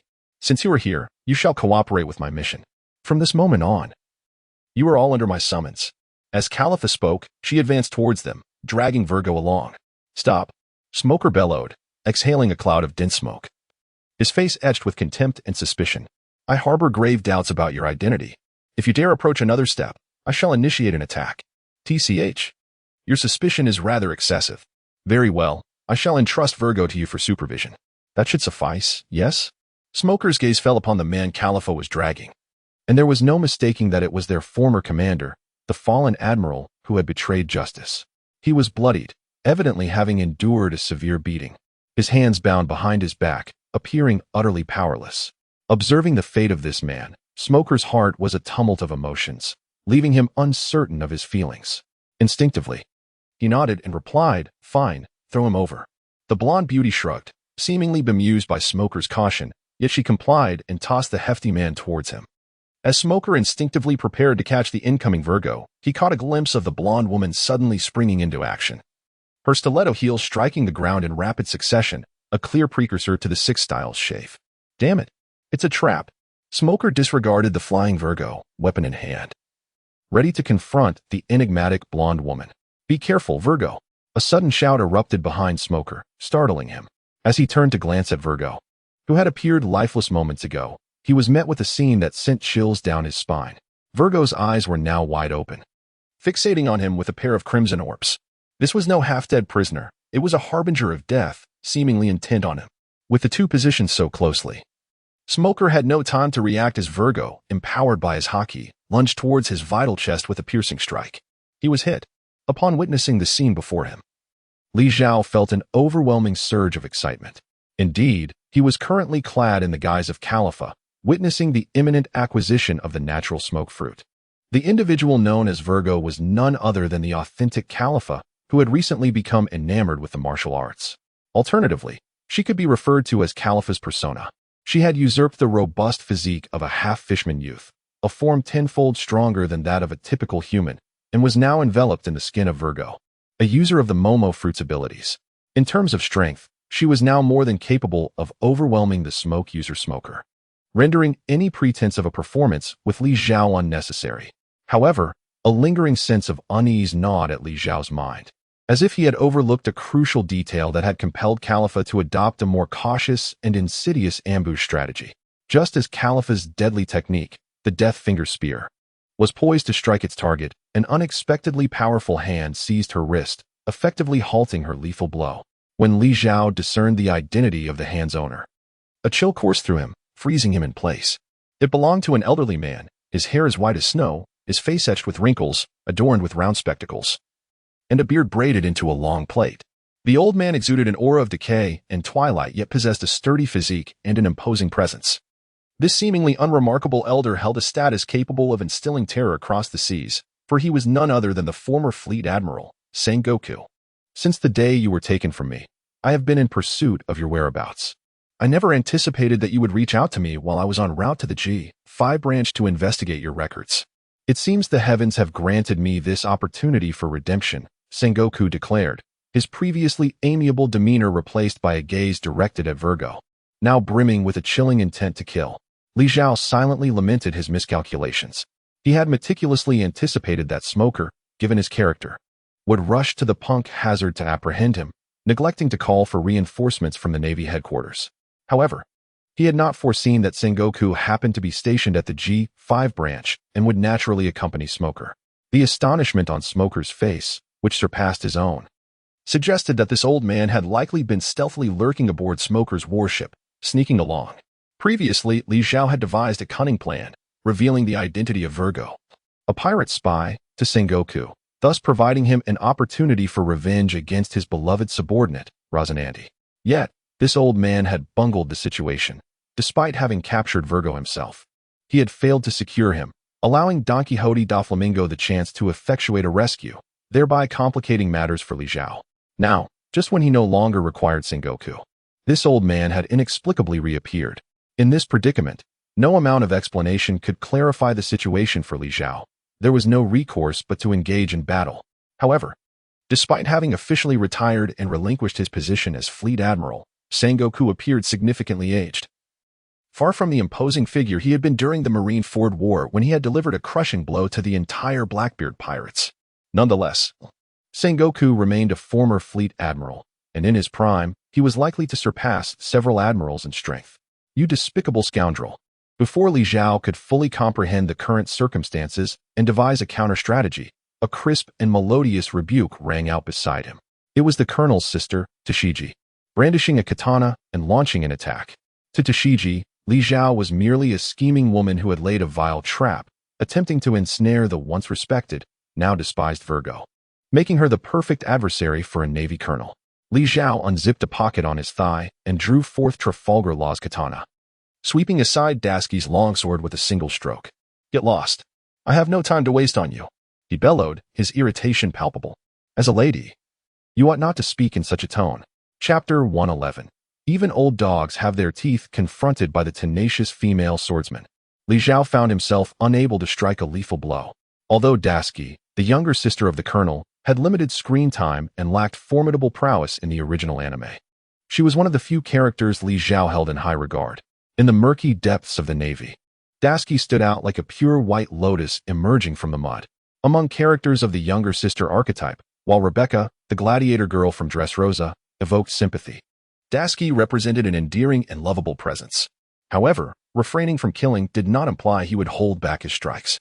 After exchanging several blows with Dasky, Li Zhao had regained his composure.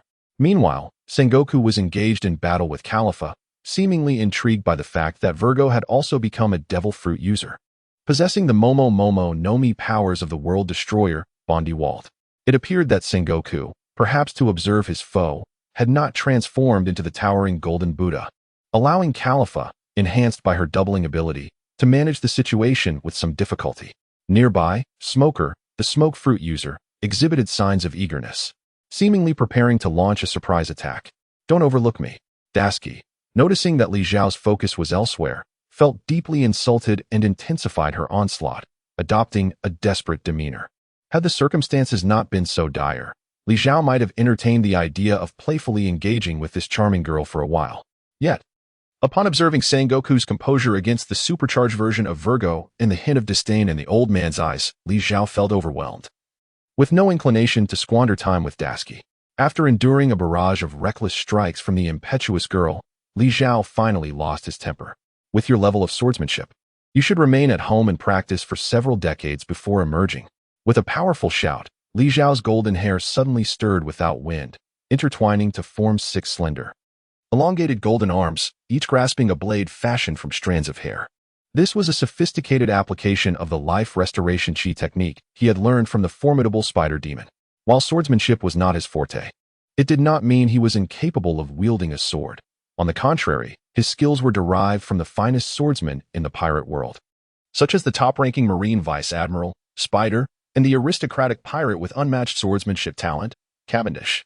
Scythe Weasel, 8-armed demon slash. Li Zhao's figure flickered and, when he reappeared, he stood behind the beautiful swordswoman. Without turning his head or acknowledging the motionless Dasky, he slowly sheathed his katana. The swordswoman maintained her stance, poised to strike. Yet a smile crept across her lips as 2 streams of warm tears cascaded down her round cheeks. she stifled a sob, her face etched with both resentment and a burgeoning anger at her own inadequacy. As the sound of Li Zhao's sword returning to its sheath echoed, Dasky collapsed to the ground, completely unconscious. Dasky, damn it, what have you done to her? Upon discovering that his subordinate had inexplicably been incapacitated, the White Hunter, Smog, forsook his furious grievances against his former superior, Virgo. His body transformed into a thick smoke, propelling him towards Li Zhao like a jet rocket. With swords clashing and staffs colliding, the long blade met the sword with fierce intensity. Smog's prowess indeed surpassed that of Dasky, his solid mastery of the six powers, combined with the unpredictable nature of the smoke fruit, allowed him to transition seamlessly between corporeal and ethereal forms, launching attacks from any angle with an elusive grace that rendered him almost spectral. Currently, Li Zhao's configuration features the core of Trafalgar Law, while the exterior is the body forsaken by Kirifa. He possesses the abilities of the Op no Mi and the Bubble fruit. Overall, he is ill-suited for direct confrontations that require brute strength. Li Zhao's victory over the White Hunter is not particularly challenging. However, when confronted with the most formidable natural fruit user, achieving a swift and decisive triumph becomes a considerably intricate endeavor. Turning our gaze to Sengoku and Califa, the aged Grand Admiral has swiftly grasped the essence of his adversary, not to mention Califa, who can only amplify the Momo fruit to its maximum fivefold potential. Even the previous master of the Momo fruit, the notorious world destroyer Bondiwald, who could exploit it to a staggering hundredfold enhancement, finds himself outmatched by the Grand Admiral Sengoku, enduring a humiliating defeat. Califa's pride in her six-style martial arts pales in comparison when faced with Sengoku, whose mastery of mind, skill, and physical prowess has reached an unparalleled zenith. His hand-to-hand combat abilities perhaps only inferior to those of the legendary marine hero, Garp. As Sengoku earnestly engages, Califa, clad in Virgo's skin, visibly struggles to withstand the pressure, teetering on the brink of peril within just a few exchanges. She can only rely on her enhanced resilience from merging with the half-fishman, desperately holding on as defeat looms ominously. The situation grows increasingly dire. Yet Smoker remains entangled in his own conflicts. In his escalating anxiety, Li Zhao falters, inadvertently allowing the Sea Prism Stone, wielded by the smoke user's weapon, to pierce his chest. Despite the ample cushioning of his flesh, the pain is excruciating, and worse still, an overwhelming sense of helplessness envelopes his entire being. A direct result of the inherent suppression that the Sea Prism Stone exerts on those with abilities. Seizing the opportunity, Smoker skillfully retrieves a pair of handcuffs, preparing to restrain Li Zhao. At that moment, a cannon's roar echoes from a distance, and a dark-hued cannonball hurtles toward Smoker's face. Typically, natural fruit users are entirely immune to such attacks. However, as the projectile approaches, Smoker's observation haki erupts with urgency. This cannonball is ensnared with formidable armament haki, and should it strike, Smoker would either perish or be left disfigured. Left with no alternative, Smoker transforms into smoke once more, dissipating from Li Zhao's vicinity, only to coalesce anew several meters away. Which scoundrel dares to disrupt my plans? Smoker bellows, his gaze fixed on a peculiar figure emerging from the research facility, a young ruffian sporting a green mohawk, moving with an odd gait, bent over and emitting a bizarre bleating laugh. Even more peculiar, his right forearm morphs into a gleaming cannon. This individual, cloaked in the skin of the barrier fruit user Bartolomeo, is none other than the Cannon Llama, a contingency that Li Zhao had meticulously arranged beforehand. Cannon Llama, go assist over there. I'll handle this smoke user. Upon witnessing the timely arrival of reinforcements, Li Zhao's hope was rekindled and his combat spirit surged. The artillery alpaca, with its formidable armament and the power of the barrier fruit, showcased impressive capabilities in both offense and defense. With its assistance, Califa could likely endure a while longer.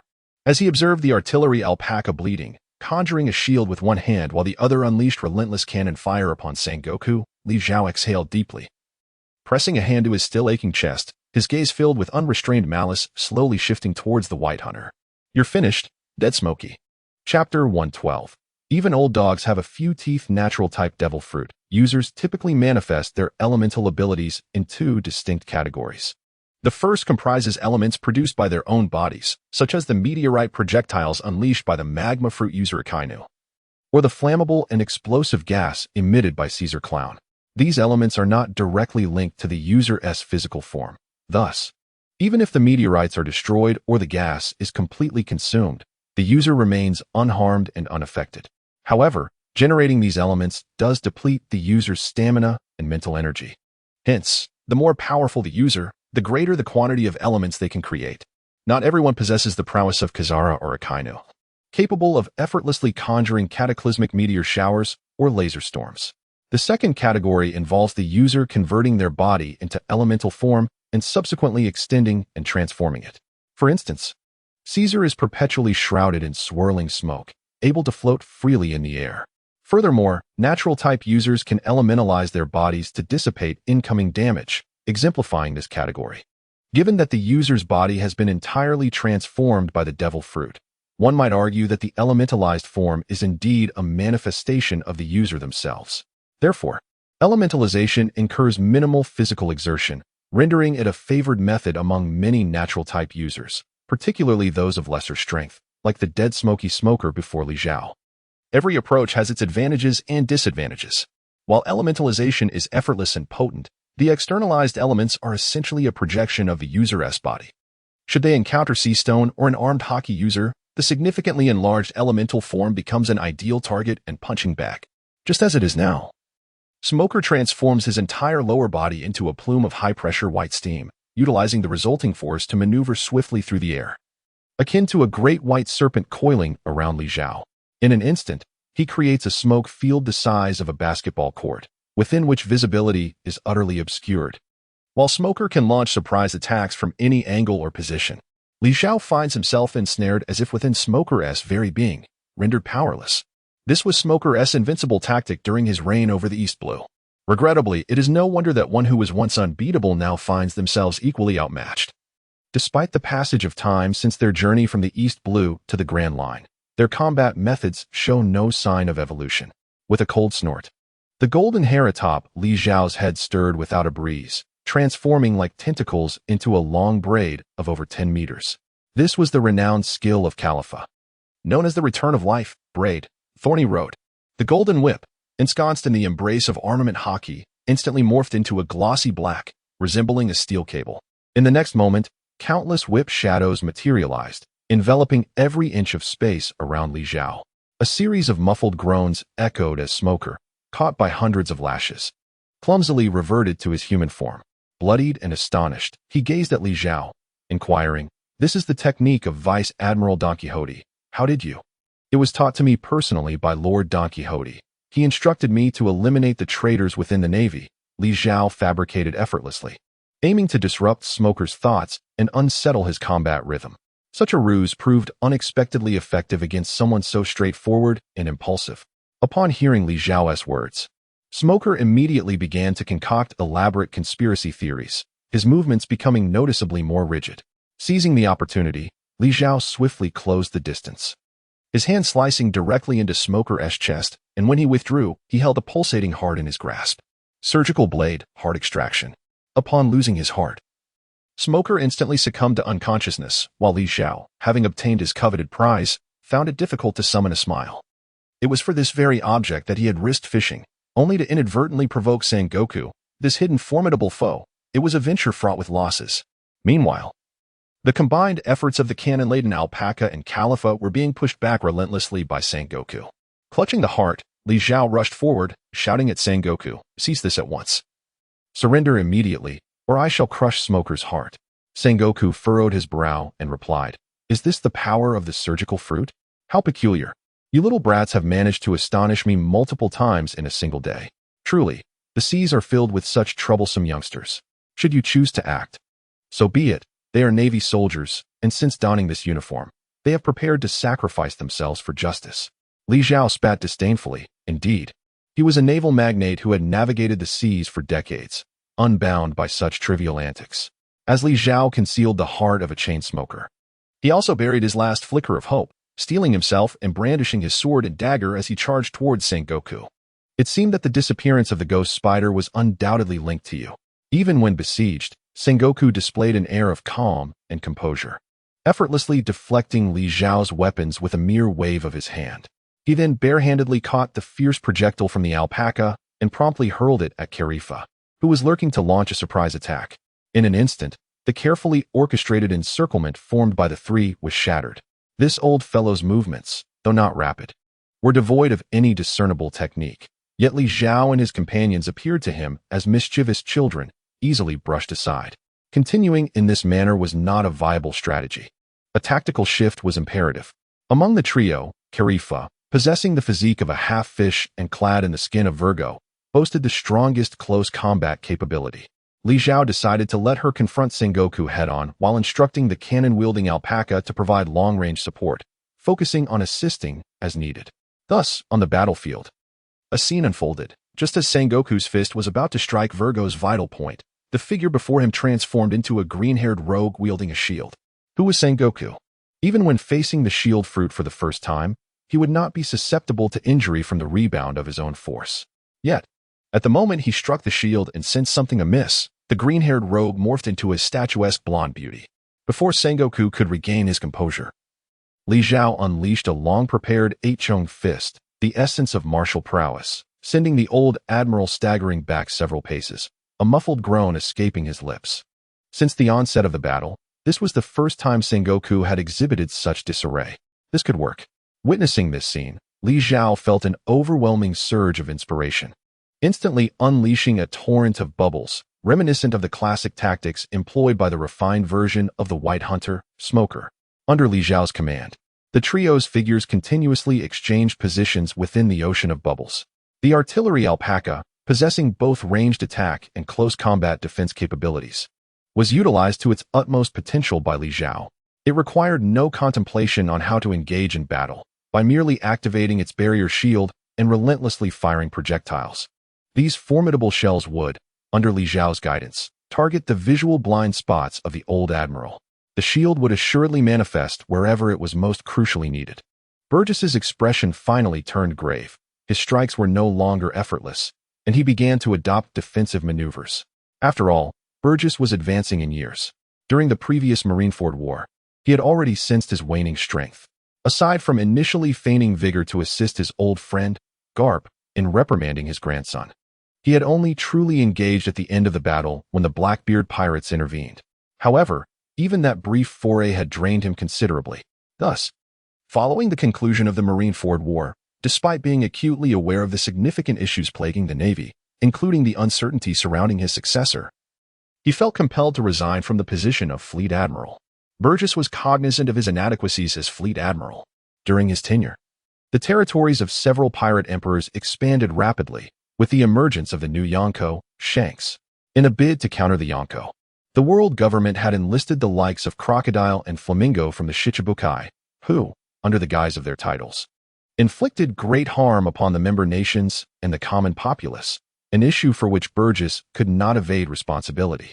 Moreover, although the Marineford War ended in a Pyrrhic victory, it cost countless lives, with Marine headquarters, Marineford, reduced to ruins amidst the conflict. Thus, Burgess's resignation could indeed be deemed an act of accountability. Once relieved of his burdensome duties, the signs of his aging, which he had desperately concealed, became glaringly apparent. In a single night, his hair transformed from black to white. His face became lined with wrinkles, and his once commanding presence diminished significantly. It was at this moment that Burgess fully realized he shared a generational bond with Edward Newgate, the Whitebeard, who had also been ravaged by illness as he valiantly stepped onto the battlefield. If only I could reclaim 10 or 8 years of youth. No, even 5 years, I would not have been cornered by these three little rascals. The former admiral sighed deeply, his gaze suddenly steely and resolute. At that moment, he was completely earnest. With a swift motion, Burgess struck out, and despite Virgo's speed surpassing that of the elder, he could not evade nor escape. Even the iron block he attempted to deploy inexplicably failed to activate, resulting in a direct hit to his chest, causing him to cough blood and be sent reeling backward. Li Zhao was equally taken aback. Just moments ago, he had indeed intended to exploit the positional exchange ability of the surgical fruit to switch the barrier-activating cannon alpaca with Califa. However, he suddenly discovered that his power was fortuitously in a brief cooldown period. This interval was exceedingly fleeting, so much so that even Trafalgar Law himself had not noticed that his skill also had a cooldown. A fact that the veteran Admiral Sengoku quickly recognized after just a few exchanges. The disparity in combat experience between the two was insurmountably vast. The adversary before him was far superior to the mid-ranking officer, Spider Demon, or Diamante, a high-ranking member of the Don Quixote family whom Li Zhao had previously faced. Instead, he was up against a top-tier martial artist who had honed his mind, technique, and physique to a state of consummate perfection, even without the powers of a devil fruit. This opponent was beyond what Li Zhao could contend with at this moment. Moreover, until this point, Sengoku had yet to unleash the true form of the legendary Zoan-type mythical beast, the Buddha fruit. Though the situation appeared dire, Li Zhao refused to concede. He still held a glimmer of hope. The battle had escalated to a point where he could no longer hold back. The various special attacks of the surgical fruit could not penetrate Sengoku's haki defenses, and ordinary techniques were utterly ineffective against a warrior of Sengoku's caliber. Li Zhao had no choice but to unleash the ultimate techniques of the bubble fruit, which he had reserved for a critical moment, to have any chance of turning the tide. With arms extended and palms facing each other, Li Zhao summoned a colossal black bubble, exceeding 1 meter in diameter. That materialized before him. His muscles trembled, and sweat streamed down his forehead, as creating this bubble seemed to drain a significant amount of his stamina. As Li Zhao gradually brought his arms together, the enormous bubble began to shrink, ultimately becoming no larger than a ping-pong ball, hovering beside him. He repeated this process, swiftly conjuring a dozen or more black bubbles. With a sweeping motion of his arms, a swarm of these black bubbles surged towards Sengoku. These bubbles, seemingly animated, flew at a moderate pace, but persistently pursued their target. Despite Sengoku's attempts to accelerate and shake them off, he could not entirely evade them. Whenever he slowed down, the peculiar black bubbles wobbled and resumed their relentless chase. In a moment of caution, Sengoku poked one of the black bubbles with a finger, only to have it explode violently, its power surpassing that of a typical thunderclap. Had Sengoku not been prepared, he might have lost a finger to the blast. The bubbles, infused with powerful haki, contained air compressed to its utmost limit. Truly, Admiral Sengoku was remarkable, discerning the essence of this technique at a glance. Li Zhao could only manage a wry smile. However, understanding did not equate to countering. In fact, this maneuver was the culmination of Li Zhao's extensive research and dedication, having developed the bubble fruit's capabilities to their zenith. The membranes of these black bubbles were imbued with substantial haki, greatly enhancing their hardness and flexibility. Designed to contain air compressed to its maximum potential, Li Zhao was now ready to establish the rules of engagement for this attack. Upon contact with its target, the bubble detonates instantaneously, releasing compressed gas and creating a supercavitation effect that shatters all objects in its vicinity. Furthermore, due to the outer layer of the bubble being entwined with the armed color of haki, it inflicts significant damage upon any ability user, regardless of whether they belong to the natural, superhuman, or Zoan categories, even capable of destroying weapons made of sea stone. Earlier, Li Zhao refrained from employing this technique against the smoke user Smoker, fearing that its lethal potency might inadvertently claim the life of the White Hunter. Faced with these ominous black bubbles, which could neither be touched nor evaded, the old marshal furrowed his brow and attempted various methods. The stones he cast merely deflected the bubbles without triggering an explosion, suggesting that these bubbles only detonate upon contact with a living target. The blonde girl, lurking at a distance, continued to ceaselessly generate these bubbles, and whenever Sengoku sought to approach her and incapacitate this ability user, she cunningly teleported away, causing the elderly man to miss his mark. Chapter 114. The Battle of Buddha. Sengoku. As the surrounding bubbles multiplied, Sengoku found his maneuvering space increasingly constricted.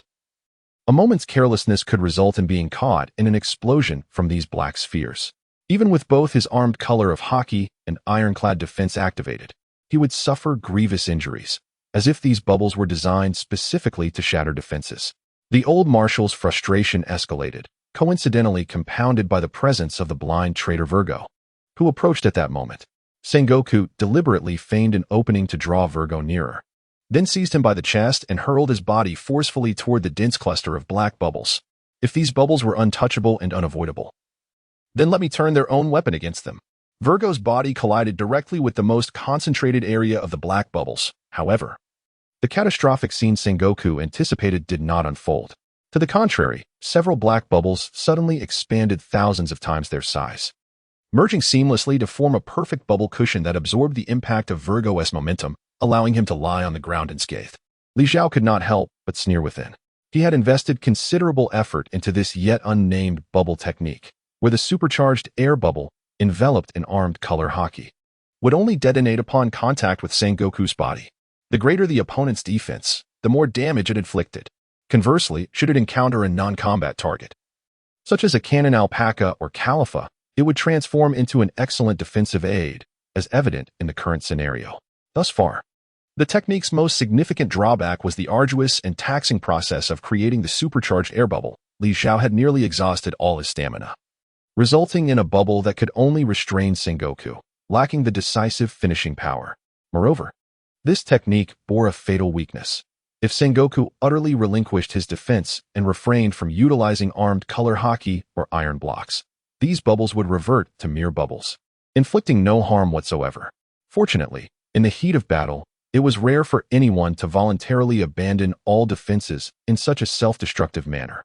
Alas, at this juncture, confronted by the encroaching black supercharged air bubbles, reminiscent of a swarm of piranhas, the old Marshal Sengoku suddenly sighed deeply and remarked, "I must concede that throughout my years traversing the seas, the number of individuals capable of forcing me into such a predicament is scarcely countable on one hand. Yet those individuals, sigh. I truly am growing old." Sengoku stood still, seemingly having surrendered his resistance. However, Li Zhao dared not share in such optimism. As expected, a golden radiance erupted from Sengoku's form, filling the space with an aura of majesty and destruction. The once seemingly indomitable black bubbles shattered upon contact with the golden light, but that was not the most terrifying aspect. Before the eyes of the onlookers, the former Grand Admiral Sengoku's body suddenly swelled, transforming into a colossal Buddha, towering several meters high and radiating a brilliant golden glow. This was the true manifestation of the human fruit, mythical Zoan type, Buddha form.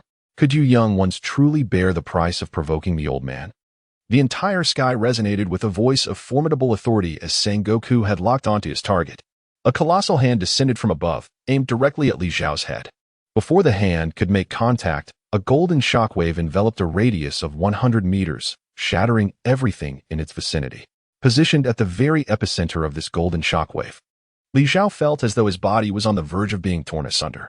In a moment of dire urgency, he activated the power of the surgery fruit, swapping places with the artillery alpaca. The artillery alpaca had already readied itself, having previously activated its transparent defensive barrier. Despite the immense strength of the golden shockwave, it could not harm the artillery alpaca sheltered beneath the barrier. Nevertheless, Sengoku's colossal hand continued its descent. Following the shockwave, it pressed down directly upon the alpaca's barrier, driving both the creature and its shield deep into the earth. Once the hand of the golden Buddha retracted, all that remained on the ground was a dark, bottomless pit shaped like a handprint, while the fate of the artillery alpaca hung in uncertainty. At this moment, despair filled Li Zhao's heart. He clutched tightly the box containing the sealed soul entity, Home Eyes, torn between the hesitation of unleashing the ferocious and uncontrollable storm Athena to create a slim chance of escape. Just then, Califa, who had recently received healing from Li Zhao's golden bubbles, suddenly darted towards the golden Buddha. "Do not go to your demise. Come back quickly." Li Zhao shouted loudly to stop her, yet Califa did not falter in her stride. She merely turned her head, smiled at Li Zhao, and gestured for him to leave quickly. In that instant, Li Zhao comprehended her intentions. This woman was prepared to sacrifice herself to afford him an opportunity to escape. He was not so feeble as to require the sacrifice of a woman merely to prolong his own existence. Califa's actions severely pricked Li Zhao's fragile male pride. However, before he could respond, Califa, empowered by a 20-fold enhancement in attack, defense, and speed, charged toward the golden Buddha. With a single, ultimate technique known as the Six Kings Gun, she struck at the Buddha's chest. Yet, in the next moment, the majestic and imposing figure of the golden Buddha vanished into thin air. Califa's lethal blow landed upon emptiness, and the tremendous backlash forced her to spit out a mouthful of blood. Nevertheless, she could not afford to dwell on her injuries. She immediately activated her moonwalk, ascending into the sky, scanning the ground for any trace of the golden Buddha. She could not accept that such a colossal being could simply have disappeared. Califa's gaze swept across the area until it locked onto Li Zhao's eyes. In his expression, she discerned shock and fear, which suddenly made her realize that, unbeknownst to her, she had seemingly found herself enveloped in shadows. Behind Califa, suspended in the sky, the golden Buddha hovered majestically. In front of her, Califa appeared as insignificant as the Monkey King, trapped within the grasp of Tathagata, seemingly powerless and insignificant. Maitreya, the world annihilator. Sengoku finally made his move, his golden palms slowly coming together in a prayer position. Within the confines of those divine hands, Khalifa felt as though all her freedom had been stripped away, patiently awaiting the moment death would descend upon her. Li Zhao yearned for rescue and sought to exchange positions with Khalifa. Yet he despondently realized that the surrounding space seemed to be utterly restricted. He could not even move a single finger, let alone activate his abilities. Li Zhao understood that it was not the warring states that had sealed off the surrounding space and time, but rather the seemingly slow and solemn movements of the Golden Buddha, which, in reality, had already surpassed all limits. Even Khalifa, who could activate a 20-fold speed enhancement, found herself unable to react in time, creating an illusion of excruciating slowness. The vast golden hand, akin to an inescapable fate, finally came together in a gesture of prayer. When it opened once more, Khalifa's delicate form, reminiscent of a butterfly crushed by a mischievous child, plummeted from the heights. Chapter 115. The Red Scabbard 9 Heroes. Li Zhao's eyes widened in desperation as he rushed forward, conjuring a vast cushion of bubbles to successfully catch the plummeting Khalifa. Ignoring the narrow-formed Sengoku, who was gasping for breath and staring in disbelief, he swiftly unzipped Khalifa's jacket, pulling forth the slender half-fishman youth from within. Without a moment's hesitation, he utilized the golden bubbles to administer urgent medical aid. Khalifa was grievously injured, with multiple ruptured internal organs and nearly 80% of her bones shattered, blood gushing relentlessly. And her heart had already ceased to beat. Undoubtedly, she was on the brink of death, and no physician in this world could save the life of the female spy. The sole glimmer of hope lay in the existence of the miraculous devil fruits, and Li Zhao was fortunate to possess both the surgery fruit and the bubble fruit, two of the most potent healing powers among them. He focused on staunching the bleeding, realigning the bones, reviving her heartbeat, and alleviating her pain. In a flurry of frantic movements, Li Zhao managed to elicit a miraculous response from Khalifa, who finally expelled a mouthful of dark, viscous blood, her breath returning as her heart resumed its rhythmic beating. Could that person truly be Virgo? Sengoku stood agape, witnessing the scene unfold before him, a myriad of perplexities swirling in his gaze. No, this cannot be right. The aura emanating from him unmistakably belongs to Virgo, a presence I cannot misidentify. Yet, what on earth is transpiring? Why does a youth reside within Virgo's form? Could this possibly be another bizarre manifestation of a devil fruit's power? Li Zhao wore a bitter smile. Khalifa had been barely rescued. But what was to be done now? All his remaining strength had been expended during the healing process, leaving him with seemingly no choice but to await his fate. However, considering the nature of Sengoku, it was highly unlikely that they would be executed on the spot. Instead, they would probably be captured and sent to the impel-down prison. In a way, this outcome did not seem entirely unfavorable. Li Zhao sought solace in his own thoughts. Finding joy amid suffering, he began to ponder how to locate the fabled paradise of spirits and demons after entering the advancing city, and how to regroup and seize an opportunity to escape. What was truly happening here? Just as the warring states closed in and Li Zhao prepared to surrender, a stranger's voice suddenly pierced the air. Turning to the source, he beheld three tall figures clad in peculiar attire, having mysteriously appeared on the battlefield. Their garb was deemed strange because it starkly contrasted with the dominant Western medieval style of the pirate world. Yet, for Li Zhao, a time traveler, their appearance was utterly familiar. The elevated hairstyles, loose samurai robes, and long swords reminiscent of calligraphy brushes clearly denoted the attire of the samurai from Wano. It was those three fools. They had arrived, and indeed, their timing was impeccable. Upon seeing them, Li Zhao was overwhelmed with joy. For these three were none other than the renowned members of the Kazuki family S9 Red Scabbards, the fiery swordsman Kinemon, the painter of demons Kanjuro, and the ninja Reizo of the Mist. Their presence ignited a glimmer of hope within him. What had transpired here? Why was the situation so dire? My young master, nay, my beloved son, where have you unjustly taken him? Though uncertain of the deviations from the original narrative, where only Kinemon was supposed to appear, three of the 9 Red Scabbards now stood in punk hazard, having pursued the kidnapped scion of the Kazuki clan, the Must-Die Momonosuke. They discovered chaos had already unfolded. Yet their focus remained solely on the noble yet ill-fated young master. Burgundy was perplexed by the origins of these three. He could only surmise they hailed from the isolated land of Wano, closed off from the outside world, knowing nothing of their intentions or capabilities. This ignorance presented Li Zhao with a rare opportunity for a dramatic turnaround. Hey, Noble warriors of Wano, are you in search of a young boy with a pompadour hairstyle? Li Zhao greeted with a beaming smile, but scarcely had his words faded when 3 samurai from the land of Wa darted towards him like lightning. Leading them was Ka Jin Eman, the chief of the Red Sheath 9 heroes. With a fierce grip, he seized Li Zhao by the collar, hoisting him effortlessly as he thundered, "Woman, have you encountered our young master? Speak forth all that you know." Li Zhao's lips curled into a cold smirk as he pointed at the indecent hand on his chest. It was only then that Jin Weimin realized that his actions were not merely rude, but utterly vulgar. In a flustered panic, he hastily abandoned the golden-haired woman in his grasp, waving his hands in protest. "I have been most disrespectful. Even towards a lady, such base conduct is inexcusable. I ought to commit seppuku to atone for my transgressions. However, I am presently burdened with a grave responsibility, so such an act must be postponed. Pray, inform me swiftly of my lord, no, my son's whereabouts and well-being."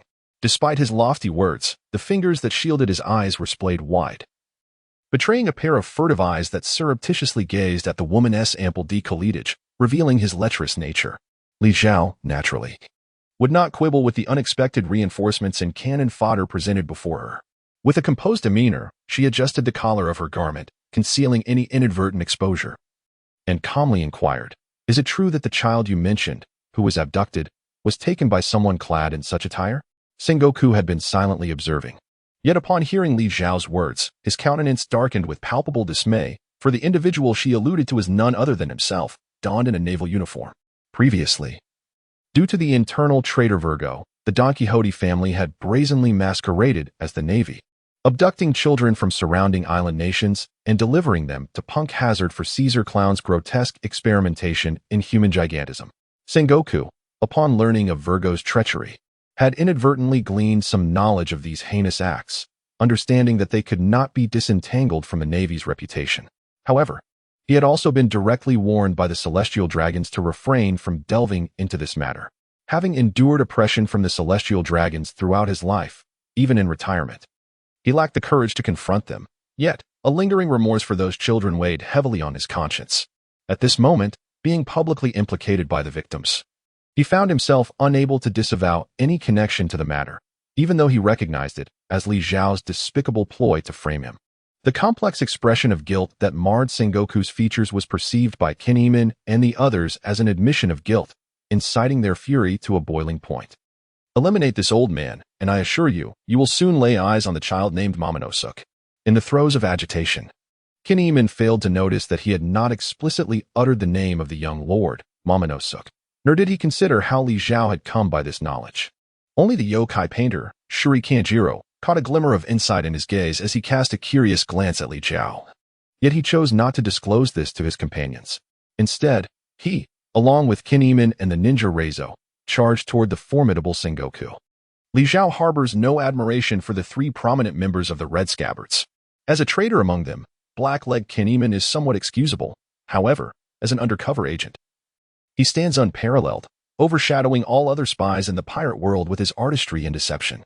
After all, it was he who indirectly led to the downfall of the formidable Kazuki Oden, a Yonko-level powerhouse. Had fortune not been so cruelly against him, his future exploits would likely have surpassed even that. The crux of Li Zhao's disdain for Kinemon and Reizo lies in their overwhelming selfishness and their penchant for pretense. Despite possessing the formidable strength to breach the defenses of the Yonko Kaido and inflict genuine harm upon the strongest creature of land, sea, and air, these individuals chose to bide their time, concealing their true capabilities. Even after aligning with the Straw Hat Pirates, they shamelessly accepted assistance while remaining passive spectators during critical battles. For instance, during the Dressrosa conflict, they exhibited behavior reminiscent of mere fodder.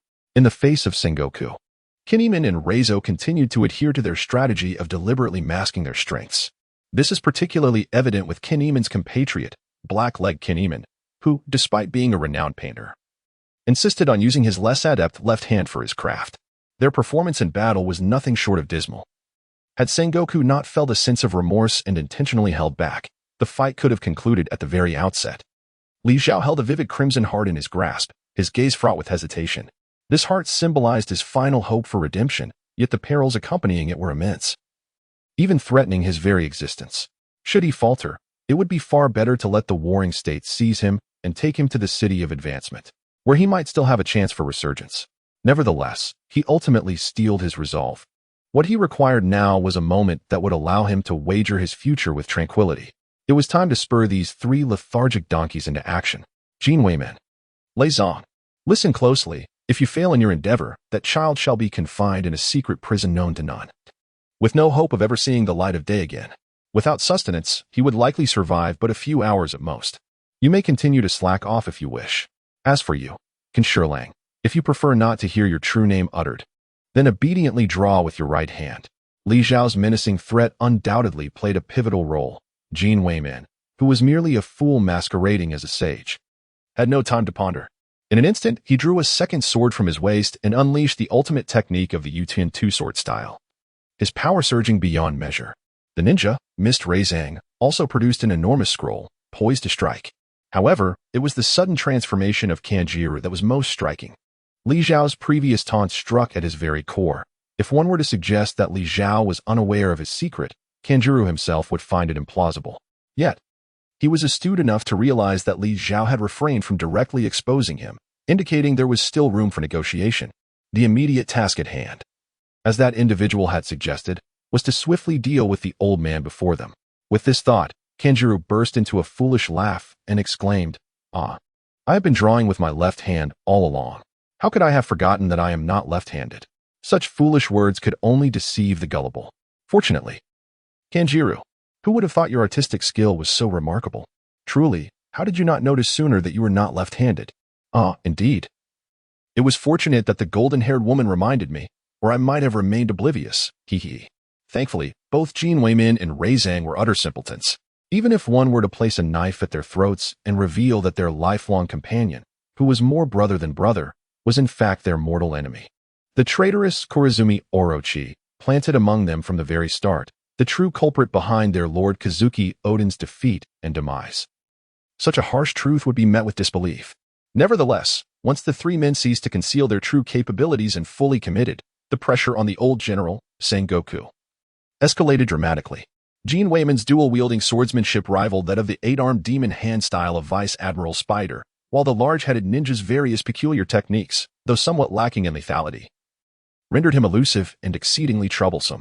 Yet, the most formidable threat came from the red-haired, white-faced giant wielding a brush, who, with each stroke on the ground, summoned a myriad of monstrous apparitions and creatures to assail Sengoku.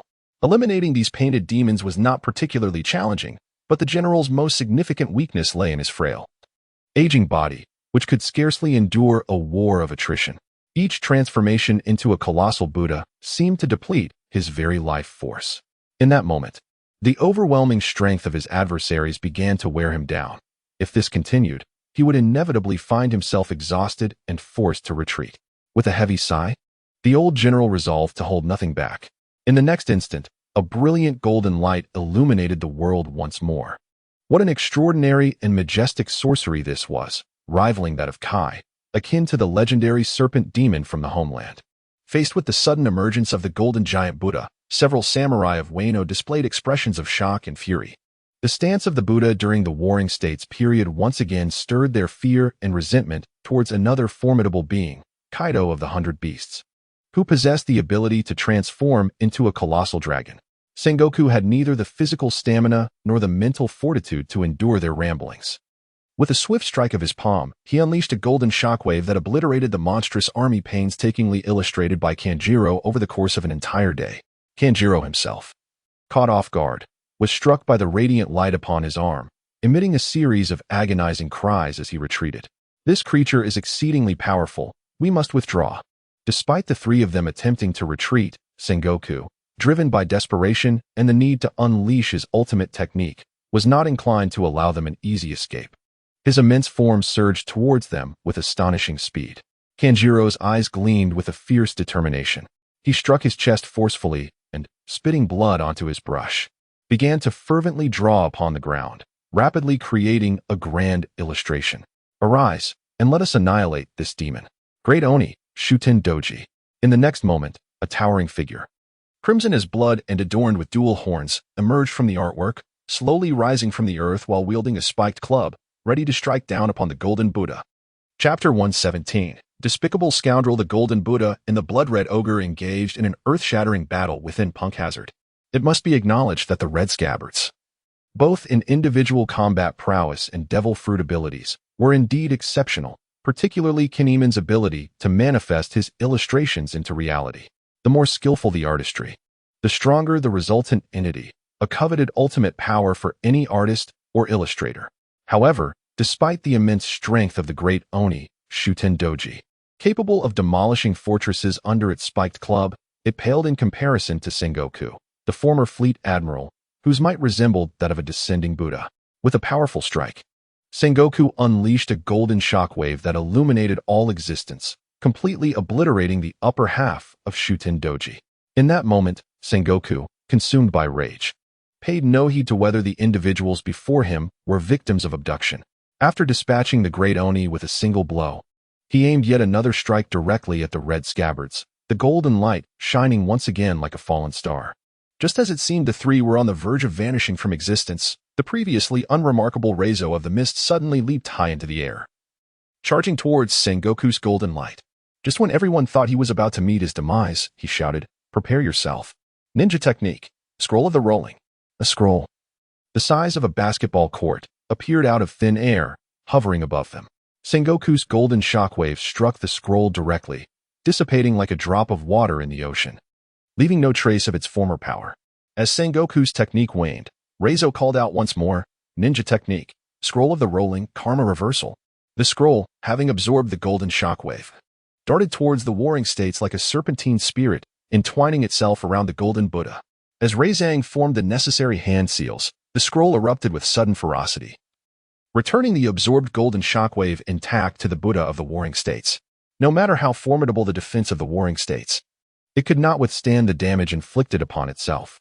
The Golden Buddha staggered under the close-range impact, teetering as if it might collapse at any moment. The Red Scabbard trio erupted in cheers, believing their attack had succeeded, yet they underestimated their opponent, the Buddha of the warring states. It is crucial to remember that during its prime, the Buddha of the warring states had even imprisoned the fearsome Kaido, the beast, who had plunged the entirety of Wano into chaos. This giant Buddha, though aged and weary, was not to be belittled by mere rabble. Suddenly, the Golden Buddha's eyes radiated beams of golden light, and a magnificent halo appeared behind it. The colossal figure stomped its foot, unleashing a localized earthquake that shattered the ice beneath the Red Scabbard trio, sending them soaring into the air. With a thunderous roar, the Buddha of the warring states proclaimed, "100 arms, Tathagata." The Golden Buddha's arms danced, conjuring hundreds of arm shadows, resembling a 1,000-handed Tathagata, with countless fists preparing to strike. In the blink of an eye, innumerable golden fists cascaded towards the trio like shooting stars. Reizang's scroll could only absorb formless entities such as flames, water, golden light, and smoke, rendering it powerless against the tangible fist of the Buddha. Though Kanjuro no longer concealed his strength, he had exhausted all his physical and mental energy when conjuring the red giant demon, Shuten Doji, and now found himself helpless. Only Kinemon, the leader of the Red Scabbard 9, rallied his spirits, shouting defiantly as he unleashed the royal-level swordsmanship he had pilfered from his lord, Kazuki Odin. The two-sword style of Odin, the peach blossom 10 strikes, to resist with all his might. Wielding dual swords imbued with armament hockey, he executed a rapid series of cross slashes, the cross forming in front while he followed behind like a comet hurtling towards the golden giant. The golden hand shadows clashed with the cross-shaped sword aura, creating a tempest of energy that suspended their struggle in midair for a moment. However, the disparity was undeniable. The dignity of a royal-level powerhouse could not be infringed upon, and ultimately, the cross slashes were overwhelmed by the golden luminescence, bereft of protection. The Red Scabbard trio was completely engulfed by the onslaught of golden fists. As the dust settled, the trio lay unconscious within the depths of a fist-shaped pit. The Buddha of the warring states, now restored to human form, stood nearby, gasping for breath. His once white hair was disheveled, and he appeared several years older, embodying the frailty of one nearing the end of their days. Where did these three warriors from Wano emerge? Their strength rivaled that of even the weaker warlords of the sea. Curse be it, this battle has left me utterly bewildered. But where has that instigator gone? At this moment, Sengoku realizes that the golden-haired female spy, the sole individual privy to the identities of the three samurai from Wano, and crucially aware of the mysterious woman concealed within Virgo, has vanished. Even amidst the chaos of combat, Sengoku remained vigilant, keenly observing whether anyone had seized the opportunity to flee the battlefield. Should that golden-haired woman have stealthily infiltrated the research facility on the mountain or escaped onto the pirate ship in the lake, it would have certainly evaded his senses. The horned youth lay on the ground, alongside the human skin that bore a striking resemblance to Virgo. Thus, the woman could not have strayed too far. As Sengoku surveyed his surroundings, he was suddenly beset by a sensation of tightness in his chest, as if he were on the brink of asphyxiation. Though his body was exhausted to its limits, such distress was unwarranted. He gasped for air, inhaling deeply, yet with each breath, the feeling of suffocation intensified. His chest ablaze as though engulfed in embers. No, I have been poisoned. Someone lurks in the shadows, plotting against me. The astute strategist Sengoku abruptly comprehended the peril, his eyes igniting with a crimson glow as he activated his observation haki, entering a mode of detection. Cowardly knave, show yourself at once. The formidable prowess of Sengoku's three-colored haki swiftly locked onto the hidden adversary, and he struck out with an open palm towards a nearby location. Following the gust of his hand, the space began to warp and contort, and soon, a figure materialized from transparency into clarity. It was none other than the previously elusive golden-haired woman. In Sengoku's gaze, her form appeared to be composed of colored gas, enveloped in swirling mist, constantly shifting and morphing in the frigid winds of the island, an enigma between reality and illusion. Undoubtedly, she was the architect of his distress. Indeed, this individual was Li Zhao. He had discerned that, despite the might of the red scabbards, they could not prevail against Sengoku. His sole chance for a reversal lay within the heart of Caesar Clown, a heart imbued with the powers of the natural-type gas fruit. Chapter 118. The Spoils of Battle. Li Zhao, drawing upon prior human experimentation data, deduced that the success rate of transplanting a second heart from another type of ability user into an ability user is relatively high. Although such a procedure imposes a significant burden on the body, it indeed allows an individual to simultaneously wield the powers of two distinct fruit systems. Much like the notorious Blackbeard, Marshal D. Teach, who transformed from an ordinary pirate into one of the four emperors of the New World after acquiring dual devil fruit abilities. This is undoubtedly the swiftest route to augmenting one's strength. However, it is imperative to note that three types of devil fruits cannot coexist within a single entity. As for Li Zhao, who is of the Paramecia type, aside from the Zoan-type devil fruits, his current options for the natural type include the heart of the white-haired hunter-smoker and the still fruit form of the flame fruit. Although Caesar's gas fruit is not the sole option, it remains the optimal choice. Crucially, it is only by harnessing certain properties of the gas fruit that Li Zhao might reverse his fortunes and vanquish Sengoku. At this moment, after having transplanted the heart of the natural-type gas fruit, Li Zhao initially utilized the transparent nature of air to elementalize his body and stealthily approach Sengoku. He then activated his modified version of the true void world. The principle behind this lethal technique is rather straightforward: to replace all the oxygen within the sensory range of his ability with a colorless, odorless poison gas. The combination of suffocation and poisoning would have claimed the lives of ordinary individuals several times over. It is indeed astonishing that Sengoku remains capable of action and speech at this juncture. However, this is where it ends. As a biological entity, one cannot survive without oxygen.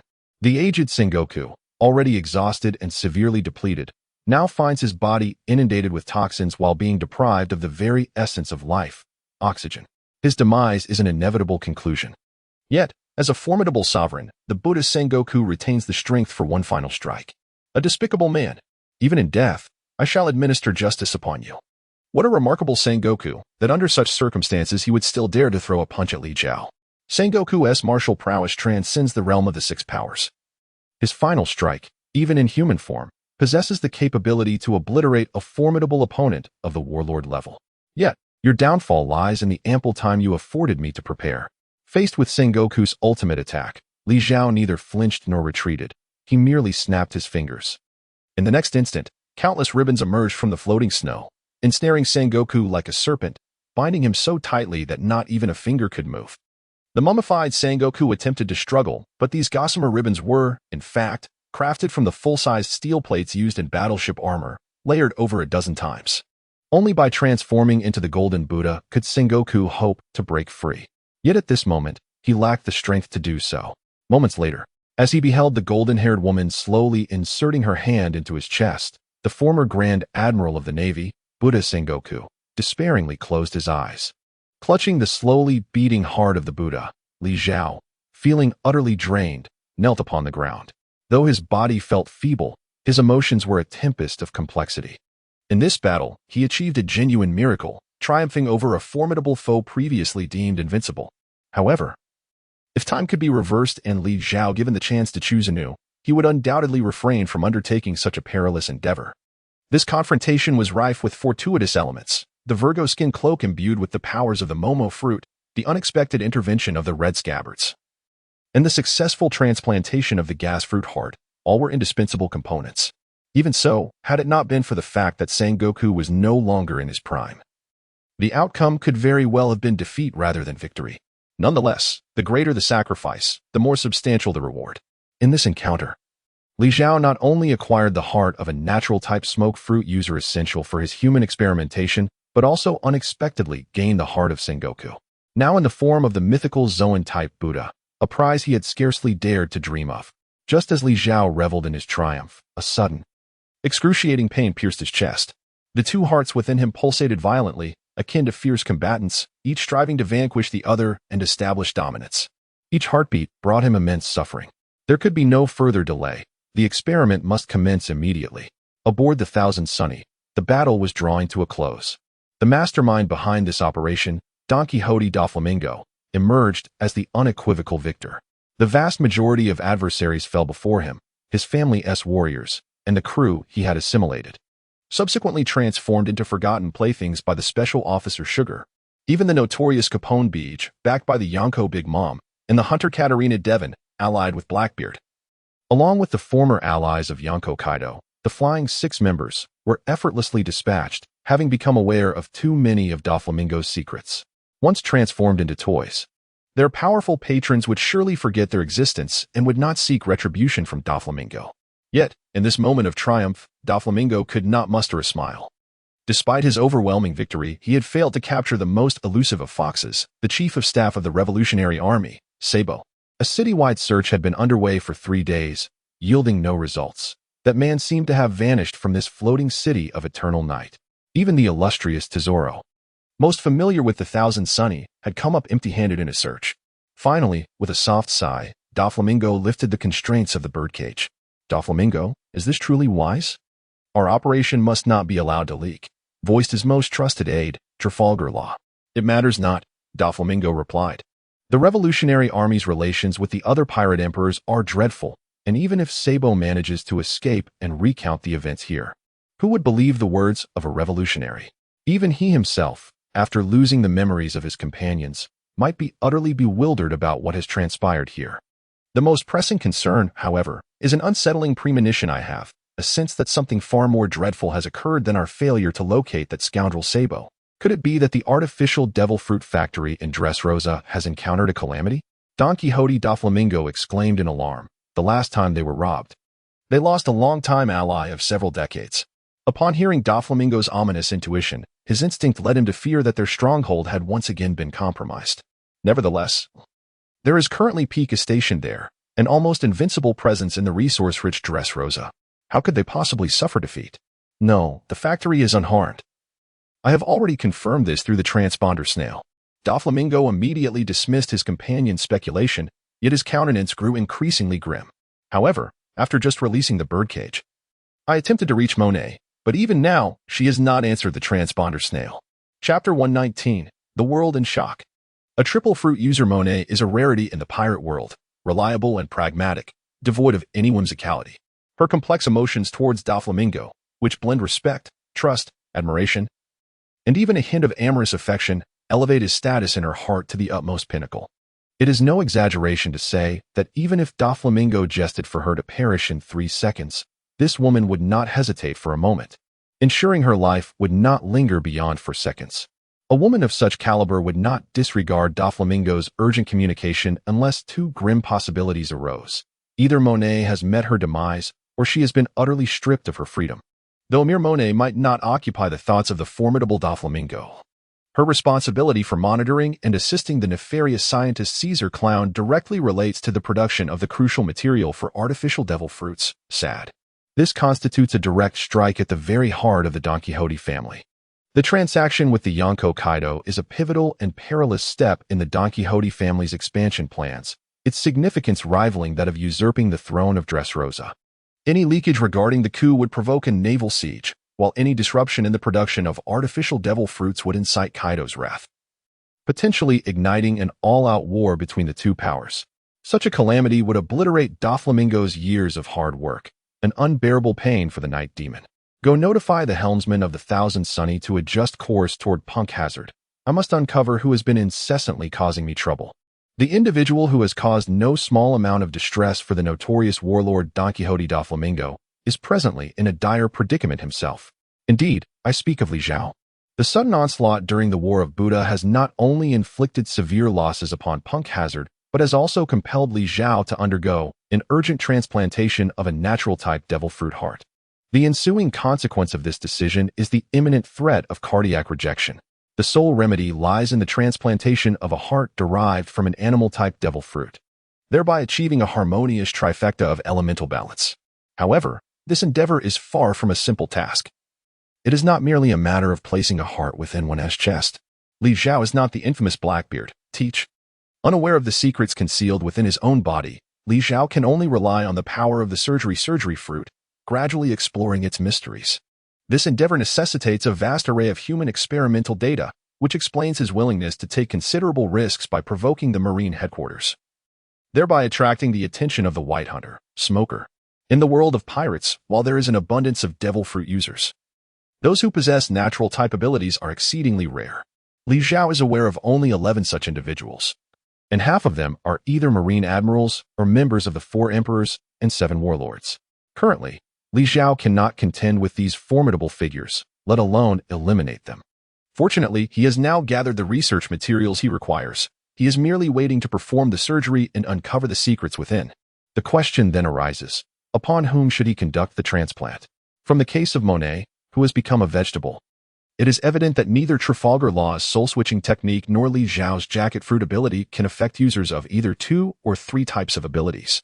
In other words, arbitrarily selecting a surgical subject could lead to the creation of a powerful adversary or a useless being, should the operation succeed. Monet serves as a prime example of this risk. Therefore, even if human experimentation is to occur, it is preferable that the subjects be individuals from one's own ranks. Li Zhao initially considered Khalifa, his longest-serving secretary since his arrival in this new world, as the most suitable choice. However, despite her rescue, her injuries were grievously severe, rendering her condition almost unbearable. Following surgical intervention and treatment with the powers of the surgery fruit and the bubble fruit, she still required an extensive period of recuperation, akin to the recovery of Monkey D. Luffy after the Battle of Marineford. Moreover, she was a soul transmuter, having occupied the body of the merman boy, Derringer, which potentially harbored unknown risks. As Li Zhao pondered in distress, a bleating sound startled him from his reverie. A white figure leisurely strolled past him. It was the divine beast, the ground cannon alpaca, which he had aptly named. Previously, it had been struck into the depths of the earth by Sengoku, yet, thanks to the protective barrier of the barrier fruit, it emerged relatively unscathed. Its essence was that of a formidable steel cannon, and after consuming the Zoan-type alpaca fruit, it transformed into a living entity. In terms of resilience and vitality, few creatures could rival this remarkable being. With a resolute mind, Li Zhao summoned the unfortunate divine beast, securing it to the operating table. In response to the alpaca's bewildered gaze filled with questions, he commenced a monumental surgical procedure that would reverberate throughout the entire pirate world. Li Zhao first retrieved 2 hearts, encased in translucent gelatin, pulsating gently. One belonged to the smoke user Smoker, while the other was the heart of the Momo fruit, belonging to the crimson-hearted Virgo. Previously, Khalifa had donned Virgo's guise and engaged in direct combat with Sengoku, enduring the brunt of Sengoku's formidable attacks. Ultimately, she was felled by a devastating move, the Moroku, annihilation, which had never been depicted in the original anime. Despite exerting every ounce of his strength, Li Zhao could only preserve Khalifa's life. As for Virgo, transformed into a mere human coat, he too had suffered identical injuries as Khalifa and lay on the brink of death. Li Zhao found himself utterly devoid of the strength to salvage his life and could only extract the heart imbued with the power of the Momo fruit. Repurposing it in a moment of desperation, the two hearts were simultaneously transplanted into the cannon llama. It initially paused, then instantly contorted its face in agony, clearly indicating that even with the simultaneous transplantation of 3 disparate hearts, a vehement rejection reaction ensued. This was entirely reasonable, for such a procedure was not the conventional use of a devil fruit. Li Zhao's expression remained composed as he entered the surgical suite. He then activated his X-ray vision to scrutinize the internal condition of the alpaca. As anticipated, the blood vessels and nerves associated with its heart were in complete disarray, resulting in a ceaseless conflict among its 3 hearts. Li Zhao endeavored to elucidate the intricate vascular networks within the mind, drawing upon his medical knowledge of neural pathways. However, this proved to be no simple task, for the circulatory systems of an individual with a singular heart starkly contrast with those possessing 3. Lacking a reference point, a comparative subject, Li Zhao suddenly recalled that he possessed an exemplary reference. He commanded the Centaur unit to promptly relocate Monet, who had only undergone half of her surgery. This woman, despite her willful desire for death and lack of survival instinct, resulting in her vegetative state, had nonetheless achieved a fundamental success in her triple heart transplant operation. In juxtaposition with the divine beast, a correlation in bloodlines could surely be discovered. Thus, Li Zhao simultaneously executed 2 surgical procedures. He transferred a blood vessel from Monet's body while severing a nerve from the alpaca's heart to connect elsewhere. The operation persisted for nearly 6 hours, during which Li Zhao encountered numerous detours. Fortunately, he possessed both the surgical fruit and the bubble fruit, a golden combination that could even forcibly revive the recently deceased. Therefore, any errors could be rectified in time. Ultimately, the process was fraught with tension yet devoid of calamity. When drenched in sweat, Li Zhao stepped away from the operating table. The cannon alpaca let out a deafening roar, its body exploding into a cloud of smoke and vanishing from the table, only to reassemble suspended in midair. The divine beast, now endowed with new abilities, seemed somewhat unaccustomed to its state. It tumbled through the air, careening about, however, due to the passive elemental nature of its natural abilities. Each collision with solid objects resulted in a transformation into a puff of white smoke, diffusing the impact. Cannon, test your Momo fruit powers, Li Zhao urged, suppressing his excitement. Upon hearing this, the cannon alpaca, from across the window, aimed at a distant mountain peak and emitted a peculiar cry, launching a pitch-black, round cannonball. The speed of this projectile was astonishing, markedly swifter than any previously fired by the divine beast. Admiral Kizaru, who often proclaimed, "Speed is destruction," would surely be astounded by this new cannonball, for its marvel did not end there. It expanded in size during flight, from the size of a volleyball to a colossal round table. With a single shot, indeed, merely one shot, it obliterated the summit of the mountain. This spectacle not only left Li Zhao in awe, but also profoundly astonished the cannon alpaca itself. The capabilities of the smoke fruit of the natural system endowed it with unparalleled mobility, defensive strength, flight capability, and the ability to disrupt foes. Meanwhile, the multiplication power of the superhuman Momo fruit, when applied to its cannonballs, was a match made in heaven, a flawless combination. Imagine a future wherein a super cannonball, enveloped in armament hockey and augmented by 100-fold in speed, weight, volume, and even hardness, unleashed its terrifying might. The world destroyer, Bondi Walt, once obliterated an entire island with a single shot, erasing it from the maps. The destructive power of such a force is comparable to that of a nuclear bomb. Even the legendary Whitebeard's Tremor fruit may pale in comparison.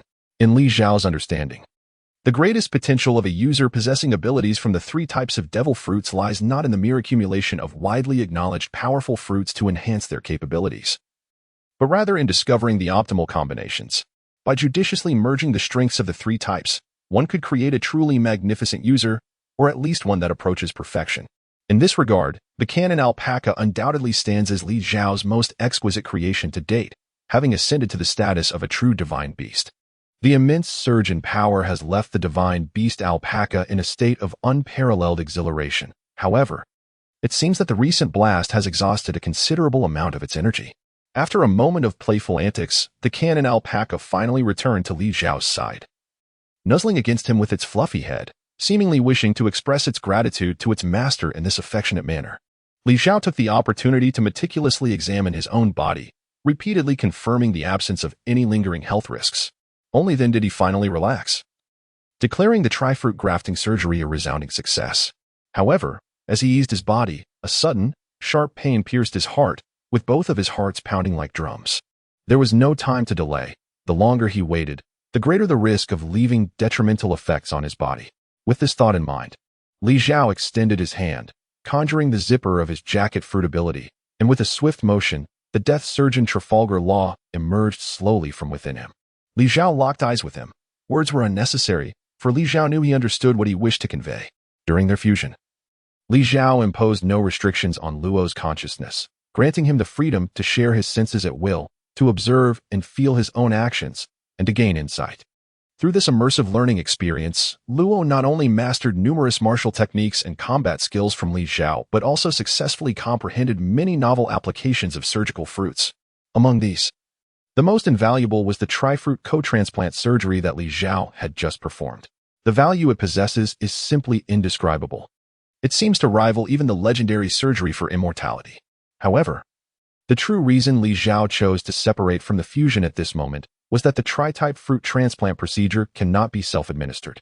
In other words, in order for Li Zhao to transplant the remaining third heart of the animal-type fruit user into himself, he must have a surgical fruit user to assist him. Luo, who resides within his body, is undoubtedly the only candidate for this task. As for the choice of the heart from an animal-type user, after considerable deliberation, Li Zhao ultimately decided to select the heart of the great Buddha from the Warring States period. Although the strongest among animal types is undoubtedly the mythical beast type. And within that, the most formidable is the child of the plain, the rubber fruit known as the sun god Nika form, awakened by Monkey D. Luffy. However, this fruit conceals too many unknowns. It is uncertain whether there are any costs associated with its use or potential hazards. Most critically, there is the question of whether using this fruit would lead to being dominated by the consciousness of the previous Nika. Li Zhao certainly does not wish to become a mere vessel for another's resurrection. Moreover, the primary reason is that the Straw Hat crew is currently unaware of their whereabouts. And the foolish Monkey D. Luffy's location remains unknown. Li Zhao's body, however, cannot afford to wait that long. In fact, Li Zhao had another seemingly favorable option. The artificially created devil fruit he recovered from the depths of the Punk Hazard Research Facility's basement, stacked with discarded materials. This fruit is not one of the defective products crafted by Caesar Clown. Its creator is the super genius scientist Dr. Vegapunk, who is 500 years ahead of contemporary intellect. Years ago, he utilized the blood of the Yonko Kaido to create this artificial devil fruit, although Vegapunk declared the experiment a complete failure to the world government. The original plot suggests that the animal-type mythical beast fruit, known as the fish fruit, Azure Dragon form, he created appears indistinguishable from the genuine article. In the original story, the character Kinemon consumed this fruit and exhibited none of the bizarre side effects resulting from Caesar's creations. He could smoothly transition between forms and, after forcibly accelerating his own growth with the ripe fruit's abilities, perfectly replicated most of Kaido's formidable powers, such as transforming into a giant dragon and controlling flame clouds. Chapter 121. The Perfect Body. The animal-type devil fruit, mythical beast type, Azure Dragon form, is among the rarest of animal-type devil fruits, second only to the sun god Nika form, and is one of the most potent mythical beast fruits, which undoubtedly piques Li Zhao's interest. However, like the rubber fruit, which has been teased for decades in the original anime before finally being revealed, this fruit also conceals numerous issues. Firstly, regardless of Vegapunk's immense capabilities, the fact remains that this artificial fruit may harbor some inexplicable aftereffects or defects. Moreover, Li Zhao has an inkling that he wishes to reserve this fruit for someone significant and exceptionally suited to it. Yet, he has regrettably forgotten who that person is. Undoubtedly due to that accursed childish fruit user. The more he contemplates this, the more frustrated he becomes.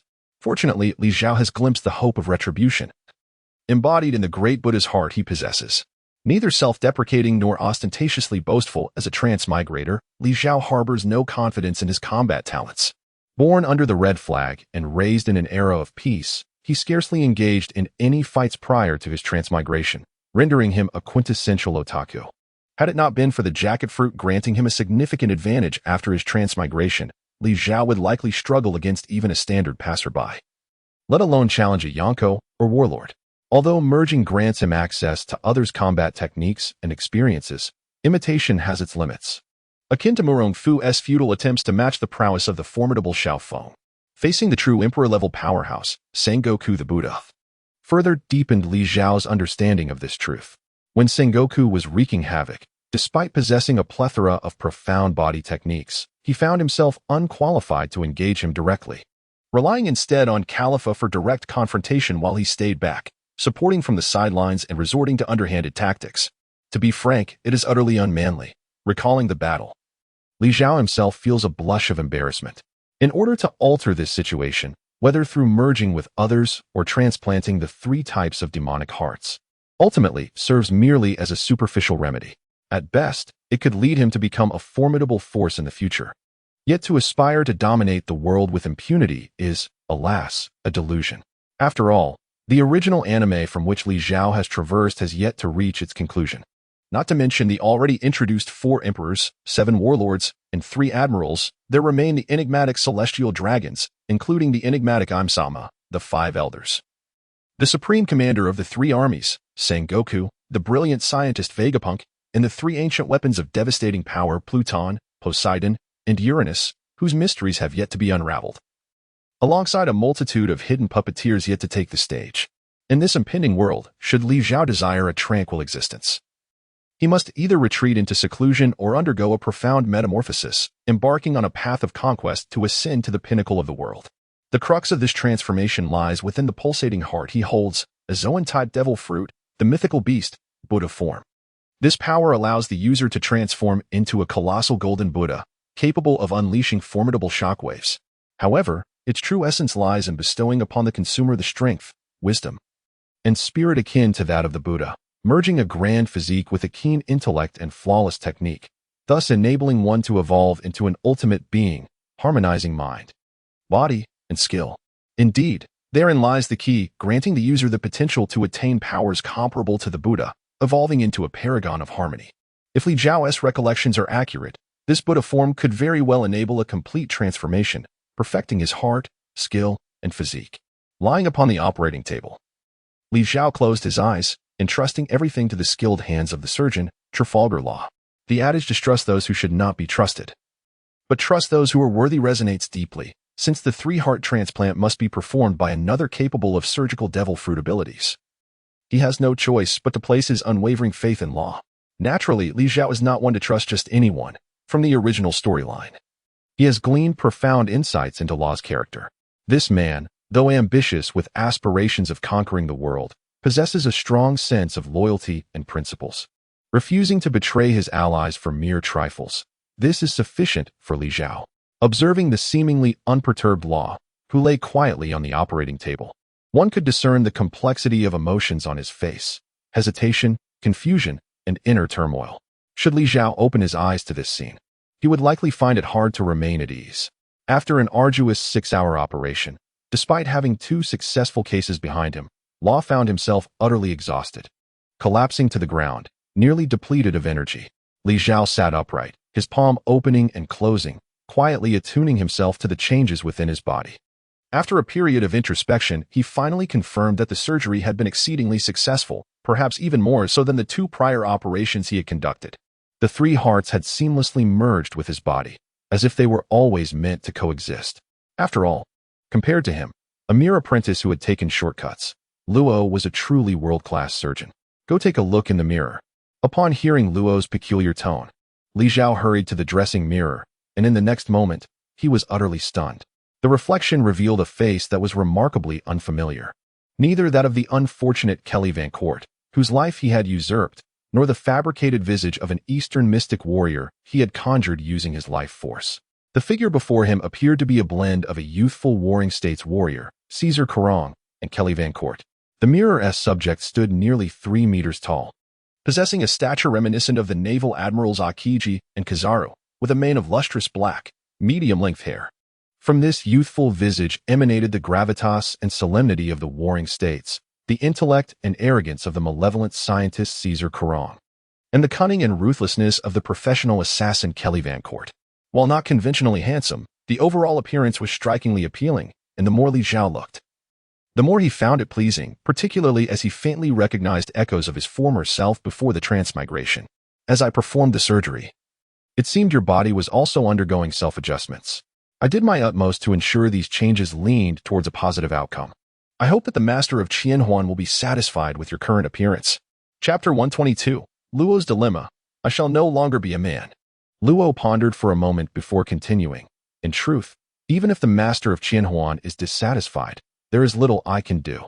It seems that the coexistence of the three abilities has indeed resulted in a remarkably stable physical state. As the two hearts gradually integrated with your body, my influence over you has become increasingly tenuous.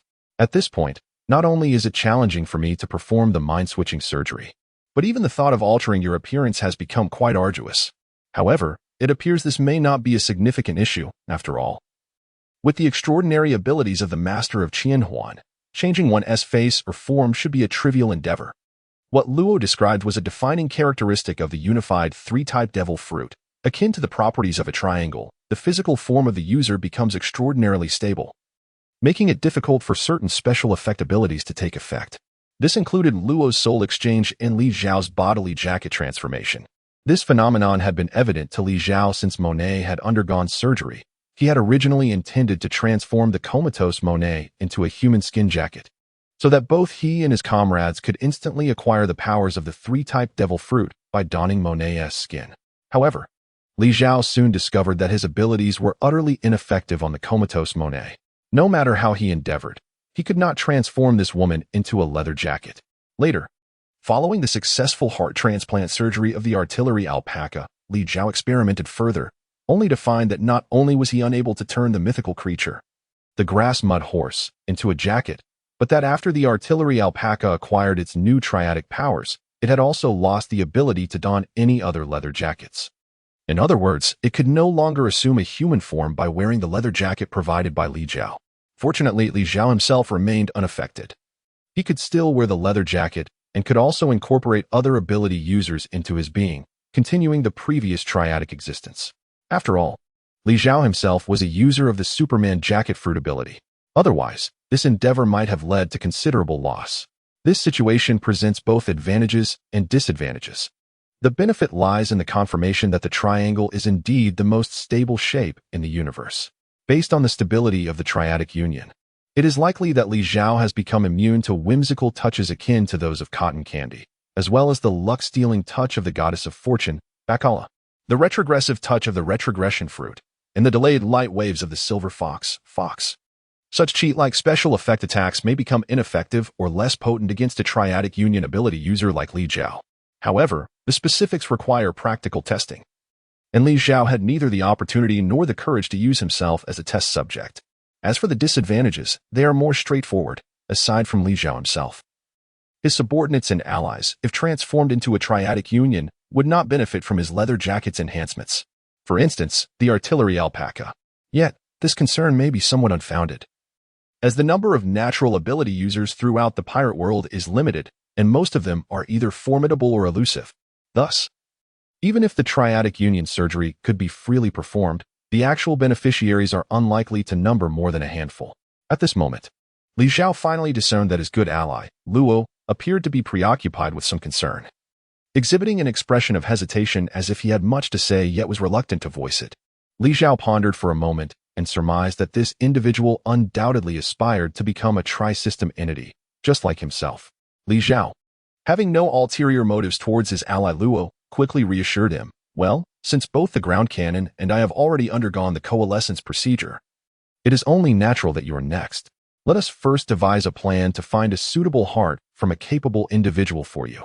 Li Zhao, at this juncture, was suddenly reminded of a crucial matter. He promptly sealed his lips, a cold sweat breaking out as he inwardly berated himself for having overlooked such a significant issue. To successfully execute a tri-system transplant operation, the assistance of a fruit-based ability user was imperative. Moreover, the procedure could not be performed on oneself. In other words, anyone in the world had the potential to become a tri-system ability user, yet the most pivotal figure, the fruit-based ability user, was entirely excluded from this possibility. It was no wonder that Trafalgar Law had personally or indirectly shaped 3 tri-system ability users, while he himself had never had the opportunity to partake in such a privilege. This was even more infuriating than the legendary marriage attire technique. Upon grasping this critical point, Li Zhao found himself at a loss, resorting only to a bitter smile. Ultimately managing to offer a feeble consolation, we can consider alternative methods. At the very least, you can still utilize my human skin jacket. Master of Illusions. I have an unusual request. Before Li Zhao could finish, Law interjected, could you possibly grant me Monet's body? What do you mean? Li Zhao was genuinely perplexed. Why would Law desire that plant woman? Was it to serve as a life-size doll? Contemplating the unsettling nature of this thought, Li Zhao's gaze towards the seemingly earnest young man grew increasingly peculiar. Master of Illusions, please do not misunderstand. Law hastily clarified, it is like this. During your surgery, I inadvertently discovered that perhaps due to the absence of a soul within her body, her stability seems somewhat compromised. I believe I could perform a soul transplantation surgery, which means transferring my own soul into this body. After much contemplation, I hope that the Master of Illusions can part with this body and allow me to take it. Li Zhao closed his eyes in deep contemplation, and when he reopened them, his expression had become exceedingly grave. Have you truly considered this carefully? Should you choose to transfer your soul into this body, it is highly likely that this act will be irreversible. Our abilities are largely ineffective against those possessing the power of the triad unity. Thus, while your soul may easily enter, it is doubtful that it would ever return. Li Zhao was not being miserly with excuses. Rather, he genuinely empathized with Luo. After all, this situation was markedly different from that of Karifa. Luo had effectively abandoned his original self, including his original body, the capabilities bestowed by the surgery fruit, his identity, connections, and even his original gender. Luo's expression grew increasingly complex as he lowered his head and spoke slowly. Thank you for your concern, Master Qianwan. In truth, I have hesitated for a long time, fully aware that this is a path of no return. But can you truly comprehend the intrinsic value of the tri-system composite transplant surgery? No matter how much we try to keep it a secret, this world will inevitably be transformed by this procedure. Just as the wheel of fate, once set in motion, cannot be halted. I can assert with utmost certainty that the future of this world belongs to the wielders of tri-system abilities. Yet here I am, being excluded. And I refuse to accept it. I am destined to become the king of pirates. Initially, the surgery fruit lacked offensive characteristics, which was already a source of great frustration for me. But now, to ask me to willingly relinquish the sole opportunity to become a tri-system composite wielder, I cannot do it. Chapter 123. The emergence of the sky pirate. Faced with Trafalgar Luo's persistence, Li Zhao fell silent. Luo was correct. The vegetative state of Monet before them might indeed be Luo's only chance to join the ranks of tri-system ability users. After all, such a foolish woman willing to forfeit her consciousness was a rarity in this world. And the likelihood of such a Navi woman becoming a tri-system composite was nearly negligible. Gazing into Luo's eyes, filled with hope and unwavering determination, Li Zhao finally nodded slowly. Go ahead and use it, as long as you are truly resolved. Even after thorough contemplation, when Luo was on the verge of abandoning the body he had inhabited for over 20 years to seize the form of a woman, he hesitated for quite some time. However, as one of the creators of the tri-system composite abilities, he was acutely aware that the pinnacle of this pirate world would not be reserved for ordinary ability users. Moreover, despite the extraordinary nature of his surgery fruit, its shortcomings and offensive capabilities were insurmountable. Even if he successfully developed powerful damage-dealing skills, the effort would be disproportionately great, lacking the decisive power needed to secure victory. Ascending to the zenith of the world as a doctor and supporter to become the king of pirates was an arduous path fraught with despair and devoid of any glimmer of hope. Thus, he declared, soul transplant. With deft precision, Luo unleashed a hemispherical domain, then tapped his own heart and the heart of Monet, who lay upon the operating table. In that moment, two enormous hearts, connected by a crimson thread, emerged from their chests.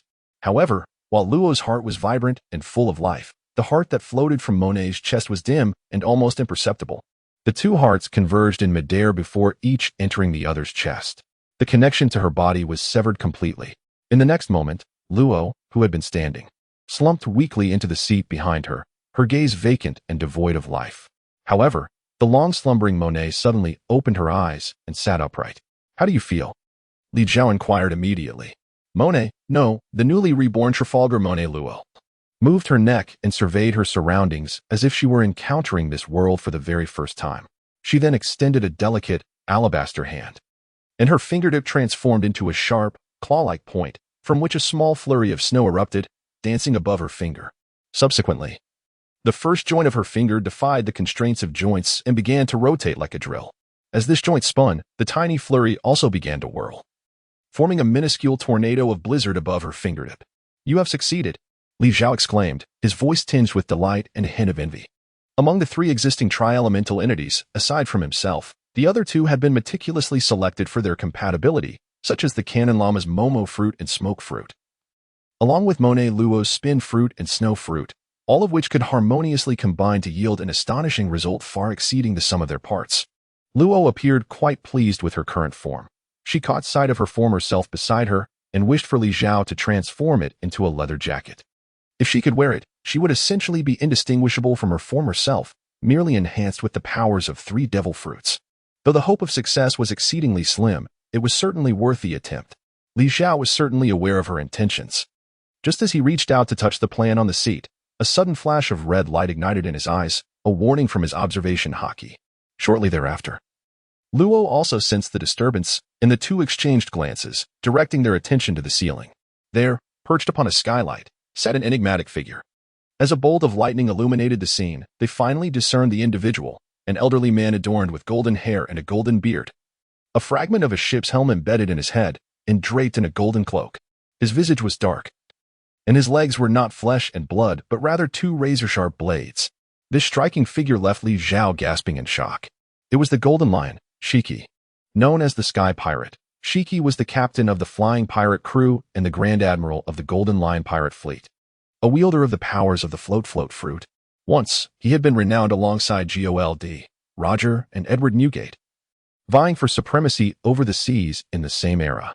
Following Roger's demise, Shiki, in a fit of desperation, challenged the Navy headquarters, only to be defeated and captured by the combined forces of Admiral Garp and Sengoku, imprisoned in the depths of Impel Down. Yet, through sheer determination, he managed to escape, becoming the first pirate in history to successfully break free from that notorious prison, in the world that Li Zhao inhabited. This legendary pirate had not encountered the protagonist's fortunate aura, nor the invincible buff granted by the Straw Hat Luffy from the films, and thus continued to thrive. However, Li Zhao never anticipated that such a formidable figure would appear before him, especially at such an inopportune moment. Haha.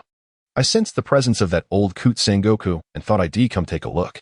If the opportunity arises, I shall claim that old man S had to avenge my imprisonment. To my surprise, though I did not find Sengoku, I have stumbled upon a far more delightful surprise. A wielder of 3 types of devil fruit powers. It seems I need not seek trouble with Blackbeard after all. Haha. The Golden Lion erupted into a series of maniacal laughs, even exhilarated enough to dance in midair. Li Zhao and Luo exchanged a glance, both secretly lamenting their predicament. Without a doubt, their greatest secret, the tri-elemental surgery, had been uncovered, though they were left to ponder how much he had overheard and from when. Their only recourse was to subdue this old rascal, otherwise, they would face endless repercussions. Yet, could the two of them truly accomplish such a feat? The Cannon Llama had been dispatched by Li Zhao to patrol the area while also searching for the artificial mythical creature, the giant dragon, personally crafted by Vegapunk. At this moment, the return has yet to occur, and Luo has just completed the soul transfer, leaving him entirely unacquainted with his new body and the abilities of the new fruit. Coupled with the prolonged slumber of Monet's body, his condition is far from optimal. At this juncture, Luo's strength is likely diminished to a mere fraction of its potential. Even Li Zhao, after undergoing the transplant procedure, has not had the opportunity to fully acclimate to his newfound powers. To exacerbate matters, he currently lacks both the jacket core within and the human skin jacket externally, relying solely on the gas fruit and the unfamiliar mythical Zoan Buddha fruit. Their adversary, however, is none other than the legendary airborne pirate, the Golden Lion, who once contended with the pirate king Roger and the world's strongest man, Edward Newgate, upon the high seas. Is there truly a chance for victory in this confrontation? Chapter 124, The Gas 6 Styles versus the Golden Lion. Ha ha ha ha ha. Today, fortune smiles upon me. When I return, a grand celebration shall ensue. The Golden Lion cackled with glee as he swooped down towards the two. Having consumed the float fruit of the Paramecia type, he is among the few capable of soaring freely through the skies. Yet, this alone does not suffice to elevate the Golden Lion to the status of a legendary pirate who can rival the world's strongest man. As the Golden Lion charged forward, Li Zhao and Luo, albeit reluctantly, prepared to confront him head-on. Every joint in Luo's body began to rotate, transforming him into a drill-like figure. enveloped in a tempest of wind and snow, ready to engage the golden lion in a fierce clash. Li Zhao took a deep breath, then opened his mouth wide, unleashing a scorching beam of blue and white light, as thick as a water barrel, aimed directly at the chest and abdomen of the golden lion Shiki. This technique was none other than the formidable gas gun, the most powerful attack of Caesar Clown. Oh, the two little brats have some potential, it seems. The expression on the golden lion's face shifted slightly, yet he maintained a nonchalant demeanor. He deftly evaded Li Zhao's searing ray with apparent ease and, with a swift kick, unleashed a blade of air that shattered the dual elemental attack that Ro had painstakingly assembled. Unfortunately, in my presence, these two youngsters still fall short. Haha. The duo was swiftly defeated in a single exchange, an outcome that, while not unexpected, was nonetheless a blow to their confidence. Especially after they had recently transformed into unprecedented tri-elemental fruit users. Ro, injured by the blade of air, ceased his reckless advance and fully activated the power of the snow fruit, conjuring a localized blizzard that plummeted the temperature in the laboratory below freezing. Although the flurries, driven by the swirling winds, could not inflict substantial harm on the golden lion, they aimed to obscure his senses and slow his movements, creating an opportunity for Li Zhao. Despite their limited coordination, the two fought with remarkable synergy. Ro's blizzard seemed to possess an innate intelligence, deftly avoiding friendly fire as Li Zhao initiated the sixth form, Shave. Charging forward once more. The sixth form? Those trivial tricks devised by the Navy, do they wish to embarrass themselves before me? Just as the golden lion felt assured and prepared to teach this little brat a lesson, the man before him suddenly unleashed powerful gusts of air from various joints, causing Li Zhao's movements to accelerate exponentially. Gas sixth form, jet maneuver. Caught off guard by the golden lion's momentary lapse in attention, Li Zhao surged forward in an instant, tapping his finger against the shoulder of the golden lion. The muscle in the golden lion's shoulder instantly hardened, enveloped in an astonishingly potent armament hockey. Not even a mere finger could inflict a scratch, let alone a cannon. Gas sixth form, overpressure air gun.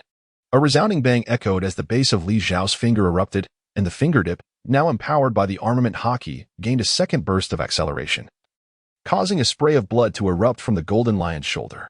Seizing the opportunity, Li Zhao swiftly retreated, his severed finger already regenerating. This was the manifestation of Li Zhao's mastery over the gaseous abilities of the gas fruit, ingeniously fusing the creativity of a traveler with the wisdom of the Buddha, resulting in the development of a novel technique within the Navy's sixth form, with the overpressure air gun and jet maneuver being two of its remarkable components.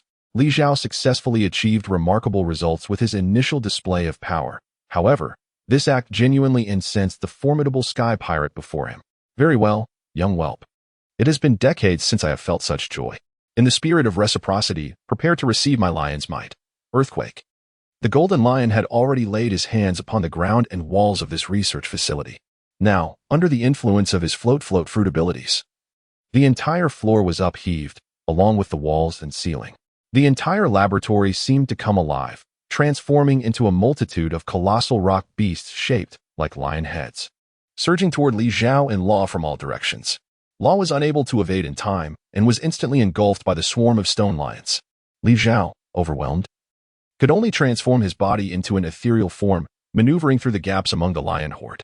Yet, could such a cunning and deceitful tactic of the natural type truly stand against a genuine powerhouse? A cold laugh from the golden lion, Shiki, echoed. And to Li Zhao's dismay, all the stone lion heads were enveloped in a layer of armament hockey. Helplessly, Li Zhao resorted to unleashing the destructive cannon techniques he had stealthily learned, obliterating the stone lions that threatened him. As he shattered the last lion head, Li Zhao was taken aback. The grinning golden lion Shiki had already closed the distance. With a swift kick, he unleashed his sword aura, its might rivaling that of the world's foremost swordsman, Dracul Mihawk, during the Marineford War. This formidable strike advanced toward Li Zhao with devastating force, threatening not only to cleave his flesh and blood, but also to split the entire research facility and the mountains behind it asunder. Just as Li Zhao intended to activate his jet propulsion to evade the impending strike, he suddenly discovered that behind him stood Khalifa, her body ensnared in bandages, rendered immobile, quietly awaiting her fate with closed eyes.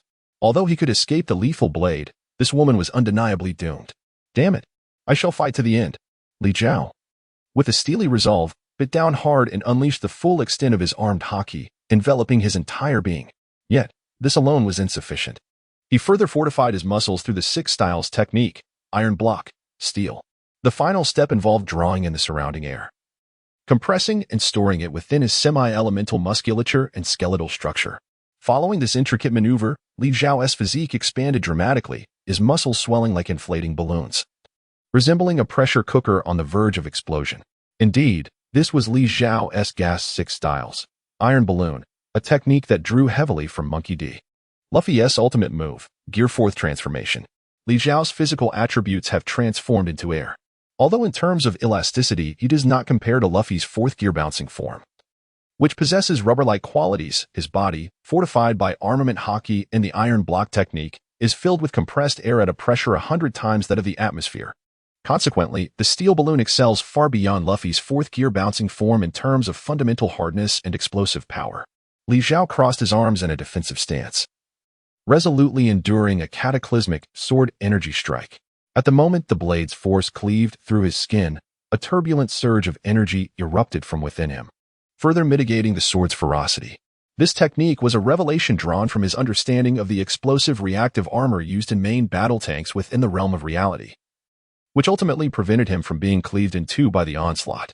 Chapter 125, The Golden Lion returning empty-handed. Although he successfully countered the Golden Lion's strike with the Gas 6 style, Iron Balloon, Li Zhao, along with the figure of Califa behind him, was forcefully driven deep into the earth by the sword energy. When Li Zhao transformed Califa into human skin and concealed her upon his person, propelling himself back to the surface like a jet rocket, he found that the Golden Lion Shurji had vanished from sight. At that moment, a triumphant cackle echoed through the oppressive clouds. Ha ha ha ha. Today has been exceptionally delightful. The key is my abundant gains. Time to return home for a feast. That old rogue has escaped? This is bad. Li Zhao promptly activated his observation haki, searching for the figure of Monet Luo amidst the ruins. The outcome was unmistakable. Not only had Luo transformed into a being of 3 powers, but even the body of the former Luo, which had become a vegetable following the soul transplantation, was now nowhere to be found. The Golden Lion Shiki had, astonishingly, taken both Luo and his 2 bodies with him. Li Zhao gazed at the darkened sky, enveloped in a sense of disorientation. Should he pursue? Or should he let it go? The infamous Golden Lion was renowned as a formidable aerial pirate, possessing some of the most exceptional flying capabilities in the entire pirate world. Moreover, a violent snowstorm was currently raging, creating perilous weather conditions. Li Zhao had no inkling of where they might have fled, nor could he discern the whereabouts of the Golden Lion's airship amidst the thick clouds. Even if he were to catch up with them, could he truly contend with such a legendary pirate? However, after a moment of calm reflection, Li Zhao concluded that the situation was not as dire as it seemed. It was evident that the Golden Lion had been lurking for quite some time, and thus he was aware that Luo was the key to the Triunity surgery. Yet, the Golden Lion's knowledge was limited to mere observation. He did not grasp the full intricacies of the matter. Although he had seized Luo's body, which possessed the power of the surgical fruit, and had kidnapped Monet, who held Luo's soul, Monet had now transformed into a stable Triunity-capable individual.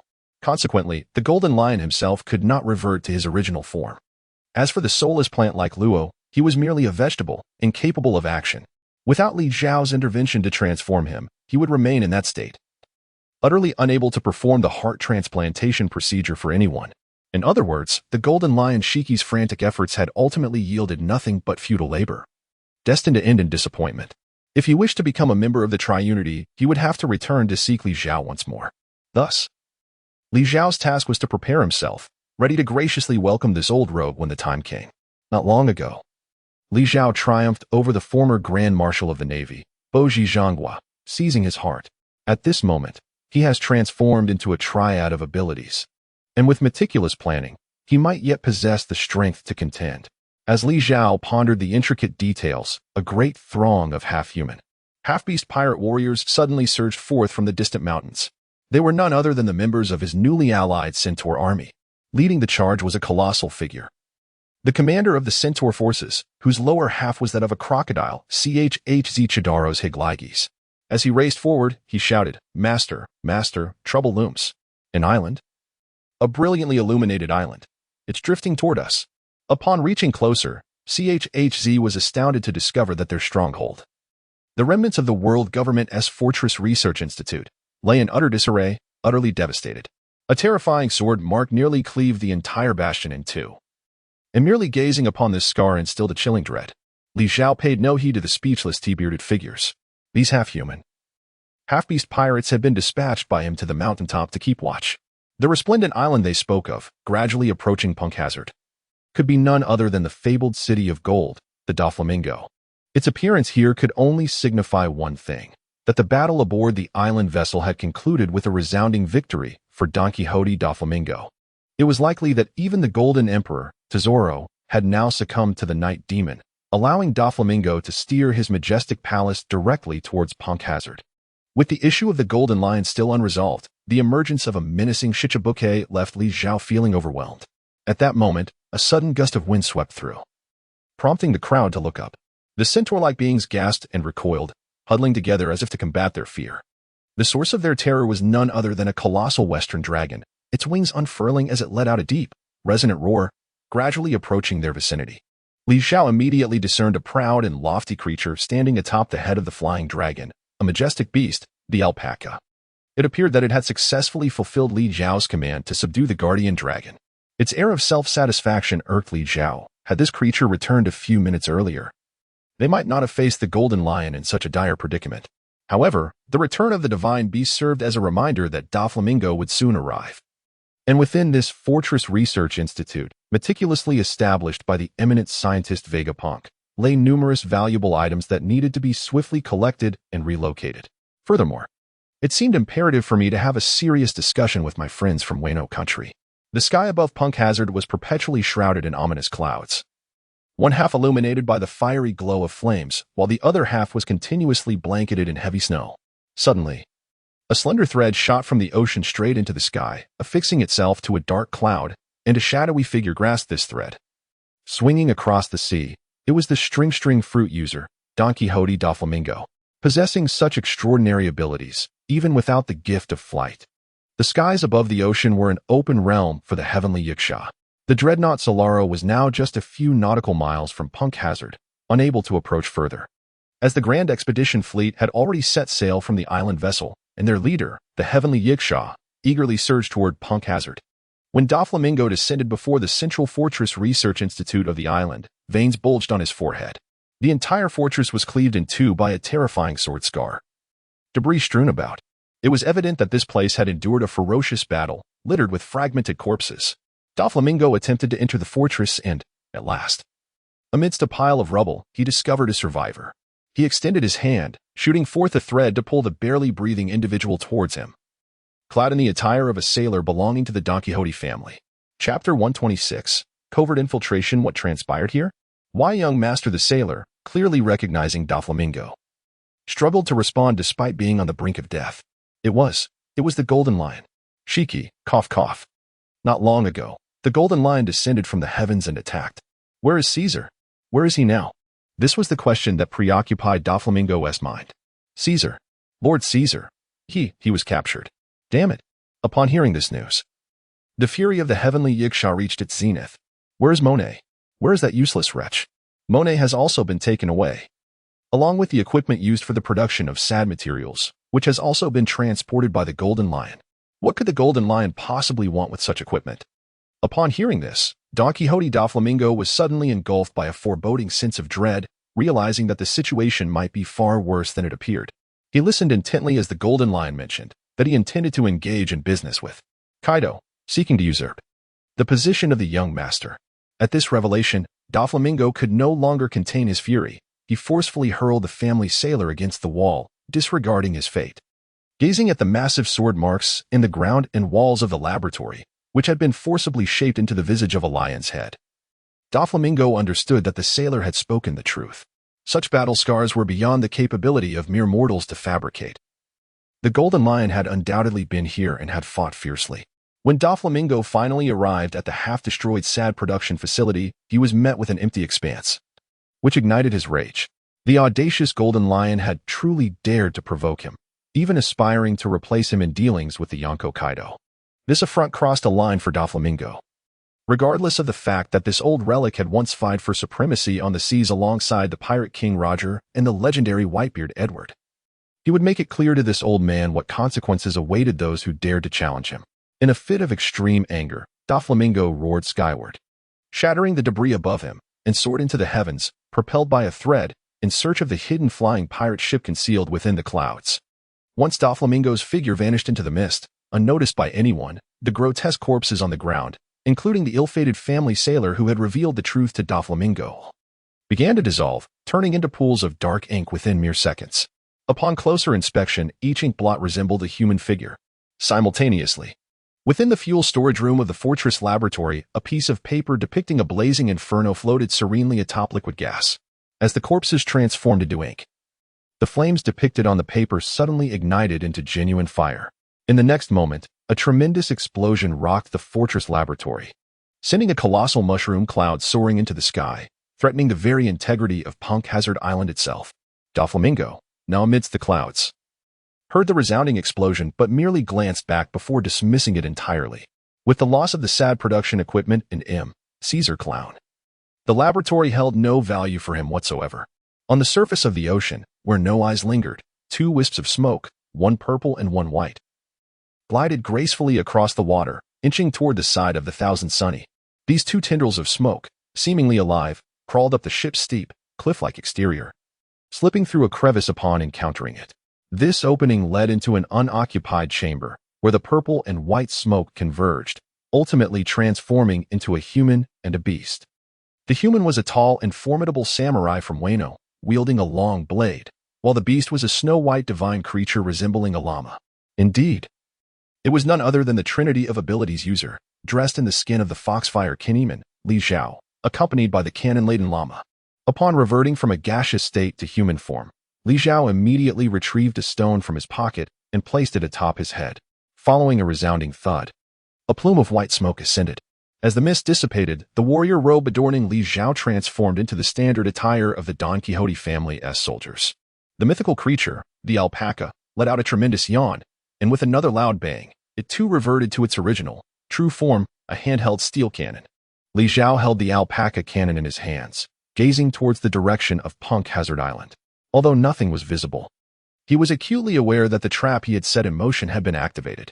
At this moment, within Zhao's very being, the core wearer was none other than the traitor among the red scabbards, Kanjuro, the wielder of the brush fruit. This individual, having faced misfortune in his youth, lost his inner self and resorted to living through the guise of others. Devoted to the art of performance, he was willing to sacrifice his life to embody the role of a loyal retainer of the Kazuki family, even descending into a boiling pot to share the fate of his fellow retainers. He had indeed mastered the art of deception, becoming a paragon among infiltrators. Zhao, however, adeptly exploited this very trait. He first deceived Kanjuro into believing that he too was a pawn of Kaido and conveyed his lord's latest orders, instructing him to assume yet another role. The secret of Kanjuro being a traitor was known solely to Kaido, yet Zhao boldly exposed it, leaving Kanjuro with no reason to doubt his identity. Moreover, the essence of Kanjuro's existence lay in his ability to impersonate others, and the prospect of embracing a new character was akin to a rebirth for him. For a performer who could not thrive without the thrill of madness, such temptation was irresistible. Thus, when Zhao presented his own transformed self, clad in human skin, before Kanjuro, the latter eagerly donned Zhao's guise without a second thought. The conditions for activating the core ability of the jacket fruit were fulfilled. The powers of the brush fruit, often regarded as one of the most extraordinary abilities in the world of pirates, allowed Kanjuro, now completely under Zhao's control, to fabricate a myriad of lifelike painted corpses and even create an art puppet endowed with complete sentience, capable of providing Doflamingo with half-truths and half-lies. As for the automated ignition device set up in the fuel storage room, it posed little challenge for Zhao. The only uncertainty lay in whether he could successfully eliminate Doflamingo, though hope for that outcome seemed faint. Chapter 127, The Limitless Potential of the Devil Fruit. As for why Zhao chose the comparatively feeble fox fruit user, Kineman, as his outer skin. One reason was Kineman's ability to change attire, which could prove useful during infiltration missions. Yet this was not the most pivotal reason. To be frank, the fox fruit was indeed rather ineffective in the original anime, resembling the transformation techniques of Japanese foxes and tanukis, allowing one to change outfits at will. For instance, it could conjure a winter coat, samurai armor, a large puppet costume, or other garments. Beyond merely altering clothing, it could also create accessories such as sunglasses, gloves, wigs, or fake mustaches. Thus, this ability could be utilized for stealth or to disguise oneself as an enemy, thereby confusing opponents. Jean Weimin once transformed his attire to resemble that of Don Quixote Doflamingo and successfully deceived Gladiolus to slip through unnoticed. However, Li Zhao doubted that this devil fruit held any purpose beyond mere disguise and cosplay. If his conjecture was correct, the developmental potential of the fufu fruit ought to rival that of his jacket fruit. To put it plainly, the golden armors of the Saint Seiya. The Iron Man's Mark series suits, the combat attire from the Killing City, the Garu armor, and the Kamen Riders, are they not all just garments? Furthermore, even within the pirate world, there exist the high-tech battle suits of Germa 66. If he could successfully replicate such creations. Alas, Li Zhao currently lacked the time to delve into the hidden mysteries of the fufu fruit. His arduous infiltration of the dreadnought Zhao was not merely to engage in a game of hide-and-seek with Doflamingo. Despite having lost relevant memories, Li Zhao was certain that he had comrades and allies prior to this moment. However, most of them had likely been transformed into dolls by Sugar, a special officer of the Don Quixote family. Thus, if he could locate Sugar and eliminate her, he would no longer be alone.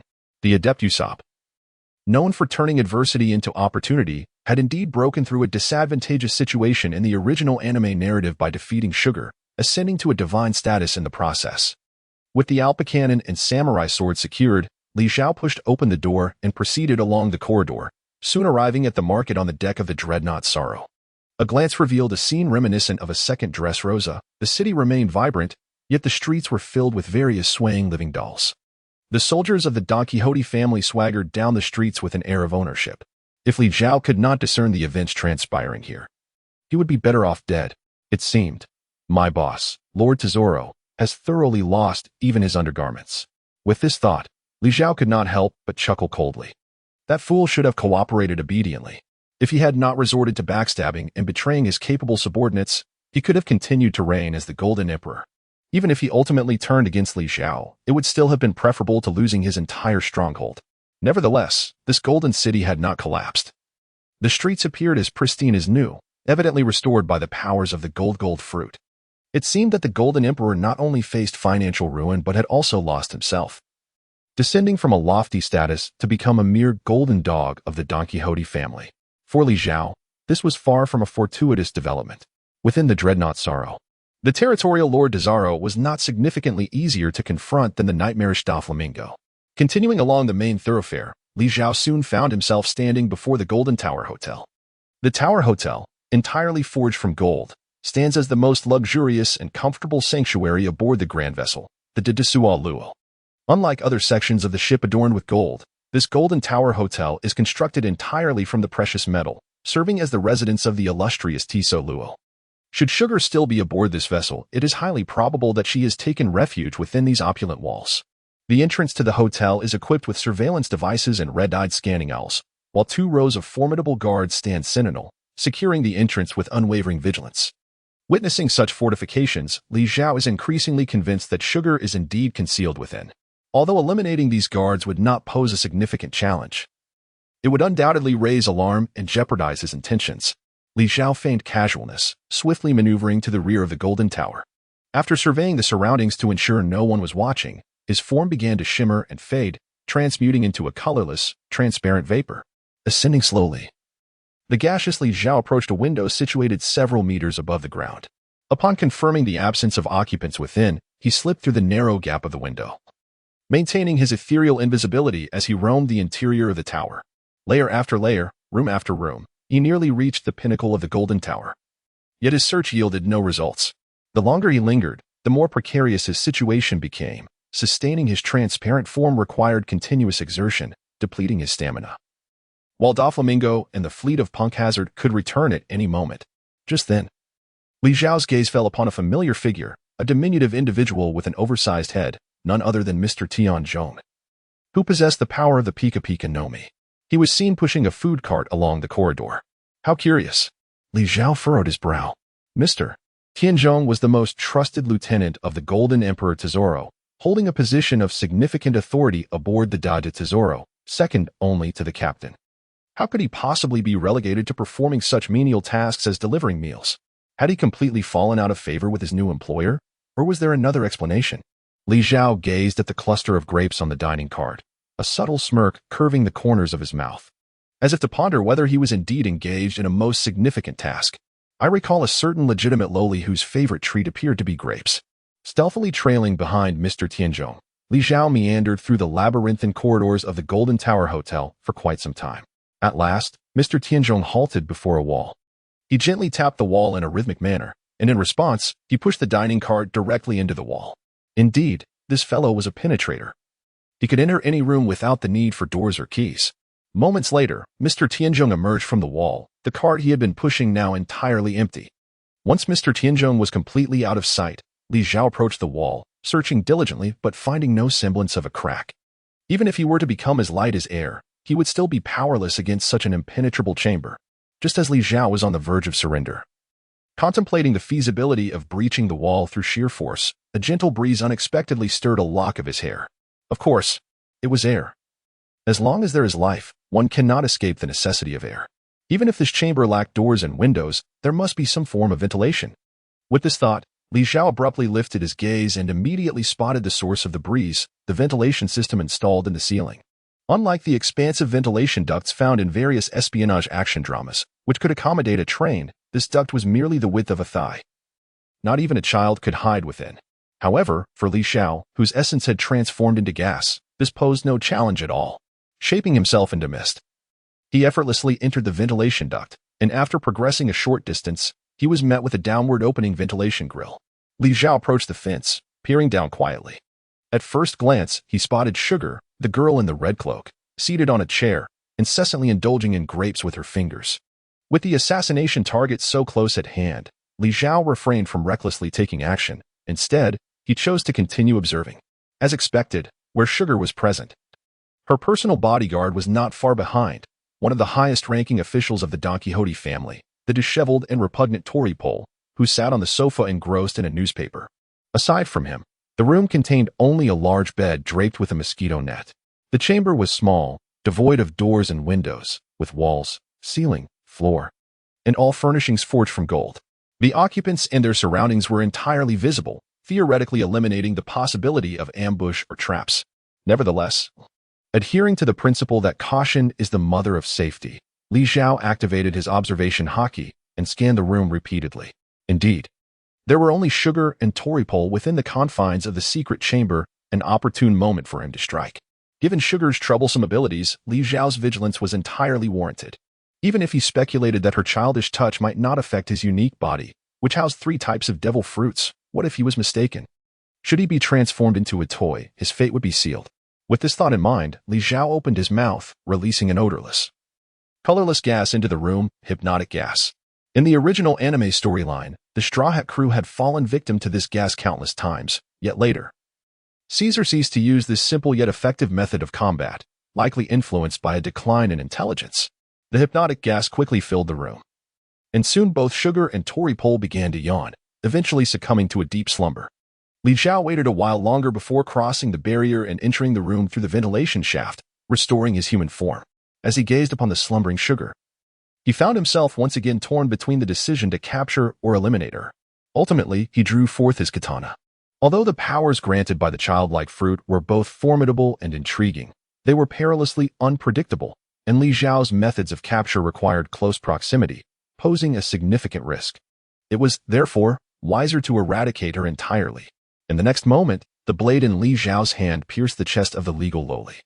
As the sharp edge penetrated her flesh, Sugar abruptly opened her eyes, her gaze fixed intently upon Li Zhao. Yet, it was not a look of pain or despair. Alarmed, Li Zhao sensed that he had not pierced a human body at all, and with no blood spilling forth, he realized that his elaborate plans had been thwarted.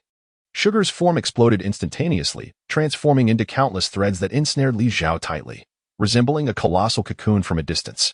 I told you. The shadow puppet of Doflamingo has finally come into play. I knew that those cunning rats from the Revolutionary Army would seize the opportunity to assassinate our little princess while Doflamingo was away. Thankfully, the Don Quixote family has outmatched them once again. The commotion startled Toripole, who seemed unfazed by the unfolding scene. Upon awakening, he let out a series of mocking tones, inadvertently enlightening Li Zhao about the situation. It appeared that he had unwittingly stepped into someone else's trap.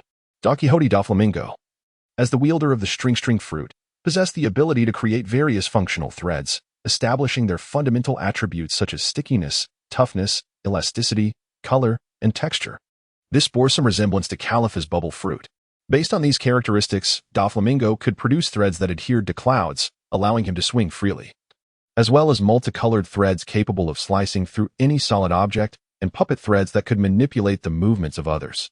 However, compared to the shadow puppet threads, all of these were trivial. The shadow puppet threads were the ultimate threads created by Doflamingo, perfectly replicating all aspects of himself. These threads could intertwine to form Doflamingo's doppelganger, which could speak, eat, and utilize all of Doflamingo's abilities except for those awakened by the fruit. Notably, this doppelganger also possessed the characteristic of immortality, setting it apart from his true self. After all, it is merely a bundle of threads. Furthermore, the shadow thread is the most resilient and robust silk that Don Quixote Doflamingo can produce. Even swordsmen of Vice Admiral caliber are unable to sever these threads. Doflamingo's ultimate technique. The birdcage is crafted through the disassembly of the shadow thread puppets. The only flaw of such a flawless technique is that the shadow thread cannot be produced in nearly infinite quantities like other types of silk. Doflamingo can only maintain one shadow thread clone at a time, and to activate the birdcage, he must dismantle the clone. Otherwise, had he been able to create hundreds of shadow thread clones in one breath, he would have long since swept through the world and dominated the seas. Although Li Zhao was aware of Doflamingo's ability to utilize the shadow puppet technique, he was oblivious to the fact that it could also imitate others, indulging in food and slumber as if it were a living being. Ultimately, falling victim to this tactic was indeed not a trivial matter for Li Zhao. Regrettably, this shadow puppet must be operating in a completely autonomous mode, detached from the original body. He suddenly inquired. "What do you mean?" Toripole asked, his expression one of confusion. I suggest you cease your futile struggles. Doflamingo's shadow threads, bound in this manner, could not be severed by even the four emperors. And neither fire nor poison has any effect on these threads. Chapter 129. Unexpected gains in the shadow of death. Indeed, relying solely on brute force proves utterly futile. It is merely unfortunate that these threads have detached from Doflamingo's body, rendering them incapable of ensnaring my haki. To add to the misfortune, my form is precisely that which these threads cannot restrain. Indeed, I am the wind. In the next instant, with a resounding explosion, Li Zhao's body erupted into a cloud of violet mist. The shadow puppet, having lost its target, immediately contracted into a sphere the size of a volleyball. A hand materialized from thin air, deftly catching the sphere of shadow threads. This was Li Zhao, having transformed momentarily into an elemental form before returning to his solid state. The sphere of shadow threads pulsated with a lifelike rhythm, emanating waves of vitality, and the intensity of this pulsation grew ever stronger, suggesting that a new transformation was imminent. It would not be surprising if it turned into Doflamingo himself. Li Zhao's heart stirred as he conjured a zipper upon his chest, opening the storage space of his jacket. He then carelessly tossed the deformed Shadow Rider Ball into it. With the closure of the zipper, the Shadow Rider Ball was completely isolated in another dimension, severing its connection to the original Don Quixote Doflamingo. Surely, this would cause the Knight Yasha great anguish. One could only wonder if he would be able to produce another Shadow Rider. A natural type? You are not Sabo. Could it be? Is this the power of the gas fruit? Topol was instantly thrown into disarray. This trap was originally devised for the cunning chief of staff of the Revolutionary Army, Sabo. Although he possessed remarkable strength, he was not a devil fruit user, leaving him with no chance of escape once ensnared in this meticulously crafted trap. Yet, the individual before him was indeed a natural type user, and upon closer inspection, bore an uncanny resemblance to their scientific hound, Caesar Clown, who wielded the powers of the gas fruit. What on earth was happening? Could it be that a cursed individual had betrayed them? Li Zhao had no interest in enlightening this individual. With a swift motion of his warrior's long knife, he aimed to strike at Toripole. After all, Li Zhao's objective was to diminish the overall strength of the Don Quixote family. Although it was regrettable that he could not eliminate Sugar, taking down this high-ranking officer would still not leave him empty-handed. I must say, do not presume that just because you belong to the natural type, you are invincible. Hehehe. To be candid, my own body can also be elementalized. In the face of the descending blade, Toripole felt not fear, but delight. His body was enveloped in a thick layer of slime, which could deflect physical weapon attacks and absorb impact. Therefore, whether it was bullets, cannonballs, or the sharp edge of a long knife, they posed no threat to him. They merely tickled. Even the entangling application of haki was no different. Li Zhao let out a cold chuckle, his long blade twisting in his grasp, and suddenly, a fierce flame erupted from the sword's edge. The foxfire fire willow flashed forth. As the foremost among the Red Sheath 9 heroes, the master of the esteemed Foxfire swordsmanship, Foxfire Jin Weimin, excelled in extinguishing all flames with his blade or incinerating anything in his path. In essence, he wielded a sword that both ignited and quelled fire. Fire? This is perilous. Before Tori Bowl could utter a cry of despair, Li Zhao's flaming sword struck him with a resounding boom, and upon contact, Torbel's body erupted violently. It turned out that Torbel's viscous substance was highly flammable and explosive, ignited by Li Zhao's fiery blade, leading to a cataclysmic explosion. The force of the blast within the secret chamber was terrifying, instantly overturning and shredding the golden furnishings into a twisted heap. As the perpetrator and epicenter of the explosion, Tori Bowl was immediately rendered grotesque, his flesh torn and charred, revealing a hideous, withered form. Meanwhile, Li Zhao had already transformed his body into an inert gaseous state, manipulating the airflow around him to neutralize the shockwave of the explosion. In summary, this unadulterated explosion was merely a splendid display of fireworks to Li Zhao at that moment. However, this was not sufficient. After all, Tori Bowl was one of the highest-ranking officials of the Don Quixote family and was not so feeble as to perish from his own explosive viscous substance. Amidst the smoke, the frail figure became discernible, prompting Li Zhao to assume the classic posture for his signature technique, the spear thrust.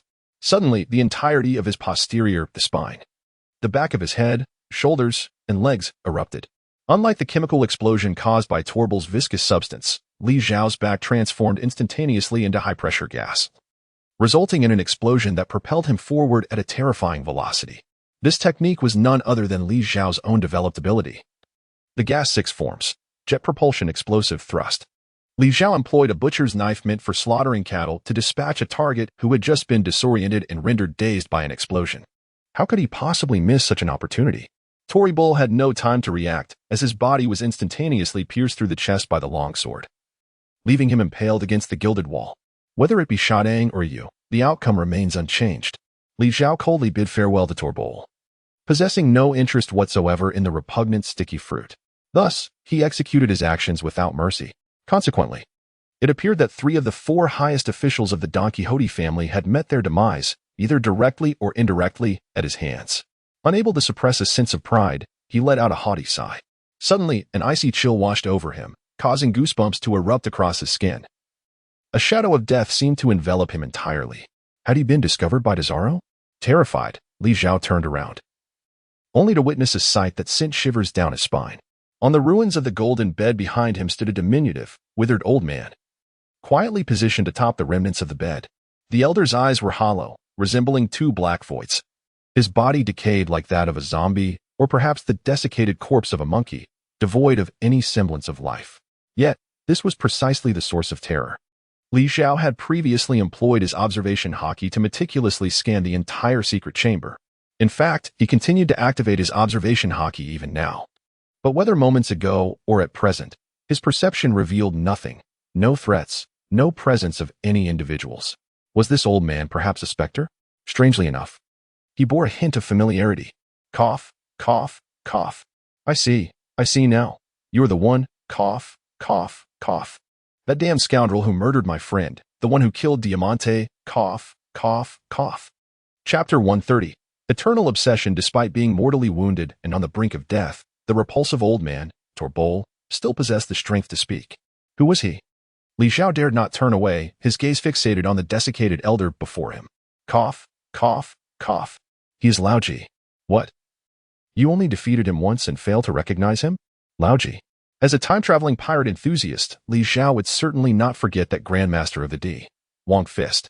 At this moment, upon hearing that name, he felt a tumultuous confusion in his memory, and a sharp pain began to throb in his head.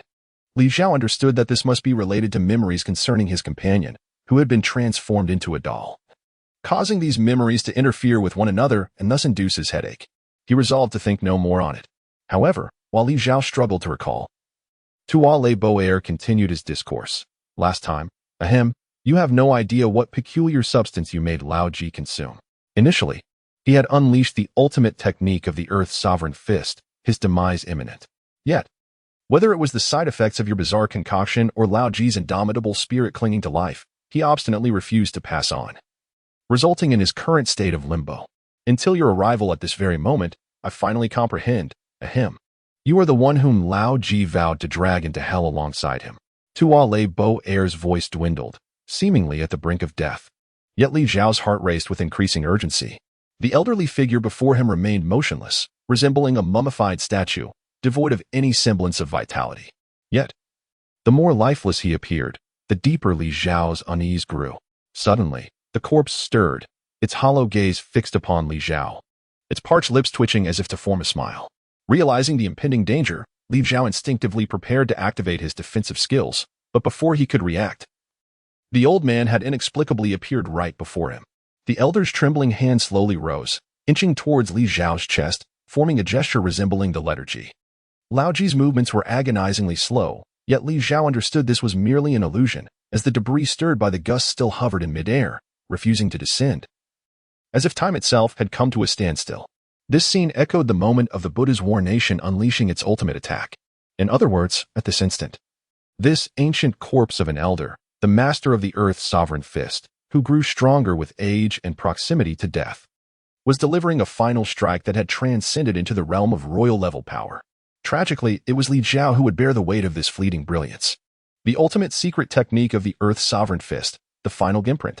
The chamber was once again filled with terrifying vibrations and the golden walls of the secret room, which had withstood the explosive force of drag or pull without a hint of damage or deformation, now swelled like an inflated balloon, causing the interior space to expand manifold. In the midsection of the Golden Tower Hotel, a sizable bulge emerged, resulting in a severe tilt of the entire edifice. This commotion finally roused everyone within the tower. In a dimly lit room, the former Golden Emperor, now the highest-ranking official of the Don Quixote family, Zhao, appeared dejected as he shattered a bottle of fine liquor on the ground, a smirk of malicious glee creeping upon his lips. Inside the hotel, a flurry of hurried footsteps echoed as Jura, a direct subordinate of Dragorpol, along with Mr. Tanaka, who had been thriving under the new owner's patronage, led a throng toward the Golden Chamber. Although they were aware that it was a trap set specifically for the Chief of Staff of the Revolutionary Army, Sabo, they had not anticipated such a tumultuous disturbance. Upon entering the once secret room through Mr. Tanaka's devil fruit ability, they were greeted by a scene that sent chills down their spines. The originally square, enclosed chamber had transformed into a vast, hollow spherical cavern. At its center stood a gaunt old man, whom Jorah instantly recognized as his old comrade, Rao Ji, who had clung to life with a single thread of obsession, refusing to take his last breath. However, as the air current stirred by their entrance brushed past him, Rao Ji's body disintegrated into ashes, leaving no trace of his existence. Before Jorah could lament this loss, he caught sight of a grotesque mass in the corner, which had almost entirely lost its human form. From the few remaining features, he shockingly realized it was his superior, the highest-ranking official, Dragorpol. At this moment, even the most oblivious would grasp the gravity of the situation. The already half-dead Rao Ji was gone, yet how could it be that even the esteemed Dragorpol had met his end? What was worse? This trap was evidently designed for the remnants of the Revolutionary Army, yet the chamber was eerily empty, devoid of any specter save for the corpses of their two key figures. Search immediately. That damned intruder must be found, alive or dead. Jorah screamed in hysteria, but alas, Li Zhao could no longer hear him. Having endured a fatal strike from a royal-level powerhouse at point-blank range, the experience was excruciating. Two of Li Zhao's 3 hearts had ruptured, and the injuries to his internal organs and bones were beyond description, rendering the scene utterly harrowing. Li Zhao suddenly lost consciousness, drifting like a leaf in the wind.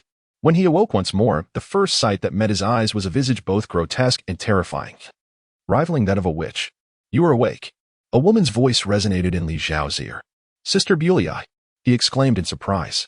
This horrifying woman, resembling a witch, was none other than Bulei, the third daughter of the Charlotte family, with whom he shared a relatively good rapport, and a wielder of the mirror fruit. The space in which Li Zhao found himself was the peculiar mirror world, filled with various mirrors all around. "Do you recognize me?"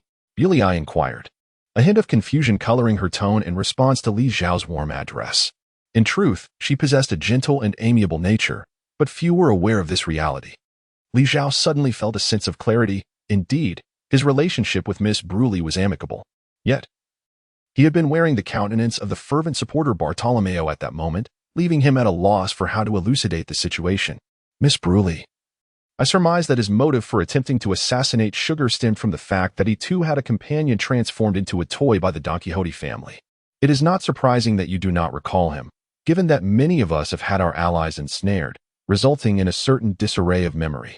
Upon hearing someone come to his defense, Li Zhao exhaled in relief and turned towards the source of the voice, where he beheld a young man, adorned with a tall hat and bearing the marks of burns upon his visage, who smiled warmly at him. In truth, I must express my gratitude to you. The trap laid by Doflamingo was evidently aimed at me. Although I harbored suspicions about the trap and hesitated to act, the bait he set was simply too enticing. Just as I was poised to make my move, you appeared. Chapter 131. The Dominance of Life's Colors After a Thorough Exchange. Li Zhao grasped the sequence of events.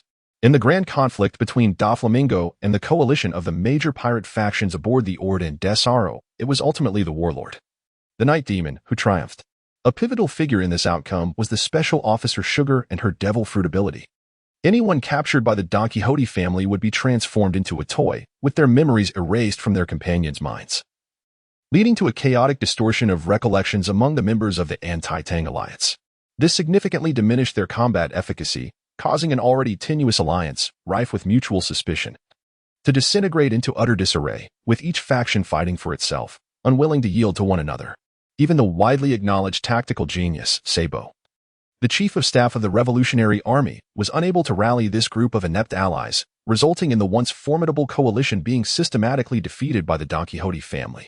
The last remnants of strength lingered within the spatial realm of Charlotte Bre's mirror fruit ability, allowing for a tenuous survival until now. With Zhao's intellect, he ultimately discerned the truth behind the paramecia fruit's powers. If they could eliminate the girl, the tide of battle would undoubtedly turn, granting the anti-Doflamingo coalition a chance at victory. Through the myriad mirrors aboard the ship, BRLE adeptly gathered intelligence and discovered the Special Officer Sugar hiding in a secret chamber. However, confronted by the girl within the concealed room, the astute Zhao sensed that something was amiss and hesitated to act, which led to the sudden appearance of Li Zhao. Initially, Zhao, secretly observing from the mirror, suspected Li Zhao to be yet another pawn in this treacherous trap. It was not until Li Zhao struck down Toribol that he fully recognized him as an ally. After all, Don Quixote Doflamingo was a cunning and ambitious schemer, not a madman willing to sacrifice his most capable subordinates to ensnare a defeated foe. Subsequently, Li Zhao was ambushed by the formidable master of the half-demon fist, sustaining severe injuries that brought him to the brink of death. In that critical moment, it was Zhao and BRLE's collaboration that pulled Li Zhao into the mirror world. Such were the events that transpired. Despite feeling disgruntled at having become a mere stepping stone, Zhao and BRLE's timely intervention was a genuine act of goodwill. Li Zhao intended to express his gratitude, but before he could, a sudden sweetness filled his throat, and he coughed up a copious amount of blood. The Master's lethal strike was indeed formidable, its destructive force surpassing even that of the ailing Buddha of war in an instant, particularly at close range. Li Zhao had no time to brace himself, and his internal organs suffered grave damage. It could be said that had he not possessed 3 hearts at that moment, such injuries would have been sufficient to claim his life twice over. Though he had escaped immediate peril, Li Zhao's wounds erupted forth, spewing dark blood as though it were of no consequence, even interspersed with fragments of his internal organs, a sight that horrified those around him. Zhao remained the most composed, urgently shouting, "His injuries are critical. Quick, summon Ivankov." The hormone fruit user, the revolutionary commander and renowned healer, Ambrosia Ivankov, had been known to revive those deemed beyond salvation, leaving behind legends of miraculous recoveries. In the original anime storyline, he had even saved the near-death Straw Hat, Monkey D. Luffy. Responding to Zhao's call, a strikingly bold woman, tall and voluptuous, with a vibrant purple afro and dramatic rock makeup, rushed over. She knelt beside Li Zhao, exclaiming, "What has happened to this warrior boy? How could he be so gravely injured? He is fighting against Doflamingo just like us, little Ivankov. Please refrain from asking too many questions. He looks like he is on the verge of collapse. In truth, he is no longer capable of enduring. In my eyes, he ought to have perished by now. The fact that he is still bleeding is nothing short of miraculous." Ivankov, a true master of the medical arts, instantly discerned the gravity of Li Zhao's injuries. Yet he remained unaware of the existence of a peculiar being in this world, harboring 3 hearts of devil fruits, dear utmost to attempt to save him. Zhao also witnessed the terrifying strike of Lao Ji through the mirror, and he believed that had he been in Li Zhao's position, death would be certain. It seems that within the Revolutionary Army, only a handful, such as the leader dragon and the tyrant Kuma, possessed the strength to withstand such a blow. Very well. I shall activate his body's self-repairing abilities using self-healing hormones, but the success rate of this method is lamentably low. Alas. We must now see how fervently this warrior boy clings to the will to survive, and whether he can indeed conjure a miracle. At this moment, Li Zhao found himself completely immersed in another realm. Naturally, he did not wish for death, however. The core essence within him had been supplanted by the powers of the inking fruit, embodied by Kanjuro, while the body possessing the surgery fruit abilities, belonging to Law, had been seized by the airborne pirate, Shiki the Golden Lion. In other words, Li Zhao had lost all means of self-healing. He now found himself utterly immobilized, with no possibility of replacing Kanjuro's skin. The only recourse left was to utilize his existing fruit abilities in the myriad skills he had appropriated from others in a bid for self-rescue. Time was of the essence, and his current physical condition could not be sustained for long. Thus, Li Zhao began to meticulously organize his strategies for salvation. First, he contemplated the abilities of Kinemon, who wielded the fruit of the fabric fruit. Although Li Zhao surmised that this ability harbored limitless potential, he simply lacked the time to explore it. At best, he could conjure a mere layer of bandages or plaster, which would be of no help for his internal injuries. As for the inking fruit, it was even more futile. He could not even move a single finger, let alone create a painting. Then there was the gas fruit, whose ability to transform the body into gaseous elements was indeed remarkable, yet utterly useless against the injuries sustained by his physical form. The Zoan-type devil fruits, renowned for their capacity to significantly enhance one's life potential and possessing the strongest regenerative abilities among the three types, could even bestow the gift of resurrection. Nevertheless, it was evident that Li Zhao had yet to develop the human fruit, mythical type, Buddha form to such an extent, let alone awaken the powers that could grant him a second chance at life. Li Zhaoxi pondered deeply, realizing that the only viable option at his disposal seemed to be the life restoration Qi Gong, which could precisely manipulate each cellular component of the body. However, as the name suggests, the essence of this technique is the restoration of life itself. This reflects a fundamental flaw within the power systems of this world. Whether it be the three-color Haki or various Qi Gong martial arts, they all strive to extract the utmost potential from the body, often at the expense of one's vitality. Consequently, the formidable beings of this realm tend to have shorter lifespans. Even the likes of the pirate King Roger, the strongest man in the world, Whitebeard, and the Buddha, Sengoku, suffer from numerous ailments in their later years, their combat prowess diminishing sharply with age. Their extraordinary abilities do not contribute to longevity. Rather, they often lead to the premature depletion of their life force. In contrast, the ancient martial masters from Li Zhaoxi's original world would grow increasingly formidable with age, their skills deepening as they matured, easily living to be 100 or even 180 years old. Should one transcend the limits of their cultivation, undergoing a metamorphosis to become immortal, it would not be beyond the realm of possibility to share longevity with the heavens and the earth. If only I possessed internal martial arts knowledge, such as the Divine Illumination Sutra or the healing chapters of the Nine Manual, or even the One Yang Finger, acquiring just one of these would spare me from lying here awaiting death. Wait a moment. Though I may not be versed in ancient Chinese martial arts, is it not possible for me to create my own system? Possessing a terrifying power akin to the overwhelming aura of the three colors and wielding the miraculous energy of life restoration, I have now attained wisdom and spirit comparable to that of the Buddha. With this foundation, combined with the perspective and insights of a traveler through realms, I aspire to create a unique system of internal cultivation capable of healing injuries. The thought alone excites me. With determination, Li Zhao endeavored to recall the fragments of memory pertaining to internal cultivation. Among these recollections, the most vivid came from the legendary tale The Legend of the Condor Heroes, where the esteemed Master Ma Yu of the Chuanjin sect meticulously instructed the young Guijing in the ways of internal energy. This included detailed descriptions of the postures for both meditation and sleep. However, the most invaluable aspect, particularly relevant to Li Zhao at this moment, was the account of how to initially cultivate a sense of qi. Even a dim-witted child like Guijing, devoid of any foundational skills, could awaken this sensation, ultimately leading to the mastery of internal energy. At this juncture, Li Zhao had already transformed the formidable powers of the aura and life restoration into extensions of himself through the memories embedded in his body. Most importantly, he possessed the wisdom, strength, and spirit bestowed by the great Buddha fruit, which represented the true essence of the Zoan type, human fruit, mythical beast form. With merely an introduction, a correct initiation, Li Zhao swiftly attained the legendary sensation of qi. He felt as though a warm little mouse was scurrying within him, bringing a profound sense of comfort and ease throughout his being. It was during this moment that an external essence of life was infused into his body. Isolated from external perceptions, Li Zhao remained unaware that this life essence was, in fact, the self-healing hormone injected by the formidable Ivankov, the king of the half-human, half-monster beings. Nevertheless, he recognized the overwhelming nature of this power, which sought to forcibly activate his body's self-healing factors. While this could mend bodily injuries, the potential risks associated with such a healing method were not insignificant. In the end, even if it could save his life, a significant reduction in his lifespan was likely inevitable. Li Zhao would certainly not permit such a situation to transpire. Under his mental guidance, the warm little mouse promptly darted towards this essence of life, subsequently enveloping it. With Li Zhao's direction, it evenly distributed the vital energy to the various parts of his body that truly required it. Li Zhao could distinctly sense a profound transformation occurring within his body. The cells first decomposed the necrotic tissues before reabsorbing them. The cells divided rapidly, and more resilient, vibrant new cells supplanted the old ones. Under Li Zhao's guidance, they repaired damaged organs, reconstituted his physique, and completed a miraculous metamorphosis akin to a rebirth, cleansing and strengthening his essence.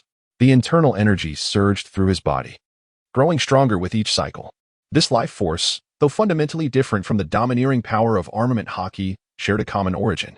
While armament haki is unmatched in its ferocity, crushing all in its path, it imposes a considerable burden on the body. In contrast, this life energy is gentle and rich, nourishing every vein and meridian continuously. The ancient martial philosophy of China emphasizes that solitary yin cannot give rise to life, nor can solitary yang sustain it. The union of yin and yang fosters all creation, embodying the natural order. In the world of pirates, the relentless pursuit of armament haki exemplifies a solitary yang. The stronger the domineering force, the more frequent the battles, leading to a greater accumulation of bodily burdens. Conversely, the newfound power that Li Zhao has comprehended, this life energy he has named life haki, perfectly addresses these injuries. Harmonizing yin and yang, merging water and fire, they mutually enhance one another, sustaining life endlessly. Li Zhao's internal injuries healed at a visibly remarkable pace, and to his astonishment, his inherent dominance, along with his mastery of armament haki and observation haki, appeared to gradually strengthen in tandem with the operation of his life force, which is to say, the circulation of his internal energy. It is essential to recognize that in the world of pirates, the strength of haki is intricately linked to an individual's innate talent and physical constitution. Generally speaking, a person's ultimate achievements are predetermined from the moment of their birth. Once haki awakens, its overall capacity typically remains unchanged. Subsequent training merely serves to enhance the exploration of one's latent potential and improve the proficiency of haki usage. For instance, the formidable Emperor Big Mom was capable of vanquishing giants at the tender age of 6, showcasing her potential to become an admiral in the Navy. Similarly, the Emperor Kaido could sweep aside the Navy as a minor, treating the naval prison as his dining hall, willingly surrendering when hunger struck, only to depart once satiated. Such prodigies require no mentors nor secret manuals. As long as they flourish, they inevitably ascend to the pinnacle of their existence. Even the inspirational figure Monkey D. Luffy, who climbed from the lowest rungs to the zenith of power, is the offspring of Dragon, the leader of the Revolutionary Army, and the grandson of the naval hero Garp. Even the seemingly casual consumption of the rubber fruit, which he fortuitously ingested, manifested as the most potent Zoan-type mythical creature, the sun god form, signifying that his starting point was, in essence, the terminus of the pirate world. In such a realm, for a soul like Li Zhao, who has traversed dimensions, the circumstances are decidedly unkind. In his previous life, he was a reclusive, unathletic individual, often failing physical examinations. The body he now inhabits is merely a nameless extra from the original narrative, with his potential and aptitude easily discernible. Li Zhao's journey to this day has been marked by a steady and honest progression, building upon the knowledge gleaned from others. Today, he has finally elevated his acquired skills to a level where he can draw strength from the very essence of the heavens. The ability to cultivate and enhance one's imposing aura signifies that even those of modest talent can gradually ascend and aspire to challenge the pinnacle of the world. It implies that one's origins and lineage no longer dictate one's destiny. The influence and significance of life-colored aura on this world may well surpass that of the triadic heart transplantation. The transformation of Li Zhao was nothing short of astonishing to those around him. once a mere lifeless body, continuously expelling blood. He experienced a remarkable revival after the injection of self-healing hormones by the enigmatic king of transgenders. His injuries swiftly stabilized, and his vital signs gradually returned to normal. The onlookers cast their admiring gazes upon the king of transgenders, leaving Ivankov blushing profusely, who could only laugh heartily to mask his bewilderment. Chapter 133. The Avenger Who Does Not Kill. As the crowd fervently praised the king of transgenders for his extraordinary and miraculous medical prowess, an unexpected event occurred. The patient, Li Zhao, surprisingly sat up on his own. Li Zhao's eyes were tightly shut, his legs crossed, with his 5 hearts directed towards the heavens. His hands alternated between a gesture of prayer and a series of peculiar mudras. Ultimately, he pointed one hand towards the sky and the other towards the earth. Enveloped in a radiant green luminescence that lifted his entire being several inches off the ground, Li Zhao hovered in midair, his body visibly rejuvenating. His skin becoming smooth and plump, adorned with a shimmering halo of colors that danced across his visage. What was once an unremarkable face of a warrior from the land of He, now radiated an aura of sacred magnificence, evoking reverence. This breathtaking scene, reminiscent of the descent of a Buddha, left the chief of staff of the Revolutionary Army, Zhao, utterly astonished, murmuring, "Little Ivan, next time I get injured, could you perhaps employ this self-healing hormone on me?" The Demon King was on the verge of tears. However, at that moment, Zhao's eyes gleamed with a foreboding light. A sudden sense of crisis enveloped him, followed by a cacophony of shattering glass as mirrors lining the walls and ceiling of the mirrored space began to fracture in abundance. Charlotte Brule, her face etched with terror, exclaimed, "This is bad. If all the mirrors shatter, we won't be able to escape." The range of Brule's Mirror Fruit's ability allowed her to sense only the mirrors within a limited perimeter. On the Great Desaro, she could only detect the mirrors aboard the entire ship. Otherwise, she could have easily returned to the myriad nations to summon reinforcements or even fetch her mother to lay waste to the entire Great Desaro.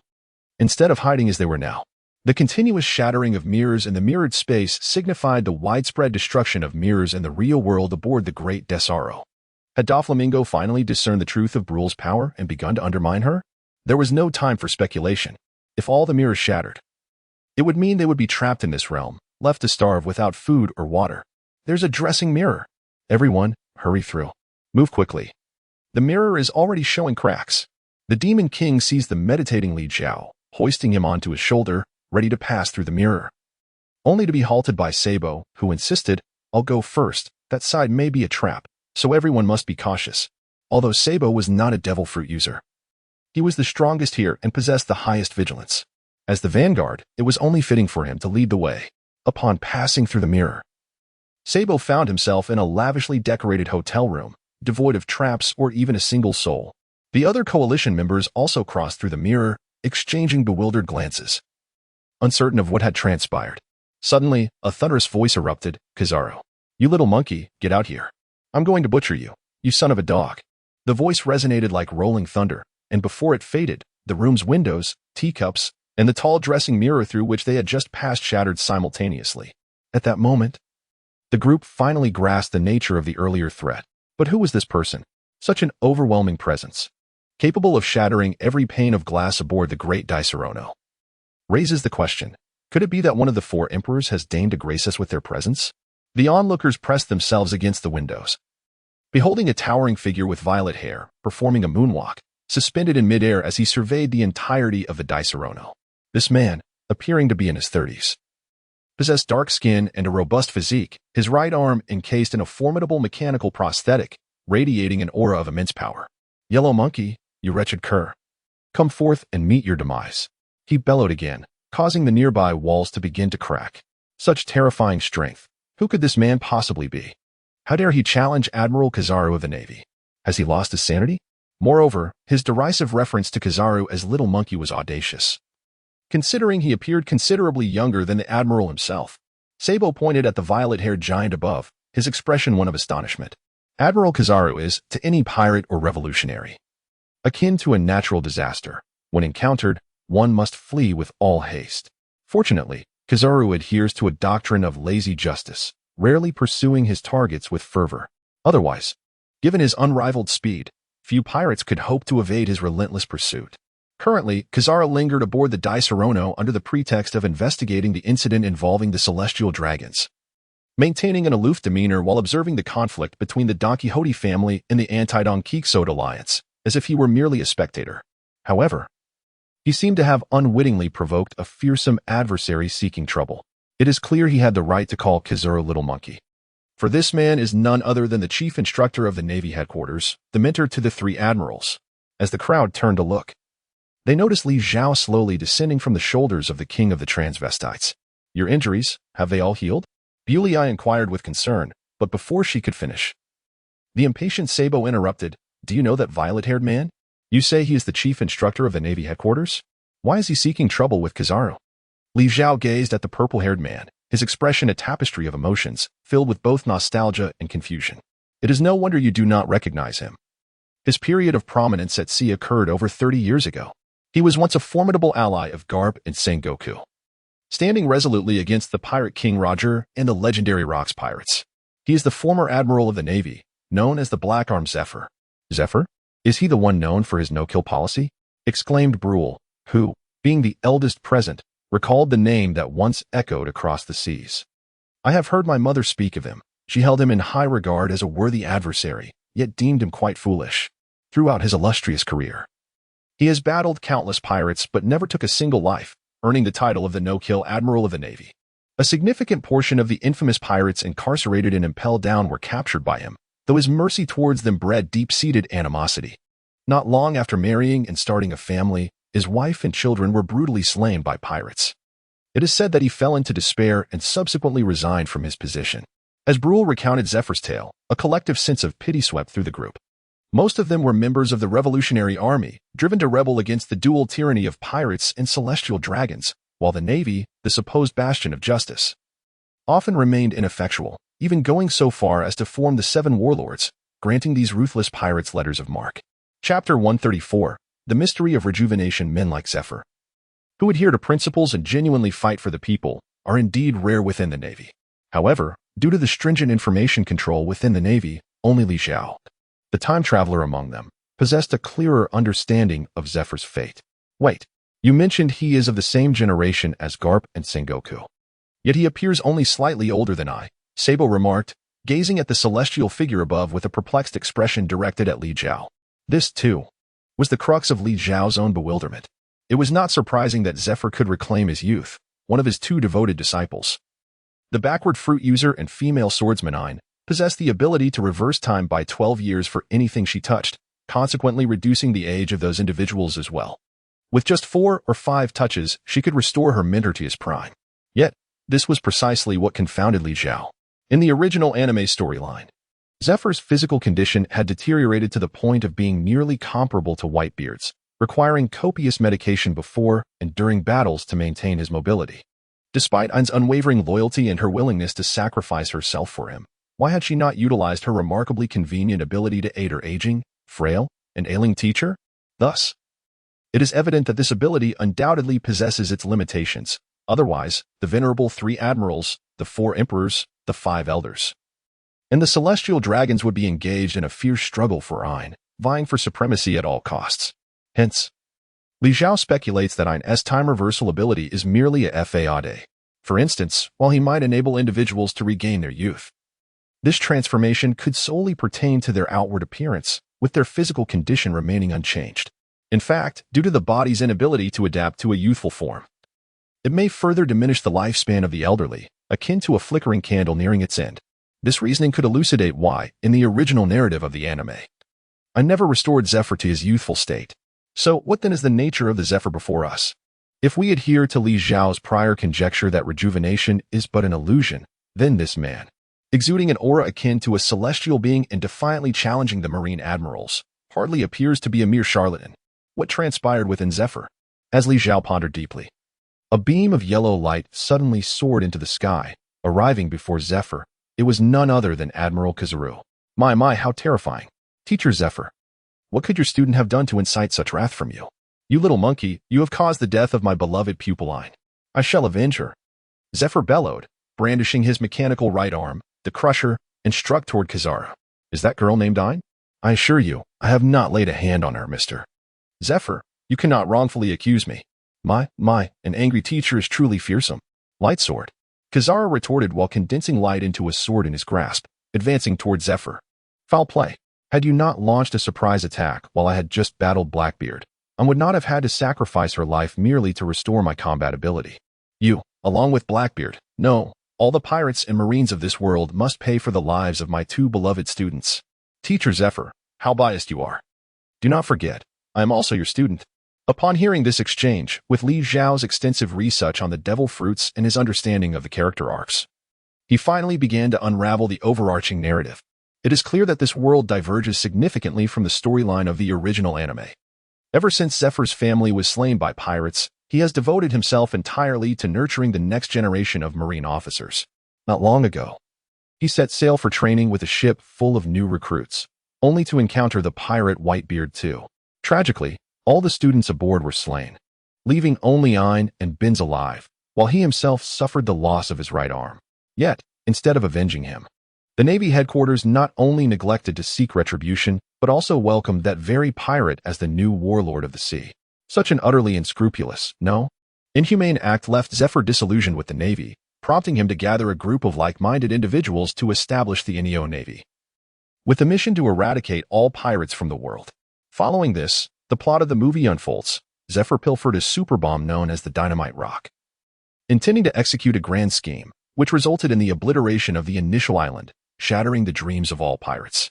Unfortunately, he encountered the Straw Hat crew, who were equipped with the invincible advantages of the movie's narrative, ultimately leading to his demise on the battlefield, lamenting in the Northwest. In this world, the Straw Hat crew had yet to set sail again, yet Zephyr's fortunes did not improve, although he avoided crossing paths with the narrative's chosen one.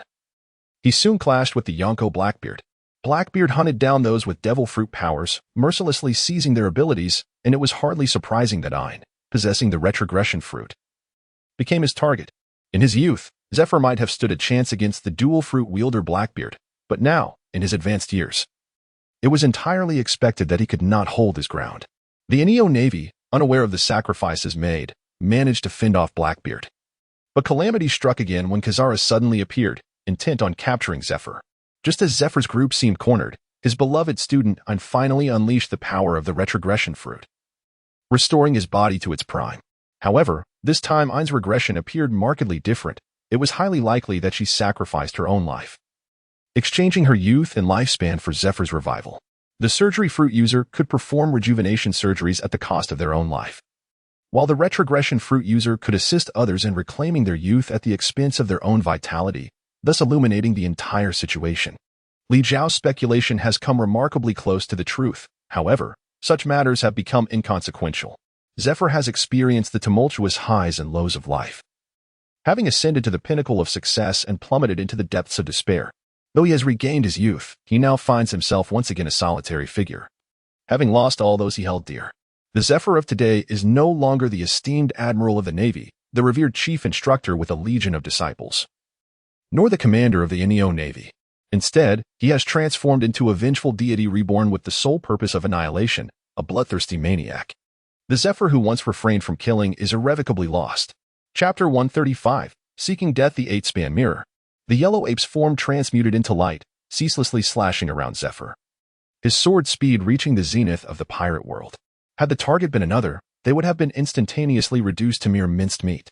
Yet, Zephyr, renowned as the Black Arm, is formidable even among contemporaries like the heroic Garp and the Buddha, Sengoku, although he lacks the powers of a devil fruit user. Zephyr's mechanical right arm, known as the Crusher, crafted by the prodigy Vegapunk, is equipped with an array of weaponry and constructed from the world's most extraordinary material, sea prism stone. Not only is it indestructible, but it also effectively counters all devil fruit abilities. With the infusion of his haki, Zephyr's right arm, the Crusher, gleams with an obsidian sheen, resembling a black hole. He positions the Crusher before him, executing minimal movements to deflect countless light swords unleashed by the yellow ape, not a single strike slipping through. In terms of speed and fruit abilities, Zephyr may not rival the yellow ape, yet in technique and weaponry he exerts pressure on his opponent. Even considering age and physical condition, the rejuvenated Zephyr, restored to his peak form, surpasses many of the current admirals nearing their 60s. At last, with a thunderous roar, a burst of yellow light and a dark shadow shot forth, the yellow light overturning numerous buildings before rebounding into the sky, transforming into a fleeting ray and vanishing beyond the horizon. Oh dear, how terrifying. The enraged and unhinged teacher Zephyr is too formidable to confront. I must flee. I must escape. The admiral of the Navy headquarters, the Yellow Ape, the most senior among the 3 admirals of this generation, has chosen to retreat. In this world, no one can escape the pursuit of Kizaru. Nor can anyone match the speed of the user of the Pika Pika no Mi when they choose to retreat from the battlefield. Although Zephyr managed to repel Kizaru, he too could not emerge unscathed. Rising slowly from the ruins, Zephyr bore a ghastly scar across his chest, yet he seemed indifferent to it. Brushing off the dust from his attire, he gazed at the distant speck of light that had vanished beyond the horizon, his teeth clenched in frustration, his entire body trembling. No matter how powerful or youthful he might be, it was impossible for him to catch up with a fleeting light using the moonwalk technique. At that moment, a group approached Zephyr. Leading them were 2 of the few remaining combatants from the Don Quixote family, the user of the art fruit, Jorah, and the user of the bomb fruit, Gladius.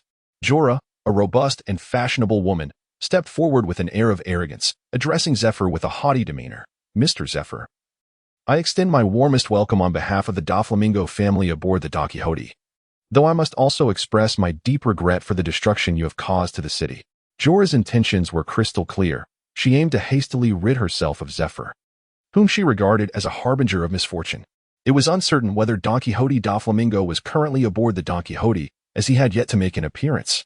If Zephyr were allowed to wreak havoc any longer, this island vessel would soon meet its demise. Jorah's audacity in addressing Zephyr in such a manner stemmed from her age and knowledge of the merciful nature of the man before her, emboldening her to speak without fear. In contrast, Gladius, standing beside her, appeared somewhat intimidated, refraining from uttering a word, his legs trembling slightly. As expected, even when confronted and humiliated by someone as inconsequential as Jorah, Zephyr remained silent, showing no signs of anger or outrage.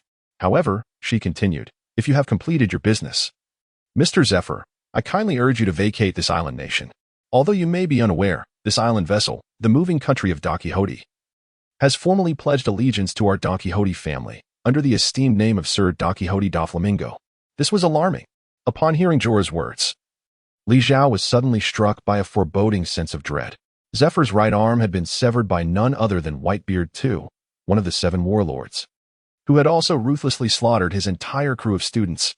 To evoke Zephyr's most detested memories in the presence of a man already teetering on the brink of madness was nothing short of courting death. As anticipated, the mere mention of the 7 warlords ignited Zephyr's fury. He let out a furious roar, and with a sweeping motion of his pound machines, he seized Gladius by the waist. The 7 warlords are more detestable than pirates. You, their subordinates, shall all perish. Before anyone could comprehend the unfolding chaos, the unfortunate Gladius was crushed in an instant, his body disintegrating like a rotten tomato, spilling onto the ground through the gaps of the crushing machine. In his final moments, he cast a bewildered and aggrieved glance toward the now paralyzed Jorah, as if to convey a silent question. It was you, the boastful big mouth, who provoked this madman. Why must I be the one to pay the price? Once the killing machine was set in motion, there was no halting it. Zephyr first mercilessly slaughtered the small squad affiliated with the Don Quixote family, and then began a rampage of destruction throughout the streets, leaving no combatant from the family unscathed. Fortunately, most of the residents and tourists aboard the island ship had been transformed into toys by Sugar and thus were spared from Zephyr's wrath, preventing the casualty count from reaching catastrophic levels. Nevertheless, a madman of the Admiral's caliber wreaking havoc was a dire situation. Even the Grand D, Solaro, massive as it was, would not escape the fate of sinking for long. At that moment, the island ship was sailing upon the sea, unable to fly, and those who could not secure lifeboats faced a grim fate. For Zhao, Sabo, and their companions, the outcome was far from favorable. While they yearned for the demise of the Don Quixote family and the ship itself, they were acutely aware, despite their sealed memories, that their comrades, who had been transformed into dolls by Sugar, still existed aboard this vessel. Should the D. Solaro capsize, even if they managed to escape, they would irrevocably lose those companions. Neither Zhao nor Sabo were the type to abandon their comrades easily. Moreover, due to their memory loss, they could not fathom the significance of those companions to them. Nor could they predict the lifelong regret that would ensue from their loss. We must stop Zephyr, Zhao declared, attempting to leap from the window, only to be forcibly restrained by Sabo. Breathing heavily, clearly agitated, Sabo managed to steady himself and said, "Wait a moment, we must remain calm. Venturing out now would only make us targets for Zephyr's assault. This madman is wielding no restraint, and we would likely be unable to withstand even a single blow. Moreover, let us not forget, there are those on this island ship who are even more anxious than we are." At this moment, Li Zhao regained his composure. After a moment of silent observation, he suddenly remarked, "Perhaps I possess a means to ensure that Zephyr will not attack us, at least not immediately upon sighting us." Chapter 136. Confronting malice with malice. Noticing the gazes of those around him directed towards him, Li Zhao continued, "You all witnessed the recent events, did you not? It was Jola who provoked Zephyr with her words, yet ultimately it was Gladius, who stood beside her, that bore the brunt of the punishment. Why do you suppose this is?" In the ruins not far away, the fashionable matron Jola, paralyzed by fear, was still crawling amidst the rubble. Meanwhile, her accompanying family forces had been utterly scattered, with none escaping unscathed. Why did Zephyr spare her life? The answer, though not difficult to deduce, is tinged with a bittersweet poignancy. The unfortunate admiral, driven to madness, still adhered to his principles, showing mercy towards the weak and the vulnerable. Yet here, it seems, we are devoid of such innocence. Ray surveyed the crowd, seemingly oblivious to the fact that she was, in essence, the closest resemblance to the weak and the vulnerable. The others consciously or unconsciously averted their gazes from Bray, but it was Li Zhao who, wishing to spare his elder sister from further embarrassment, redirected the conversation. It need not exclusively be the weak or the vulnerable. The mere presence of a woman should suffice. Zephyr is unlikely to strike down upon us at first glance. "Oh, so that is the case," Sabo exclaimed, dawning understanding illuminating his expression as he turned towards the cross-dressing king, Ivankov, who immediately grasped the concept. "Behold, Ambriolo. The injection of feminine hormones." Ambriolo, Ivankov cried out, extending 10 needle-tipped fingers and swiftly injecting all the surrounding males, including Li Zhao and Sabo, with estrogen. The potency of the hormone derived from the devil fruit was overwhelming. The individuals felt an unusual sensation coursing through their bodies. Their waists shrank, their pants loosened, while their chests tightened. Meanwhile, facial hair and body hair rapidly fell away, and their skin became delicate and smooth. Within mere seconds, there was not a single fully masculine figure left in the room. The members of the Revolutionary Army appeared to have been subjected to Ivankov's transformations multiple times before, displaying little reaction to their physical alterations. Li Zhao, due to his personal capabilities, was quite familiar with the female form and remained unperturbed. However, the others were not as composed. They frantically touched their bodies, calling out in surprise until Ivankov clarified that this metamorphosis was merely temporary, and they would revert to their original forms in due time. Gradually, they fell silent. Yet, a few among them displayed unmistakable disappointment, a sentiment that did not escape the keen eye of Ivankov, suggesting that he had found potential candidates for his burgeoning kingdom of crossdressers. "Look over there. It appears there is a child." Sabo, with his keen eyes, suddenly pointed into the distance. Upon following his gaze, Li Zhao coldly snorted. "It seems that even Zephyr cannot bring himself to massacre the weak and defenseless, just like us. Mom, where are you? I'm so scared." On the devastated street, a little girl in a red dress cried, her tears flowing abundantly. Perhaps she was so frightened that she had lost her wits, for she covered her eyes and, while sobbing, slowly approached the architect of the destruction, Zephyr. That child was. Curse be it. That was Sugar. It turned out that the crying little girl was none other than Sugar, the wielder of the hobby fruit. She was attempting to approach the dangerous deity of destruction, relying on her innocent appearance that would not raise suspicion. If she could manage to make even the slightest contact with Zephyr's skin, the crisis would be averted. Witnessing this scene, the hearts of the onlookers became increasingly complicated. Though they did not wish for the Thousand Sunny to fall into Zephyr's hands, they felt that if the problem were resolved so easily, it would be too lenient for the Don Quixote family, especially concerning Sugar, who was guarded with utmost vigilance by her family. Even the Revolutionary Army, with the might of the mirror fruit and its most brilliant minds, had failed to eliminate her in the past. However, when Li Zhao made his move, he inadvertently fell into a trap. Though the outcome ultimately turned in his favor, the fact remained that he narrowly escaped death due to his failure. Currently, the Don Quixote family, pressed into a corner by Zephyr, had no choice but to send Sugar for a special assault. If they missed this opportunity, they might never catch a glimpse of Sugar again. Li Zhao and Sabo exchanged a glance, each silently reaching a decision. In the next moment, both surged towards the battlefield below. The sudden appearance of a weeping girl bewildered Zephyr momentarily. though he was consumed by rage. A lingering vestige of pure goodness deep within him restrained him from crossing the line. Just as Zephyr found himself at a loss, and the young girl, Sugar, was merely a few steps away, his eyes suddenly glimmered with a crimson light. His observation hockey had reacted. Zephyr acted decisively, but his target was not the nearby Sugar. Rather, it was Sabo, who was charging in from a distance, aiming to reach her. With a sweeping motion, Zephyr unleashed a devastating strike. Despite Sabo's attempt to defend himself using the Dragon Claw fist, he was still sent flying, spewing a copious amount of crimson blood in midair, indicating he was gravely injured. Kill. Those who slay children, be they male or female, shall face no mercy. Zephyr roared in a muddled fury. He had keenly sensed the murderous intent that Sabo had inadvertently revealed. Sugar, startled, quickly reacted, as Zephyr shielded her in his embrace. She reached out to touch his solid chest. It was too late. The onlookers could only watch helplessly, knowing that any rash movement could provoke Zephyr's violent retaliation. Worse still, Zephyr had evidently misinterpreted the warning of his observation hockey, believing it did not pertain to the child murderers. Just as Sugar's fingers were about to make contact with Zephyr's skin, a voice suddenly bellowed, "Sugar, catch this person." In the next instant, a body was hurled towards Sugar. She understood that Zephyr would protect her and initially intended to disregard it, focusing solely on completing the task assigned by her master. However, curiosity got the better of her. The young girl turned to glance back. In the following moment, her expression transformed drastically. She disregarded Zephyr and sprinted towards the figure, extending her arms to catch them. To her astonishment, the person was none other than her younger sister, Monet, a user of the snow fruit, who had recently gone missing while on a mission for the Don Quixote family. However, upon catching Monet, something extraordinarily bizarre occurred.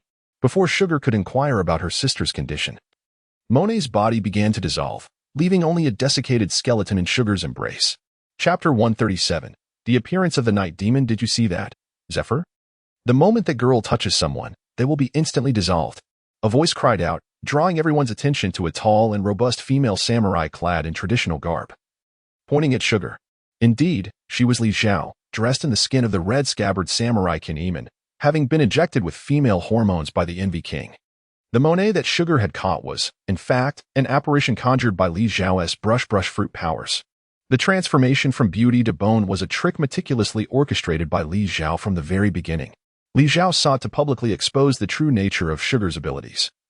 Yet he understood that merely sending someone towards her would either provoke her indifference or, should contact occur, there remained a significant chance that her powers would not activate. Rather than such a futile attempt, he would prefer to orchestrate a frame-up. After all, whether it resulted in physical dissolution or transformation into a toy, the outcome was undeniably chilling.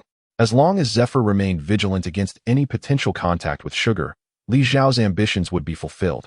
Having battled countless adversaries throughout his life, Zephyr had encountered numerous devil fruit users and witnessed all manner of bizarre phenomena. Even in his current semi-maddened state, despite his skepticism towards Li Zhao's assertions, he was resolved not to allow Sugar to approach him easily. "You're courting death."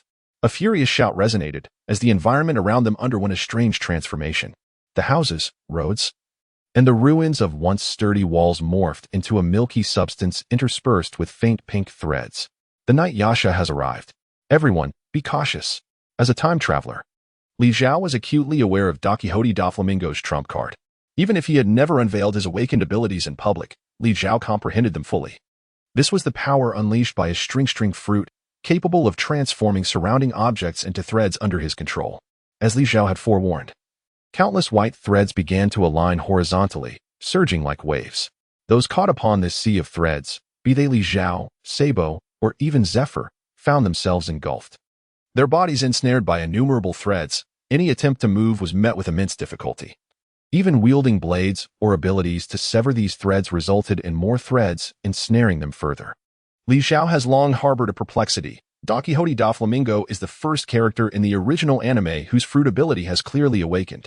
However, the techniques he displays upon this awakening are merely foolish and clumsy maneuvers that involve wielding a multitude of threads to bludgeon his foes. What purpose do these threads serve? They are meant for stitching, for division, for connection.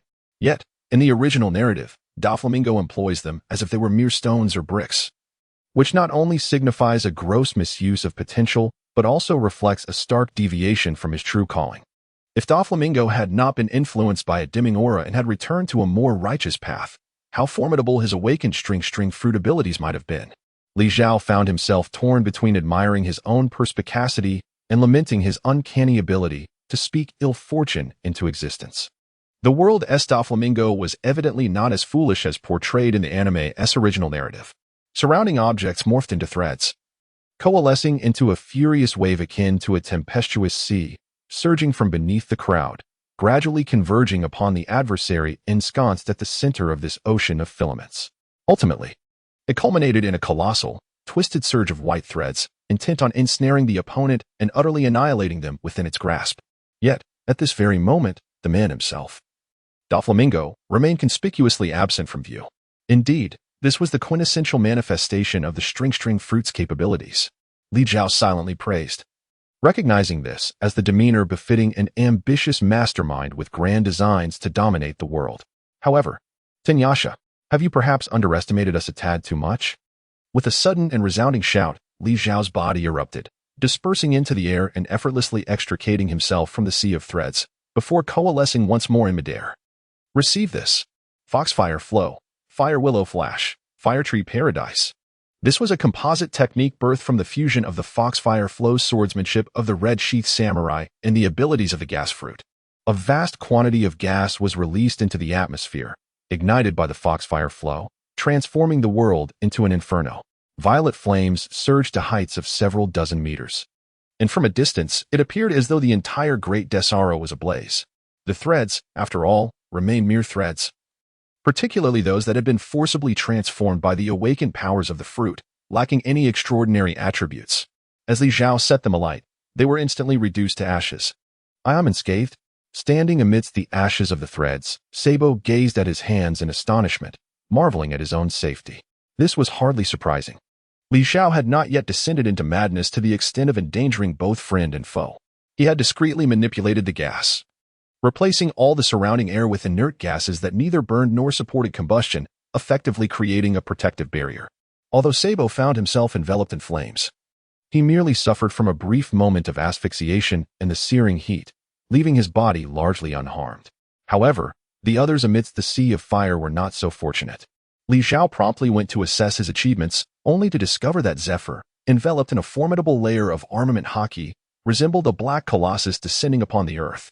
Despite having just emerged from an ocean of threads, or being baptized by a sea of purple flames, this seemingly youthful elder remained unscathed, even without Li Zhao's intervention. Escaping from the sea of threads would have been a trivial task for him. To everyone's surprise, he even took action to protect Sugar. The rescued girl, adorned with a faint grateful smile, was about to rush forward to embrace Zephyr in a show of affection when she was met with a fierce glare, causing her to freeze in place, paralyzed by fear and refraining from any further movements. In the distance, heavy footsteps resonated through the streets as a tall, slender figure draped in a pink-feathered cloak approached slowly. Veins bulged on his forehead, and his fury was palpable, even obscured by the sunglasses he wore. This individual could only be Don Quixote Doflamingo. Close behind him, the grim-faced Golden Emperor, Tesoro, followed closely. The two formidable figures of the seven warlords had finally made their grand entrance. Faced with this situation, Li Zhao inwardly lamented his misfortune. He found himself positioned precisely between Zephyr and the Golden Emperor, and the palpable tension in the air rendered him the center of attention. His hopes of observing a clash from a safe distance and reaping the rewards had been utterly dashed. Most infuriating was that slippery character, Sabo, who, sensing the unfavorable turn of events, had discreetly slipped away, leaving Li Zhao to navigate the chaos alone. Chapter 138. The Golden Emperor's Instinct. How dare that wretched woman ruin my plans? Watch as I flay her alive and sell her as a slave. Li Zhao was momentarily taken aback, glancing around before realizing that the disparaging remark from the night demon was directed at him. However, his thick skin rendered him indifferent, for he understood that all was merely superficial. When the time came, he would shed this guise of a demon, and none would recognize one another. I can hardly tolerate you scoundrels of pirates, who only know how to oppress the virtuous. All pirates deserve to perish. Lord Zephyr, I stand by your side. Let us unite to avenge the unfortunate civilians and the tragically fallen trainees of the naval forces. Li Zhao's words were riddled with flaws, utterly incapable of withstanding scrutiny. Yet, in this moment, Zephyr found himself in a near-manic state, his thoughts in disarray, relying solely on instinct to act. although Li Zhao had indeed assisted him earlier. And while the recent conflagration seemed somewhat malevolent, it had not harmed the esteemed Zfa in the slightest. Thus, the young elder did not take it to heart. Humph. Sharp-tongued and quick-witted, I shall see if your skills are as formidable as your loquaciousness. With a cold snort, the celestial night demon lunged forward, charging at Li Zhao. 5 colored threads. Li Zhao's gaze sharpened as he swiftly retreated, drawing closer to Zifa while shouting, Commander Zifa. He is the warlord Don Quixote. Just like the scoundrel who severed your right arm, both are despicable hounds of the world government, the most wretched of individuals. This declaration ignited a profound fury within Zifa. With a thunderous roar, he leapt over Li Zhao, his fist imbued with the power of armament hockey, crashing down towards the head of the night demon. I will hold off this madman. You must swiftly eliminate that vile woman and then come to my aid.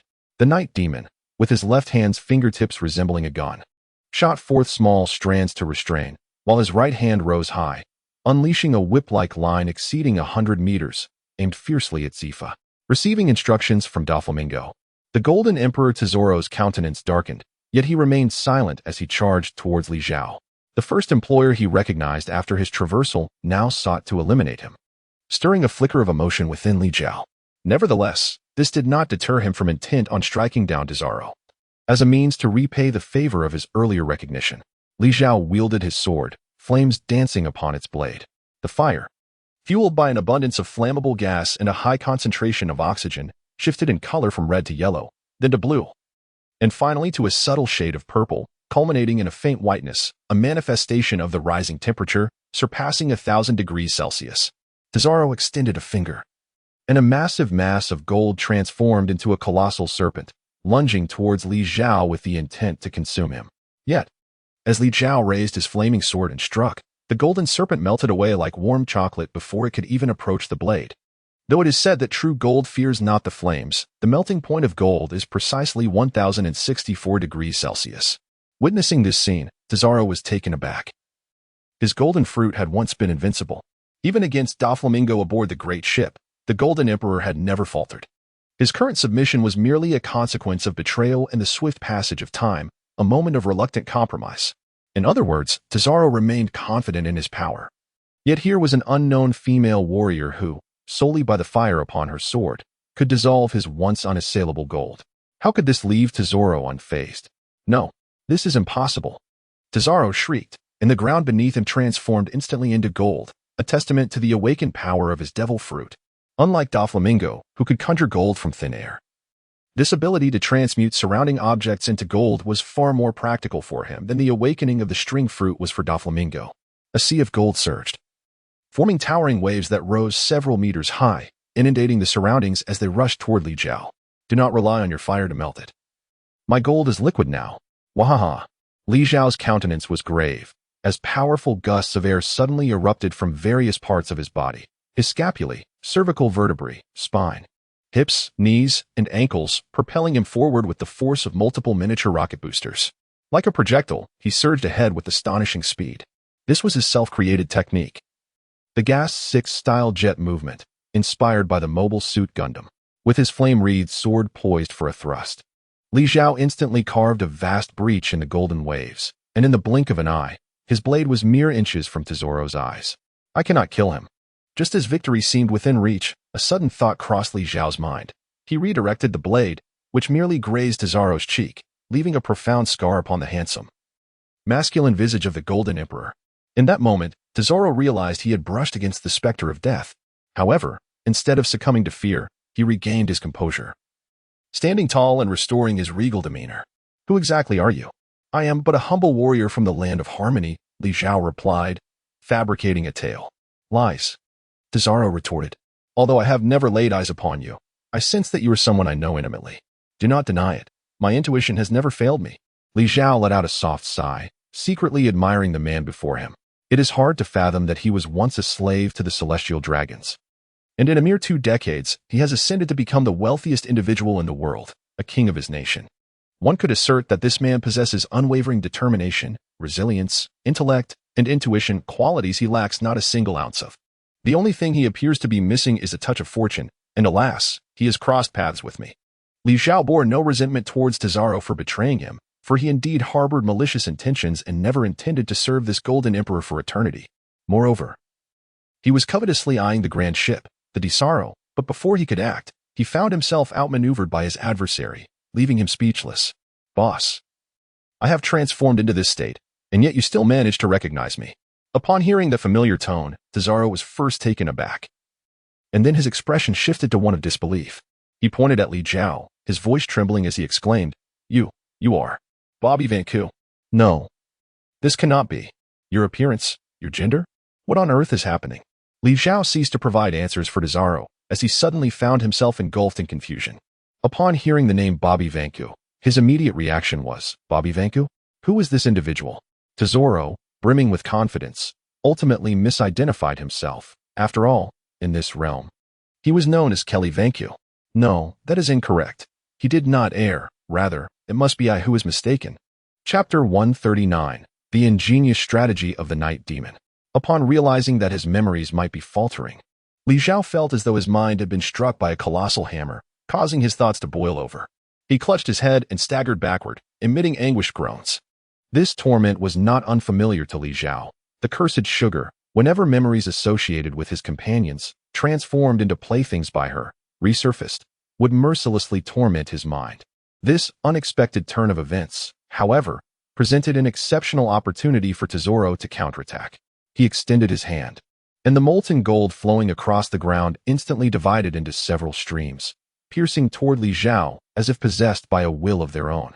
Zhao was beset by a splitting headache. In the face of Zhao's counterattack, he summoned the last vestiges of his consciousness, and, with a resounding explosion, his body disintegrated into elemental form, skillfully utilizing the powers of the gas fruit to escape at a distance. Momentarily bereft of his opponent, the Golden Emperor Zhao stood frozen, only to be jolted by the urgent call from Don Quixote da Flamingo.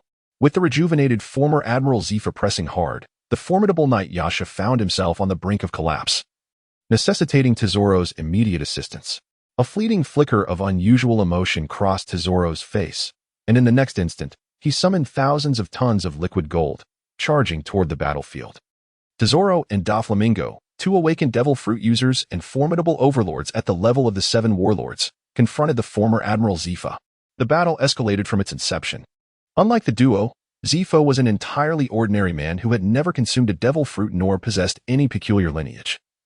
He was simply a humble son of the common folk who had ascended to the rank of admiral through sheer perseverance, embodying the quintessential inspirational figure who leveled up his game account without any cheats. In this world of pirates, the extreme powers collided. The pinnacle of physical prowess represented by Zhao faced off against the zenith of awakened devil fruit users. The environment morphed around them, shifting from a silken kingdom to a vast ocean of gold, while Zhao moved through this surreal landscape like a shark slicing through waves, annihilating everything in his path with relentless might. With a wealth of combat experience, Zhao adeptly seized upon a flaw in Zhao's defense, his massive arm resembling a crushing machine that gripped the Golden Emperor's waist. In the next heartbeat, a concealed cannon within the machine fired at point-blank range, nearly obliterating Zhao, who, having been rendered powerless due to contact with sea stone, was on the verge of being torn asunder. You are utterly useless, Da Flamingo roared in anger. Yet he swiftly unleashed his threads to rescue Zhao, yanking the airborne Golden Emperor back to safety and using his threads to stitch up the wounds. To further stem the bleeding, he brought a flaming wooden beam to bear, directly cauterizing Zhao's injuries. In truth, this final step was largely unnecessary. The knight Yasha's suturing was nearly cellular in precision, capable of perfectly mending even internal injuries, resulting in minimal bleeding. The application of fire, however, carried a hint of punitive intent toward Zhao.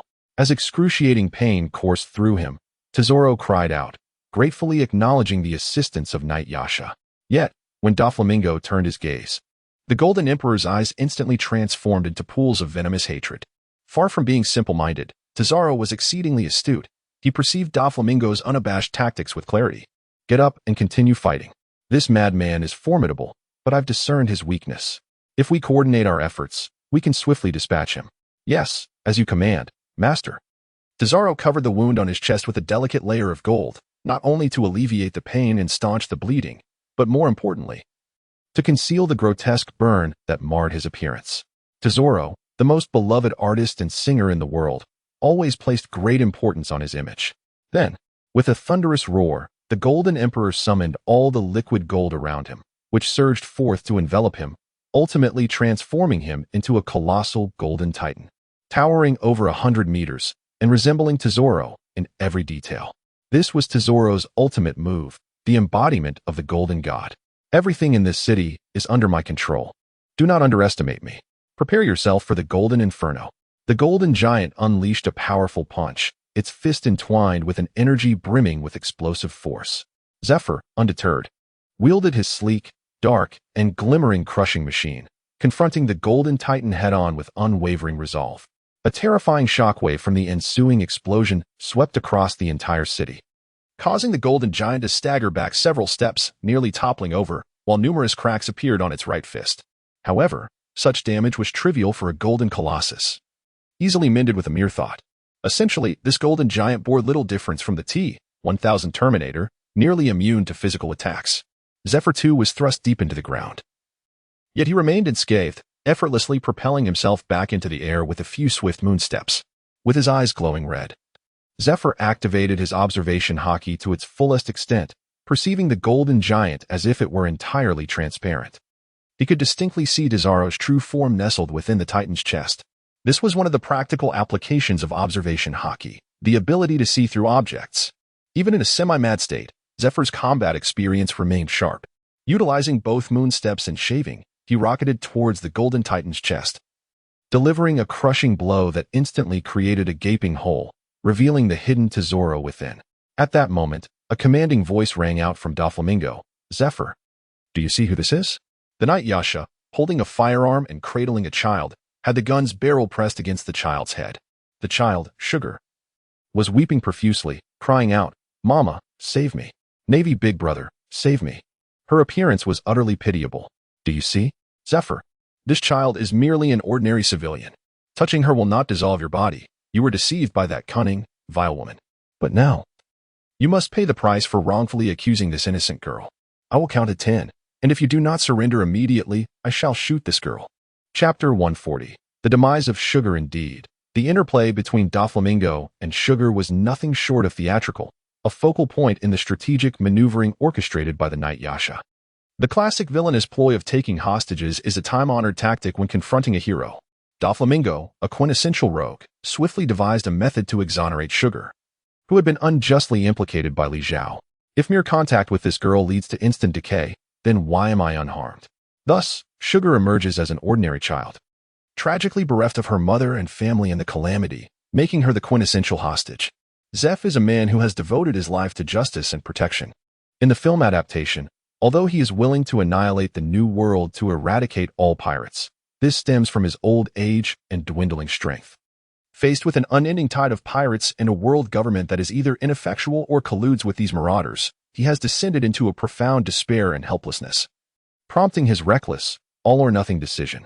The film's creators have also deliberately placed him in a position of inevitable doom, allowing the formidable Monkey D. Luffy to confront him with a sense of righteous indignation. At this moment, Zeph, teetering on the edge of madness, found his thoughts more unclouded. His actions a product of decades spent in the Navy. Now rejuvenated, he possessed the strength to confront any pirate head-on, no longer needing the tragic tactics of self-destruction. Given that the girl is an innocent civilian, it is his duty as a Navy officer to ensure her safety. After a heavy silence, the former Marine Admiral, now the commander of the Enyo Navy, Zeph, struck a few blows against the mechanism on his shoulder, detaching the massive, cumbersome sea stone prosthetic weapon. Doflamingo's lips curled into a conspiratorial smile as he gestured, a strand of thread darting forth, swiftly binding Zeph. These threads were unlike those previously toyed with by the crowd. Given Zeph's formidable strength and mastery of haki, the moment the threads made contact, his expression shifted dramatically. "Do not attempt to struggle further. These threads are the most potent lifelines I have ever crafted. Not even a beast like Kaido or Charlotte Linlin could hope to break free once ensnared by my lifeline." Knight Yasha's proclamation was not mere bravado. This so-called lifeline was essential material for Doflamingo's ultimate techniques, birdcage, and perfect puppet. The total amount of lifeline is finite. One cannot execute the birdcage while utilizing the puppet technique. Not long ago, Doflamingo had crafted a puppet of Sugar using the lifeline to lure the Revolutionary Army's Chief of Staff, Sabo. However, inexplicably, the connection between that lifeline and his body severed, and despite his relentless search thereafter, Doflamingo was unable to reclaim it, as if those lifelines were imprisoned in another realm. Such a loss is far more painful for Doflamingo than the demise of 2 or 3 of his highest-ranking family members. Currently, the total amount of his lifeline has dwindled to a mere 20% of what it once was. What frustrates him further is that, akin to his very existence, the total quantity of his lifeline is fixed. Thus, the prospect of replenishing what he has lost appears almost insurmountable. Nevertheless, with the remaining lifeline, it is still feasible to completely strip Zifa of his freedom. The remaining concern is how to manage the aftermath. Sugar, go and transform Mr. Zifa into a puppet. As the chilling and mocking command of Tenryubido was issued, the young girl, Sugar, who had been sobbing in his embrace, cheerfully skipped away towards Zifa. Upon witnessing the blend of innocence and cunning in Sugar's smile, even the half-mad Zifa comprehended that he had been ensnared once more. He yearned to unleash a torrent of curses, yet was silenced by the unyielding threads that bound his mouth. Just as Sugar was about to reach Zifa, a shadow suddenly emerged from a mirror on the ground before her. It was Sabo, who had previously fled. He swung a steel pipe, imbued with armament hockey, aiming to strike Sugar. However, in the face of this lethal blow, Sugar's expression bore no trace of fear. Instead, a mischievous smile spread across her youthful face, signaling her triumph. At last, I have you. With a swift motion, she raised her hands, releasing a large net that ensnared Sabo, rendering him as powerless as a moth drawn into a flame. Undoubtedly, this net was woven from Doflamingo's lifeline. Sugar clapped her hands gleefully, exclaiming, "The young master truly leaves no stone unturned." He knew that this cunning rascal would seize the last opportunity to strike, so he had already prepared for your arrival. Ensnared in the net, Sabo wore a bitter smile, fully aware that this was likely a trap. Yet, as Sugar had pointed out, this was his last chance to act. Should Sugar succeed in transforming Zifa into a puppet, the outcome would be sealed. Doflamingo would surely conceal Sugar in a place where no one could find her, and they would lose nearly all the mirrors on the island. Charlotte Brule's ability would be rendered ineffective, leaving them devoid of refuge or intelligence, with only the option of hiding in the mirror world to starve. Thus, Sabo knowingly ventured into peril, fully aware of the lurking dangers, yet no miracle occurred. Even Li Zhao, whom Sabo regarded as his last hope, was currently hidden away, suffering from excruciating headaches. This truly seems to be the end. How utterly regretful. Just as Sugar's small hand was mere centimeters away from Sabo's body, and he had resigned himself to giving up the struggle, an unexpected twist occurred. A pebble beneath Sabo's feet suddenly trembled, transforming into a small piece of gold in the blink of an eye. Doflamingo, sensing the change with his observation hockey, urgently shouted at Sugar, "Be careful, get away from there." However, it was already too late. The small piece of gold instantly liquefied and transformed into a spiraling spike, piercing through Sugar's tender chest, creating a gaping hole the size of a bowl, directly shattering her heart.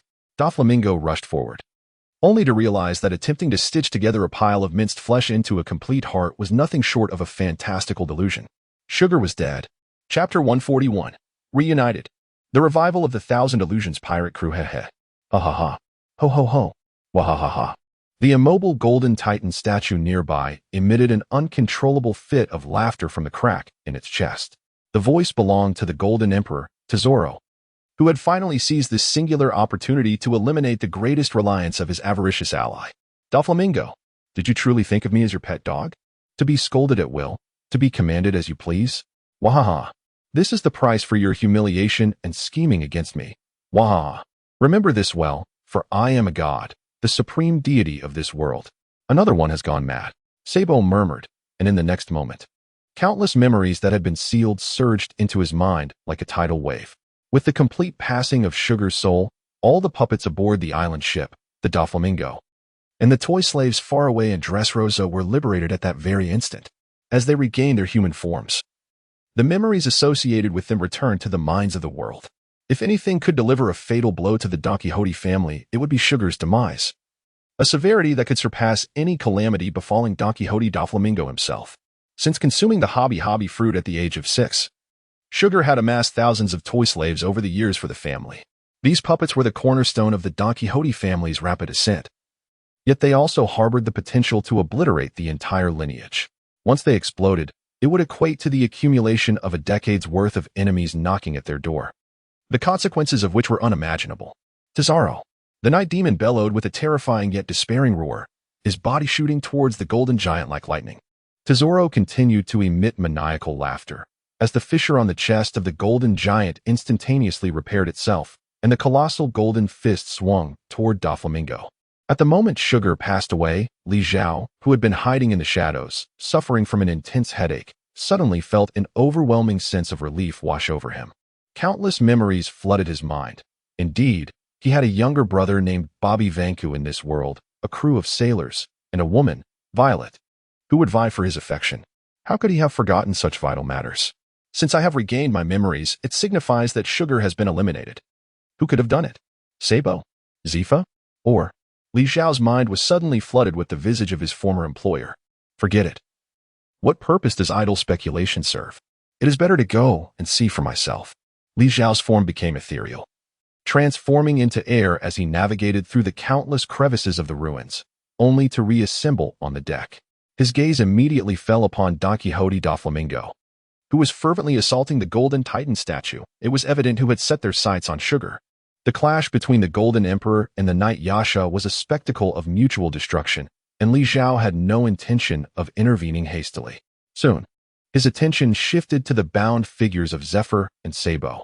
Regardless of past grievances, Sabo remained his ally, and although he had previously abandoned Zhao to flee, Zhao was not inclined to settle scores with the cunning lad just yet. With a burst of jet propulsion, Zhao appeared beside Sabo. "You little rascal. I told you to run. Why have you stopped?" He quipped with a mischievous grin. "All right, my elder brother, it was my fault for leaving you behind. Please refrain from mocking me further and assist me in escaping," Sabo replied, a bitter smile etched on his face. As the chief of staff of the Revolutionary Army, renowned for his strategic brilliance and invincibility in battle, he found himself in an embarrassing predicament. Since the crafty lad had admitted his mistake, Zhao chose to let go of his grievances. He attempted to sever the fishing nets binding Sabo with his sharp blade. However, the lesson taught by the life thread of the Knight Yasha proved to be quite enlightening for Zhao. No matter how he wielded his knife, ignited flames, tore with force, or even bit with his teeth, he could not overcome those slender strands. It was no wonder that even Admiral Fujitora and the future world's greatest swordsmen found themselves helpless against Doflamingo's birdcage. Those wretched threads were indeed remarkably resilient. Zhao currently possesses abilities that, whether derived from the Sufu fruit or the Bibi fruit, lack direct destructive power. Moreover, the mythical beast form of the great Buddha is of little relevance in this scenario. If he were ensnared himself, he could effortlessly escape using the elemental transformation capabilities of the gas fruit.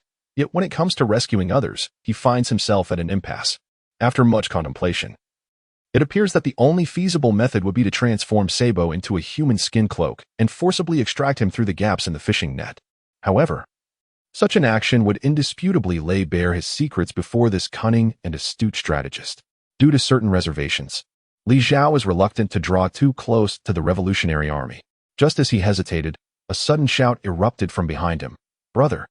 Zhao's entire body trembled as he slowly turned his head, only to behold a throng of people rushing toward him.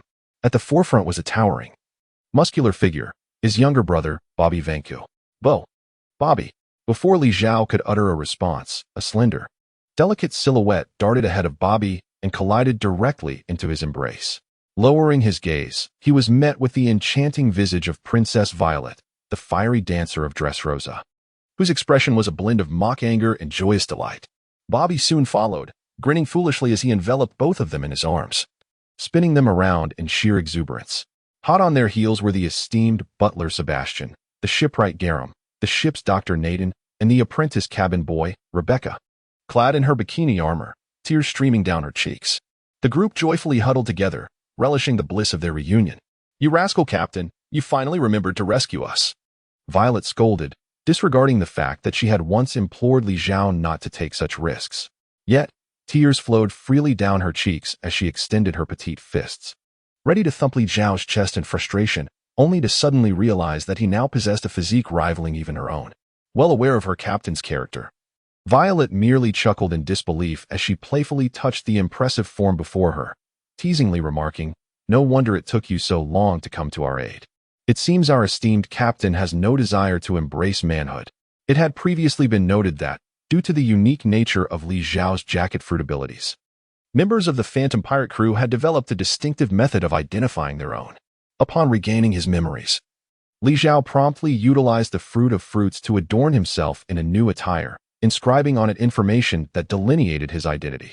Violetta, a Paramecia-type user of the Dengeki fruit, possessed the extraordinary ability to explore a radius of 4,000 kilometers with her clairvoyance and X-ray vision. Locating Li Zhao and verifying that he was indeed the layered captain with 3 skins was an effortless task for her. Yet it was only at this moment that she noticed the peculiarities of his appearance. In Chapter 142, Rampage, amidst a rare reunion after adversity, Li Zhao found himself in an awkward predicament.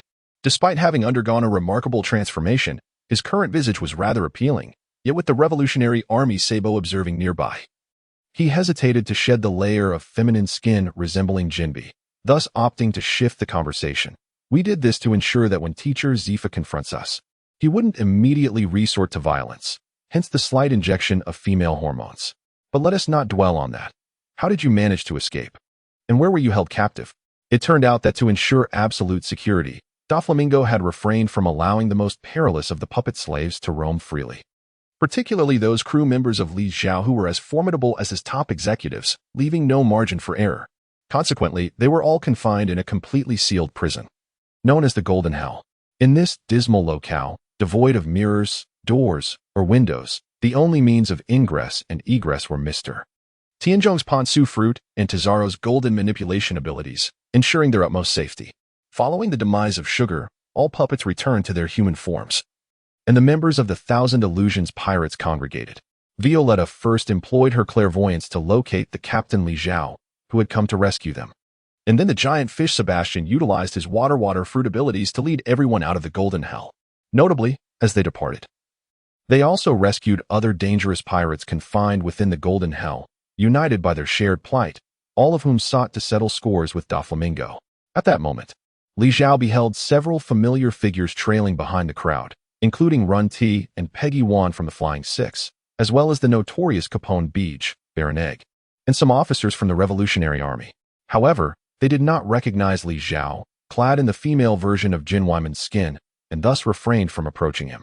This band of pirates harbored an intense loathing for Don Quixote Doflamingo, and upon witnessing him engaged in battle, they surged forward to join the fray against the formidable Tian Yacha.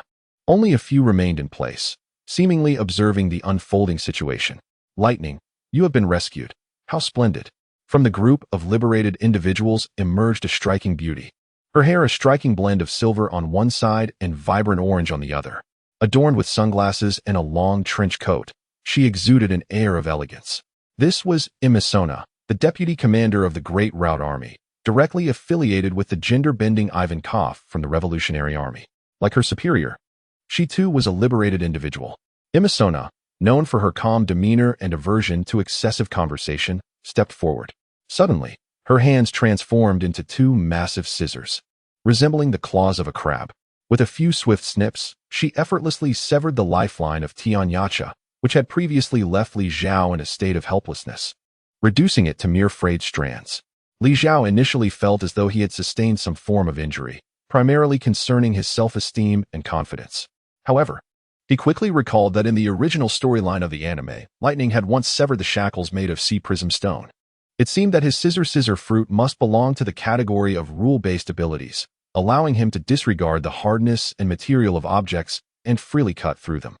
Upon this realization, Li Zhao couldn't help but marvel at the extraordinary powers possessed by these individuals with devil fruits. Each one was more wondrous and bizarre than the last.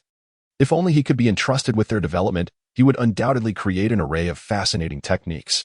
Alas, his current rapport with the Revolutionary Army was relatively amicable, and it seemed unlikely he would have the opportunity to exploit these unique individuals anytime soon.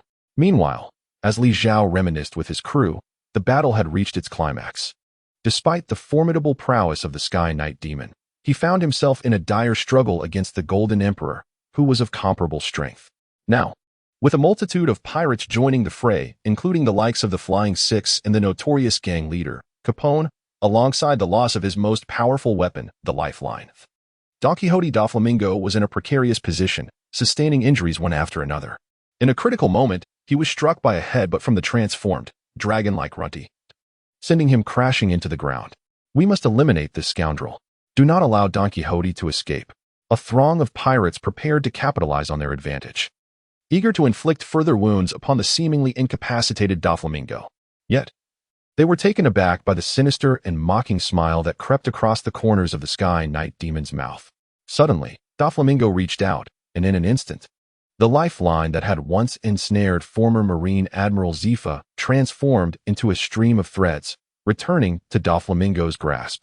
Now liberated, Zifa unleashed a furious roar, charging towards the nearest pirate and delivering a devastating punch that crushed the unfortunate soul's head. Pirates. All pirates deserve to die. The depth of Zifa's hatred for pirates was beyond the comprehension of ordinary individuals. They had robbed him of his beloved, his children, his students, his right arm, and ultimately, his life. In that moment, Zifa had lost everything, leaving only an inexhaustible loathing for pirates. Upon his release by Doflamingo, Zifa's eyes were filled with visions of countless pirates deserving of death. He would not cease until he had annihilated them all. What on earth is the matter with this purple-haired man? I do not even know him. Why is he attacking me?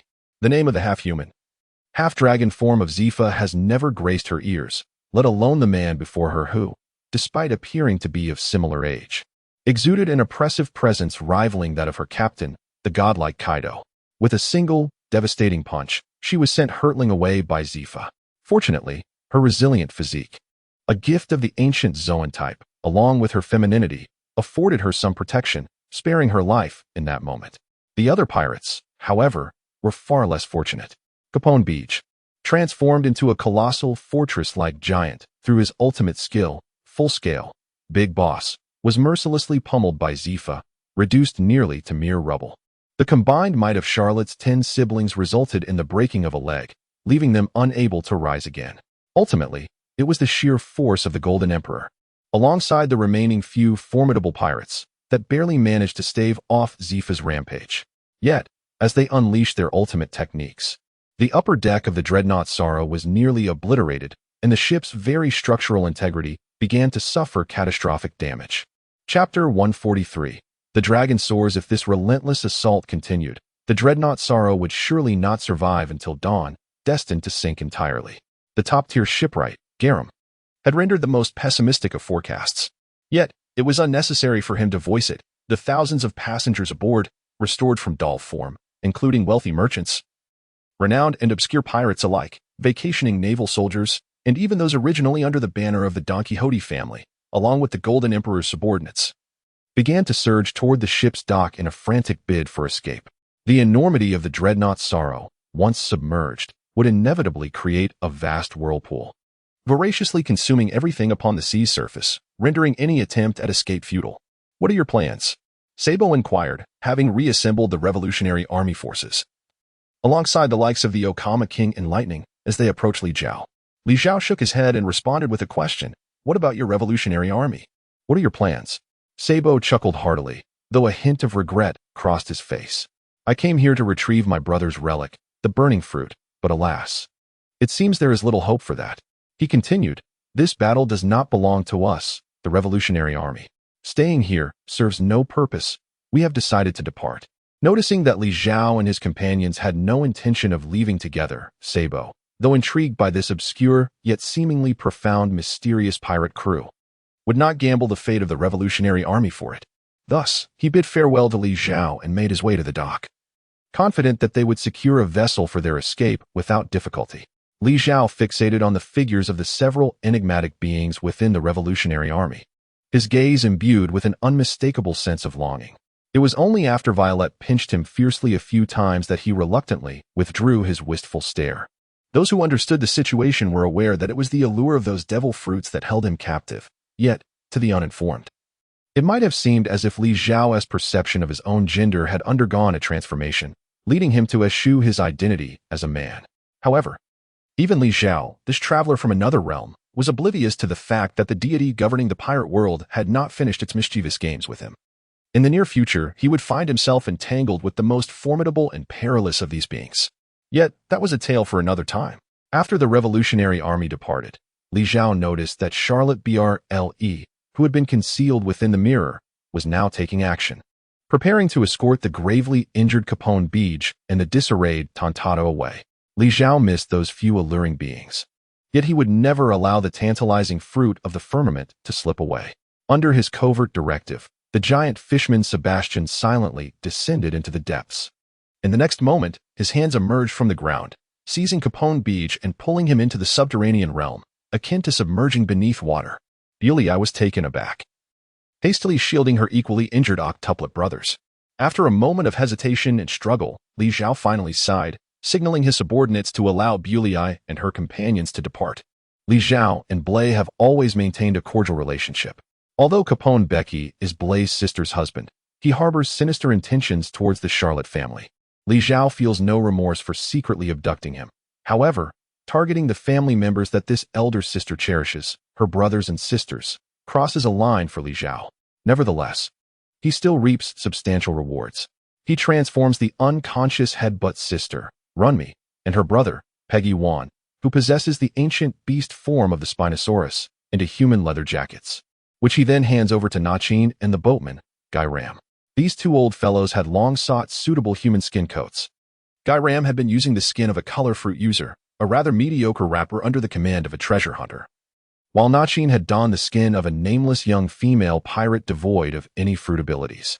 Now, with the duo clad in the skin of the Flying Six, the overall strength of the Thousand Illusions pirates surged significantly. Yet, Li Zhao remained unsatisfied. In moments of peril, humans often unleash astounding speed. Within mere moments, the passengers aboard the Daisolo had fled in disarray. Noticing that no one around was paying attention to him, Li Zhao swiftly manifested a zipper on his chest, removed the skin of Kineman, and tossed it to Violet. After injecting female hormones, the once rugged Kineman had transformed into a mature and alluring figure, with strikingly beautiful features and an exceptionally curvaceous physique, so much so that it even stirred a hint of jealousy in the princess. Thus, Li Zhao decided to let her experience this captivating allure for herself. Additionally, as the leader of the Akazaya Nine, Kineman's formidable strength would significantly enhance Violet's self-defense capabilities. As for Li Zhao, Bobby, it is once again time for us brothers to unite, rendering our combined strength formidable. Oh, Bobby exclaimed excitedly, indicating that he was ready for the fusion. However, Li Zhao did not immediately activate his jacket fruit ability. Instead, he called out to his brother, Bobby, open your mouth. Obedient to his elder brother, Bobby promptly opened his mouth wide, and Li Zhao seized the opportunity to toss a devil fruit into Bobby's eager maw. Oh, what is this? It tastes horrid and utterly repugnant. Li Zhao did not wait for Bobby to express his tasting impressions. Instead, he directly pressed his hand against his brother's chest, activating his ability to transform him into a human leather jacket, which he then donned. After a considerable period, the two brothers once again merged. A peculiar tranquility mingled with a tempestuous aura brewing within the newly formed giant. What kind of fruit did Captain just feed Bobby? Nachin inquired of his two old companions beside him. Sebastian shrugged, shaking his head, while Geram responded with irritation. How could we possibly know such things? However, since the captain hasn't even allowed Bobby to consume the flame fruit, this fruit must either be utterly worthless, something that even the street would reject, or it is of unparalleled value, something truly extraordinary. Garam's words trailed off, for he needn't say more. A brilliant light suddenly illuminated the surroundings, and from the spot where Bobby stood, a thick smoke erupted, followed by the ascension of a colossal creature soaring towards the clouds. It was a dragon. In the sky, amidst the clouds, a golden dragon stretching hundreds of meters glided through the heavens, using burning clouds as its perch, effortlessly weaving through the layers of mist. Its roars transformed into fierce winds, raging flames, blinding lightning, and even hail. Chapter 144. The Battle of Dragons and Giants. Is this truly excessive? Violet gazed up at the sky, her fruit ability allowing her to scrutinize the dragon that had suddenly appeared above with utmost precision, experiencing profound shock. They had merely been turned into puppets for a brief period, and their captain had already undergone such a momentous transformation. How terrifying, how proud, how utterly dependable.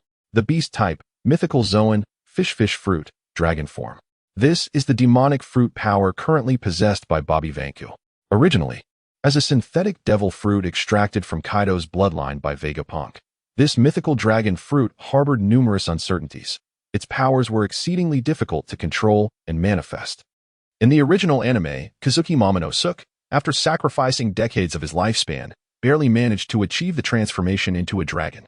Bobby Vanku's endeavor to effectively wield the fruit's powers was not a simple task, yet at this moment, he was in a state of fusion with Li Zhao, who possessed the perfect body, wisdom, and spirit akin to that of a Buddha. The combination instantaneously rectified all of Bobby Vanku's flaws, awakening his full potential while suppressing the uncertainties of the artificial devil fruit. The magnificent golden dragon before them was the epitome of this perfect outcome. A dragon? Is that damned bastard Kaido? The arrival of Li Zhao was nothing short of astonishing, even causing the fiercely engaged crowd to momentarily cease their actions. Former Admiral Zephyr gazed skyward at the soaring dragon, initially filled with fury and an overwhelming sense of combativeness. Yet, he soon found himself engulfed in confusion, muttering to himself, "This cannot be Kaido. It is far too different. The color is not the same, the size is distinct, and most crucially, why does this dragon carry the aura of that old coot, Sengoku?" Both Kaido, the beast, and Sengoku, the Buddha, were adversaries with whom Zephyr had crossed paths countless times. Particularly Sengoku, whose divine presence was unparalleled in the entire pirate world. There was no way Zephyr could mistake it. It was precisely because of this familiarity that he found himself in turmoil. Meanwhile, his opponent was reeling from an even greater shock. No, there is only one God in this world. Only I am the true deity. The Golden Emperor Tazaro howled to the heavens in a fit of hysteria, regardless of whether you are a dragon or some other monstrosity. I shall not permit any living being to soar above me, nor allow anyone to dare gaze down upon my existence. Perish. This was Tezoro's ultimate technique. The golden divine fire, which could only be unleashed in his golden giant form.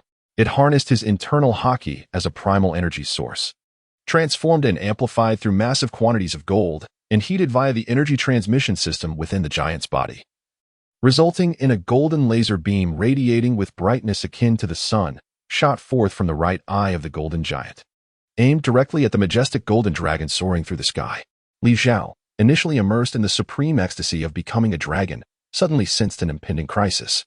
As he looked down upon the world, he noticed the diminutive golden figure gazing at him, its body radiating dazzling golden light, and he immediately comprehended the imminent occurrence. Frankly, evading such a seemingly erratic long-range attack at this distance was not particularly challenging. However, in that moment, Li Zhao was filled with boundless confidence and an indomitable spirit of battle. With the fusion of two supreme, mythical Zoan fruits, and possessing 3 demon fruit hearts, Li Zhao had an abundance of long-range offensive capabilities. Whether it was the shockwave of the Golden Buddha, the cataclysmic breath of the dragon, or the natural gas sprayer, Li Zhao was unafraid of any opponent. He watched as the sacred dragon opened its massive jaws wide, resembling an abyss poised to unleash a storm of death, the surrounding air having transformed into highly flammable gas. The golden glow emanating from the dragon intensified, exuding an aura of sanctity and majesty. Go forth, golden inferno. Strike back. Gas breath shockwave. Golden beams of light converged with azure flashes in midair, colliding with one another, as if a blazing sun at noon ascended into the sky. The blinding golden radiance transformed the night into day, rendering it impossible for anyone to gaze directly upon. This luminous glow pierced the night sky and the depths of the sea, inadvertently awakening a terrifying presence from the unfathomable abyss. Yet, neither the Golden Saint Dragon Li Zhao nor the Golden Titan form of Tazaro realized the magnitude of the trouble their actions would provoke. As the brilliance dissipated, the Golden Titan stood silently, motionless. Above, the thick clouds, once stirred by the explosive tempest, had been swept away. The divine dragon that coiled across the horizon had vanished without a trace. Inside the Golden Titan, the controller, Golden Emperor Tazaro, was engulfed in a frenzy of delight. Ha ha ha. I have triumphed. That hideous, elongated creature has been reduced to ashes by my divine golden flame. Only I am invincible, the one and only deity.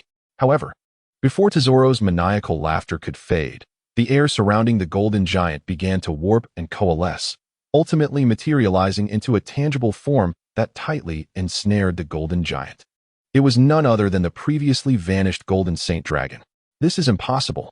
Tazoro's disbelief echoed. For me, nothing is beyond the realm of possibility. Li Zhao, with a cold smirk, had seized the opportunity amidst the chaos, once again fragmenting himself, elementalizing his body, and taking the form of air to stealthily approach the Golden Titan. binding it in one decisive move. A swift resolution was at hand. Li Zhao, with unrestrained determination, opened his jaws wide and sank his teeth into the head of the Golden Titan, intent on tearing it off. However, he underestimated the remarkable hardness imbued by the Tesoro Devil Fruit. Even with the formidable bite force of the Golden Saint Dragon, all he achieved was to distort the giant's head, elongate its neck, yet ultimately failed to sever it completely.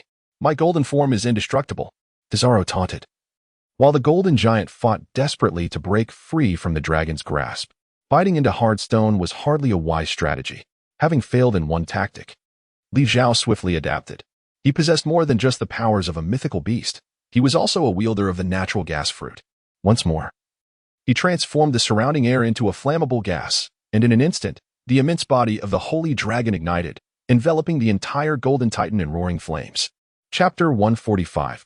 The Second Awakening of the Fruit. Have you not heard that pure gold fears not the test of fire? Such a trivial blaze cannot possibly destroy my divine golden form. Tesoro laughed maniacally. Indeed, he had the audacity to brag. The devil fruit could elevate ordinary materials to an extraordinary level, enabling its user to enhance fragile items like candles or cookies to possess an astonishing hardness akin to steel. Gold, with its exceptional metallic properties, under Tesoro's enhanced abilities, surpassed even the resilience of high-quality steel. Without the might of a Yonko or an admiral from the Navy, or lacking the protagonist's halo of luck, it was nearly impossible to obliterate the Golden Titan in a direct confrontation. Amidst the blazing inferno, the material form of the Golden Titan remained intact, its golden exterior becoming increasingly radiant, truly embodying the essence of gold refined by fire, each piece glinting with an eternal, mesmerizing allure. Even Violet, watching from the sidelines, wondered if her boss should cease the fiery assault, as it appeared rather futile. Nevertheless, Li Zhao, quite stubbornly, did not alter his strategy. Instead, he intensified the flames. As a result, the Golden Titan shimmered ever more brilliantly, while the dragon's form grew increasingly indistinct, seemingly on the verge of vanishing into the ether. Just when onlookers thought the battle between the giant and the dragon was nearing its conclusion, unexpectedly, a large hole opened in the chest of the Golden Titan, and out emerged a figure, wailing as he crawled from the cavity, none other than the Golden Emperor Tesoro himself. Yet, in that moment, he was a sight of utter disarray, clad in little more than a pair of trousers, with all his formerly splendid golden adornments nowhere to be seen. A palpable heat emanated from his entire being, his skin flushed and translucent, reminiscent of a crab served at a banquet. Observing his state, even without explanation, everyone grasped the gravity of the situation. While genuine gold may withstand the crucible of fire, a living being is altogether different. Tesoro, ensconced within the colossal form of the Golden Titan, felt as if clad in an invulnerable suit of armor. Yet, confronted with such a circumstance, the giant's body was uniformly heated, rendering Tesoro akin to tender meat simmering in a pot. And the fact that he managed to endure until now was a testament to his remarkable fortitude. With the loss of Tesoro, the core of the Golden Titan, the giant could no longer maintain its form and melted into a pool of molten gold, reminiscent of hot chocolate. Freed from its constraints, the dragon's body began to contract, ultimately transforming into a humanoid shape. This creature bore a striking resemblance to Bobby Vanku, yet with horns protruding from its head, a tail trailing behind, and its skin adorned with dragon scales, its lower limbs exhibiting a reverse joint. This was the semi-human beast form of the zoan-type fish fruit, mythological dragon variety. And the master of this body was none other than Li Zhao, fixating on the frenzied escape of Tesoro, who resembled a lost dog. Li Zhao let out a cold snort, unleashing supersonic jets of gas from all around him as he surged toward Tesoro. At this moment, the moisture within Tesoro had nearly evaporated, compounded by the prolonged maintenance of the Golden Titan form, leaving him with little stamina to oppose the menacing half-dragon. However, upon glimpsing the true visage of the Dragon Man, an indescribable fury surged within him. Was this not the very traitor, Bobby Vanku, who had betrayed his trust? Possessing such formidable strength, yet choosing to masquerade as a weakling beneath his command, his heart was deserving of retribution. Of course, Tesoro conveniently overlooked the fact that he had initiated the treacherous strike against Li Zhao. His mind consumed solely with an endless hatred for the man who had betrayed his trust. He had previously succeeded in assassinating the Special Officer Sugar, dealing a lethal blow to Don Quixote da Flamingo, and was poised to reclaim all that was rightfully his, only to be thwarted by the unexpected emergence of Bobby, the traitor, leading to his ultimate failure. The psychological turmoil of plummeting from the heights of success to the depths of despair, coupled with his unrelenting hatred for the traitor, propelled the Golden Emperor Tesoro to an extraordinary performance, even surpassing the shackles that had once confined him. Due to the earlier fiery trial, all the metal encasing Tesoro had become unbearably hot, akin to branding irons, rendering him unable to bear it, and thus he relinquished all the gold he possessed. The ability of the gold fruit allowed him to sense and manipulate all gold in his vicinity, yet it could not create gold from thin air like a Logia-type user. Nor could it transform the user's body into gold. However, at this moment, Tesoro's right arm suddenly transmuted entirely into gold, subsequently contorting and reshaping, the forearm morphing into a sharp, piercing spear. This scene not only astonished Li Zhao, but also deeply unsettled Tesoro himself. However, they both quickly realized, could this possibly be the second awakening of the Goma fruit? The second in command of the big MOM pirates and the crowning achievement of the Charlotte family. Charlotte Katakuri stands as the sole extraordinary paramecia user to appear in the original anime. Katakuri possesses the remarkable ability to transform his body into a mochi-like substance, akin to the elemental transformations of a Logia fruit user. He can alter his physical properties, freely change his form, produce matter, mochi, store items, and even ignite the mochi to create explosive effects, among numerous other capabilities. Previously, Li Zhao had harbored suspicions that this so-called extraordinary paramecia might indeed represent the second awakening of a devil fruit. If Tesoro, who had already undergone an awakening, suddenly acquired a brand new ability, what terrifying power could he possibly wield? Li Zhao had always possessed a timid disposition. When he witnessed an adversary, whom he believed he had completely subdued, suddenly unveil a new strategy, he was instantly filled with trepidation. His greatest reliance stemmed from his understanding of the pirate world as a time traveler. However, the emergence of elements beyond his comprehension would significantly disrupt his rhythm. Fearing further unforeseen developments, he thought that if Tesoro were to turn the tables on him, it would be far better to meet his demise head-on. Li Zhao, filled with determination, ignited the high-speed airflow emanating from the joints of his body, transforming it into a miniature rocket propulsion system. This represented a revolutionary advancement from a jet aircraft to a power rocket, embodying the ultimate essence of Li Zhao's gas propulsion technique, yielding immediate enhancements in speed and maneuverability. However, substituting the originally expelled compressed air with flammable gas and igniting it significantly elevated Li Zhao's burden, introducing certain safety hazards. Had he not been driven to desperation, he would not have resorted to this incompletely perfected technique. Chapter 144. The War of Dragons and Giants. This is utterly astonishing. Violet gazed skyward, her devil fruit ability allowing her to scrutinize the colossal dragon that had unexpectedly appeared in the sky, experiencing profound shock. They had merely been transformed into puppets for a brief period, and yet their captain had undergone such a staggering transformation. How terrifying this was. How proud. How utterly reliable. Beast type, mythical zoan, fish fruit, divine dragon form. This was the extraordinary power of the devil fruit that Bobby Vanka possessed at this moment. Originally, this artificial devil fruit, derived from Kaido's bloodline factors by Vegapunk, harbored numerous uncertainties, making its powers exceedingly difficult to control and utilize effectively. In the original anime, Kazuki Momonosuke could only achieve his true transformation into a dragon after sacrificing decades of his lifespan. For Bobby Vanka to successfully wield the fruit's power was no easy feat. Yet he was currently in a fused state with Li Zhao, who possessed the unparalleled strength of the Buddha, characterized by perfect body, intellect, and spirit. This union instantaneously rectified all of Bobby Vanka's deficiencies, unleashing his full potential while suppressing the uncertainties of the artificial devil fruit. The golden dragon before them was the most magnificent result of this fusion. A dragon? Is that damn Kaido? Li Zhao's appearance was utterly shocking, causing even the engaged combatants to halt their actions involuntarily. Former Marine Admiral Zephyr gazed at the soaring dragon, initially consumed by rage and overwhelming battle intent, but soon fell into confusion, murmuring to himself, "No, this is definitely not Kaido. It differs too greatly in color and size. Moreover, the most critical point is, why does this dragon emanate the aura of that old coot, Sengoku?" Both Kaido of the Beasts and Sengoku the Buddha were old acquaintances and adversaries with whom Zephyr had crossed paths countless times. Particularly, Sengoku's sacred aura was unique in the pirate world, and Zephyr would never mistake it. His familiarity led him into a state of bewilderment. Meanwhile, his opponent was even more profoundly affected. No, there is only one God in this world. Only I am the true deity. The Golden Emperor Tizaro let out a hysterical wail, proclaiming, "Whether you are a dragon or some other monstrous entity, I shall not allow any living being to soar above my head, nor shall I permit anyone to gaze down upon my existence. Perish, golden divine fire." This ultimate technique, known only to Tizaro in his golden giant form, harnesses the raw energy of his formidable spirit, transmuted and amplified through abundant gold, and heated by the energy transmission system within the giant's body, emitting a golden laser beam as brilliant as the sun from his right eye. Aimed directly at the soaring golden dragon, Li Zhao, who had been reveling in the supreme ecstasy of transforming into a dragon, suddenly sensed an impending crisis. As he looked down upon the world, he saw the diminutive golden figure gazing up at him with one eye larger than the other, radiating resplendent golden light.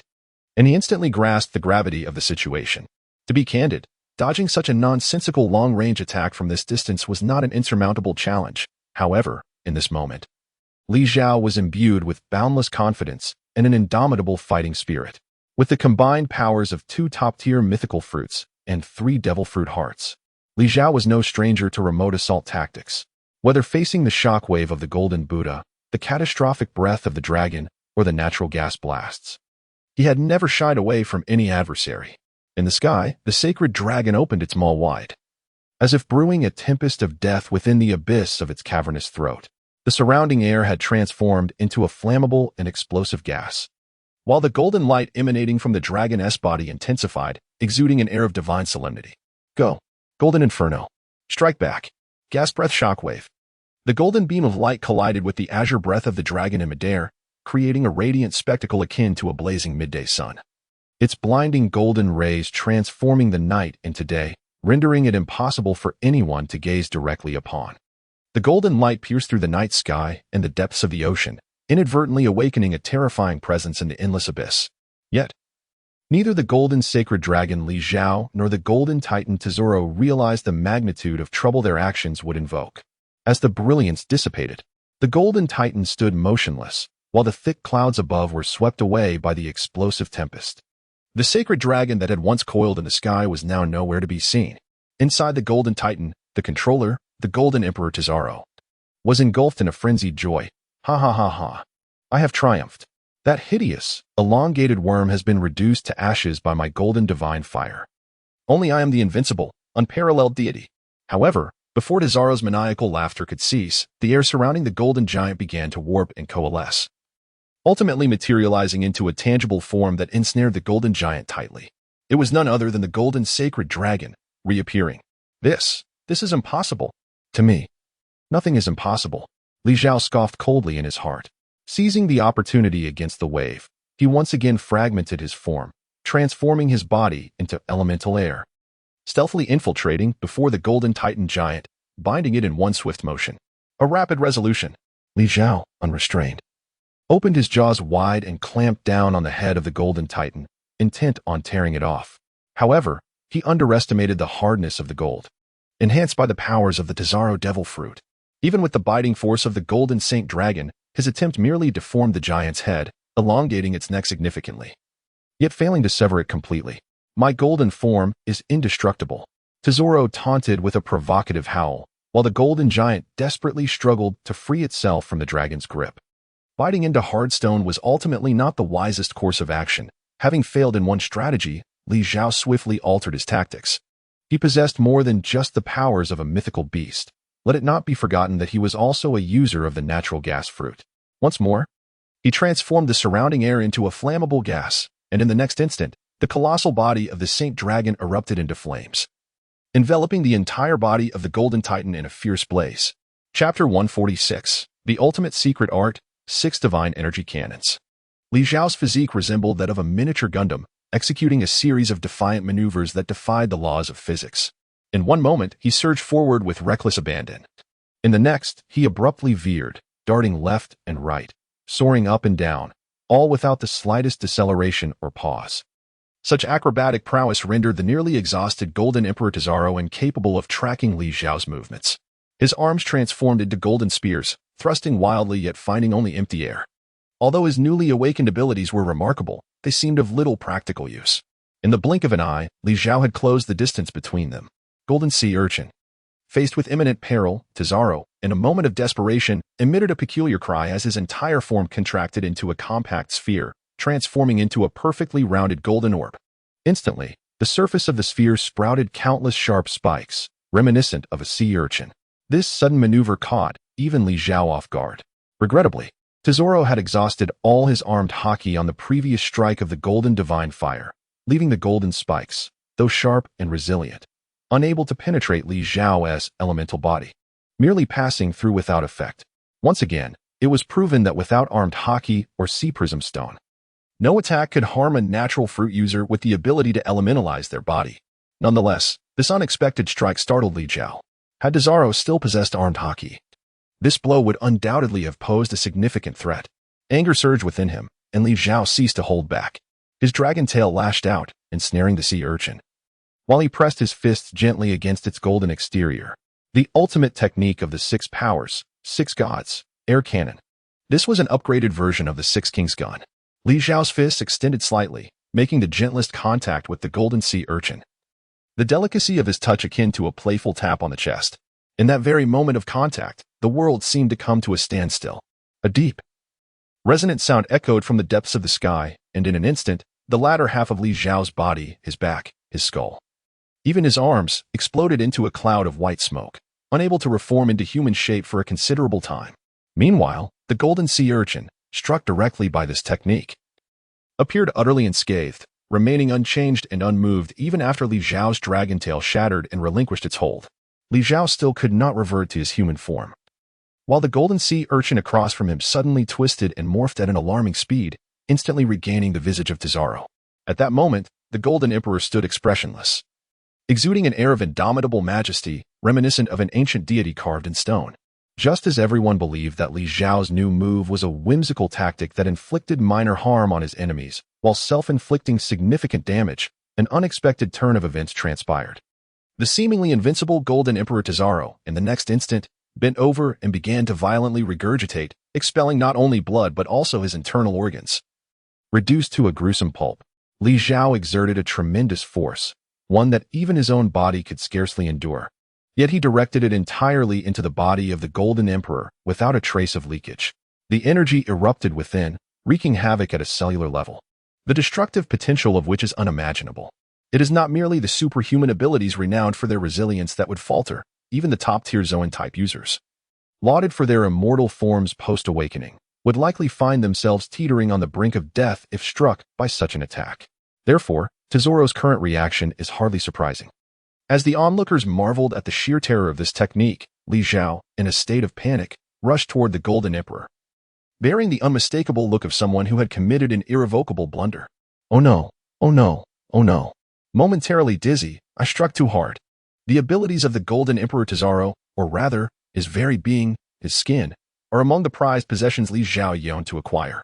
Not to mention, he had just awakened once more, his powers now far more dazzling and extravagant than those depicted in the original anime. If, by mischance, he were to accidentally kill him, it would be a monumental waste, a regret to carry for a lifetime. At present, Li Zhao lacked the power to heal others, and there was little time to switch to the bubble fruit skin. With this thought in mind, he scooped up the barely breathing, or perhaps already lifeless Zhao, and dashed toward his ship's doctor, Nachin. Hurry, he must be saved. Just as Nachin was preparing to attend to the injured, a figure suddenly surged forward, blocking Li Zhao's path. It was none other than the former Marine Admiral Zephyr, whose features were beginning to distort, his sanity utterly lost. Pirates, all must die. To heal a pirate is to share in their guilt. Unforgivable. Kill, kill, kill. Damn it, don't create chaos at this moment. Li Zhao shouted. Phantom pirates, obstruct him. At the captain's command, the eager fish giant Sebastian was the first to charge forward, followed closely by the shipwright and engineer, Guy Ram. Other crew members were also poised to leap into action. Unsettled by the situation, Li Zhao swiftly unzipped his pocket and retrieved his trump card, a steel cannon, which he then hurled into the air, exclaiming, "Cannon on the ground. Your performance will determine your worthiness as my ship's gunner." The cannon erupted in the sky, and as the smoke dissipated, a mythical creature resembling a llama stood majestically amidst the clouds. Upon hearing Li Zhao's words, This beast let out a tremendous roar and unleashed a cannonball towards Zhao. Initially, the projectile appeared unremarkable, yet midway through its flight, its velocity surged exponentially, and its size expanded as if inflated like a balloon. By the time it struck, it was nearly equivalent in scale to the colossal shells mounted on the Zhao. The members of the Phantom Pirate crew shrieked in terror and scattered in all directions, baffled as to how their captain had acquired such a perilous weapon. Moreover, from his words, it seemed that this creature was destined to be the future gunner of the Phantom Pirate crew, leaving them in a state of ambivalence between joy and concern. Particularly, the three elders from the Ward Pirates recognized the ability exhibited by the llama. It was strikingly similar to that of their former captain, the world destroyer Bondi Wald. Yet, this was not the moment for them to ascertain the truth. They resolved to follow the captain's orders and deal with Zhao first. With reliable subordinates at his side, Zhao, cradling Zhao, finally reached the ship's doctor, Nakian, the physician, who had transformed into a master of traditional medicine akin to a flying six-treasure practitioner, swiftly took over the patient and forcefully pried open his mouth, pouring a chaotic mixture of medicinal concoctions inside. However, despite Nakian's remarkable medical skills, she lacked the supernatural abilities of a death surgeon like Rona. Resuscitating a patient who was already 99 devoid of life seemed an insurmountable task. Otherwise, the world destroyer would not have met his demise. Chapter 147. The Siege on Zhao. Zhao unfastened his skin coat and emerged from his brother Bobby's body, swiftly donning the skin of Khalifa, the user of the bubble fruit, before joining the urgent efforts to save the formidable Tesoro, the Golden Emperor. Regrettably, the healing properties of the golden bubbles excelled at treating external injuries, proving to be of little assistance to Tesoro, whose internal organs were reduced to a pulp. It was a meager solace at best. In this moment, Zhao's animosity towards Shiki the Golden Lion surged to its zenith, had he not seized Law's surgical fruit skin. He could have extracted Tesoro's heart while he still clung to life, avoiding the current chaotic predicament. Bobby reverted to his true form and surveyed the battlefield, where Zephyr was single-handedly clashing with the officers of the Thousand Illusions pirates, creating a tumultuous scene. At this juncture, Bobby Vanku had transformed into a creature akin to Kaido, a mythical Zoan type possessing the fish fruit, combined with his innate monstrous physique, rendering him a diminutive version of the Four Emperors. Yet, even with such power, Bobby's inherent trepidation toward combat remained unchanged. He hesitated to engage, preferring to stay by his brother's side, where he could serve as a human shield in critical moments. Apart from Captain Zhao and the unpredictably powerful Vice Captain Bobby Vanku, the strongest member of the Thousand Illusions pirates was the butler and helmsman, the fish giant Sebastian, who boasted both giant and fishman lineage. Endowed with immense strength and longevity, he particularly excelled in naval warfare. After acquiring the skin of a user of the water fruit, Sebastian was able to fully unleash the potential of fishman karate on land, even surpassing Captain Zhao in strength and solidifying his status as the undisputed powerhouse of the crew. However, at this moment, facing the newly appointed gunner, the Cannon Llama, the fish giant found himself at a disadvantage. The alpaca, wielding the powers of 3 devil fruits, particularly the Momo fruit's multiplication ability, theoretically had no limits on the enhancement of its cannon fire. Thus, the divine beast alpaca stood as the only adversary capable of instilling caution in Zephyr, forcing him to evade its cannonade. Meanwhile, on the front lines, the shipwright Garum was tasked with absorbing the brunt of the damage. Having recently acquired the skin of the Flying Six, the ancient species of the animal kingdom, the dragon fruit spiked dragon form, indeed possesses astonishing hardness, remaining steadfast even after enduring multiple heavy blows from Zephyr.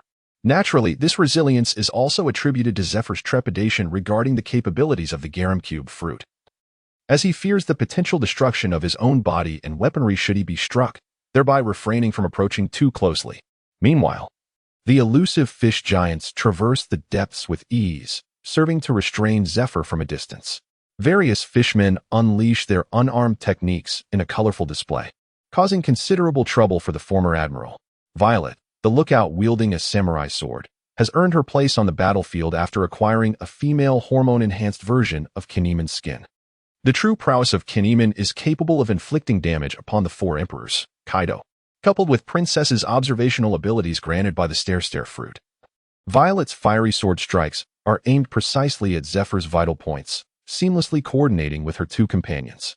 Despite these efforts, the collective force finds itself gradually subdued by the rejuvenated Admiral Zephyr, Unlike Big Mom and Kaido of the Beasts, who possess nearly indestructible defenses, Zephyr is a technical fighter. His combat experience and skills are arguably among the finest in the world. Free from the burdens of aging and injuries, even in a state of half-madness, Zephyr's strategies remain impeccably executed. With a mere glance, he discerns his opponent's intentions and vulnerabilities, allowing him to launch targeted assaults. On one side, Li Zhao and Nachin are engaged in a frenzied tug-of-war over Tesoro's life and death, while on the other, the officers of the Phantom Pirates begin to retreat in disarray. Particularly after the spiked dragon's spine is ruthlessly crushed by Zephyr's onslaught, the collapse of their front line seems inevitable. Li Zhao furrowed his brows, resolutely deciding to release Califa, who was still in the midst of her recovery. Ever since she had seized the body of the half-fishman Dringer, she had transformed into an unequivocal embodiment of violence and aggression. Despite the injuries inflicted upon her by the War of Buddhas, which had yet to heal, her fighting spirit surged uncontrollably. The moment she regained her human form, she rushed towards Zephyr, whose strength surpassed that of the elderly warlord, without a moment's hesitation. Li Zhao barely had time to call out to her. At that moment, Califa was merely a martial arts expert, and charging at the legendary Zephyr, a master of the Six Styles, was akin to offering herself up as a meal.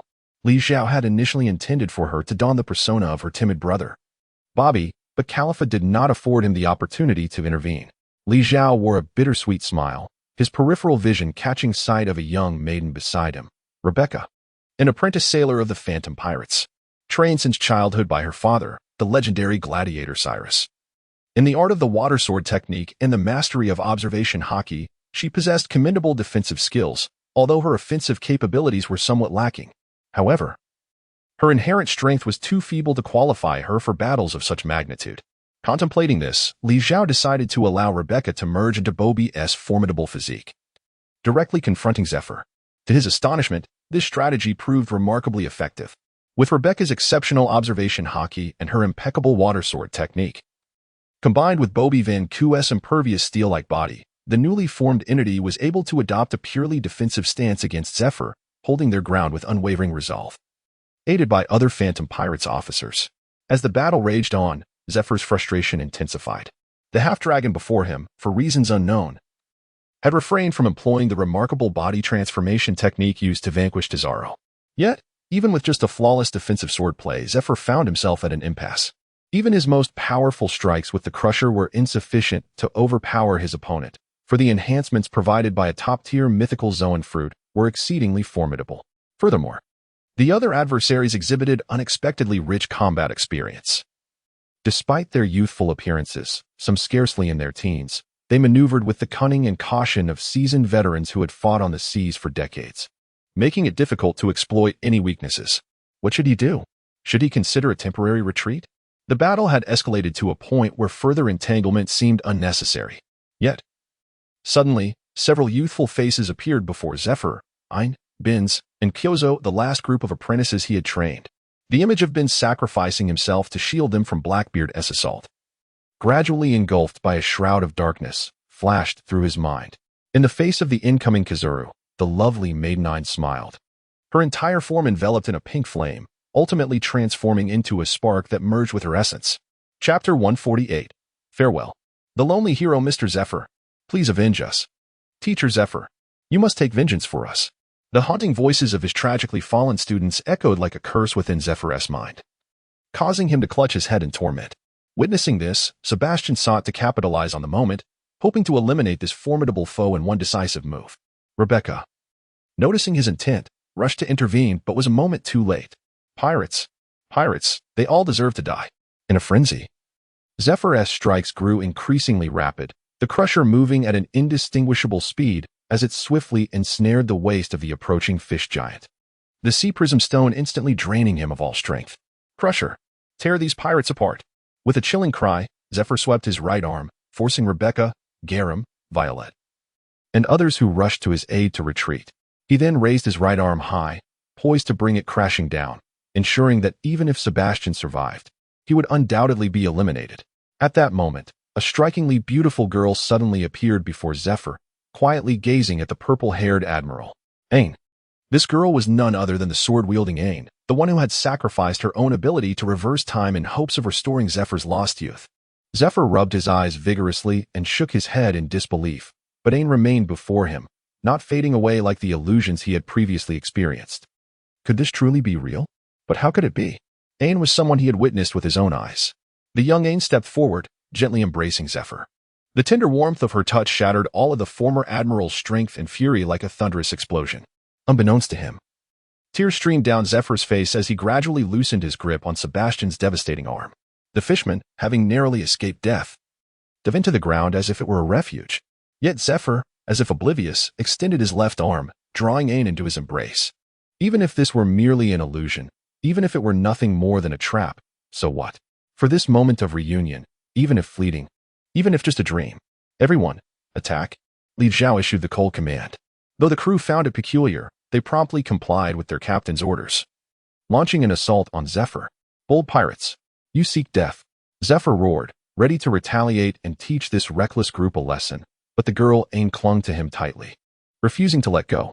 Her delicate form seemed so fragile that he feared any force might break her limbs. Frozen in place. That brief moment of hesitation ultimately determined the course of what was to follow. Fishman karate secret technique. Will I strike? Ba ba ba, ba ba. 50 times the speed, 50 times the weight, 50 times the hardness, ultimate black gold cannonball. Backed by the sword of desperation, the power of the divine dragon, disarmament blade. Cubicle spike dragon, mighty tail swipe. 6 styles secret technique, 6 king's gun, death stiletto. Zephyr held Ain tightly against his chest, allowing his right arm to be severed by Rebecca's blade, permitting the full force of the fish giant's ultimate strike to land squarely on his back. Withstanding the lethal cannonball that struck his head, enduring the tail swipe of a colossal dinosaur that slammed into his spine, and accepting the kick from a handsome youth in high heels that impacted his unprotected ribs. After this relentless barrage, the officers of the Phantom Pirate crew withdrew several meters, their lethal assaults having failed to land. It was not only Zephyr, who was not known for his defensive prowess, but even a top-tier ancient beast standing there would have faced certain death under such a frenzied onslaught. Yet, for reasons unknown, not a trace of elation at their overwhelming victory could be seen on their faces, nor any sense of extraordinary accomplishment in defeating a royal-level powerhouse. Rebecca, tears streaming down her face, turned to gaze at their captain, Li Zhao, whose expression was filled with complexity, and within her eyes was a profound plea. Li Zhao gazed at Zephyr, observing the purple-haired man gently cradling the girl in his single arm. His eyes were filled with affection and contentment, seemingly oblivious to the mortal wounds that marred his body. The girl, Ain, simply wore a serene smile, tenderly embracing Zephyr's neck, her silence speaking volumes. This scene elicited an overwhelming sense of defeat and an ineffable guilt among the onlookers. Included in this sentiment was Li Zhao himself, who knew that with merely a thought, he could cause the resurrected Ain to dissolve into a pool of ink within Zephyr's embrace, plunging the invincible warrior into a chasm of despair, utterly extinguishing his will to fight. Indeed, that Ain was of his own creation. Yet, witnessing the moment before him, Li Zhao quietly withdrew his outstretched finger. Perhaps it was better to allow Zephyr to find solace in the arms of his most beloved disciple in his final moments. Strangely, Li Zhao perceived a flicker of gratitude in Zephyr's gaze. Li Zhao instantly comprehended that the person deceived was not Zephyr, but rather himself. Zephyr had perished, and Li Zhao refrained from transforming him into a human skin jacket. This decision, of course, was in stark contrast to his initial intentions. A naval admiral's skin, particularly one untainted by the consumption of a devil fruit, could have been cultivated to bestow upon him the qualifications to challenge the 4 emperors and the 3 admirals, potentially elevating him to the status of the most formidable force in the world. Yet, ultimately, Li Zhao was unable to overcome his own inner turmoil. The consciousness of whether he would become a mere human skin jacket rested solely upon Li Zhao's thoughts. Should he remain aware, he would endure an interminable torment of solitude, akin to a sentient vegetable, helplessly witnessing his own fate unfold. In a certain sense, such an existence could be deemed worse than death. Zephyr, the only true guardian of the common people in this pirate world, a genuine soldier, should not have to suffer such indignities. Li Zhao even contemplated the possibility of reconciling with Zephyr, expressing a willingness to support him in the establishment of the Neo Navy, to eliminate those wretched pirates. However, from the final gaze they exchanged, Li Zhao discerned the profound yearning hidden deep within Zephyr's hatred, a desire for nothing more than a tranquil death, devoid of solitude. It appears that the old general is truly weary. Even though his body has regained the vigor of youth, his soul remains that of a lonely elder, Accompanied only by memories of a family long departed and the presence of his students, Li Zhao fulfilled Zephyr's aspirations, and at the moment of his final decision, he discerned a flicker of solace and approval in the eyes of several crew members. It was evident that, although they were all direct beneficiaries of Li Zhao's jacket fruit abilities, they did not wish for their captain to be a scoundrel solely driven by the pursuit of profit without any moral compass. A pirate crew that seeks only power, adhering to the brutal law of the jungle, would ultimately meet the fate of destruction, even if they attained a legendary might akin to that of the Rocks pirates, whose ordinary crew members reached imperial levels of strength. Chapter 149. The Relics of Eternal Life and the Heart of Gold after Zephyr's demise. His body was suddenly engulfed in a blazing, peach-colored flame, and he vanished within the inferno, leaving behind 10 crystalline orbs that faintly shimmered with the same peach-hued fire. My goodness! Could it be that he has produced relics from the flames? This sudden phenomenon jolted everyone from their somber atmosphere. Although this world is home to mythical creatures like the Buddha form of the Zoan-type fruit users and certain islanders who carve Buddha statues and other artifacts, a systematic birth of Buddhism has yet to occur, thus the culture of relics remains non-existent. Upon hearing Li Zhao utter the name of these orbs, the crowd turned their puzzled gazes toward the omniscient captain. At this juncture, the treatment for the Golden Emperor Tizaro was nearing its conclusion, relying on the ship's doctor, Nacolin's dubious life-sustaining pills to keep Tizaro's last breath from slipping away. However, the reliability of this potion was questionable. The last individual to consume it, the world destroyer Bondi Wald, ultimately succumbed, and his Momo fruit was reborn, eventually falling into the hands of the divine beast, Grass Mud Horse. Nonetheless, this potion at least afforded Li Zhao some additional time to devise a more effective treatment plan. Taking a step back, even if Li Zhao were to abandon Zephyr, the loss of a gold fruit seemed inconsequential. After all, the spoils of this battle were already substantial, not to mention, he had successfully acquired the long-desired Entertainment Island ship, the Great Desaro. Li Zhao stood up and approached the few sacred beads, using his observational prowess to sense for a considerable while before determining there was no danger. Only then did he pick them up and carefully examine them in his palm. This seems to evoke a sensation of life? Li Zhao pondered. The colors of these flames resemble those emitted when ion activates the retrogressive fruit. Let me have a look. The ship's doctor, Nakian, took the sacred bead from Li Zhao's hand, observed it for a moment, and suddenly exclaimed, This substance appears to be medicinal. If I combine it with my rejuvenation elixir, I have a feeling that it could yield a true version of the elixir, one without the constraints of time. As soon as Nakian finished speaking, the crowd surged around her in excitement. Everyone was aware of her ability to concoct the miraculous rejuvenation potion, and they also knew that such a potion could only sustain its effects for about half an hour and could not be used continuously. Otherwise, its efficacy would gradually diminish until it became entirely ineffective. If what Nakian claimed was true, and these so-called sacred beads could indeed be combined with the rejuvenation elixir to achieve genuine rejuvenation, then the value of these items would be immeasurable. Having witnessed ZFA's successful rejuvenation firsthand, the crowd held a glimmer of hope for Nakian's assertion, particularly the elderly guy Ram, whose eyes sparkled with anticipation. At long last, this battle had come to an end. Li Zhao surveyed his surroundings. Although the upper deck of the Great Desaro had been largely ravaged by the relentless skirmishes, the ship was undoubtedly now under his control, marking his greatest gain from this conflict. Yet, for some inexplicable reason, Li Zhao felt as though he had forgotten something of great importance. Right. Where had Doflamingo gone? It dawned on everyone that since the Night Demon had released ZFA from his constraints, the man seemed to have vanished without a trace. However, there was no sense of urgency among them, for they had the keen eyesight of Princess Violetta on their side. In just over 10 minutes, the ever-reliable Violetta had located Doflamingo's whereabouts. He was currently hiding aboard a pirate ship, heading toward Dressrosa, accompanied by Bacala and Baby 5. Li Zhao suddenly comprehended the situation. No wonder he had not encountered any remnants of the Don Quixote family or the elusive and rare ability wielder, Baby 5. It turned out that amidst the chaos of war, she had taken the gravely injured Don Quixote Doflamingo and fled alongside the goddess of fortune, Bacala, towards their stronghold in Dressrosa. Alas, since they had been discovered, escape was now impossible. At this moment, the Phantom Pirate crew had more than one or two individuals capable of flight, making the pursuit to eradicate them utterly effortless. The only entity to be wary of was Bacala herself. Wait, what was that?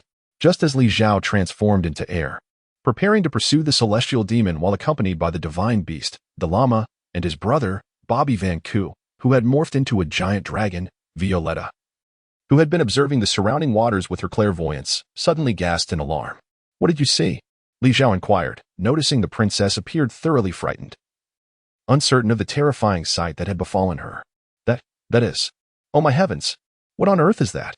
Sensing the gravity of the situation, Li Zhao soared into the sky and unleashed his observation haki to enhance his vision, gazing in the direction indicated by Violetta. In the next moment, he was drenched in cold sweat. Beneath the vast expanse of the ocean, it seemed as though a golden sun was rising from the depths of the sea. Beside this golden orb were two eyes, reminiscent of the ancient gods described in the Cthulhu mythos. These eyes, akin to the entrance of an abyss, were not significantly smaller than the nearby Great Desaro, hinting at the immense size of their owner. The surface of the sea began to swell, resembling a mountain suddenly rising from the depths, its height astonishingly reaching thousands of meters. Li Zhao's teeth chattered slightly. Although he was well aware that the world of pirates was inhabited by colossal creatures, witnessing such a sight in anime and experiencing it firsthand were two entirely different matters. As the tide receded from the gargantuan entity in the sea, its true form was finally revealed. It was nothing less than an immense giant deep-sea anglerfish, known as the lanternfish. At that moment, the entire night was illuminated by a golden radiance emanating from its head, resembling a sun of gold, which served as its lure. The size of this fish was beyond Li Zhao's estimation, however, judging by the width of its mouth. It would pose no challenge to swallow an entire ship like the Great Desaro. Li Zhao's estimation stems from the unmistakable fact that this colossal fish has set its sights on the Great Desaro vessel. It is imperative to neutralize this menace before it devours his cherished treasure island. At the very least, he must ensure the escape of everyone aboard. While Li Zhao feverishly endeavored to devise a plan for their salvation, a sudden flash of insight illuminated his mind. He recognized the origins of this great beast. Was it not the very creature, Lord Bonpali, that had appeared in the special theatrical edition Golden Heart, known for consuming the dreamlike island of Alukami over 2 centuries ago? Indeed, the golden radiance emanating from its head must be the legendary treasure, pure gold, said to bestow eternal youth upon its possessor. Chapter 150, The Conspiracy of the Gods, end of the book, the special edition of One Piece. Golden Heart narrates the tale of a remarkable alchemist who, 2 centuries prior, sought to save his ailing daughter, Olga, from impending death. He successfully invented a substance known as pure gold. Prolonged exposure to pure gold can significantly extend one's lifespan and suppress any ailment. Olga and her father lived for nearly 200 years, their appearances remaining unchanged. Thus, pure gold stands as the sole item in the One Piece universe that has been proven to greatly enhance the longevity of ordinary humans, with virtually no side effects. The reason it is said to have virtually no side effects lies in the golden glow emitted by pure gold, which attracts a prehistoric deep-sea behemoth, the super-colossal anglerfish. Lord Bonpali. This creature seems particularly fascinated by the collection of pure gold, regardless of the distance or quantity. As long as it senses even the slightest glimmer of pure gold, it will traverse great lengths to seek it out. More than 200 years ago, it was this very creature that swallowed the entire iron island of Alukami, where Olga and her father resided, causing this miraculous metal to vanish from the world, leaving only a fleeting legend of immortality. Therefore, it can be said that all the pure gold in the world currently resides within the body of Lord Bonpali. And the lantern-like organ atop its head houses the largest piece of pure gold on the planet. But why has this colossal fish manifested itself here? Li Zhao suddenly recalled that this magnificent fish possessed a penchant for pursuing light. The ultimate move of Tesoro, the Golden Inferno, emitted a radiant golden light of the highest quality. Furthermore, at that moment, Li Zhao had combined the gas spray gun, the golden shockwave of the Buddha, and the mixed light waves released by the Holy Dragon's breath. The fusion of these elements could very well serendipitously create a luminosity akin to pure gold, which was precisely what drew the esteemed Lord Bonnie to this location. Li Zhao, with a wry smile, suddenly found himself engulfed by an exceedingly wild notion. After mere seconds of contemplation, he resolved to act. Donning a crazed, twitching grin, he soared towards the crew aboard the Great Desaro. Moments later, the sea erupted with astonished exclamations. "What did you say? You want us to willingly be devoured by this colossal fish? Captain, have you lost your mind? I knew it. The captain has truly gone mad. This can't possibly be genuine. Speak. Who are you truly?" Explaining was out of the question. Firstly, time was not on his side. Elucidating the intricate origins and causality of the Golden Heart was not something that could be conveyed in mere sentences. Secondly, given the state of disarray he was in, as the proud captain of the Phantom Pirates, he could not allow himself to appear as a pitiful wretch begging for his crew's belief. Nevertheless, Li Zhao was fortunate to possess a cadre of commendable subordinates, each one deserving of admiration. His carefully selected crew members were indeed impeccable. As the crew realized their captain was not jesting, a moment of silence ensued, quickly giving way to a sense of relaxation. If we are to be consumed, so be it. I have lived long enough, having devoured my fair share of fish throughout the years. Being eaten by a fish once more might not be so dreadful. The three old-timers, Sebastian the fish giant, the shipwright Garam, and the ship's doctor Nachin, exchanged knowing smiles, each wearing a serene expression. Without Li Zhao, they would have long met their demise at the hands of the Navy, but now, not only did they possess youthful vigor, but they also harbored hopes of truly reclaiming their youth, leaving no reason to doubt their newly chosen captain. I believe in you, Captain Brother. The young girl Rebecca harbored a blind adoration for Li Zhao, akin to an infatuated fan, while her Aunt Violet, who shared an ambiguous relationship with Li Zhao, had even less reason to question her choice in a partner. As for the half-fish young spy Khalifa, having merged with him for a considerable time, she perhaps understood Li Zhao better than anyone else. Moreover, as a human weapon cultivated by the world government, Khalifa was accustomed to executing orders without questioning their rationale. The opinions of the Canon Lama and his brother Bobby Van Ku did not warrant consideration either. Moments later, the entire Great Desoro vanished into the monstrous maw of the prehistoric beast. Pirate World Forum. I am God. Are you there? 30-year-old Saintess. Yes. Just off work. I am God. Good to hear. Did you finish reading the serialized novel I sent you last time? 30-year-old Saintess. Oh. You mean that Era of the Pirates fusion? Did you write that? I am God. I suppose so. But that is not of great importance. Pray, share your thoughts. The 30-year-old Saintess. Thoughts? To be candid, the abundance of pirate-themed fanworks has become overwhelming. This particular book is rather mediocre. But since you sent it to me, I managed to finish it. I am God. I did not inquire about your impressions. Rather, I wish to know. If you were to traverse into the realm of that book, would you possess the means to contend with its protagonist? The 30-year-old Saintess. What did you say? Contend with that protagonist? Why would you wish to confront the main character of your own narrative? I am God. That fellow wagered with me, claiming that irrespective of the caliber of character he assumes in this world, he could thrive effortlessly, and he has insulted me profoundly. Thus, I cannot allow him to bask in such glory unchallenged. The 30-year-old Saintess. Listen, dear God, I am not criticizing you. We, as fellow enthusiasts, should support and enjoy our interests, as long as we find joy in it. However, one must not become overly obsessed. I have encountered numerous fervent fans who have lost their way, some unable to engage in cosplay, while others have squandered their fortunes on figurines. Yet, encountering someone who can become irate at their own novel's protagonist is truly a first for me. I am God. I have stated before, I am not jesting. That individual was cast into the world of One Piece by me, and now I intend to send someone else in to deal with him.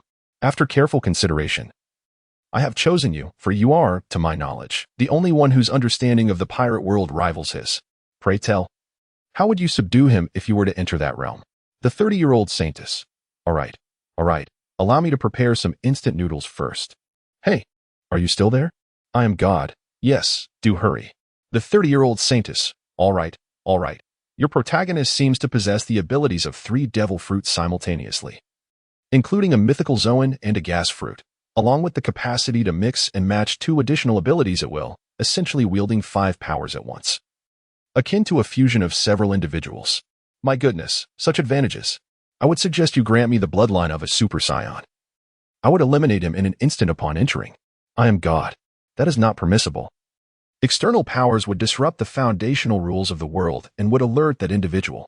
If possible, I hope you can defeat him using the powers within the system, as he has not employed any powers beyond it. The 30-year-old Saintess. All right. You have quite a few restrictions set for yourself. Let me ponder this thoroughly. I am God. Have you reached a conclusion? It has been 3 hours. The 30-year-old Saintess. Ah, you are still here? I thought you had gone to sleep. Have you completed your assignments? I am a deity. The 30-year-old elder maiden. All right. I shall cease my jesting. To speak candidly, there is no hope. That fellow has developed in a most unsavory manner. Unless you allow me to directly traverse into the forms of Akainu, Big Mom, or Kaido. and launch an all-out assault with my subordinates, annihilating him in one fell swoop. Competing with his growth is simply futile. He has even established his own pirate crew. I am a deity. That simply will not do. Should I win in such a manner, he would undoubtedly harbor grievances. And one can only imagine the vitriol he would unleash. The 30-year-old elder maiden. All right, I concede to your point. It seems I have no choice but to unleash my ultimate move. I am a deity. Splendid. Speak forth, as long as it does not contravene the rules. Whatever you request, I shall surely fulfill. The 30-year-old elder maiden. All right. You see, the protagonist in your narrative is so extraordinarily formidable. To surpass him, one must be even more extraordinary, correct? Why not allow me to traverse into the realm as the cross-dresser Feng-Cly? That would surely enable me to subdue him. I am a deity. Is that truly so? Splendid. Let it be thus. In the name of divinity, I shall bestow upon you a profound awakening of the devil fruit. And furthermore, grant you a talent I shall name the path of the cross-dresser. The 30-year-old elder maiden. All right. Your happiness is what matters. Now, having conversed with you late into the night, I must retire. I have work in the morning. Farewell. I am a deity. Huh? Why do you still need to work? Hey, are you still there? Respond. I have yet to finish speaking. Synopsis. Zhao opened his wardrobe, revealing an array of full-body leather jackets, designed to envelop the wearer's form entirely, leaving not a hint of skin exposed. These jackets, reminiscent of doll attire, come in various styles. Today, in what guise shall I venture forth?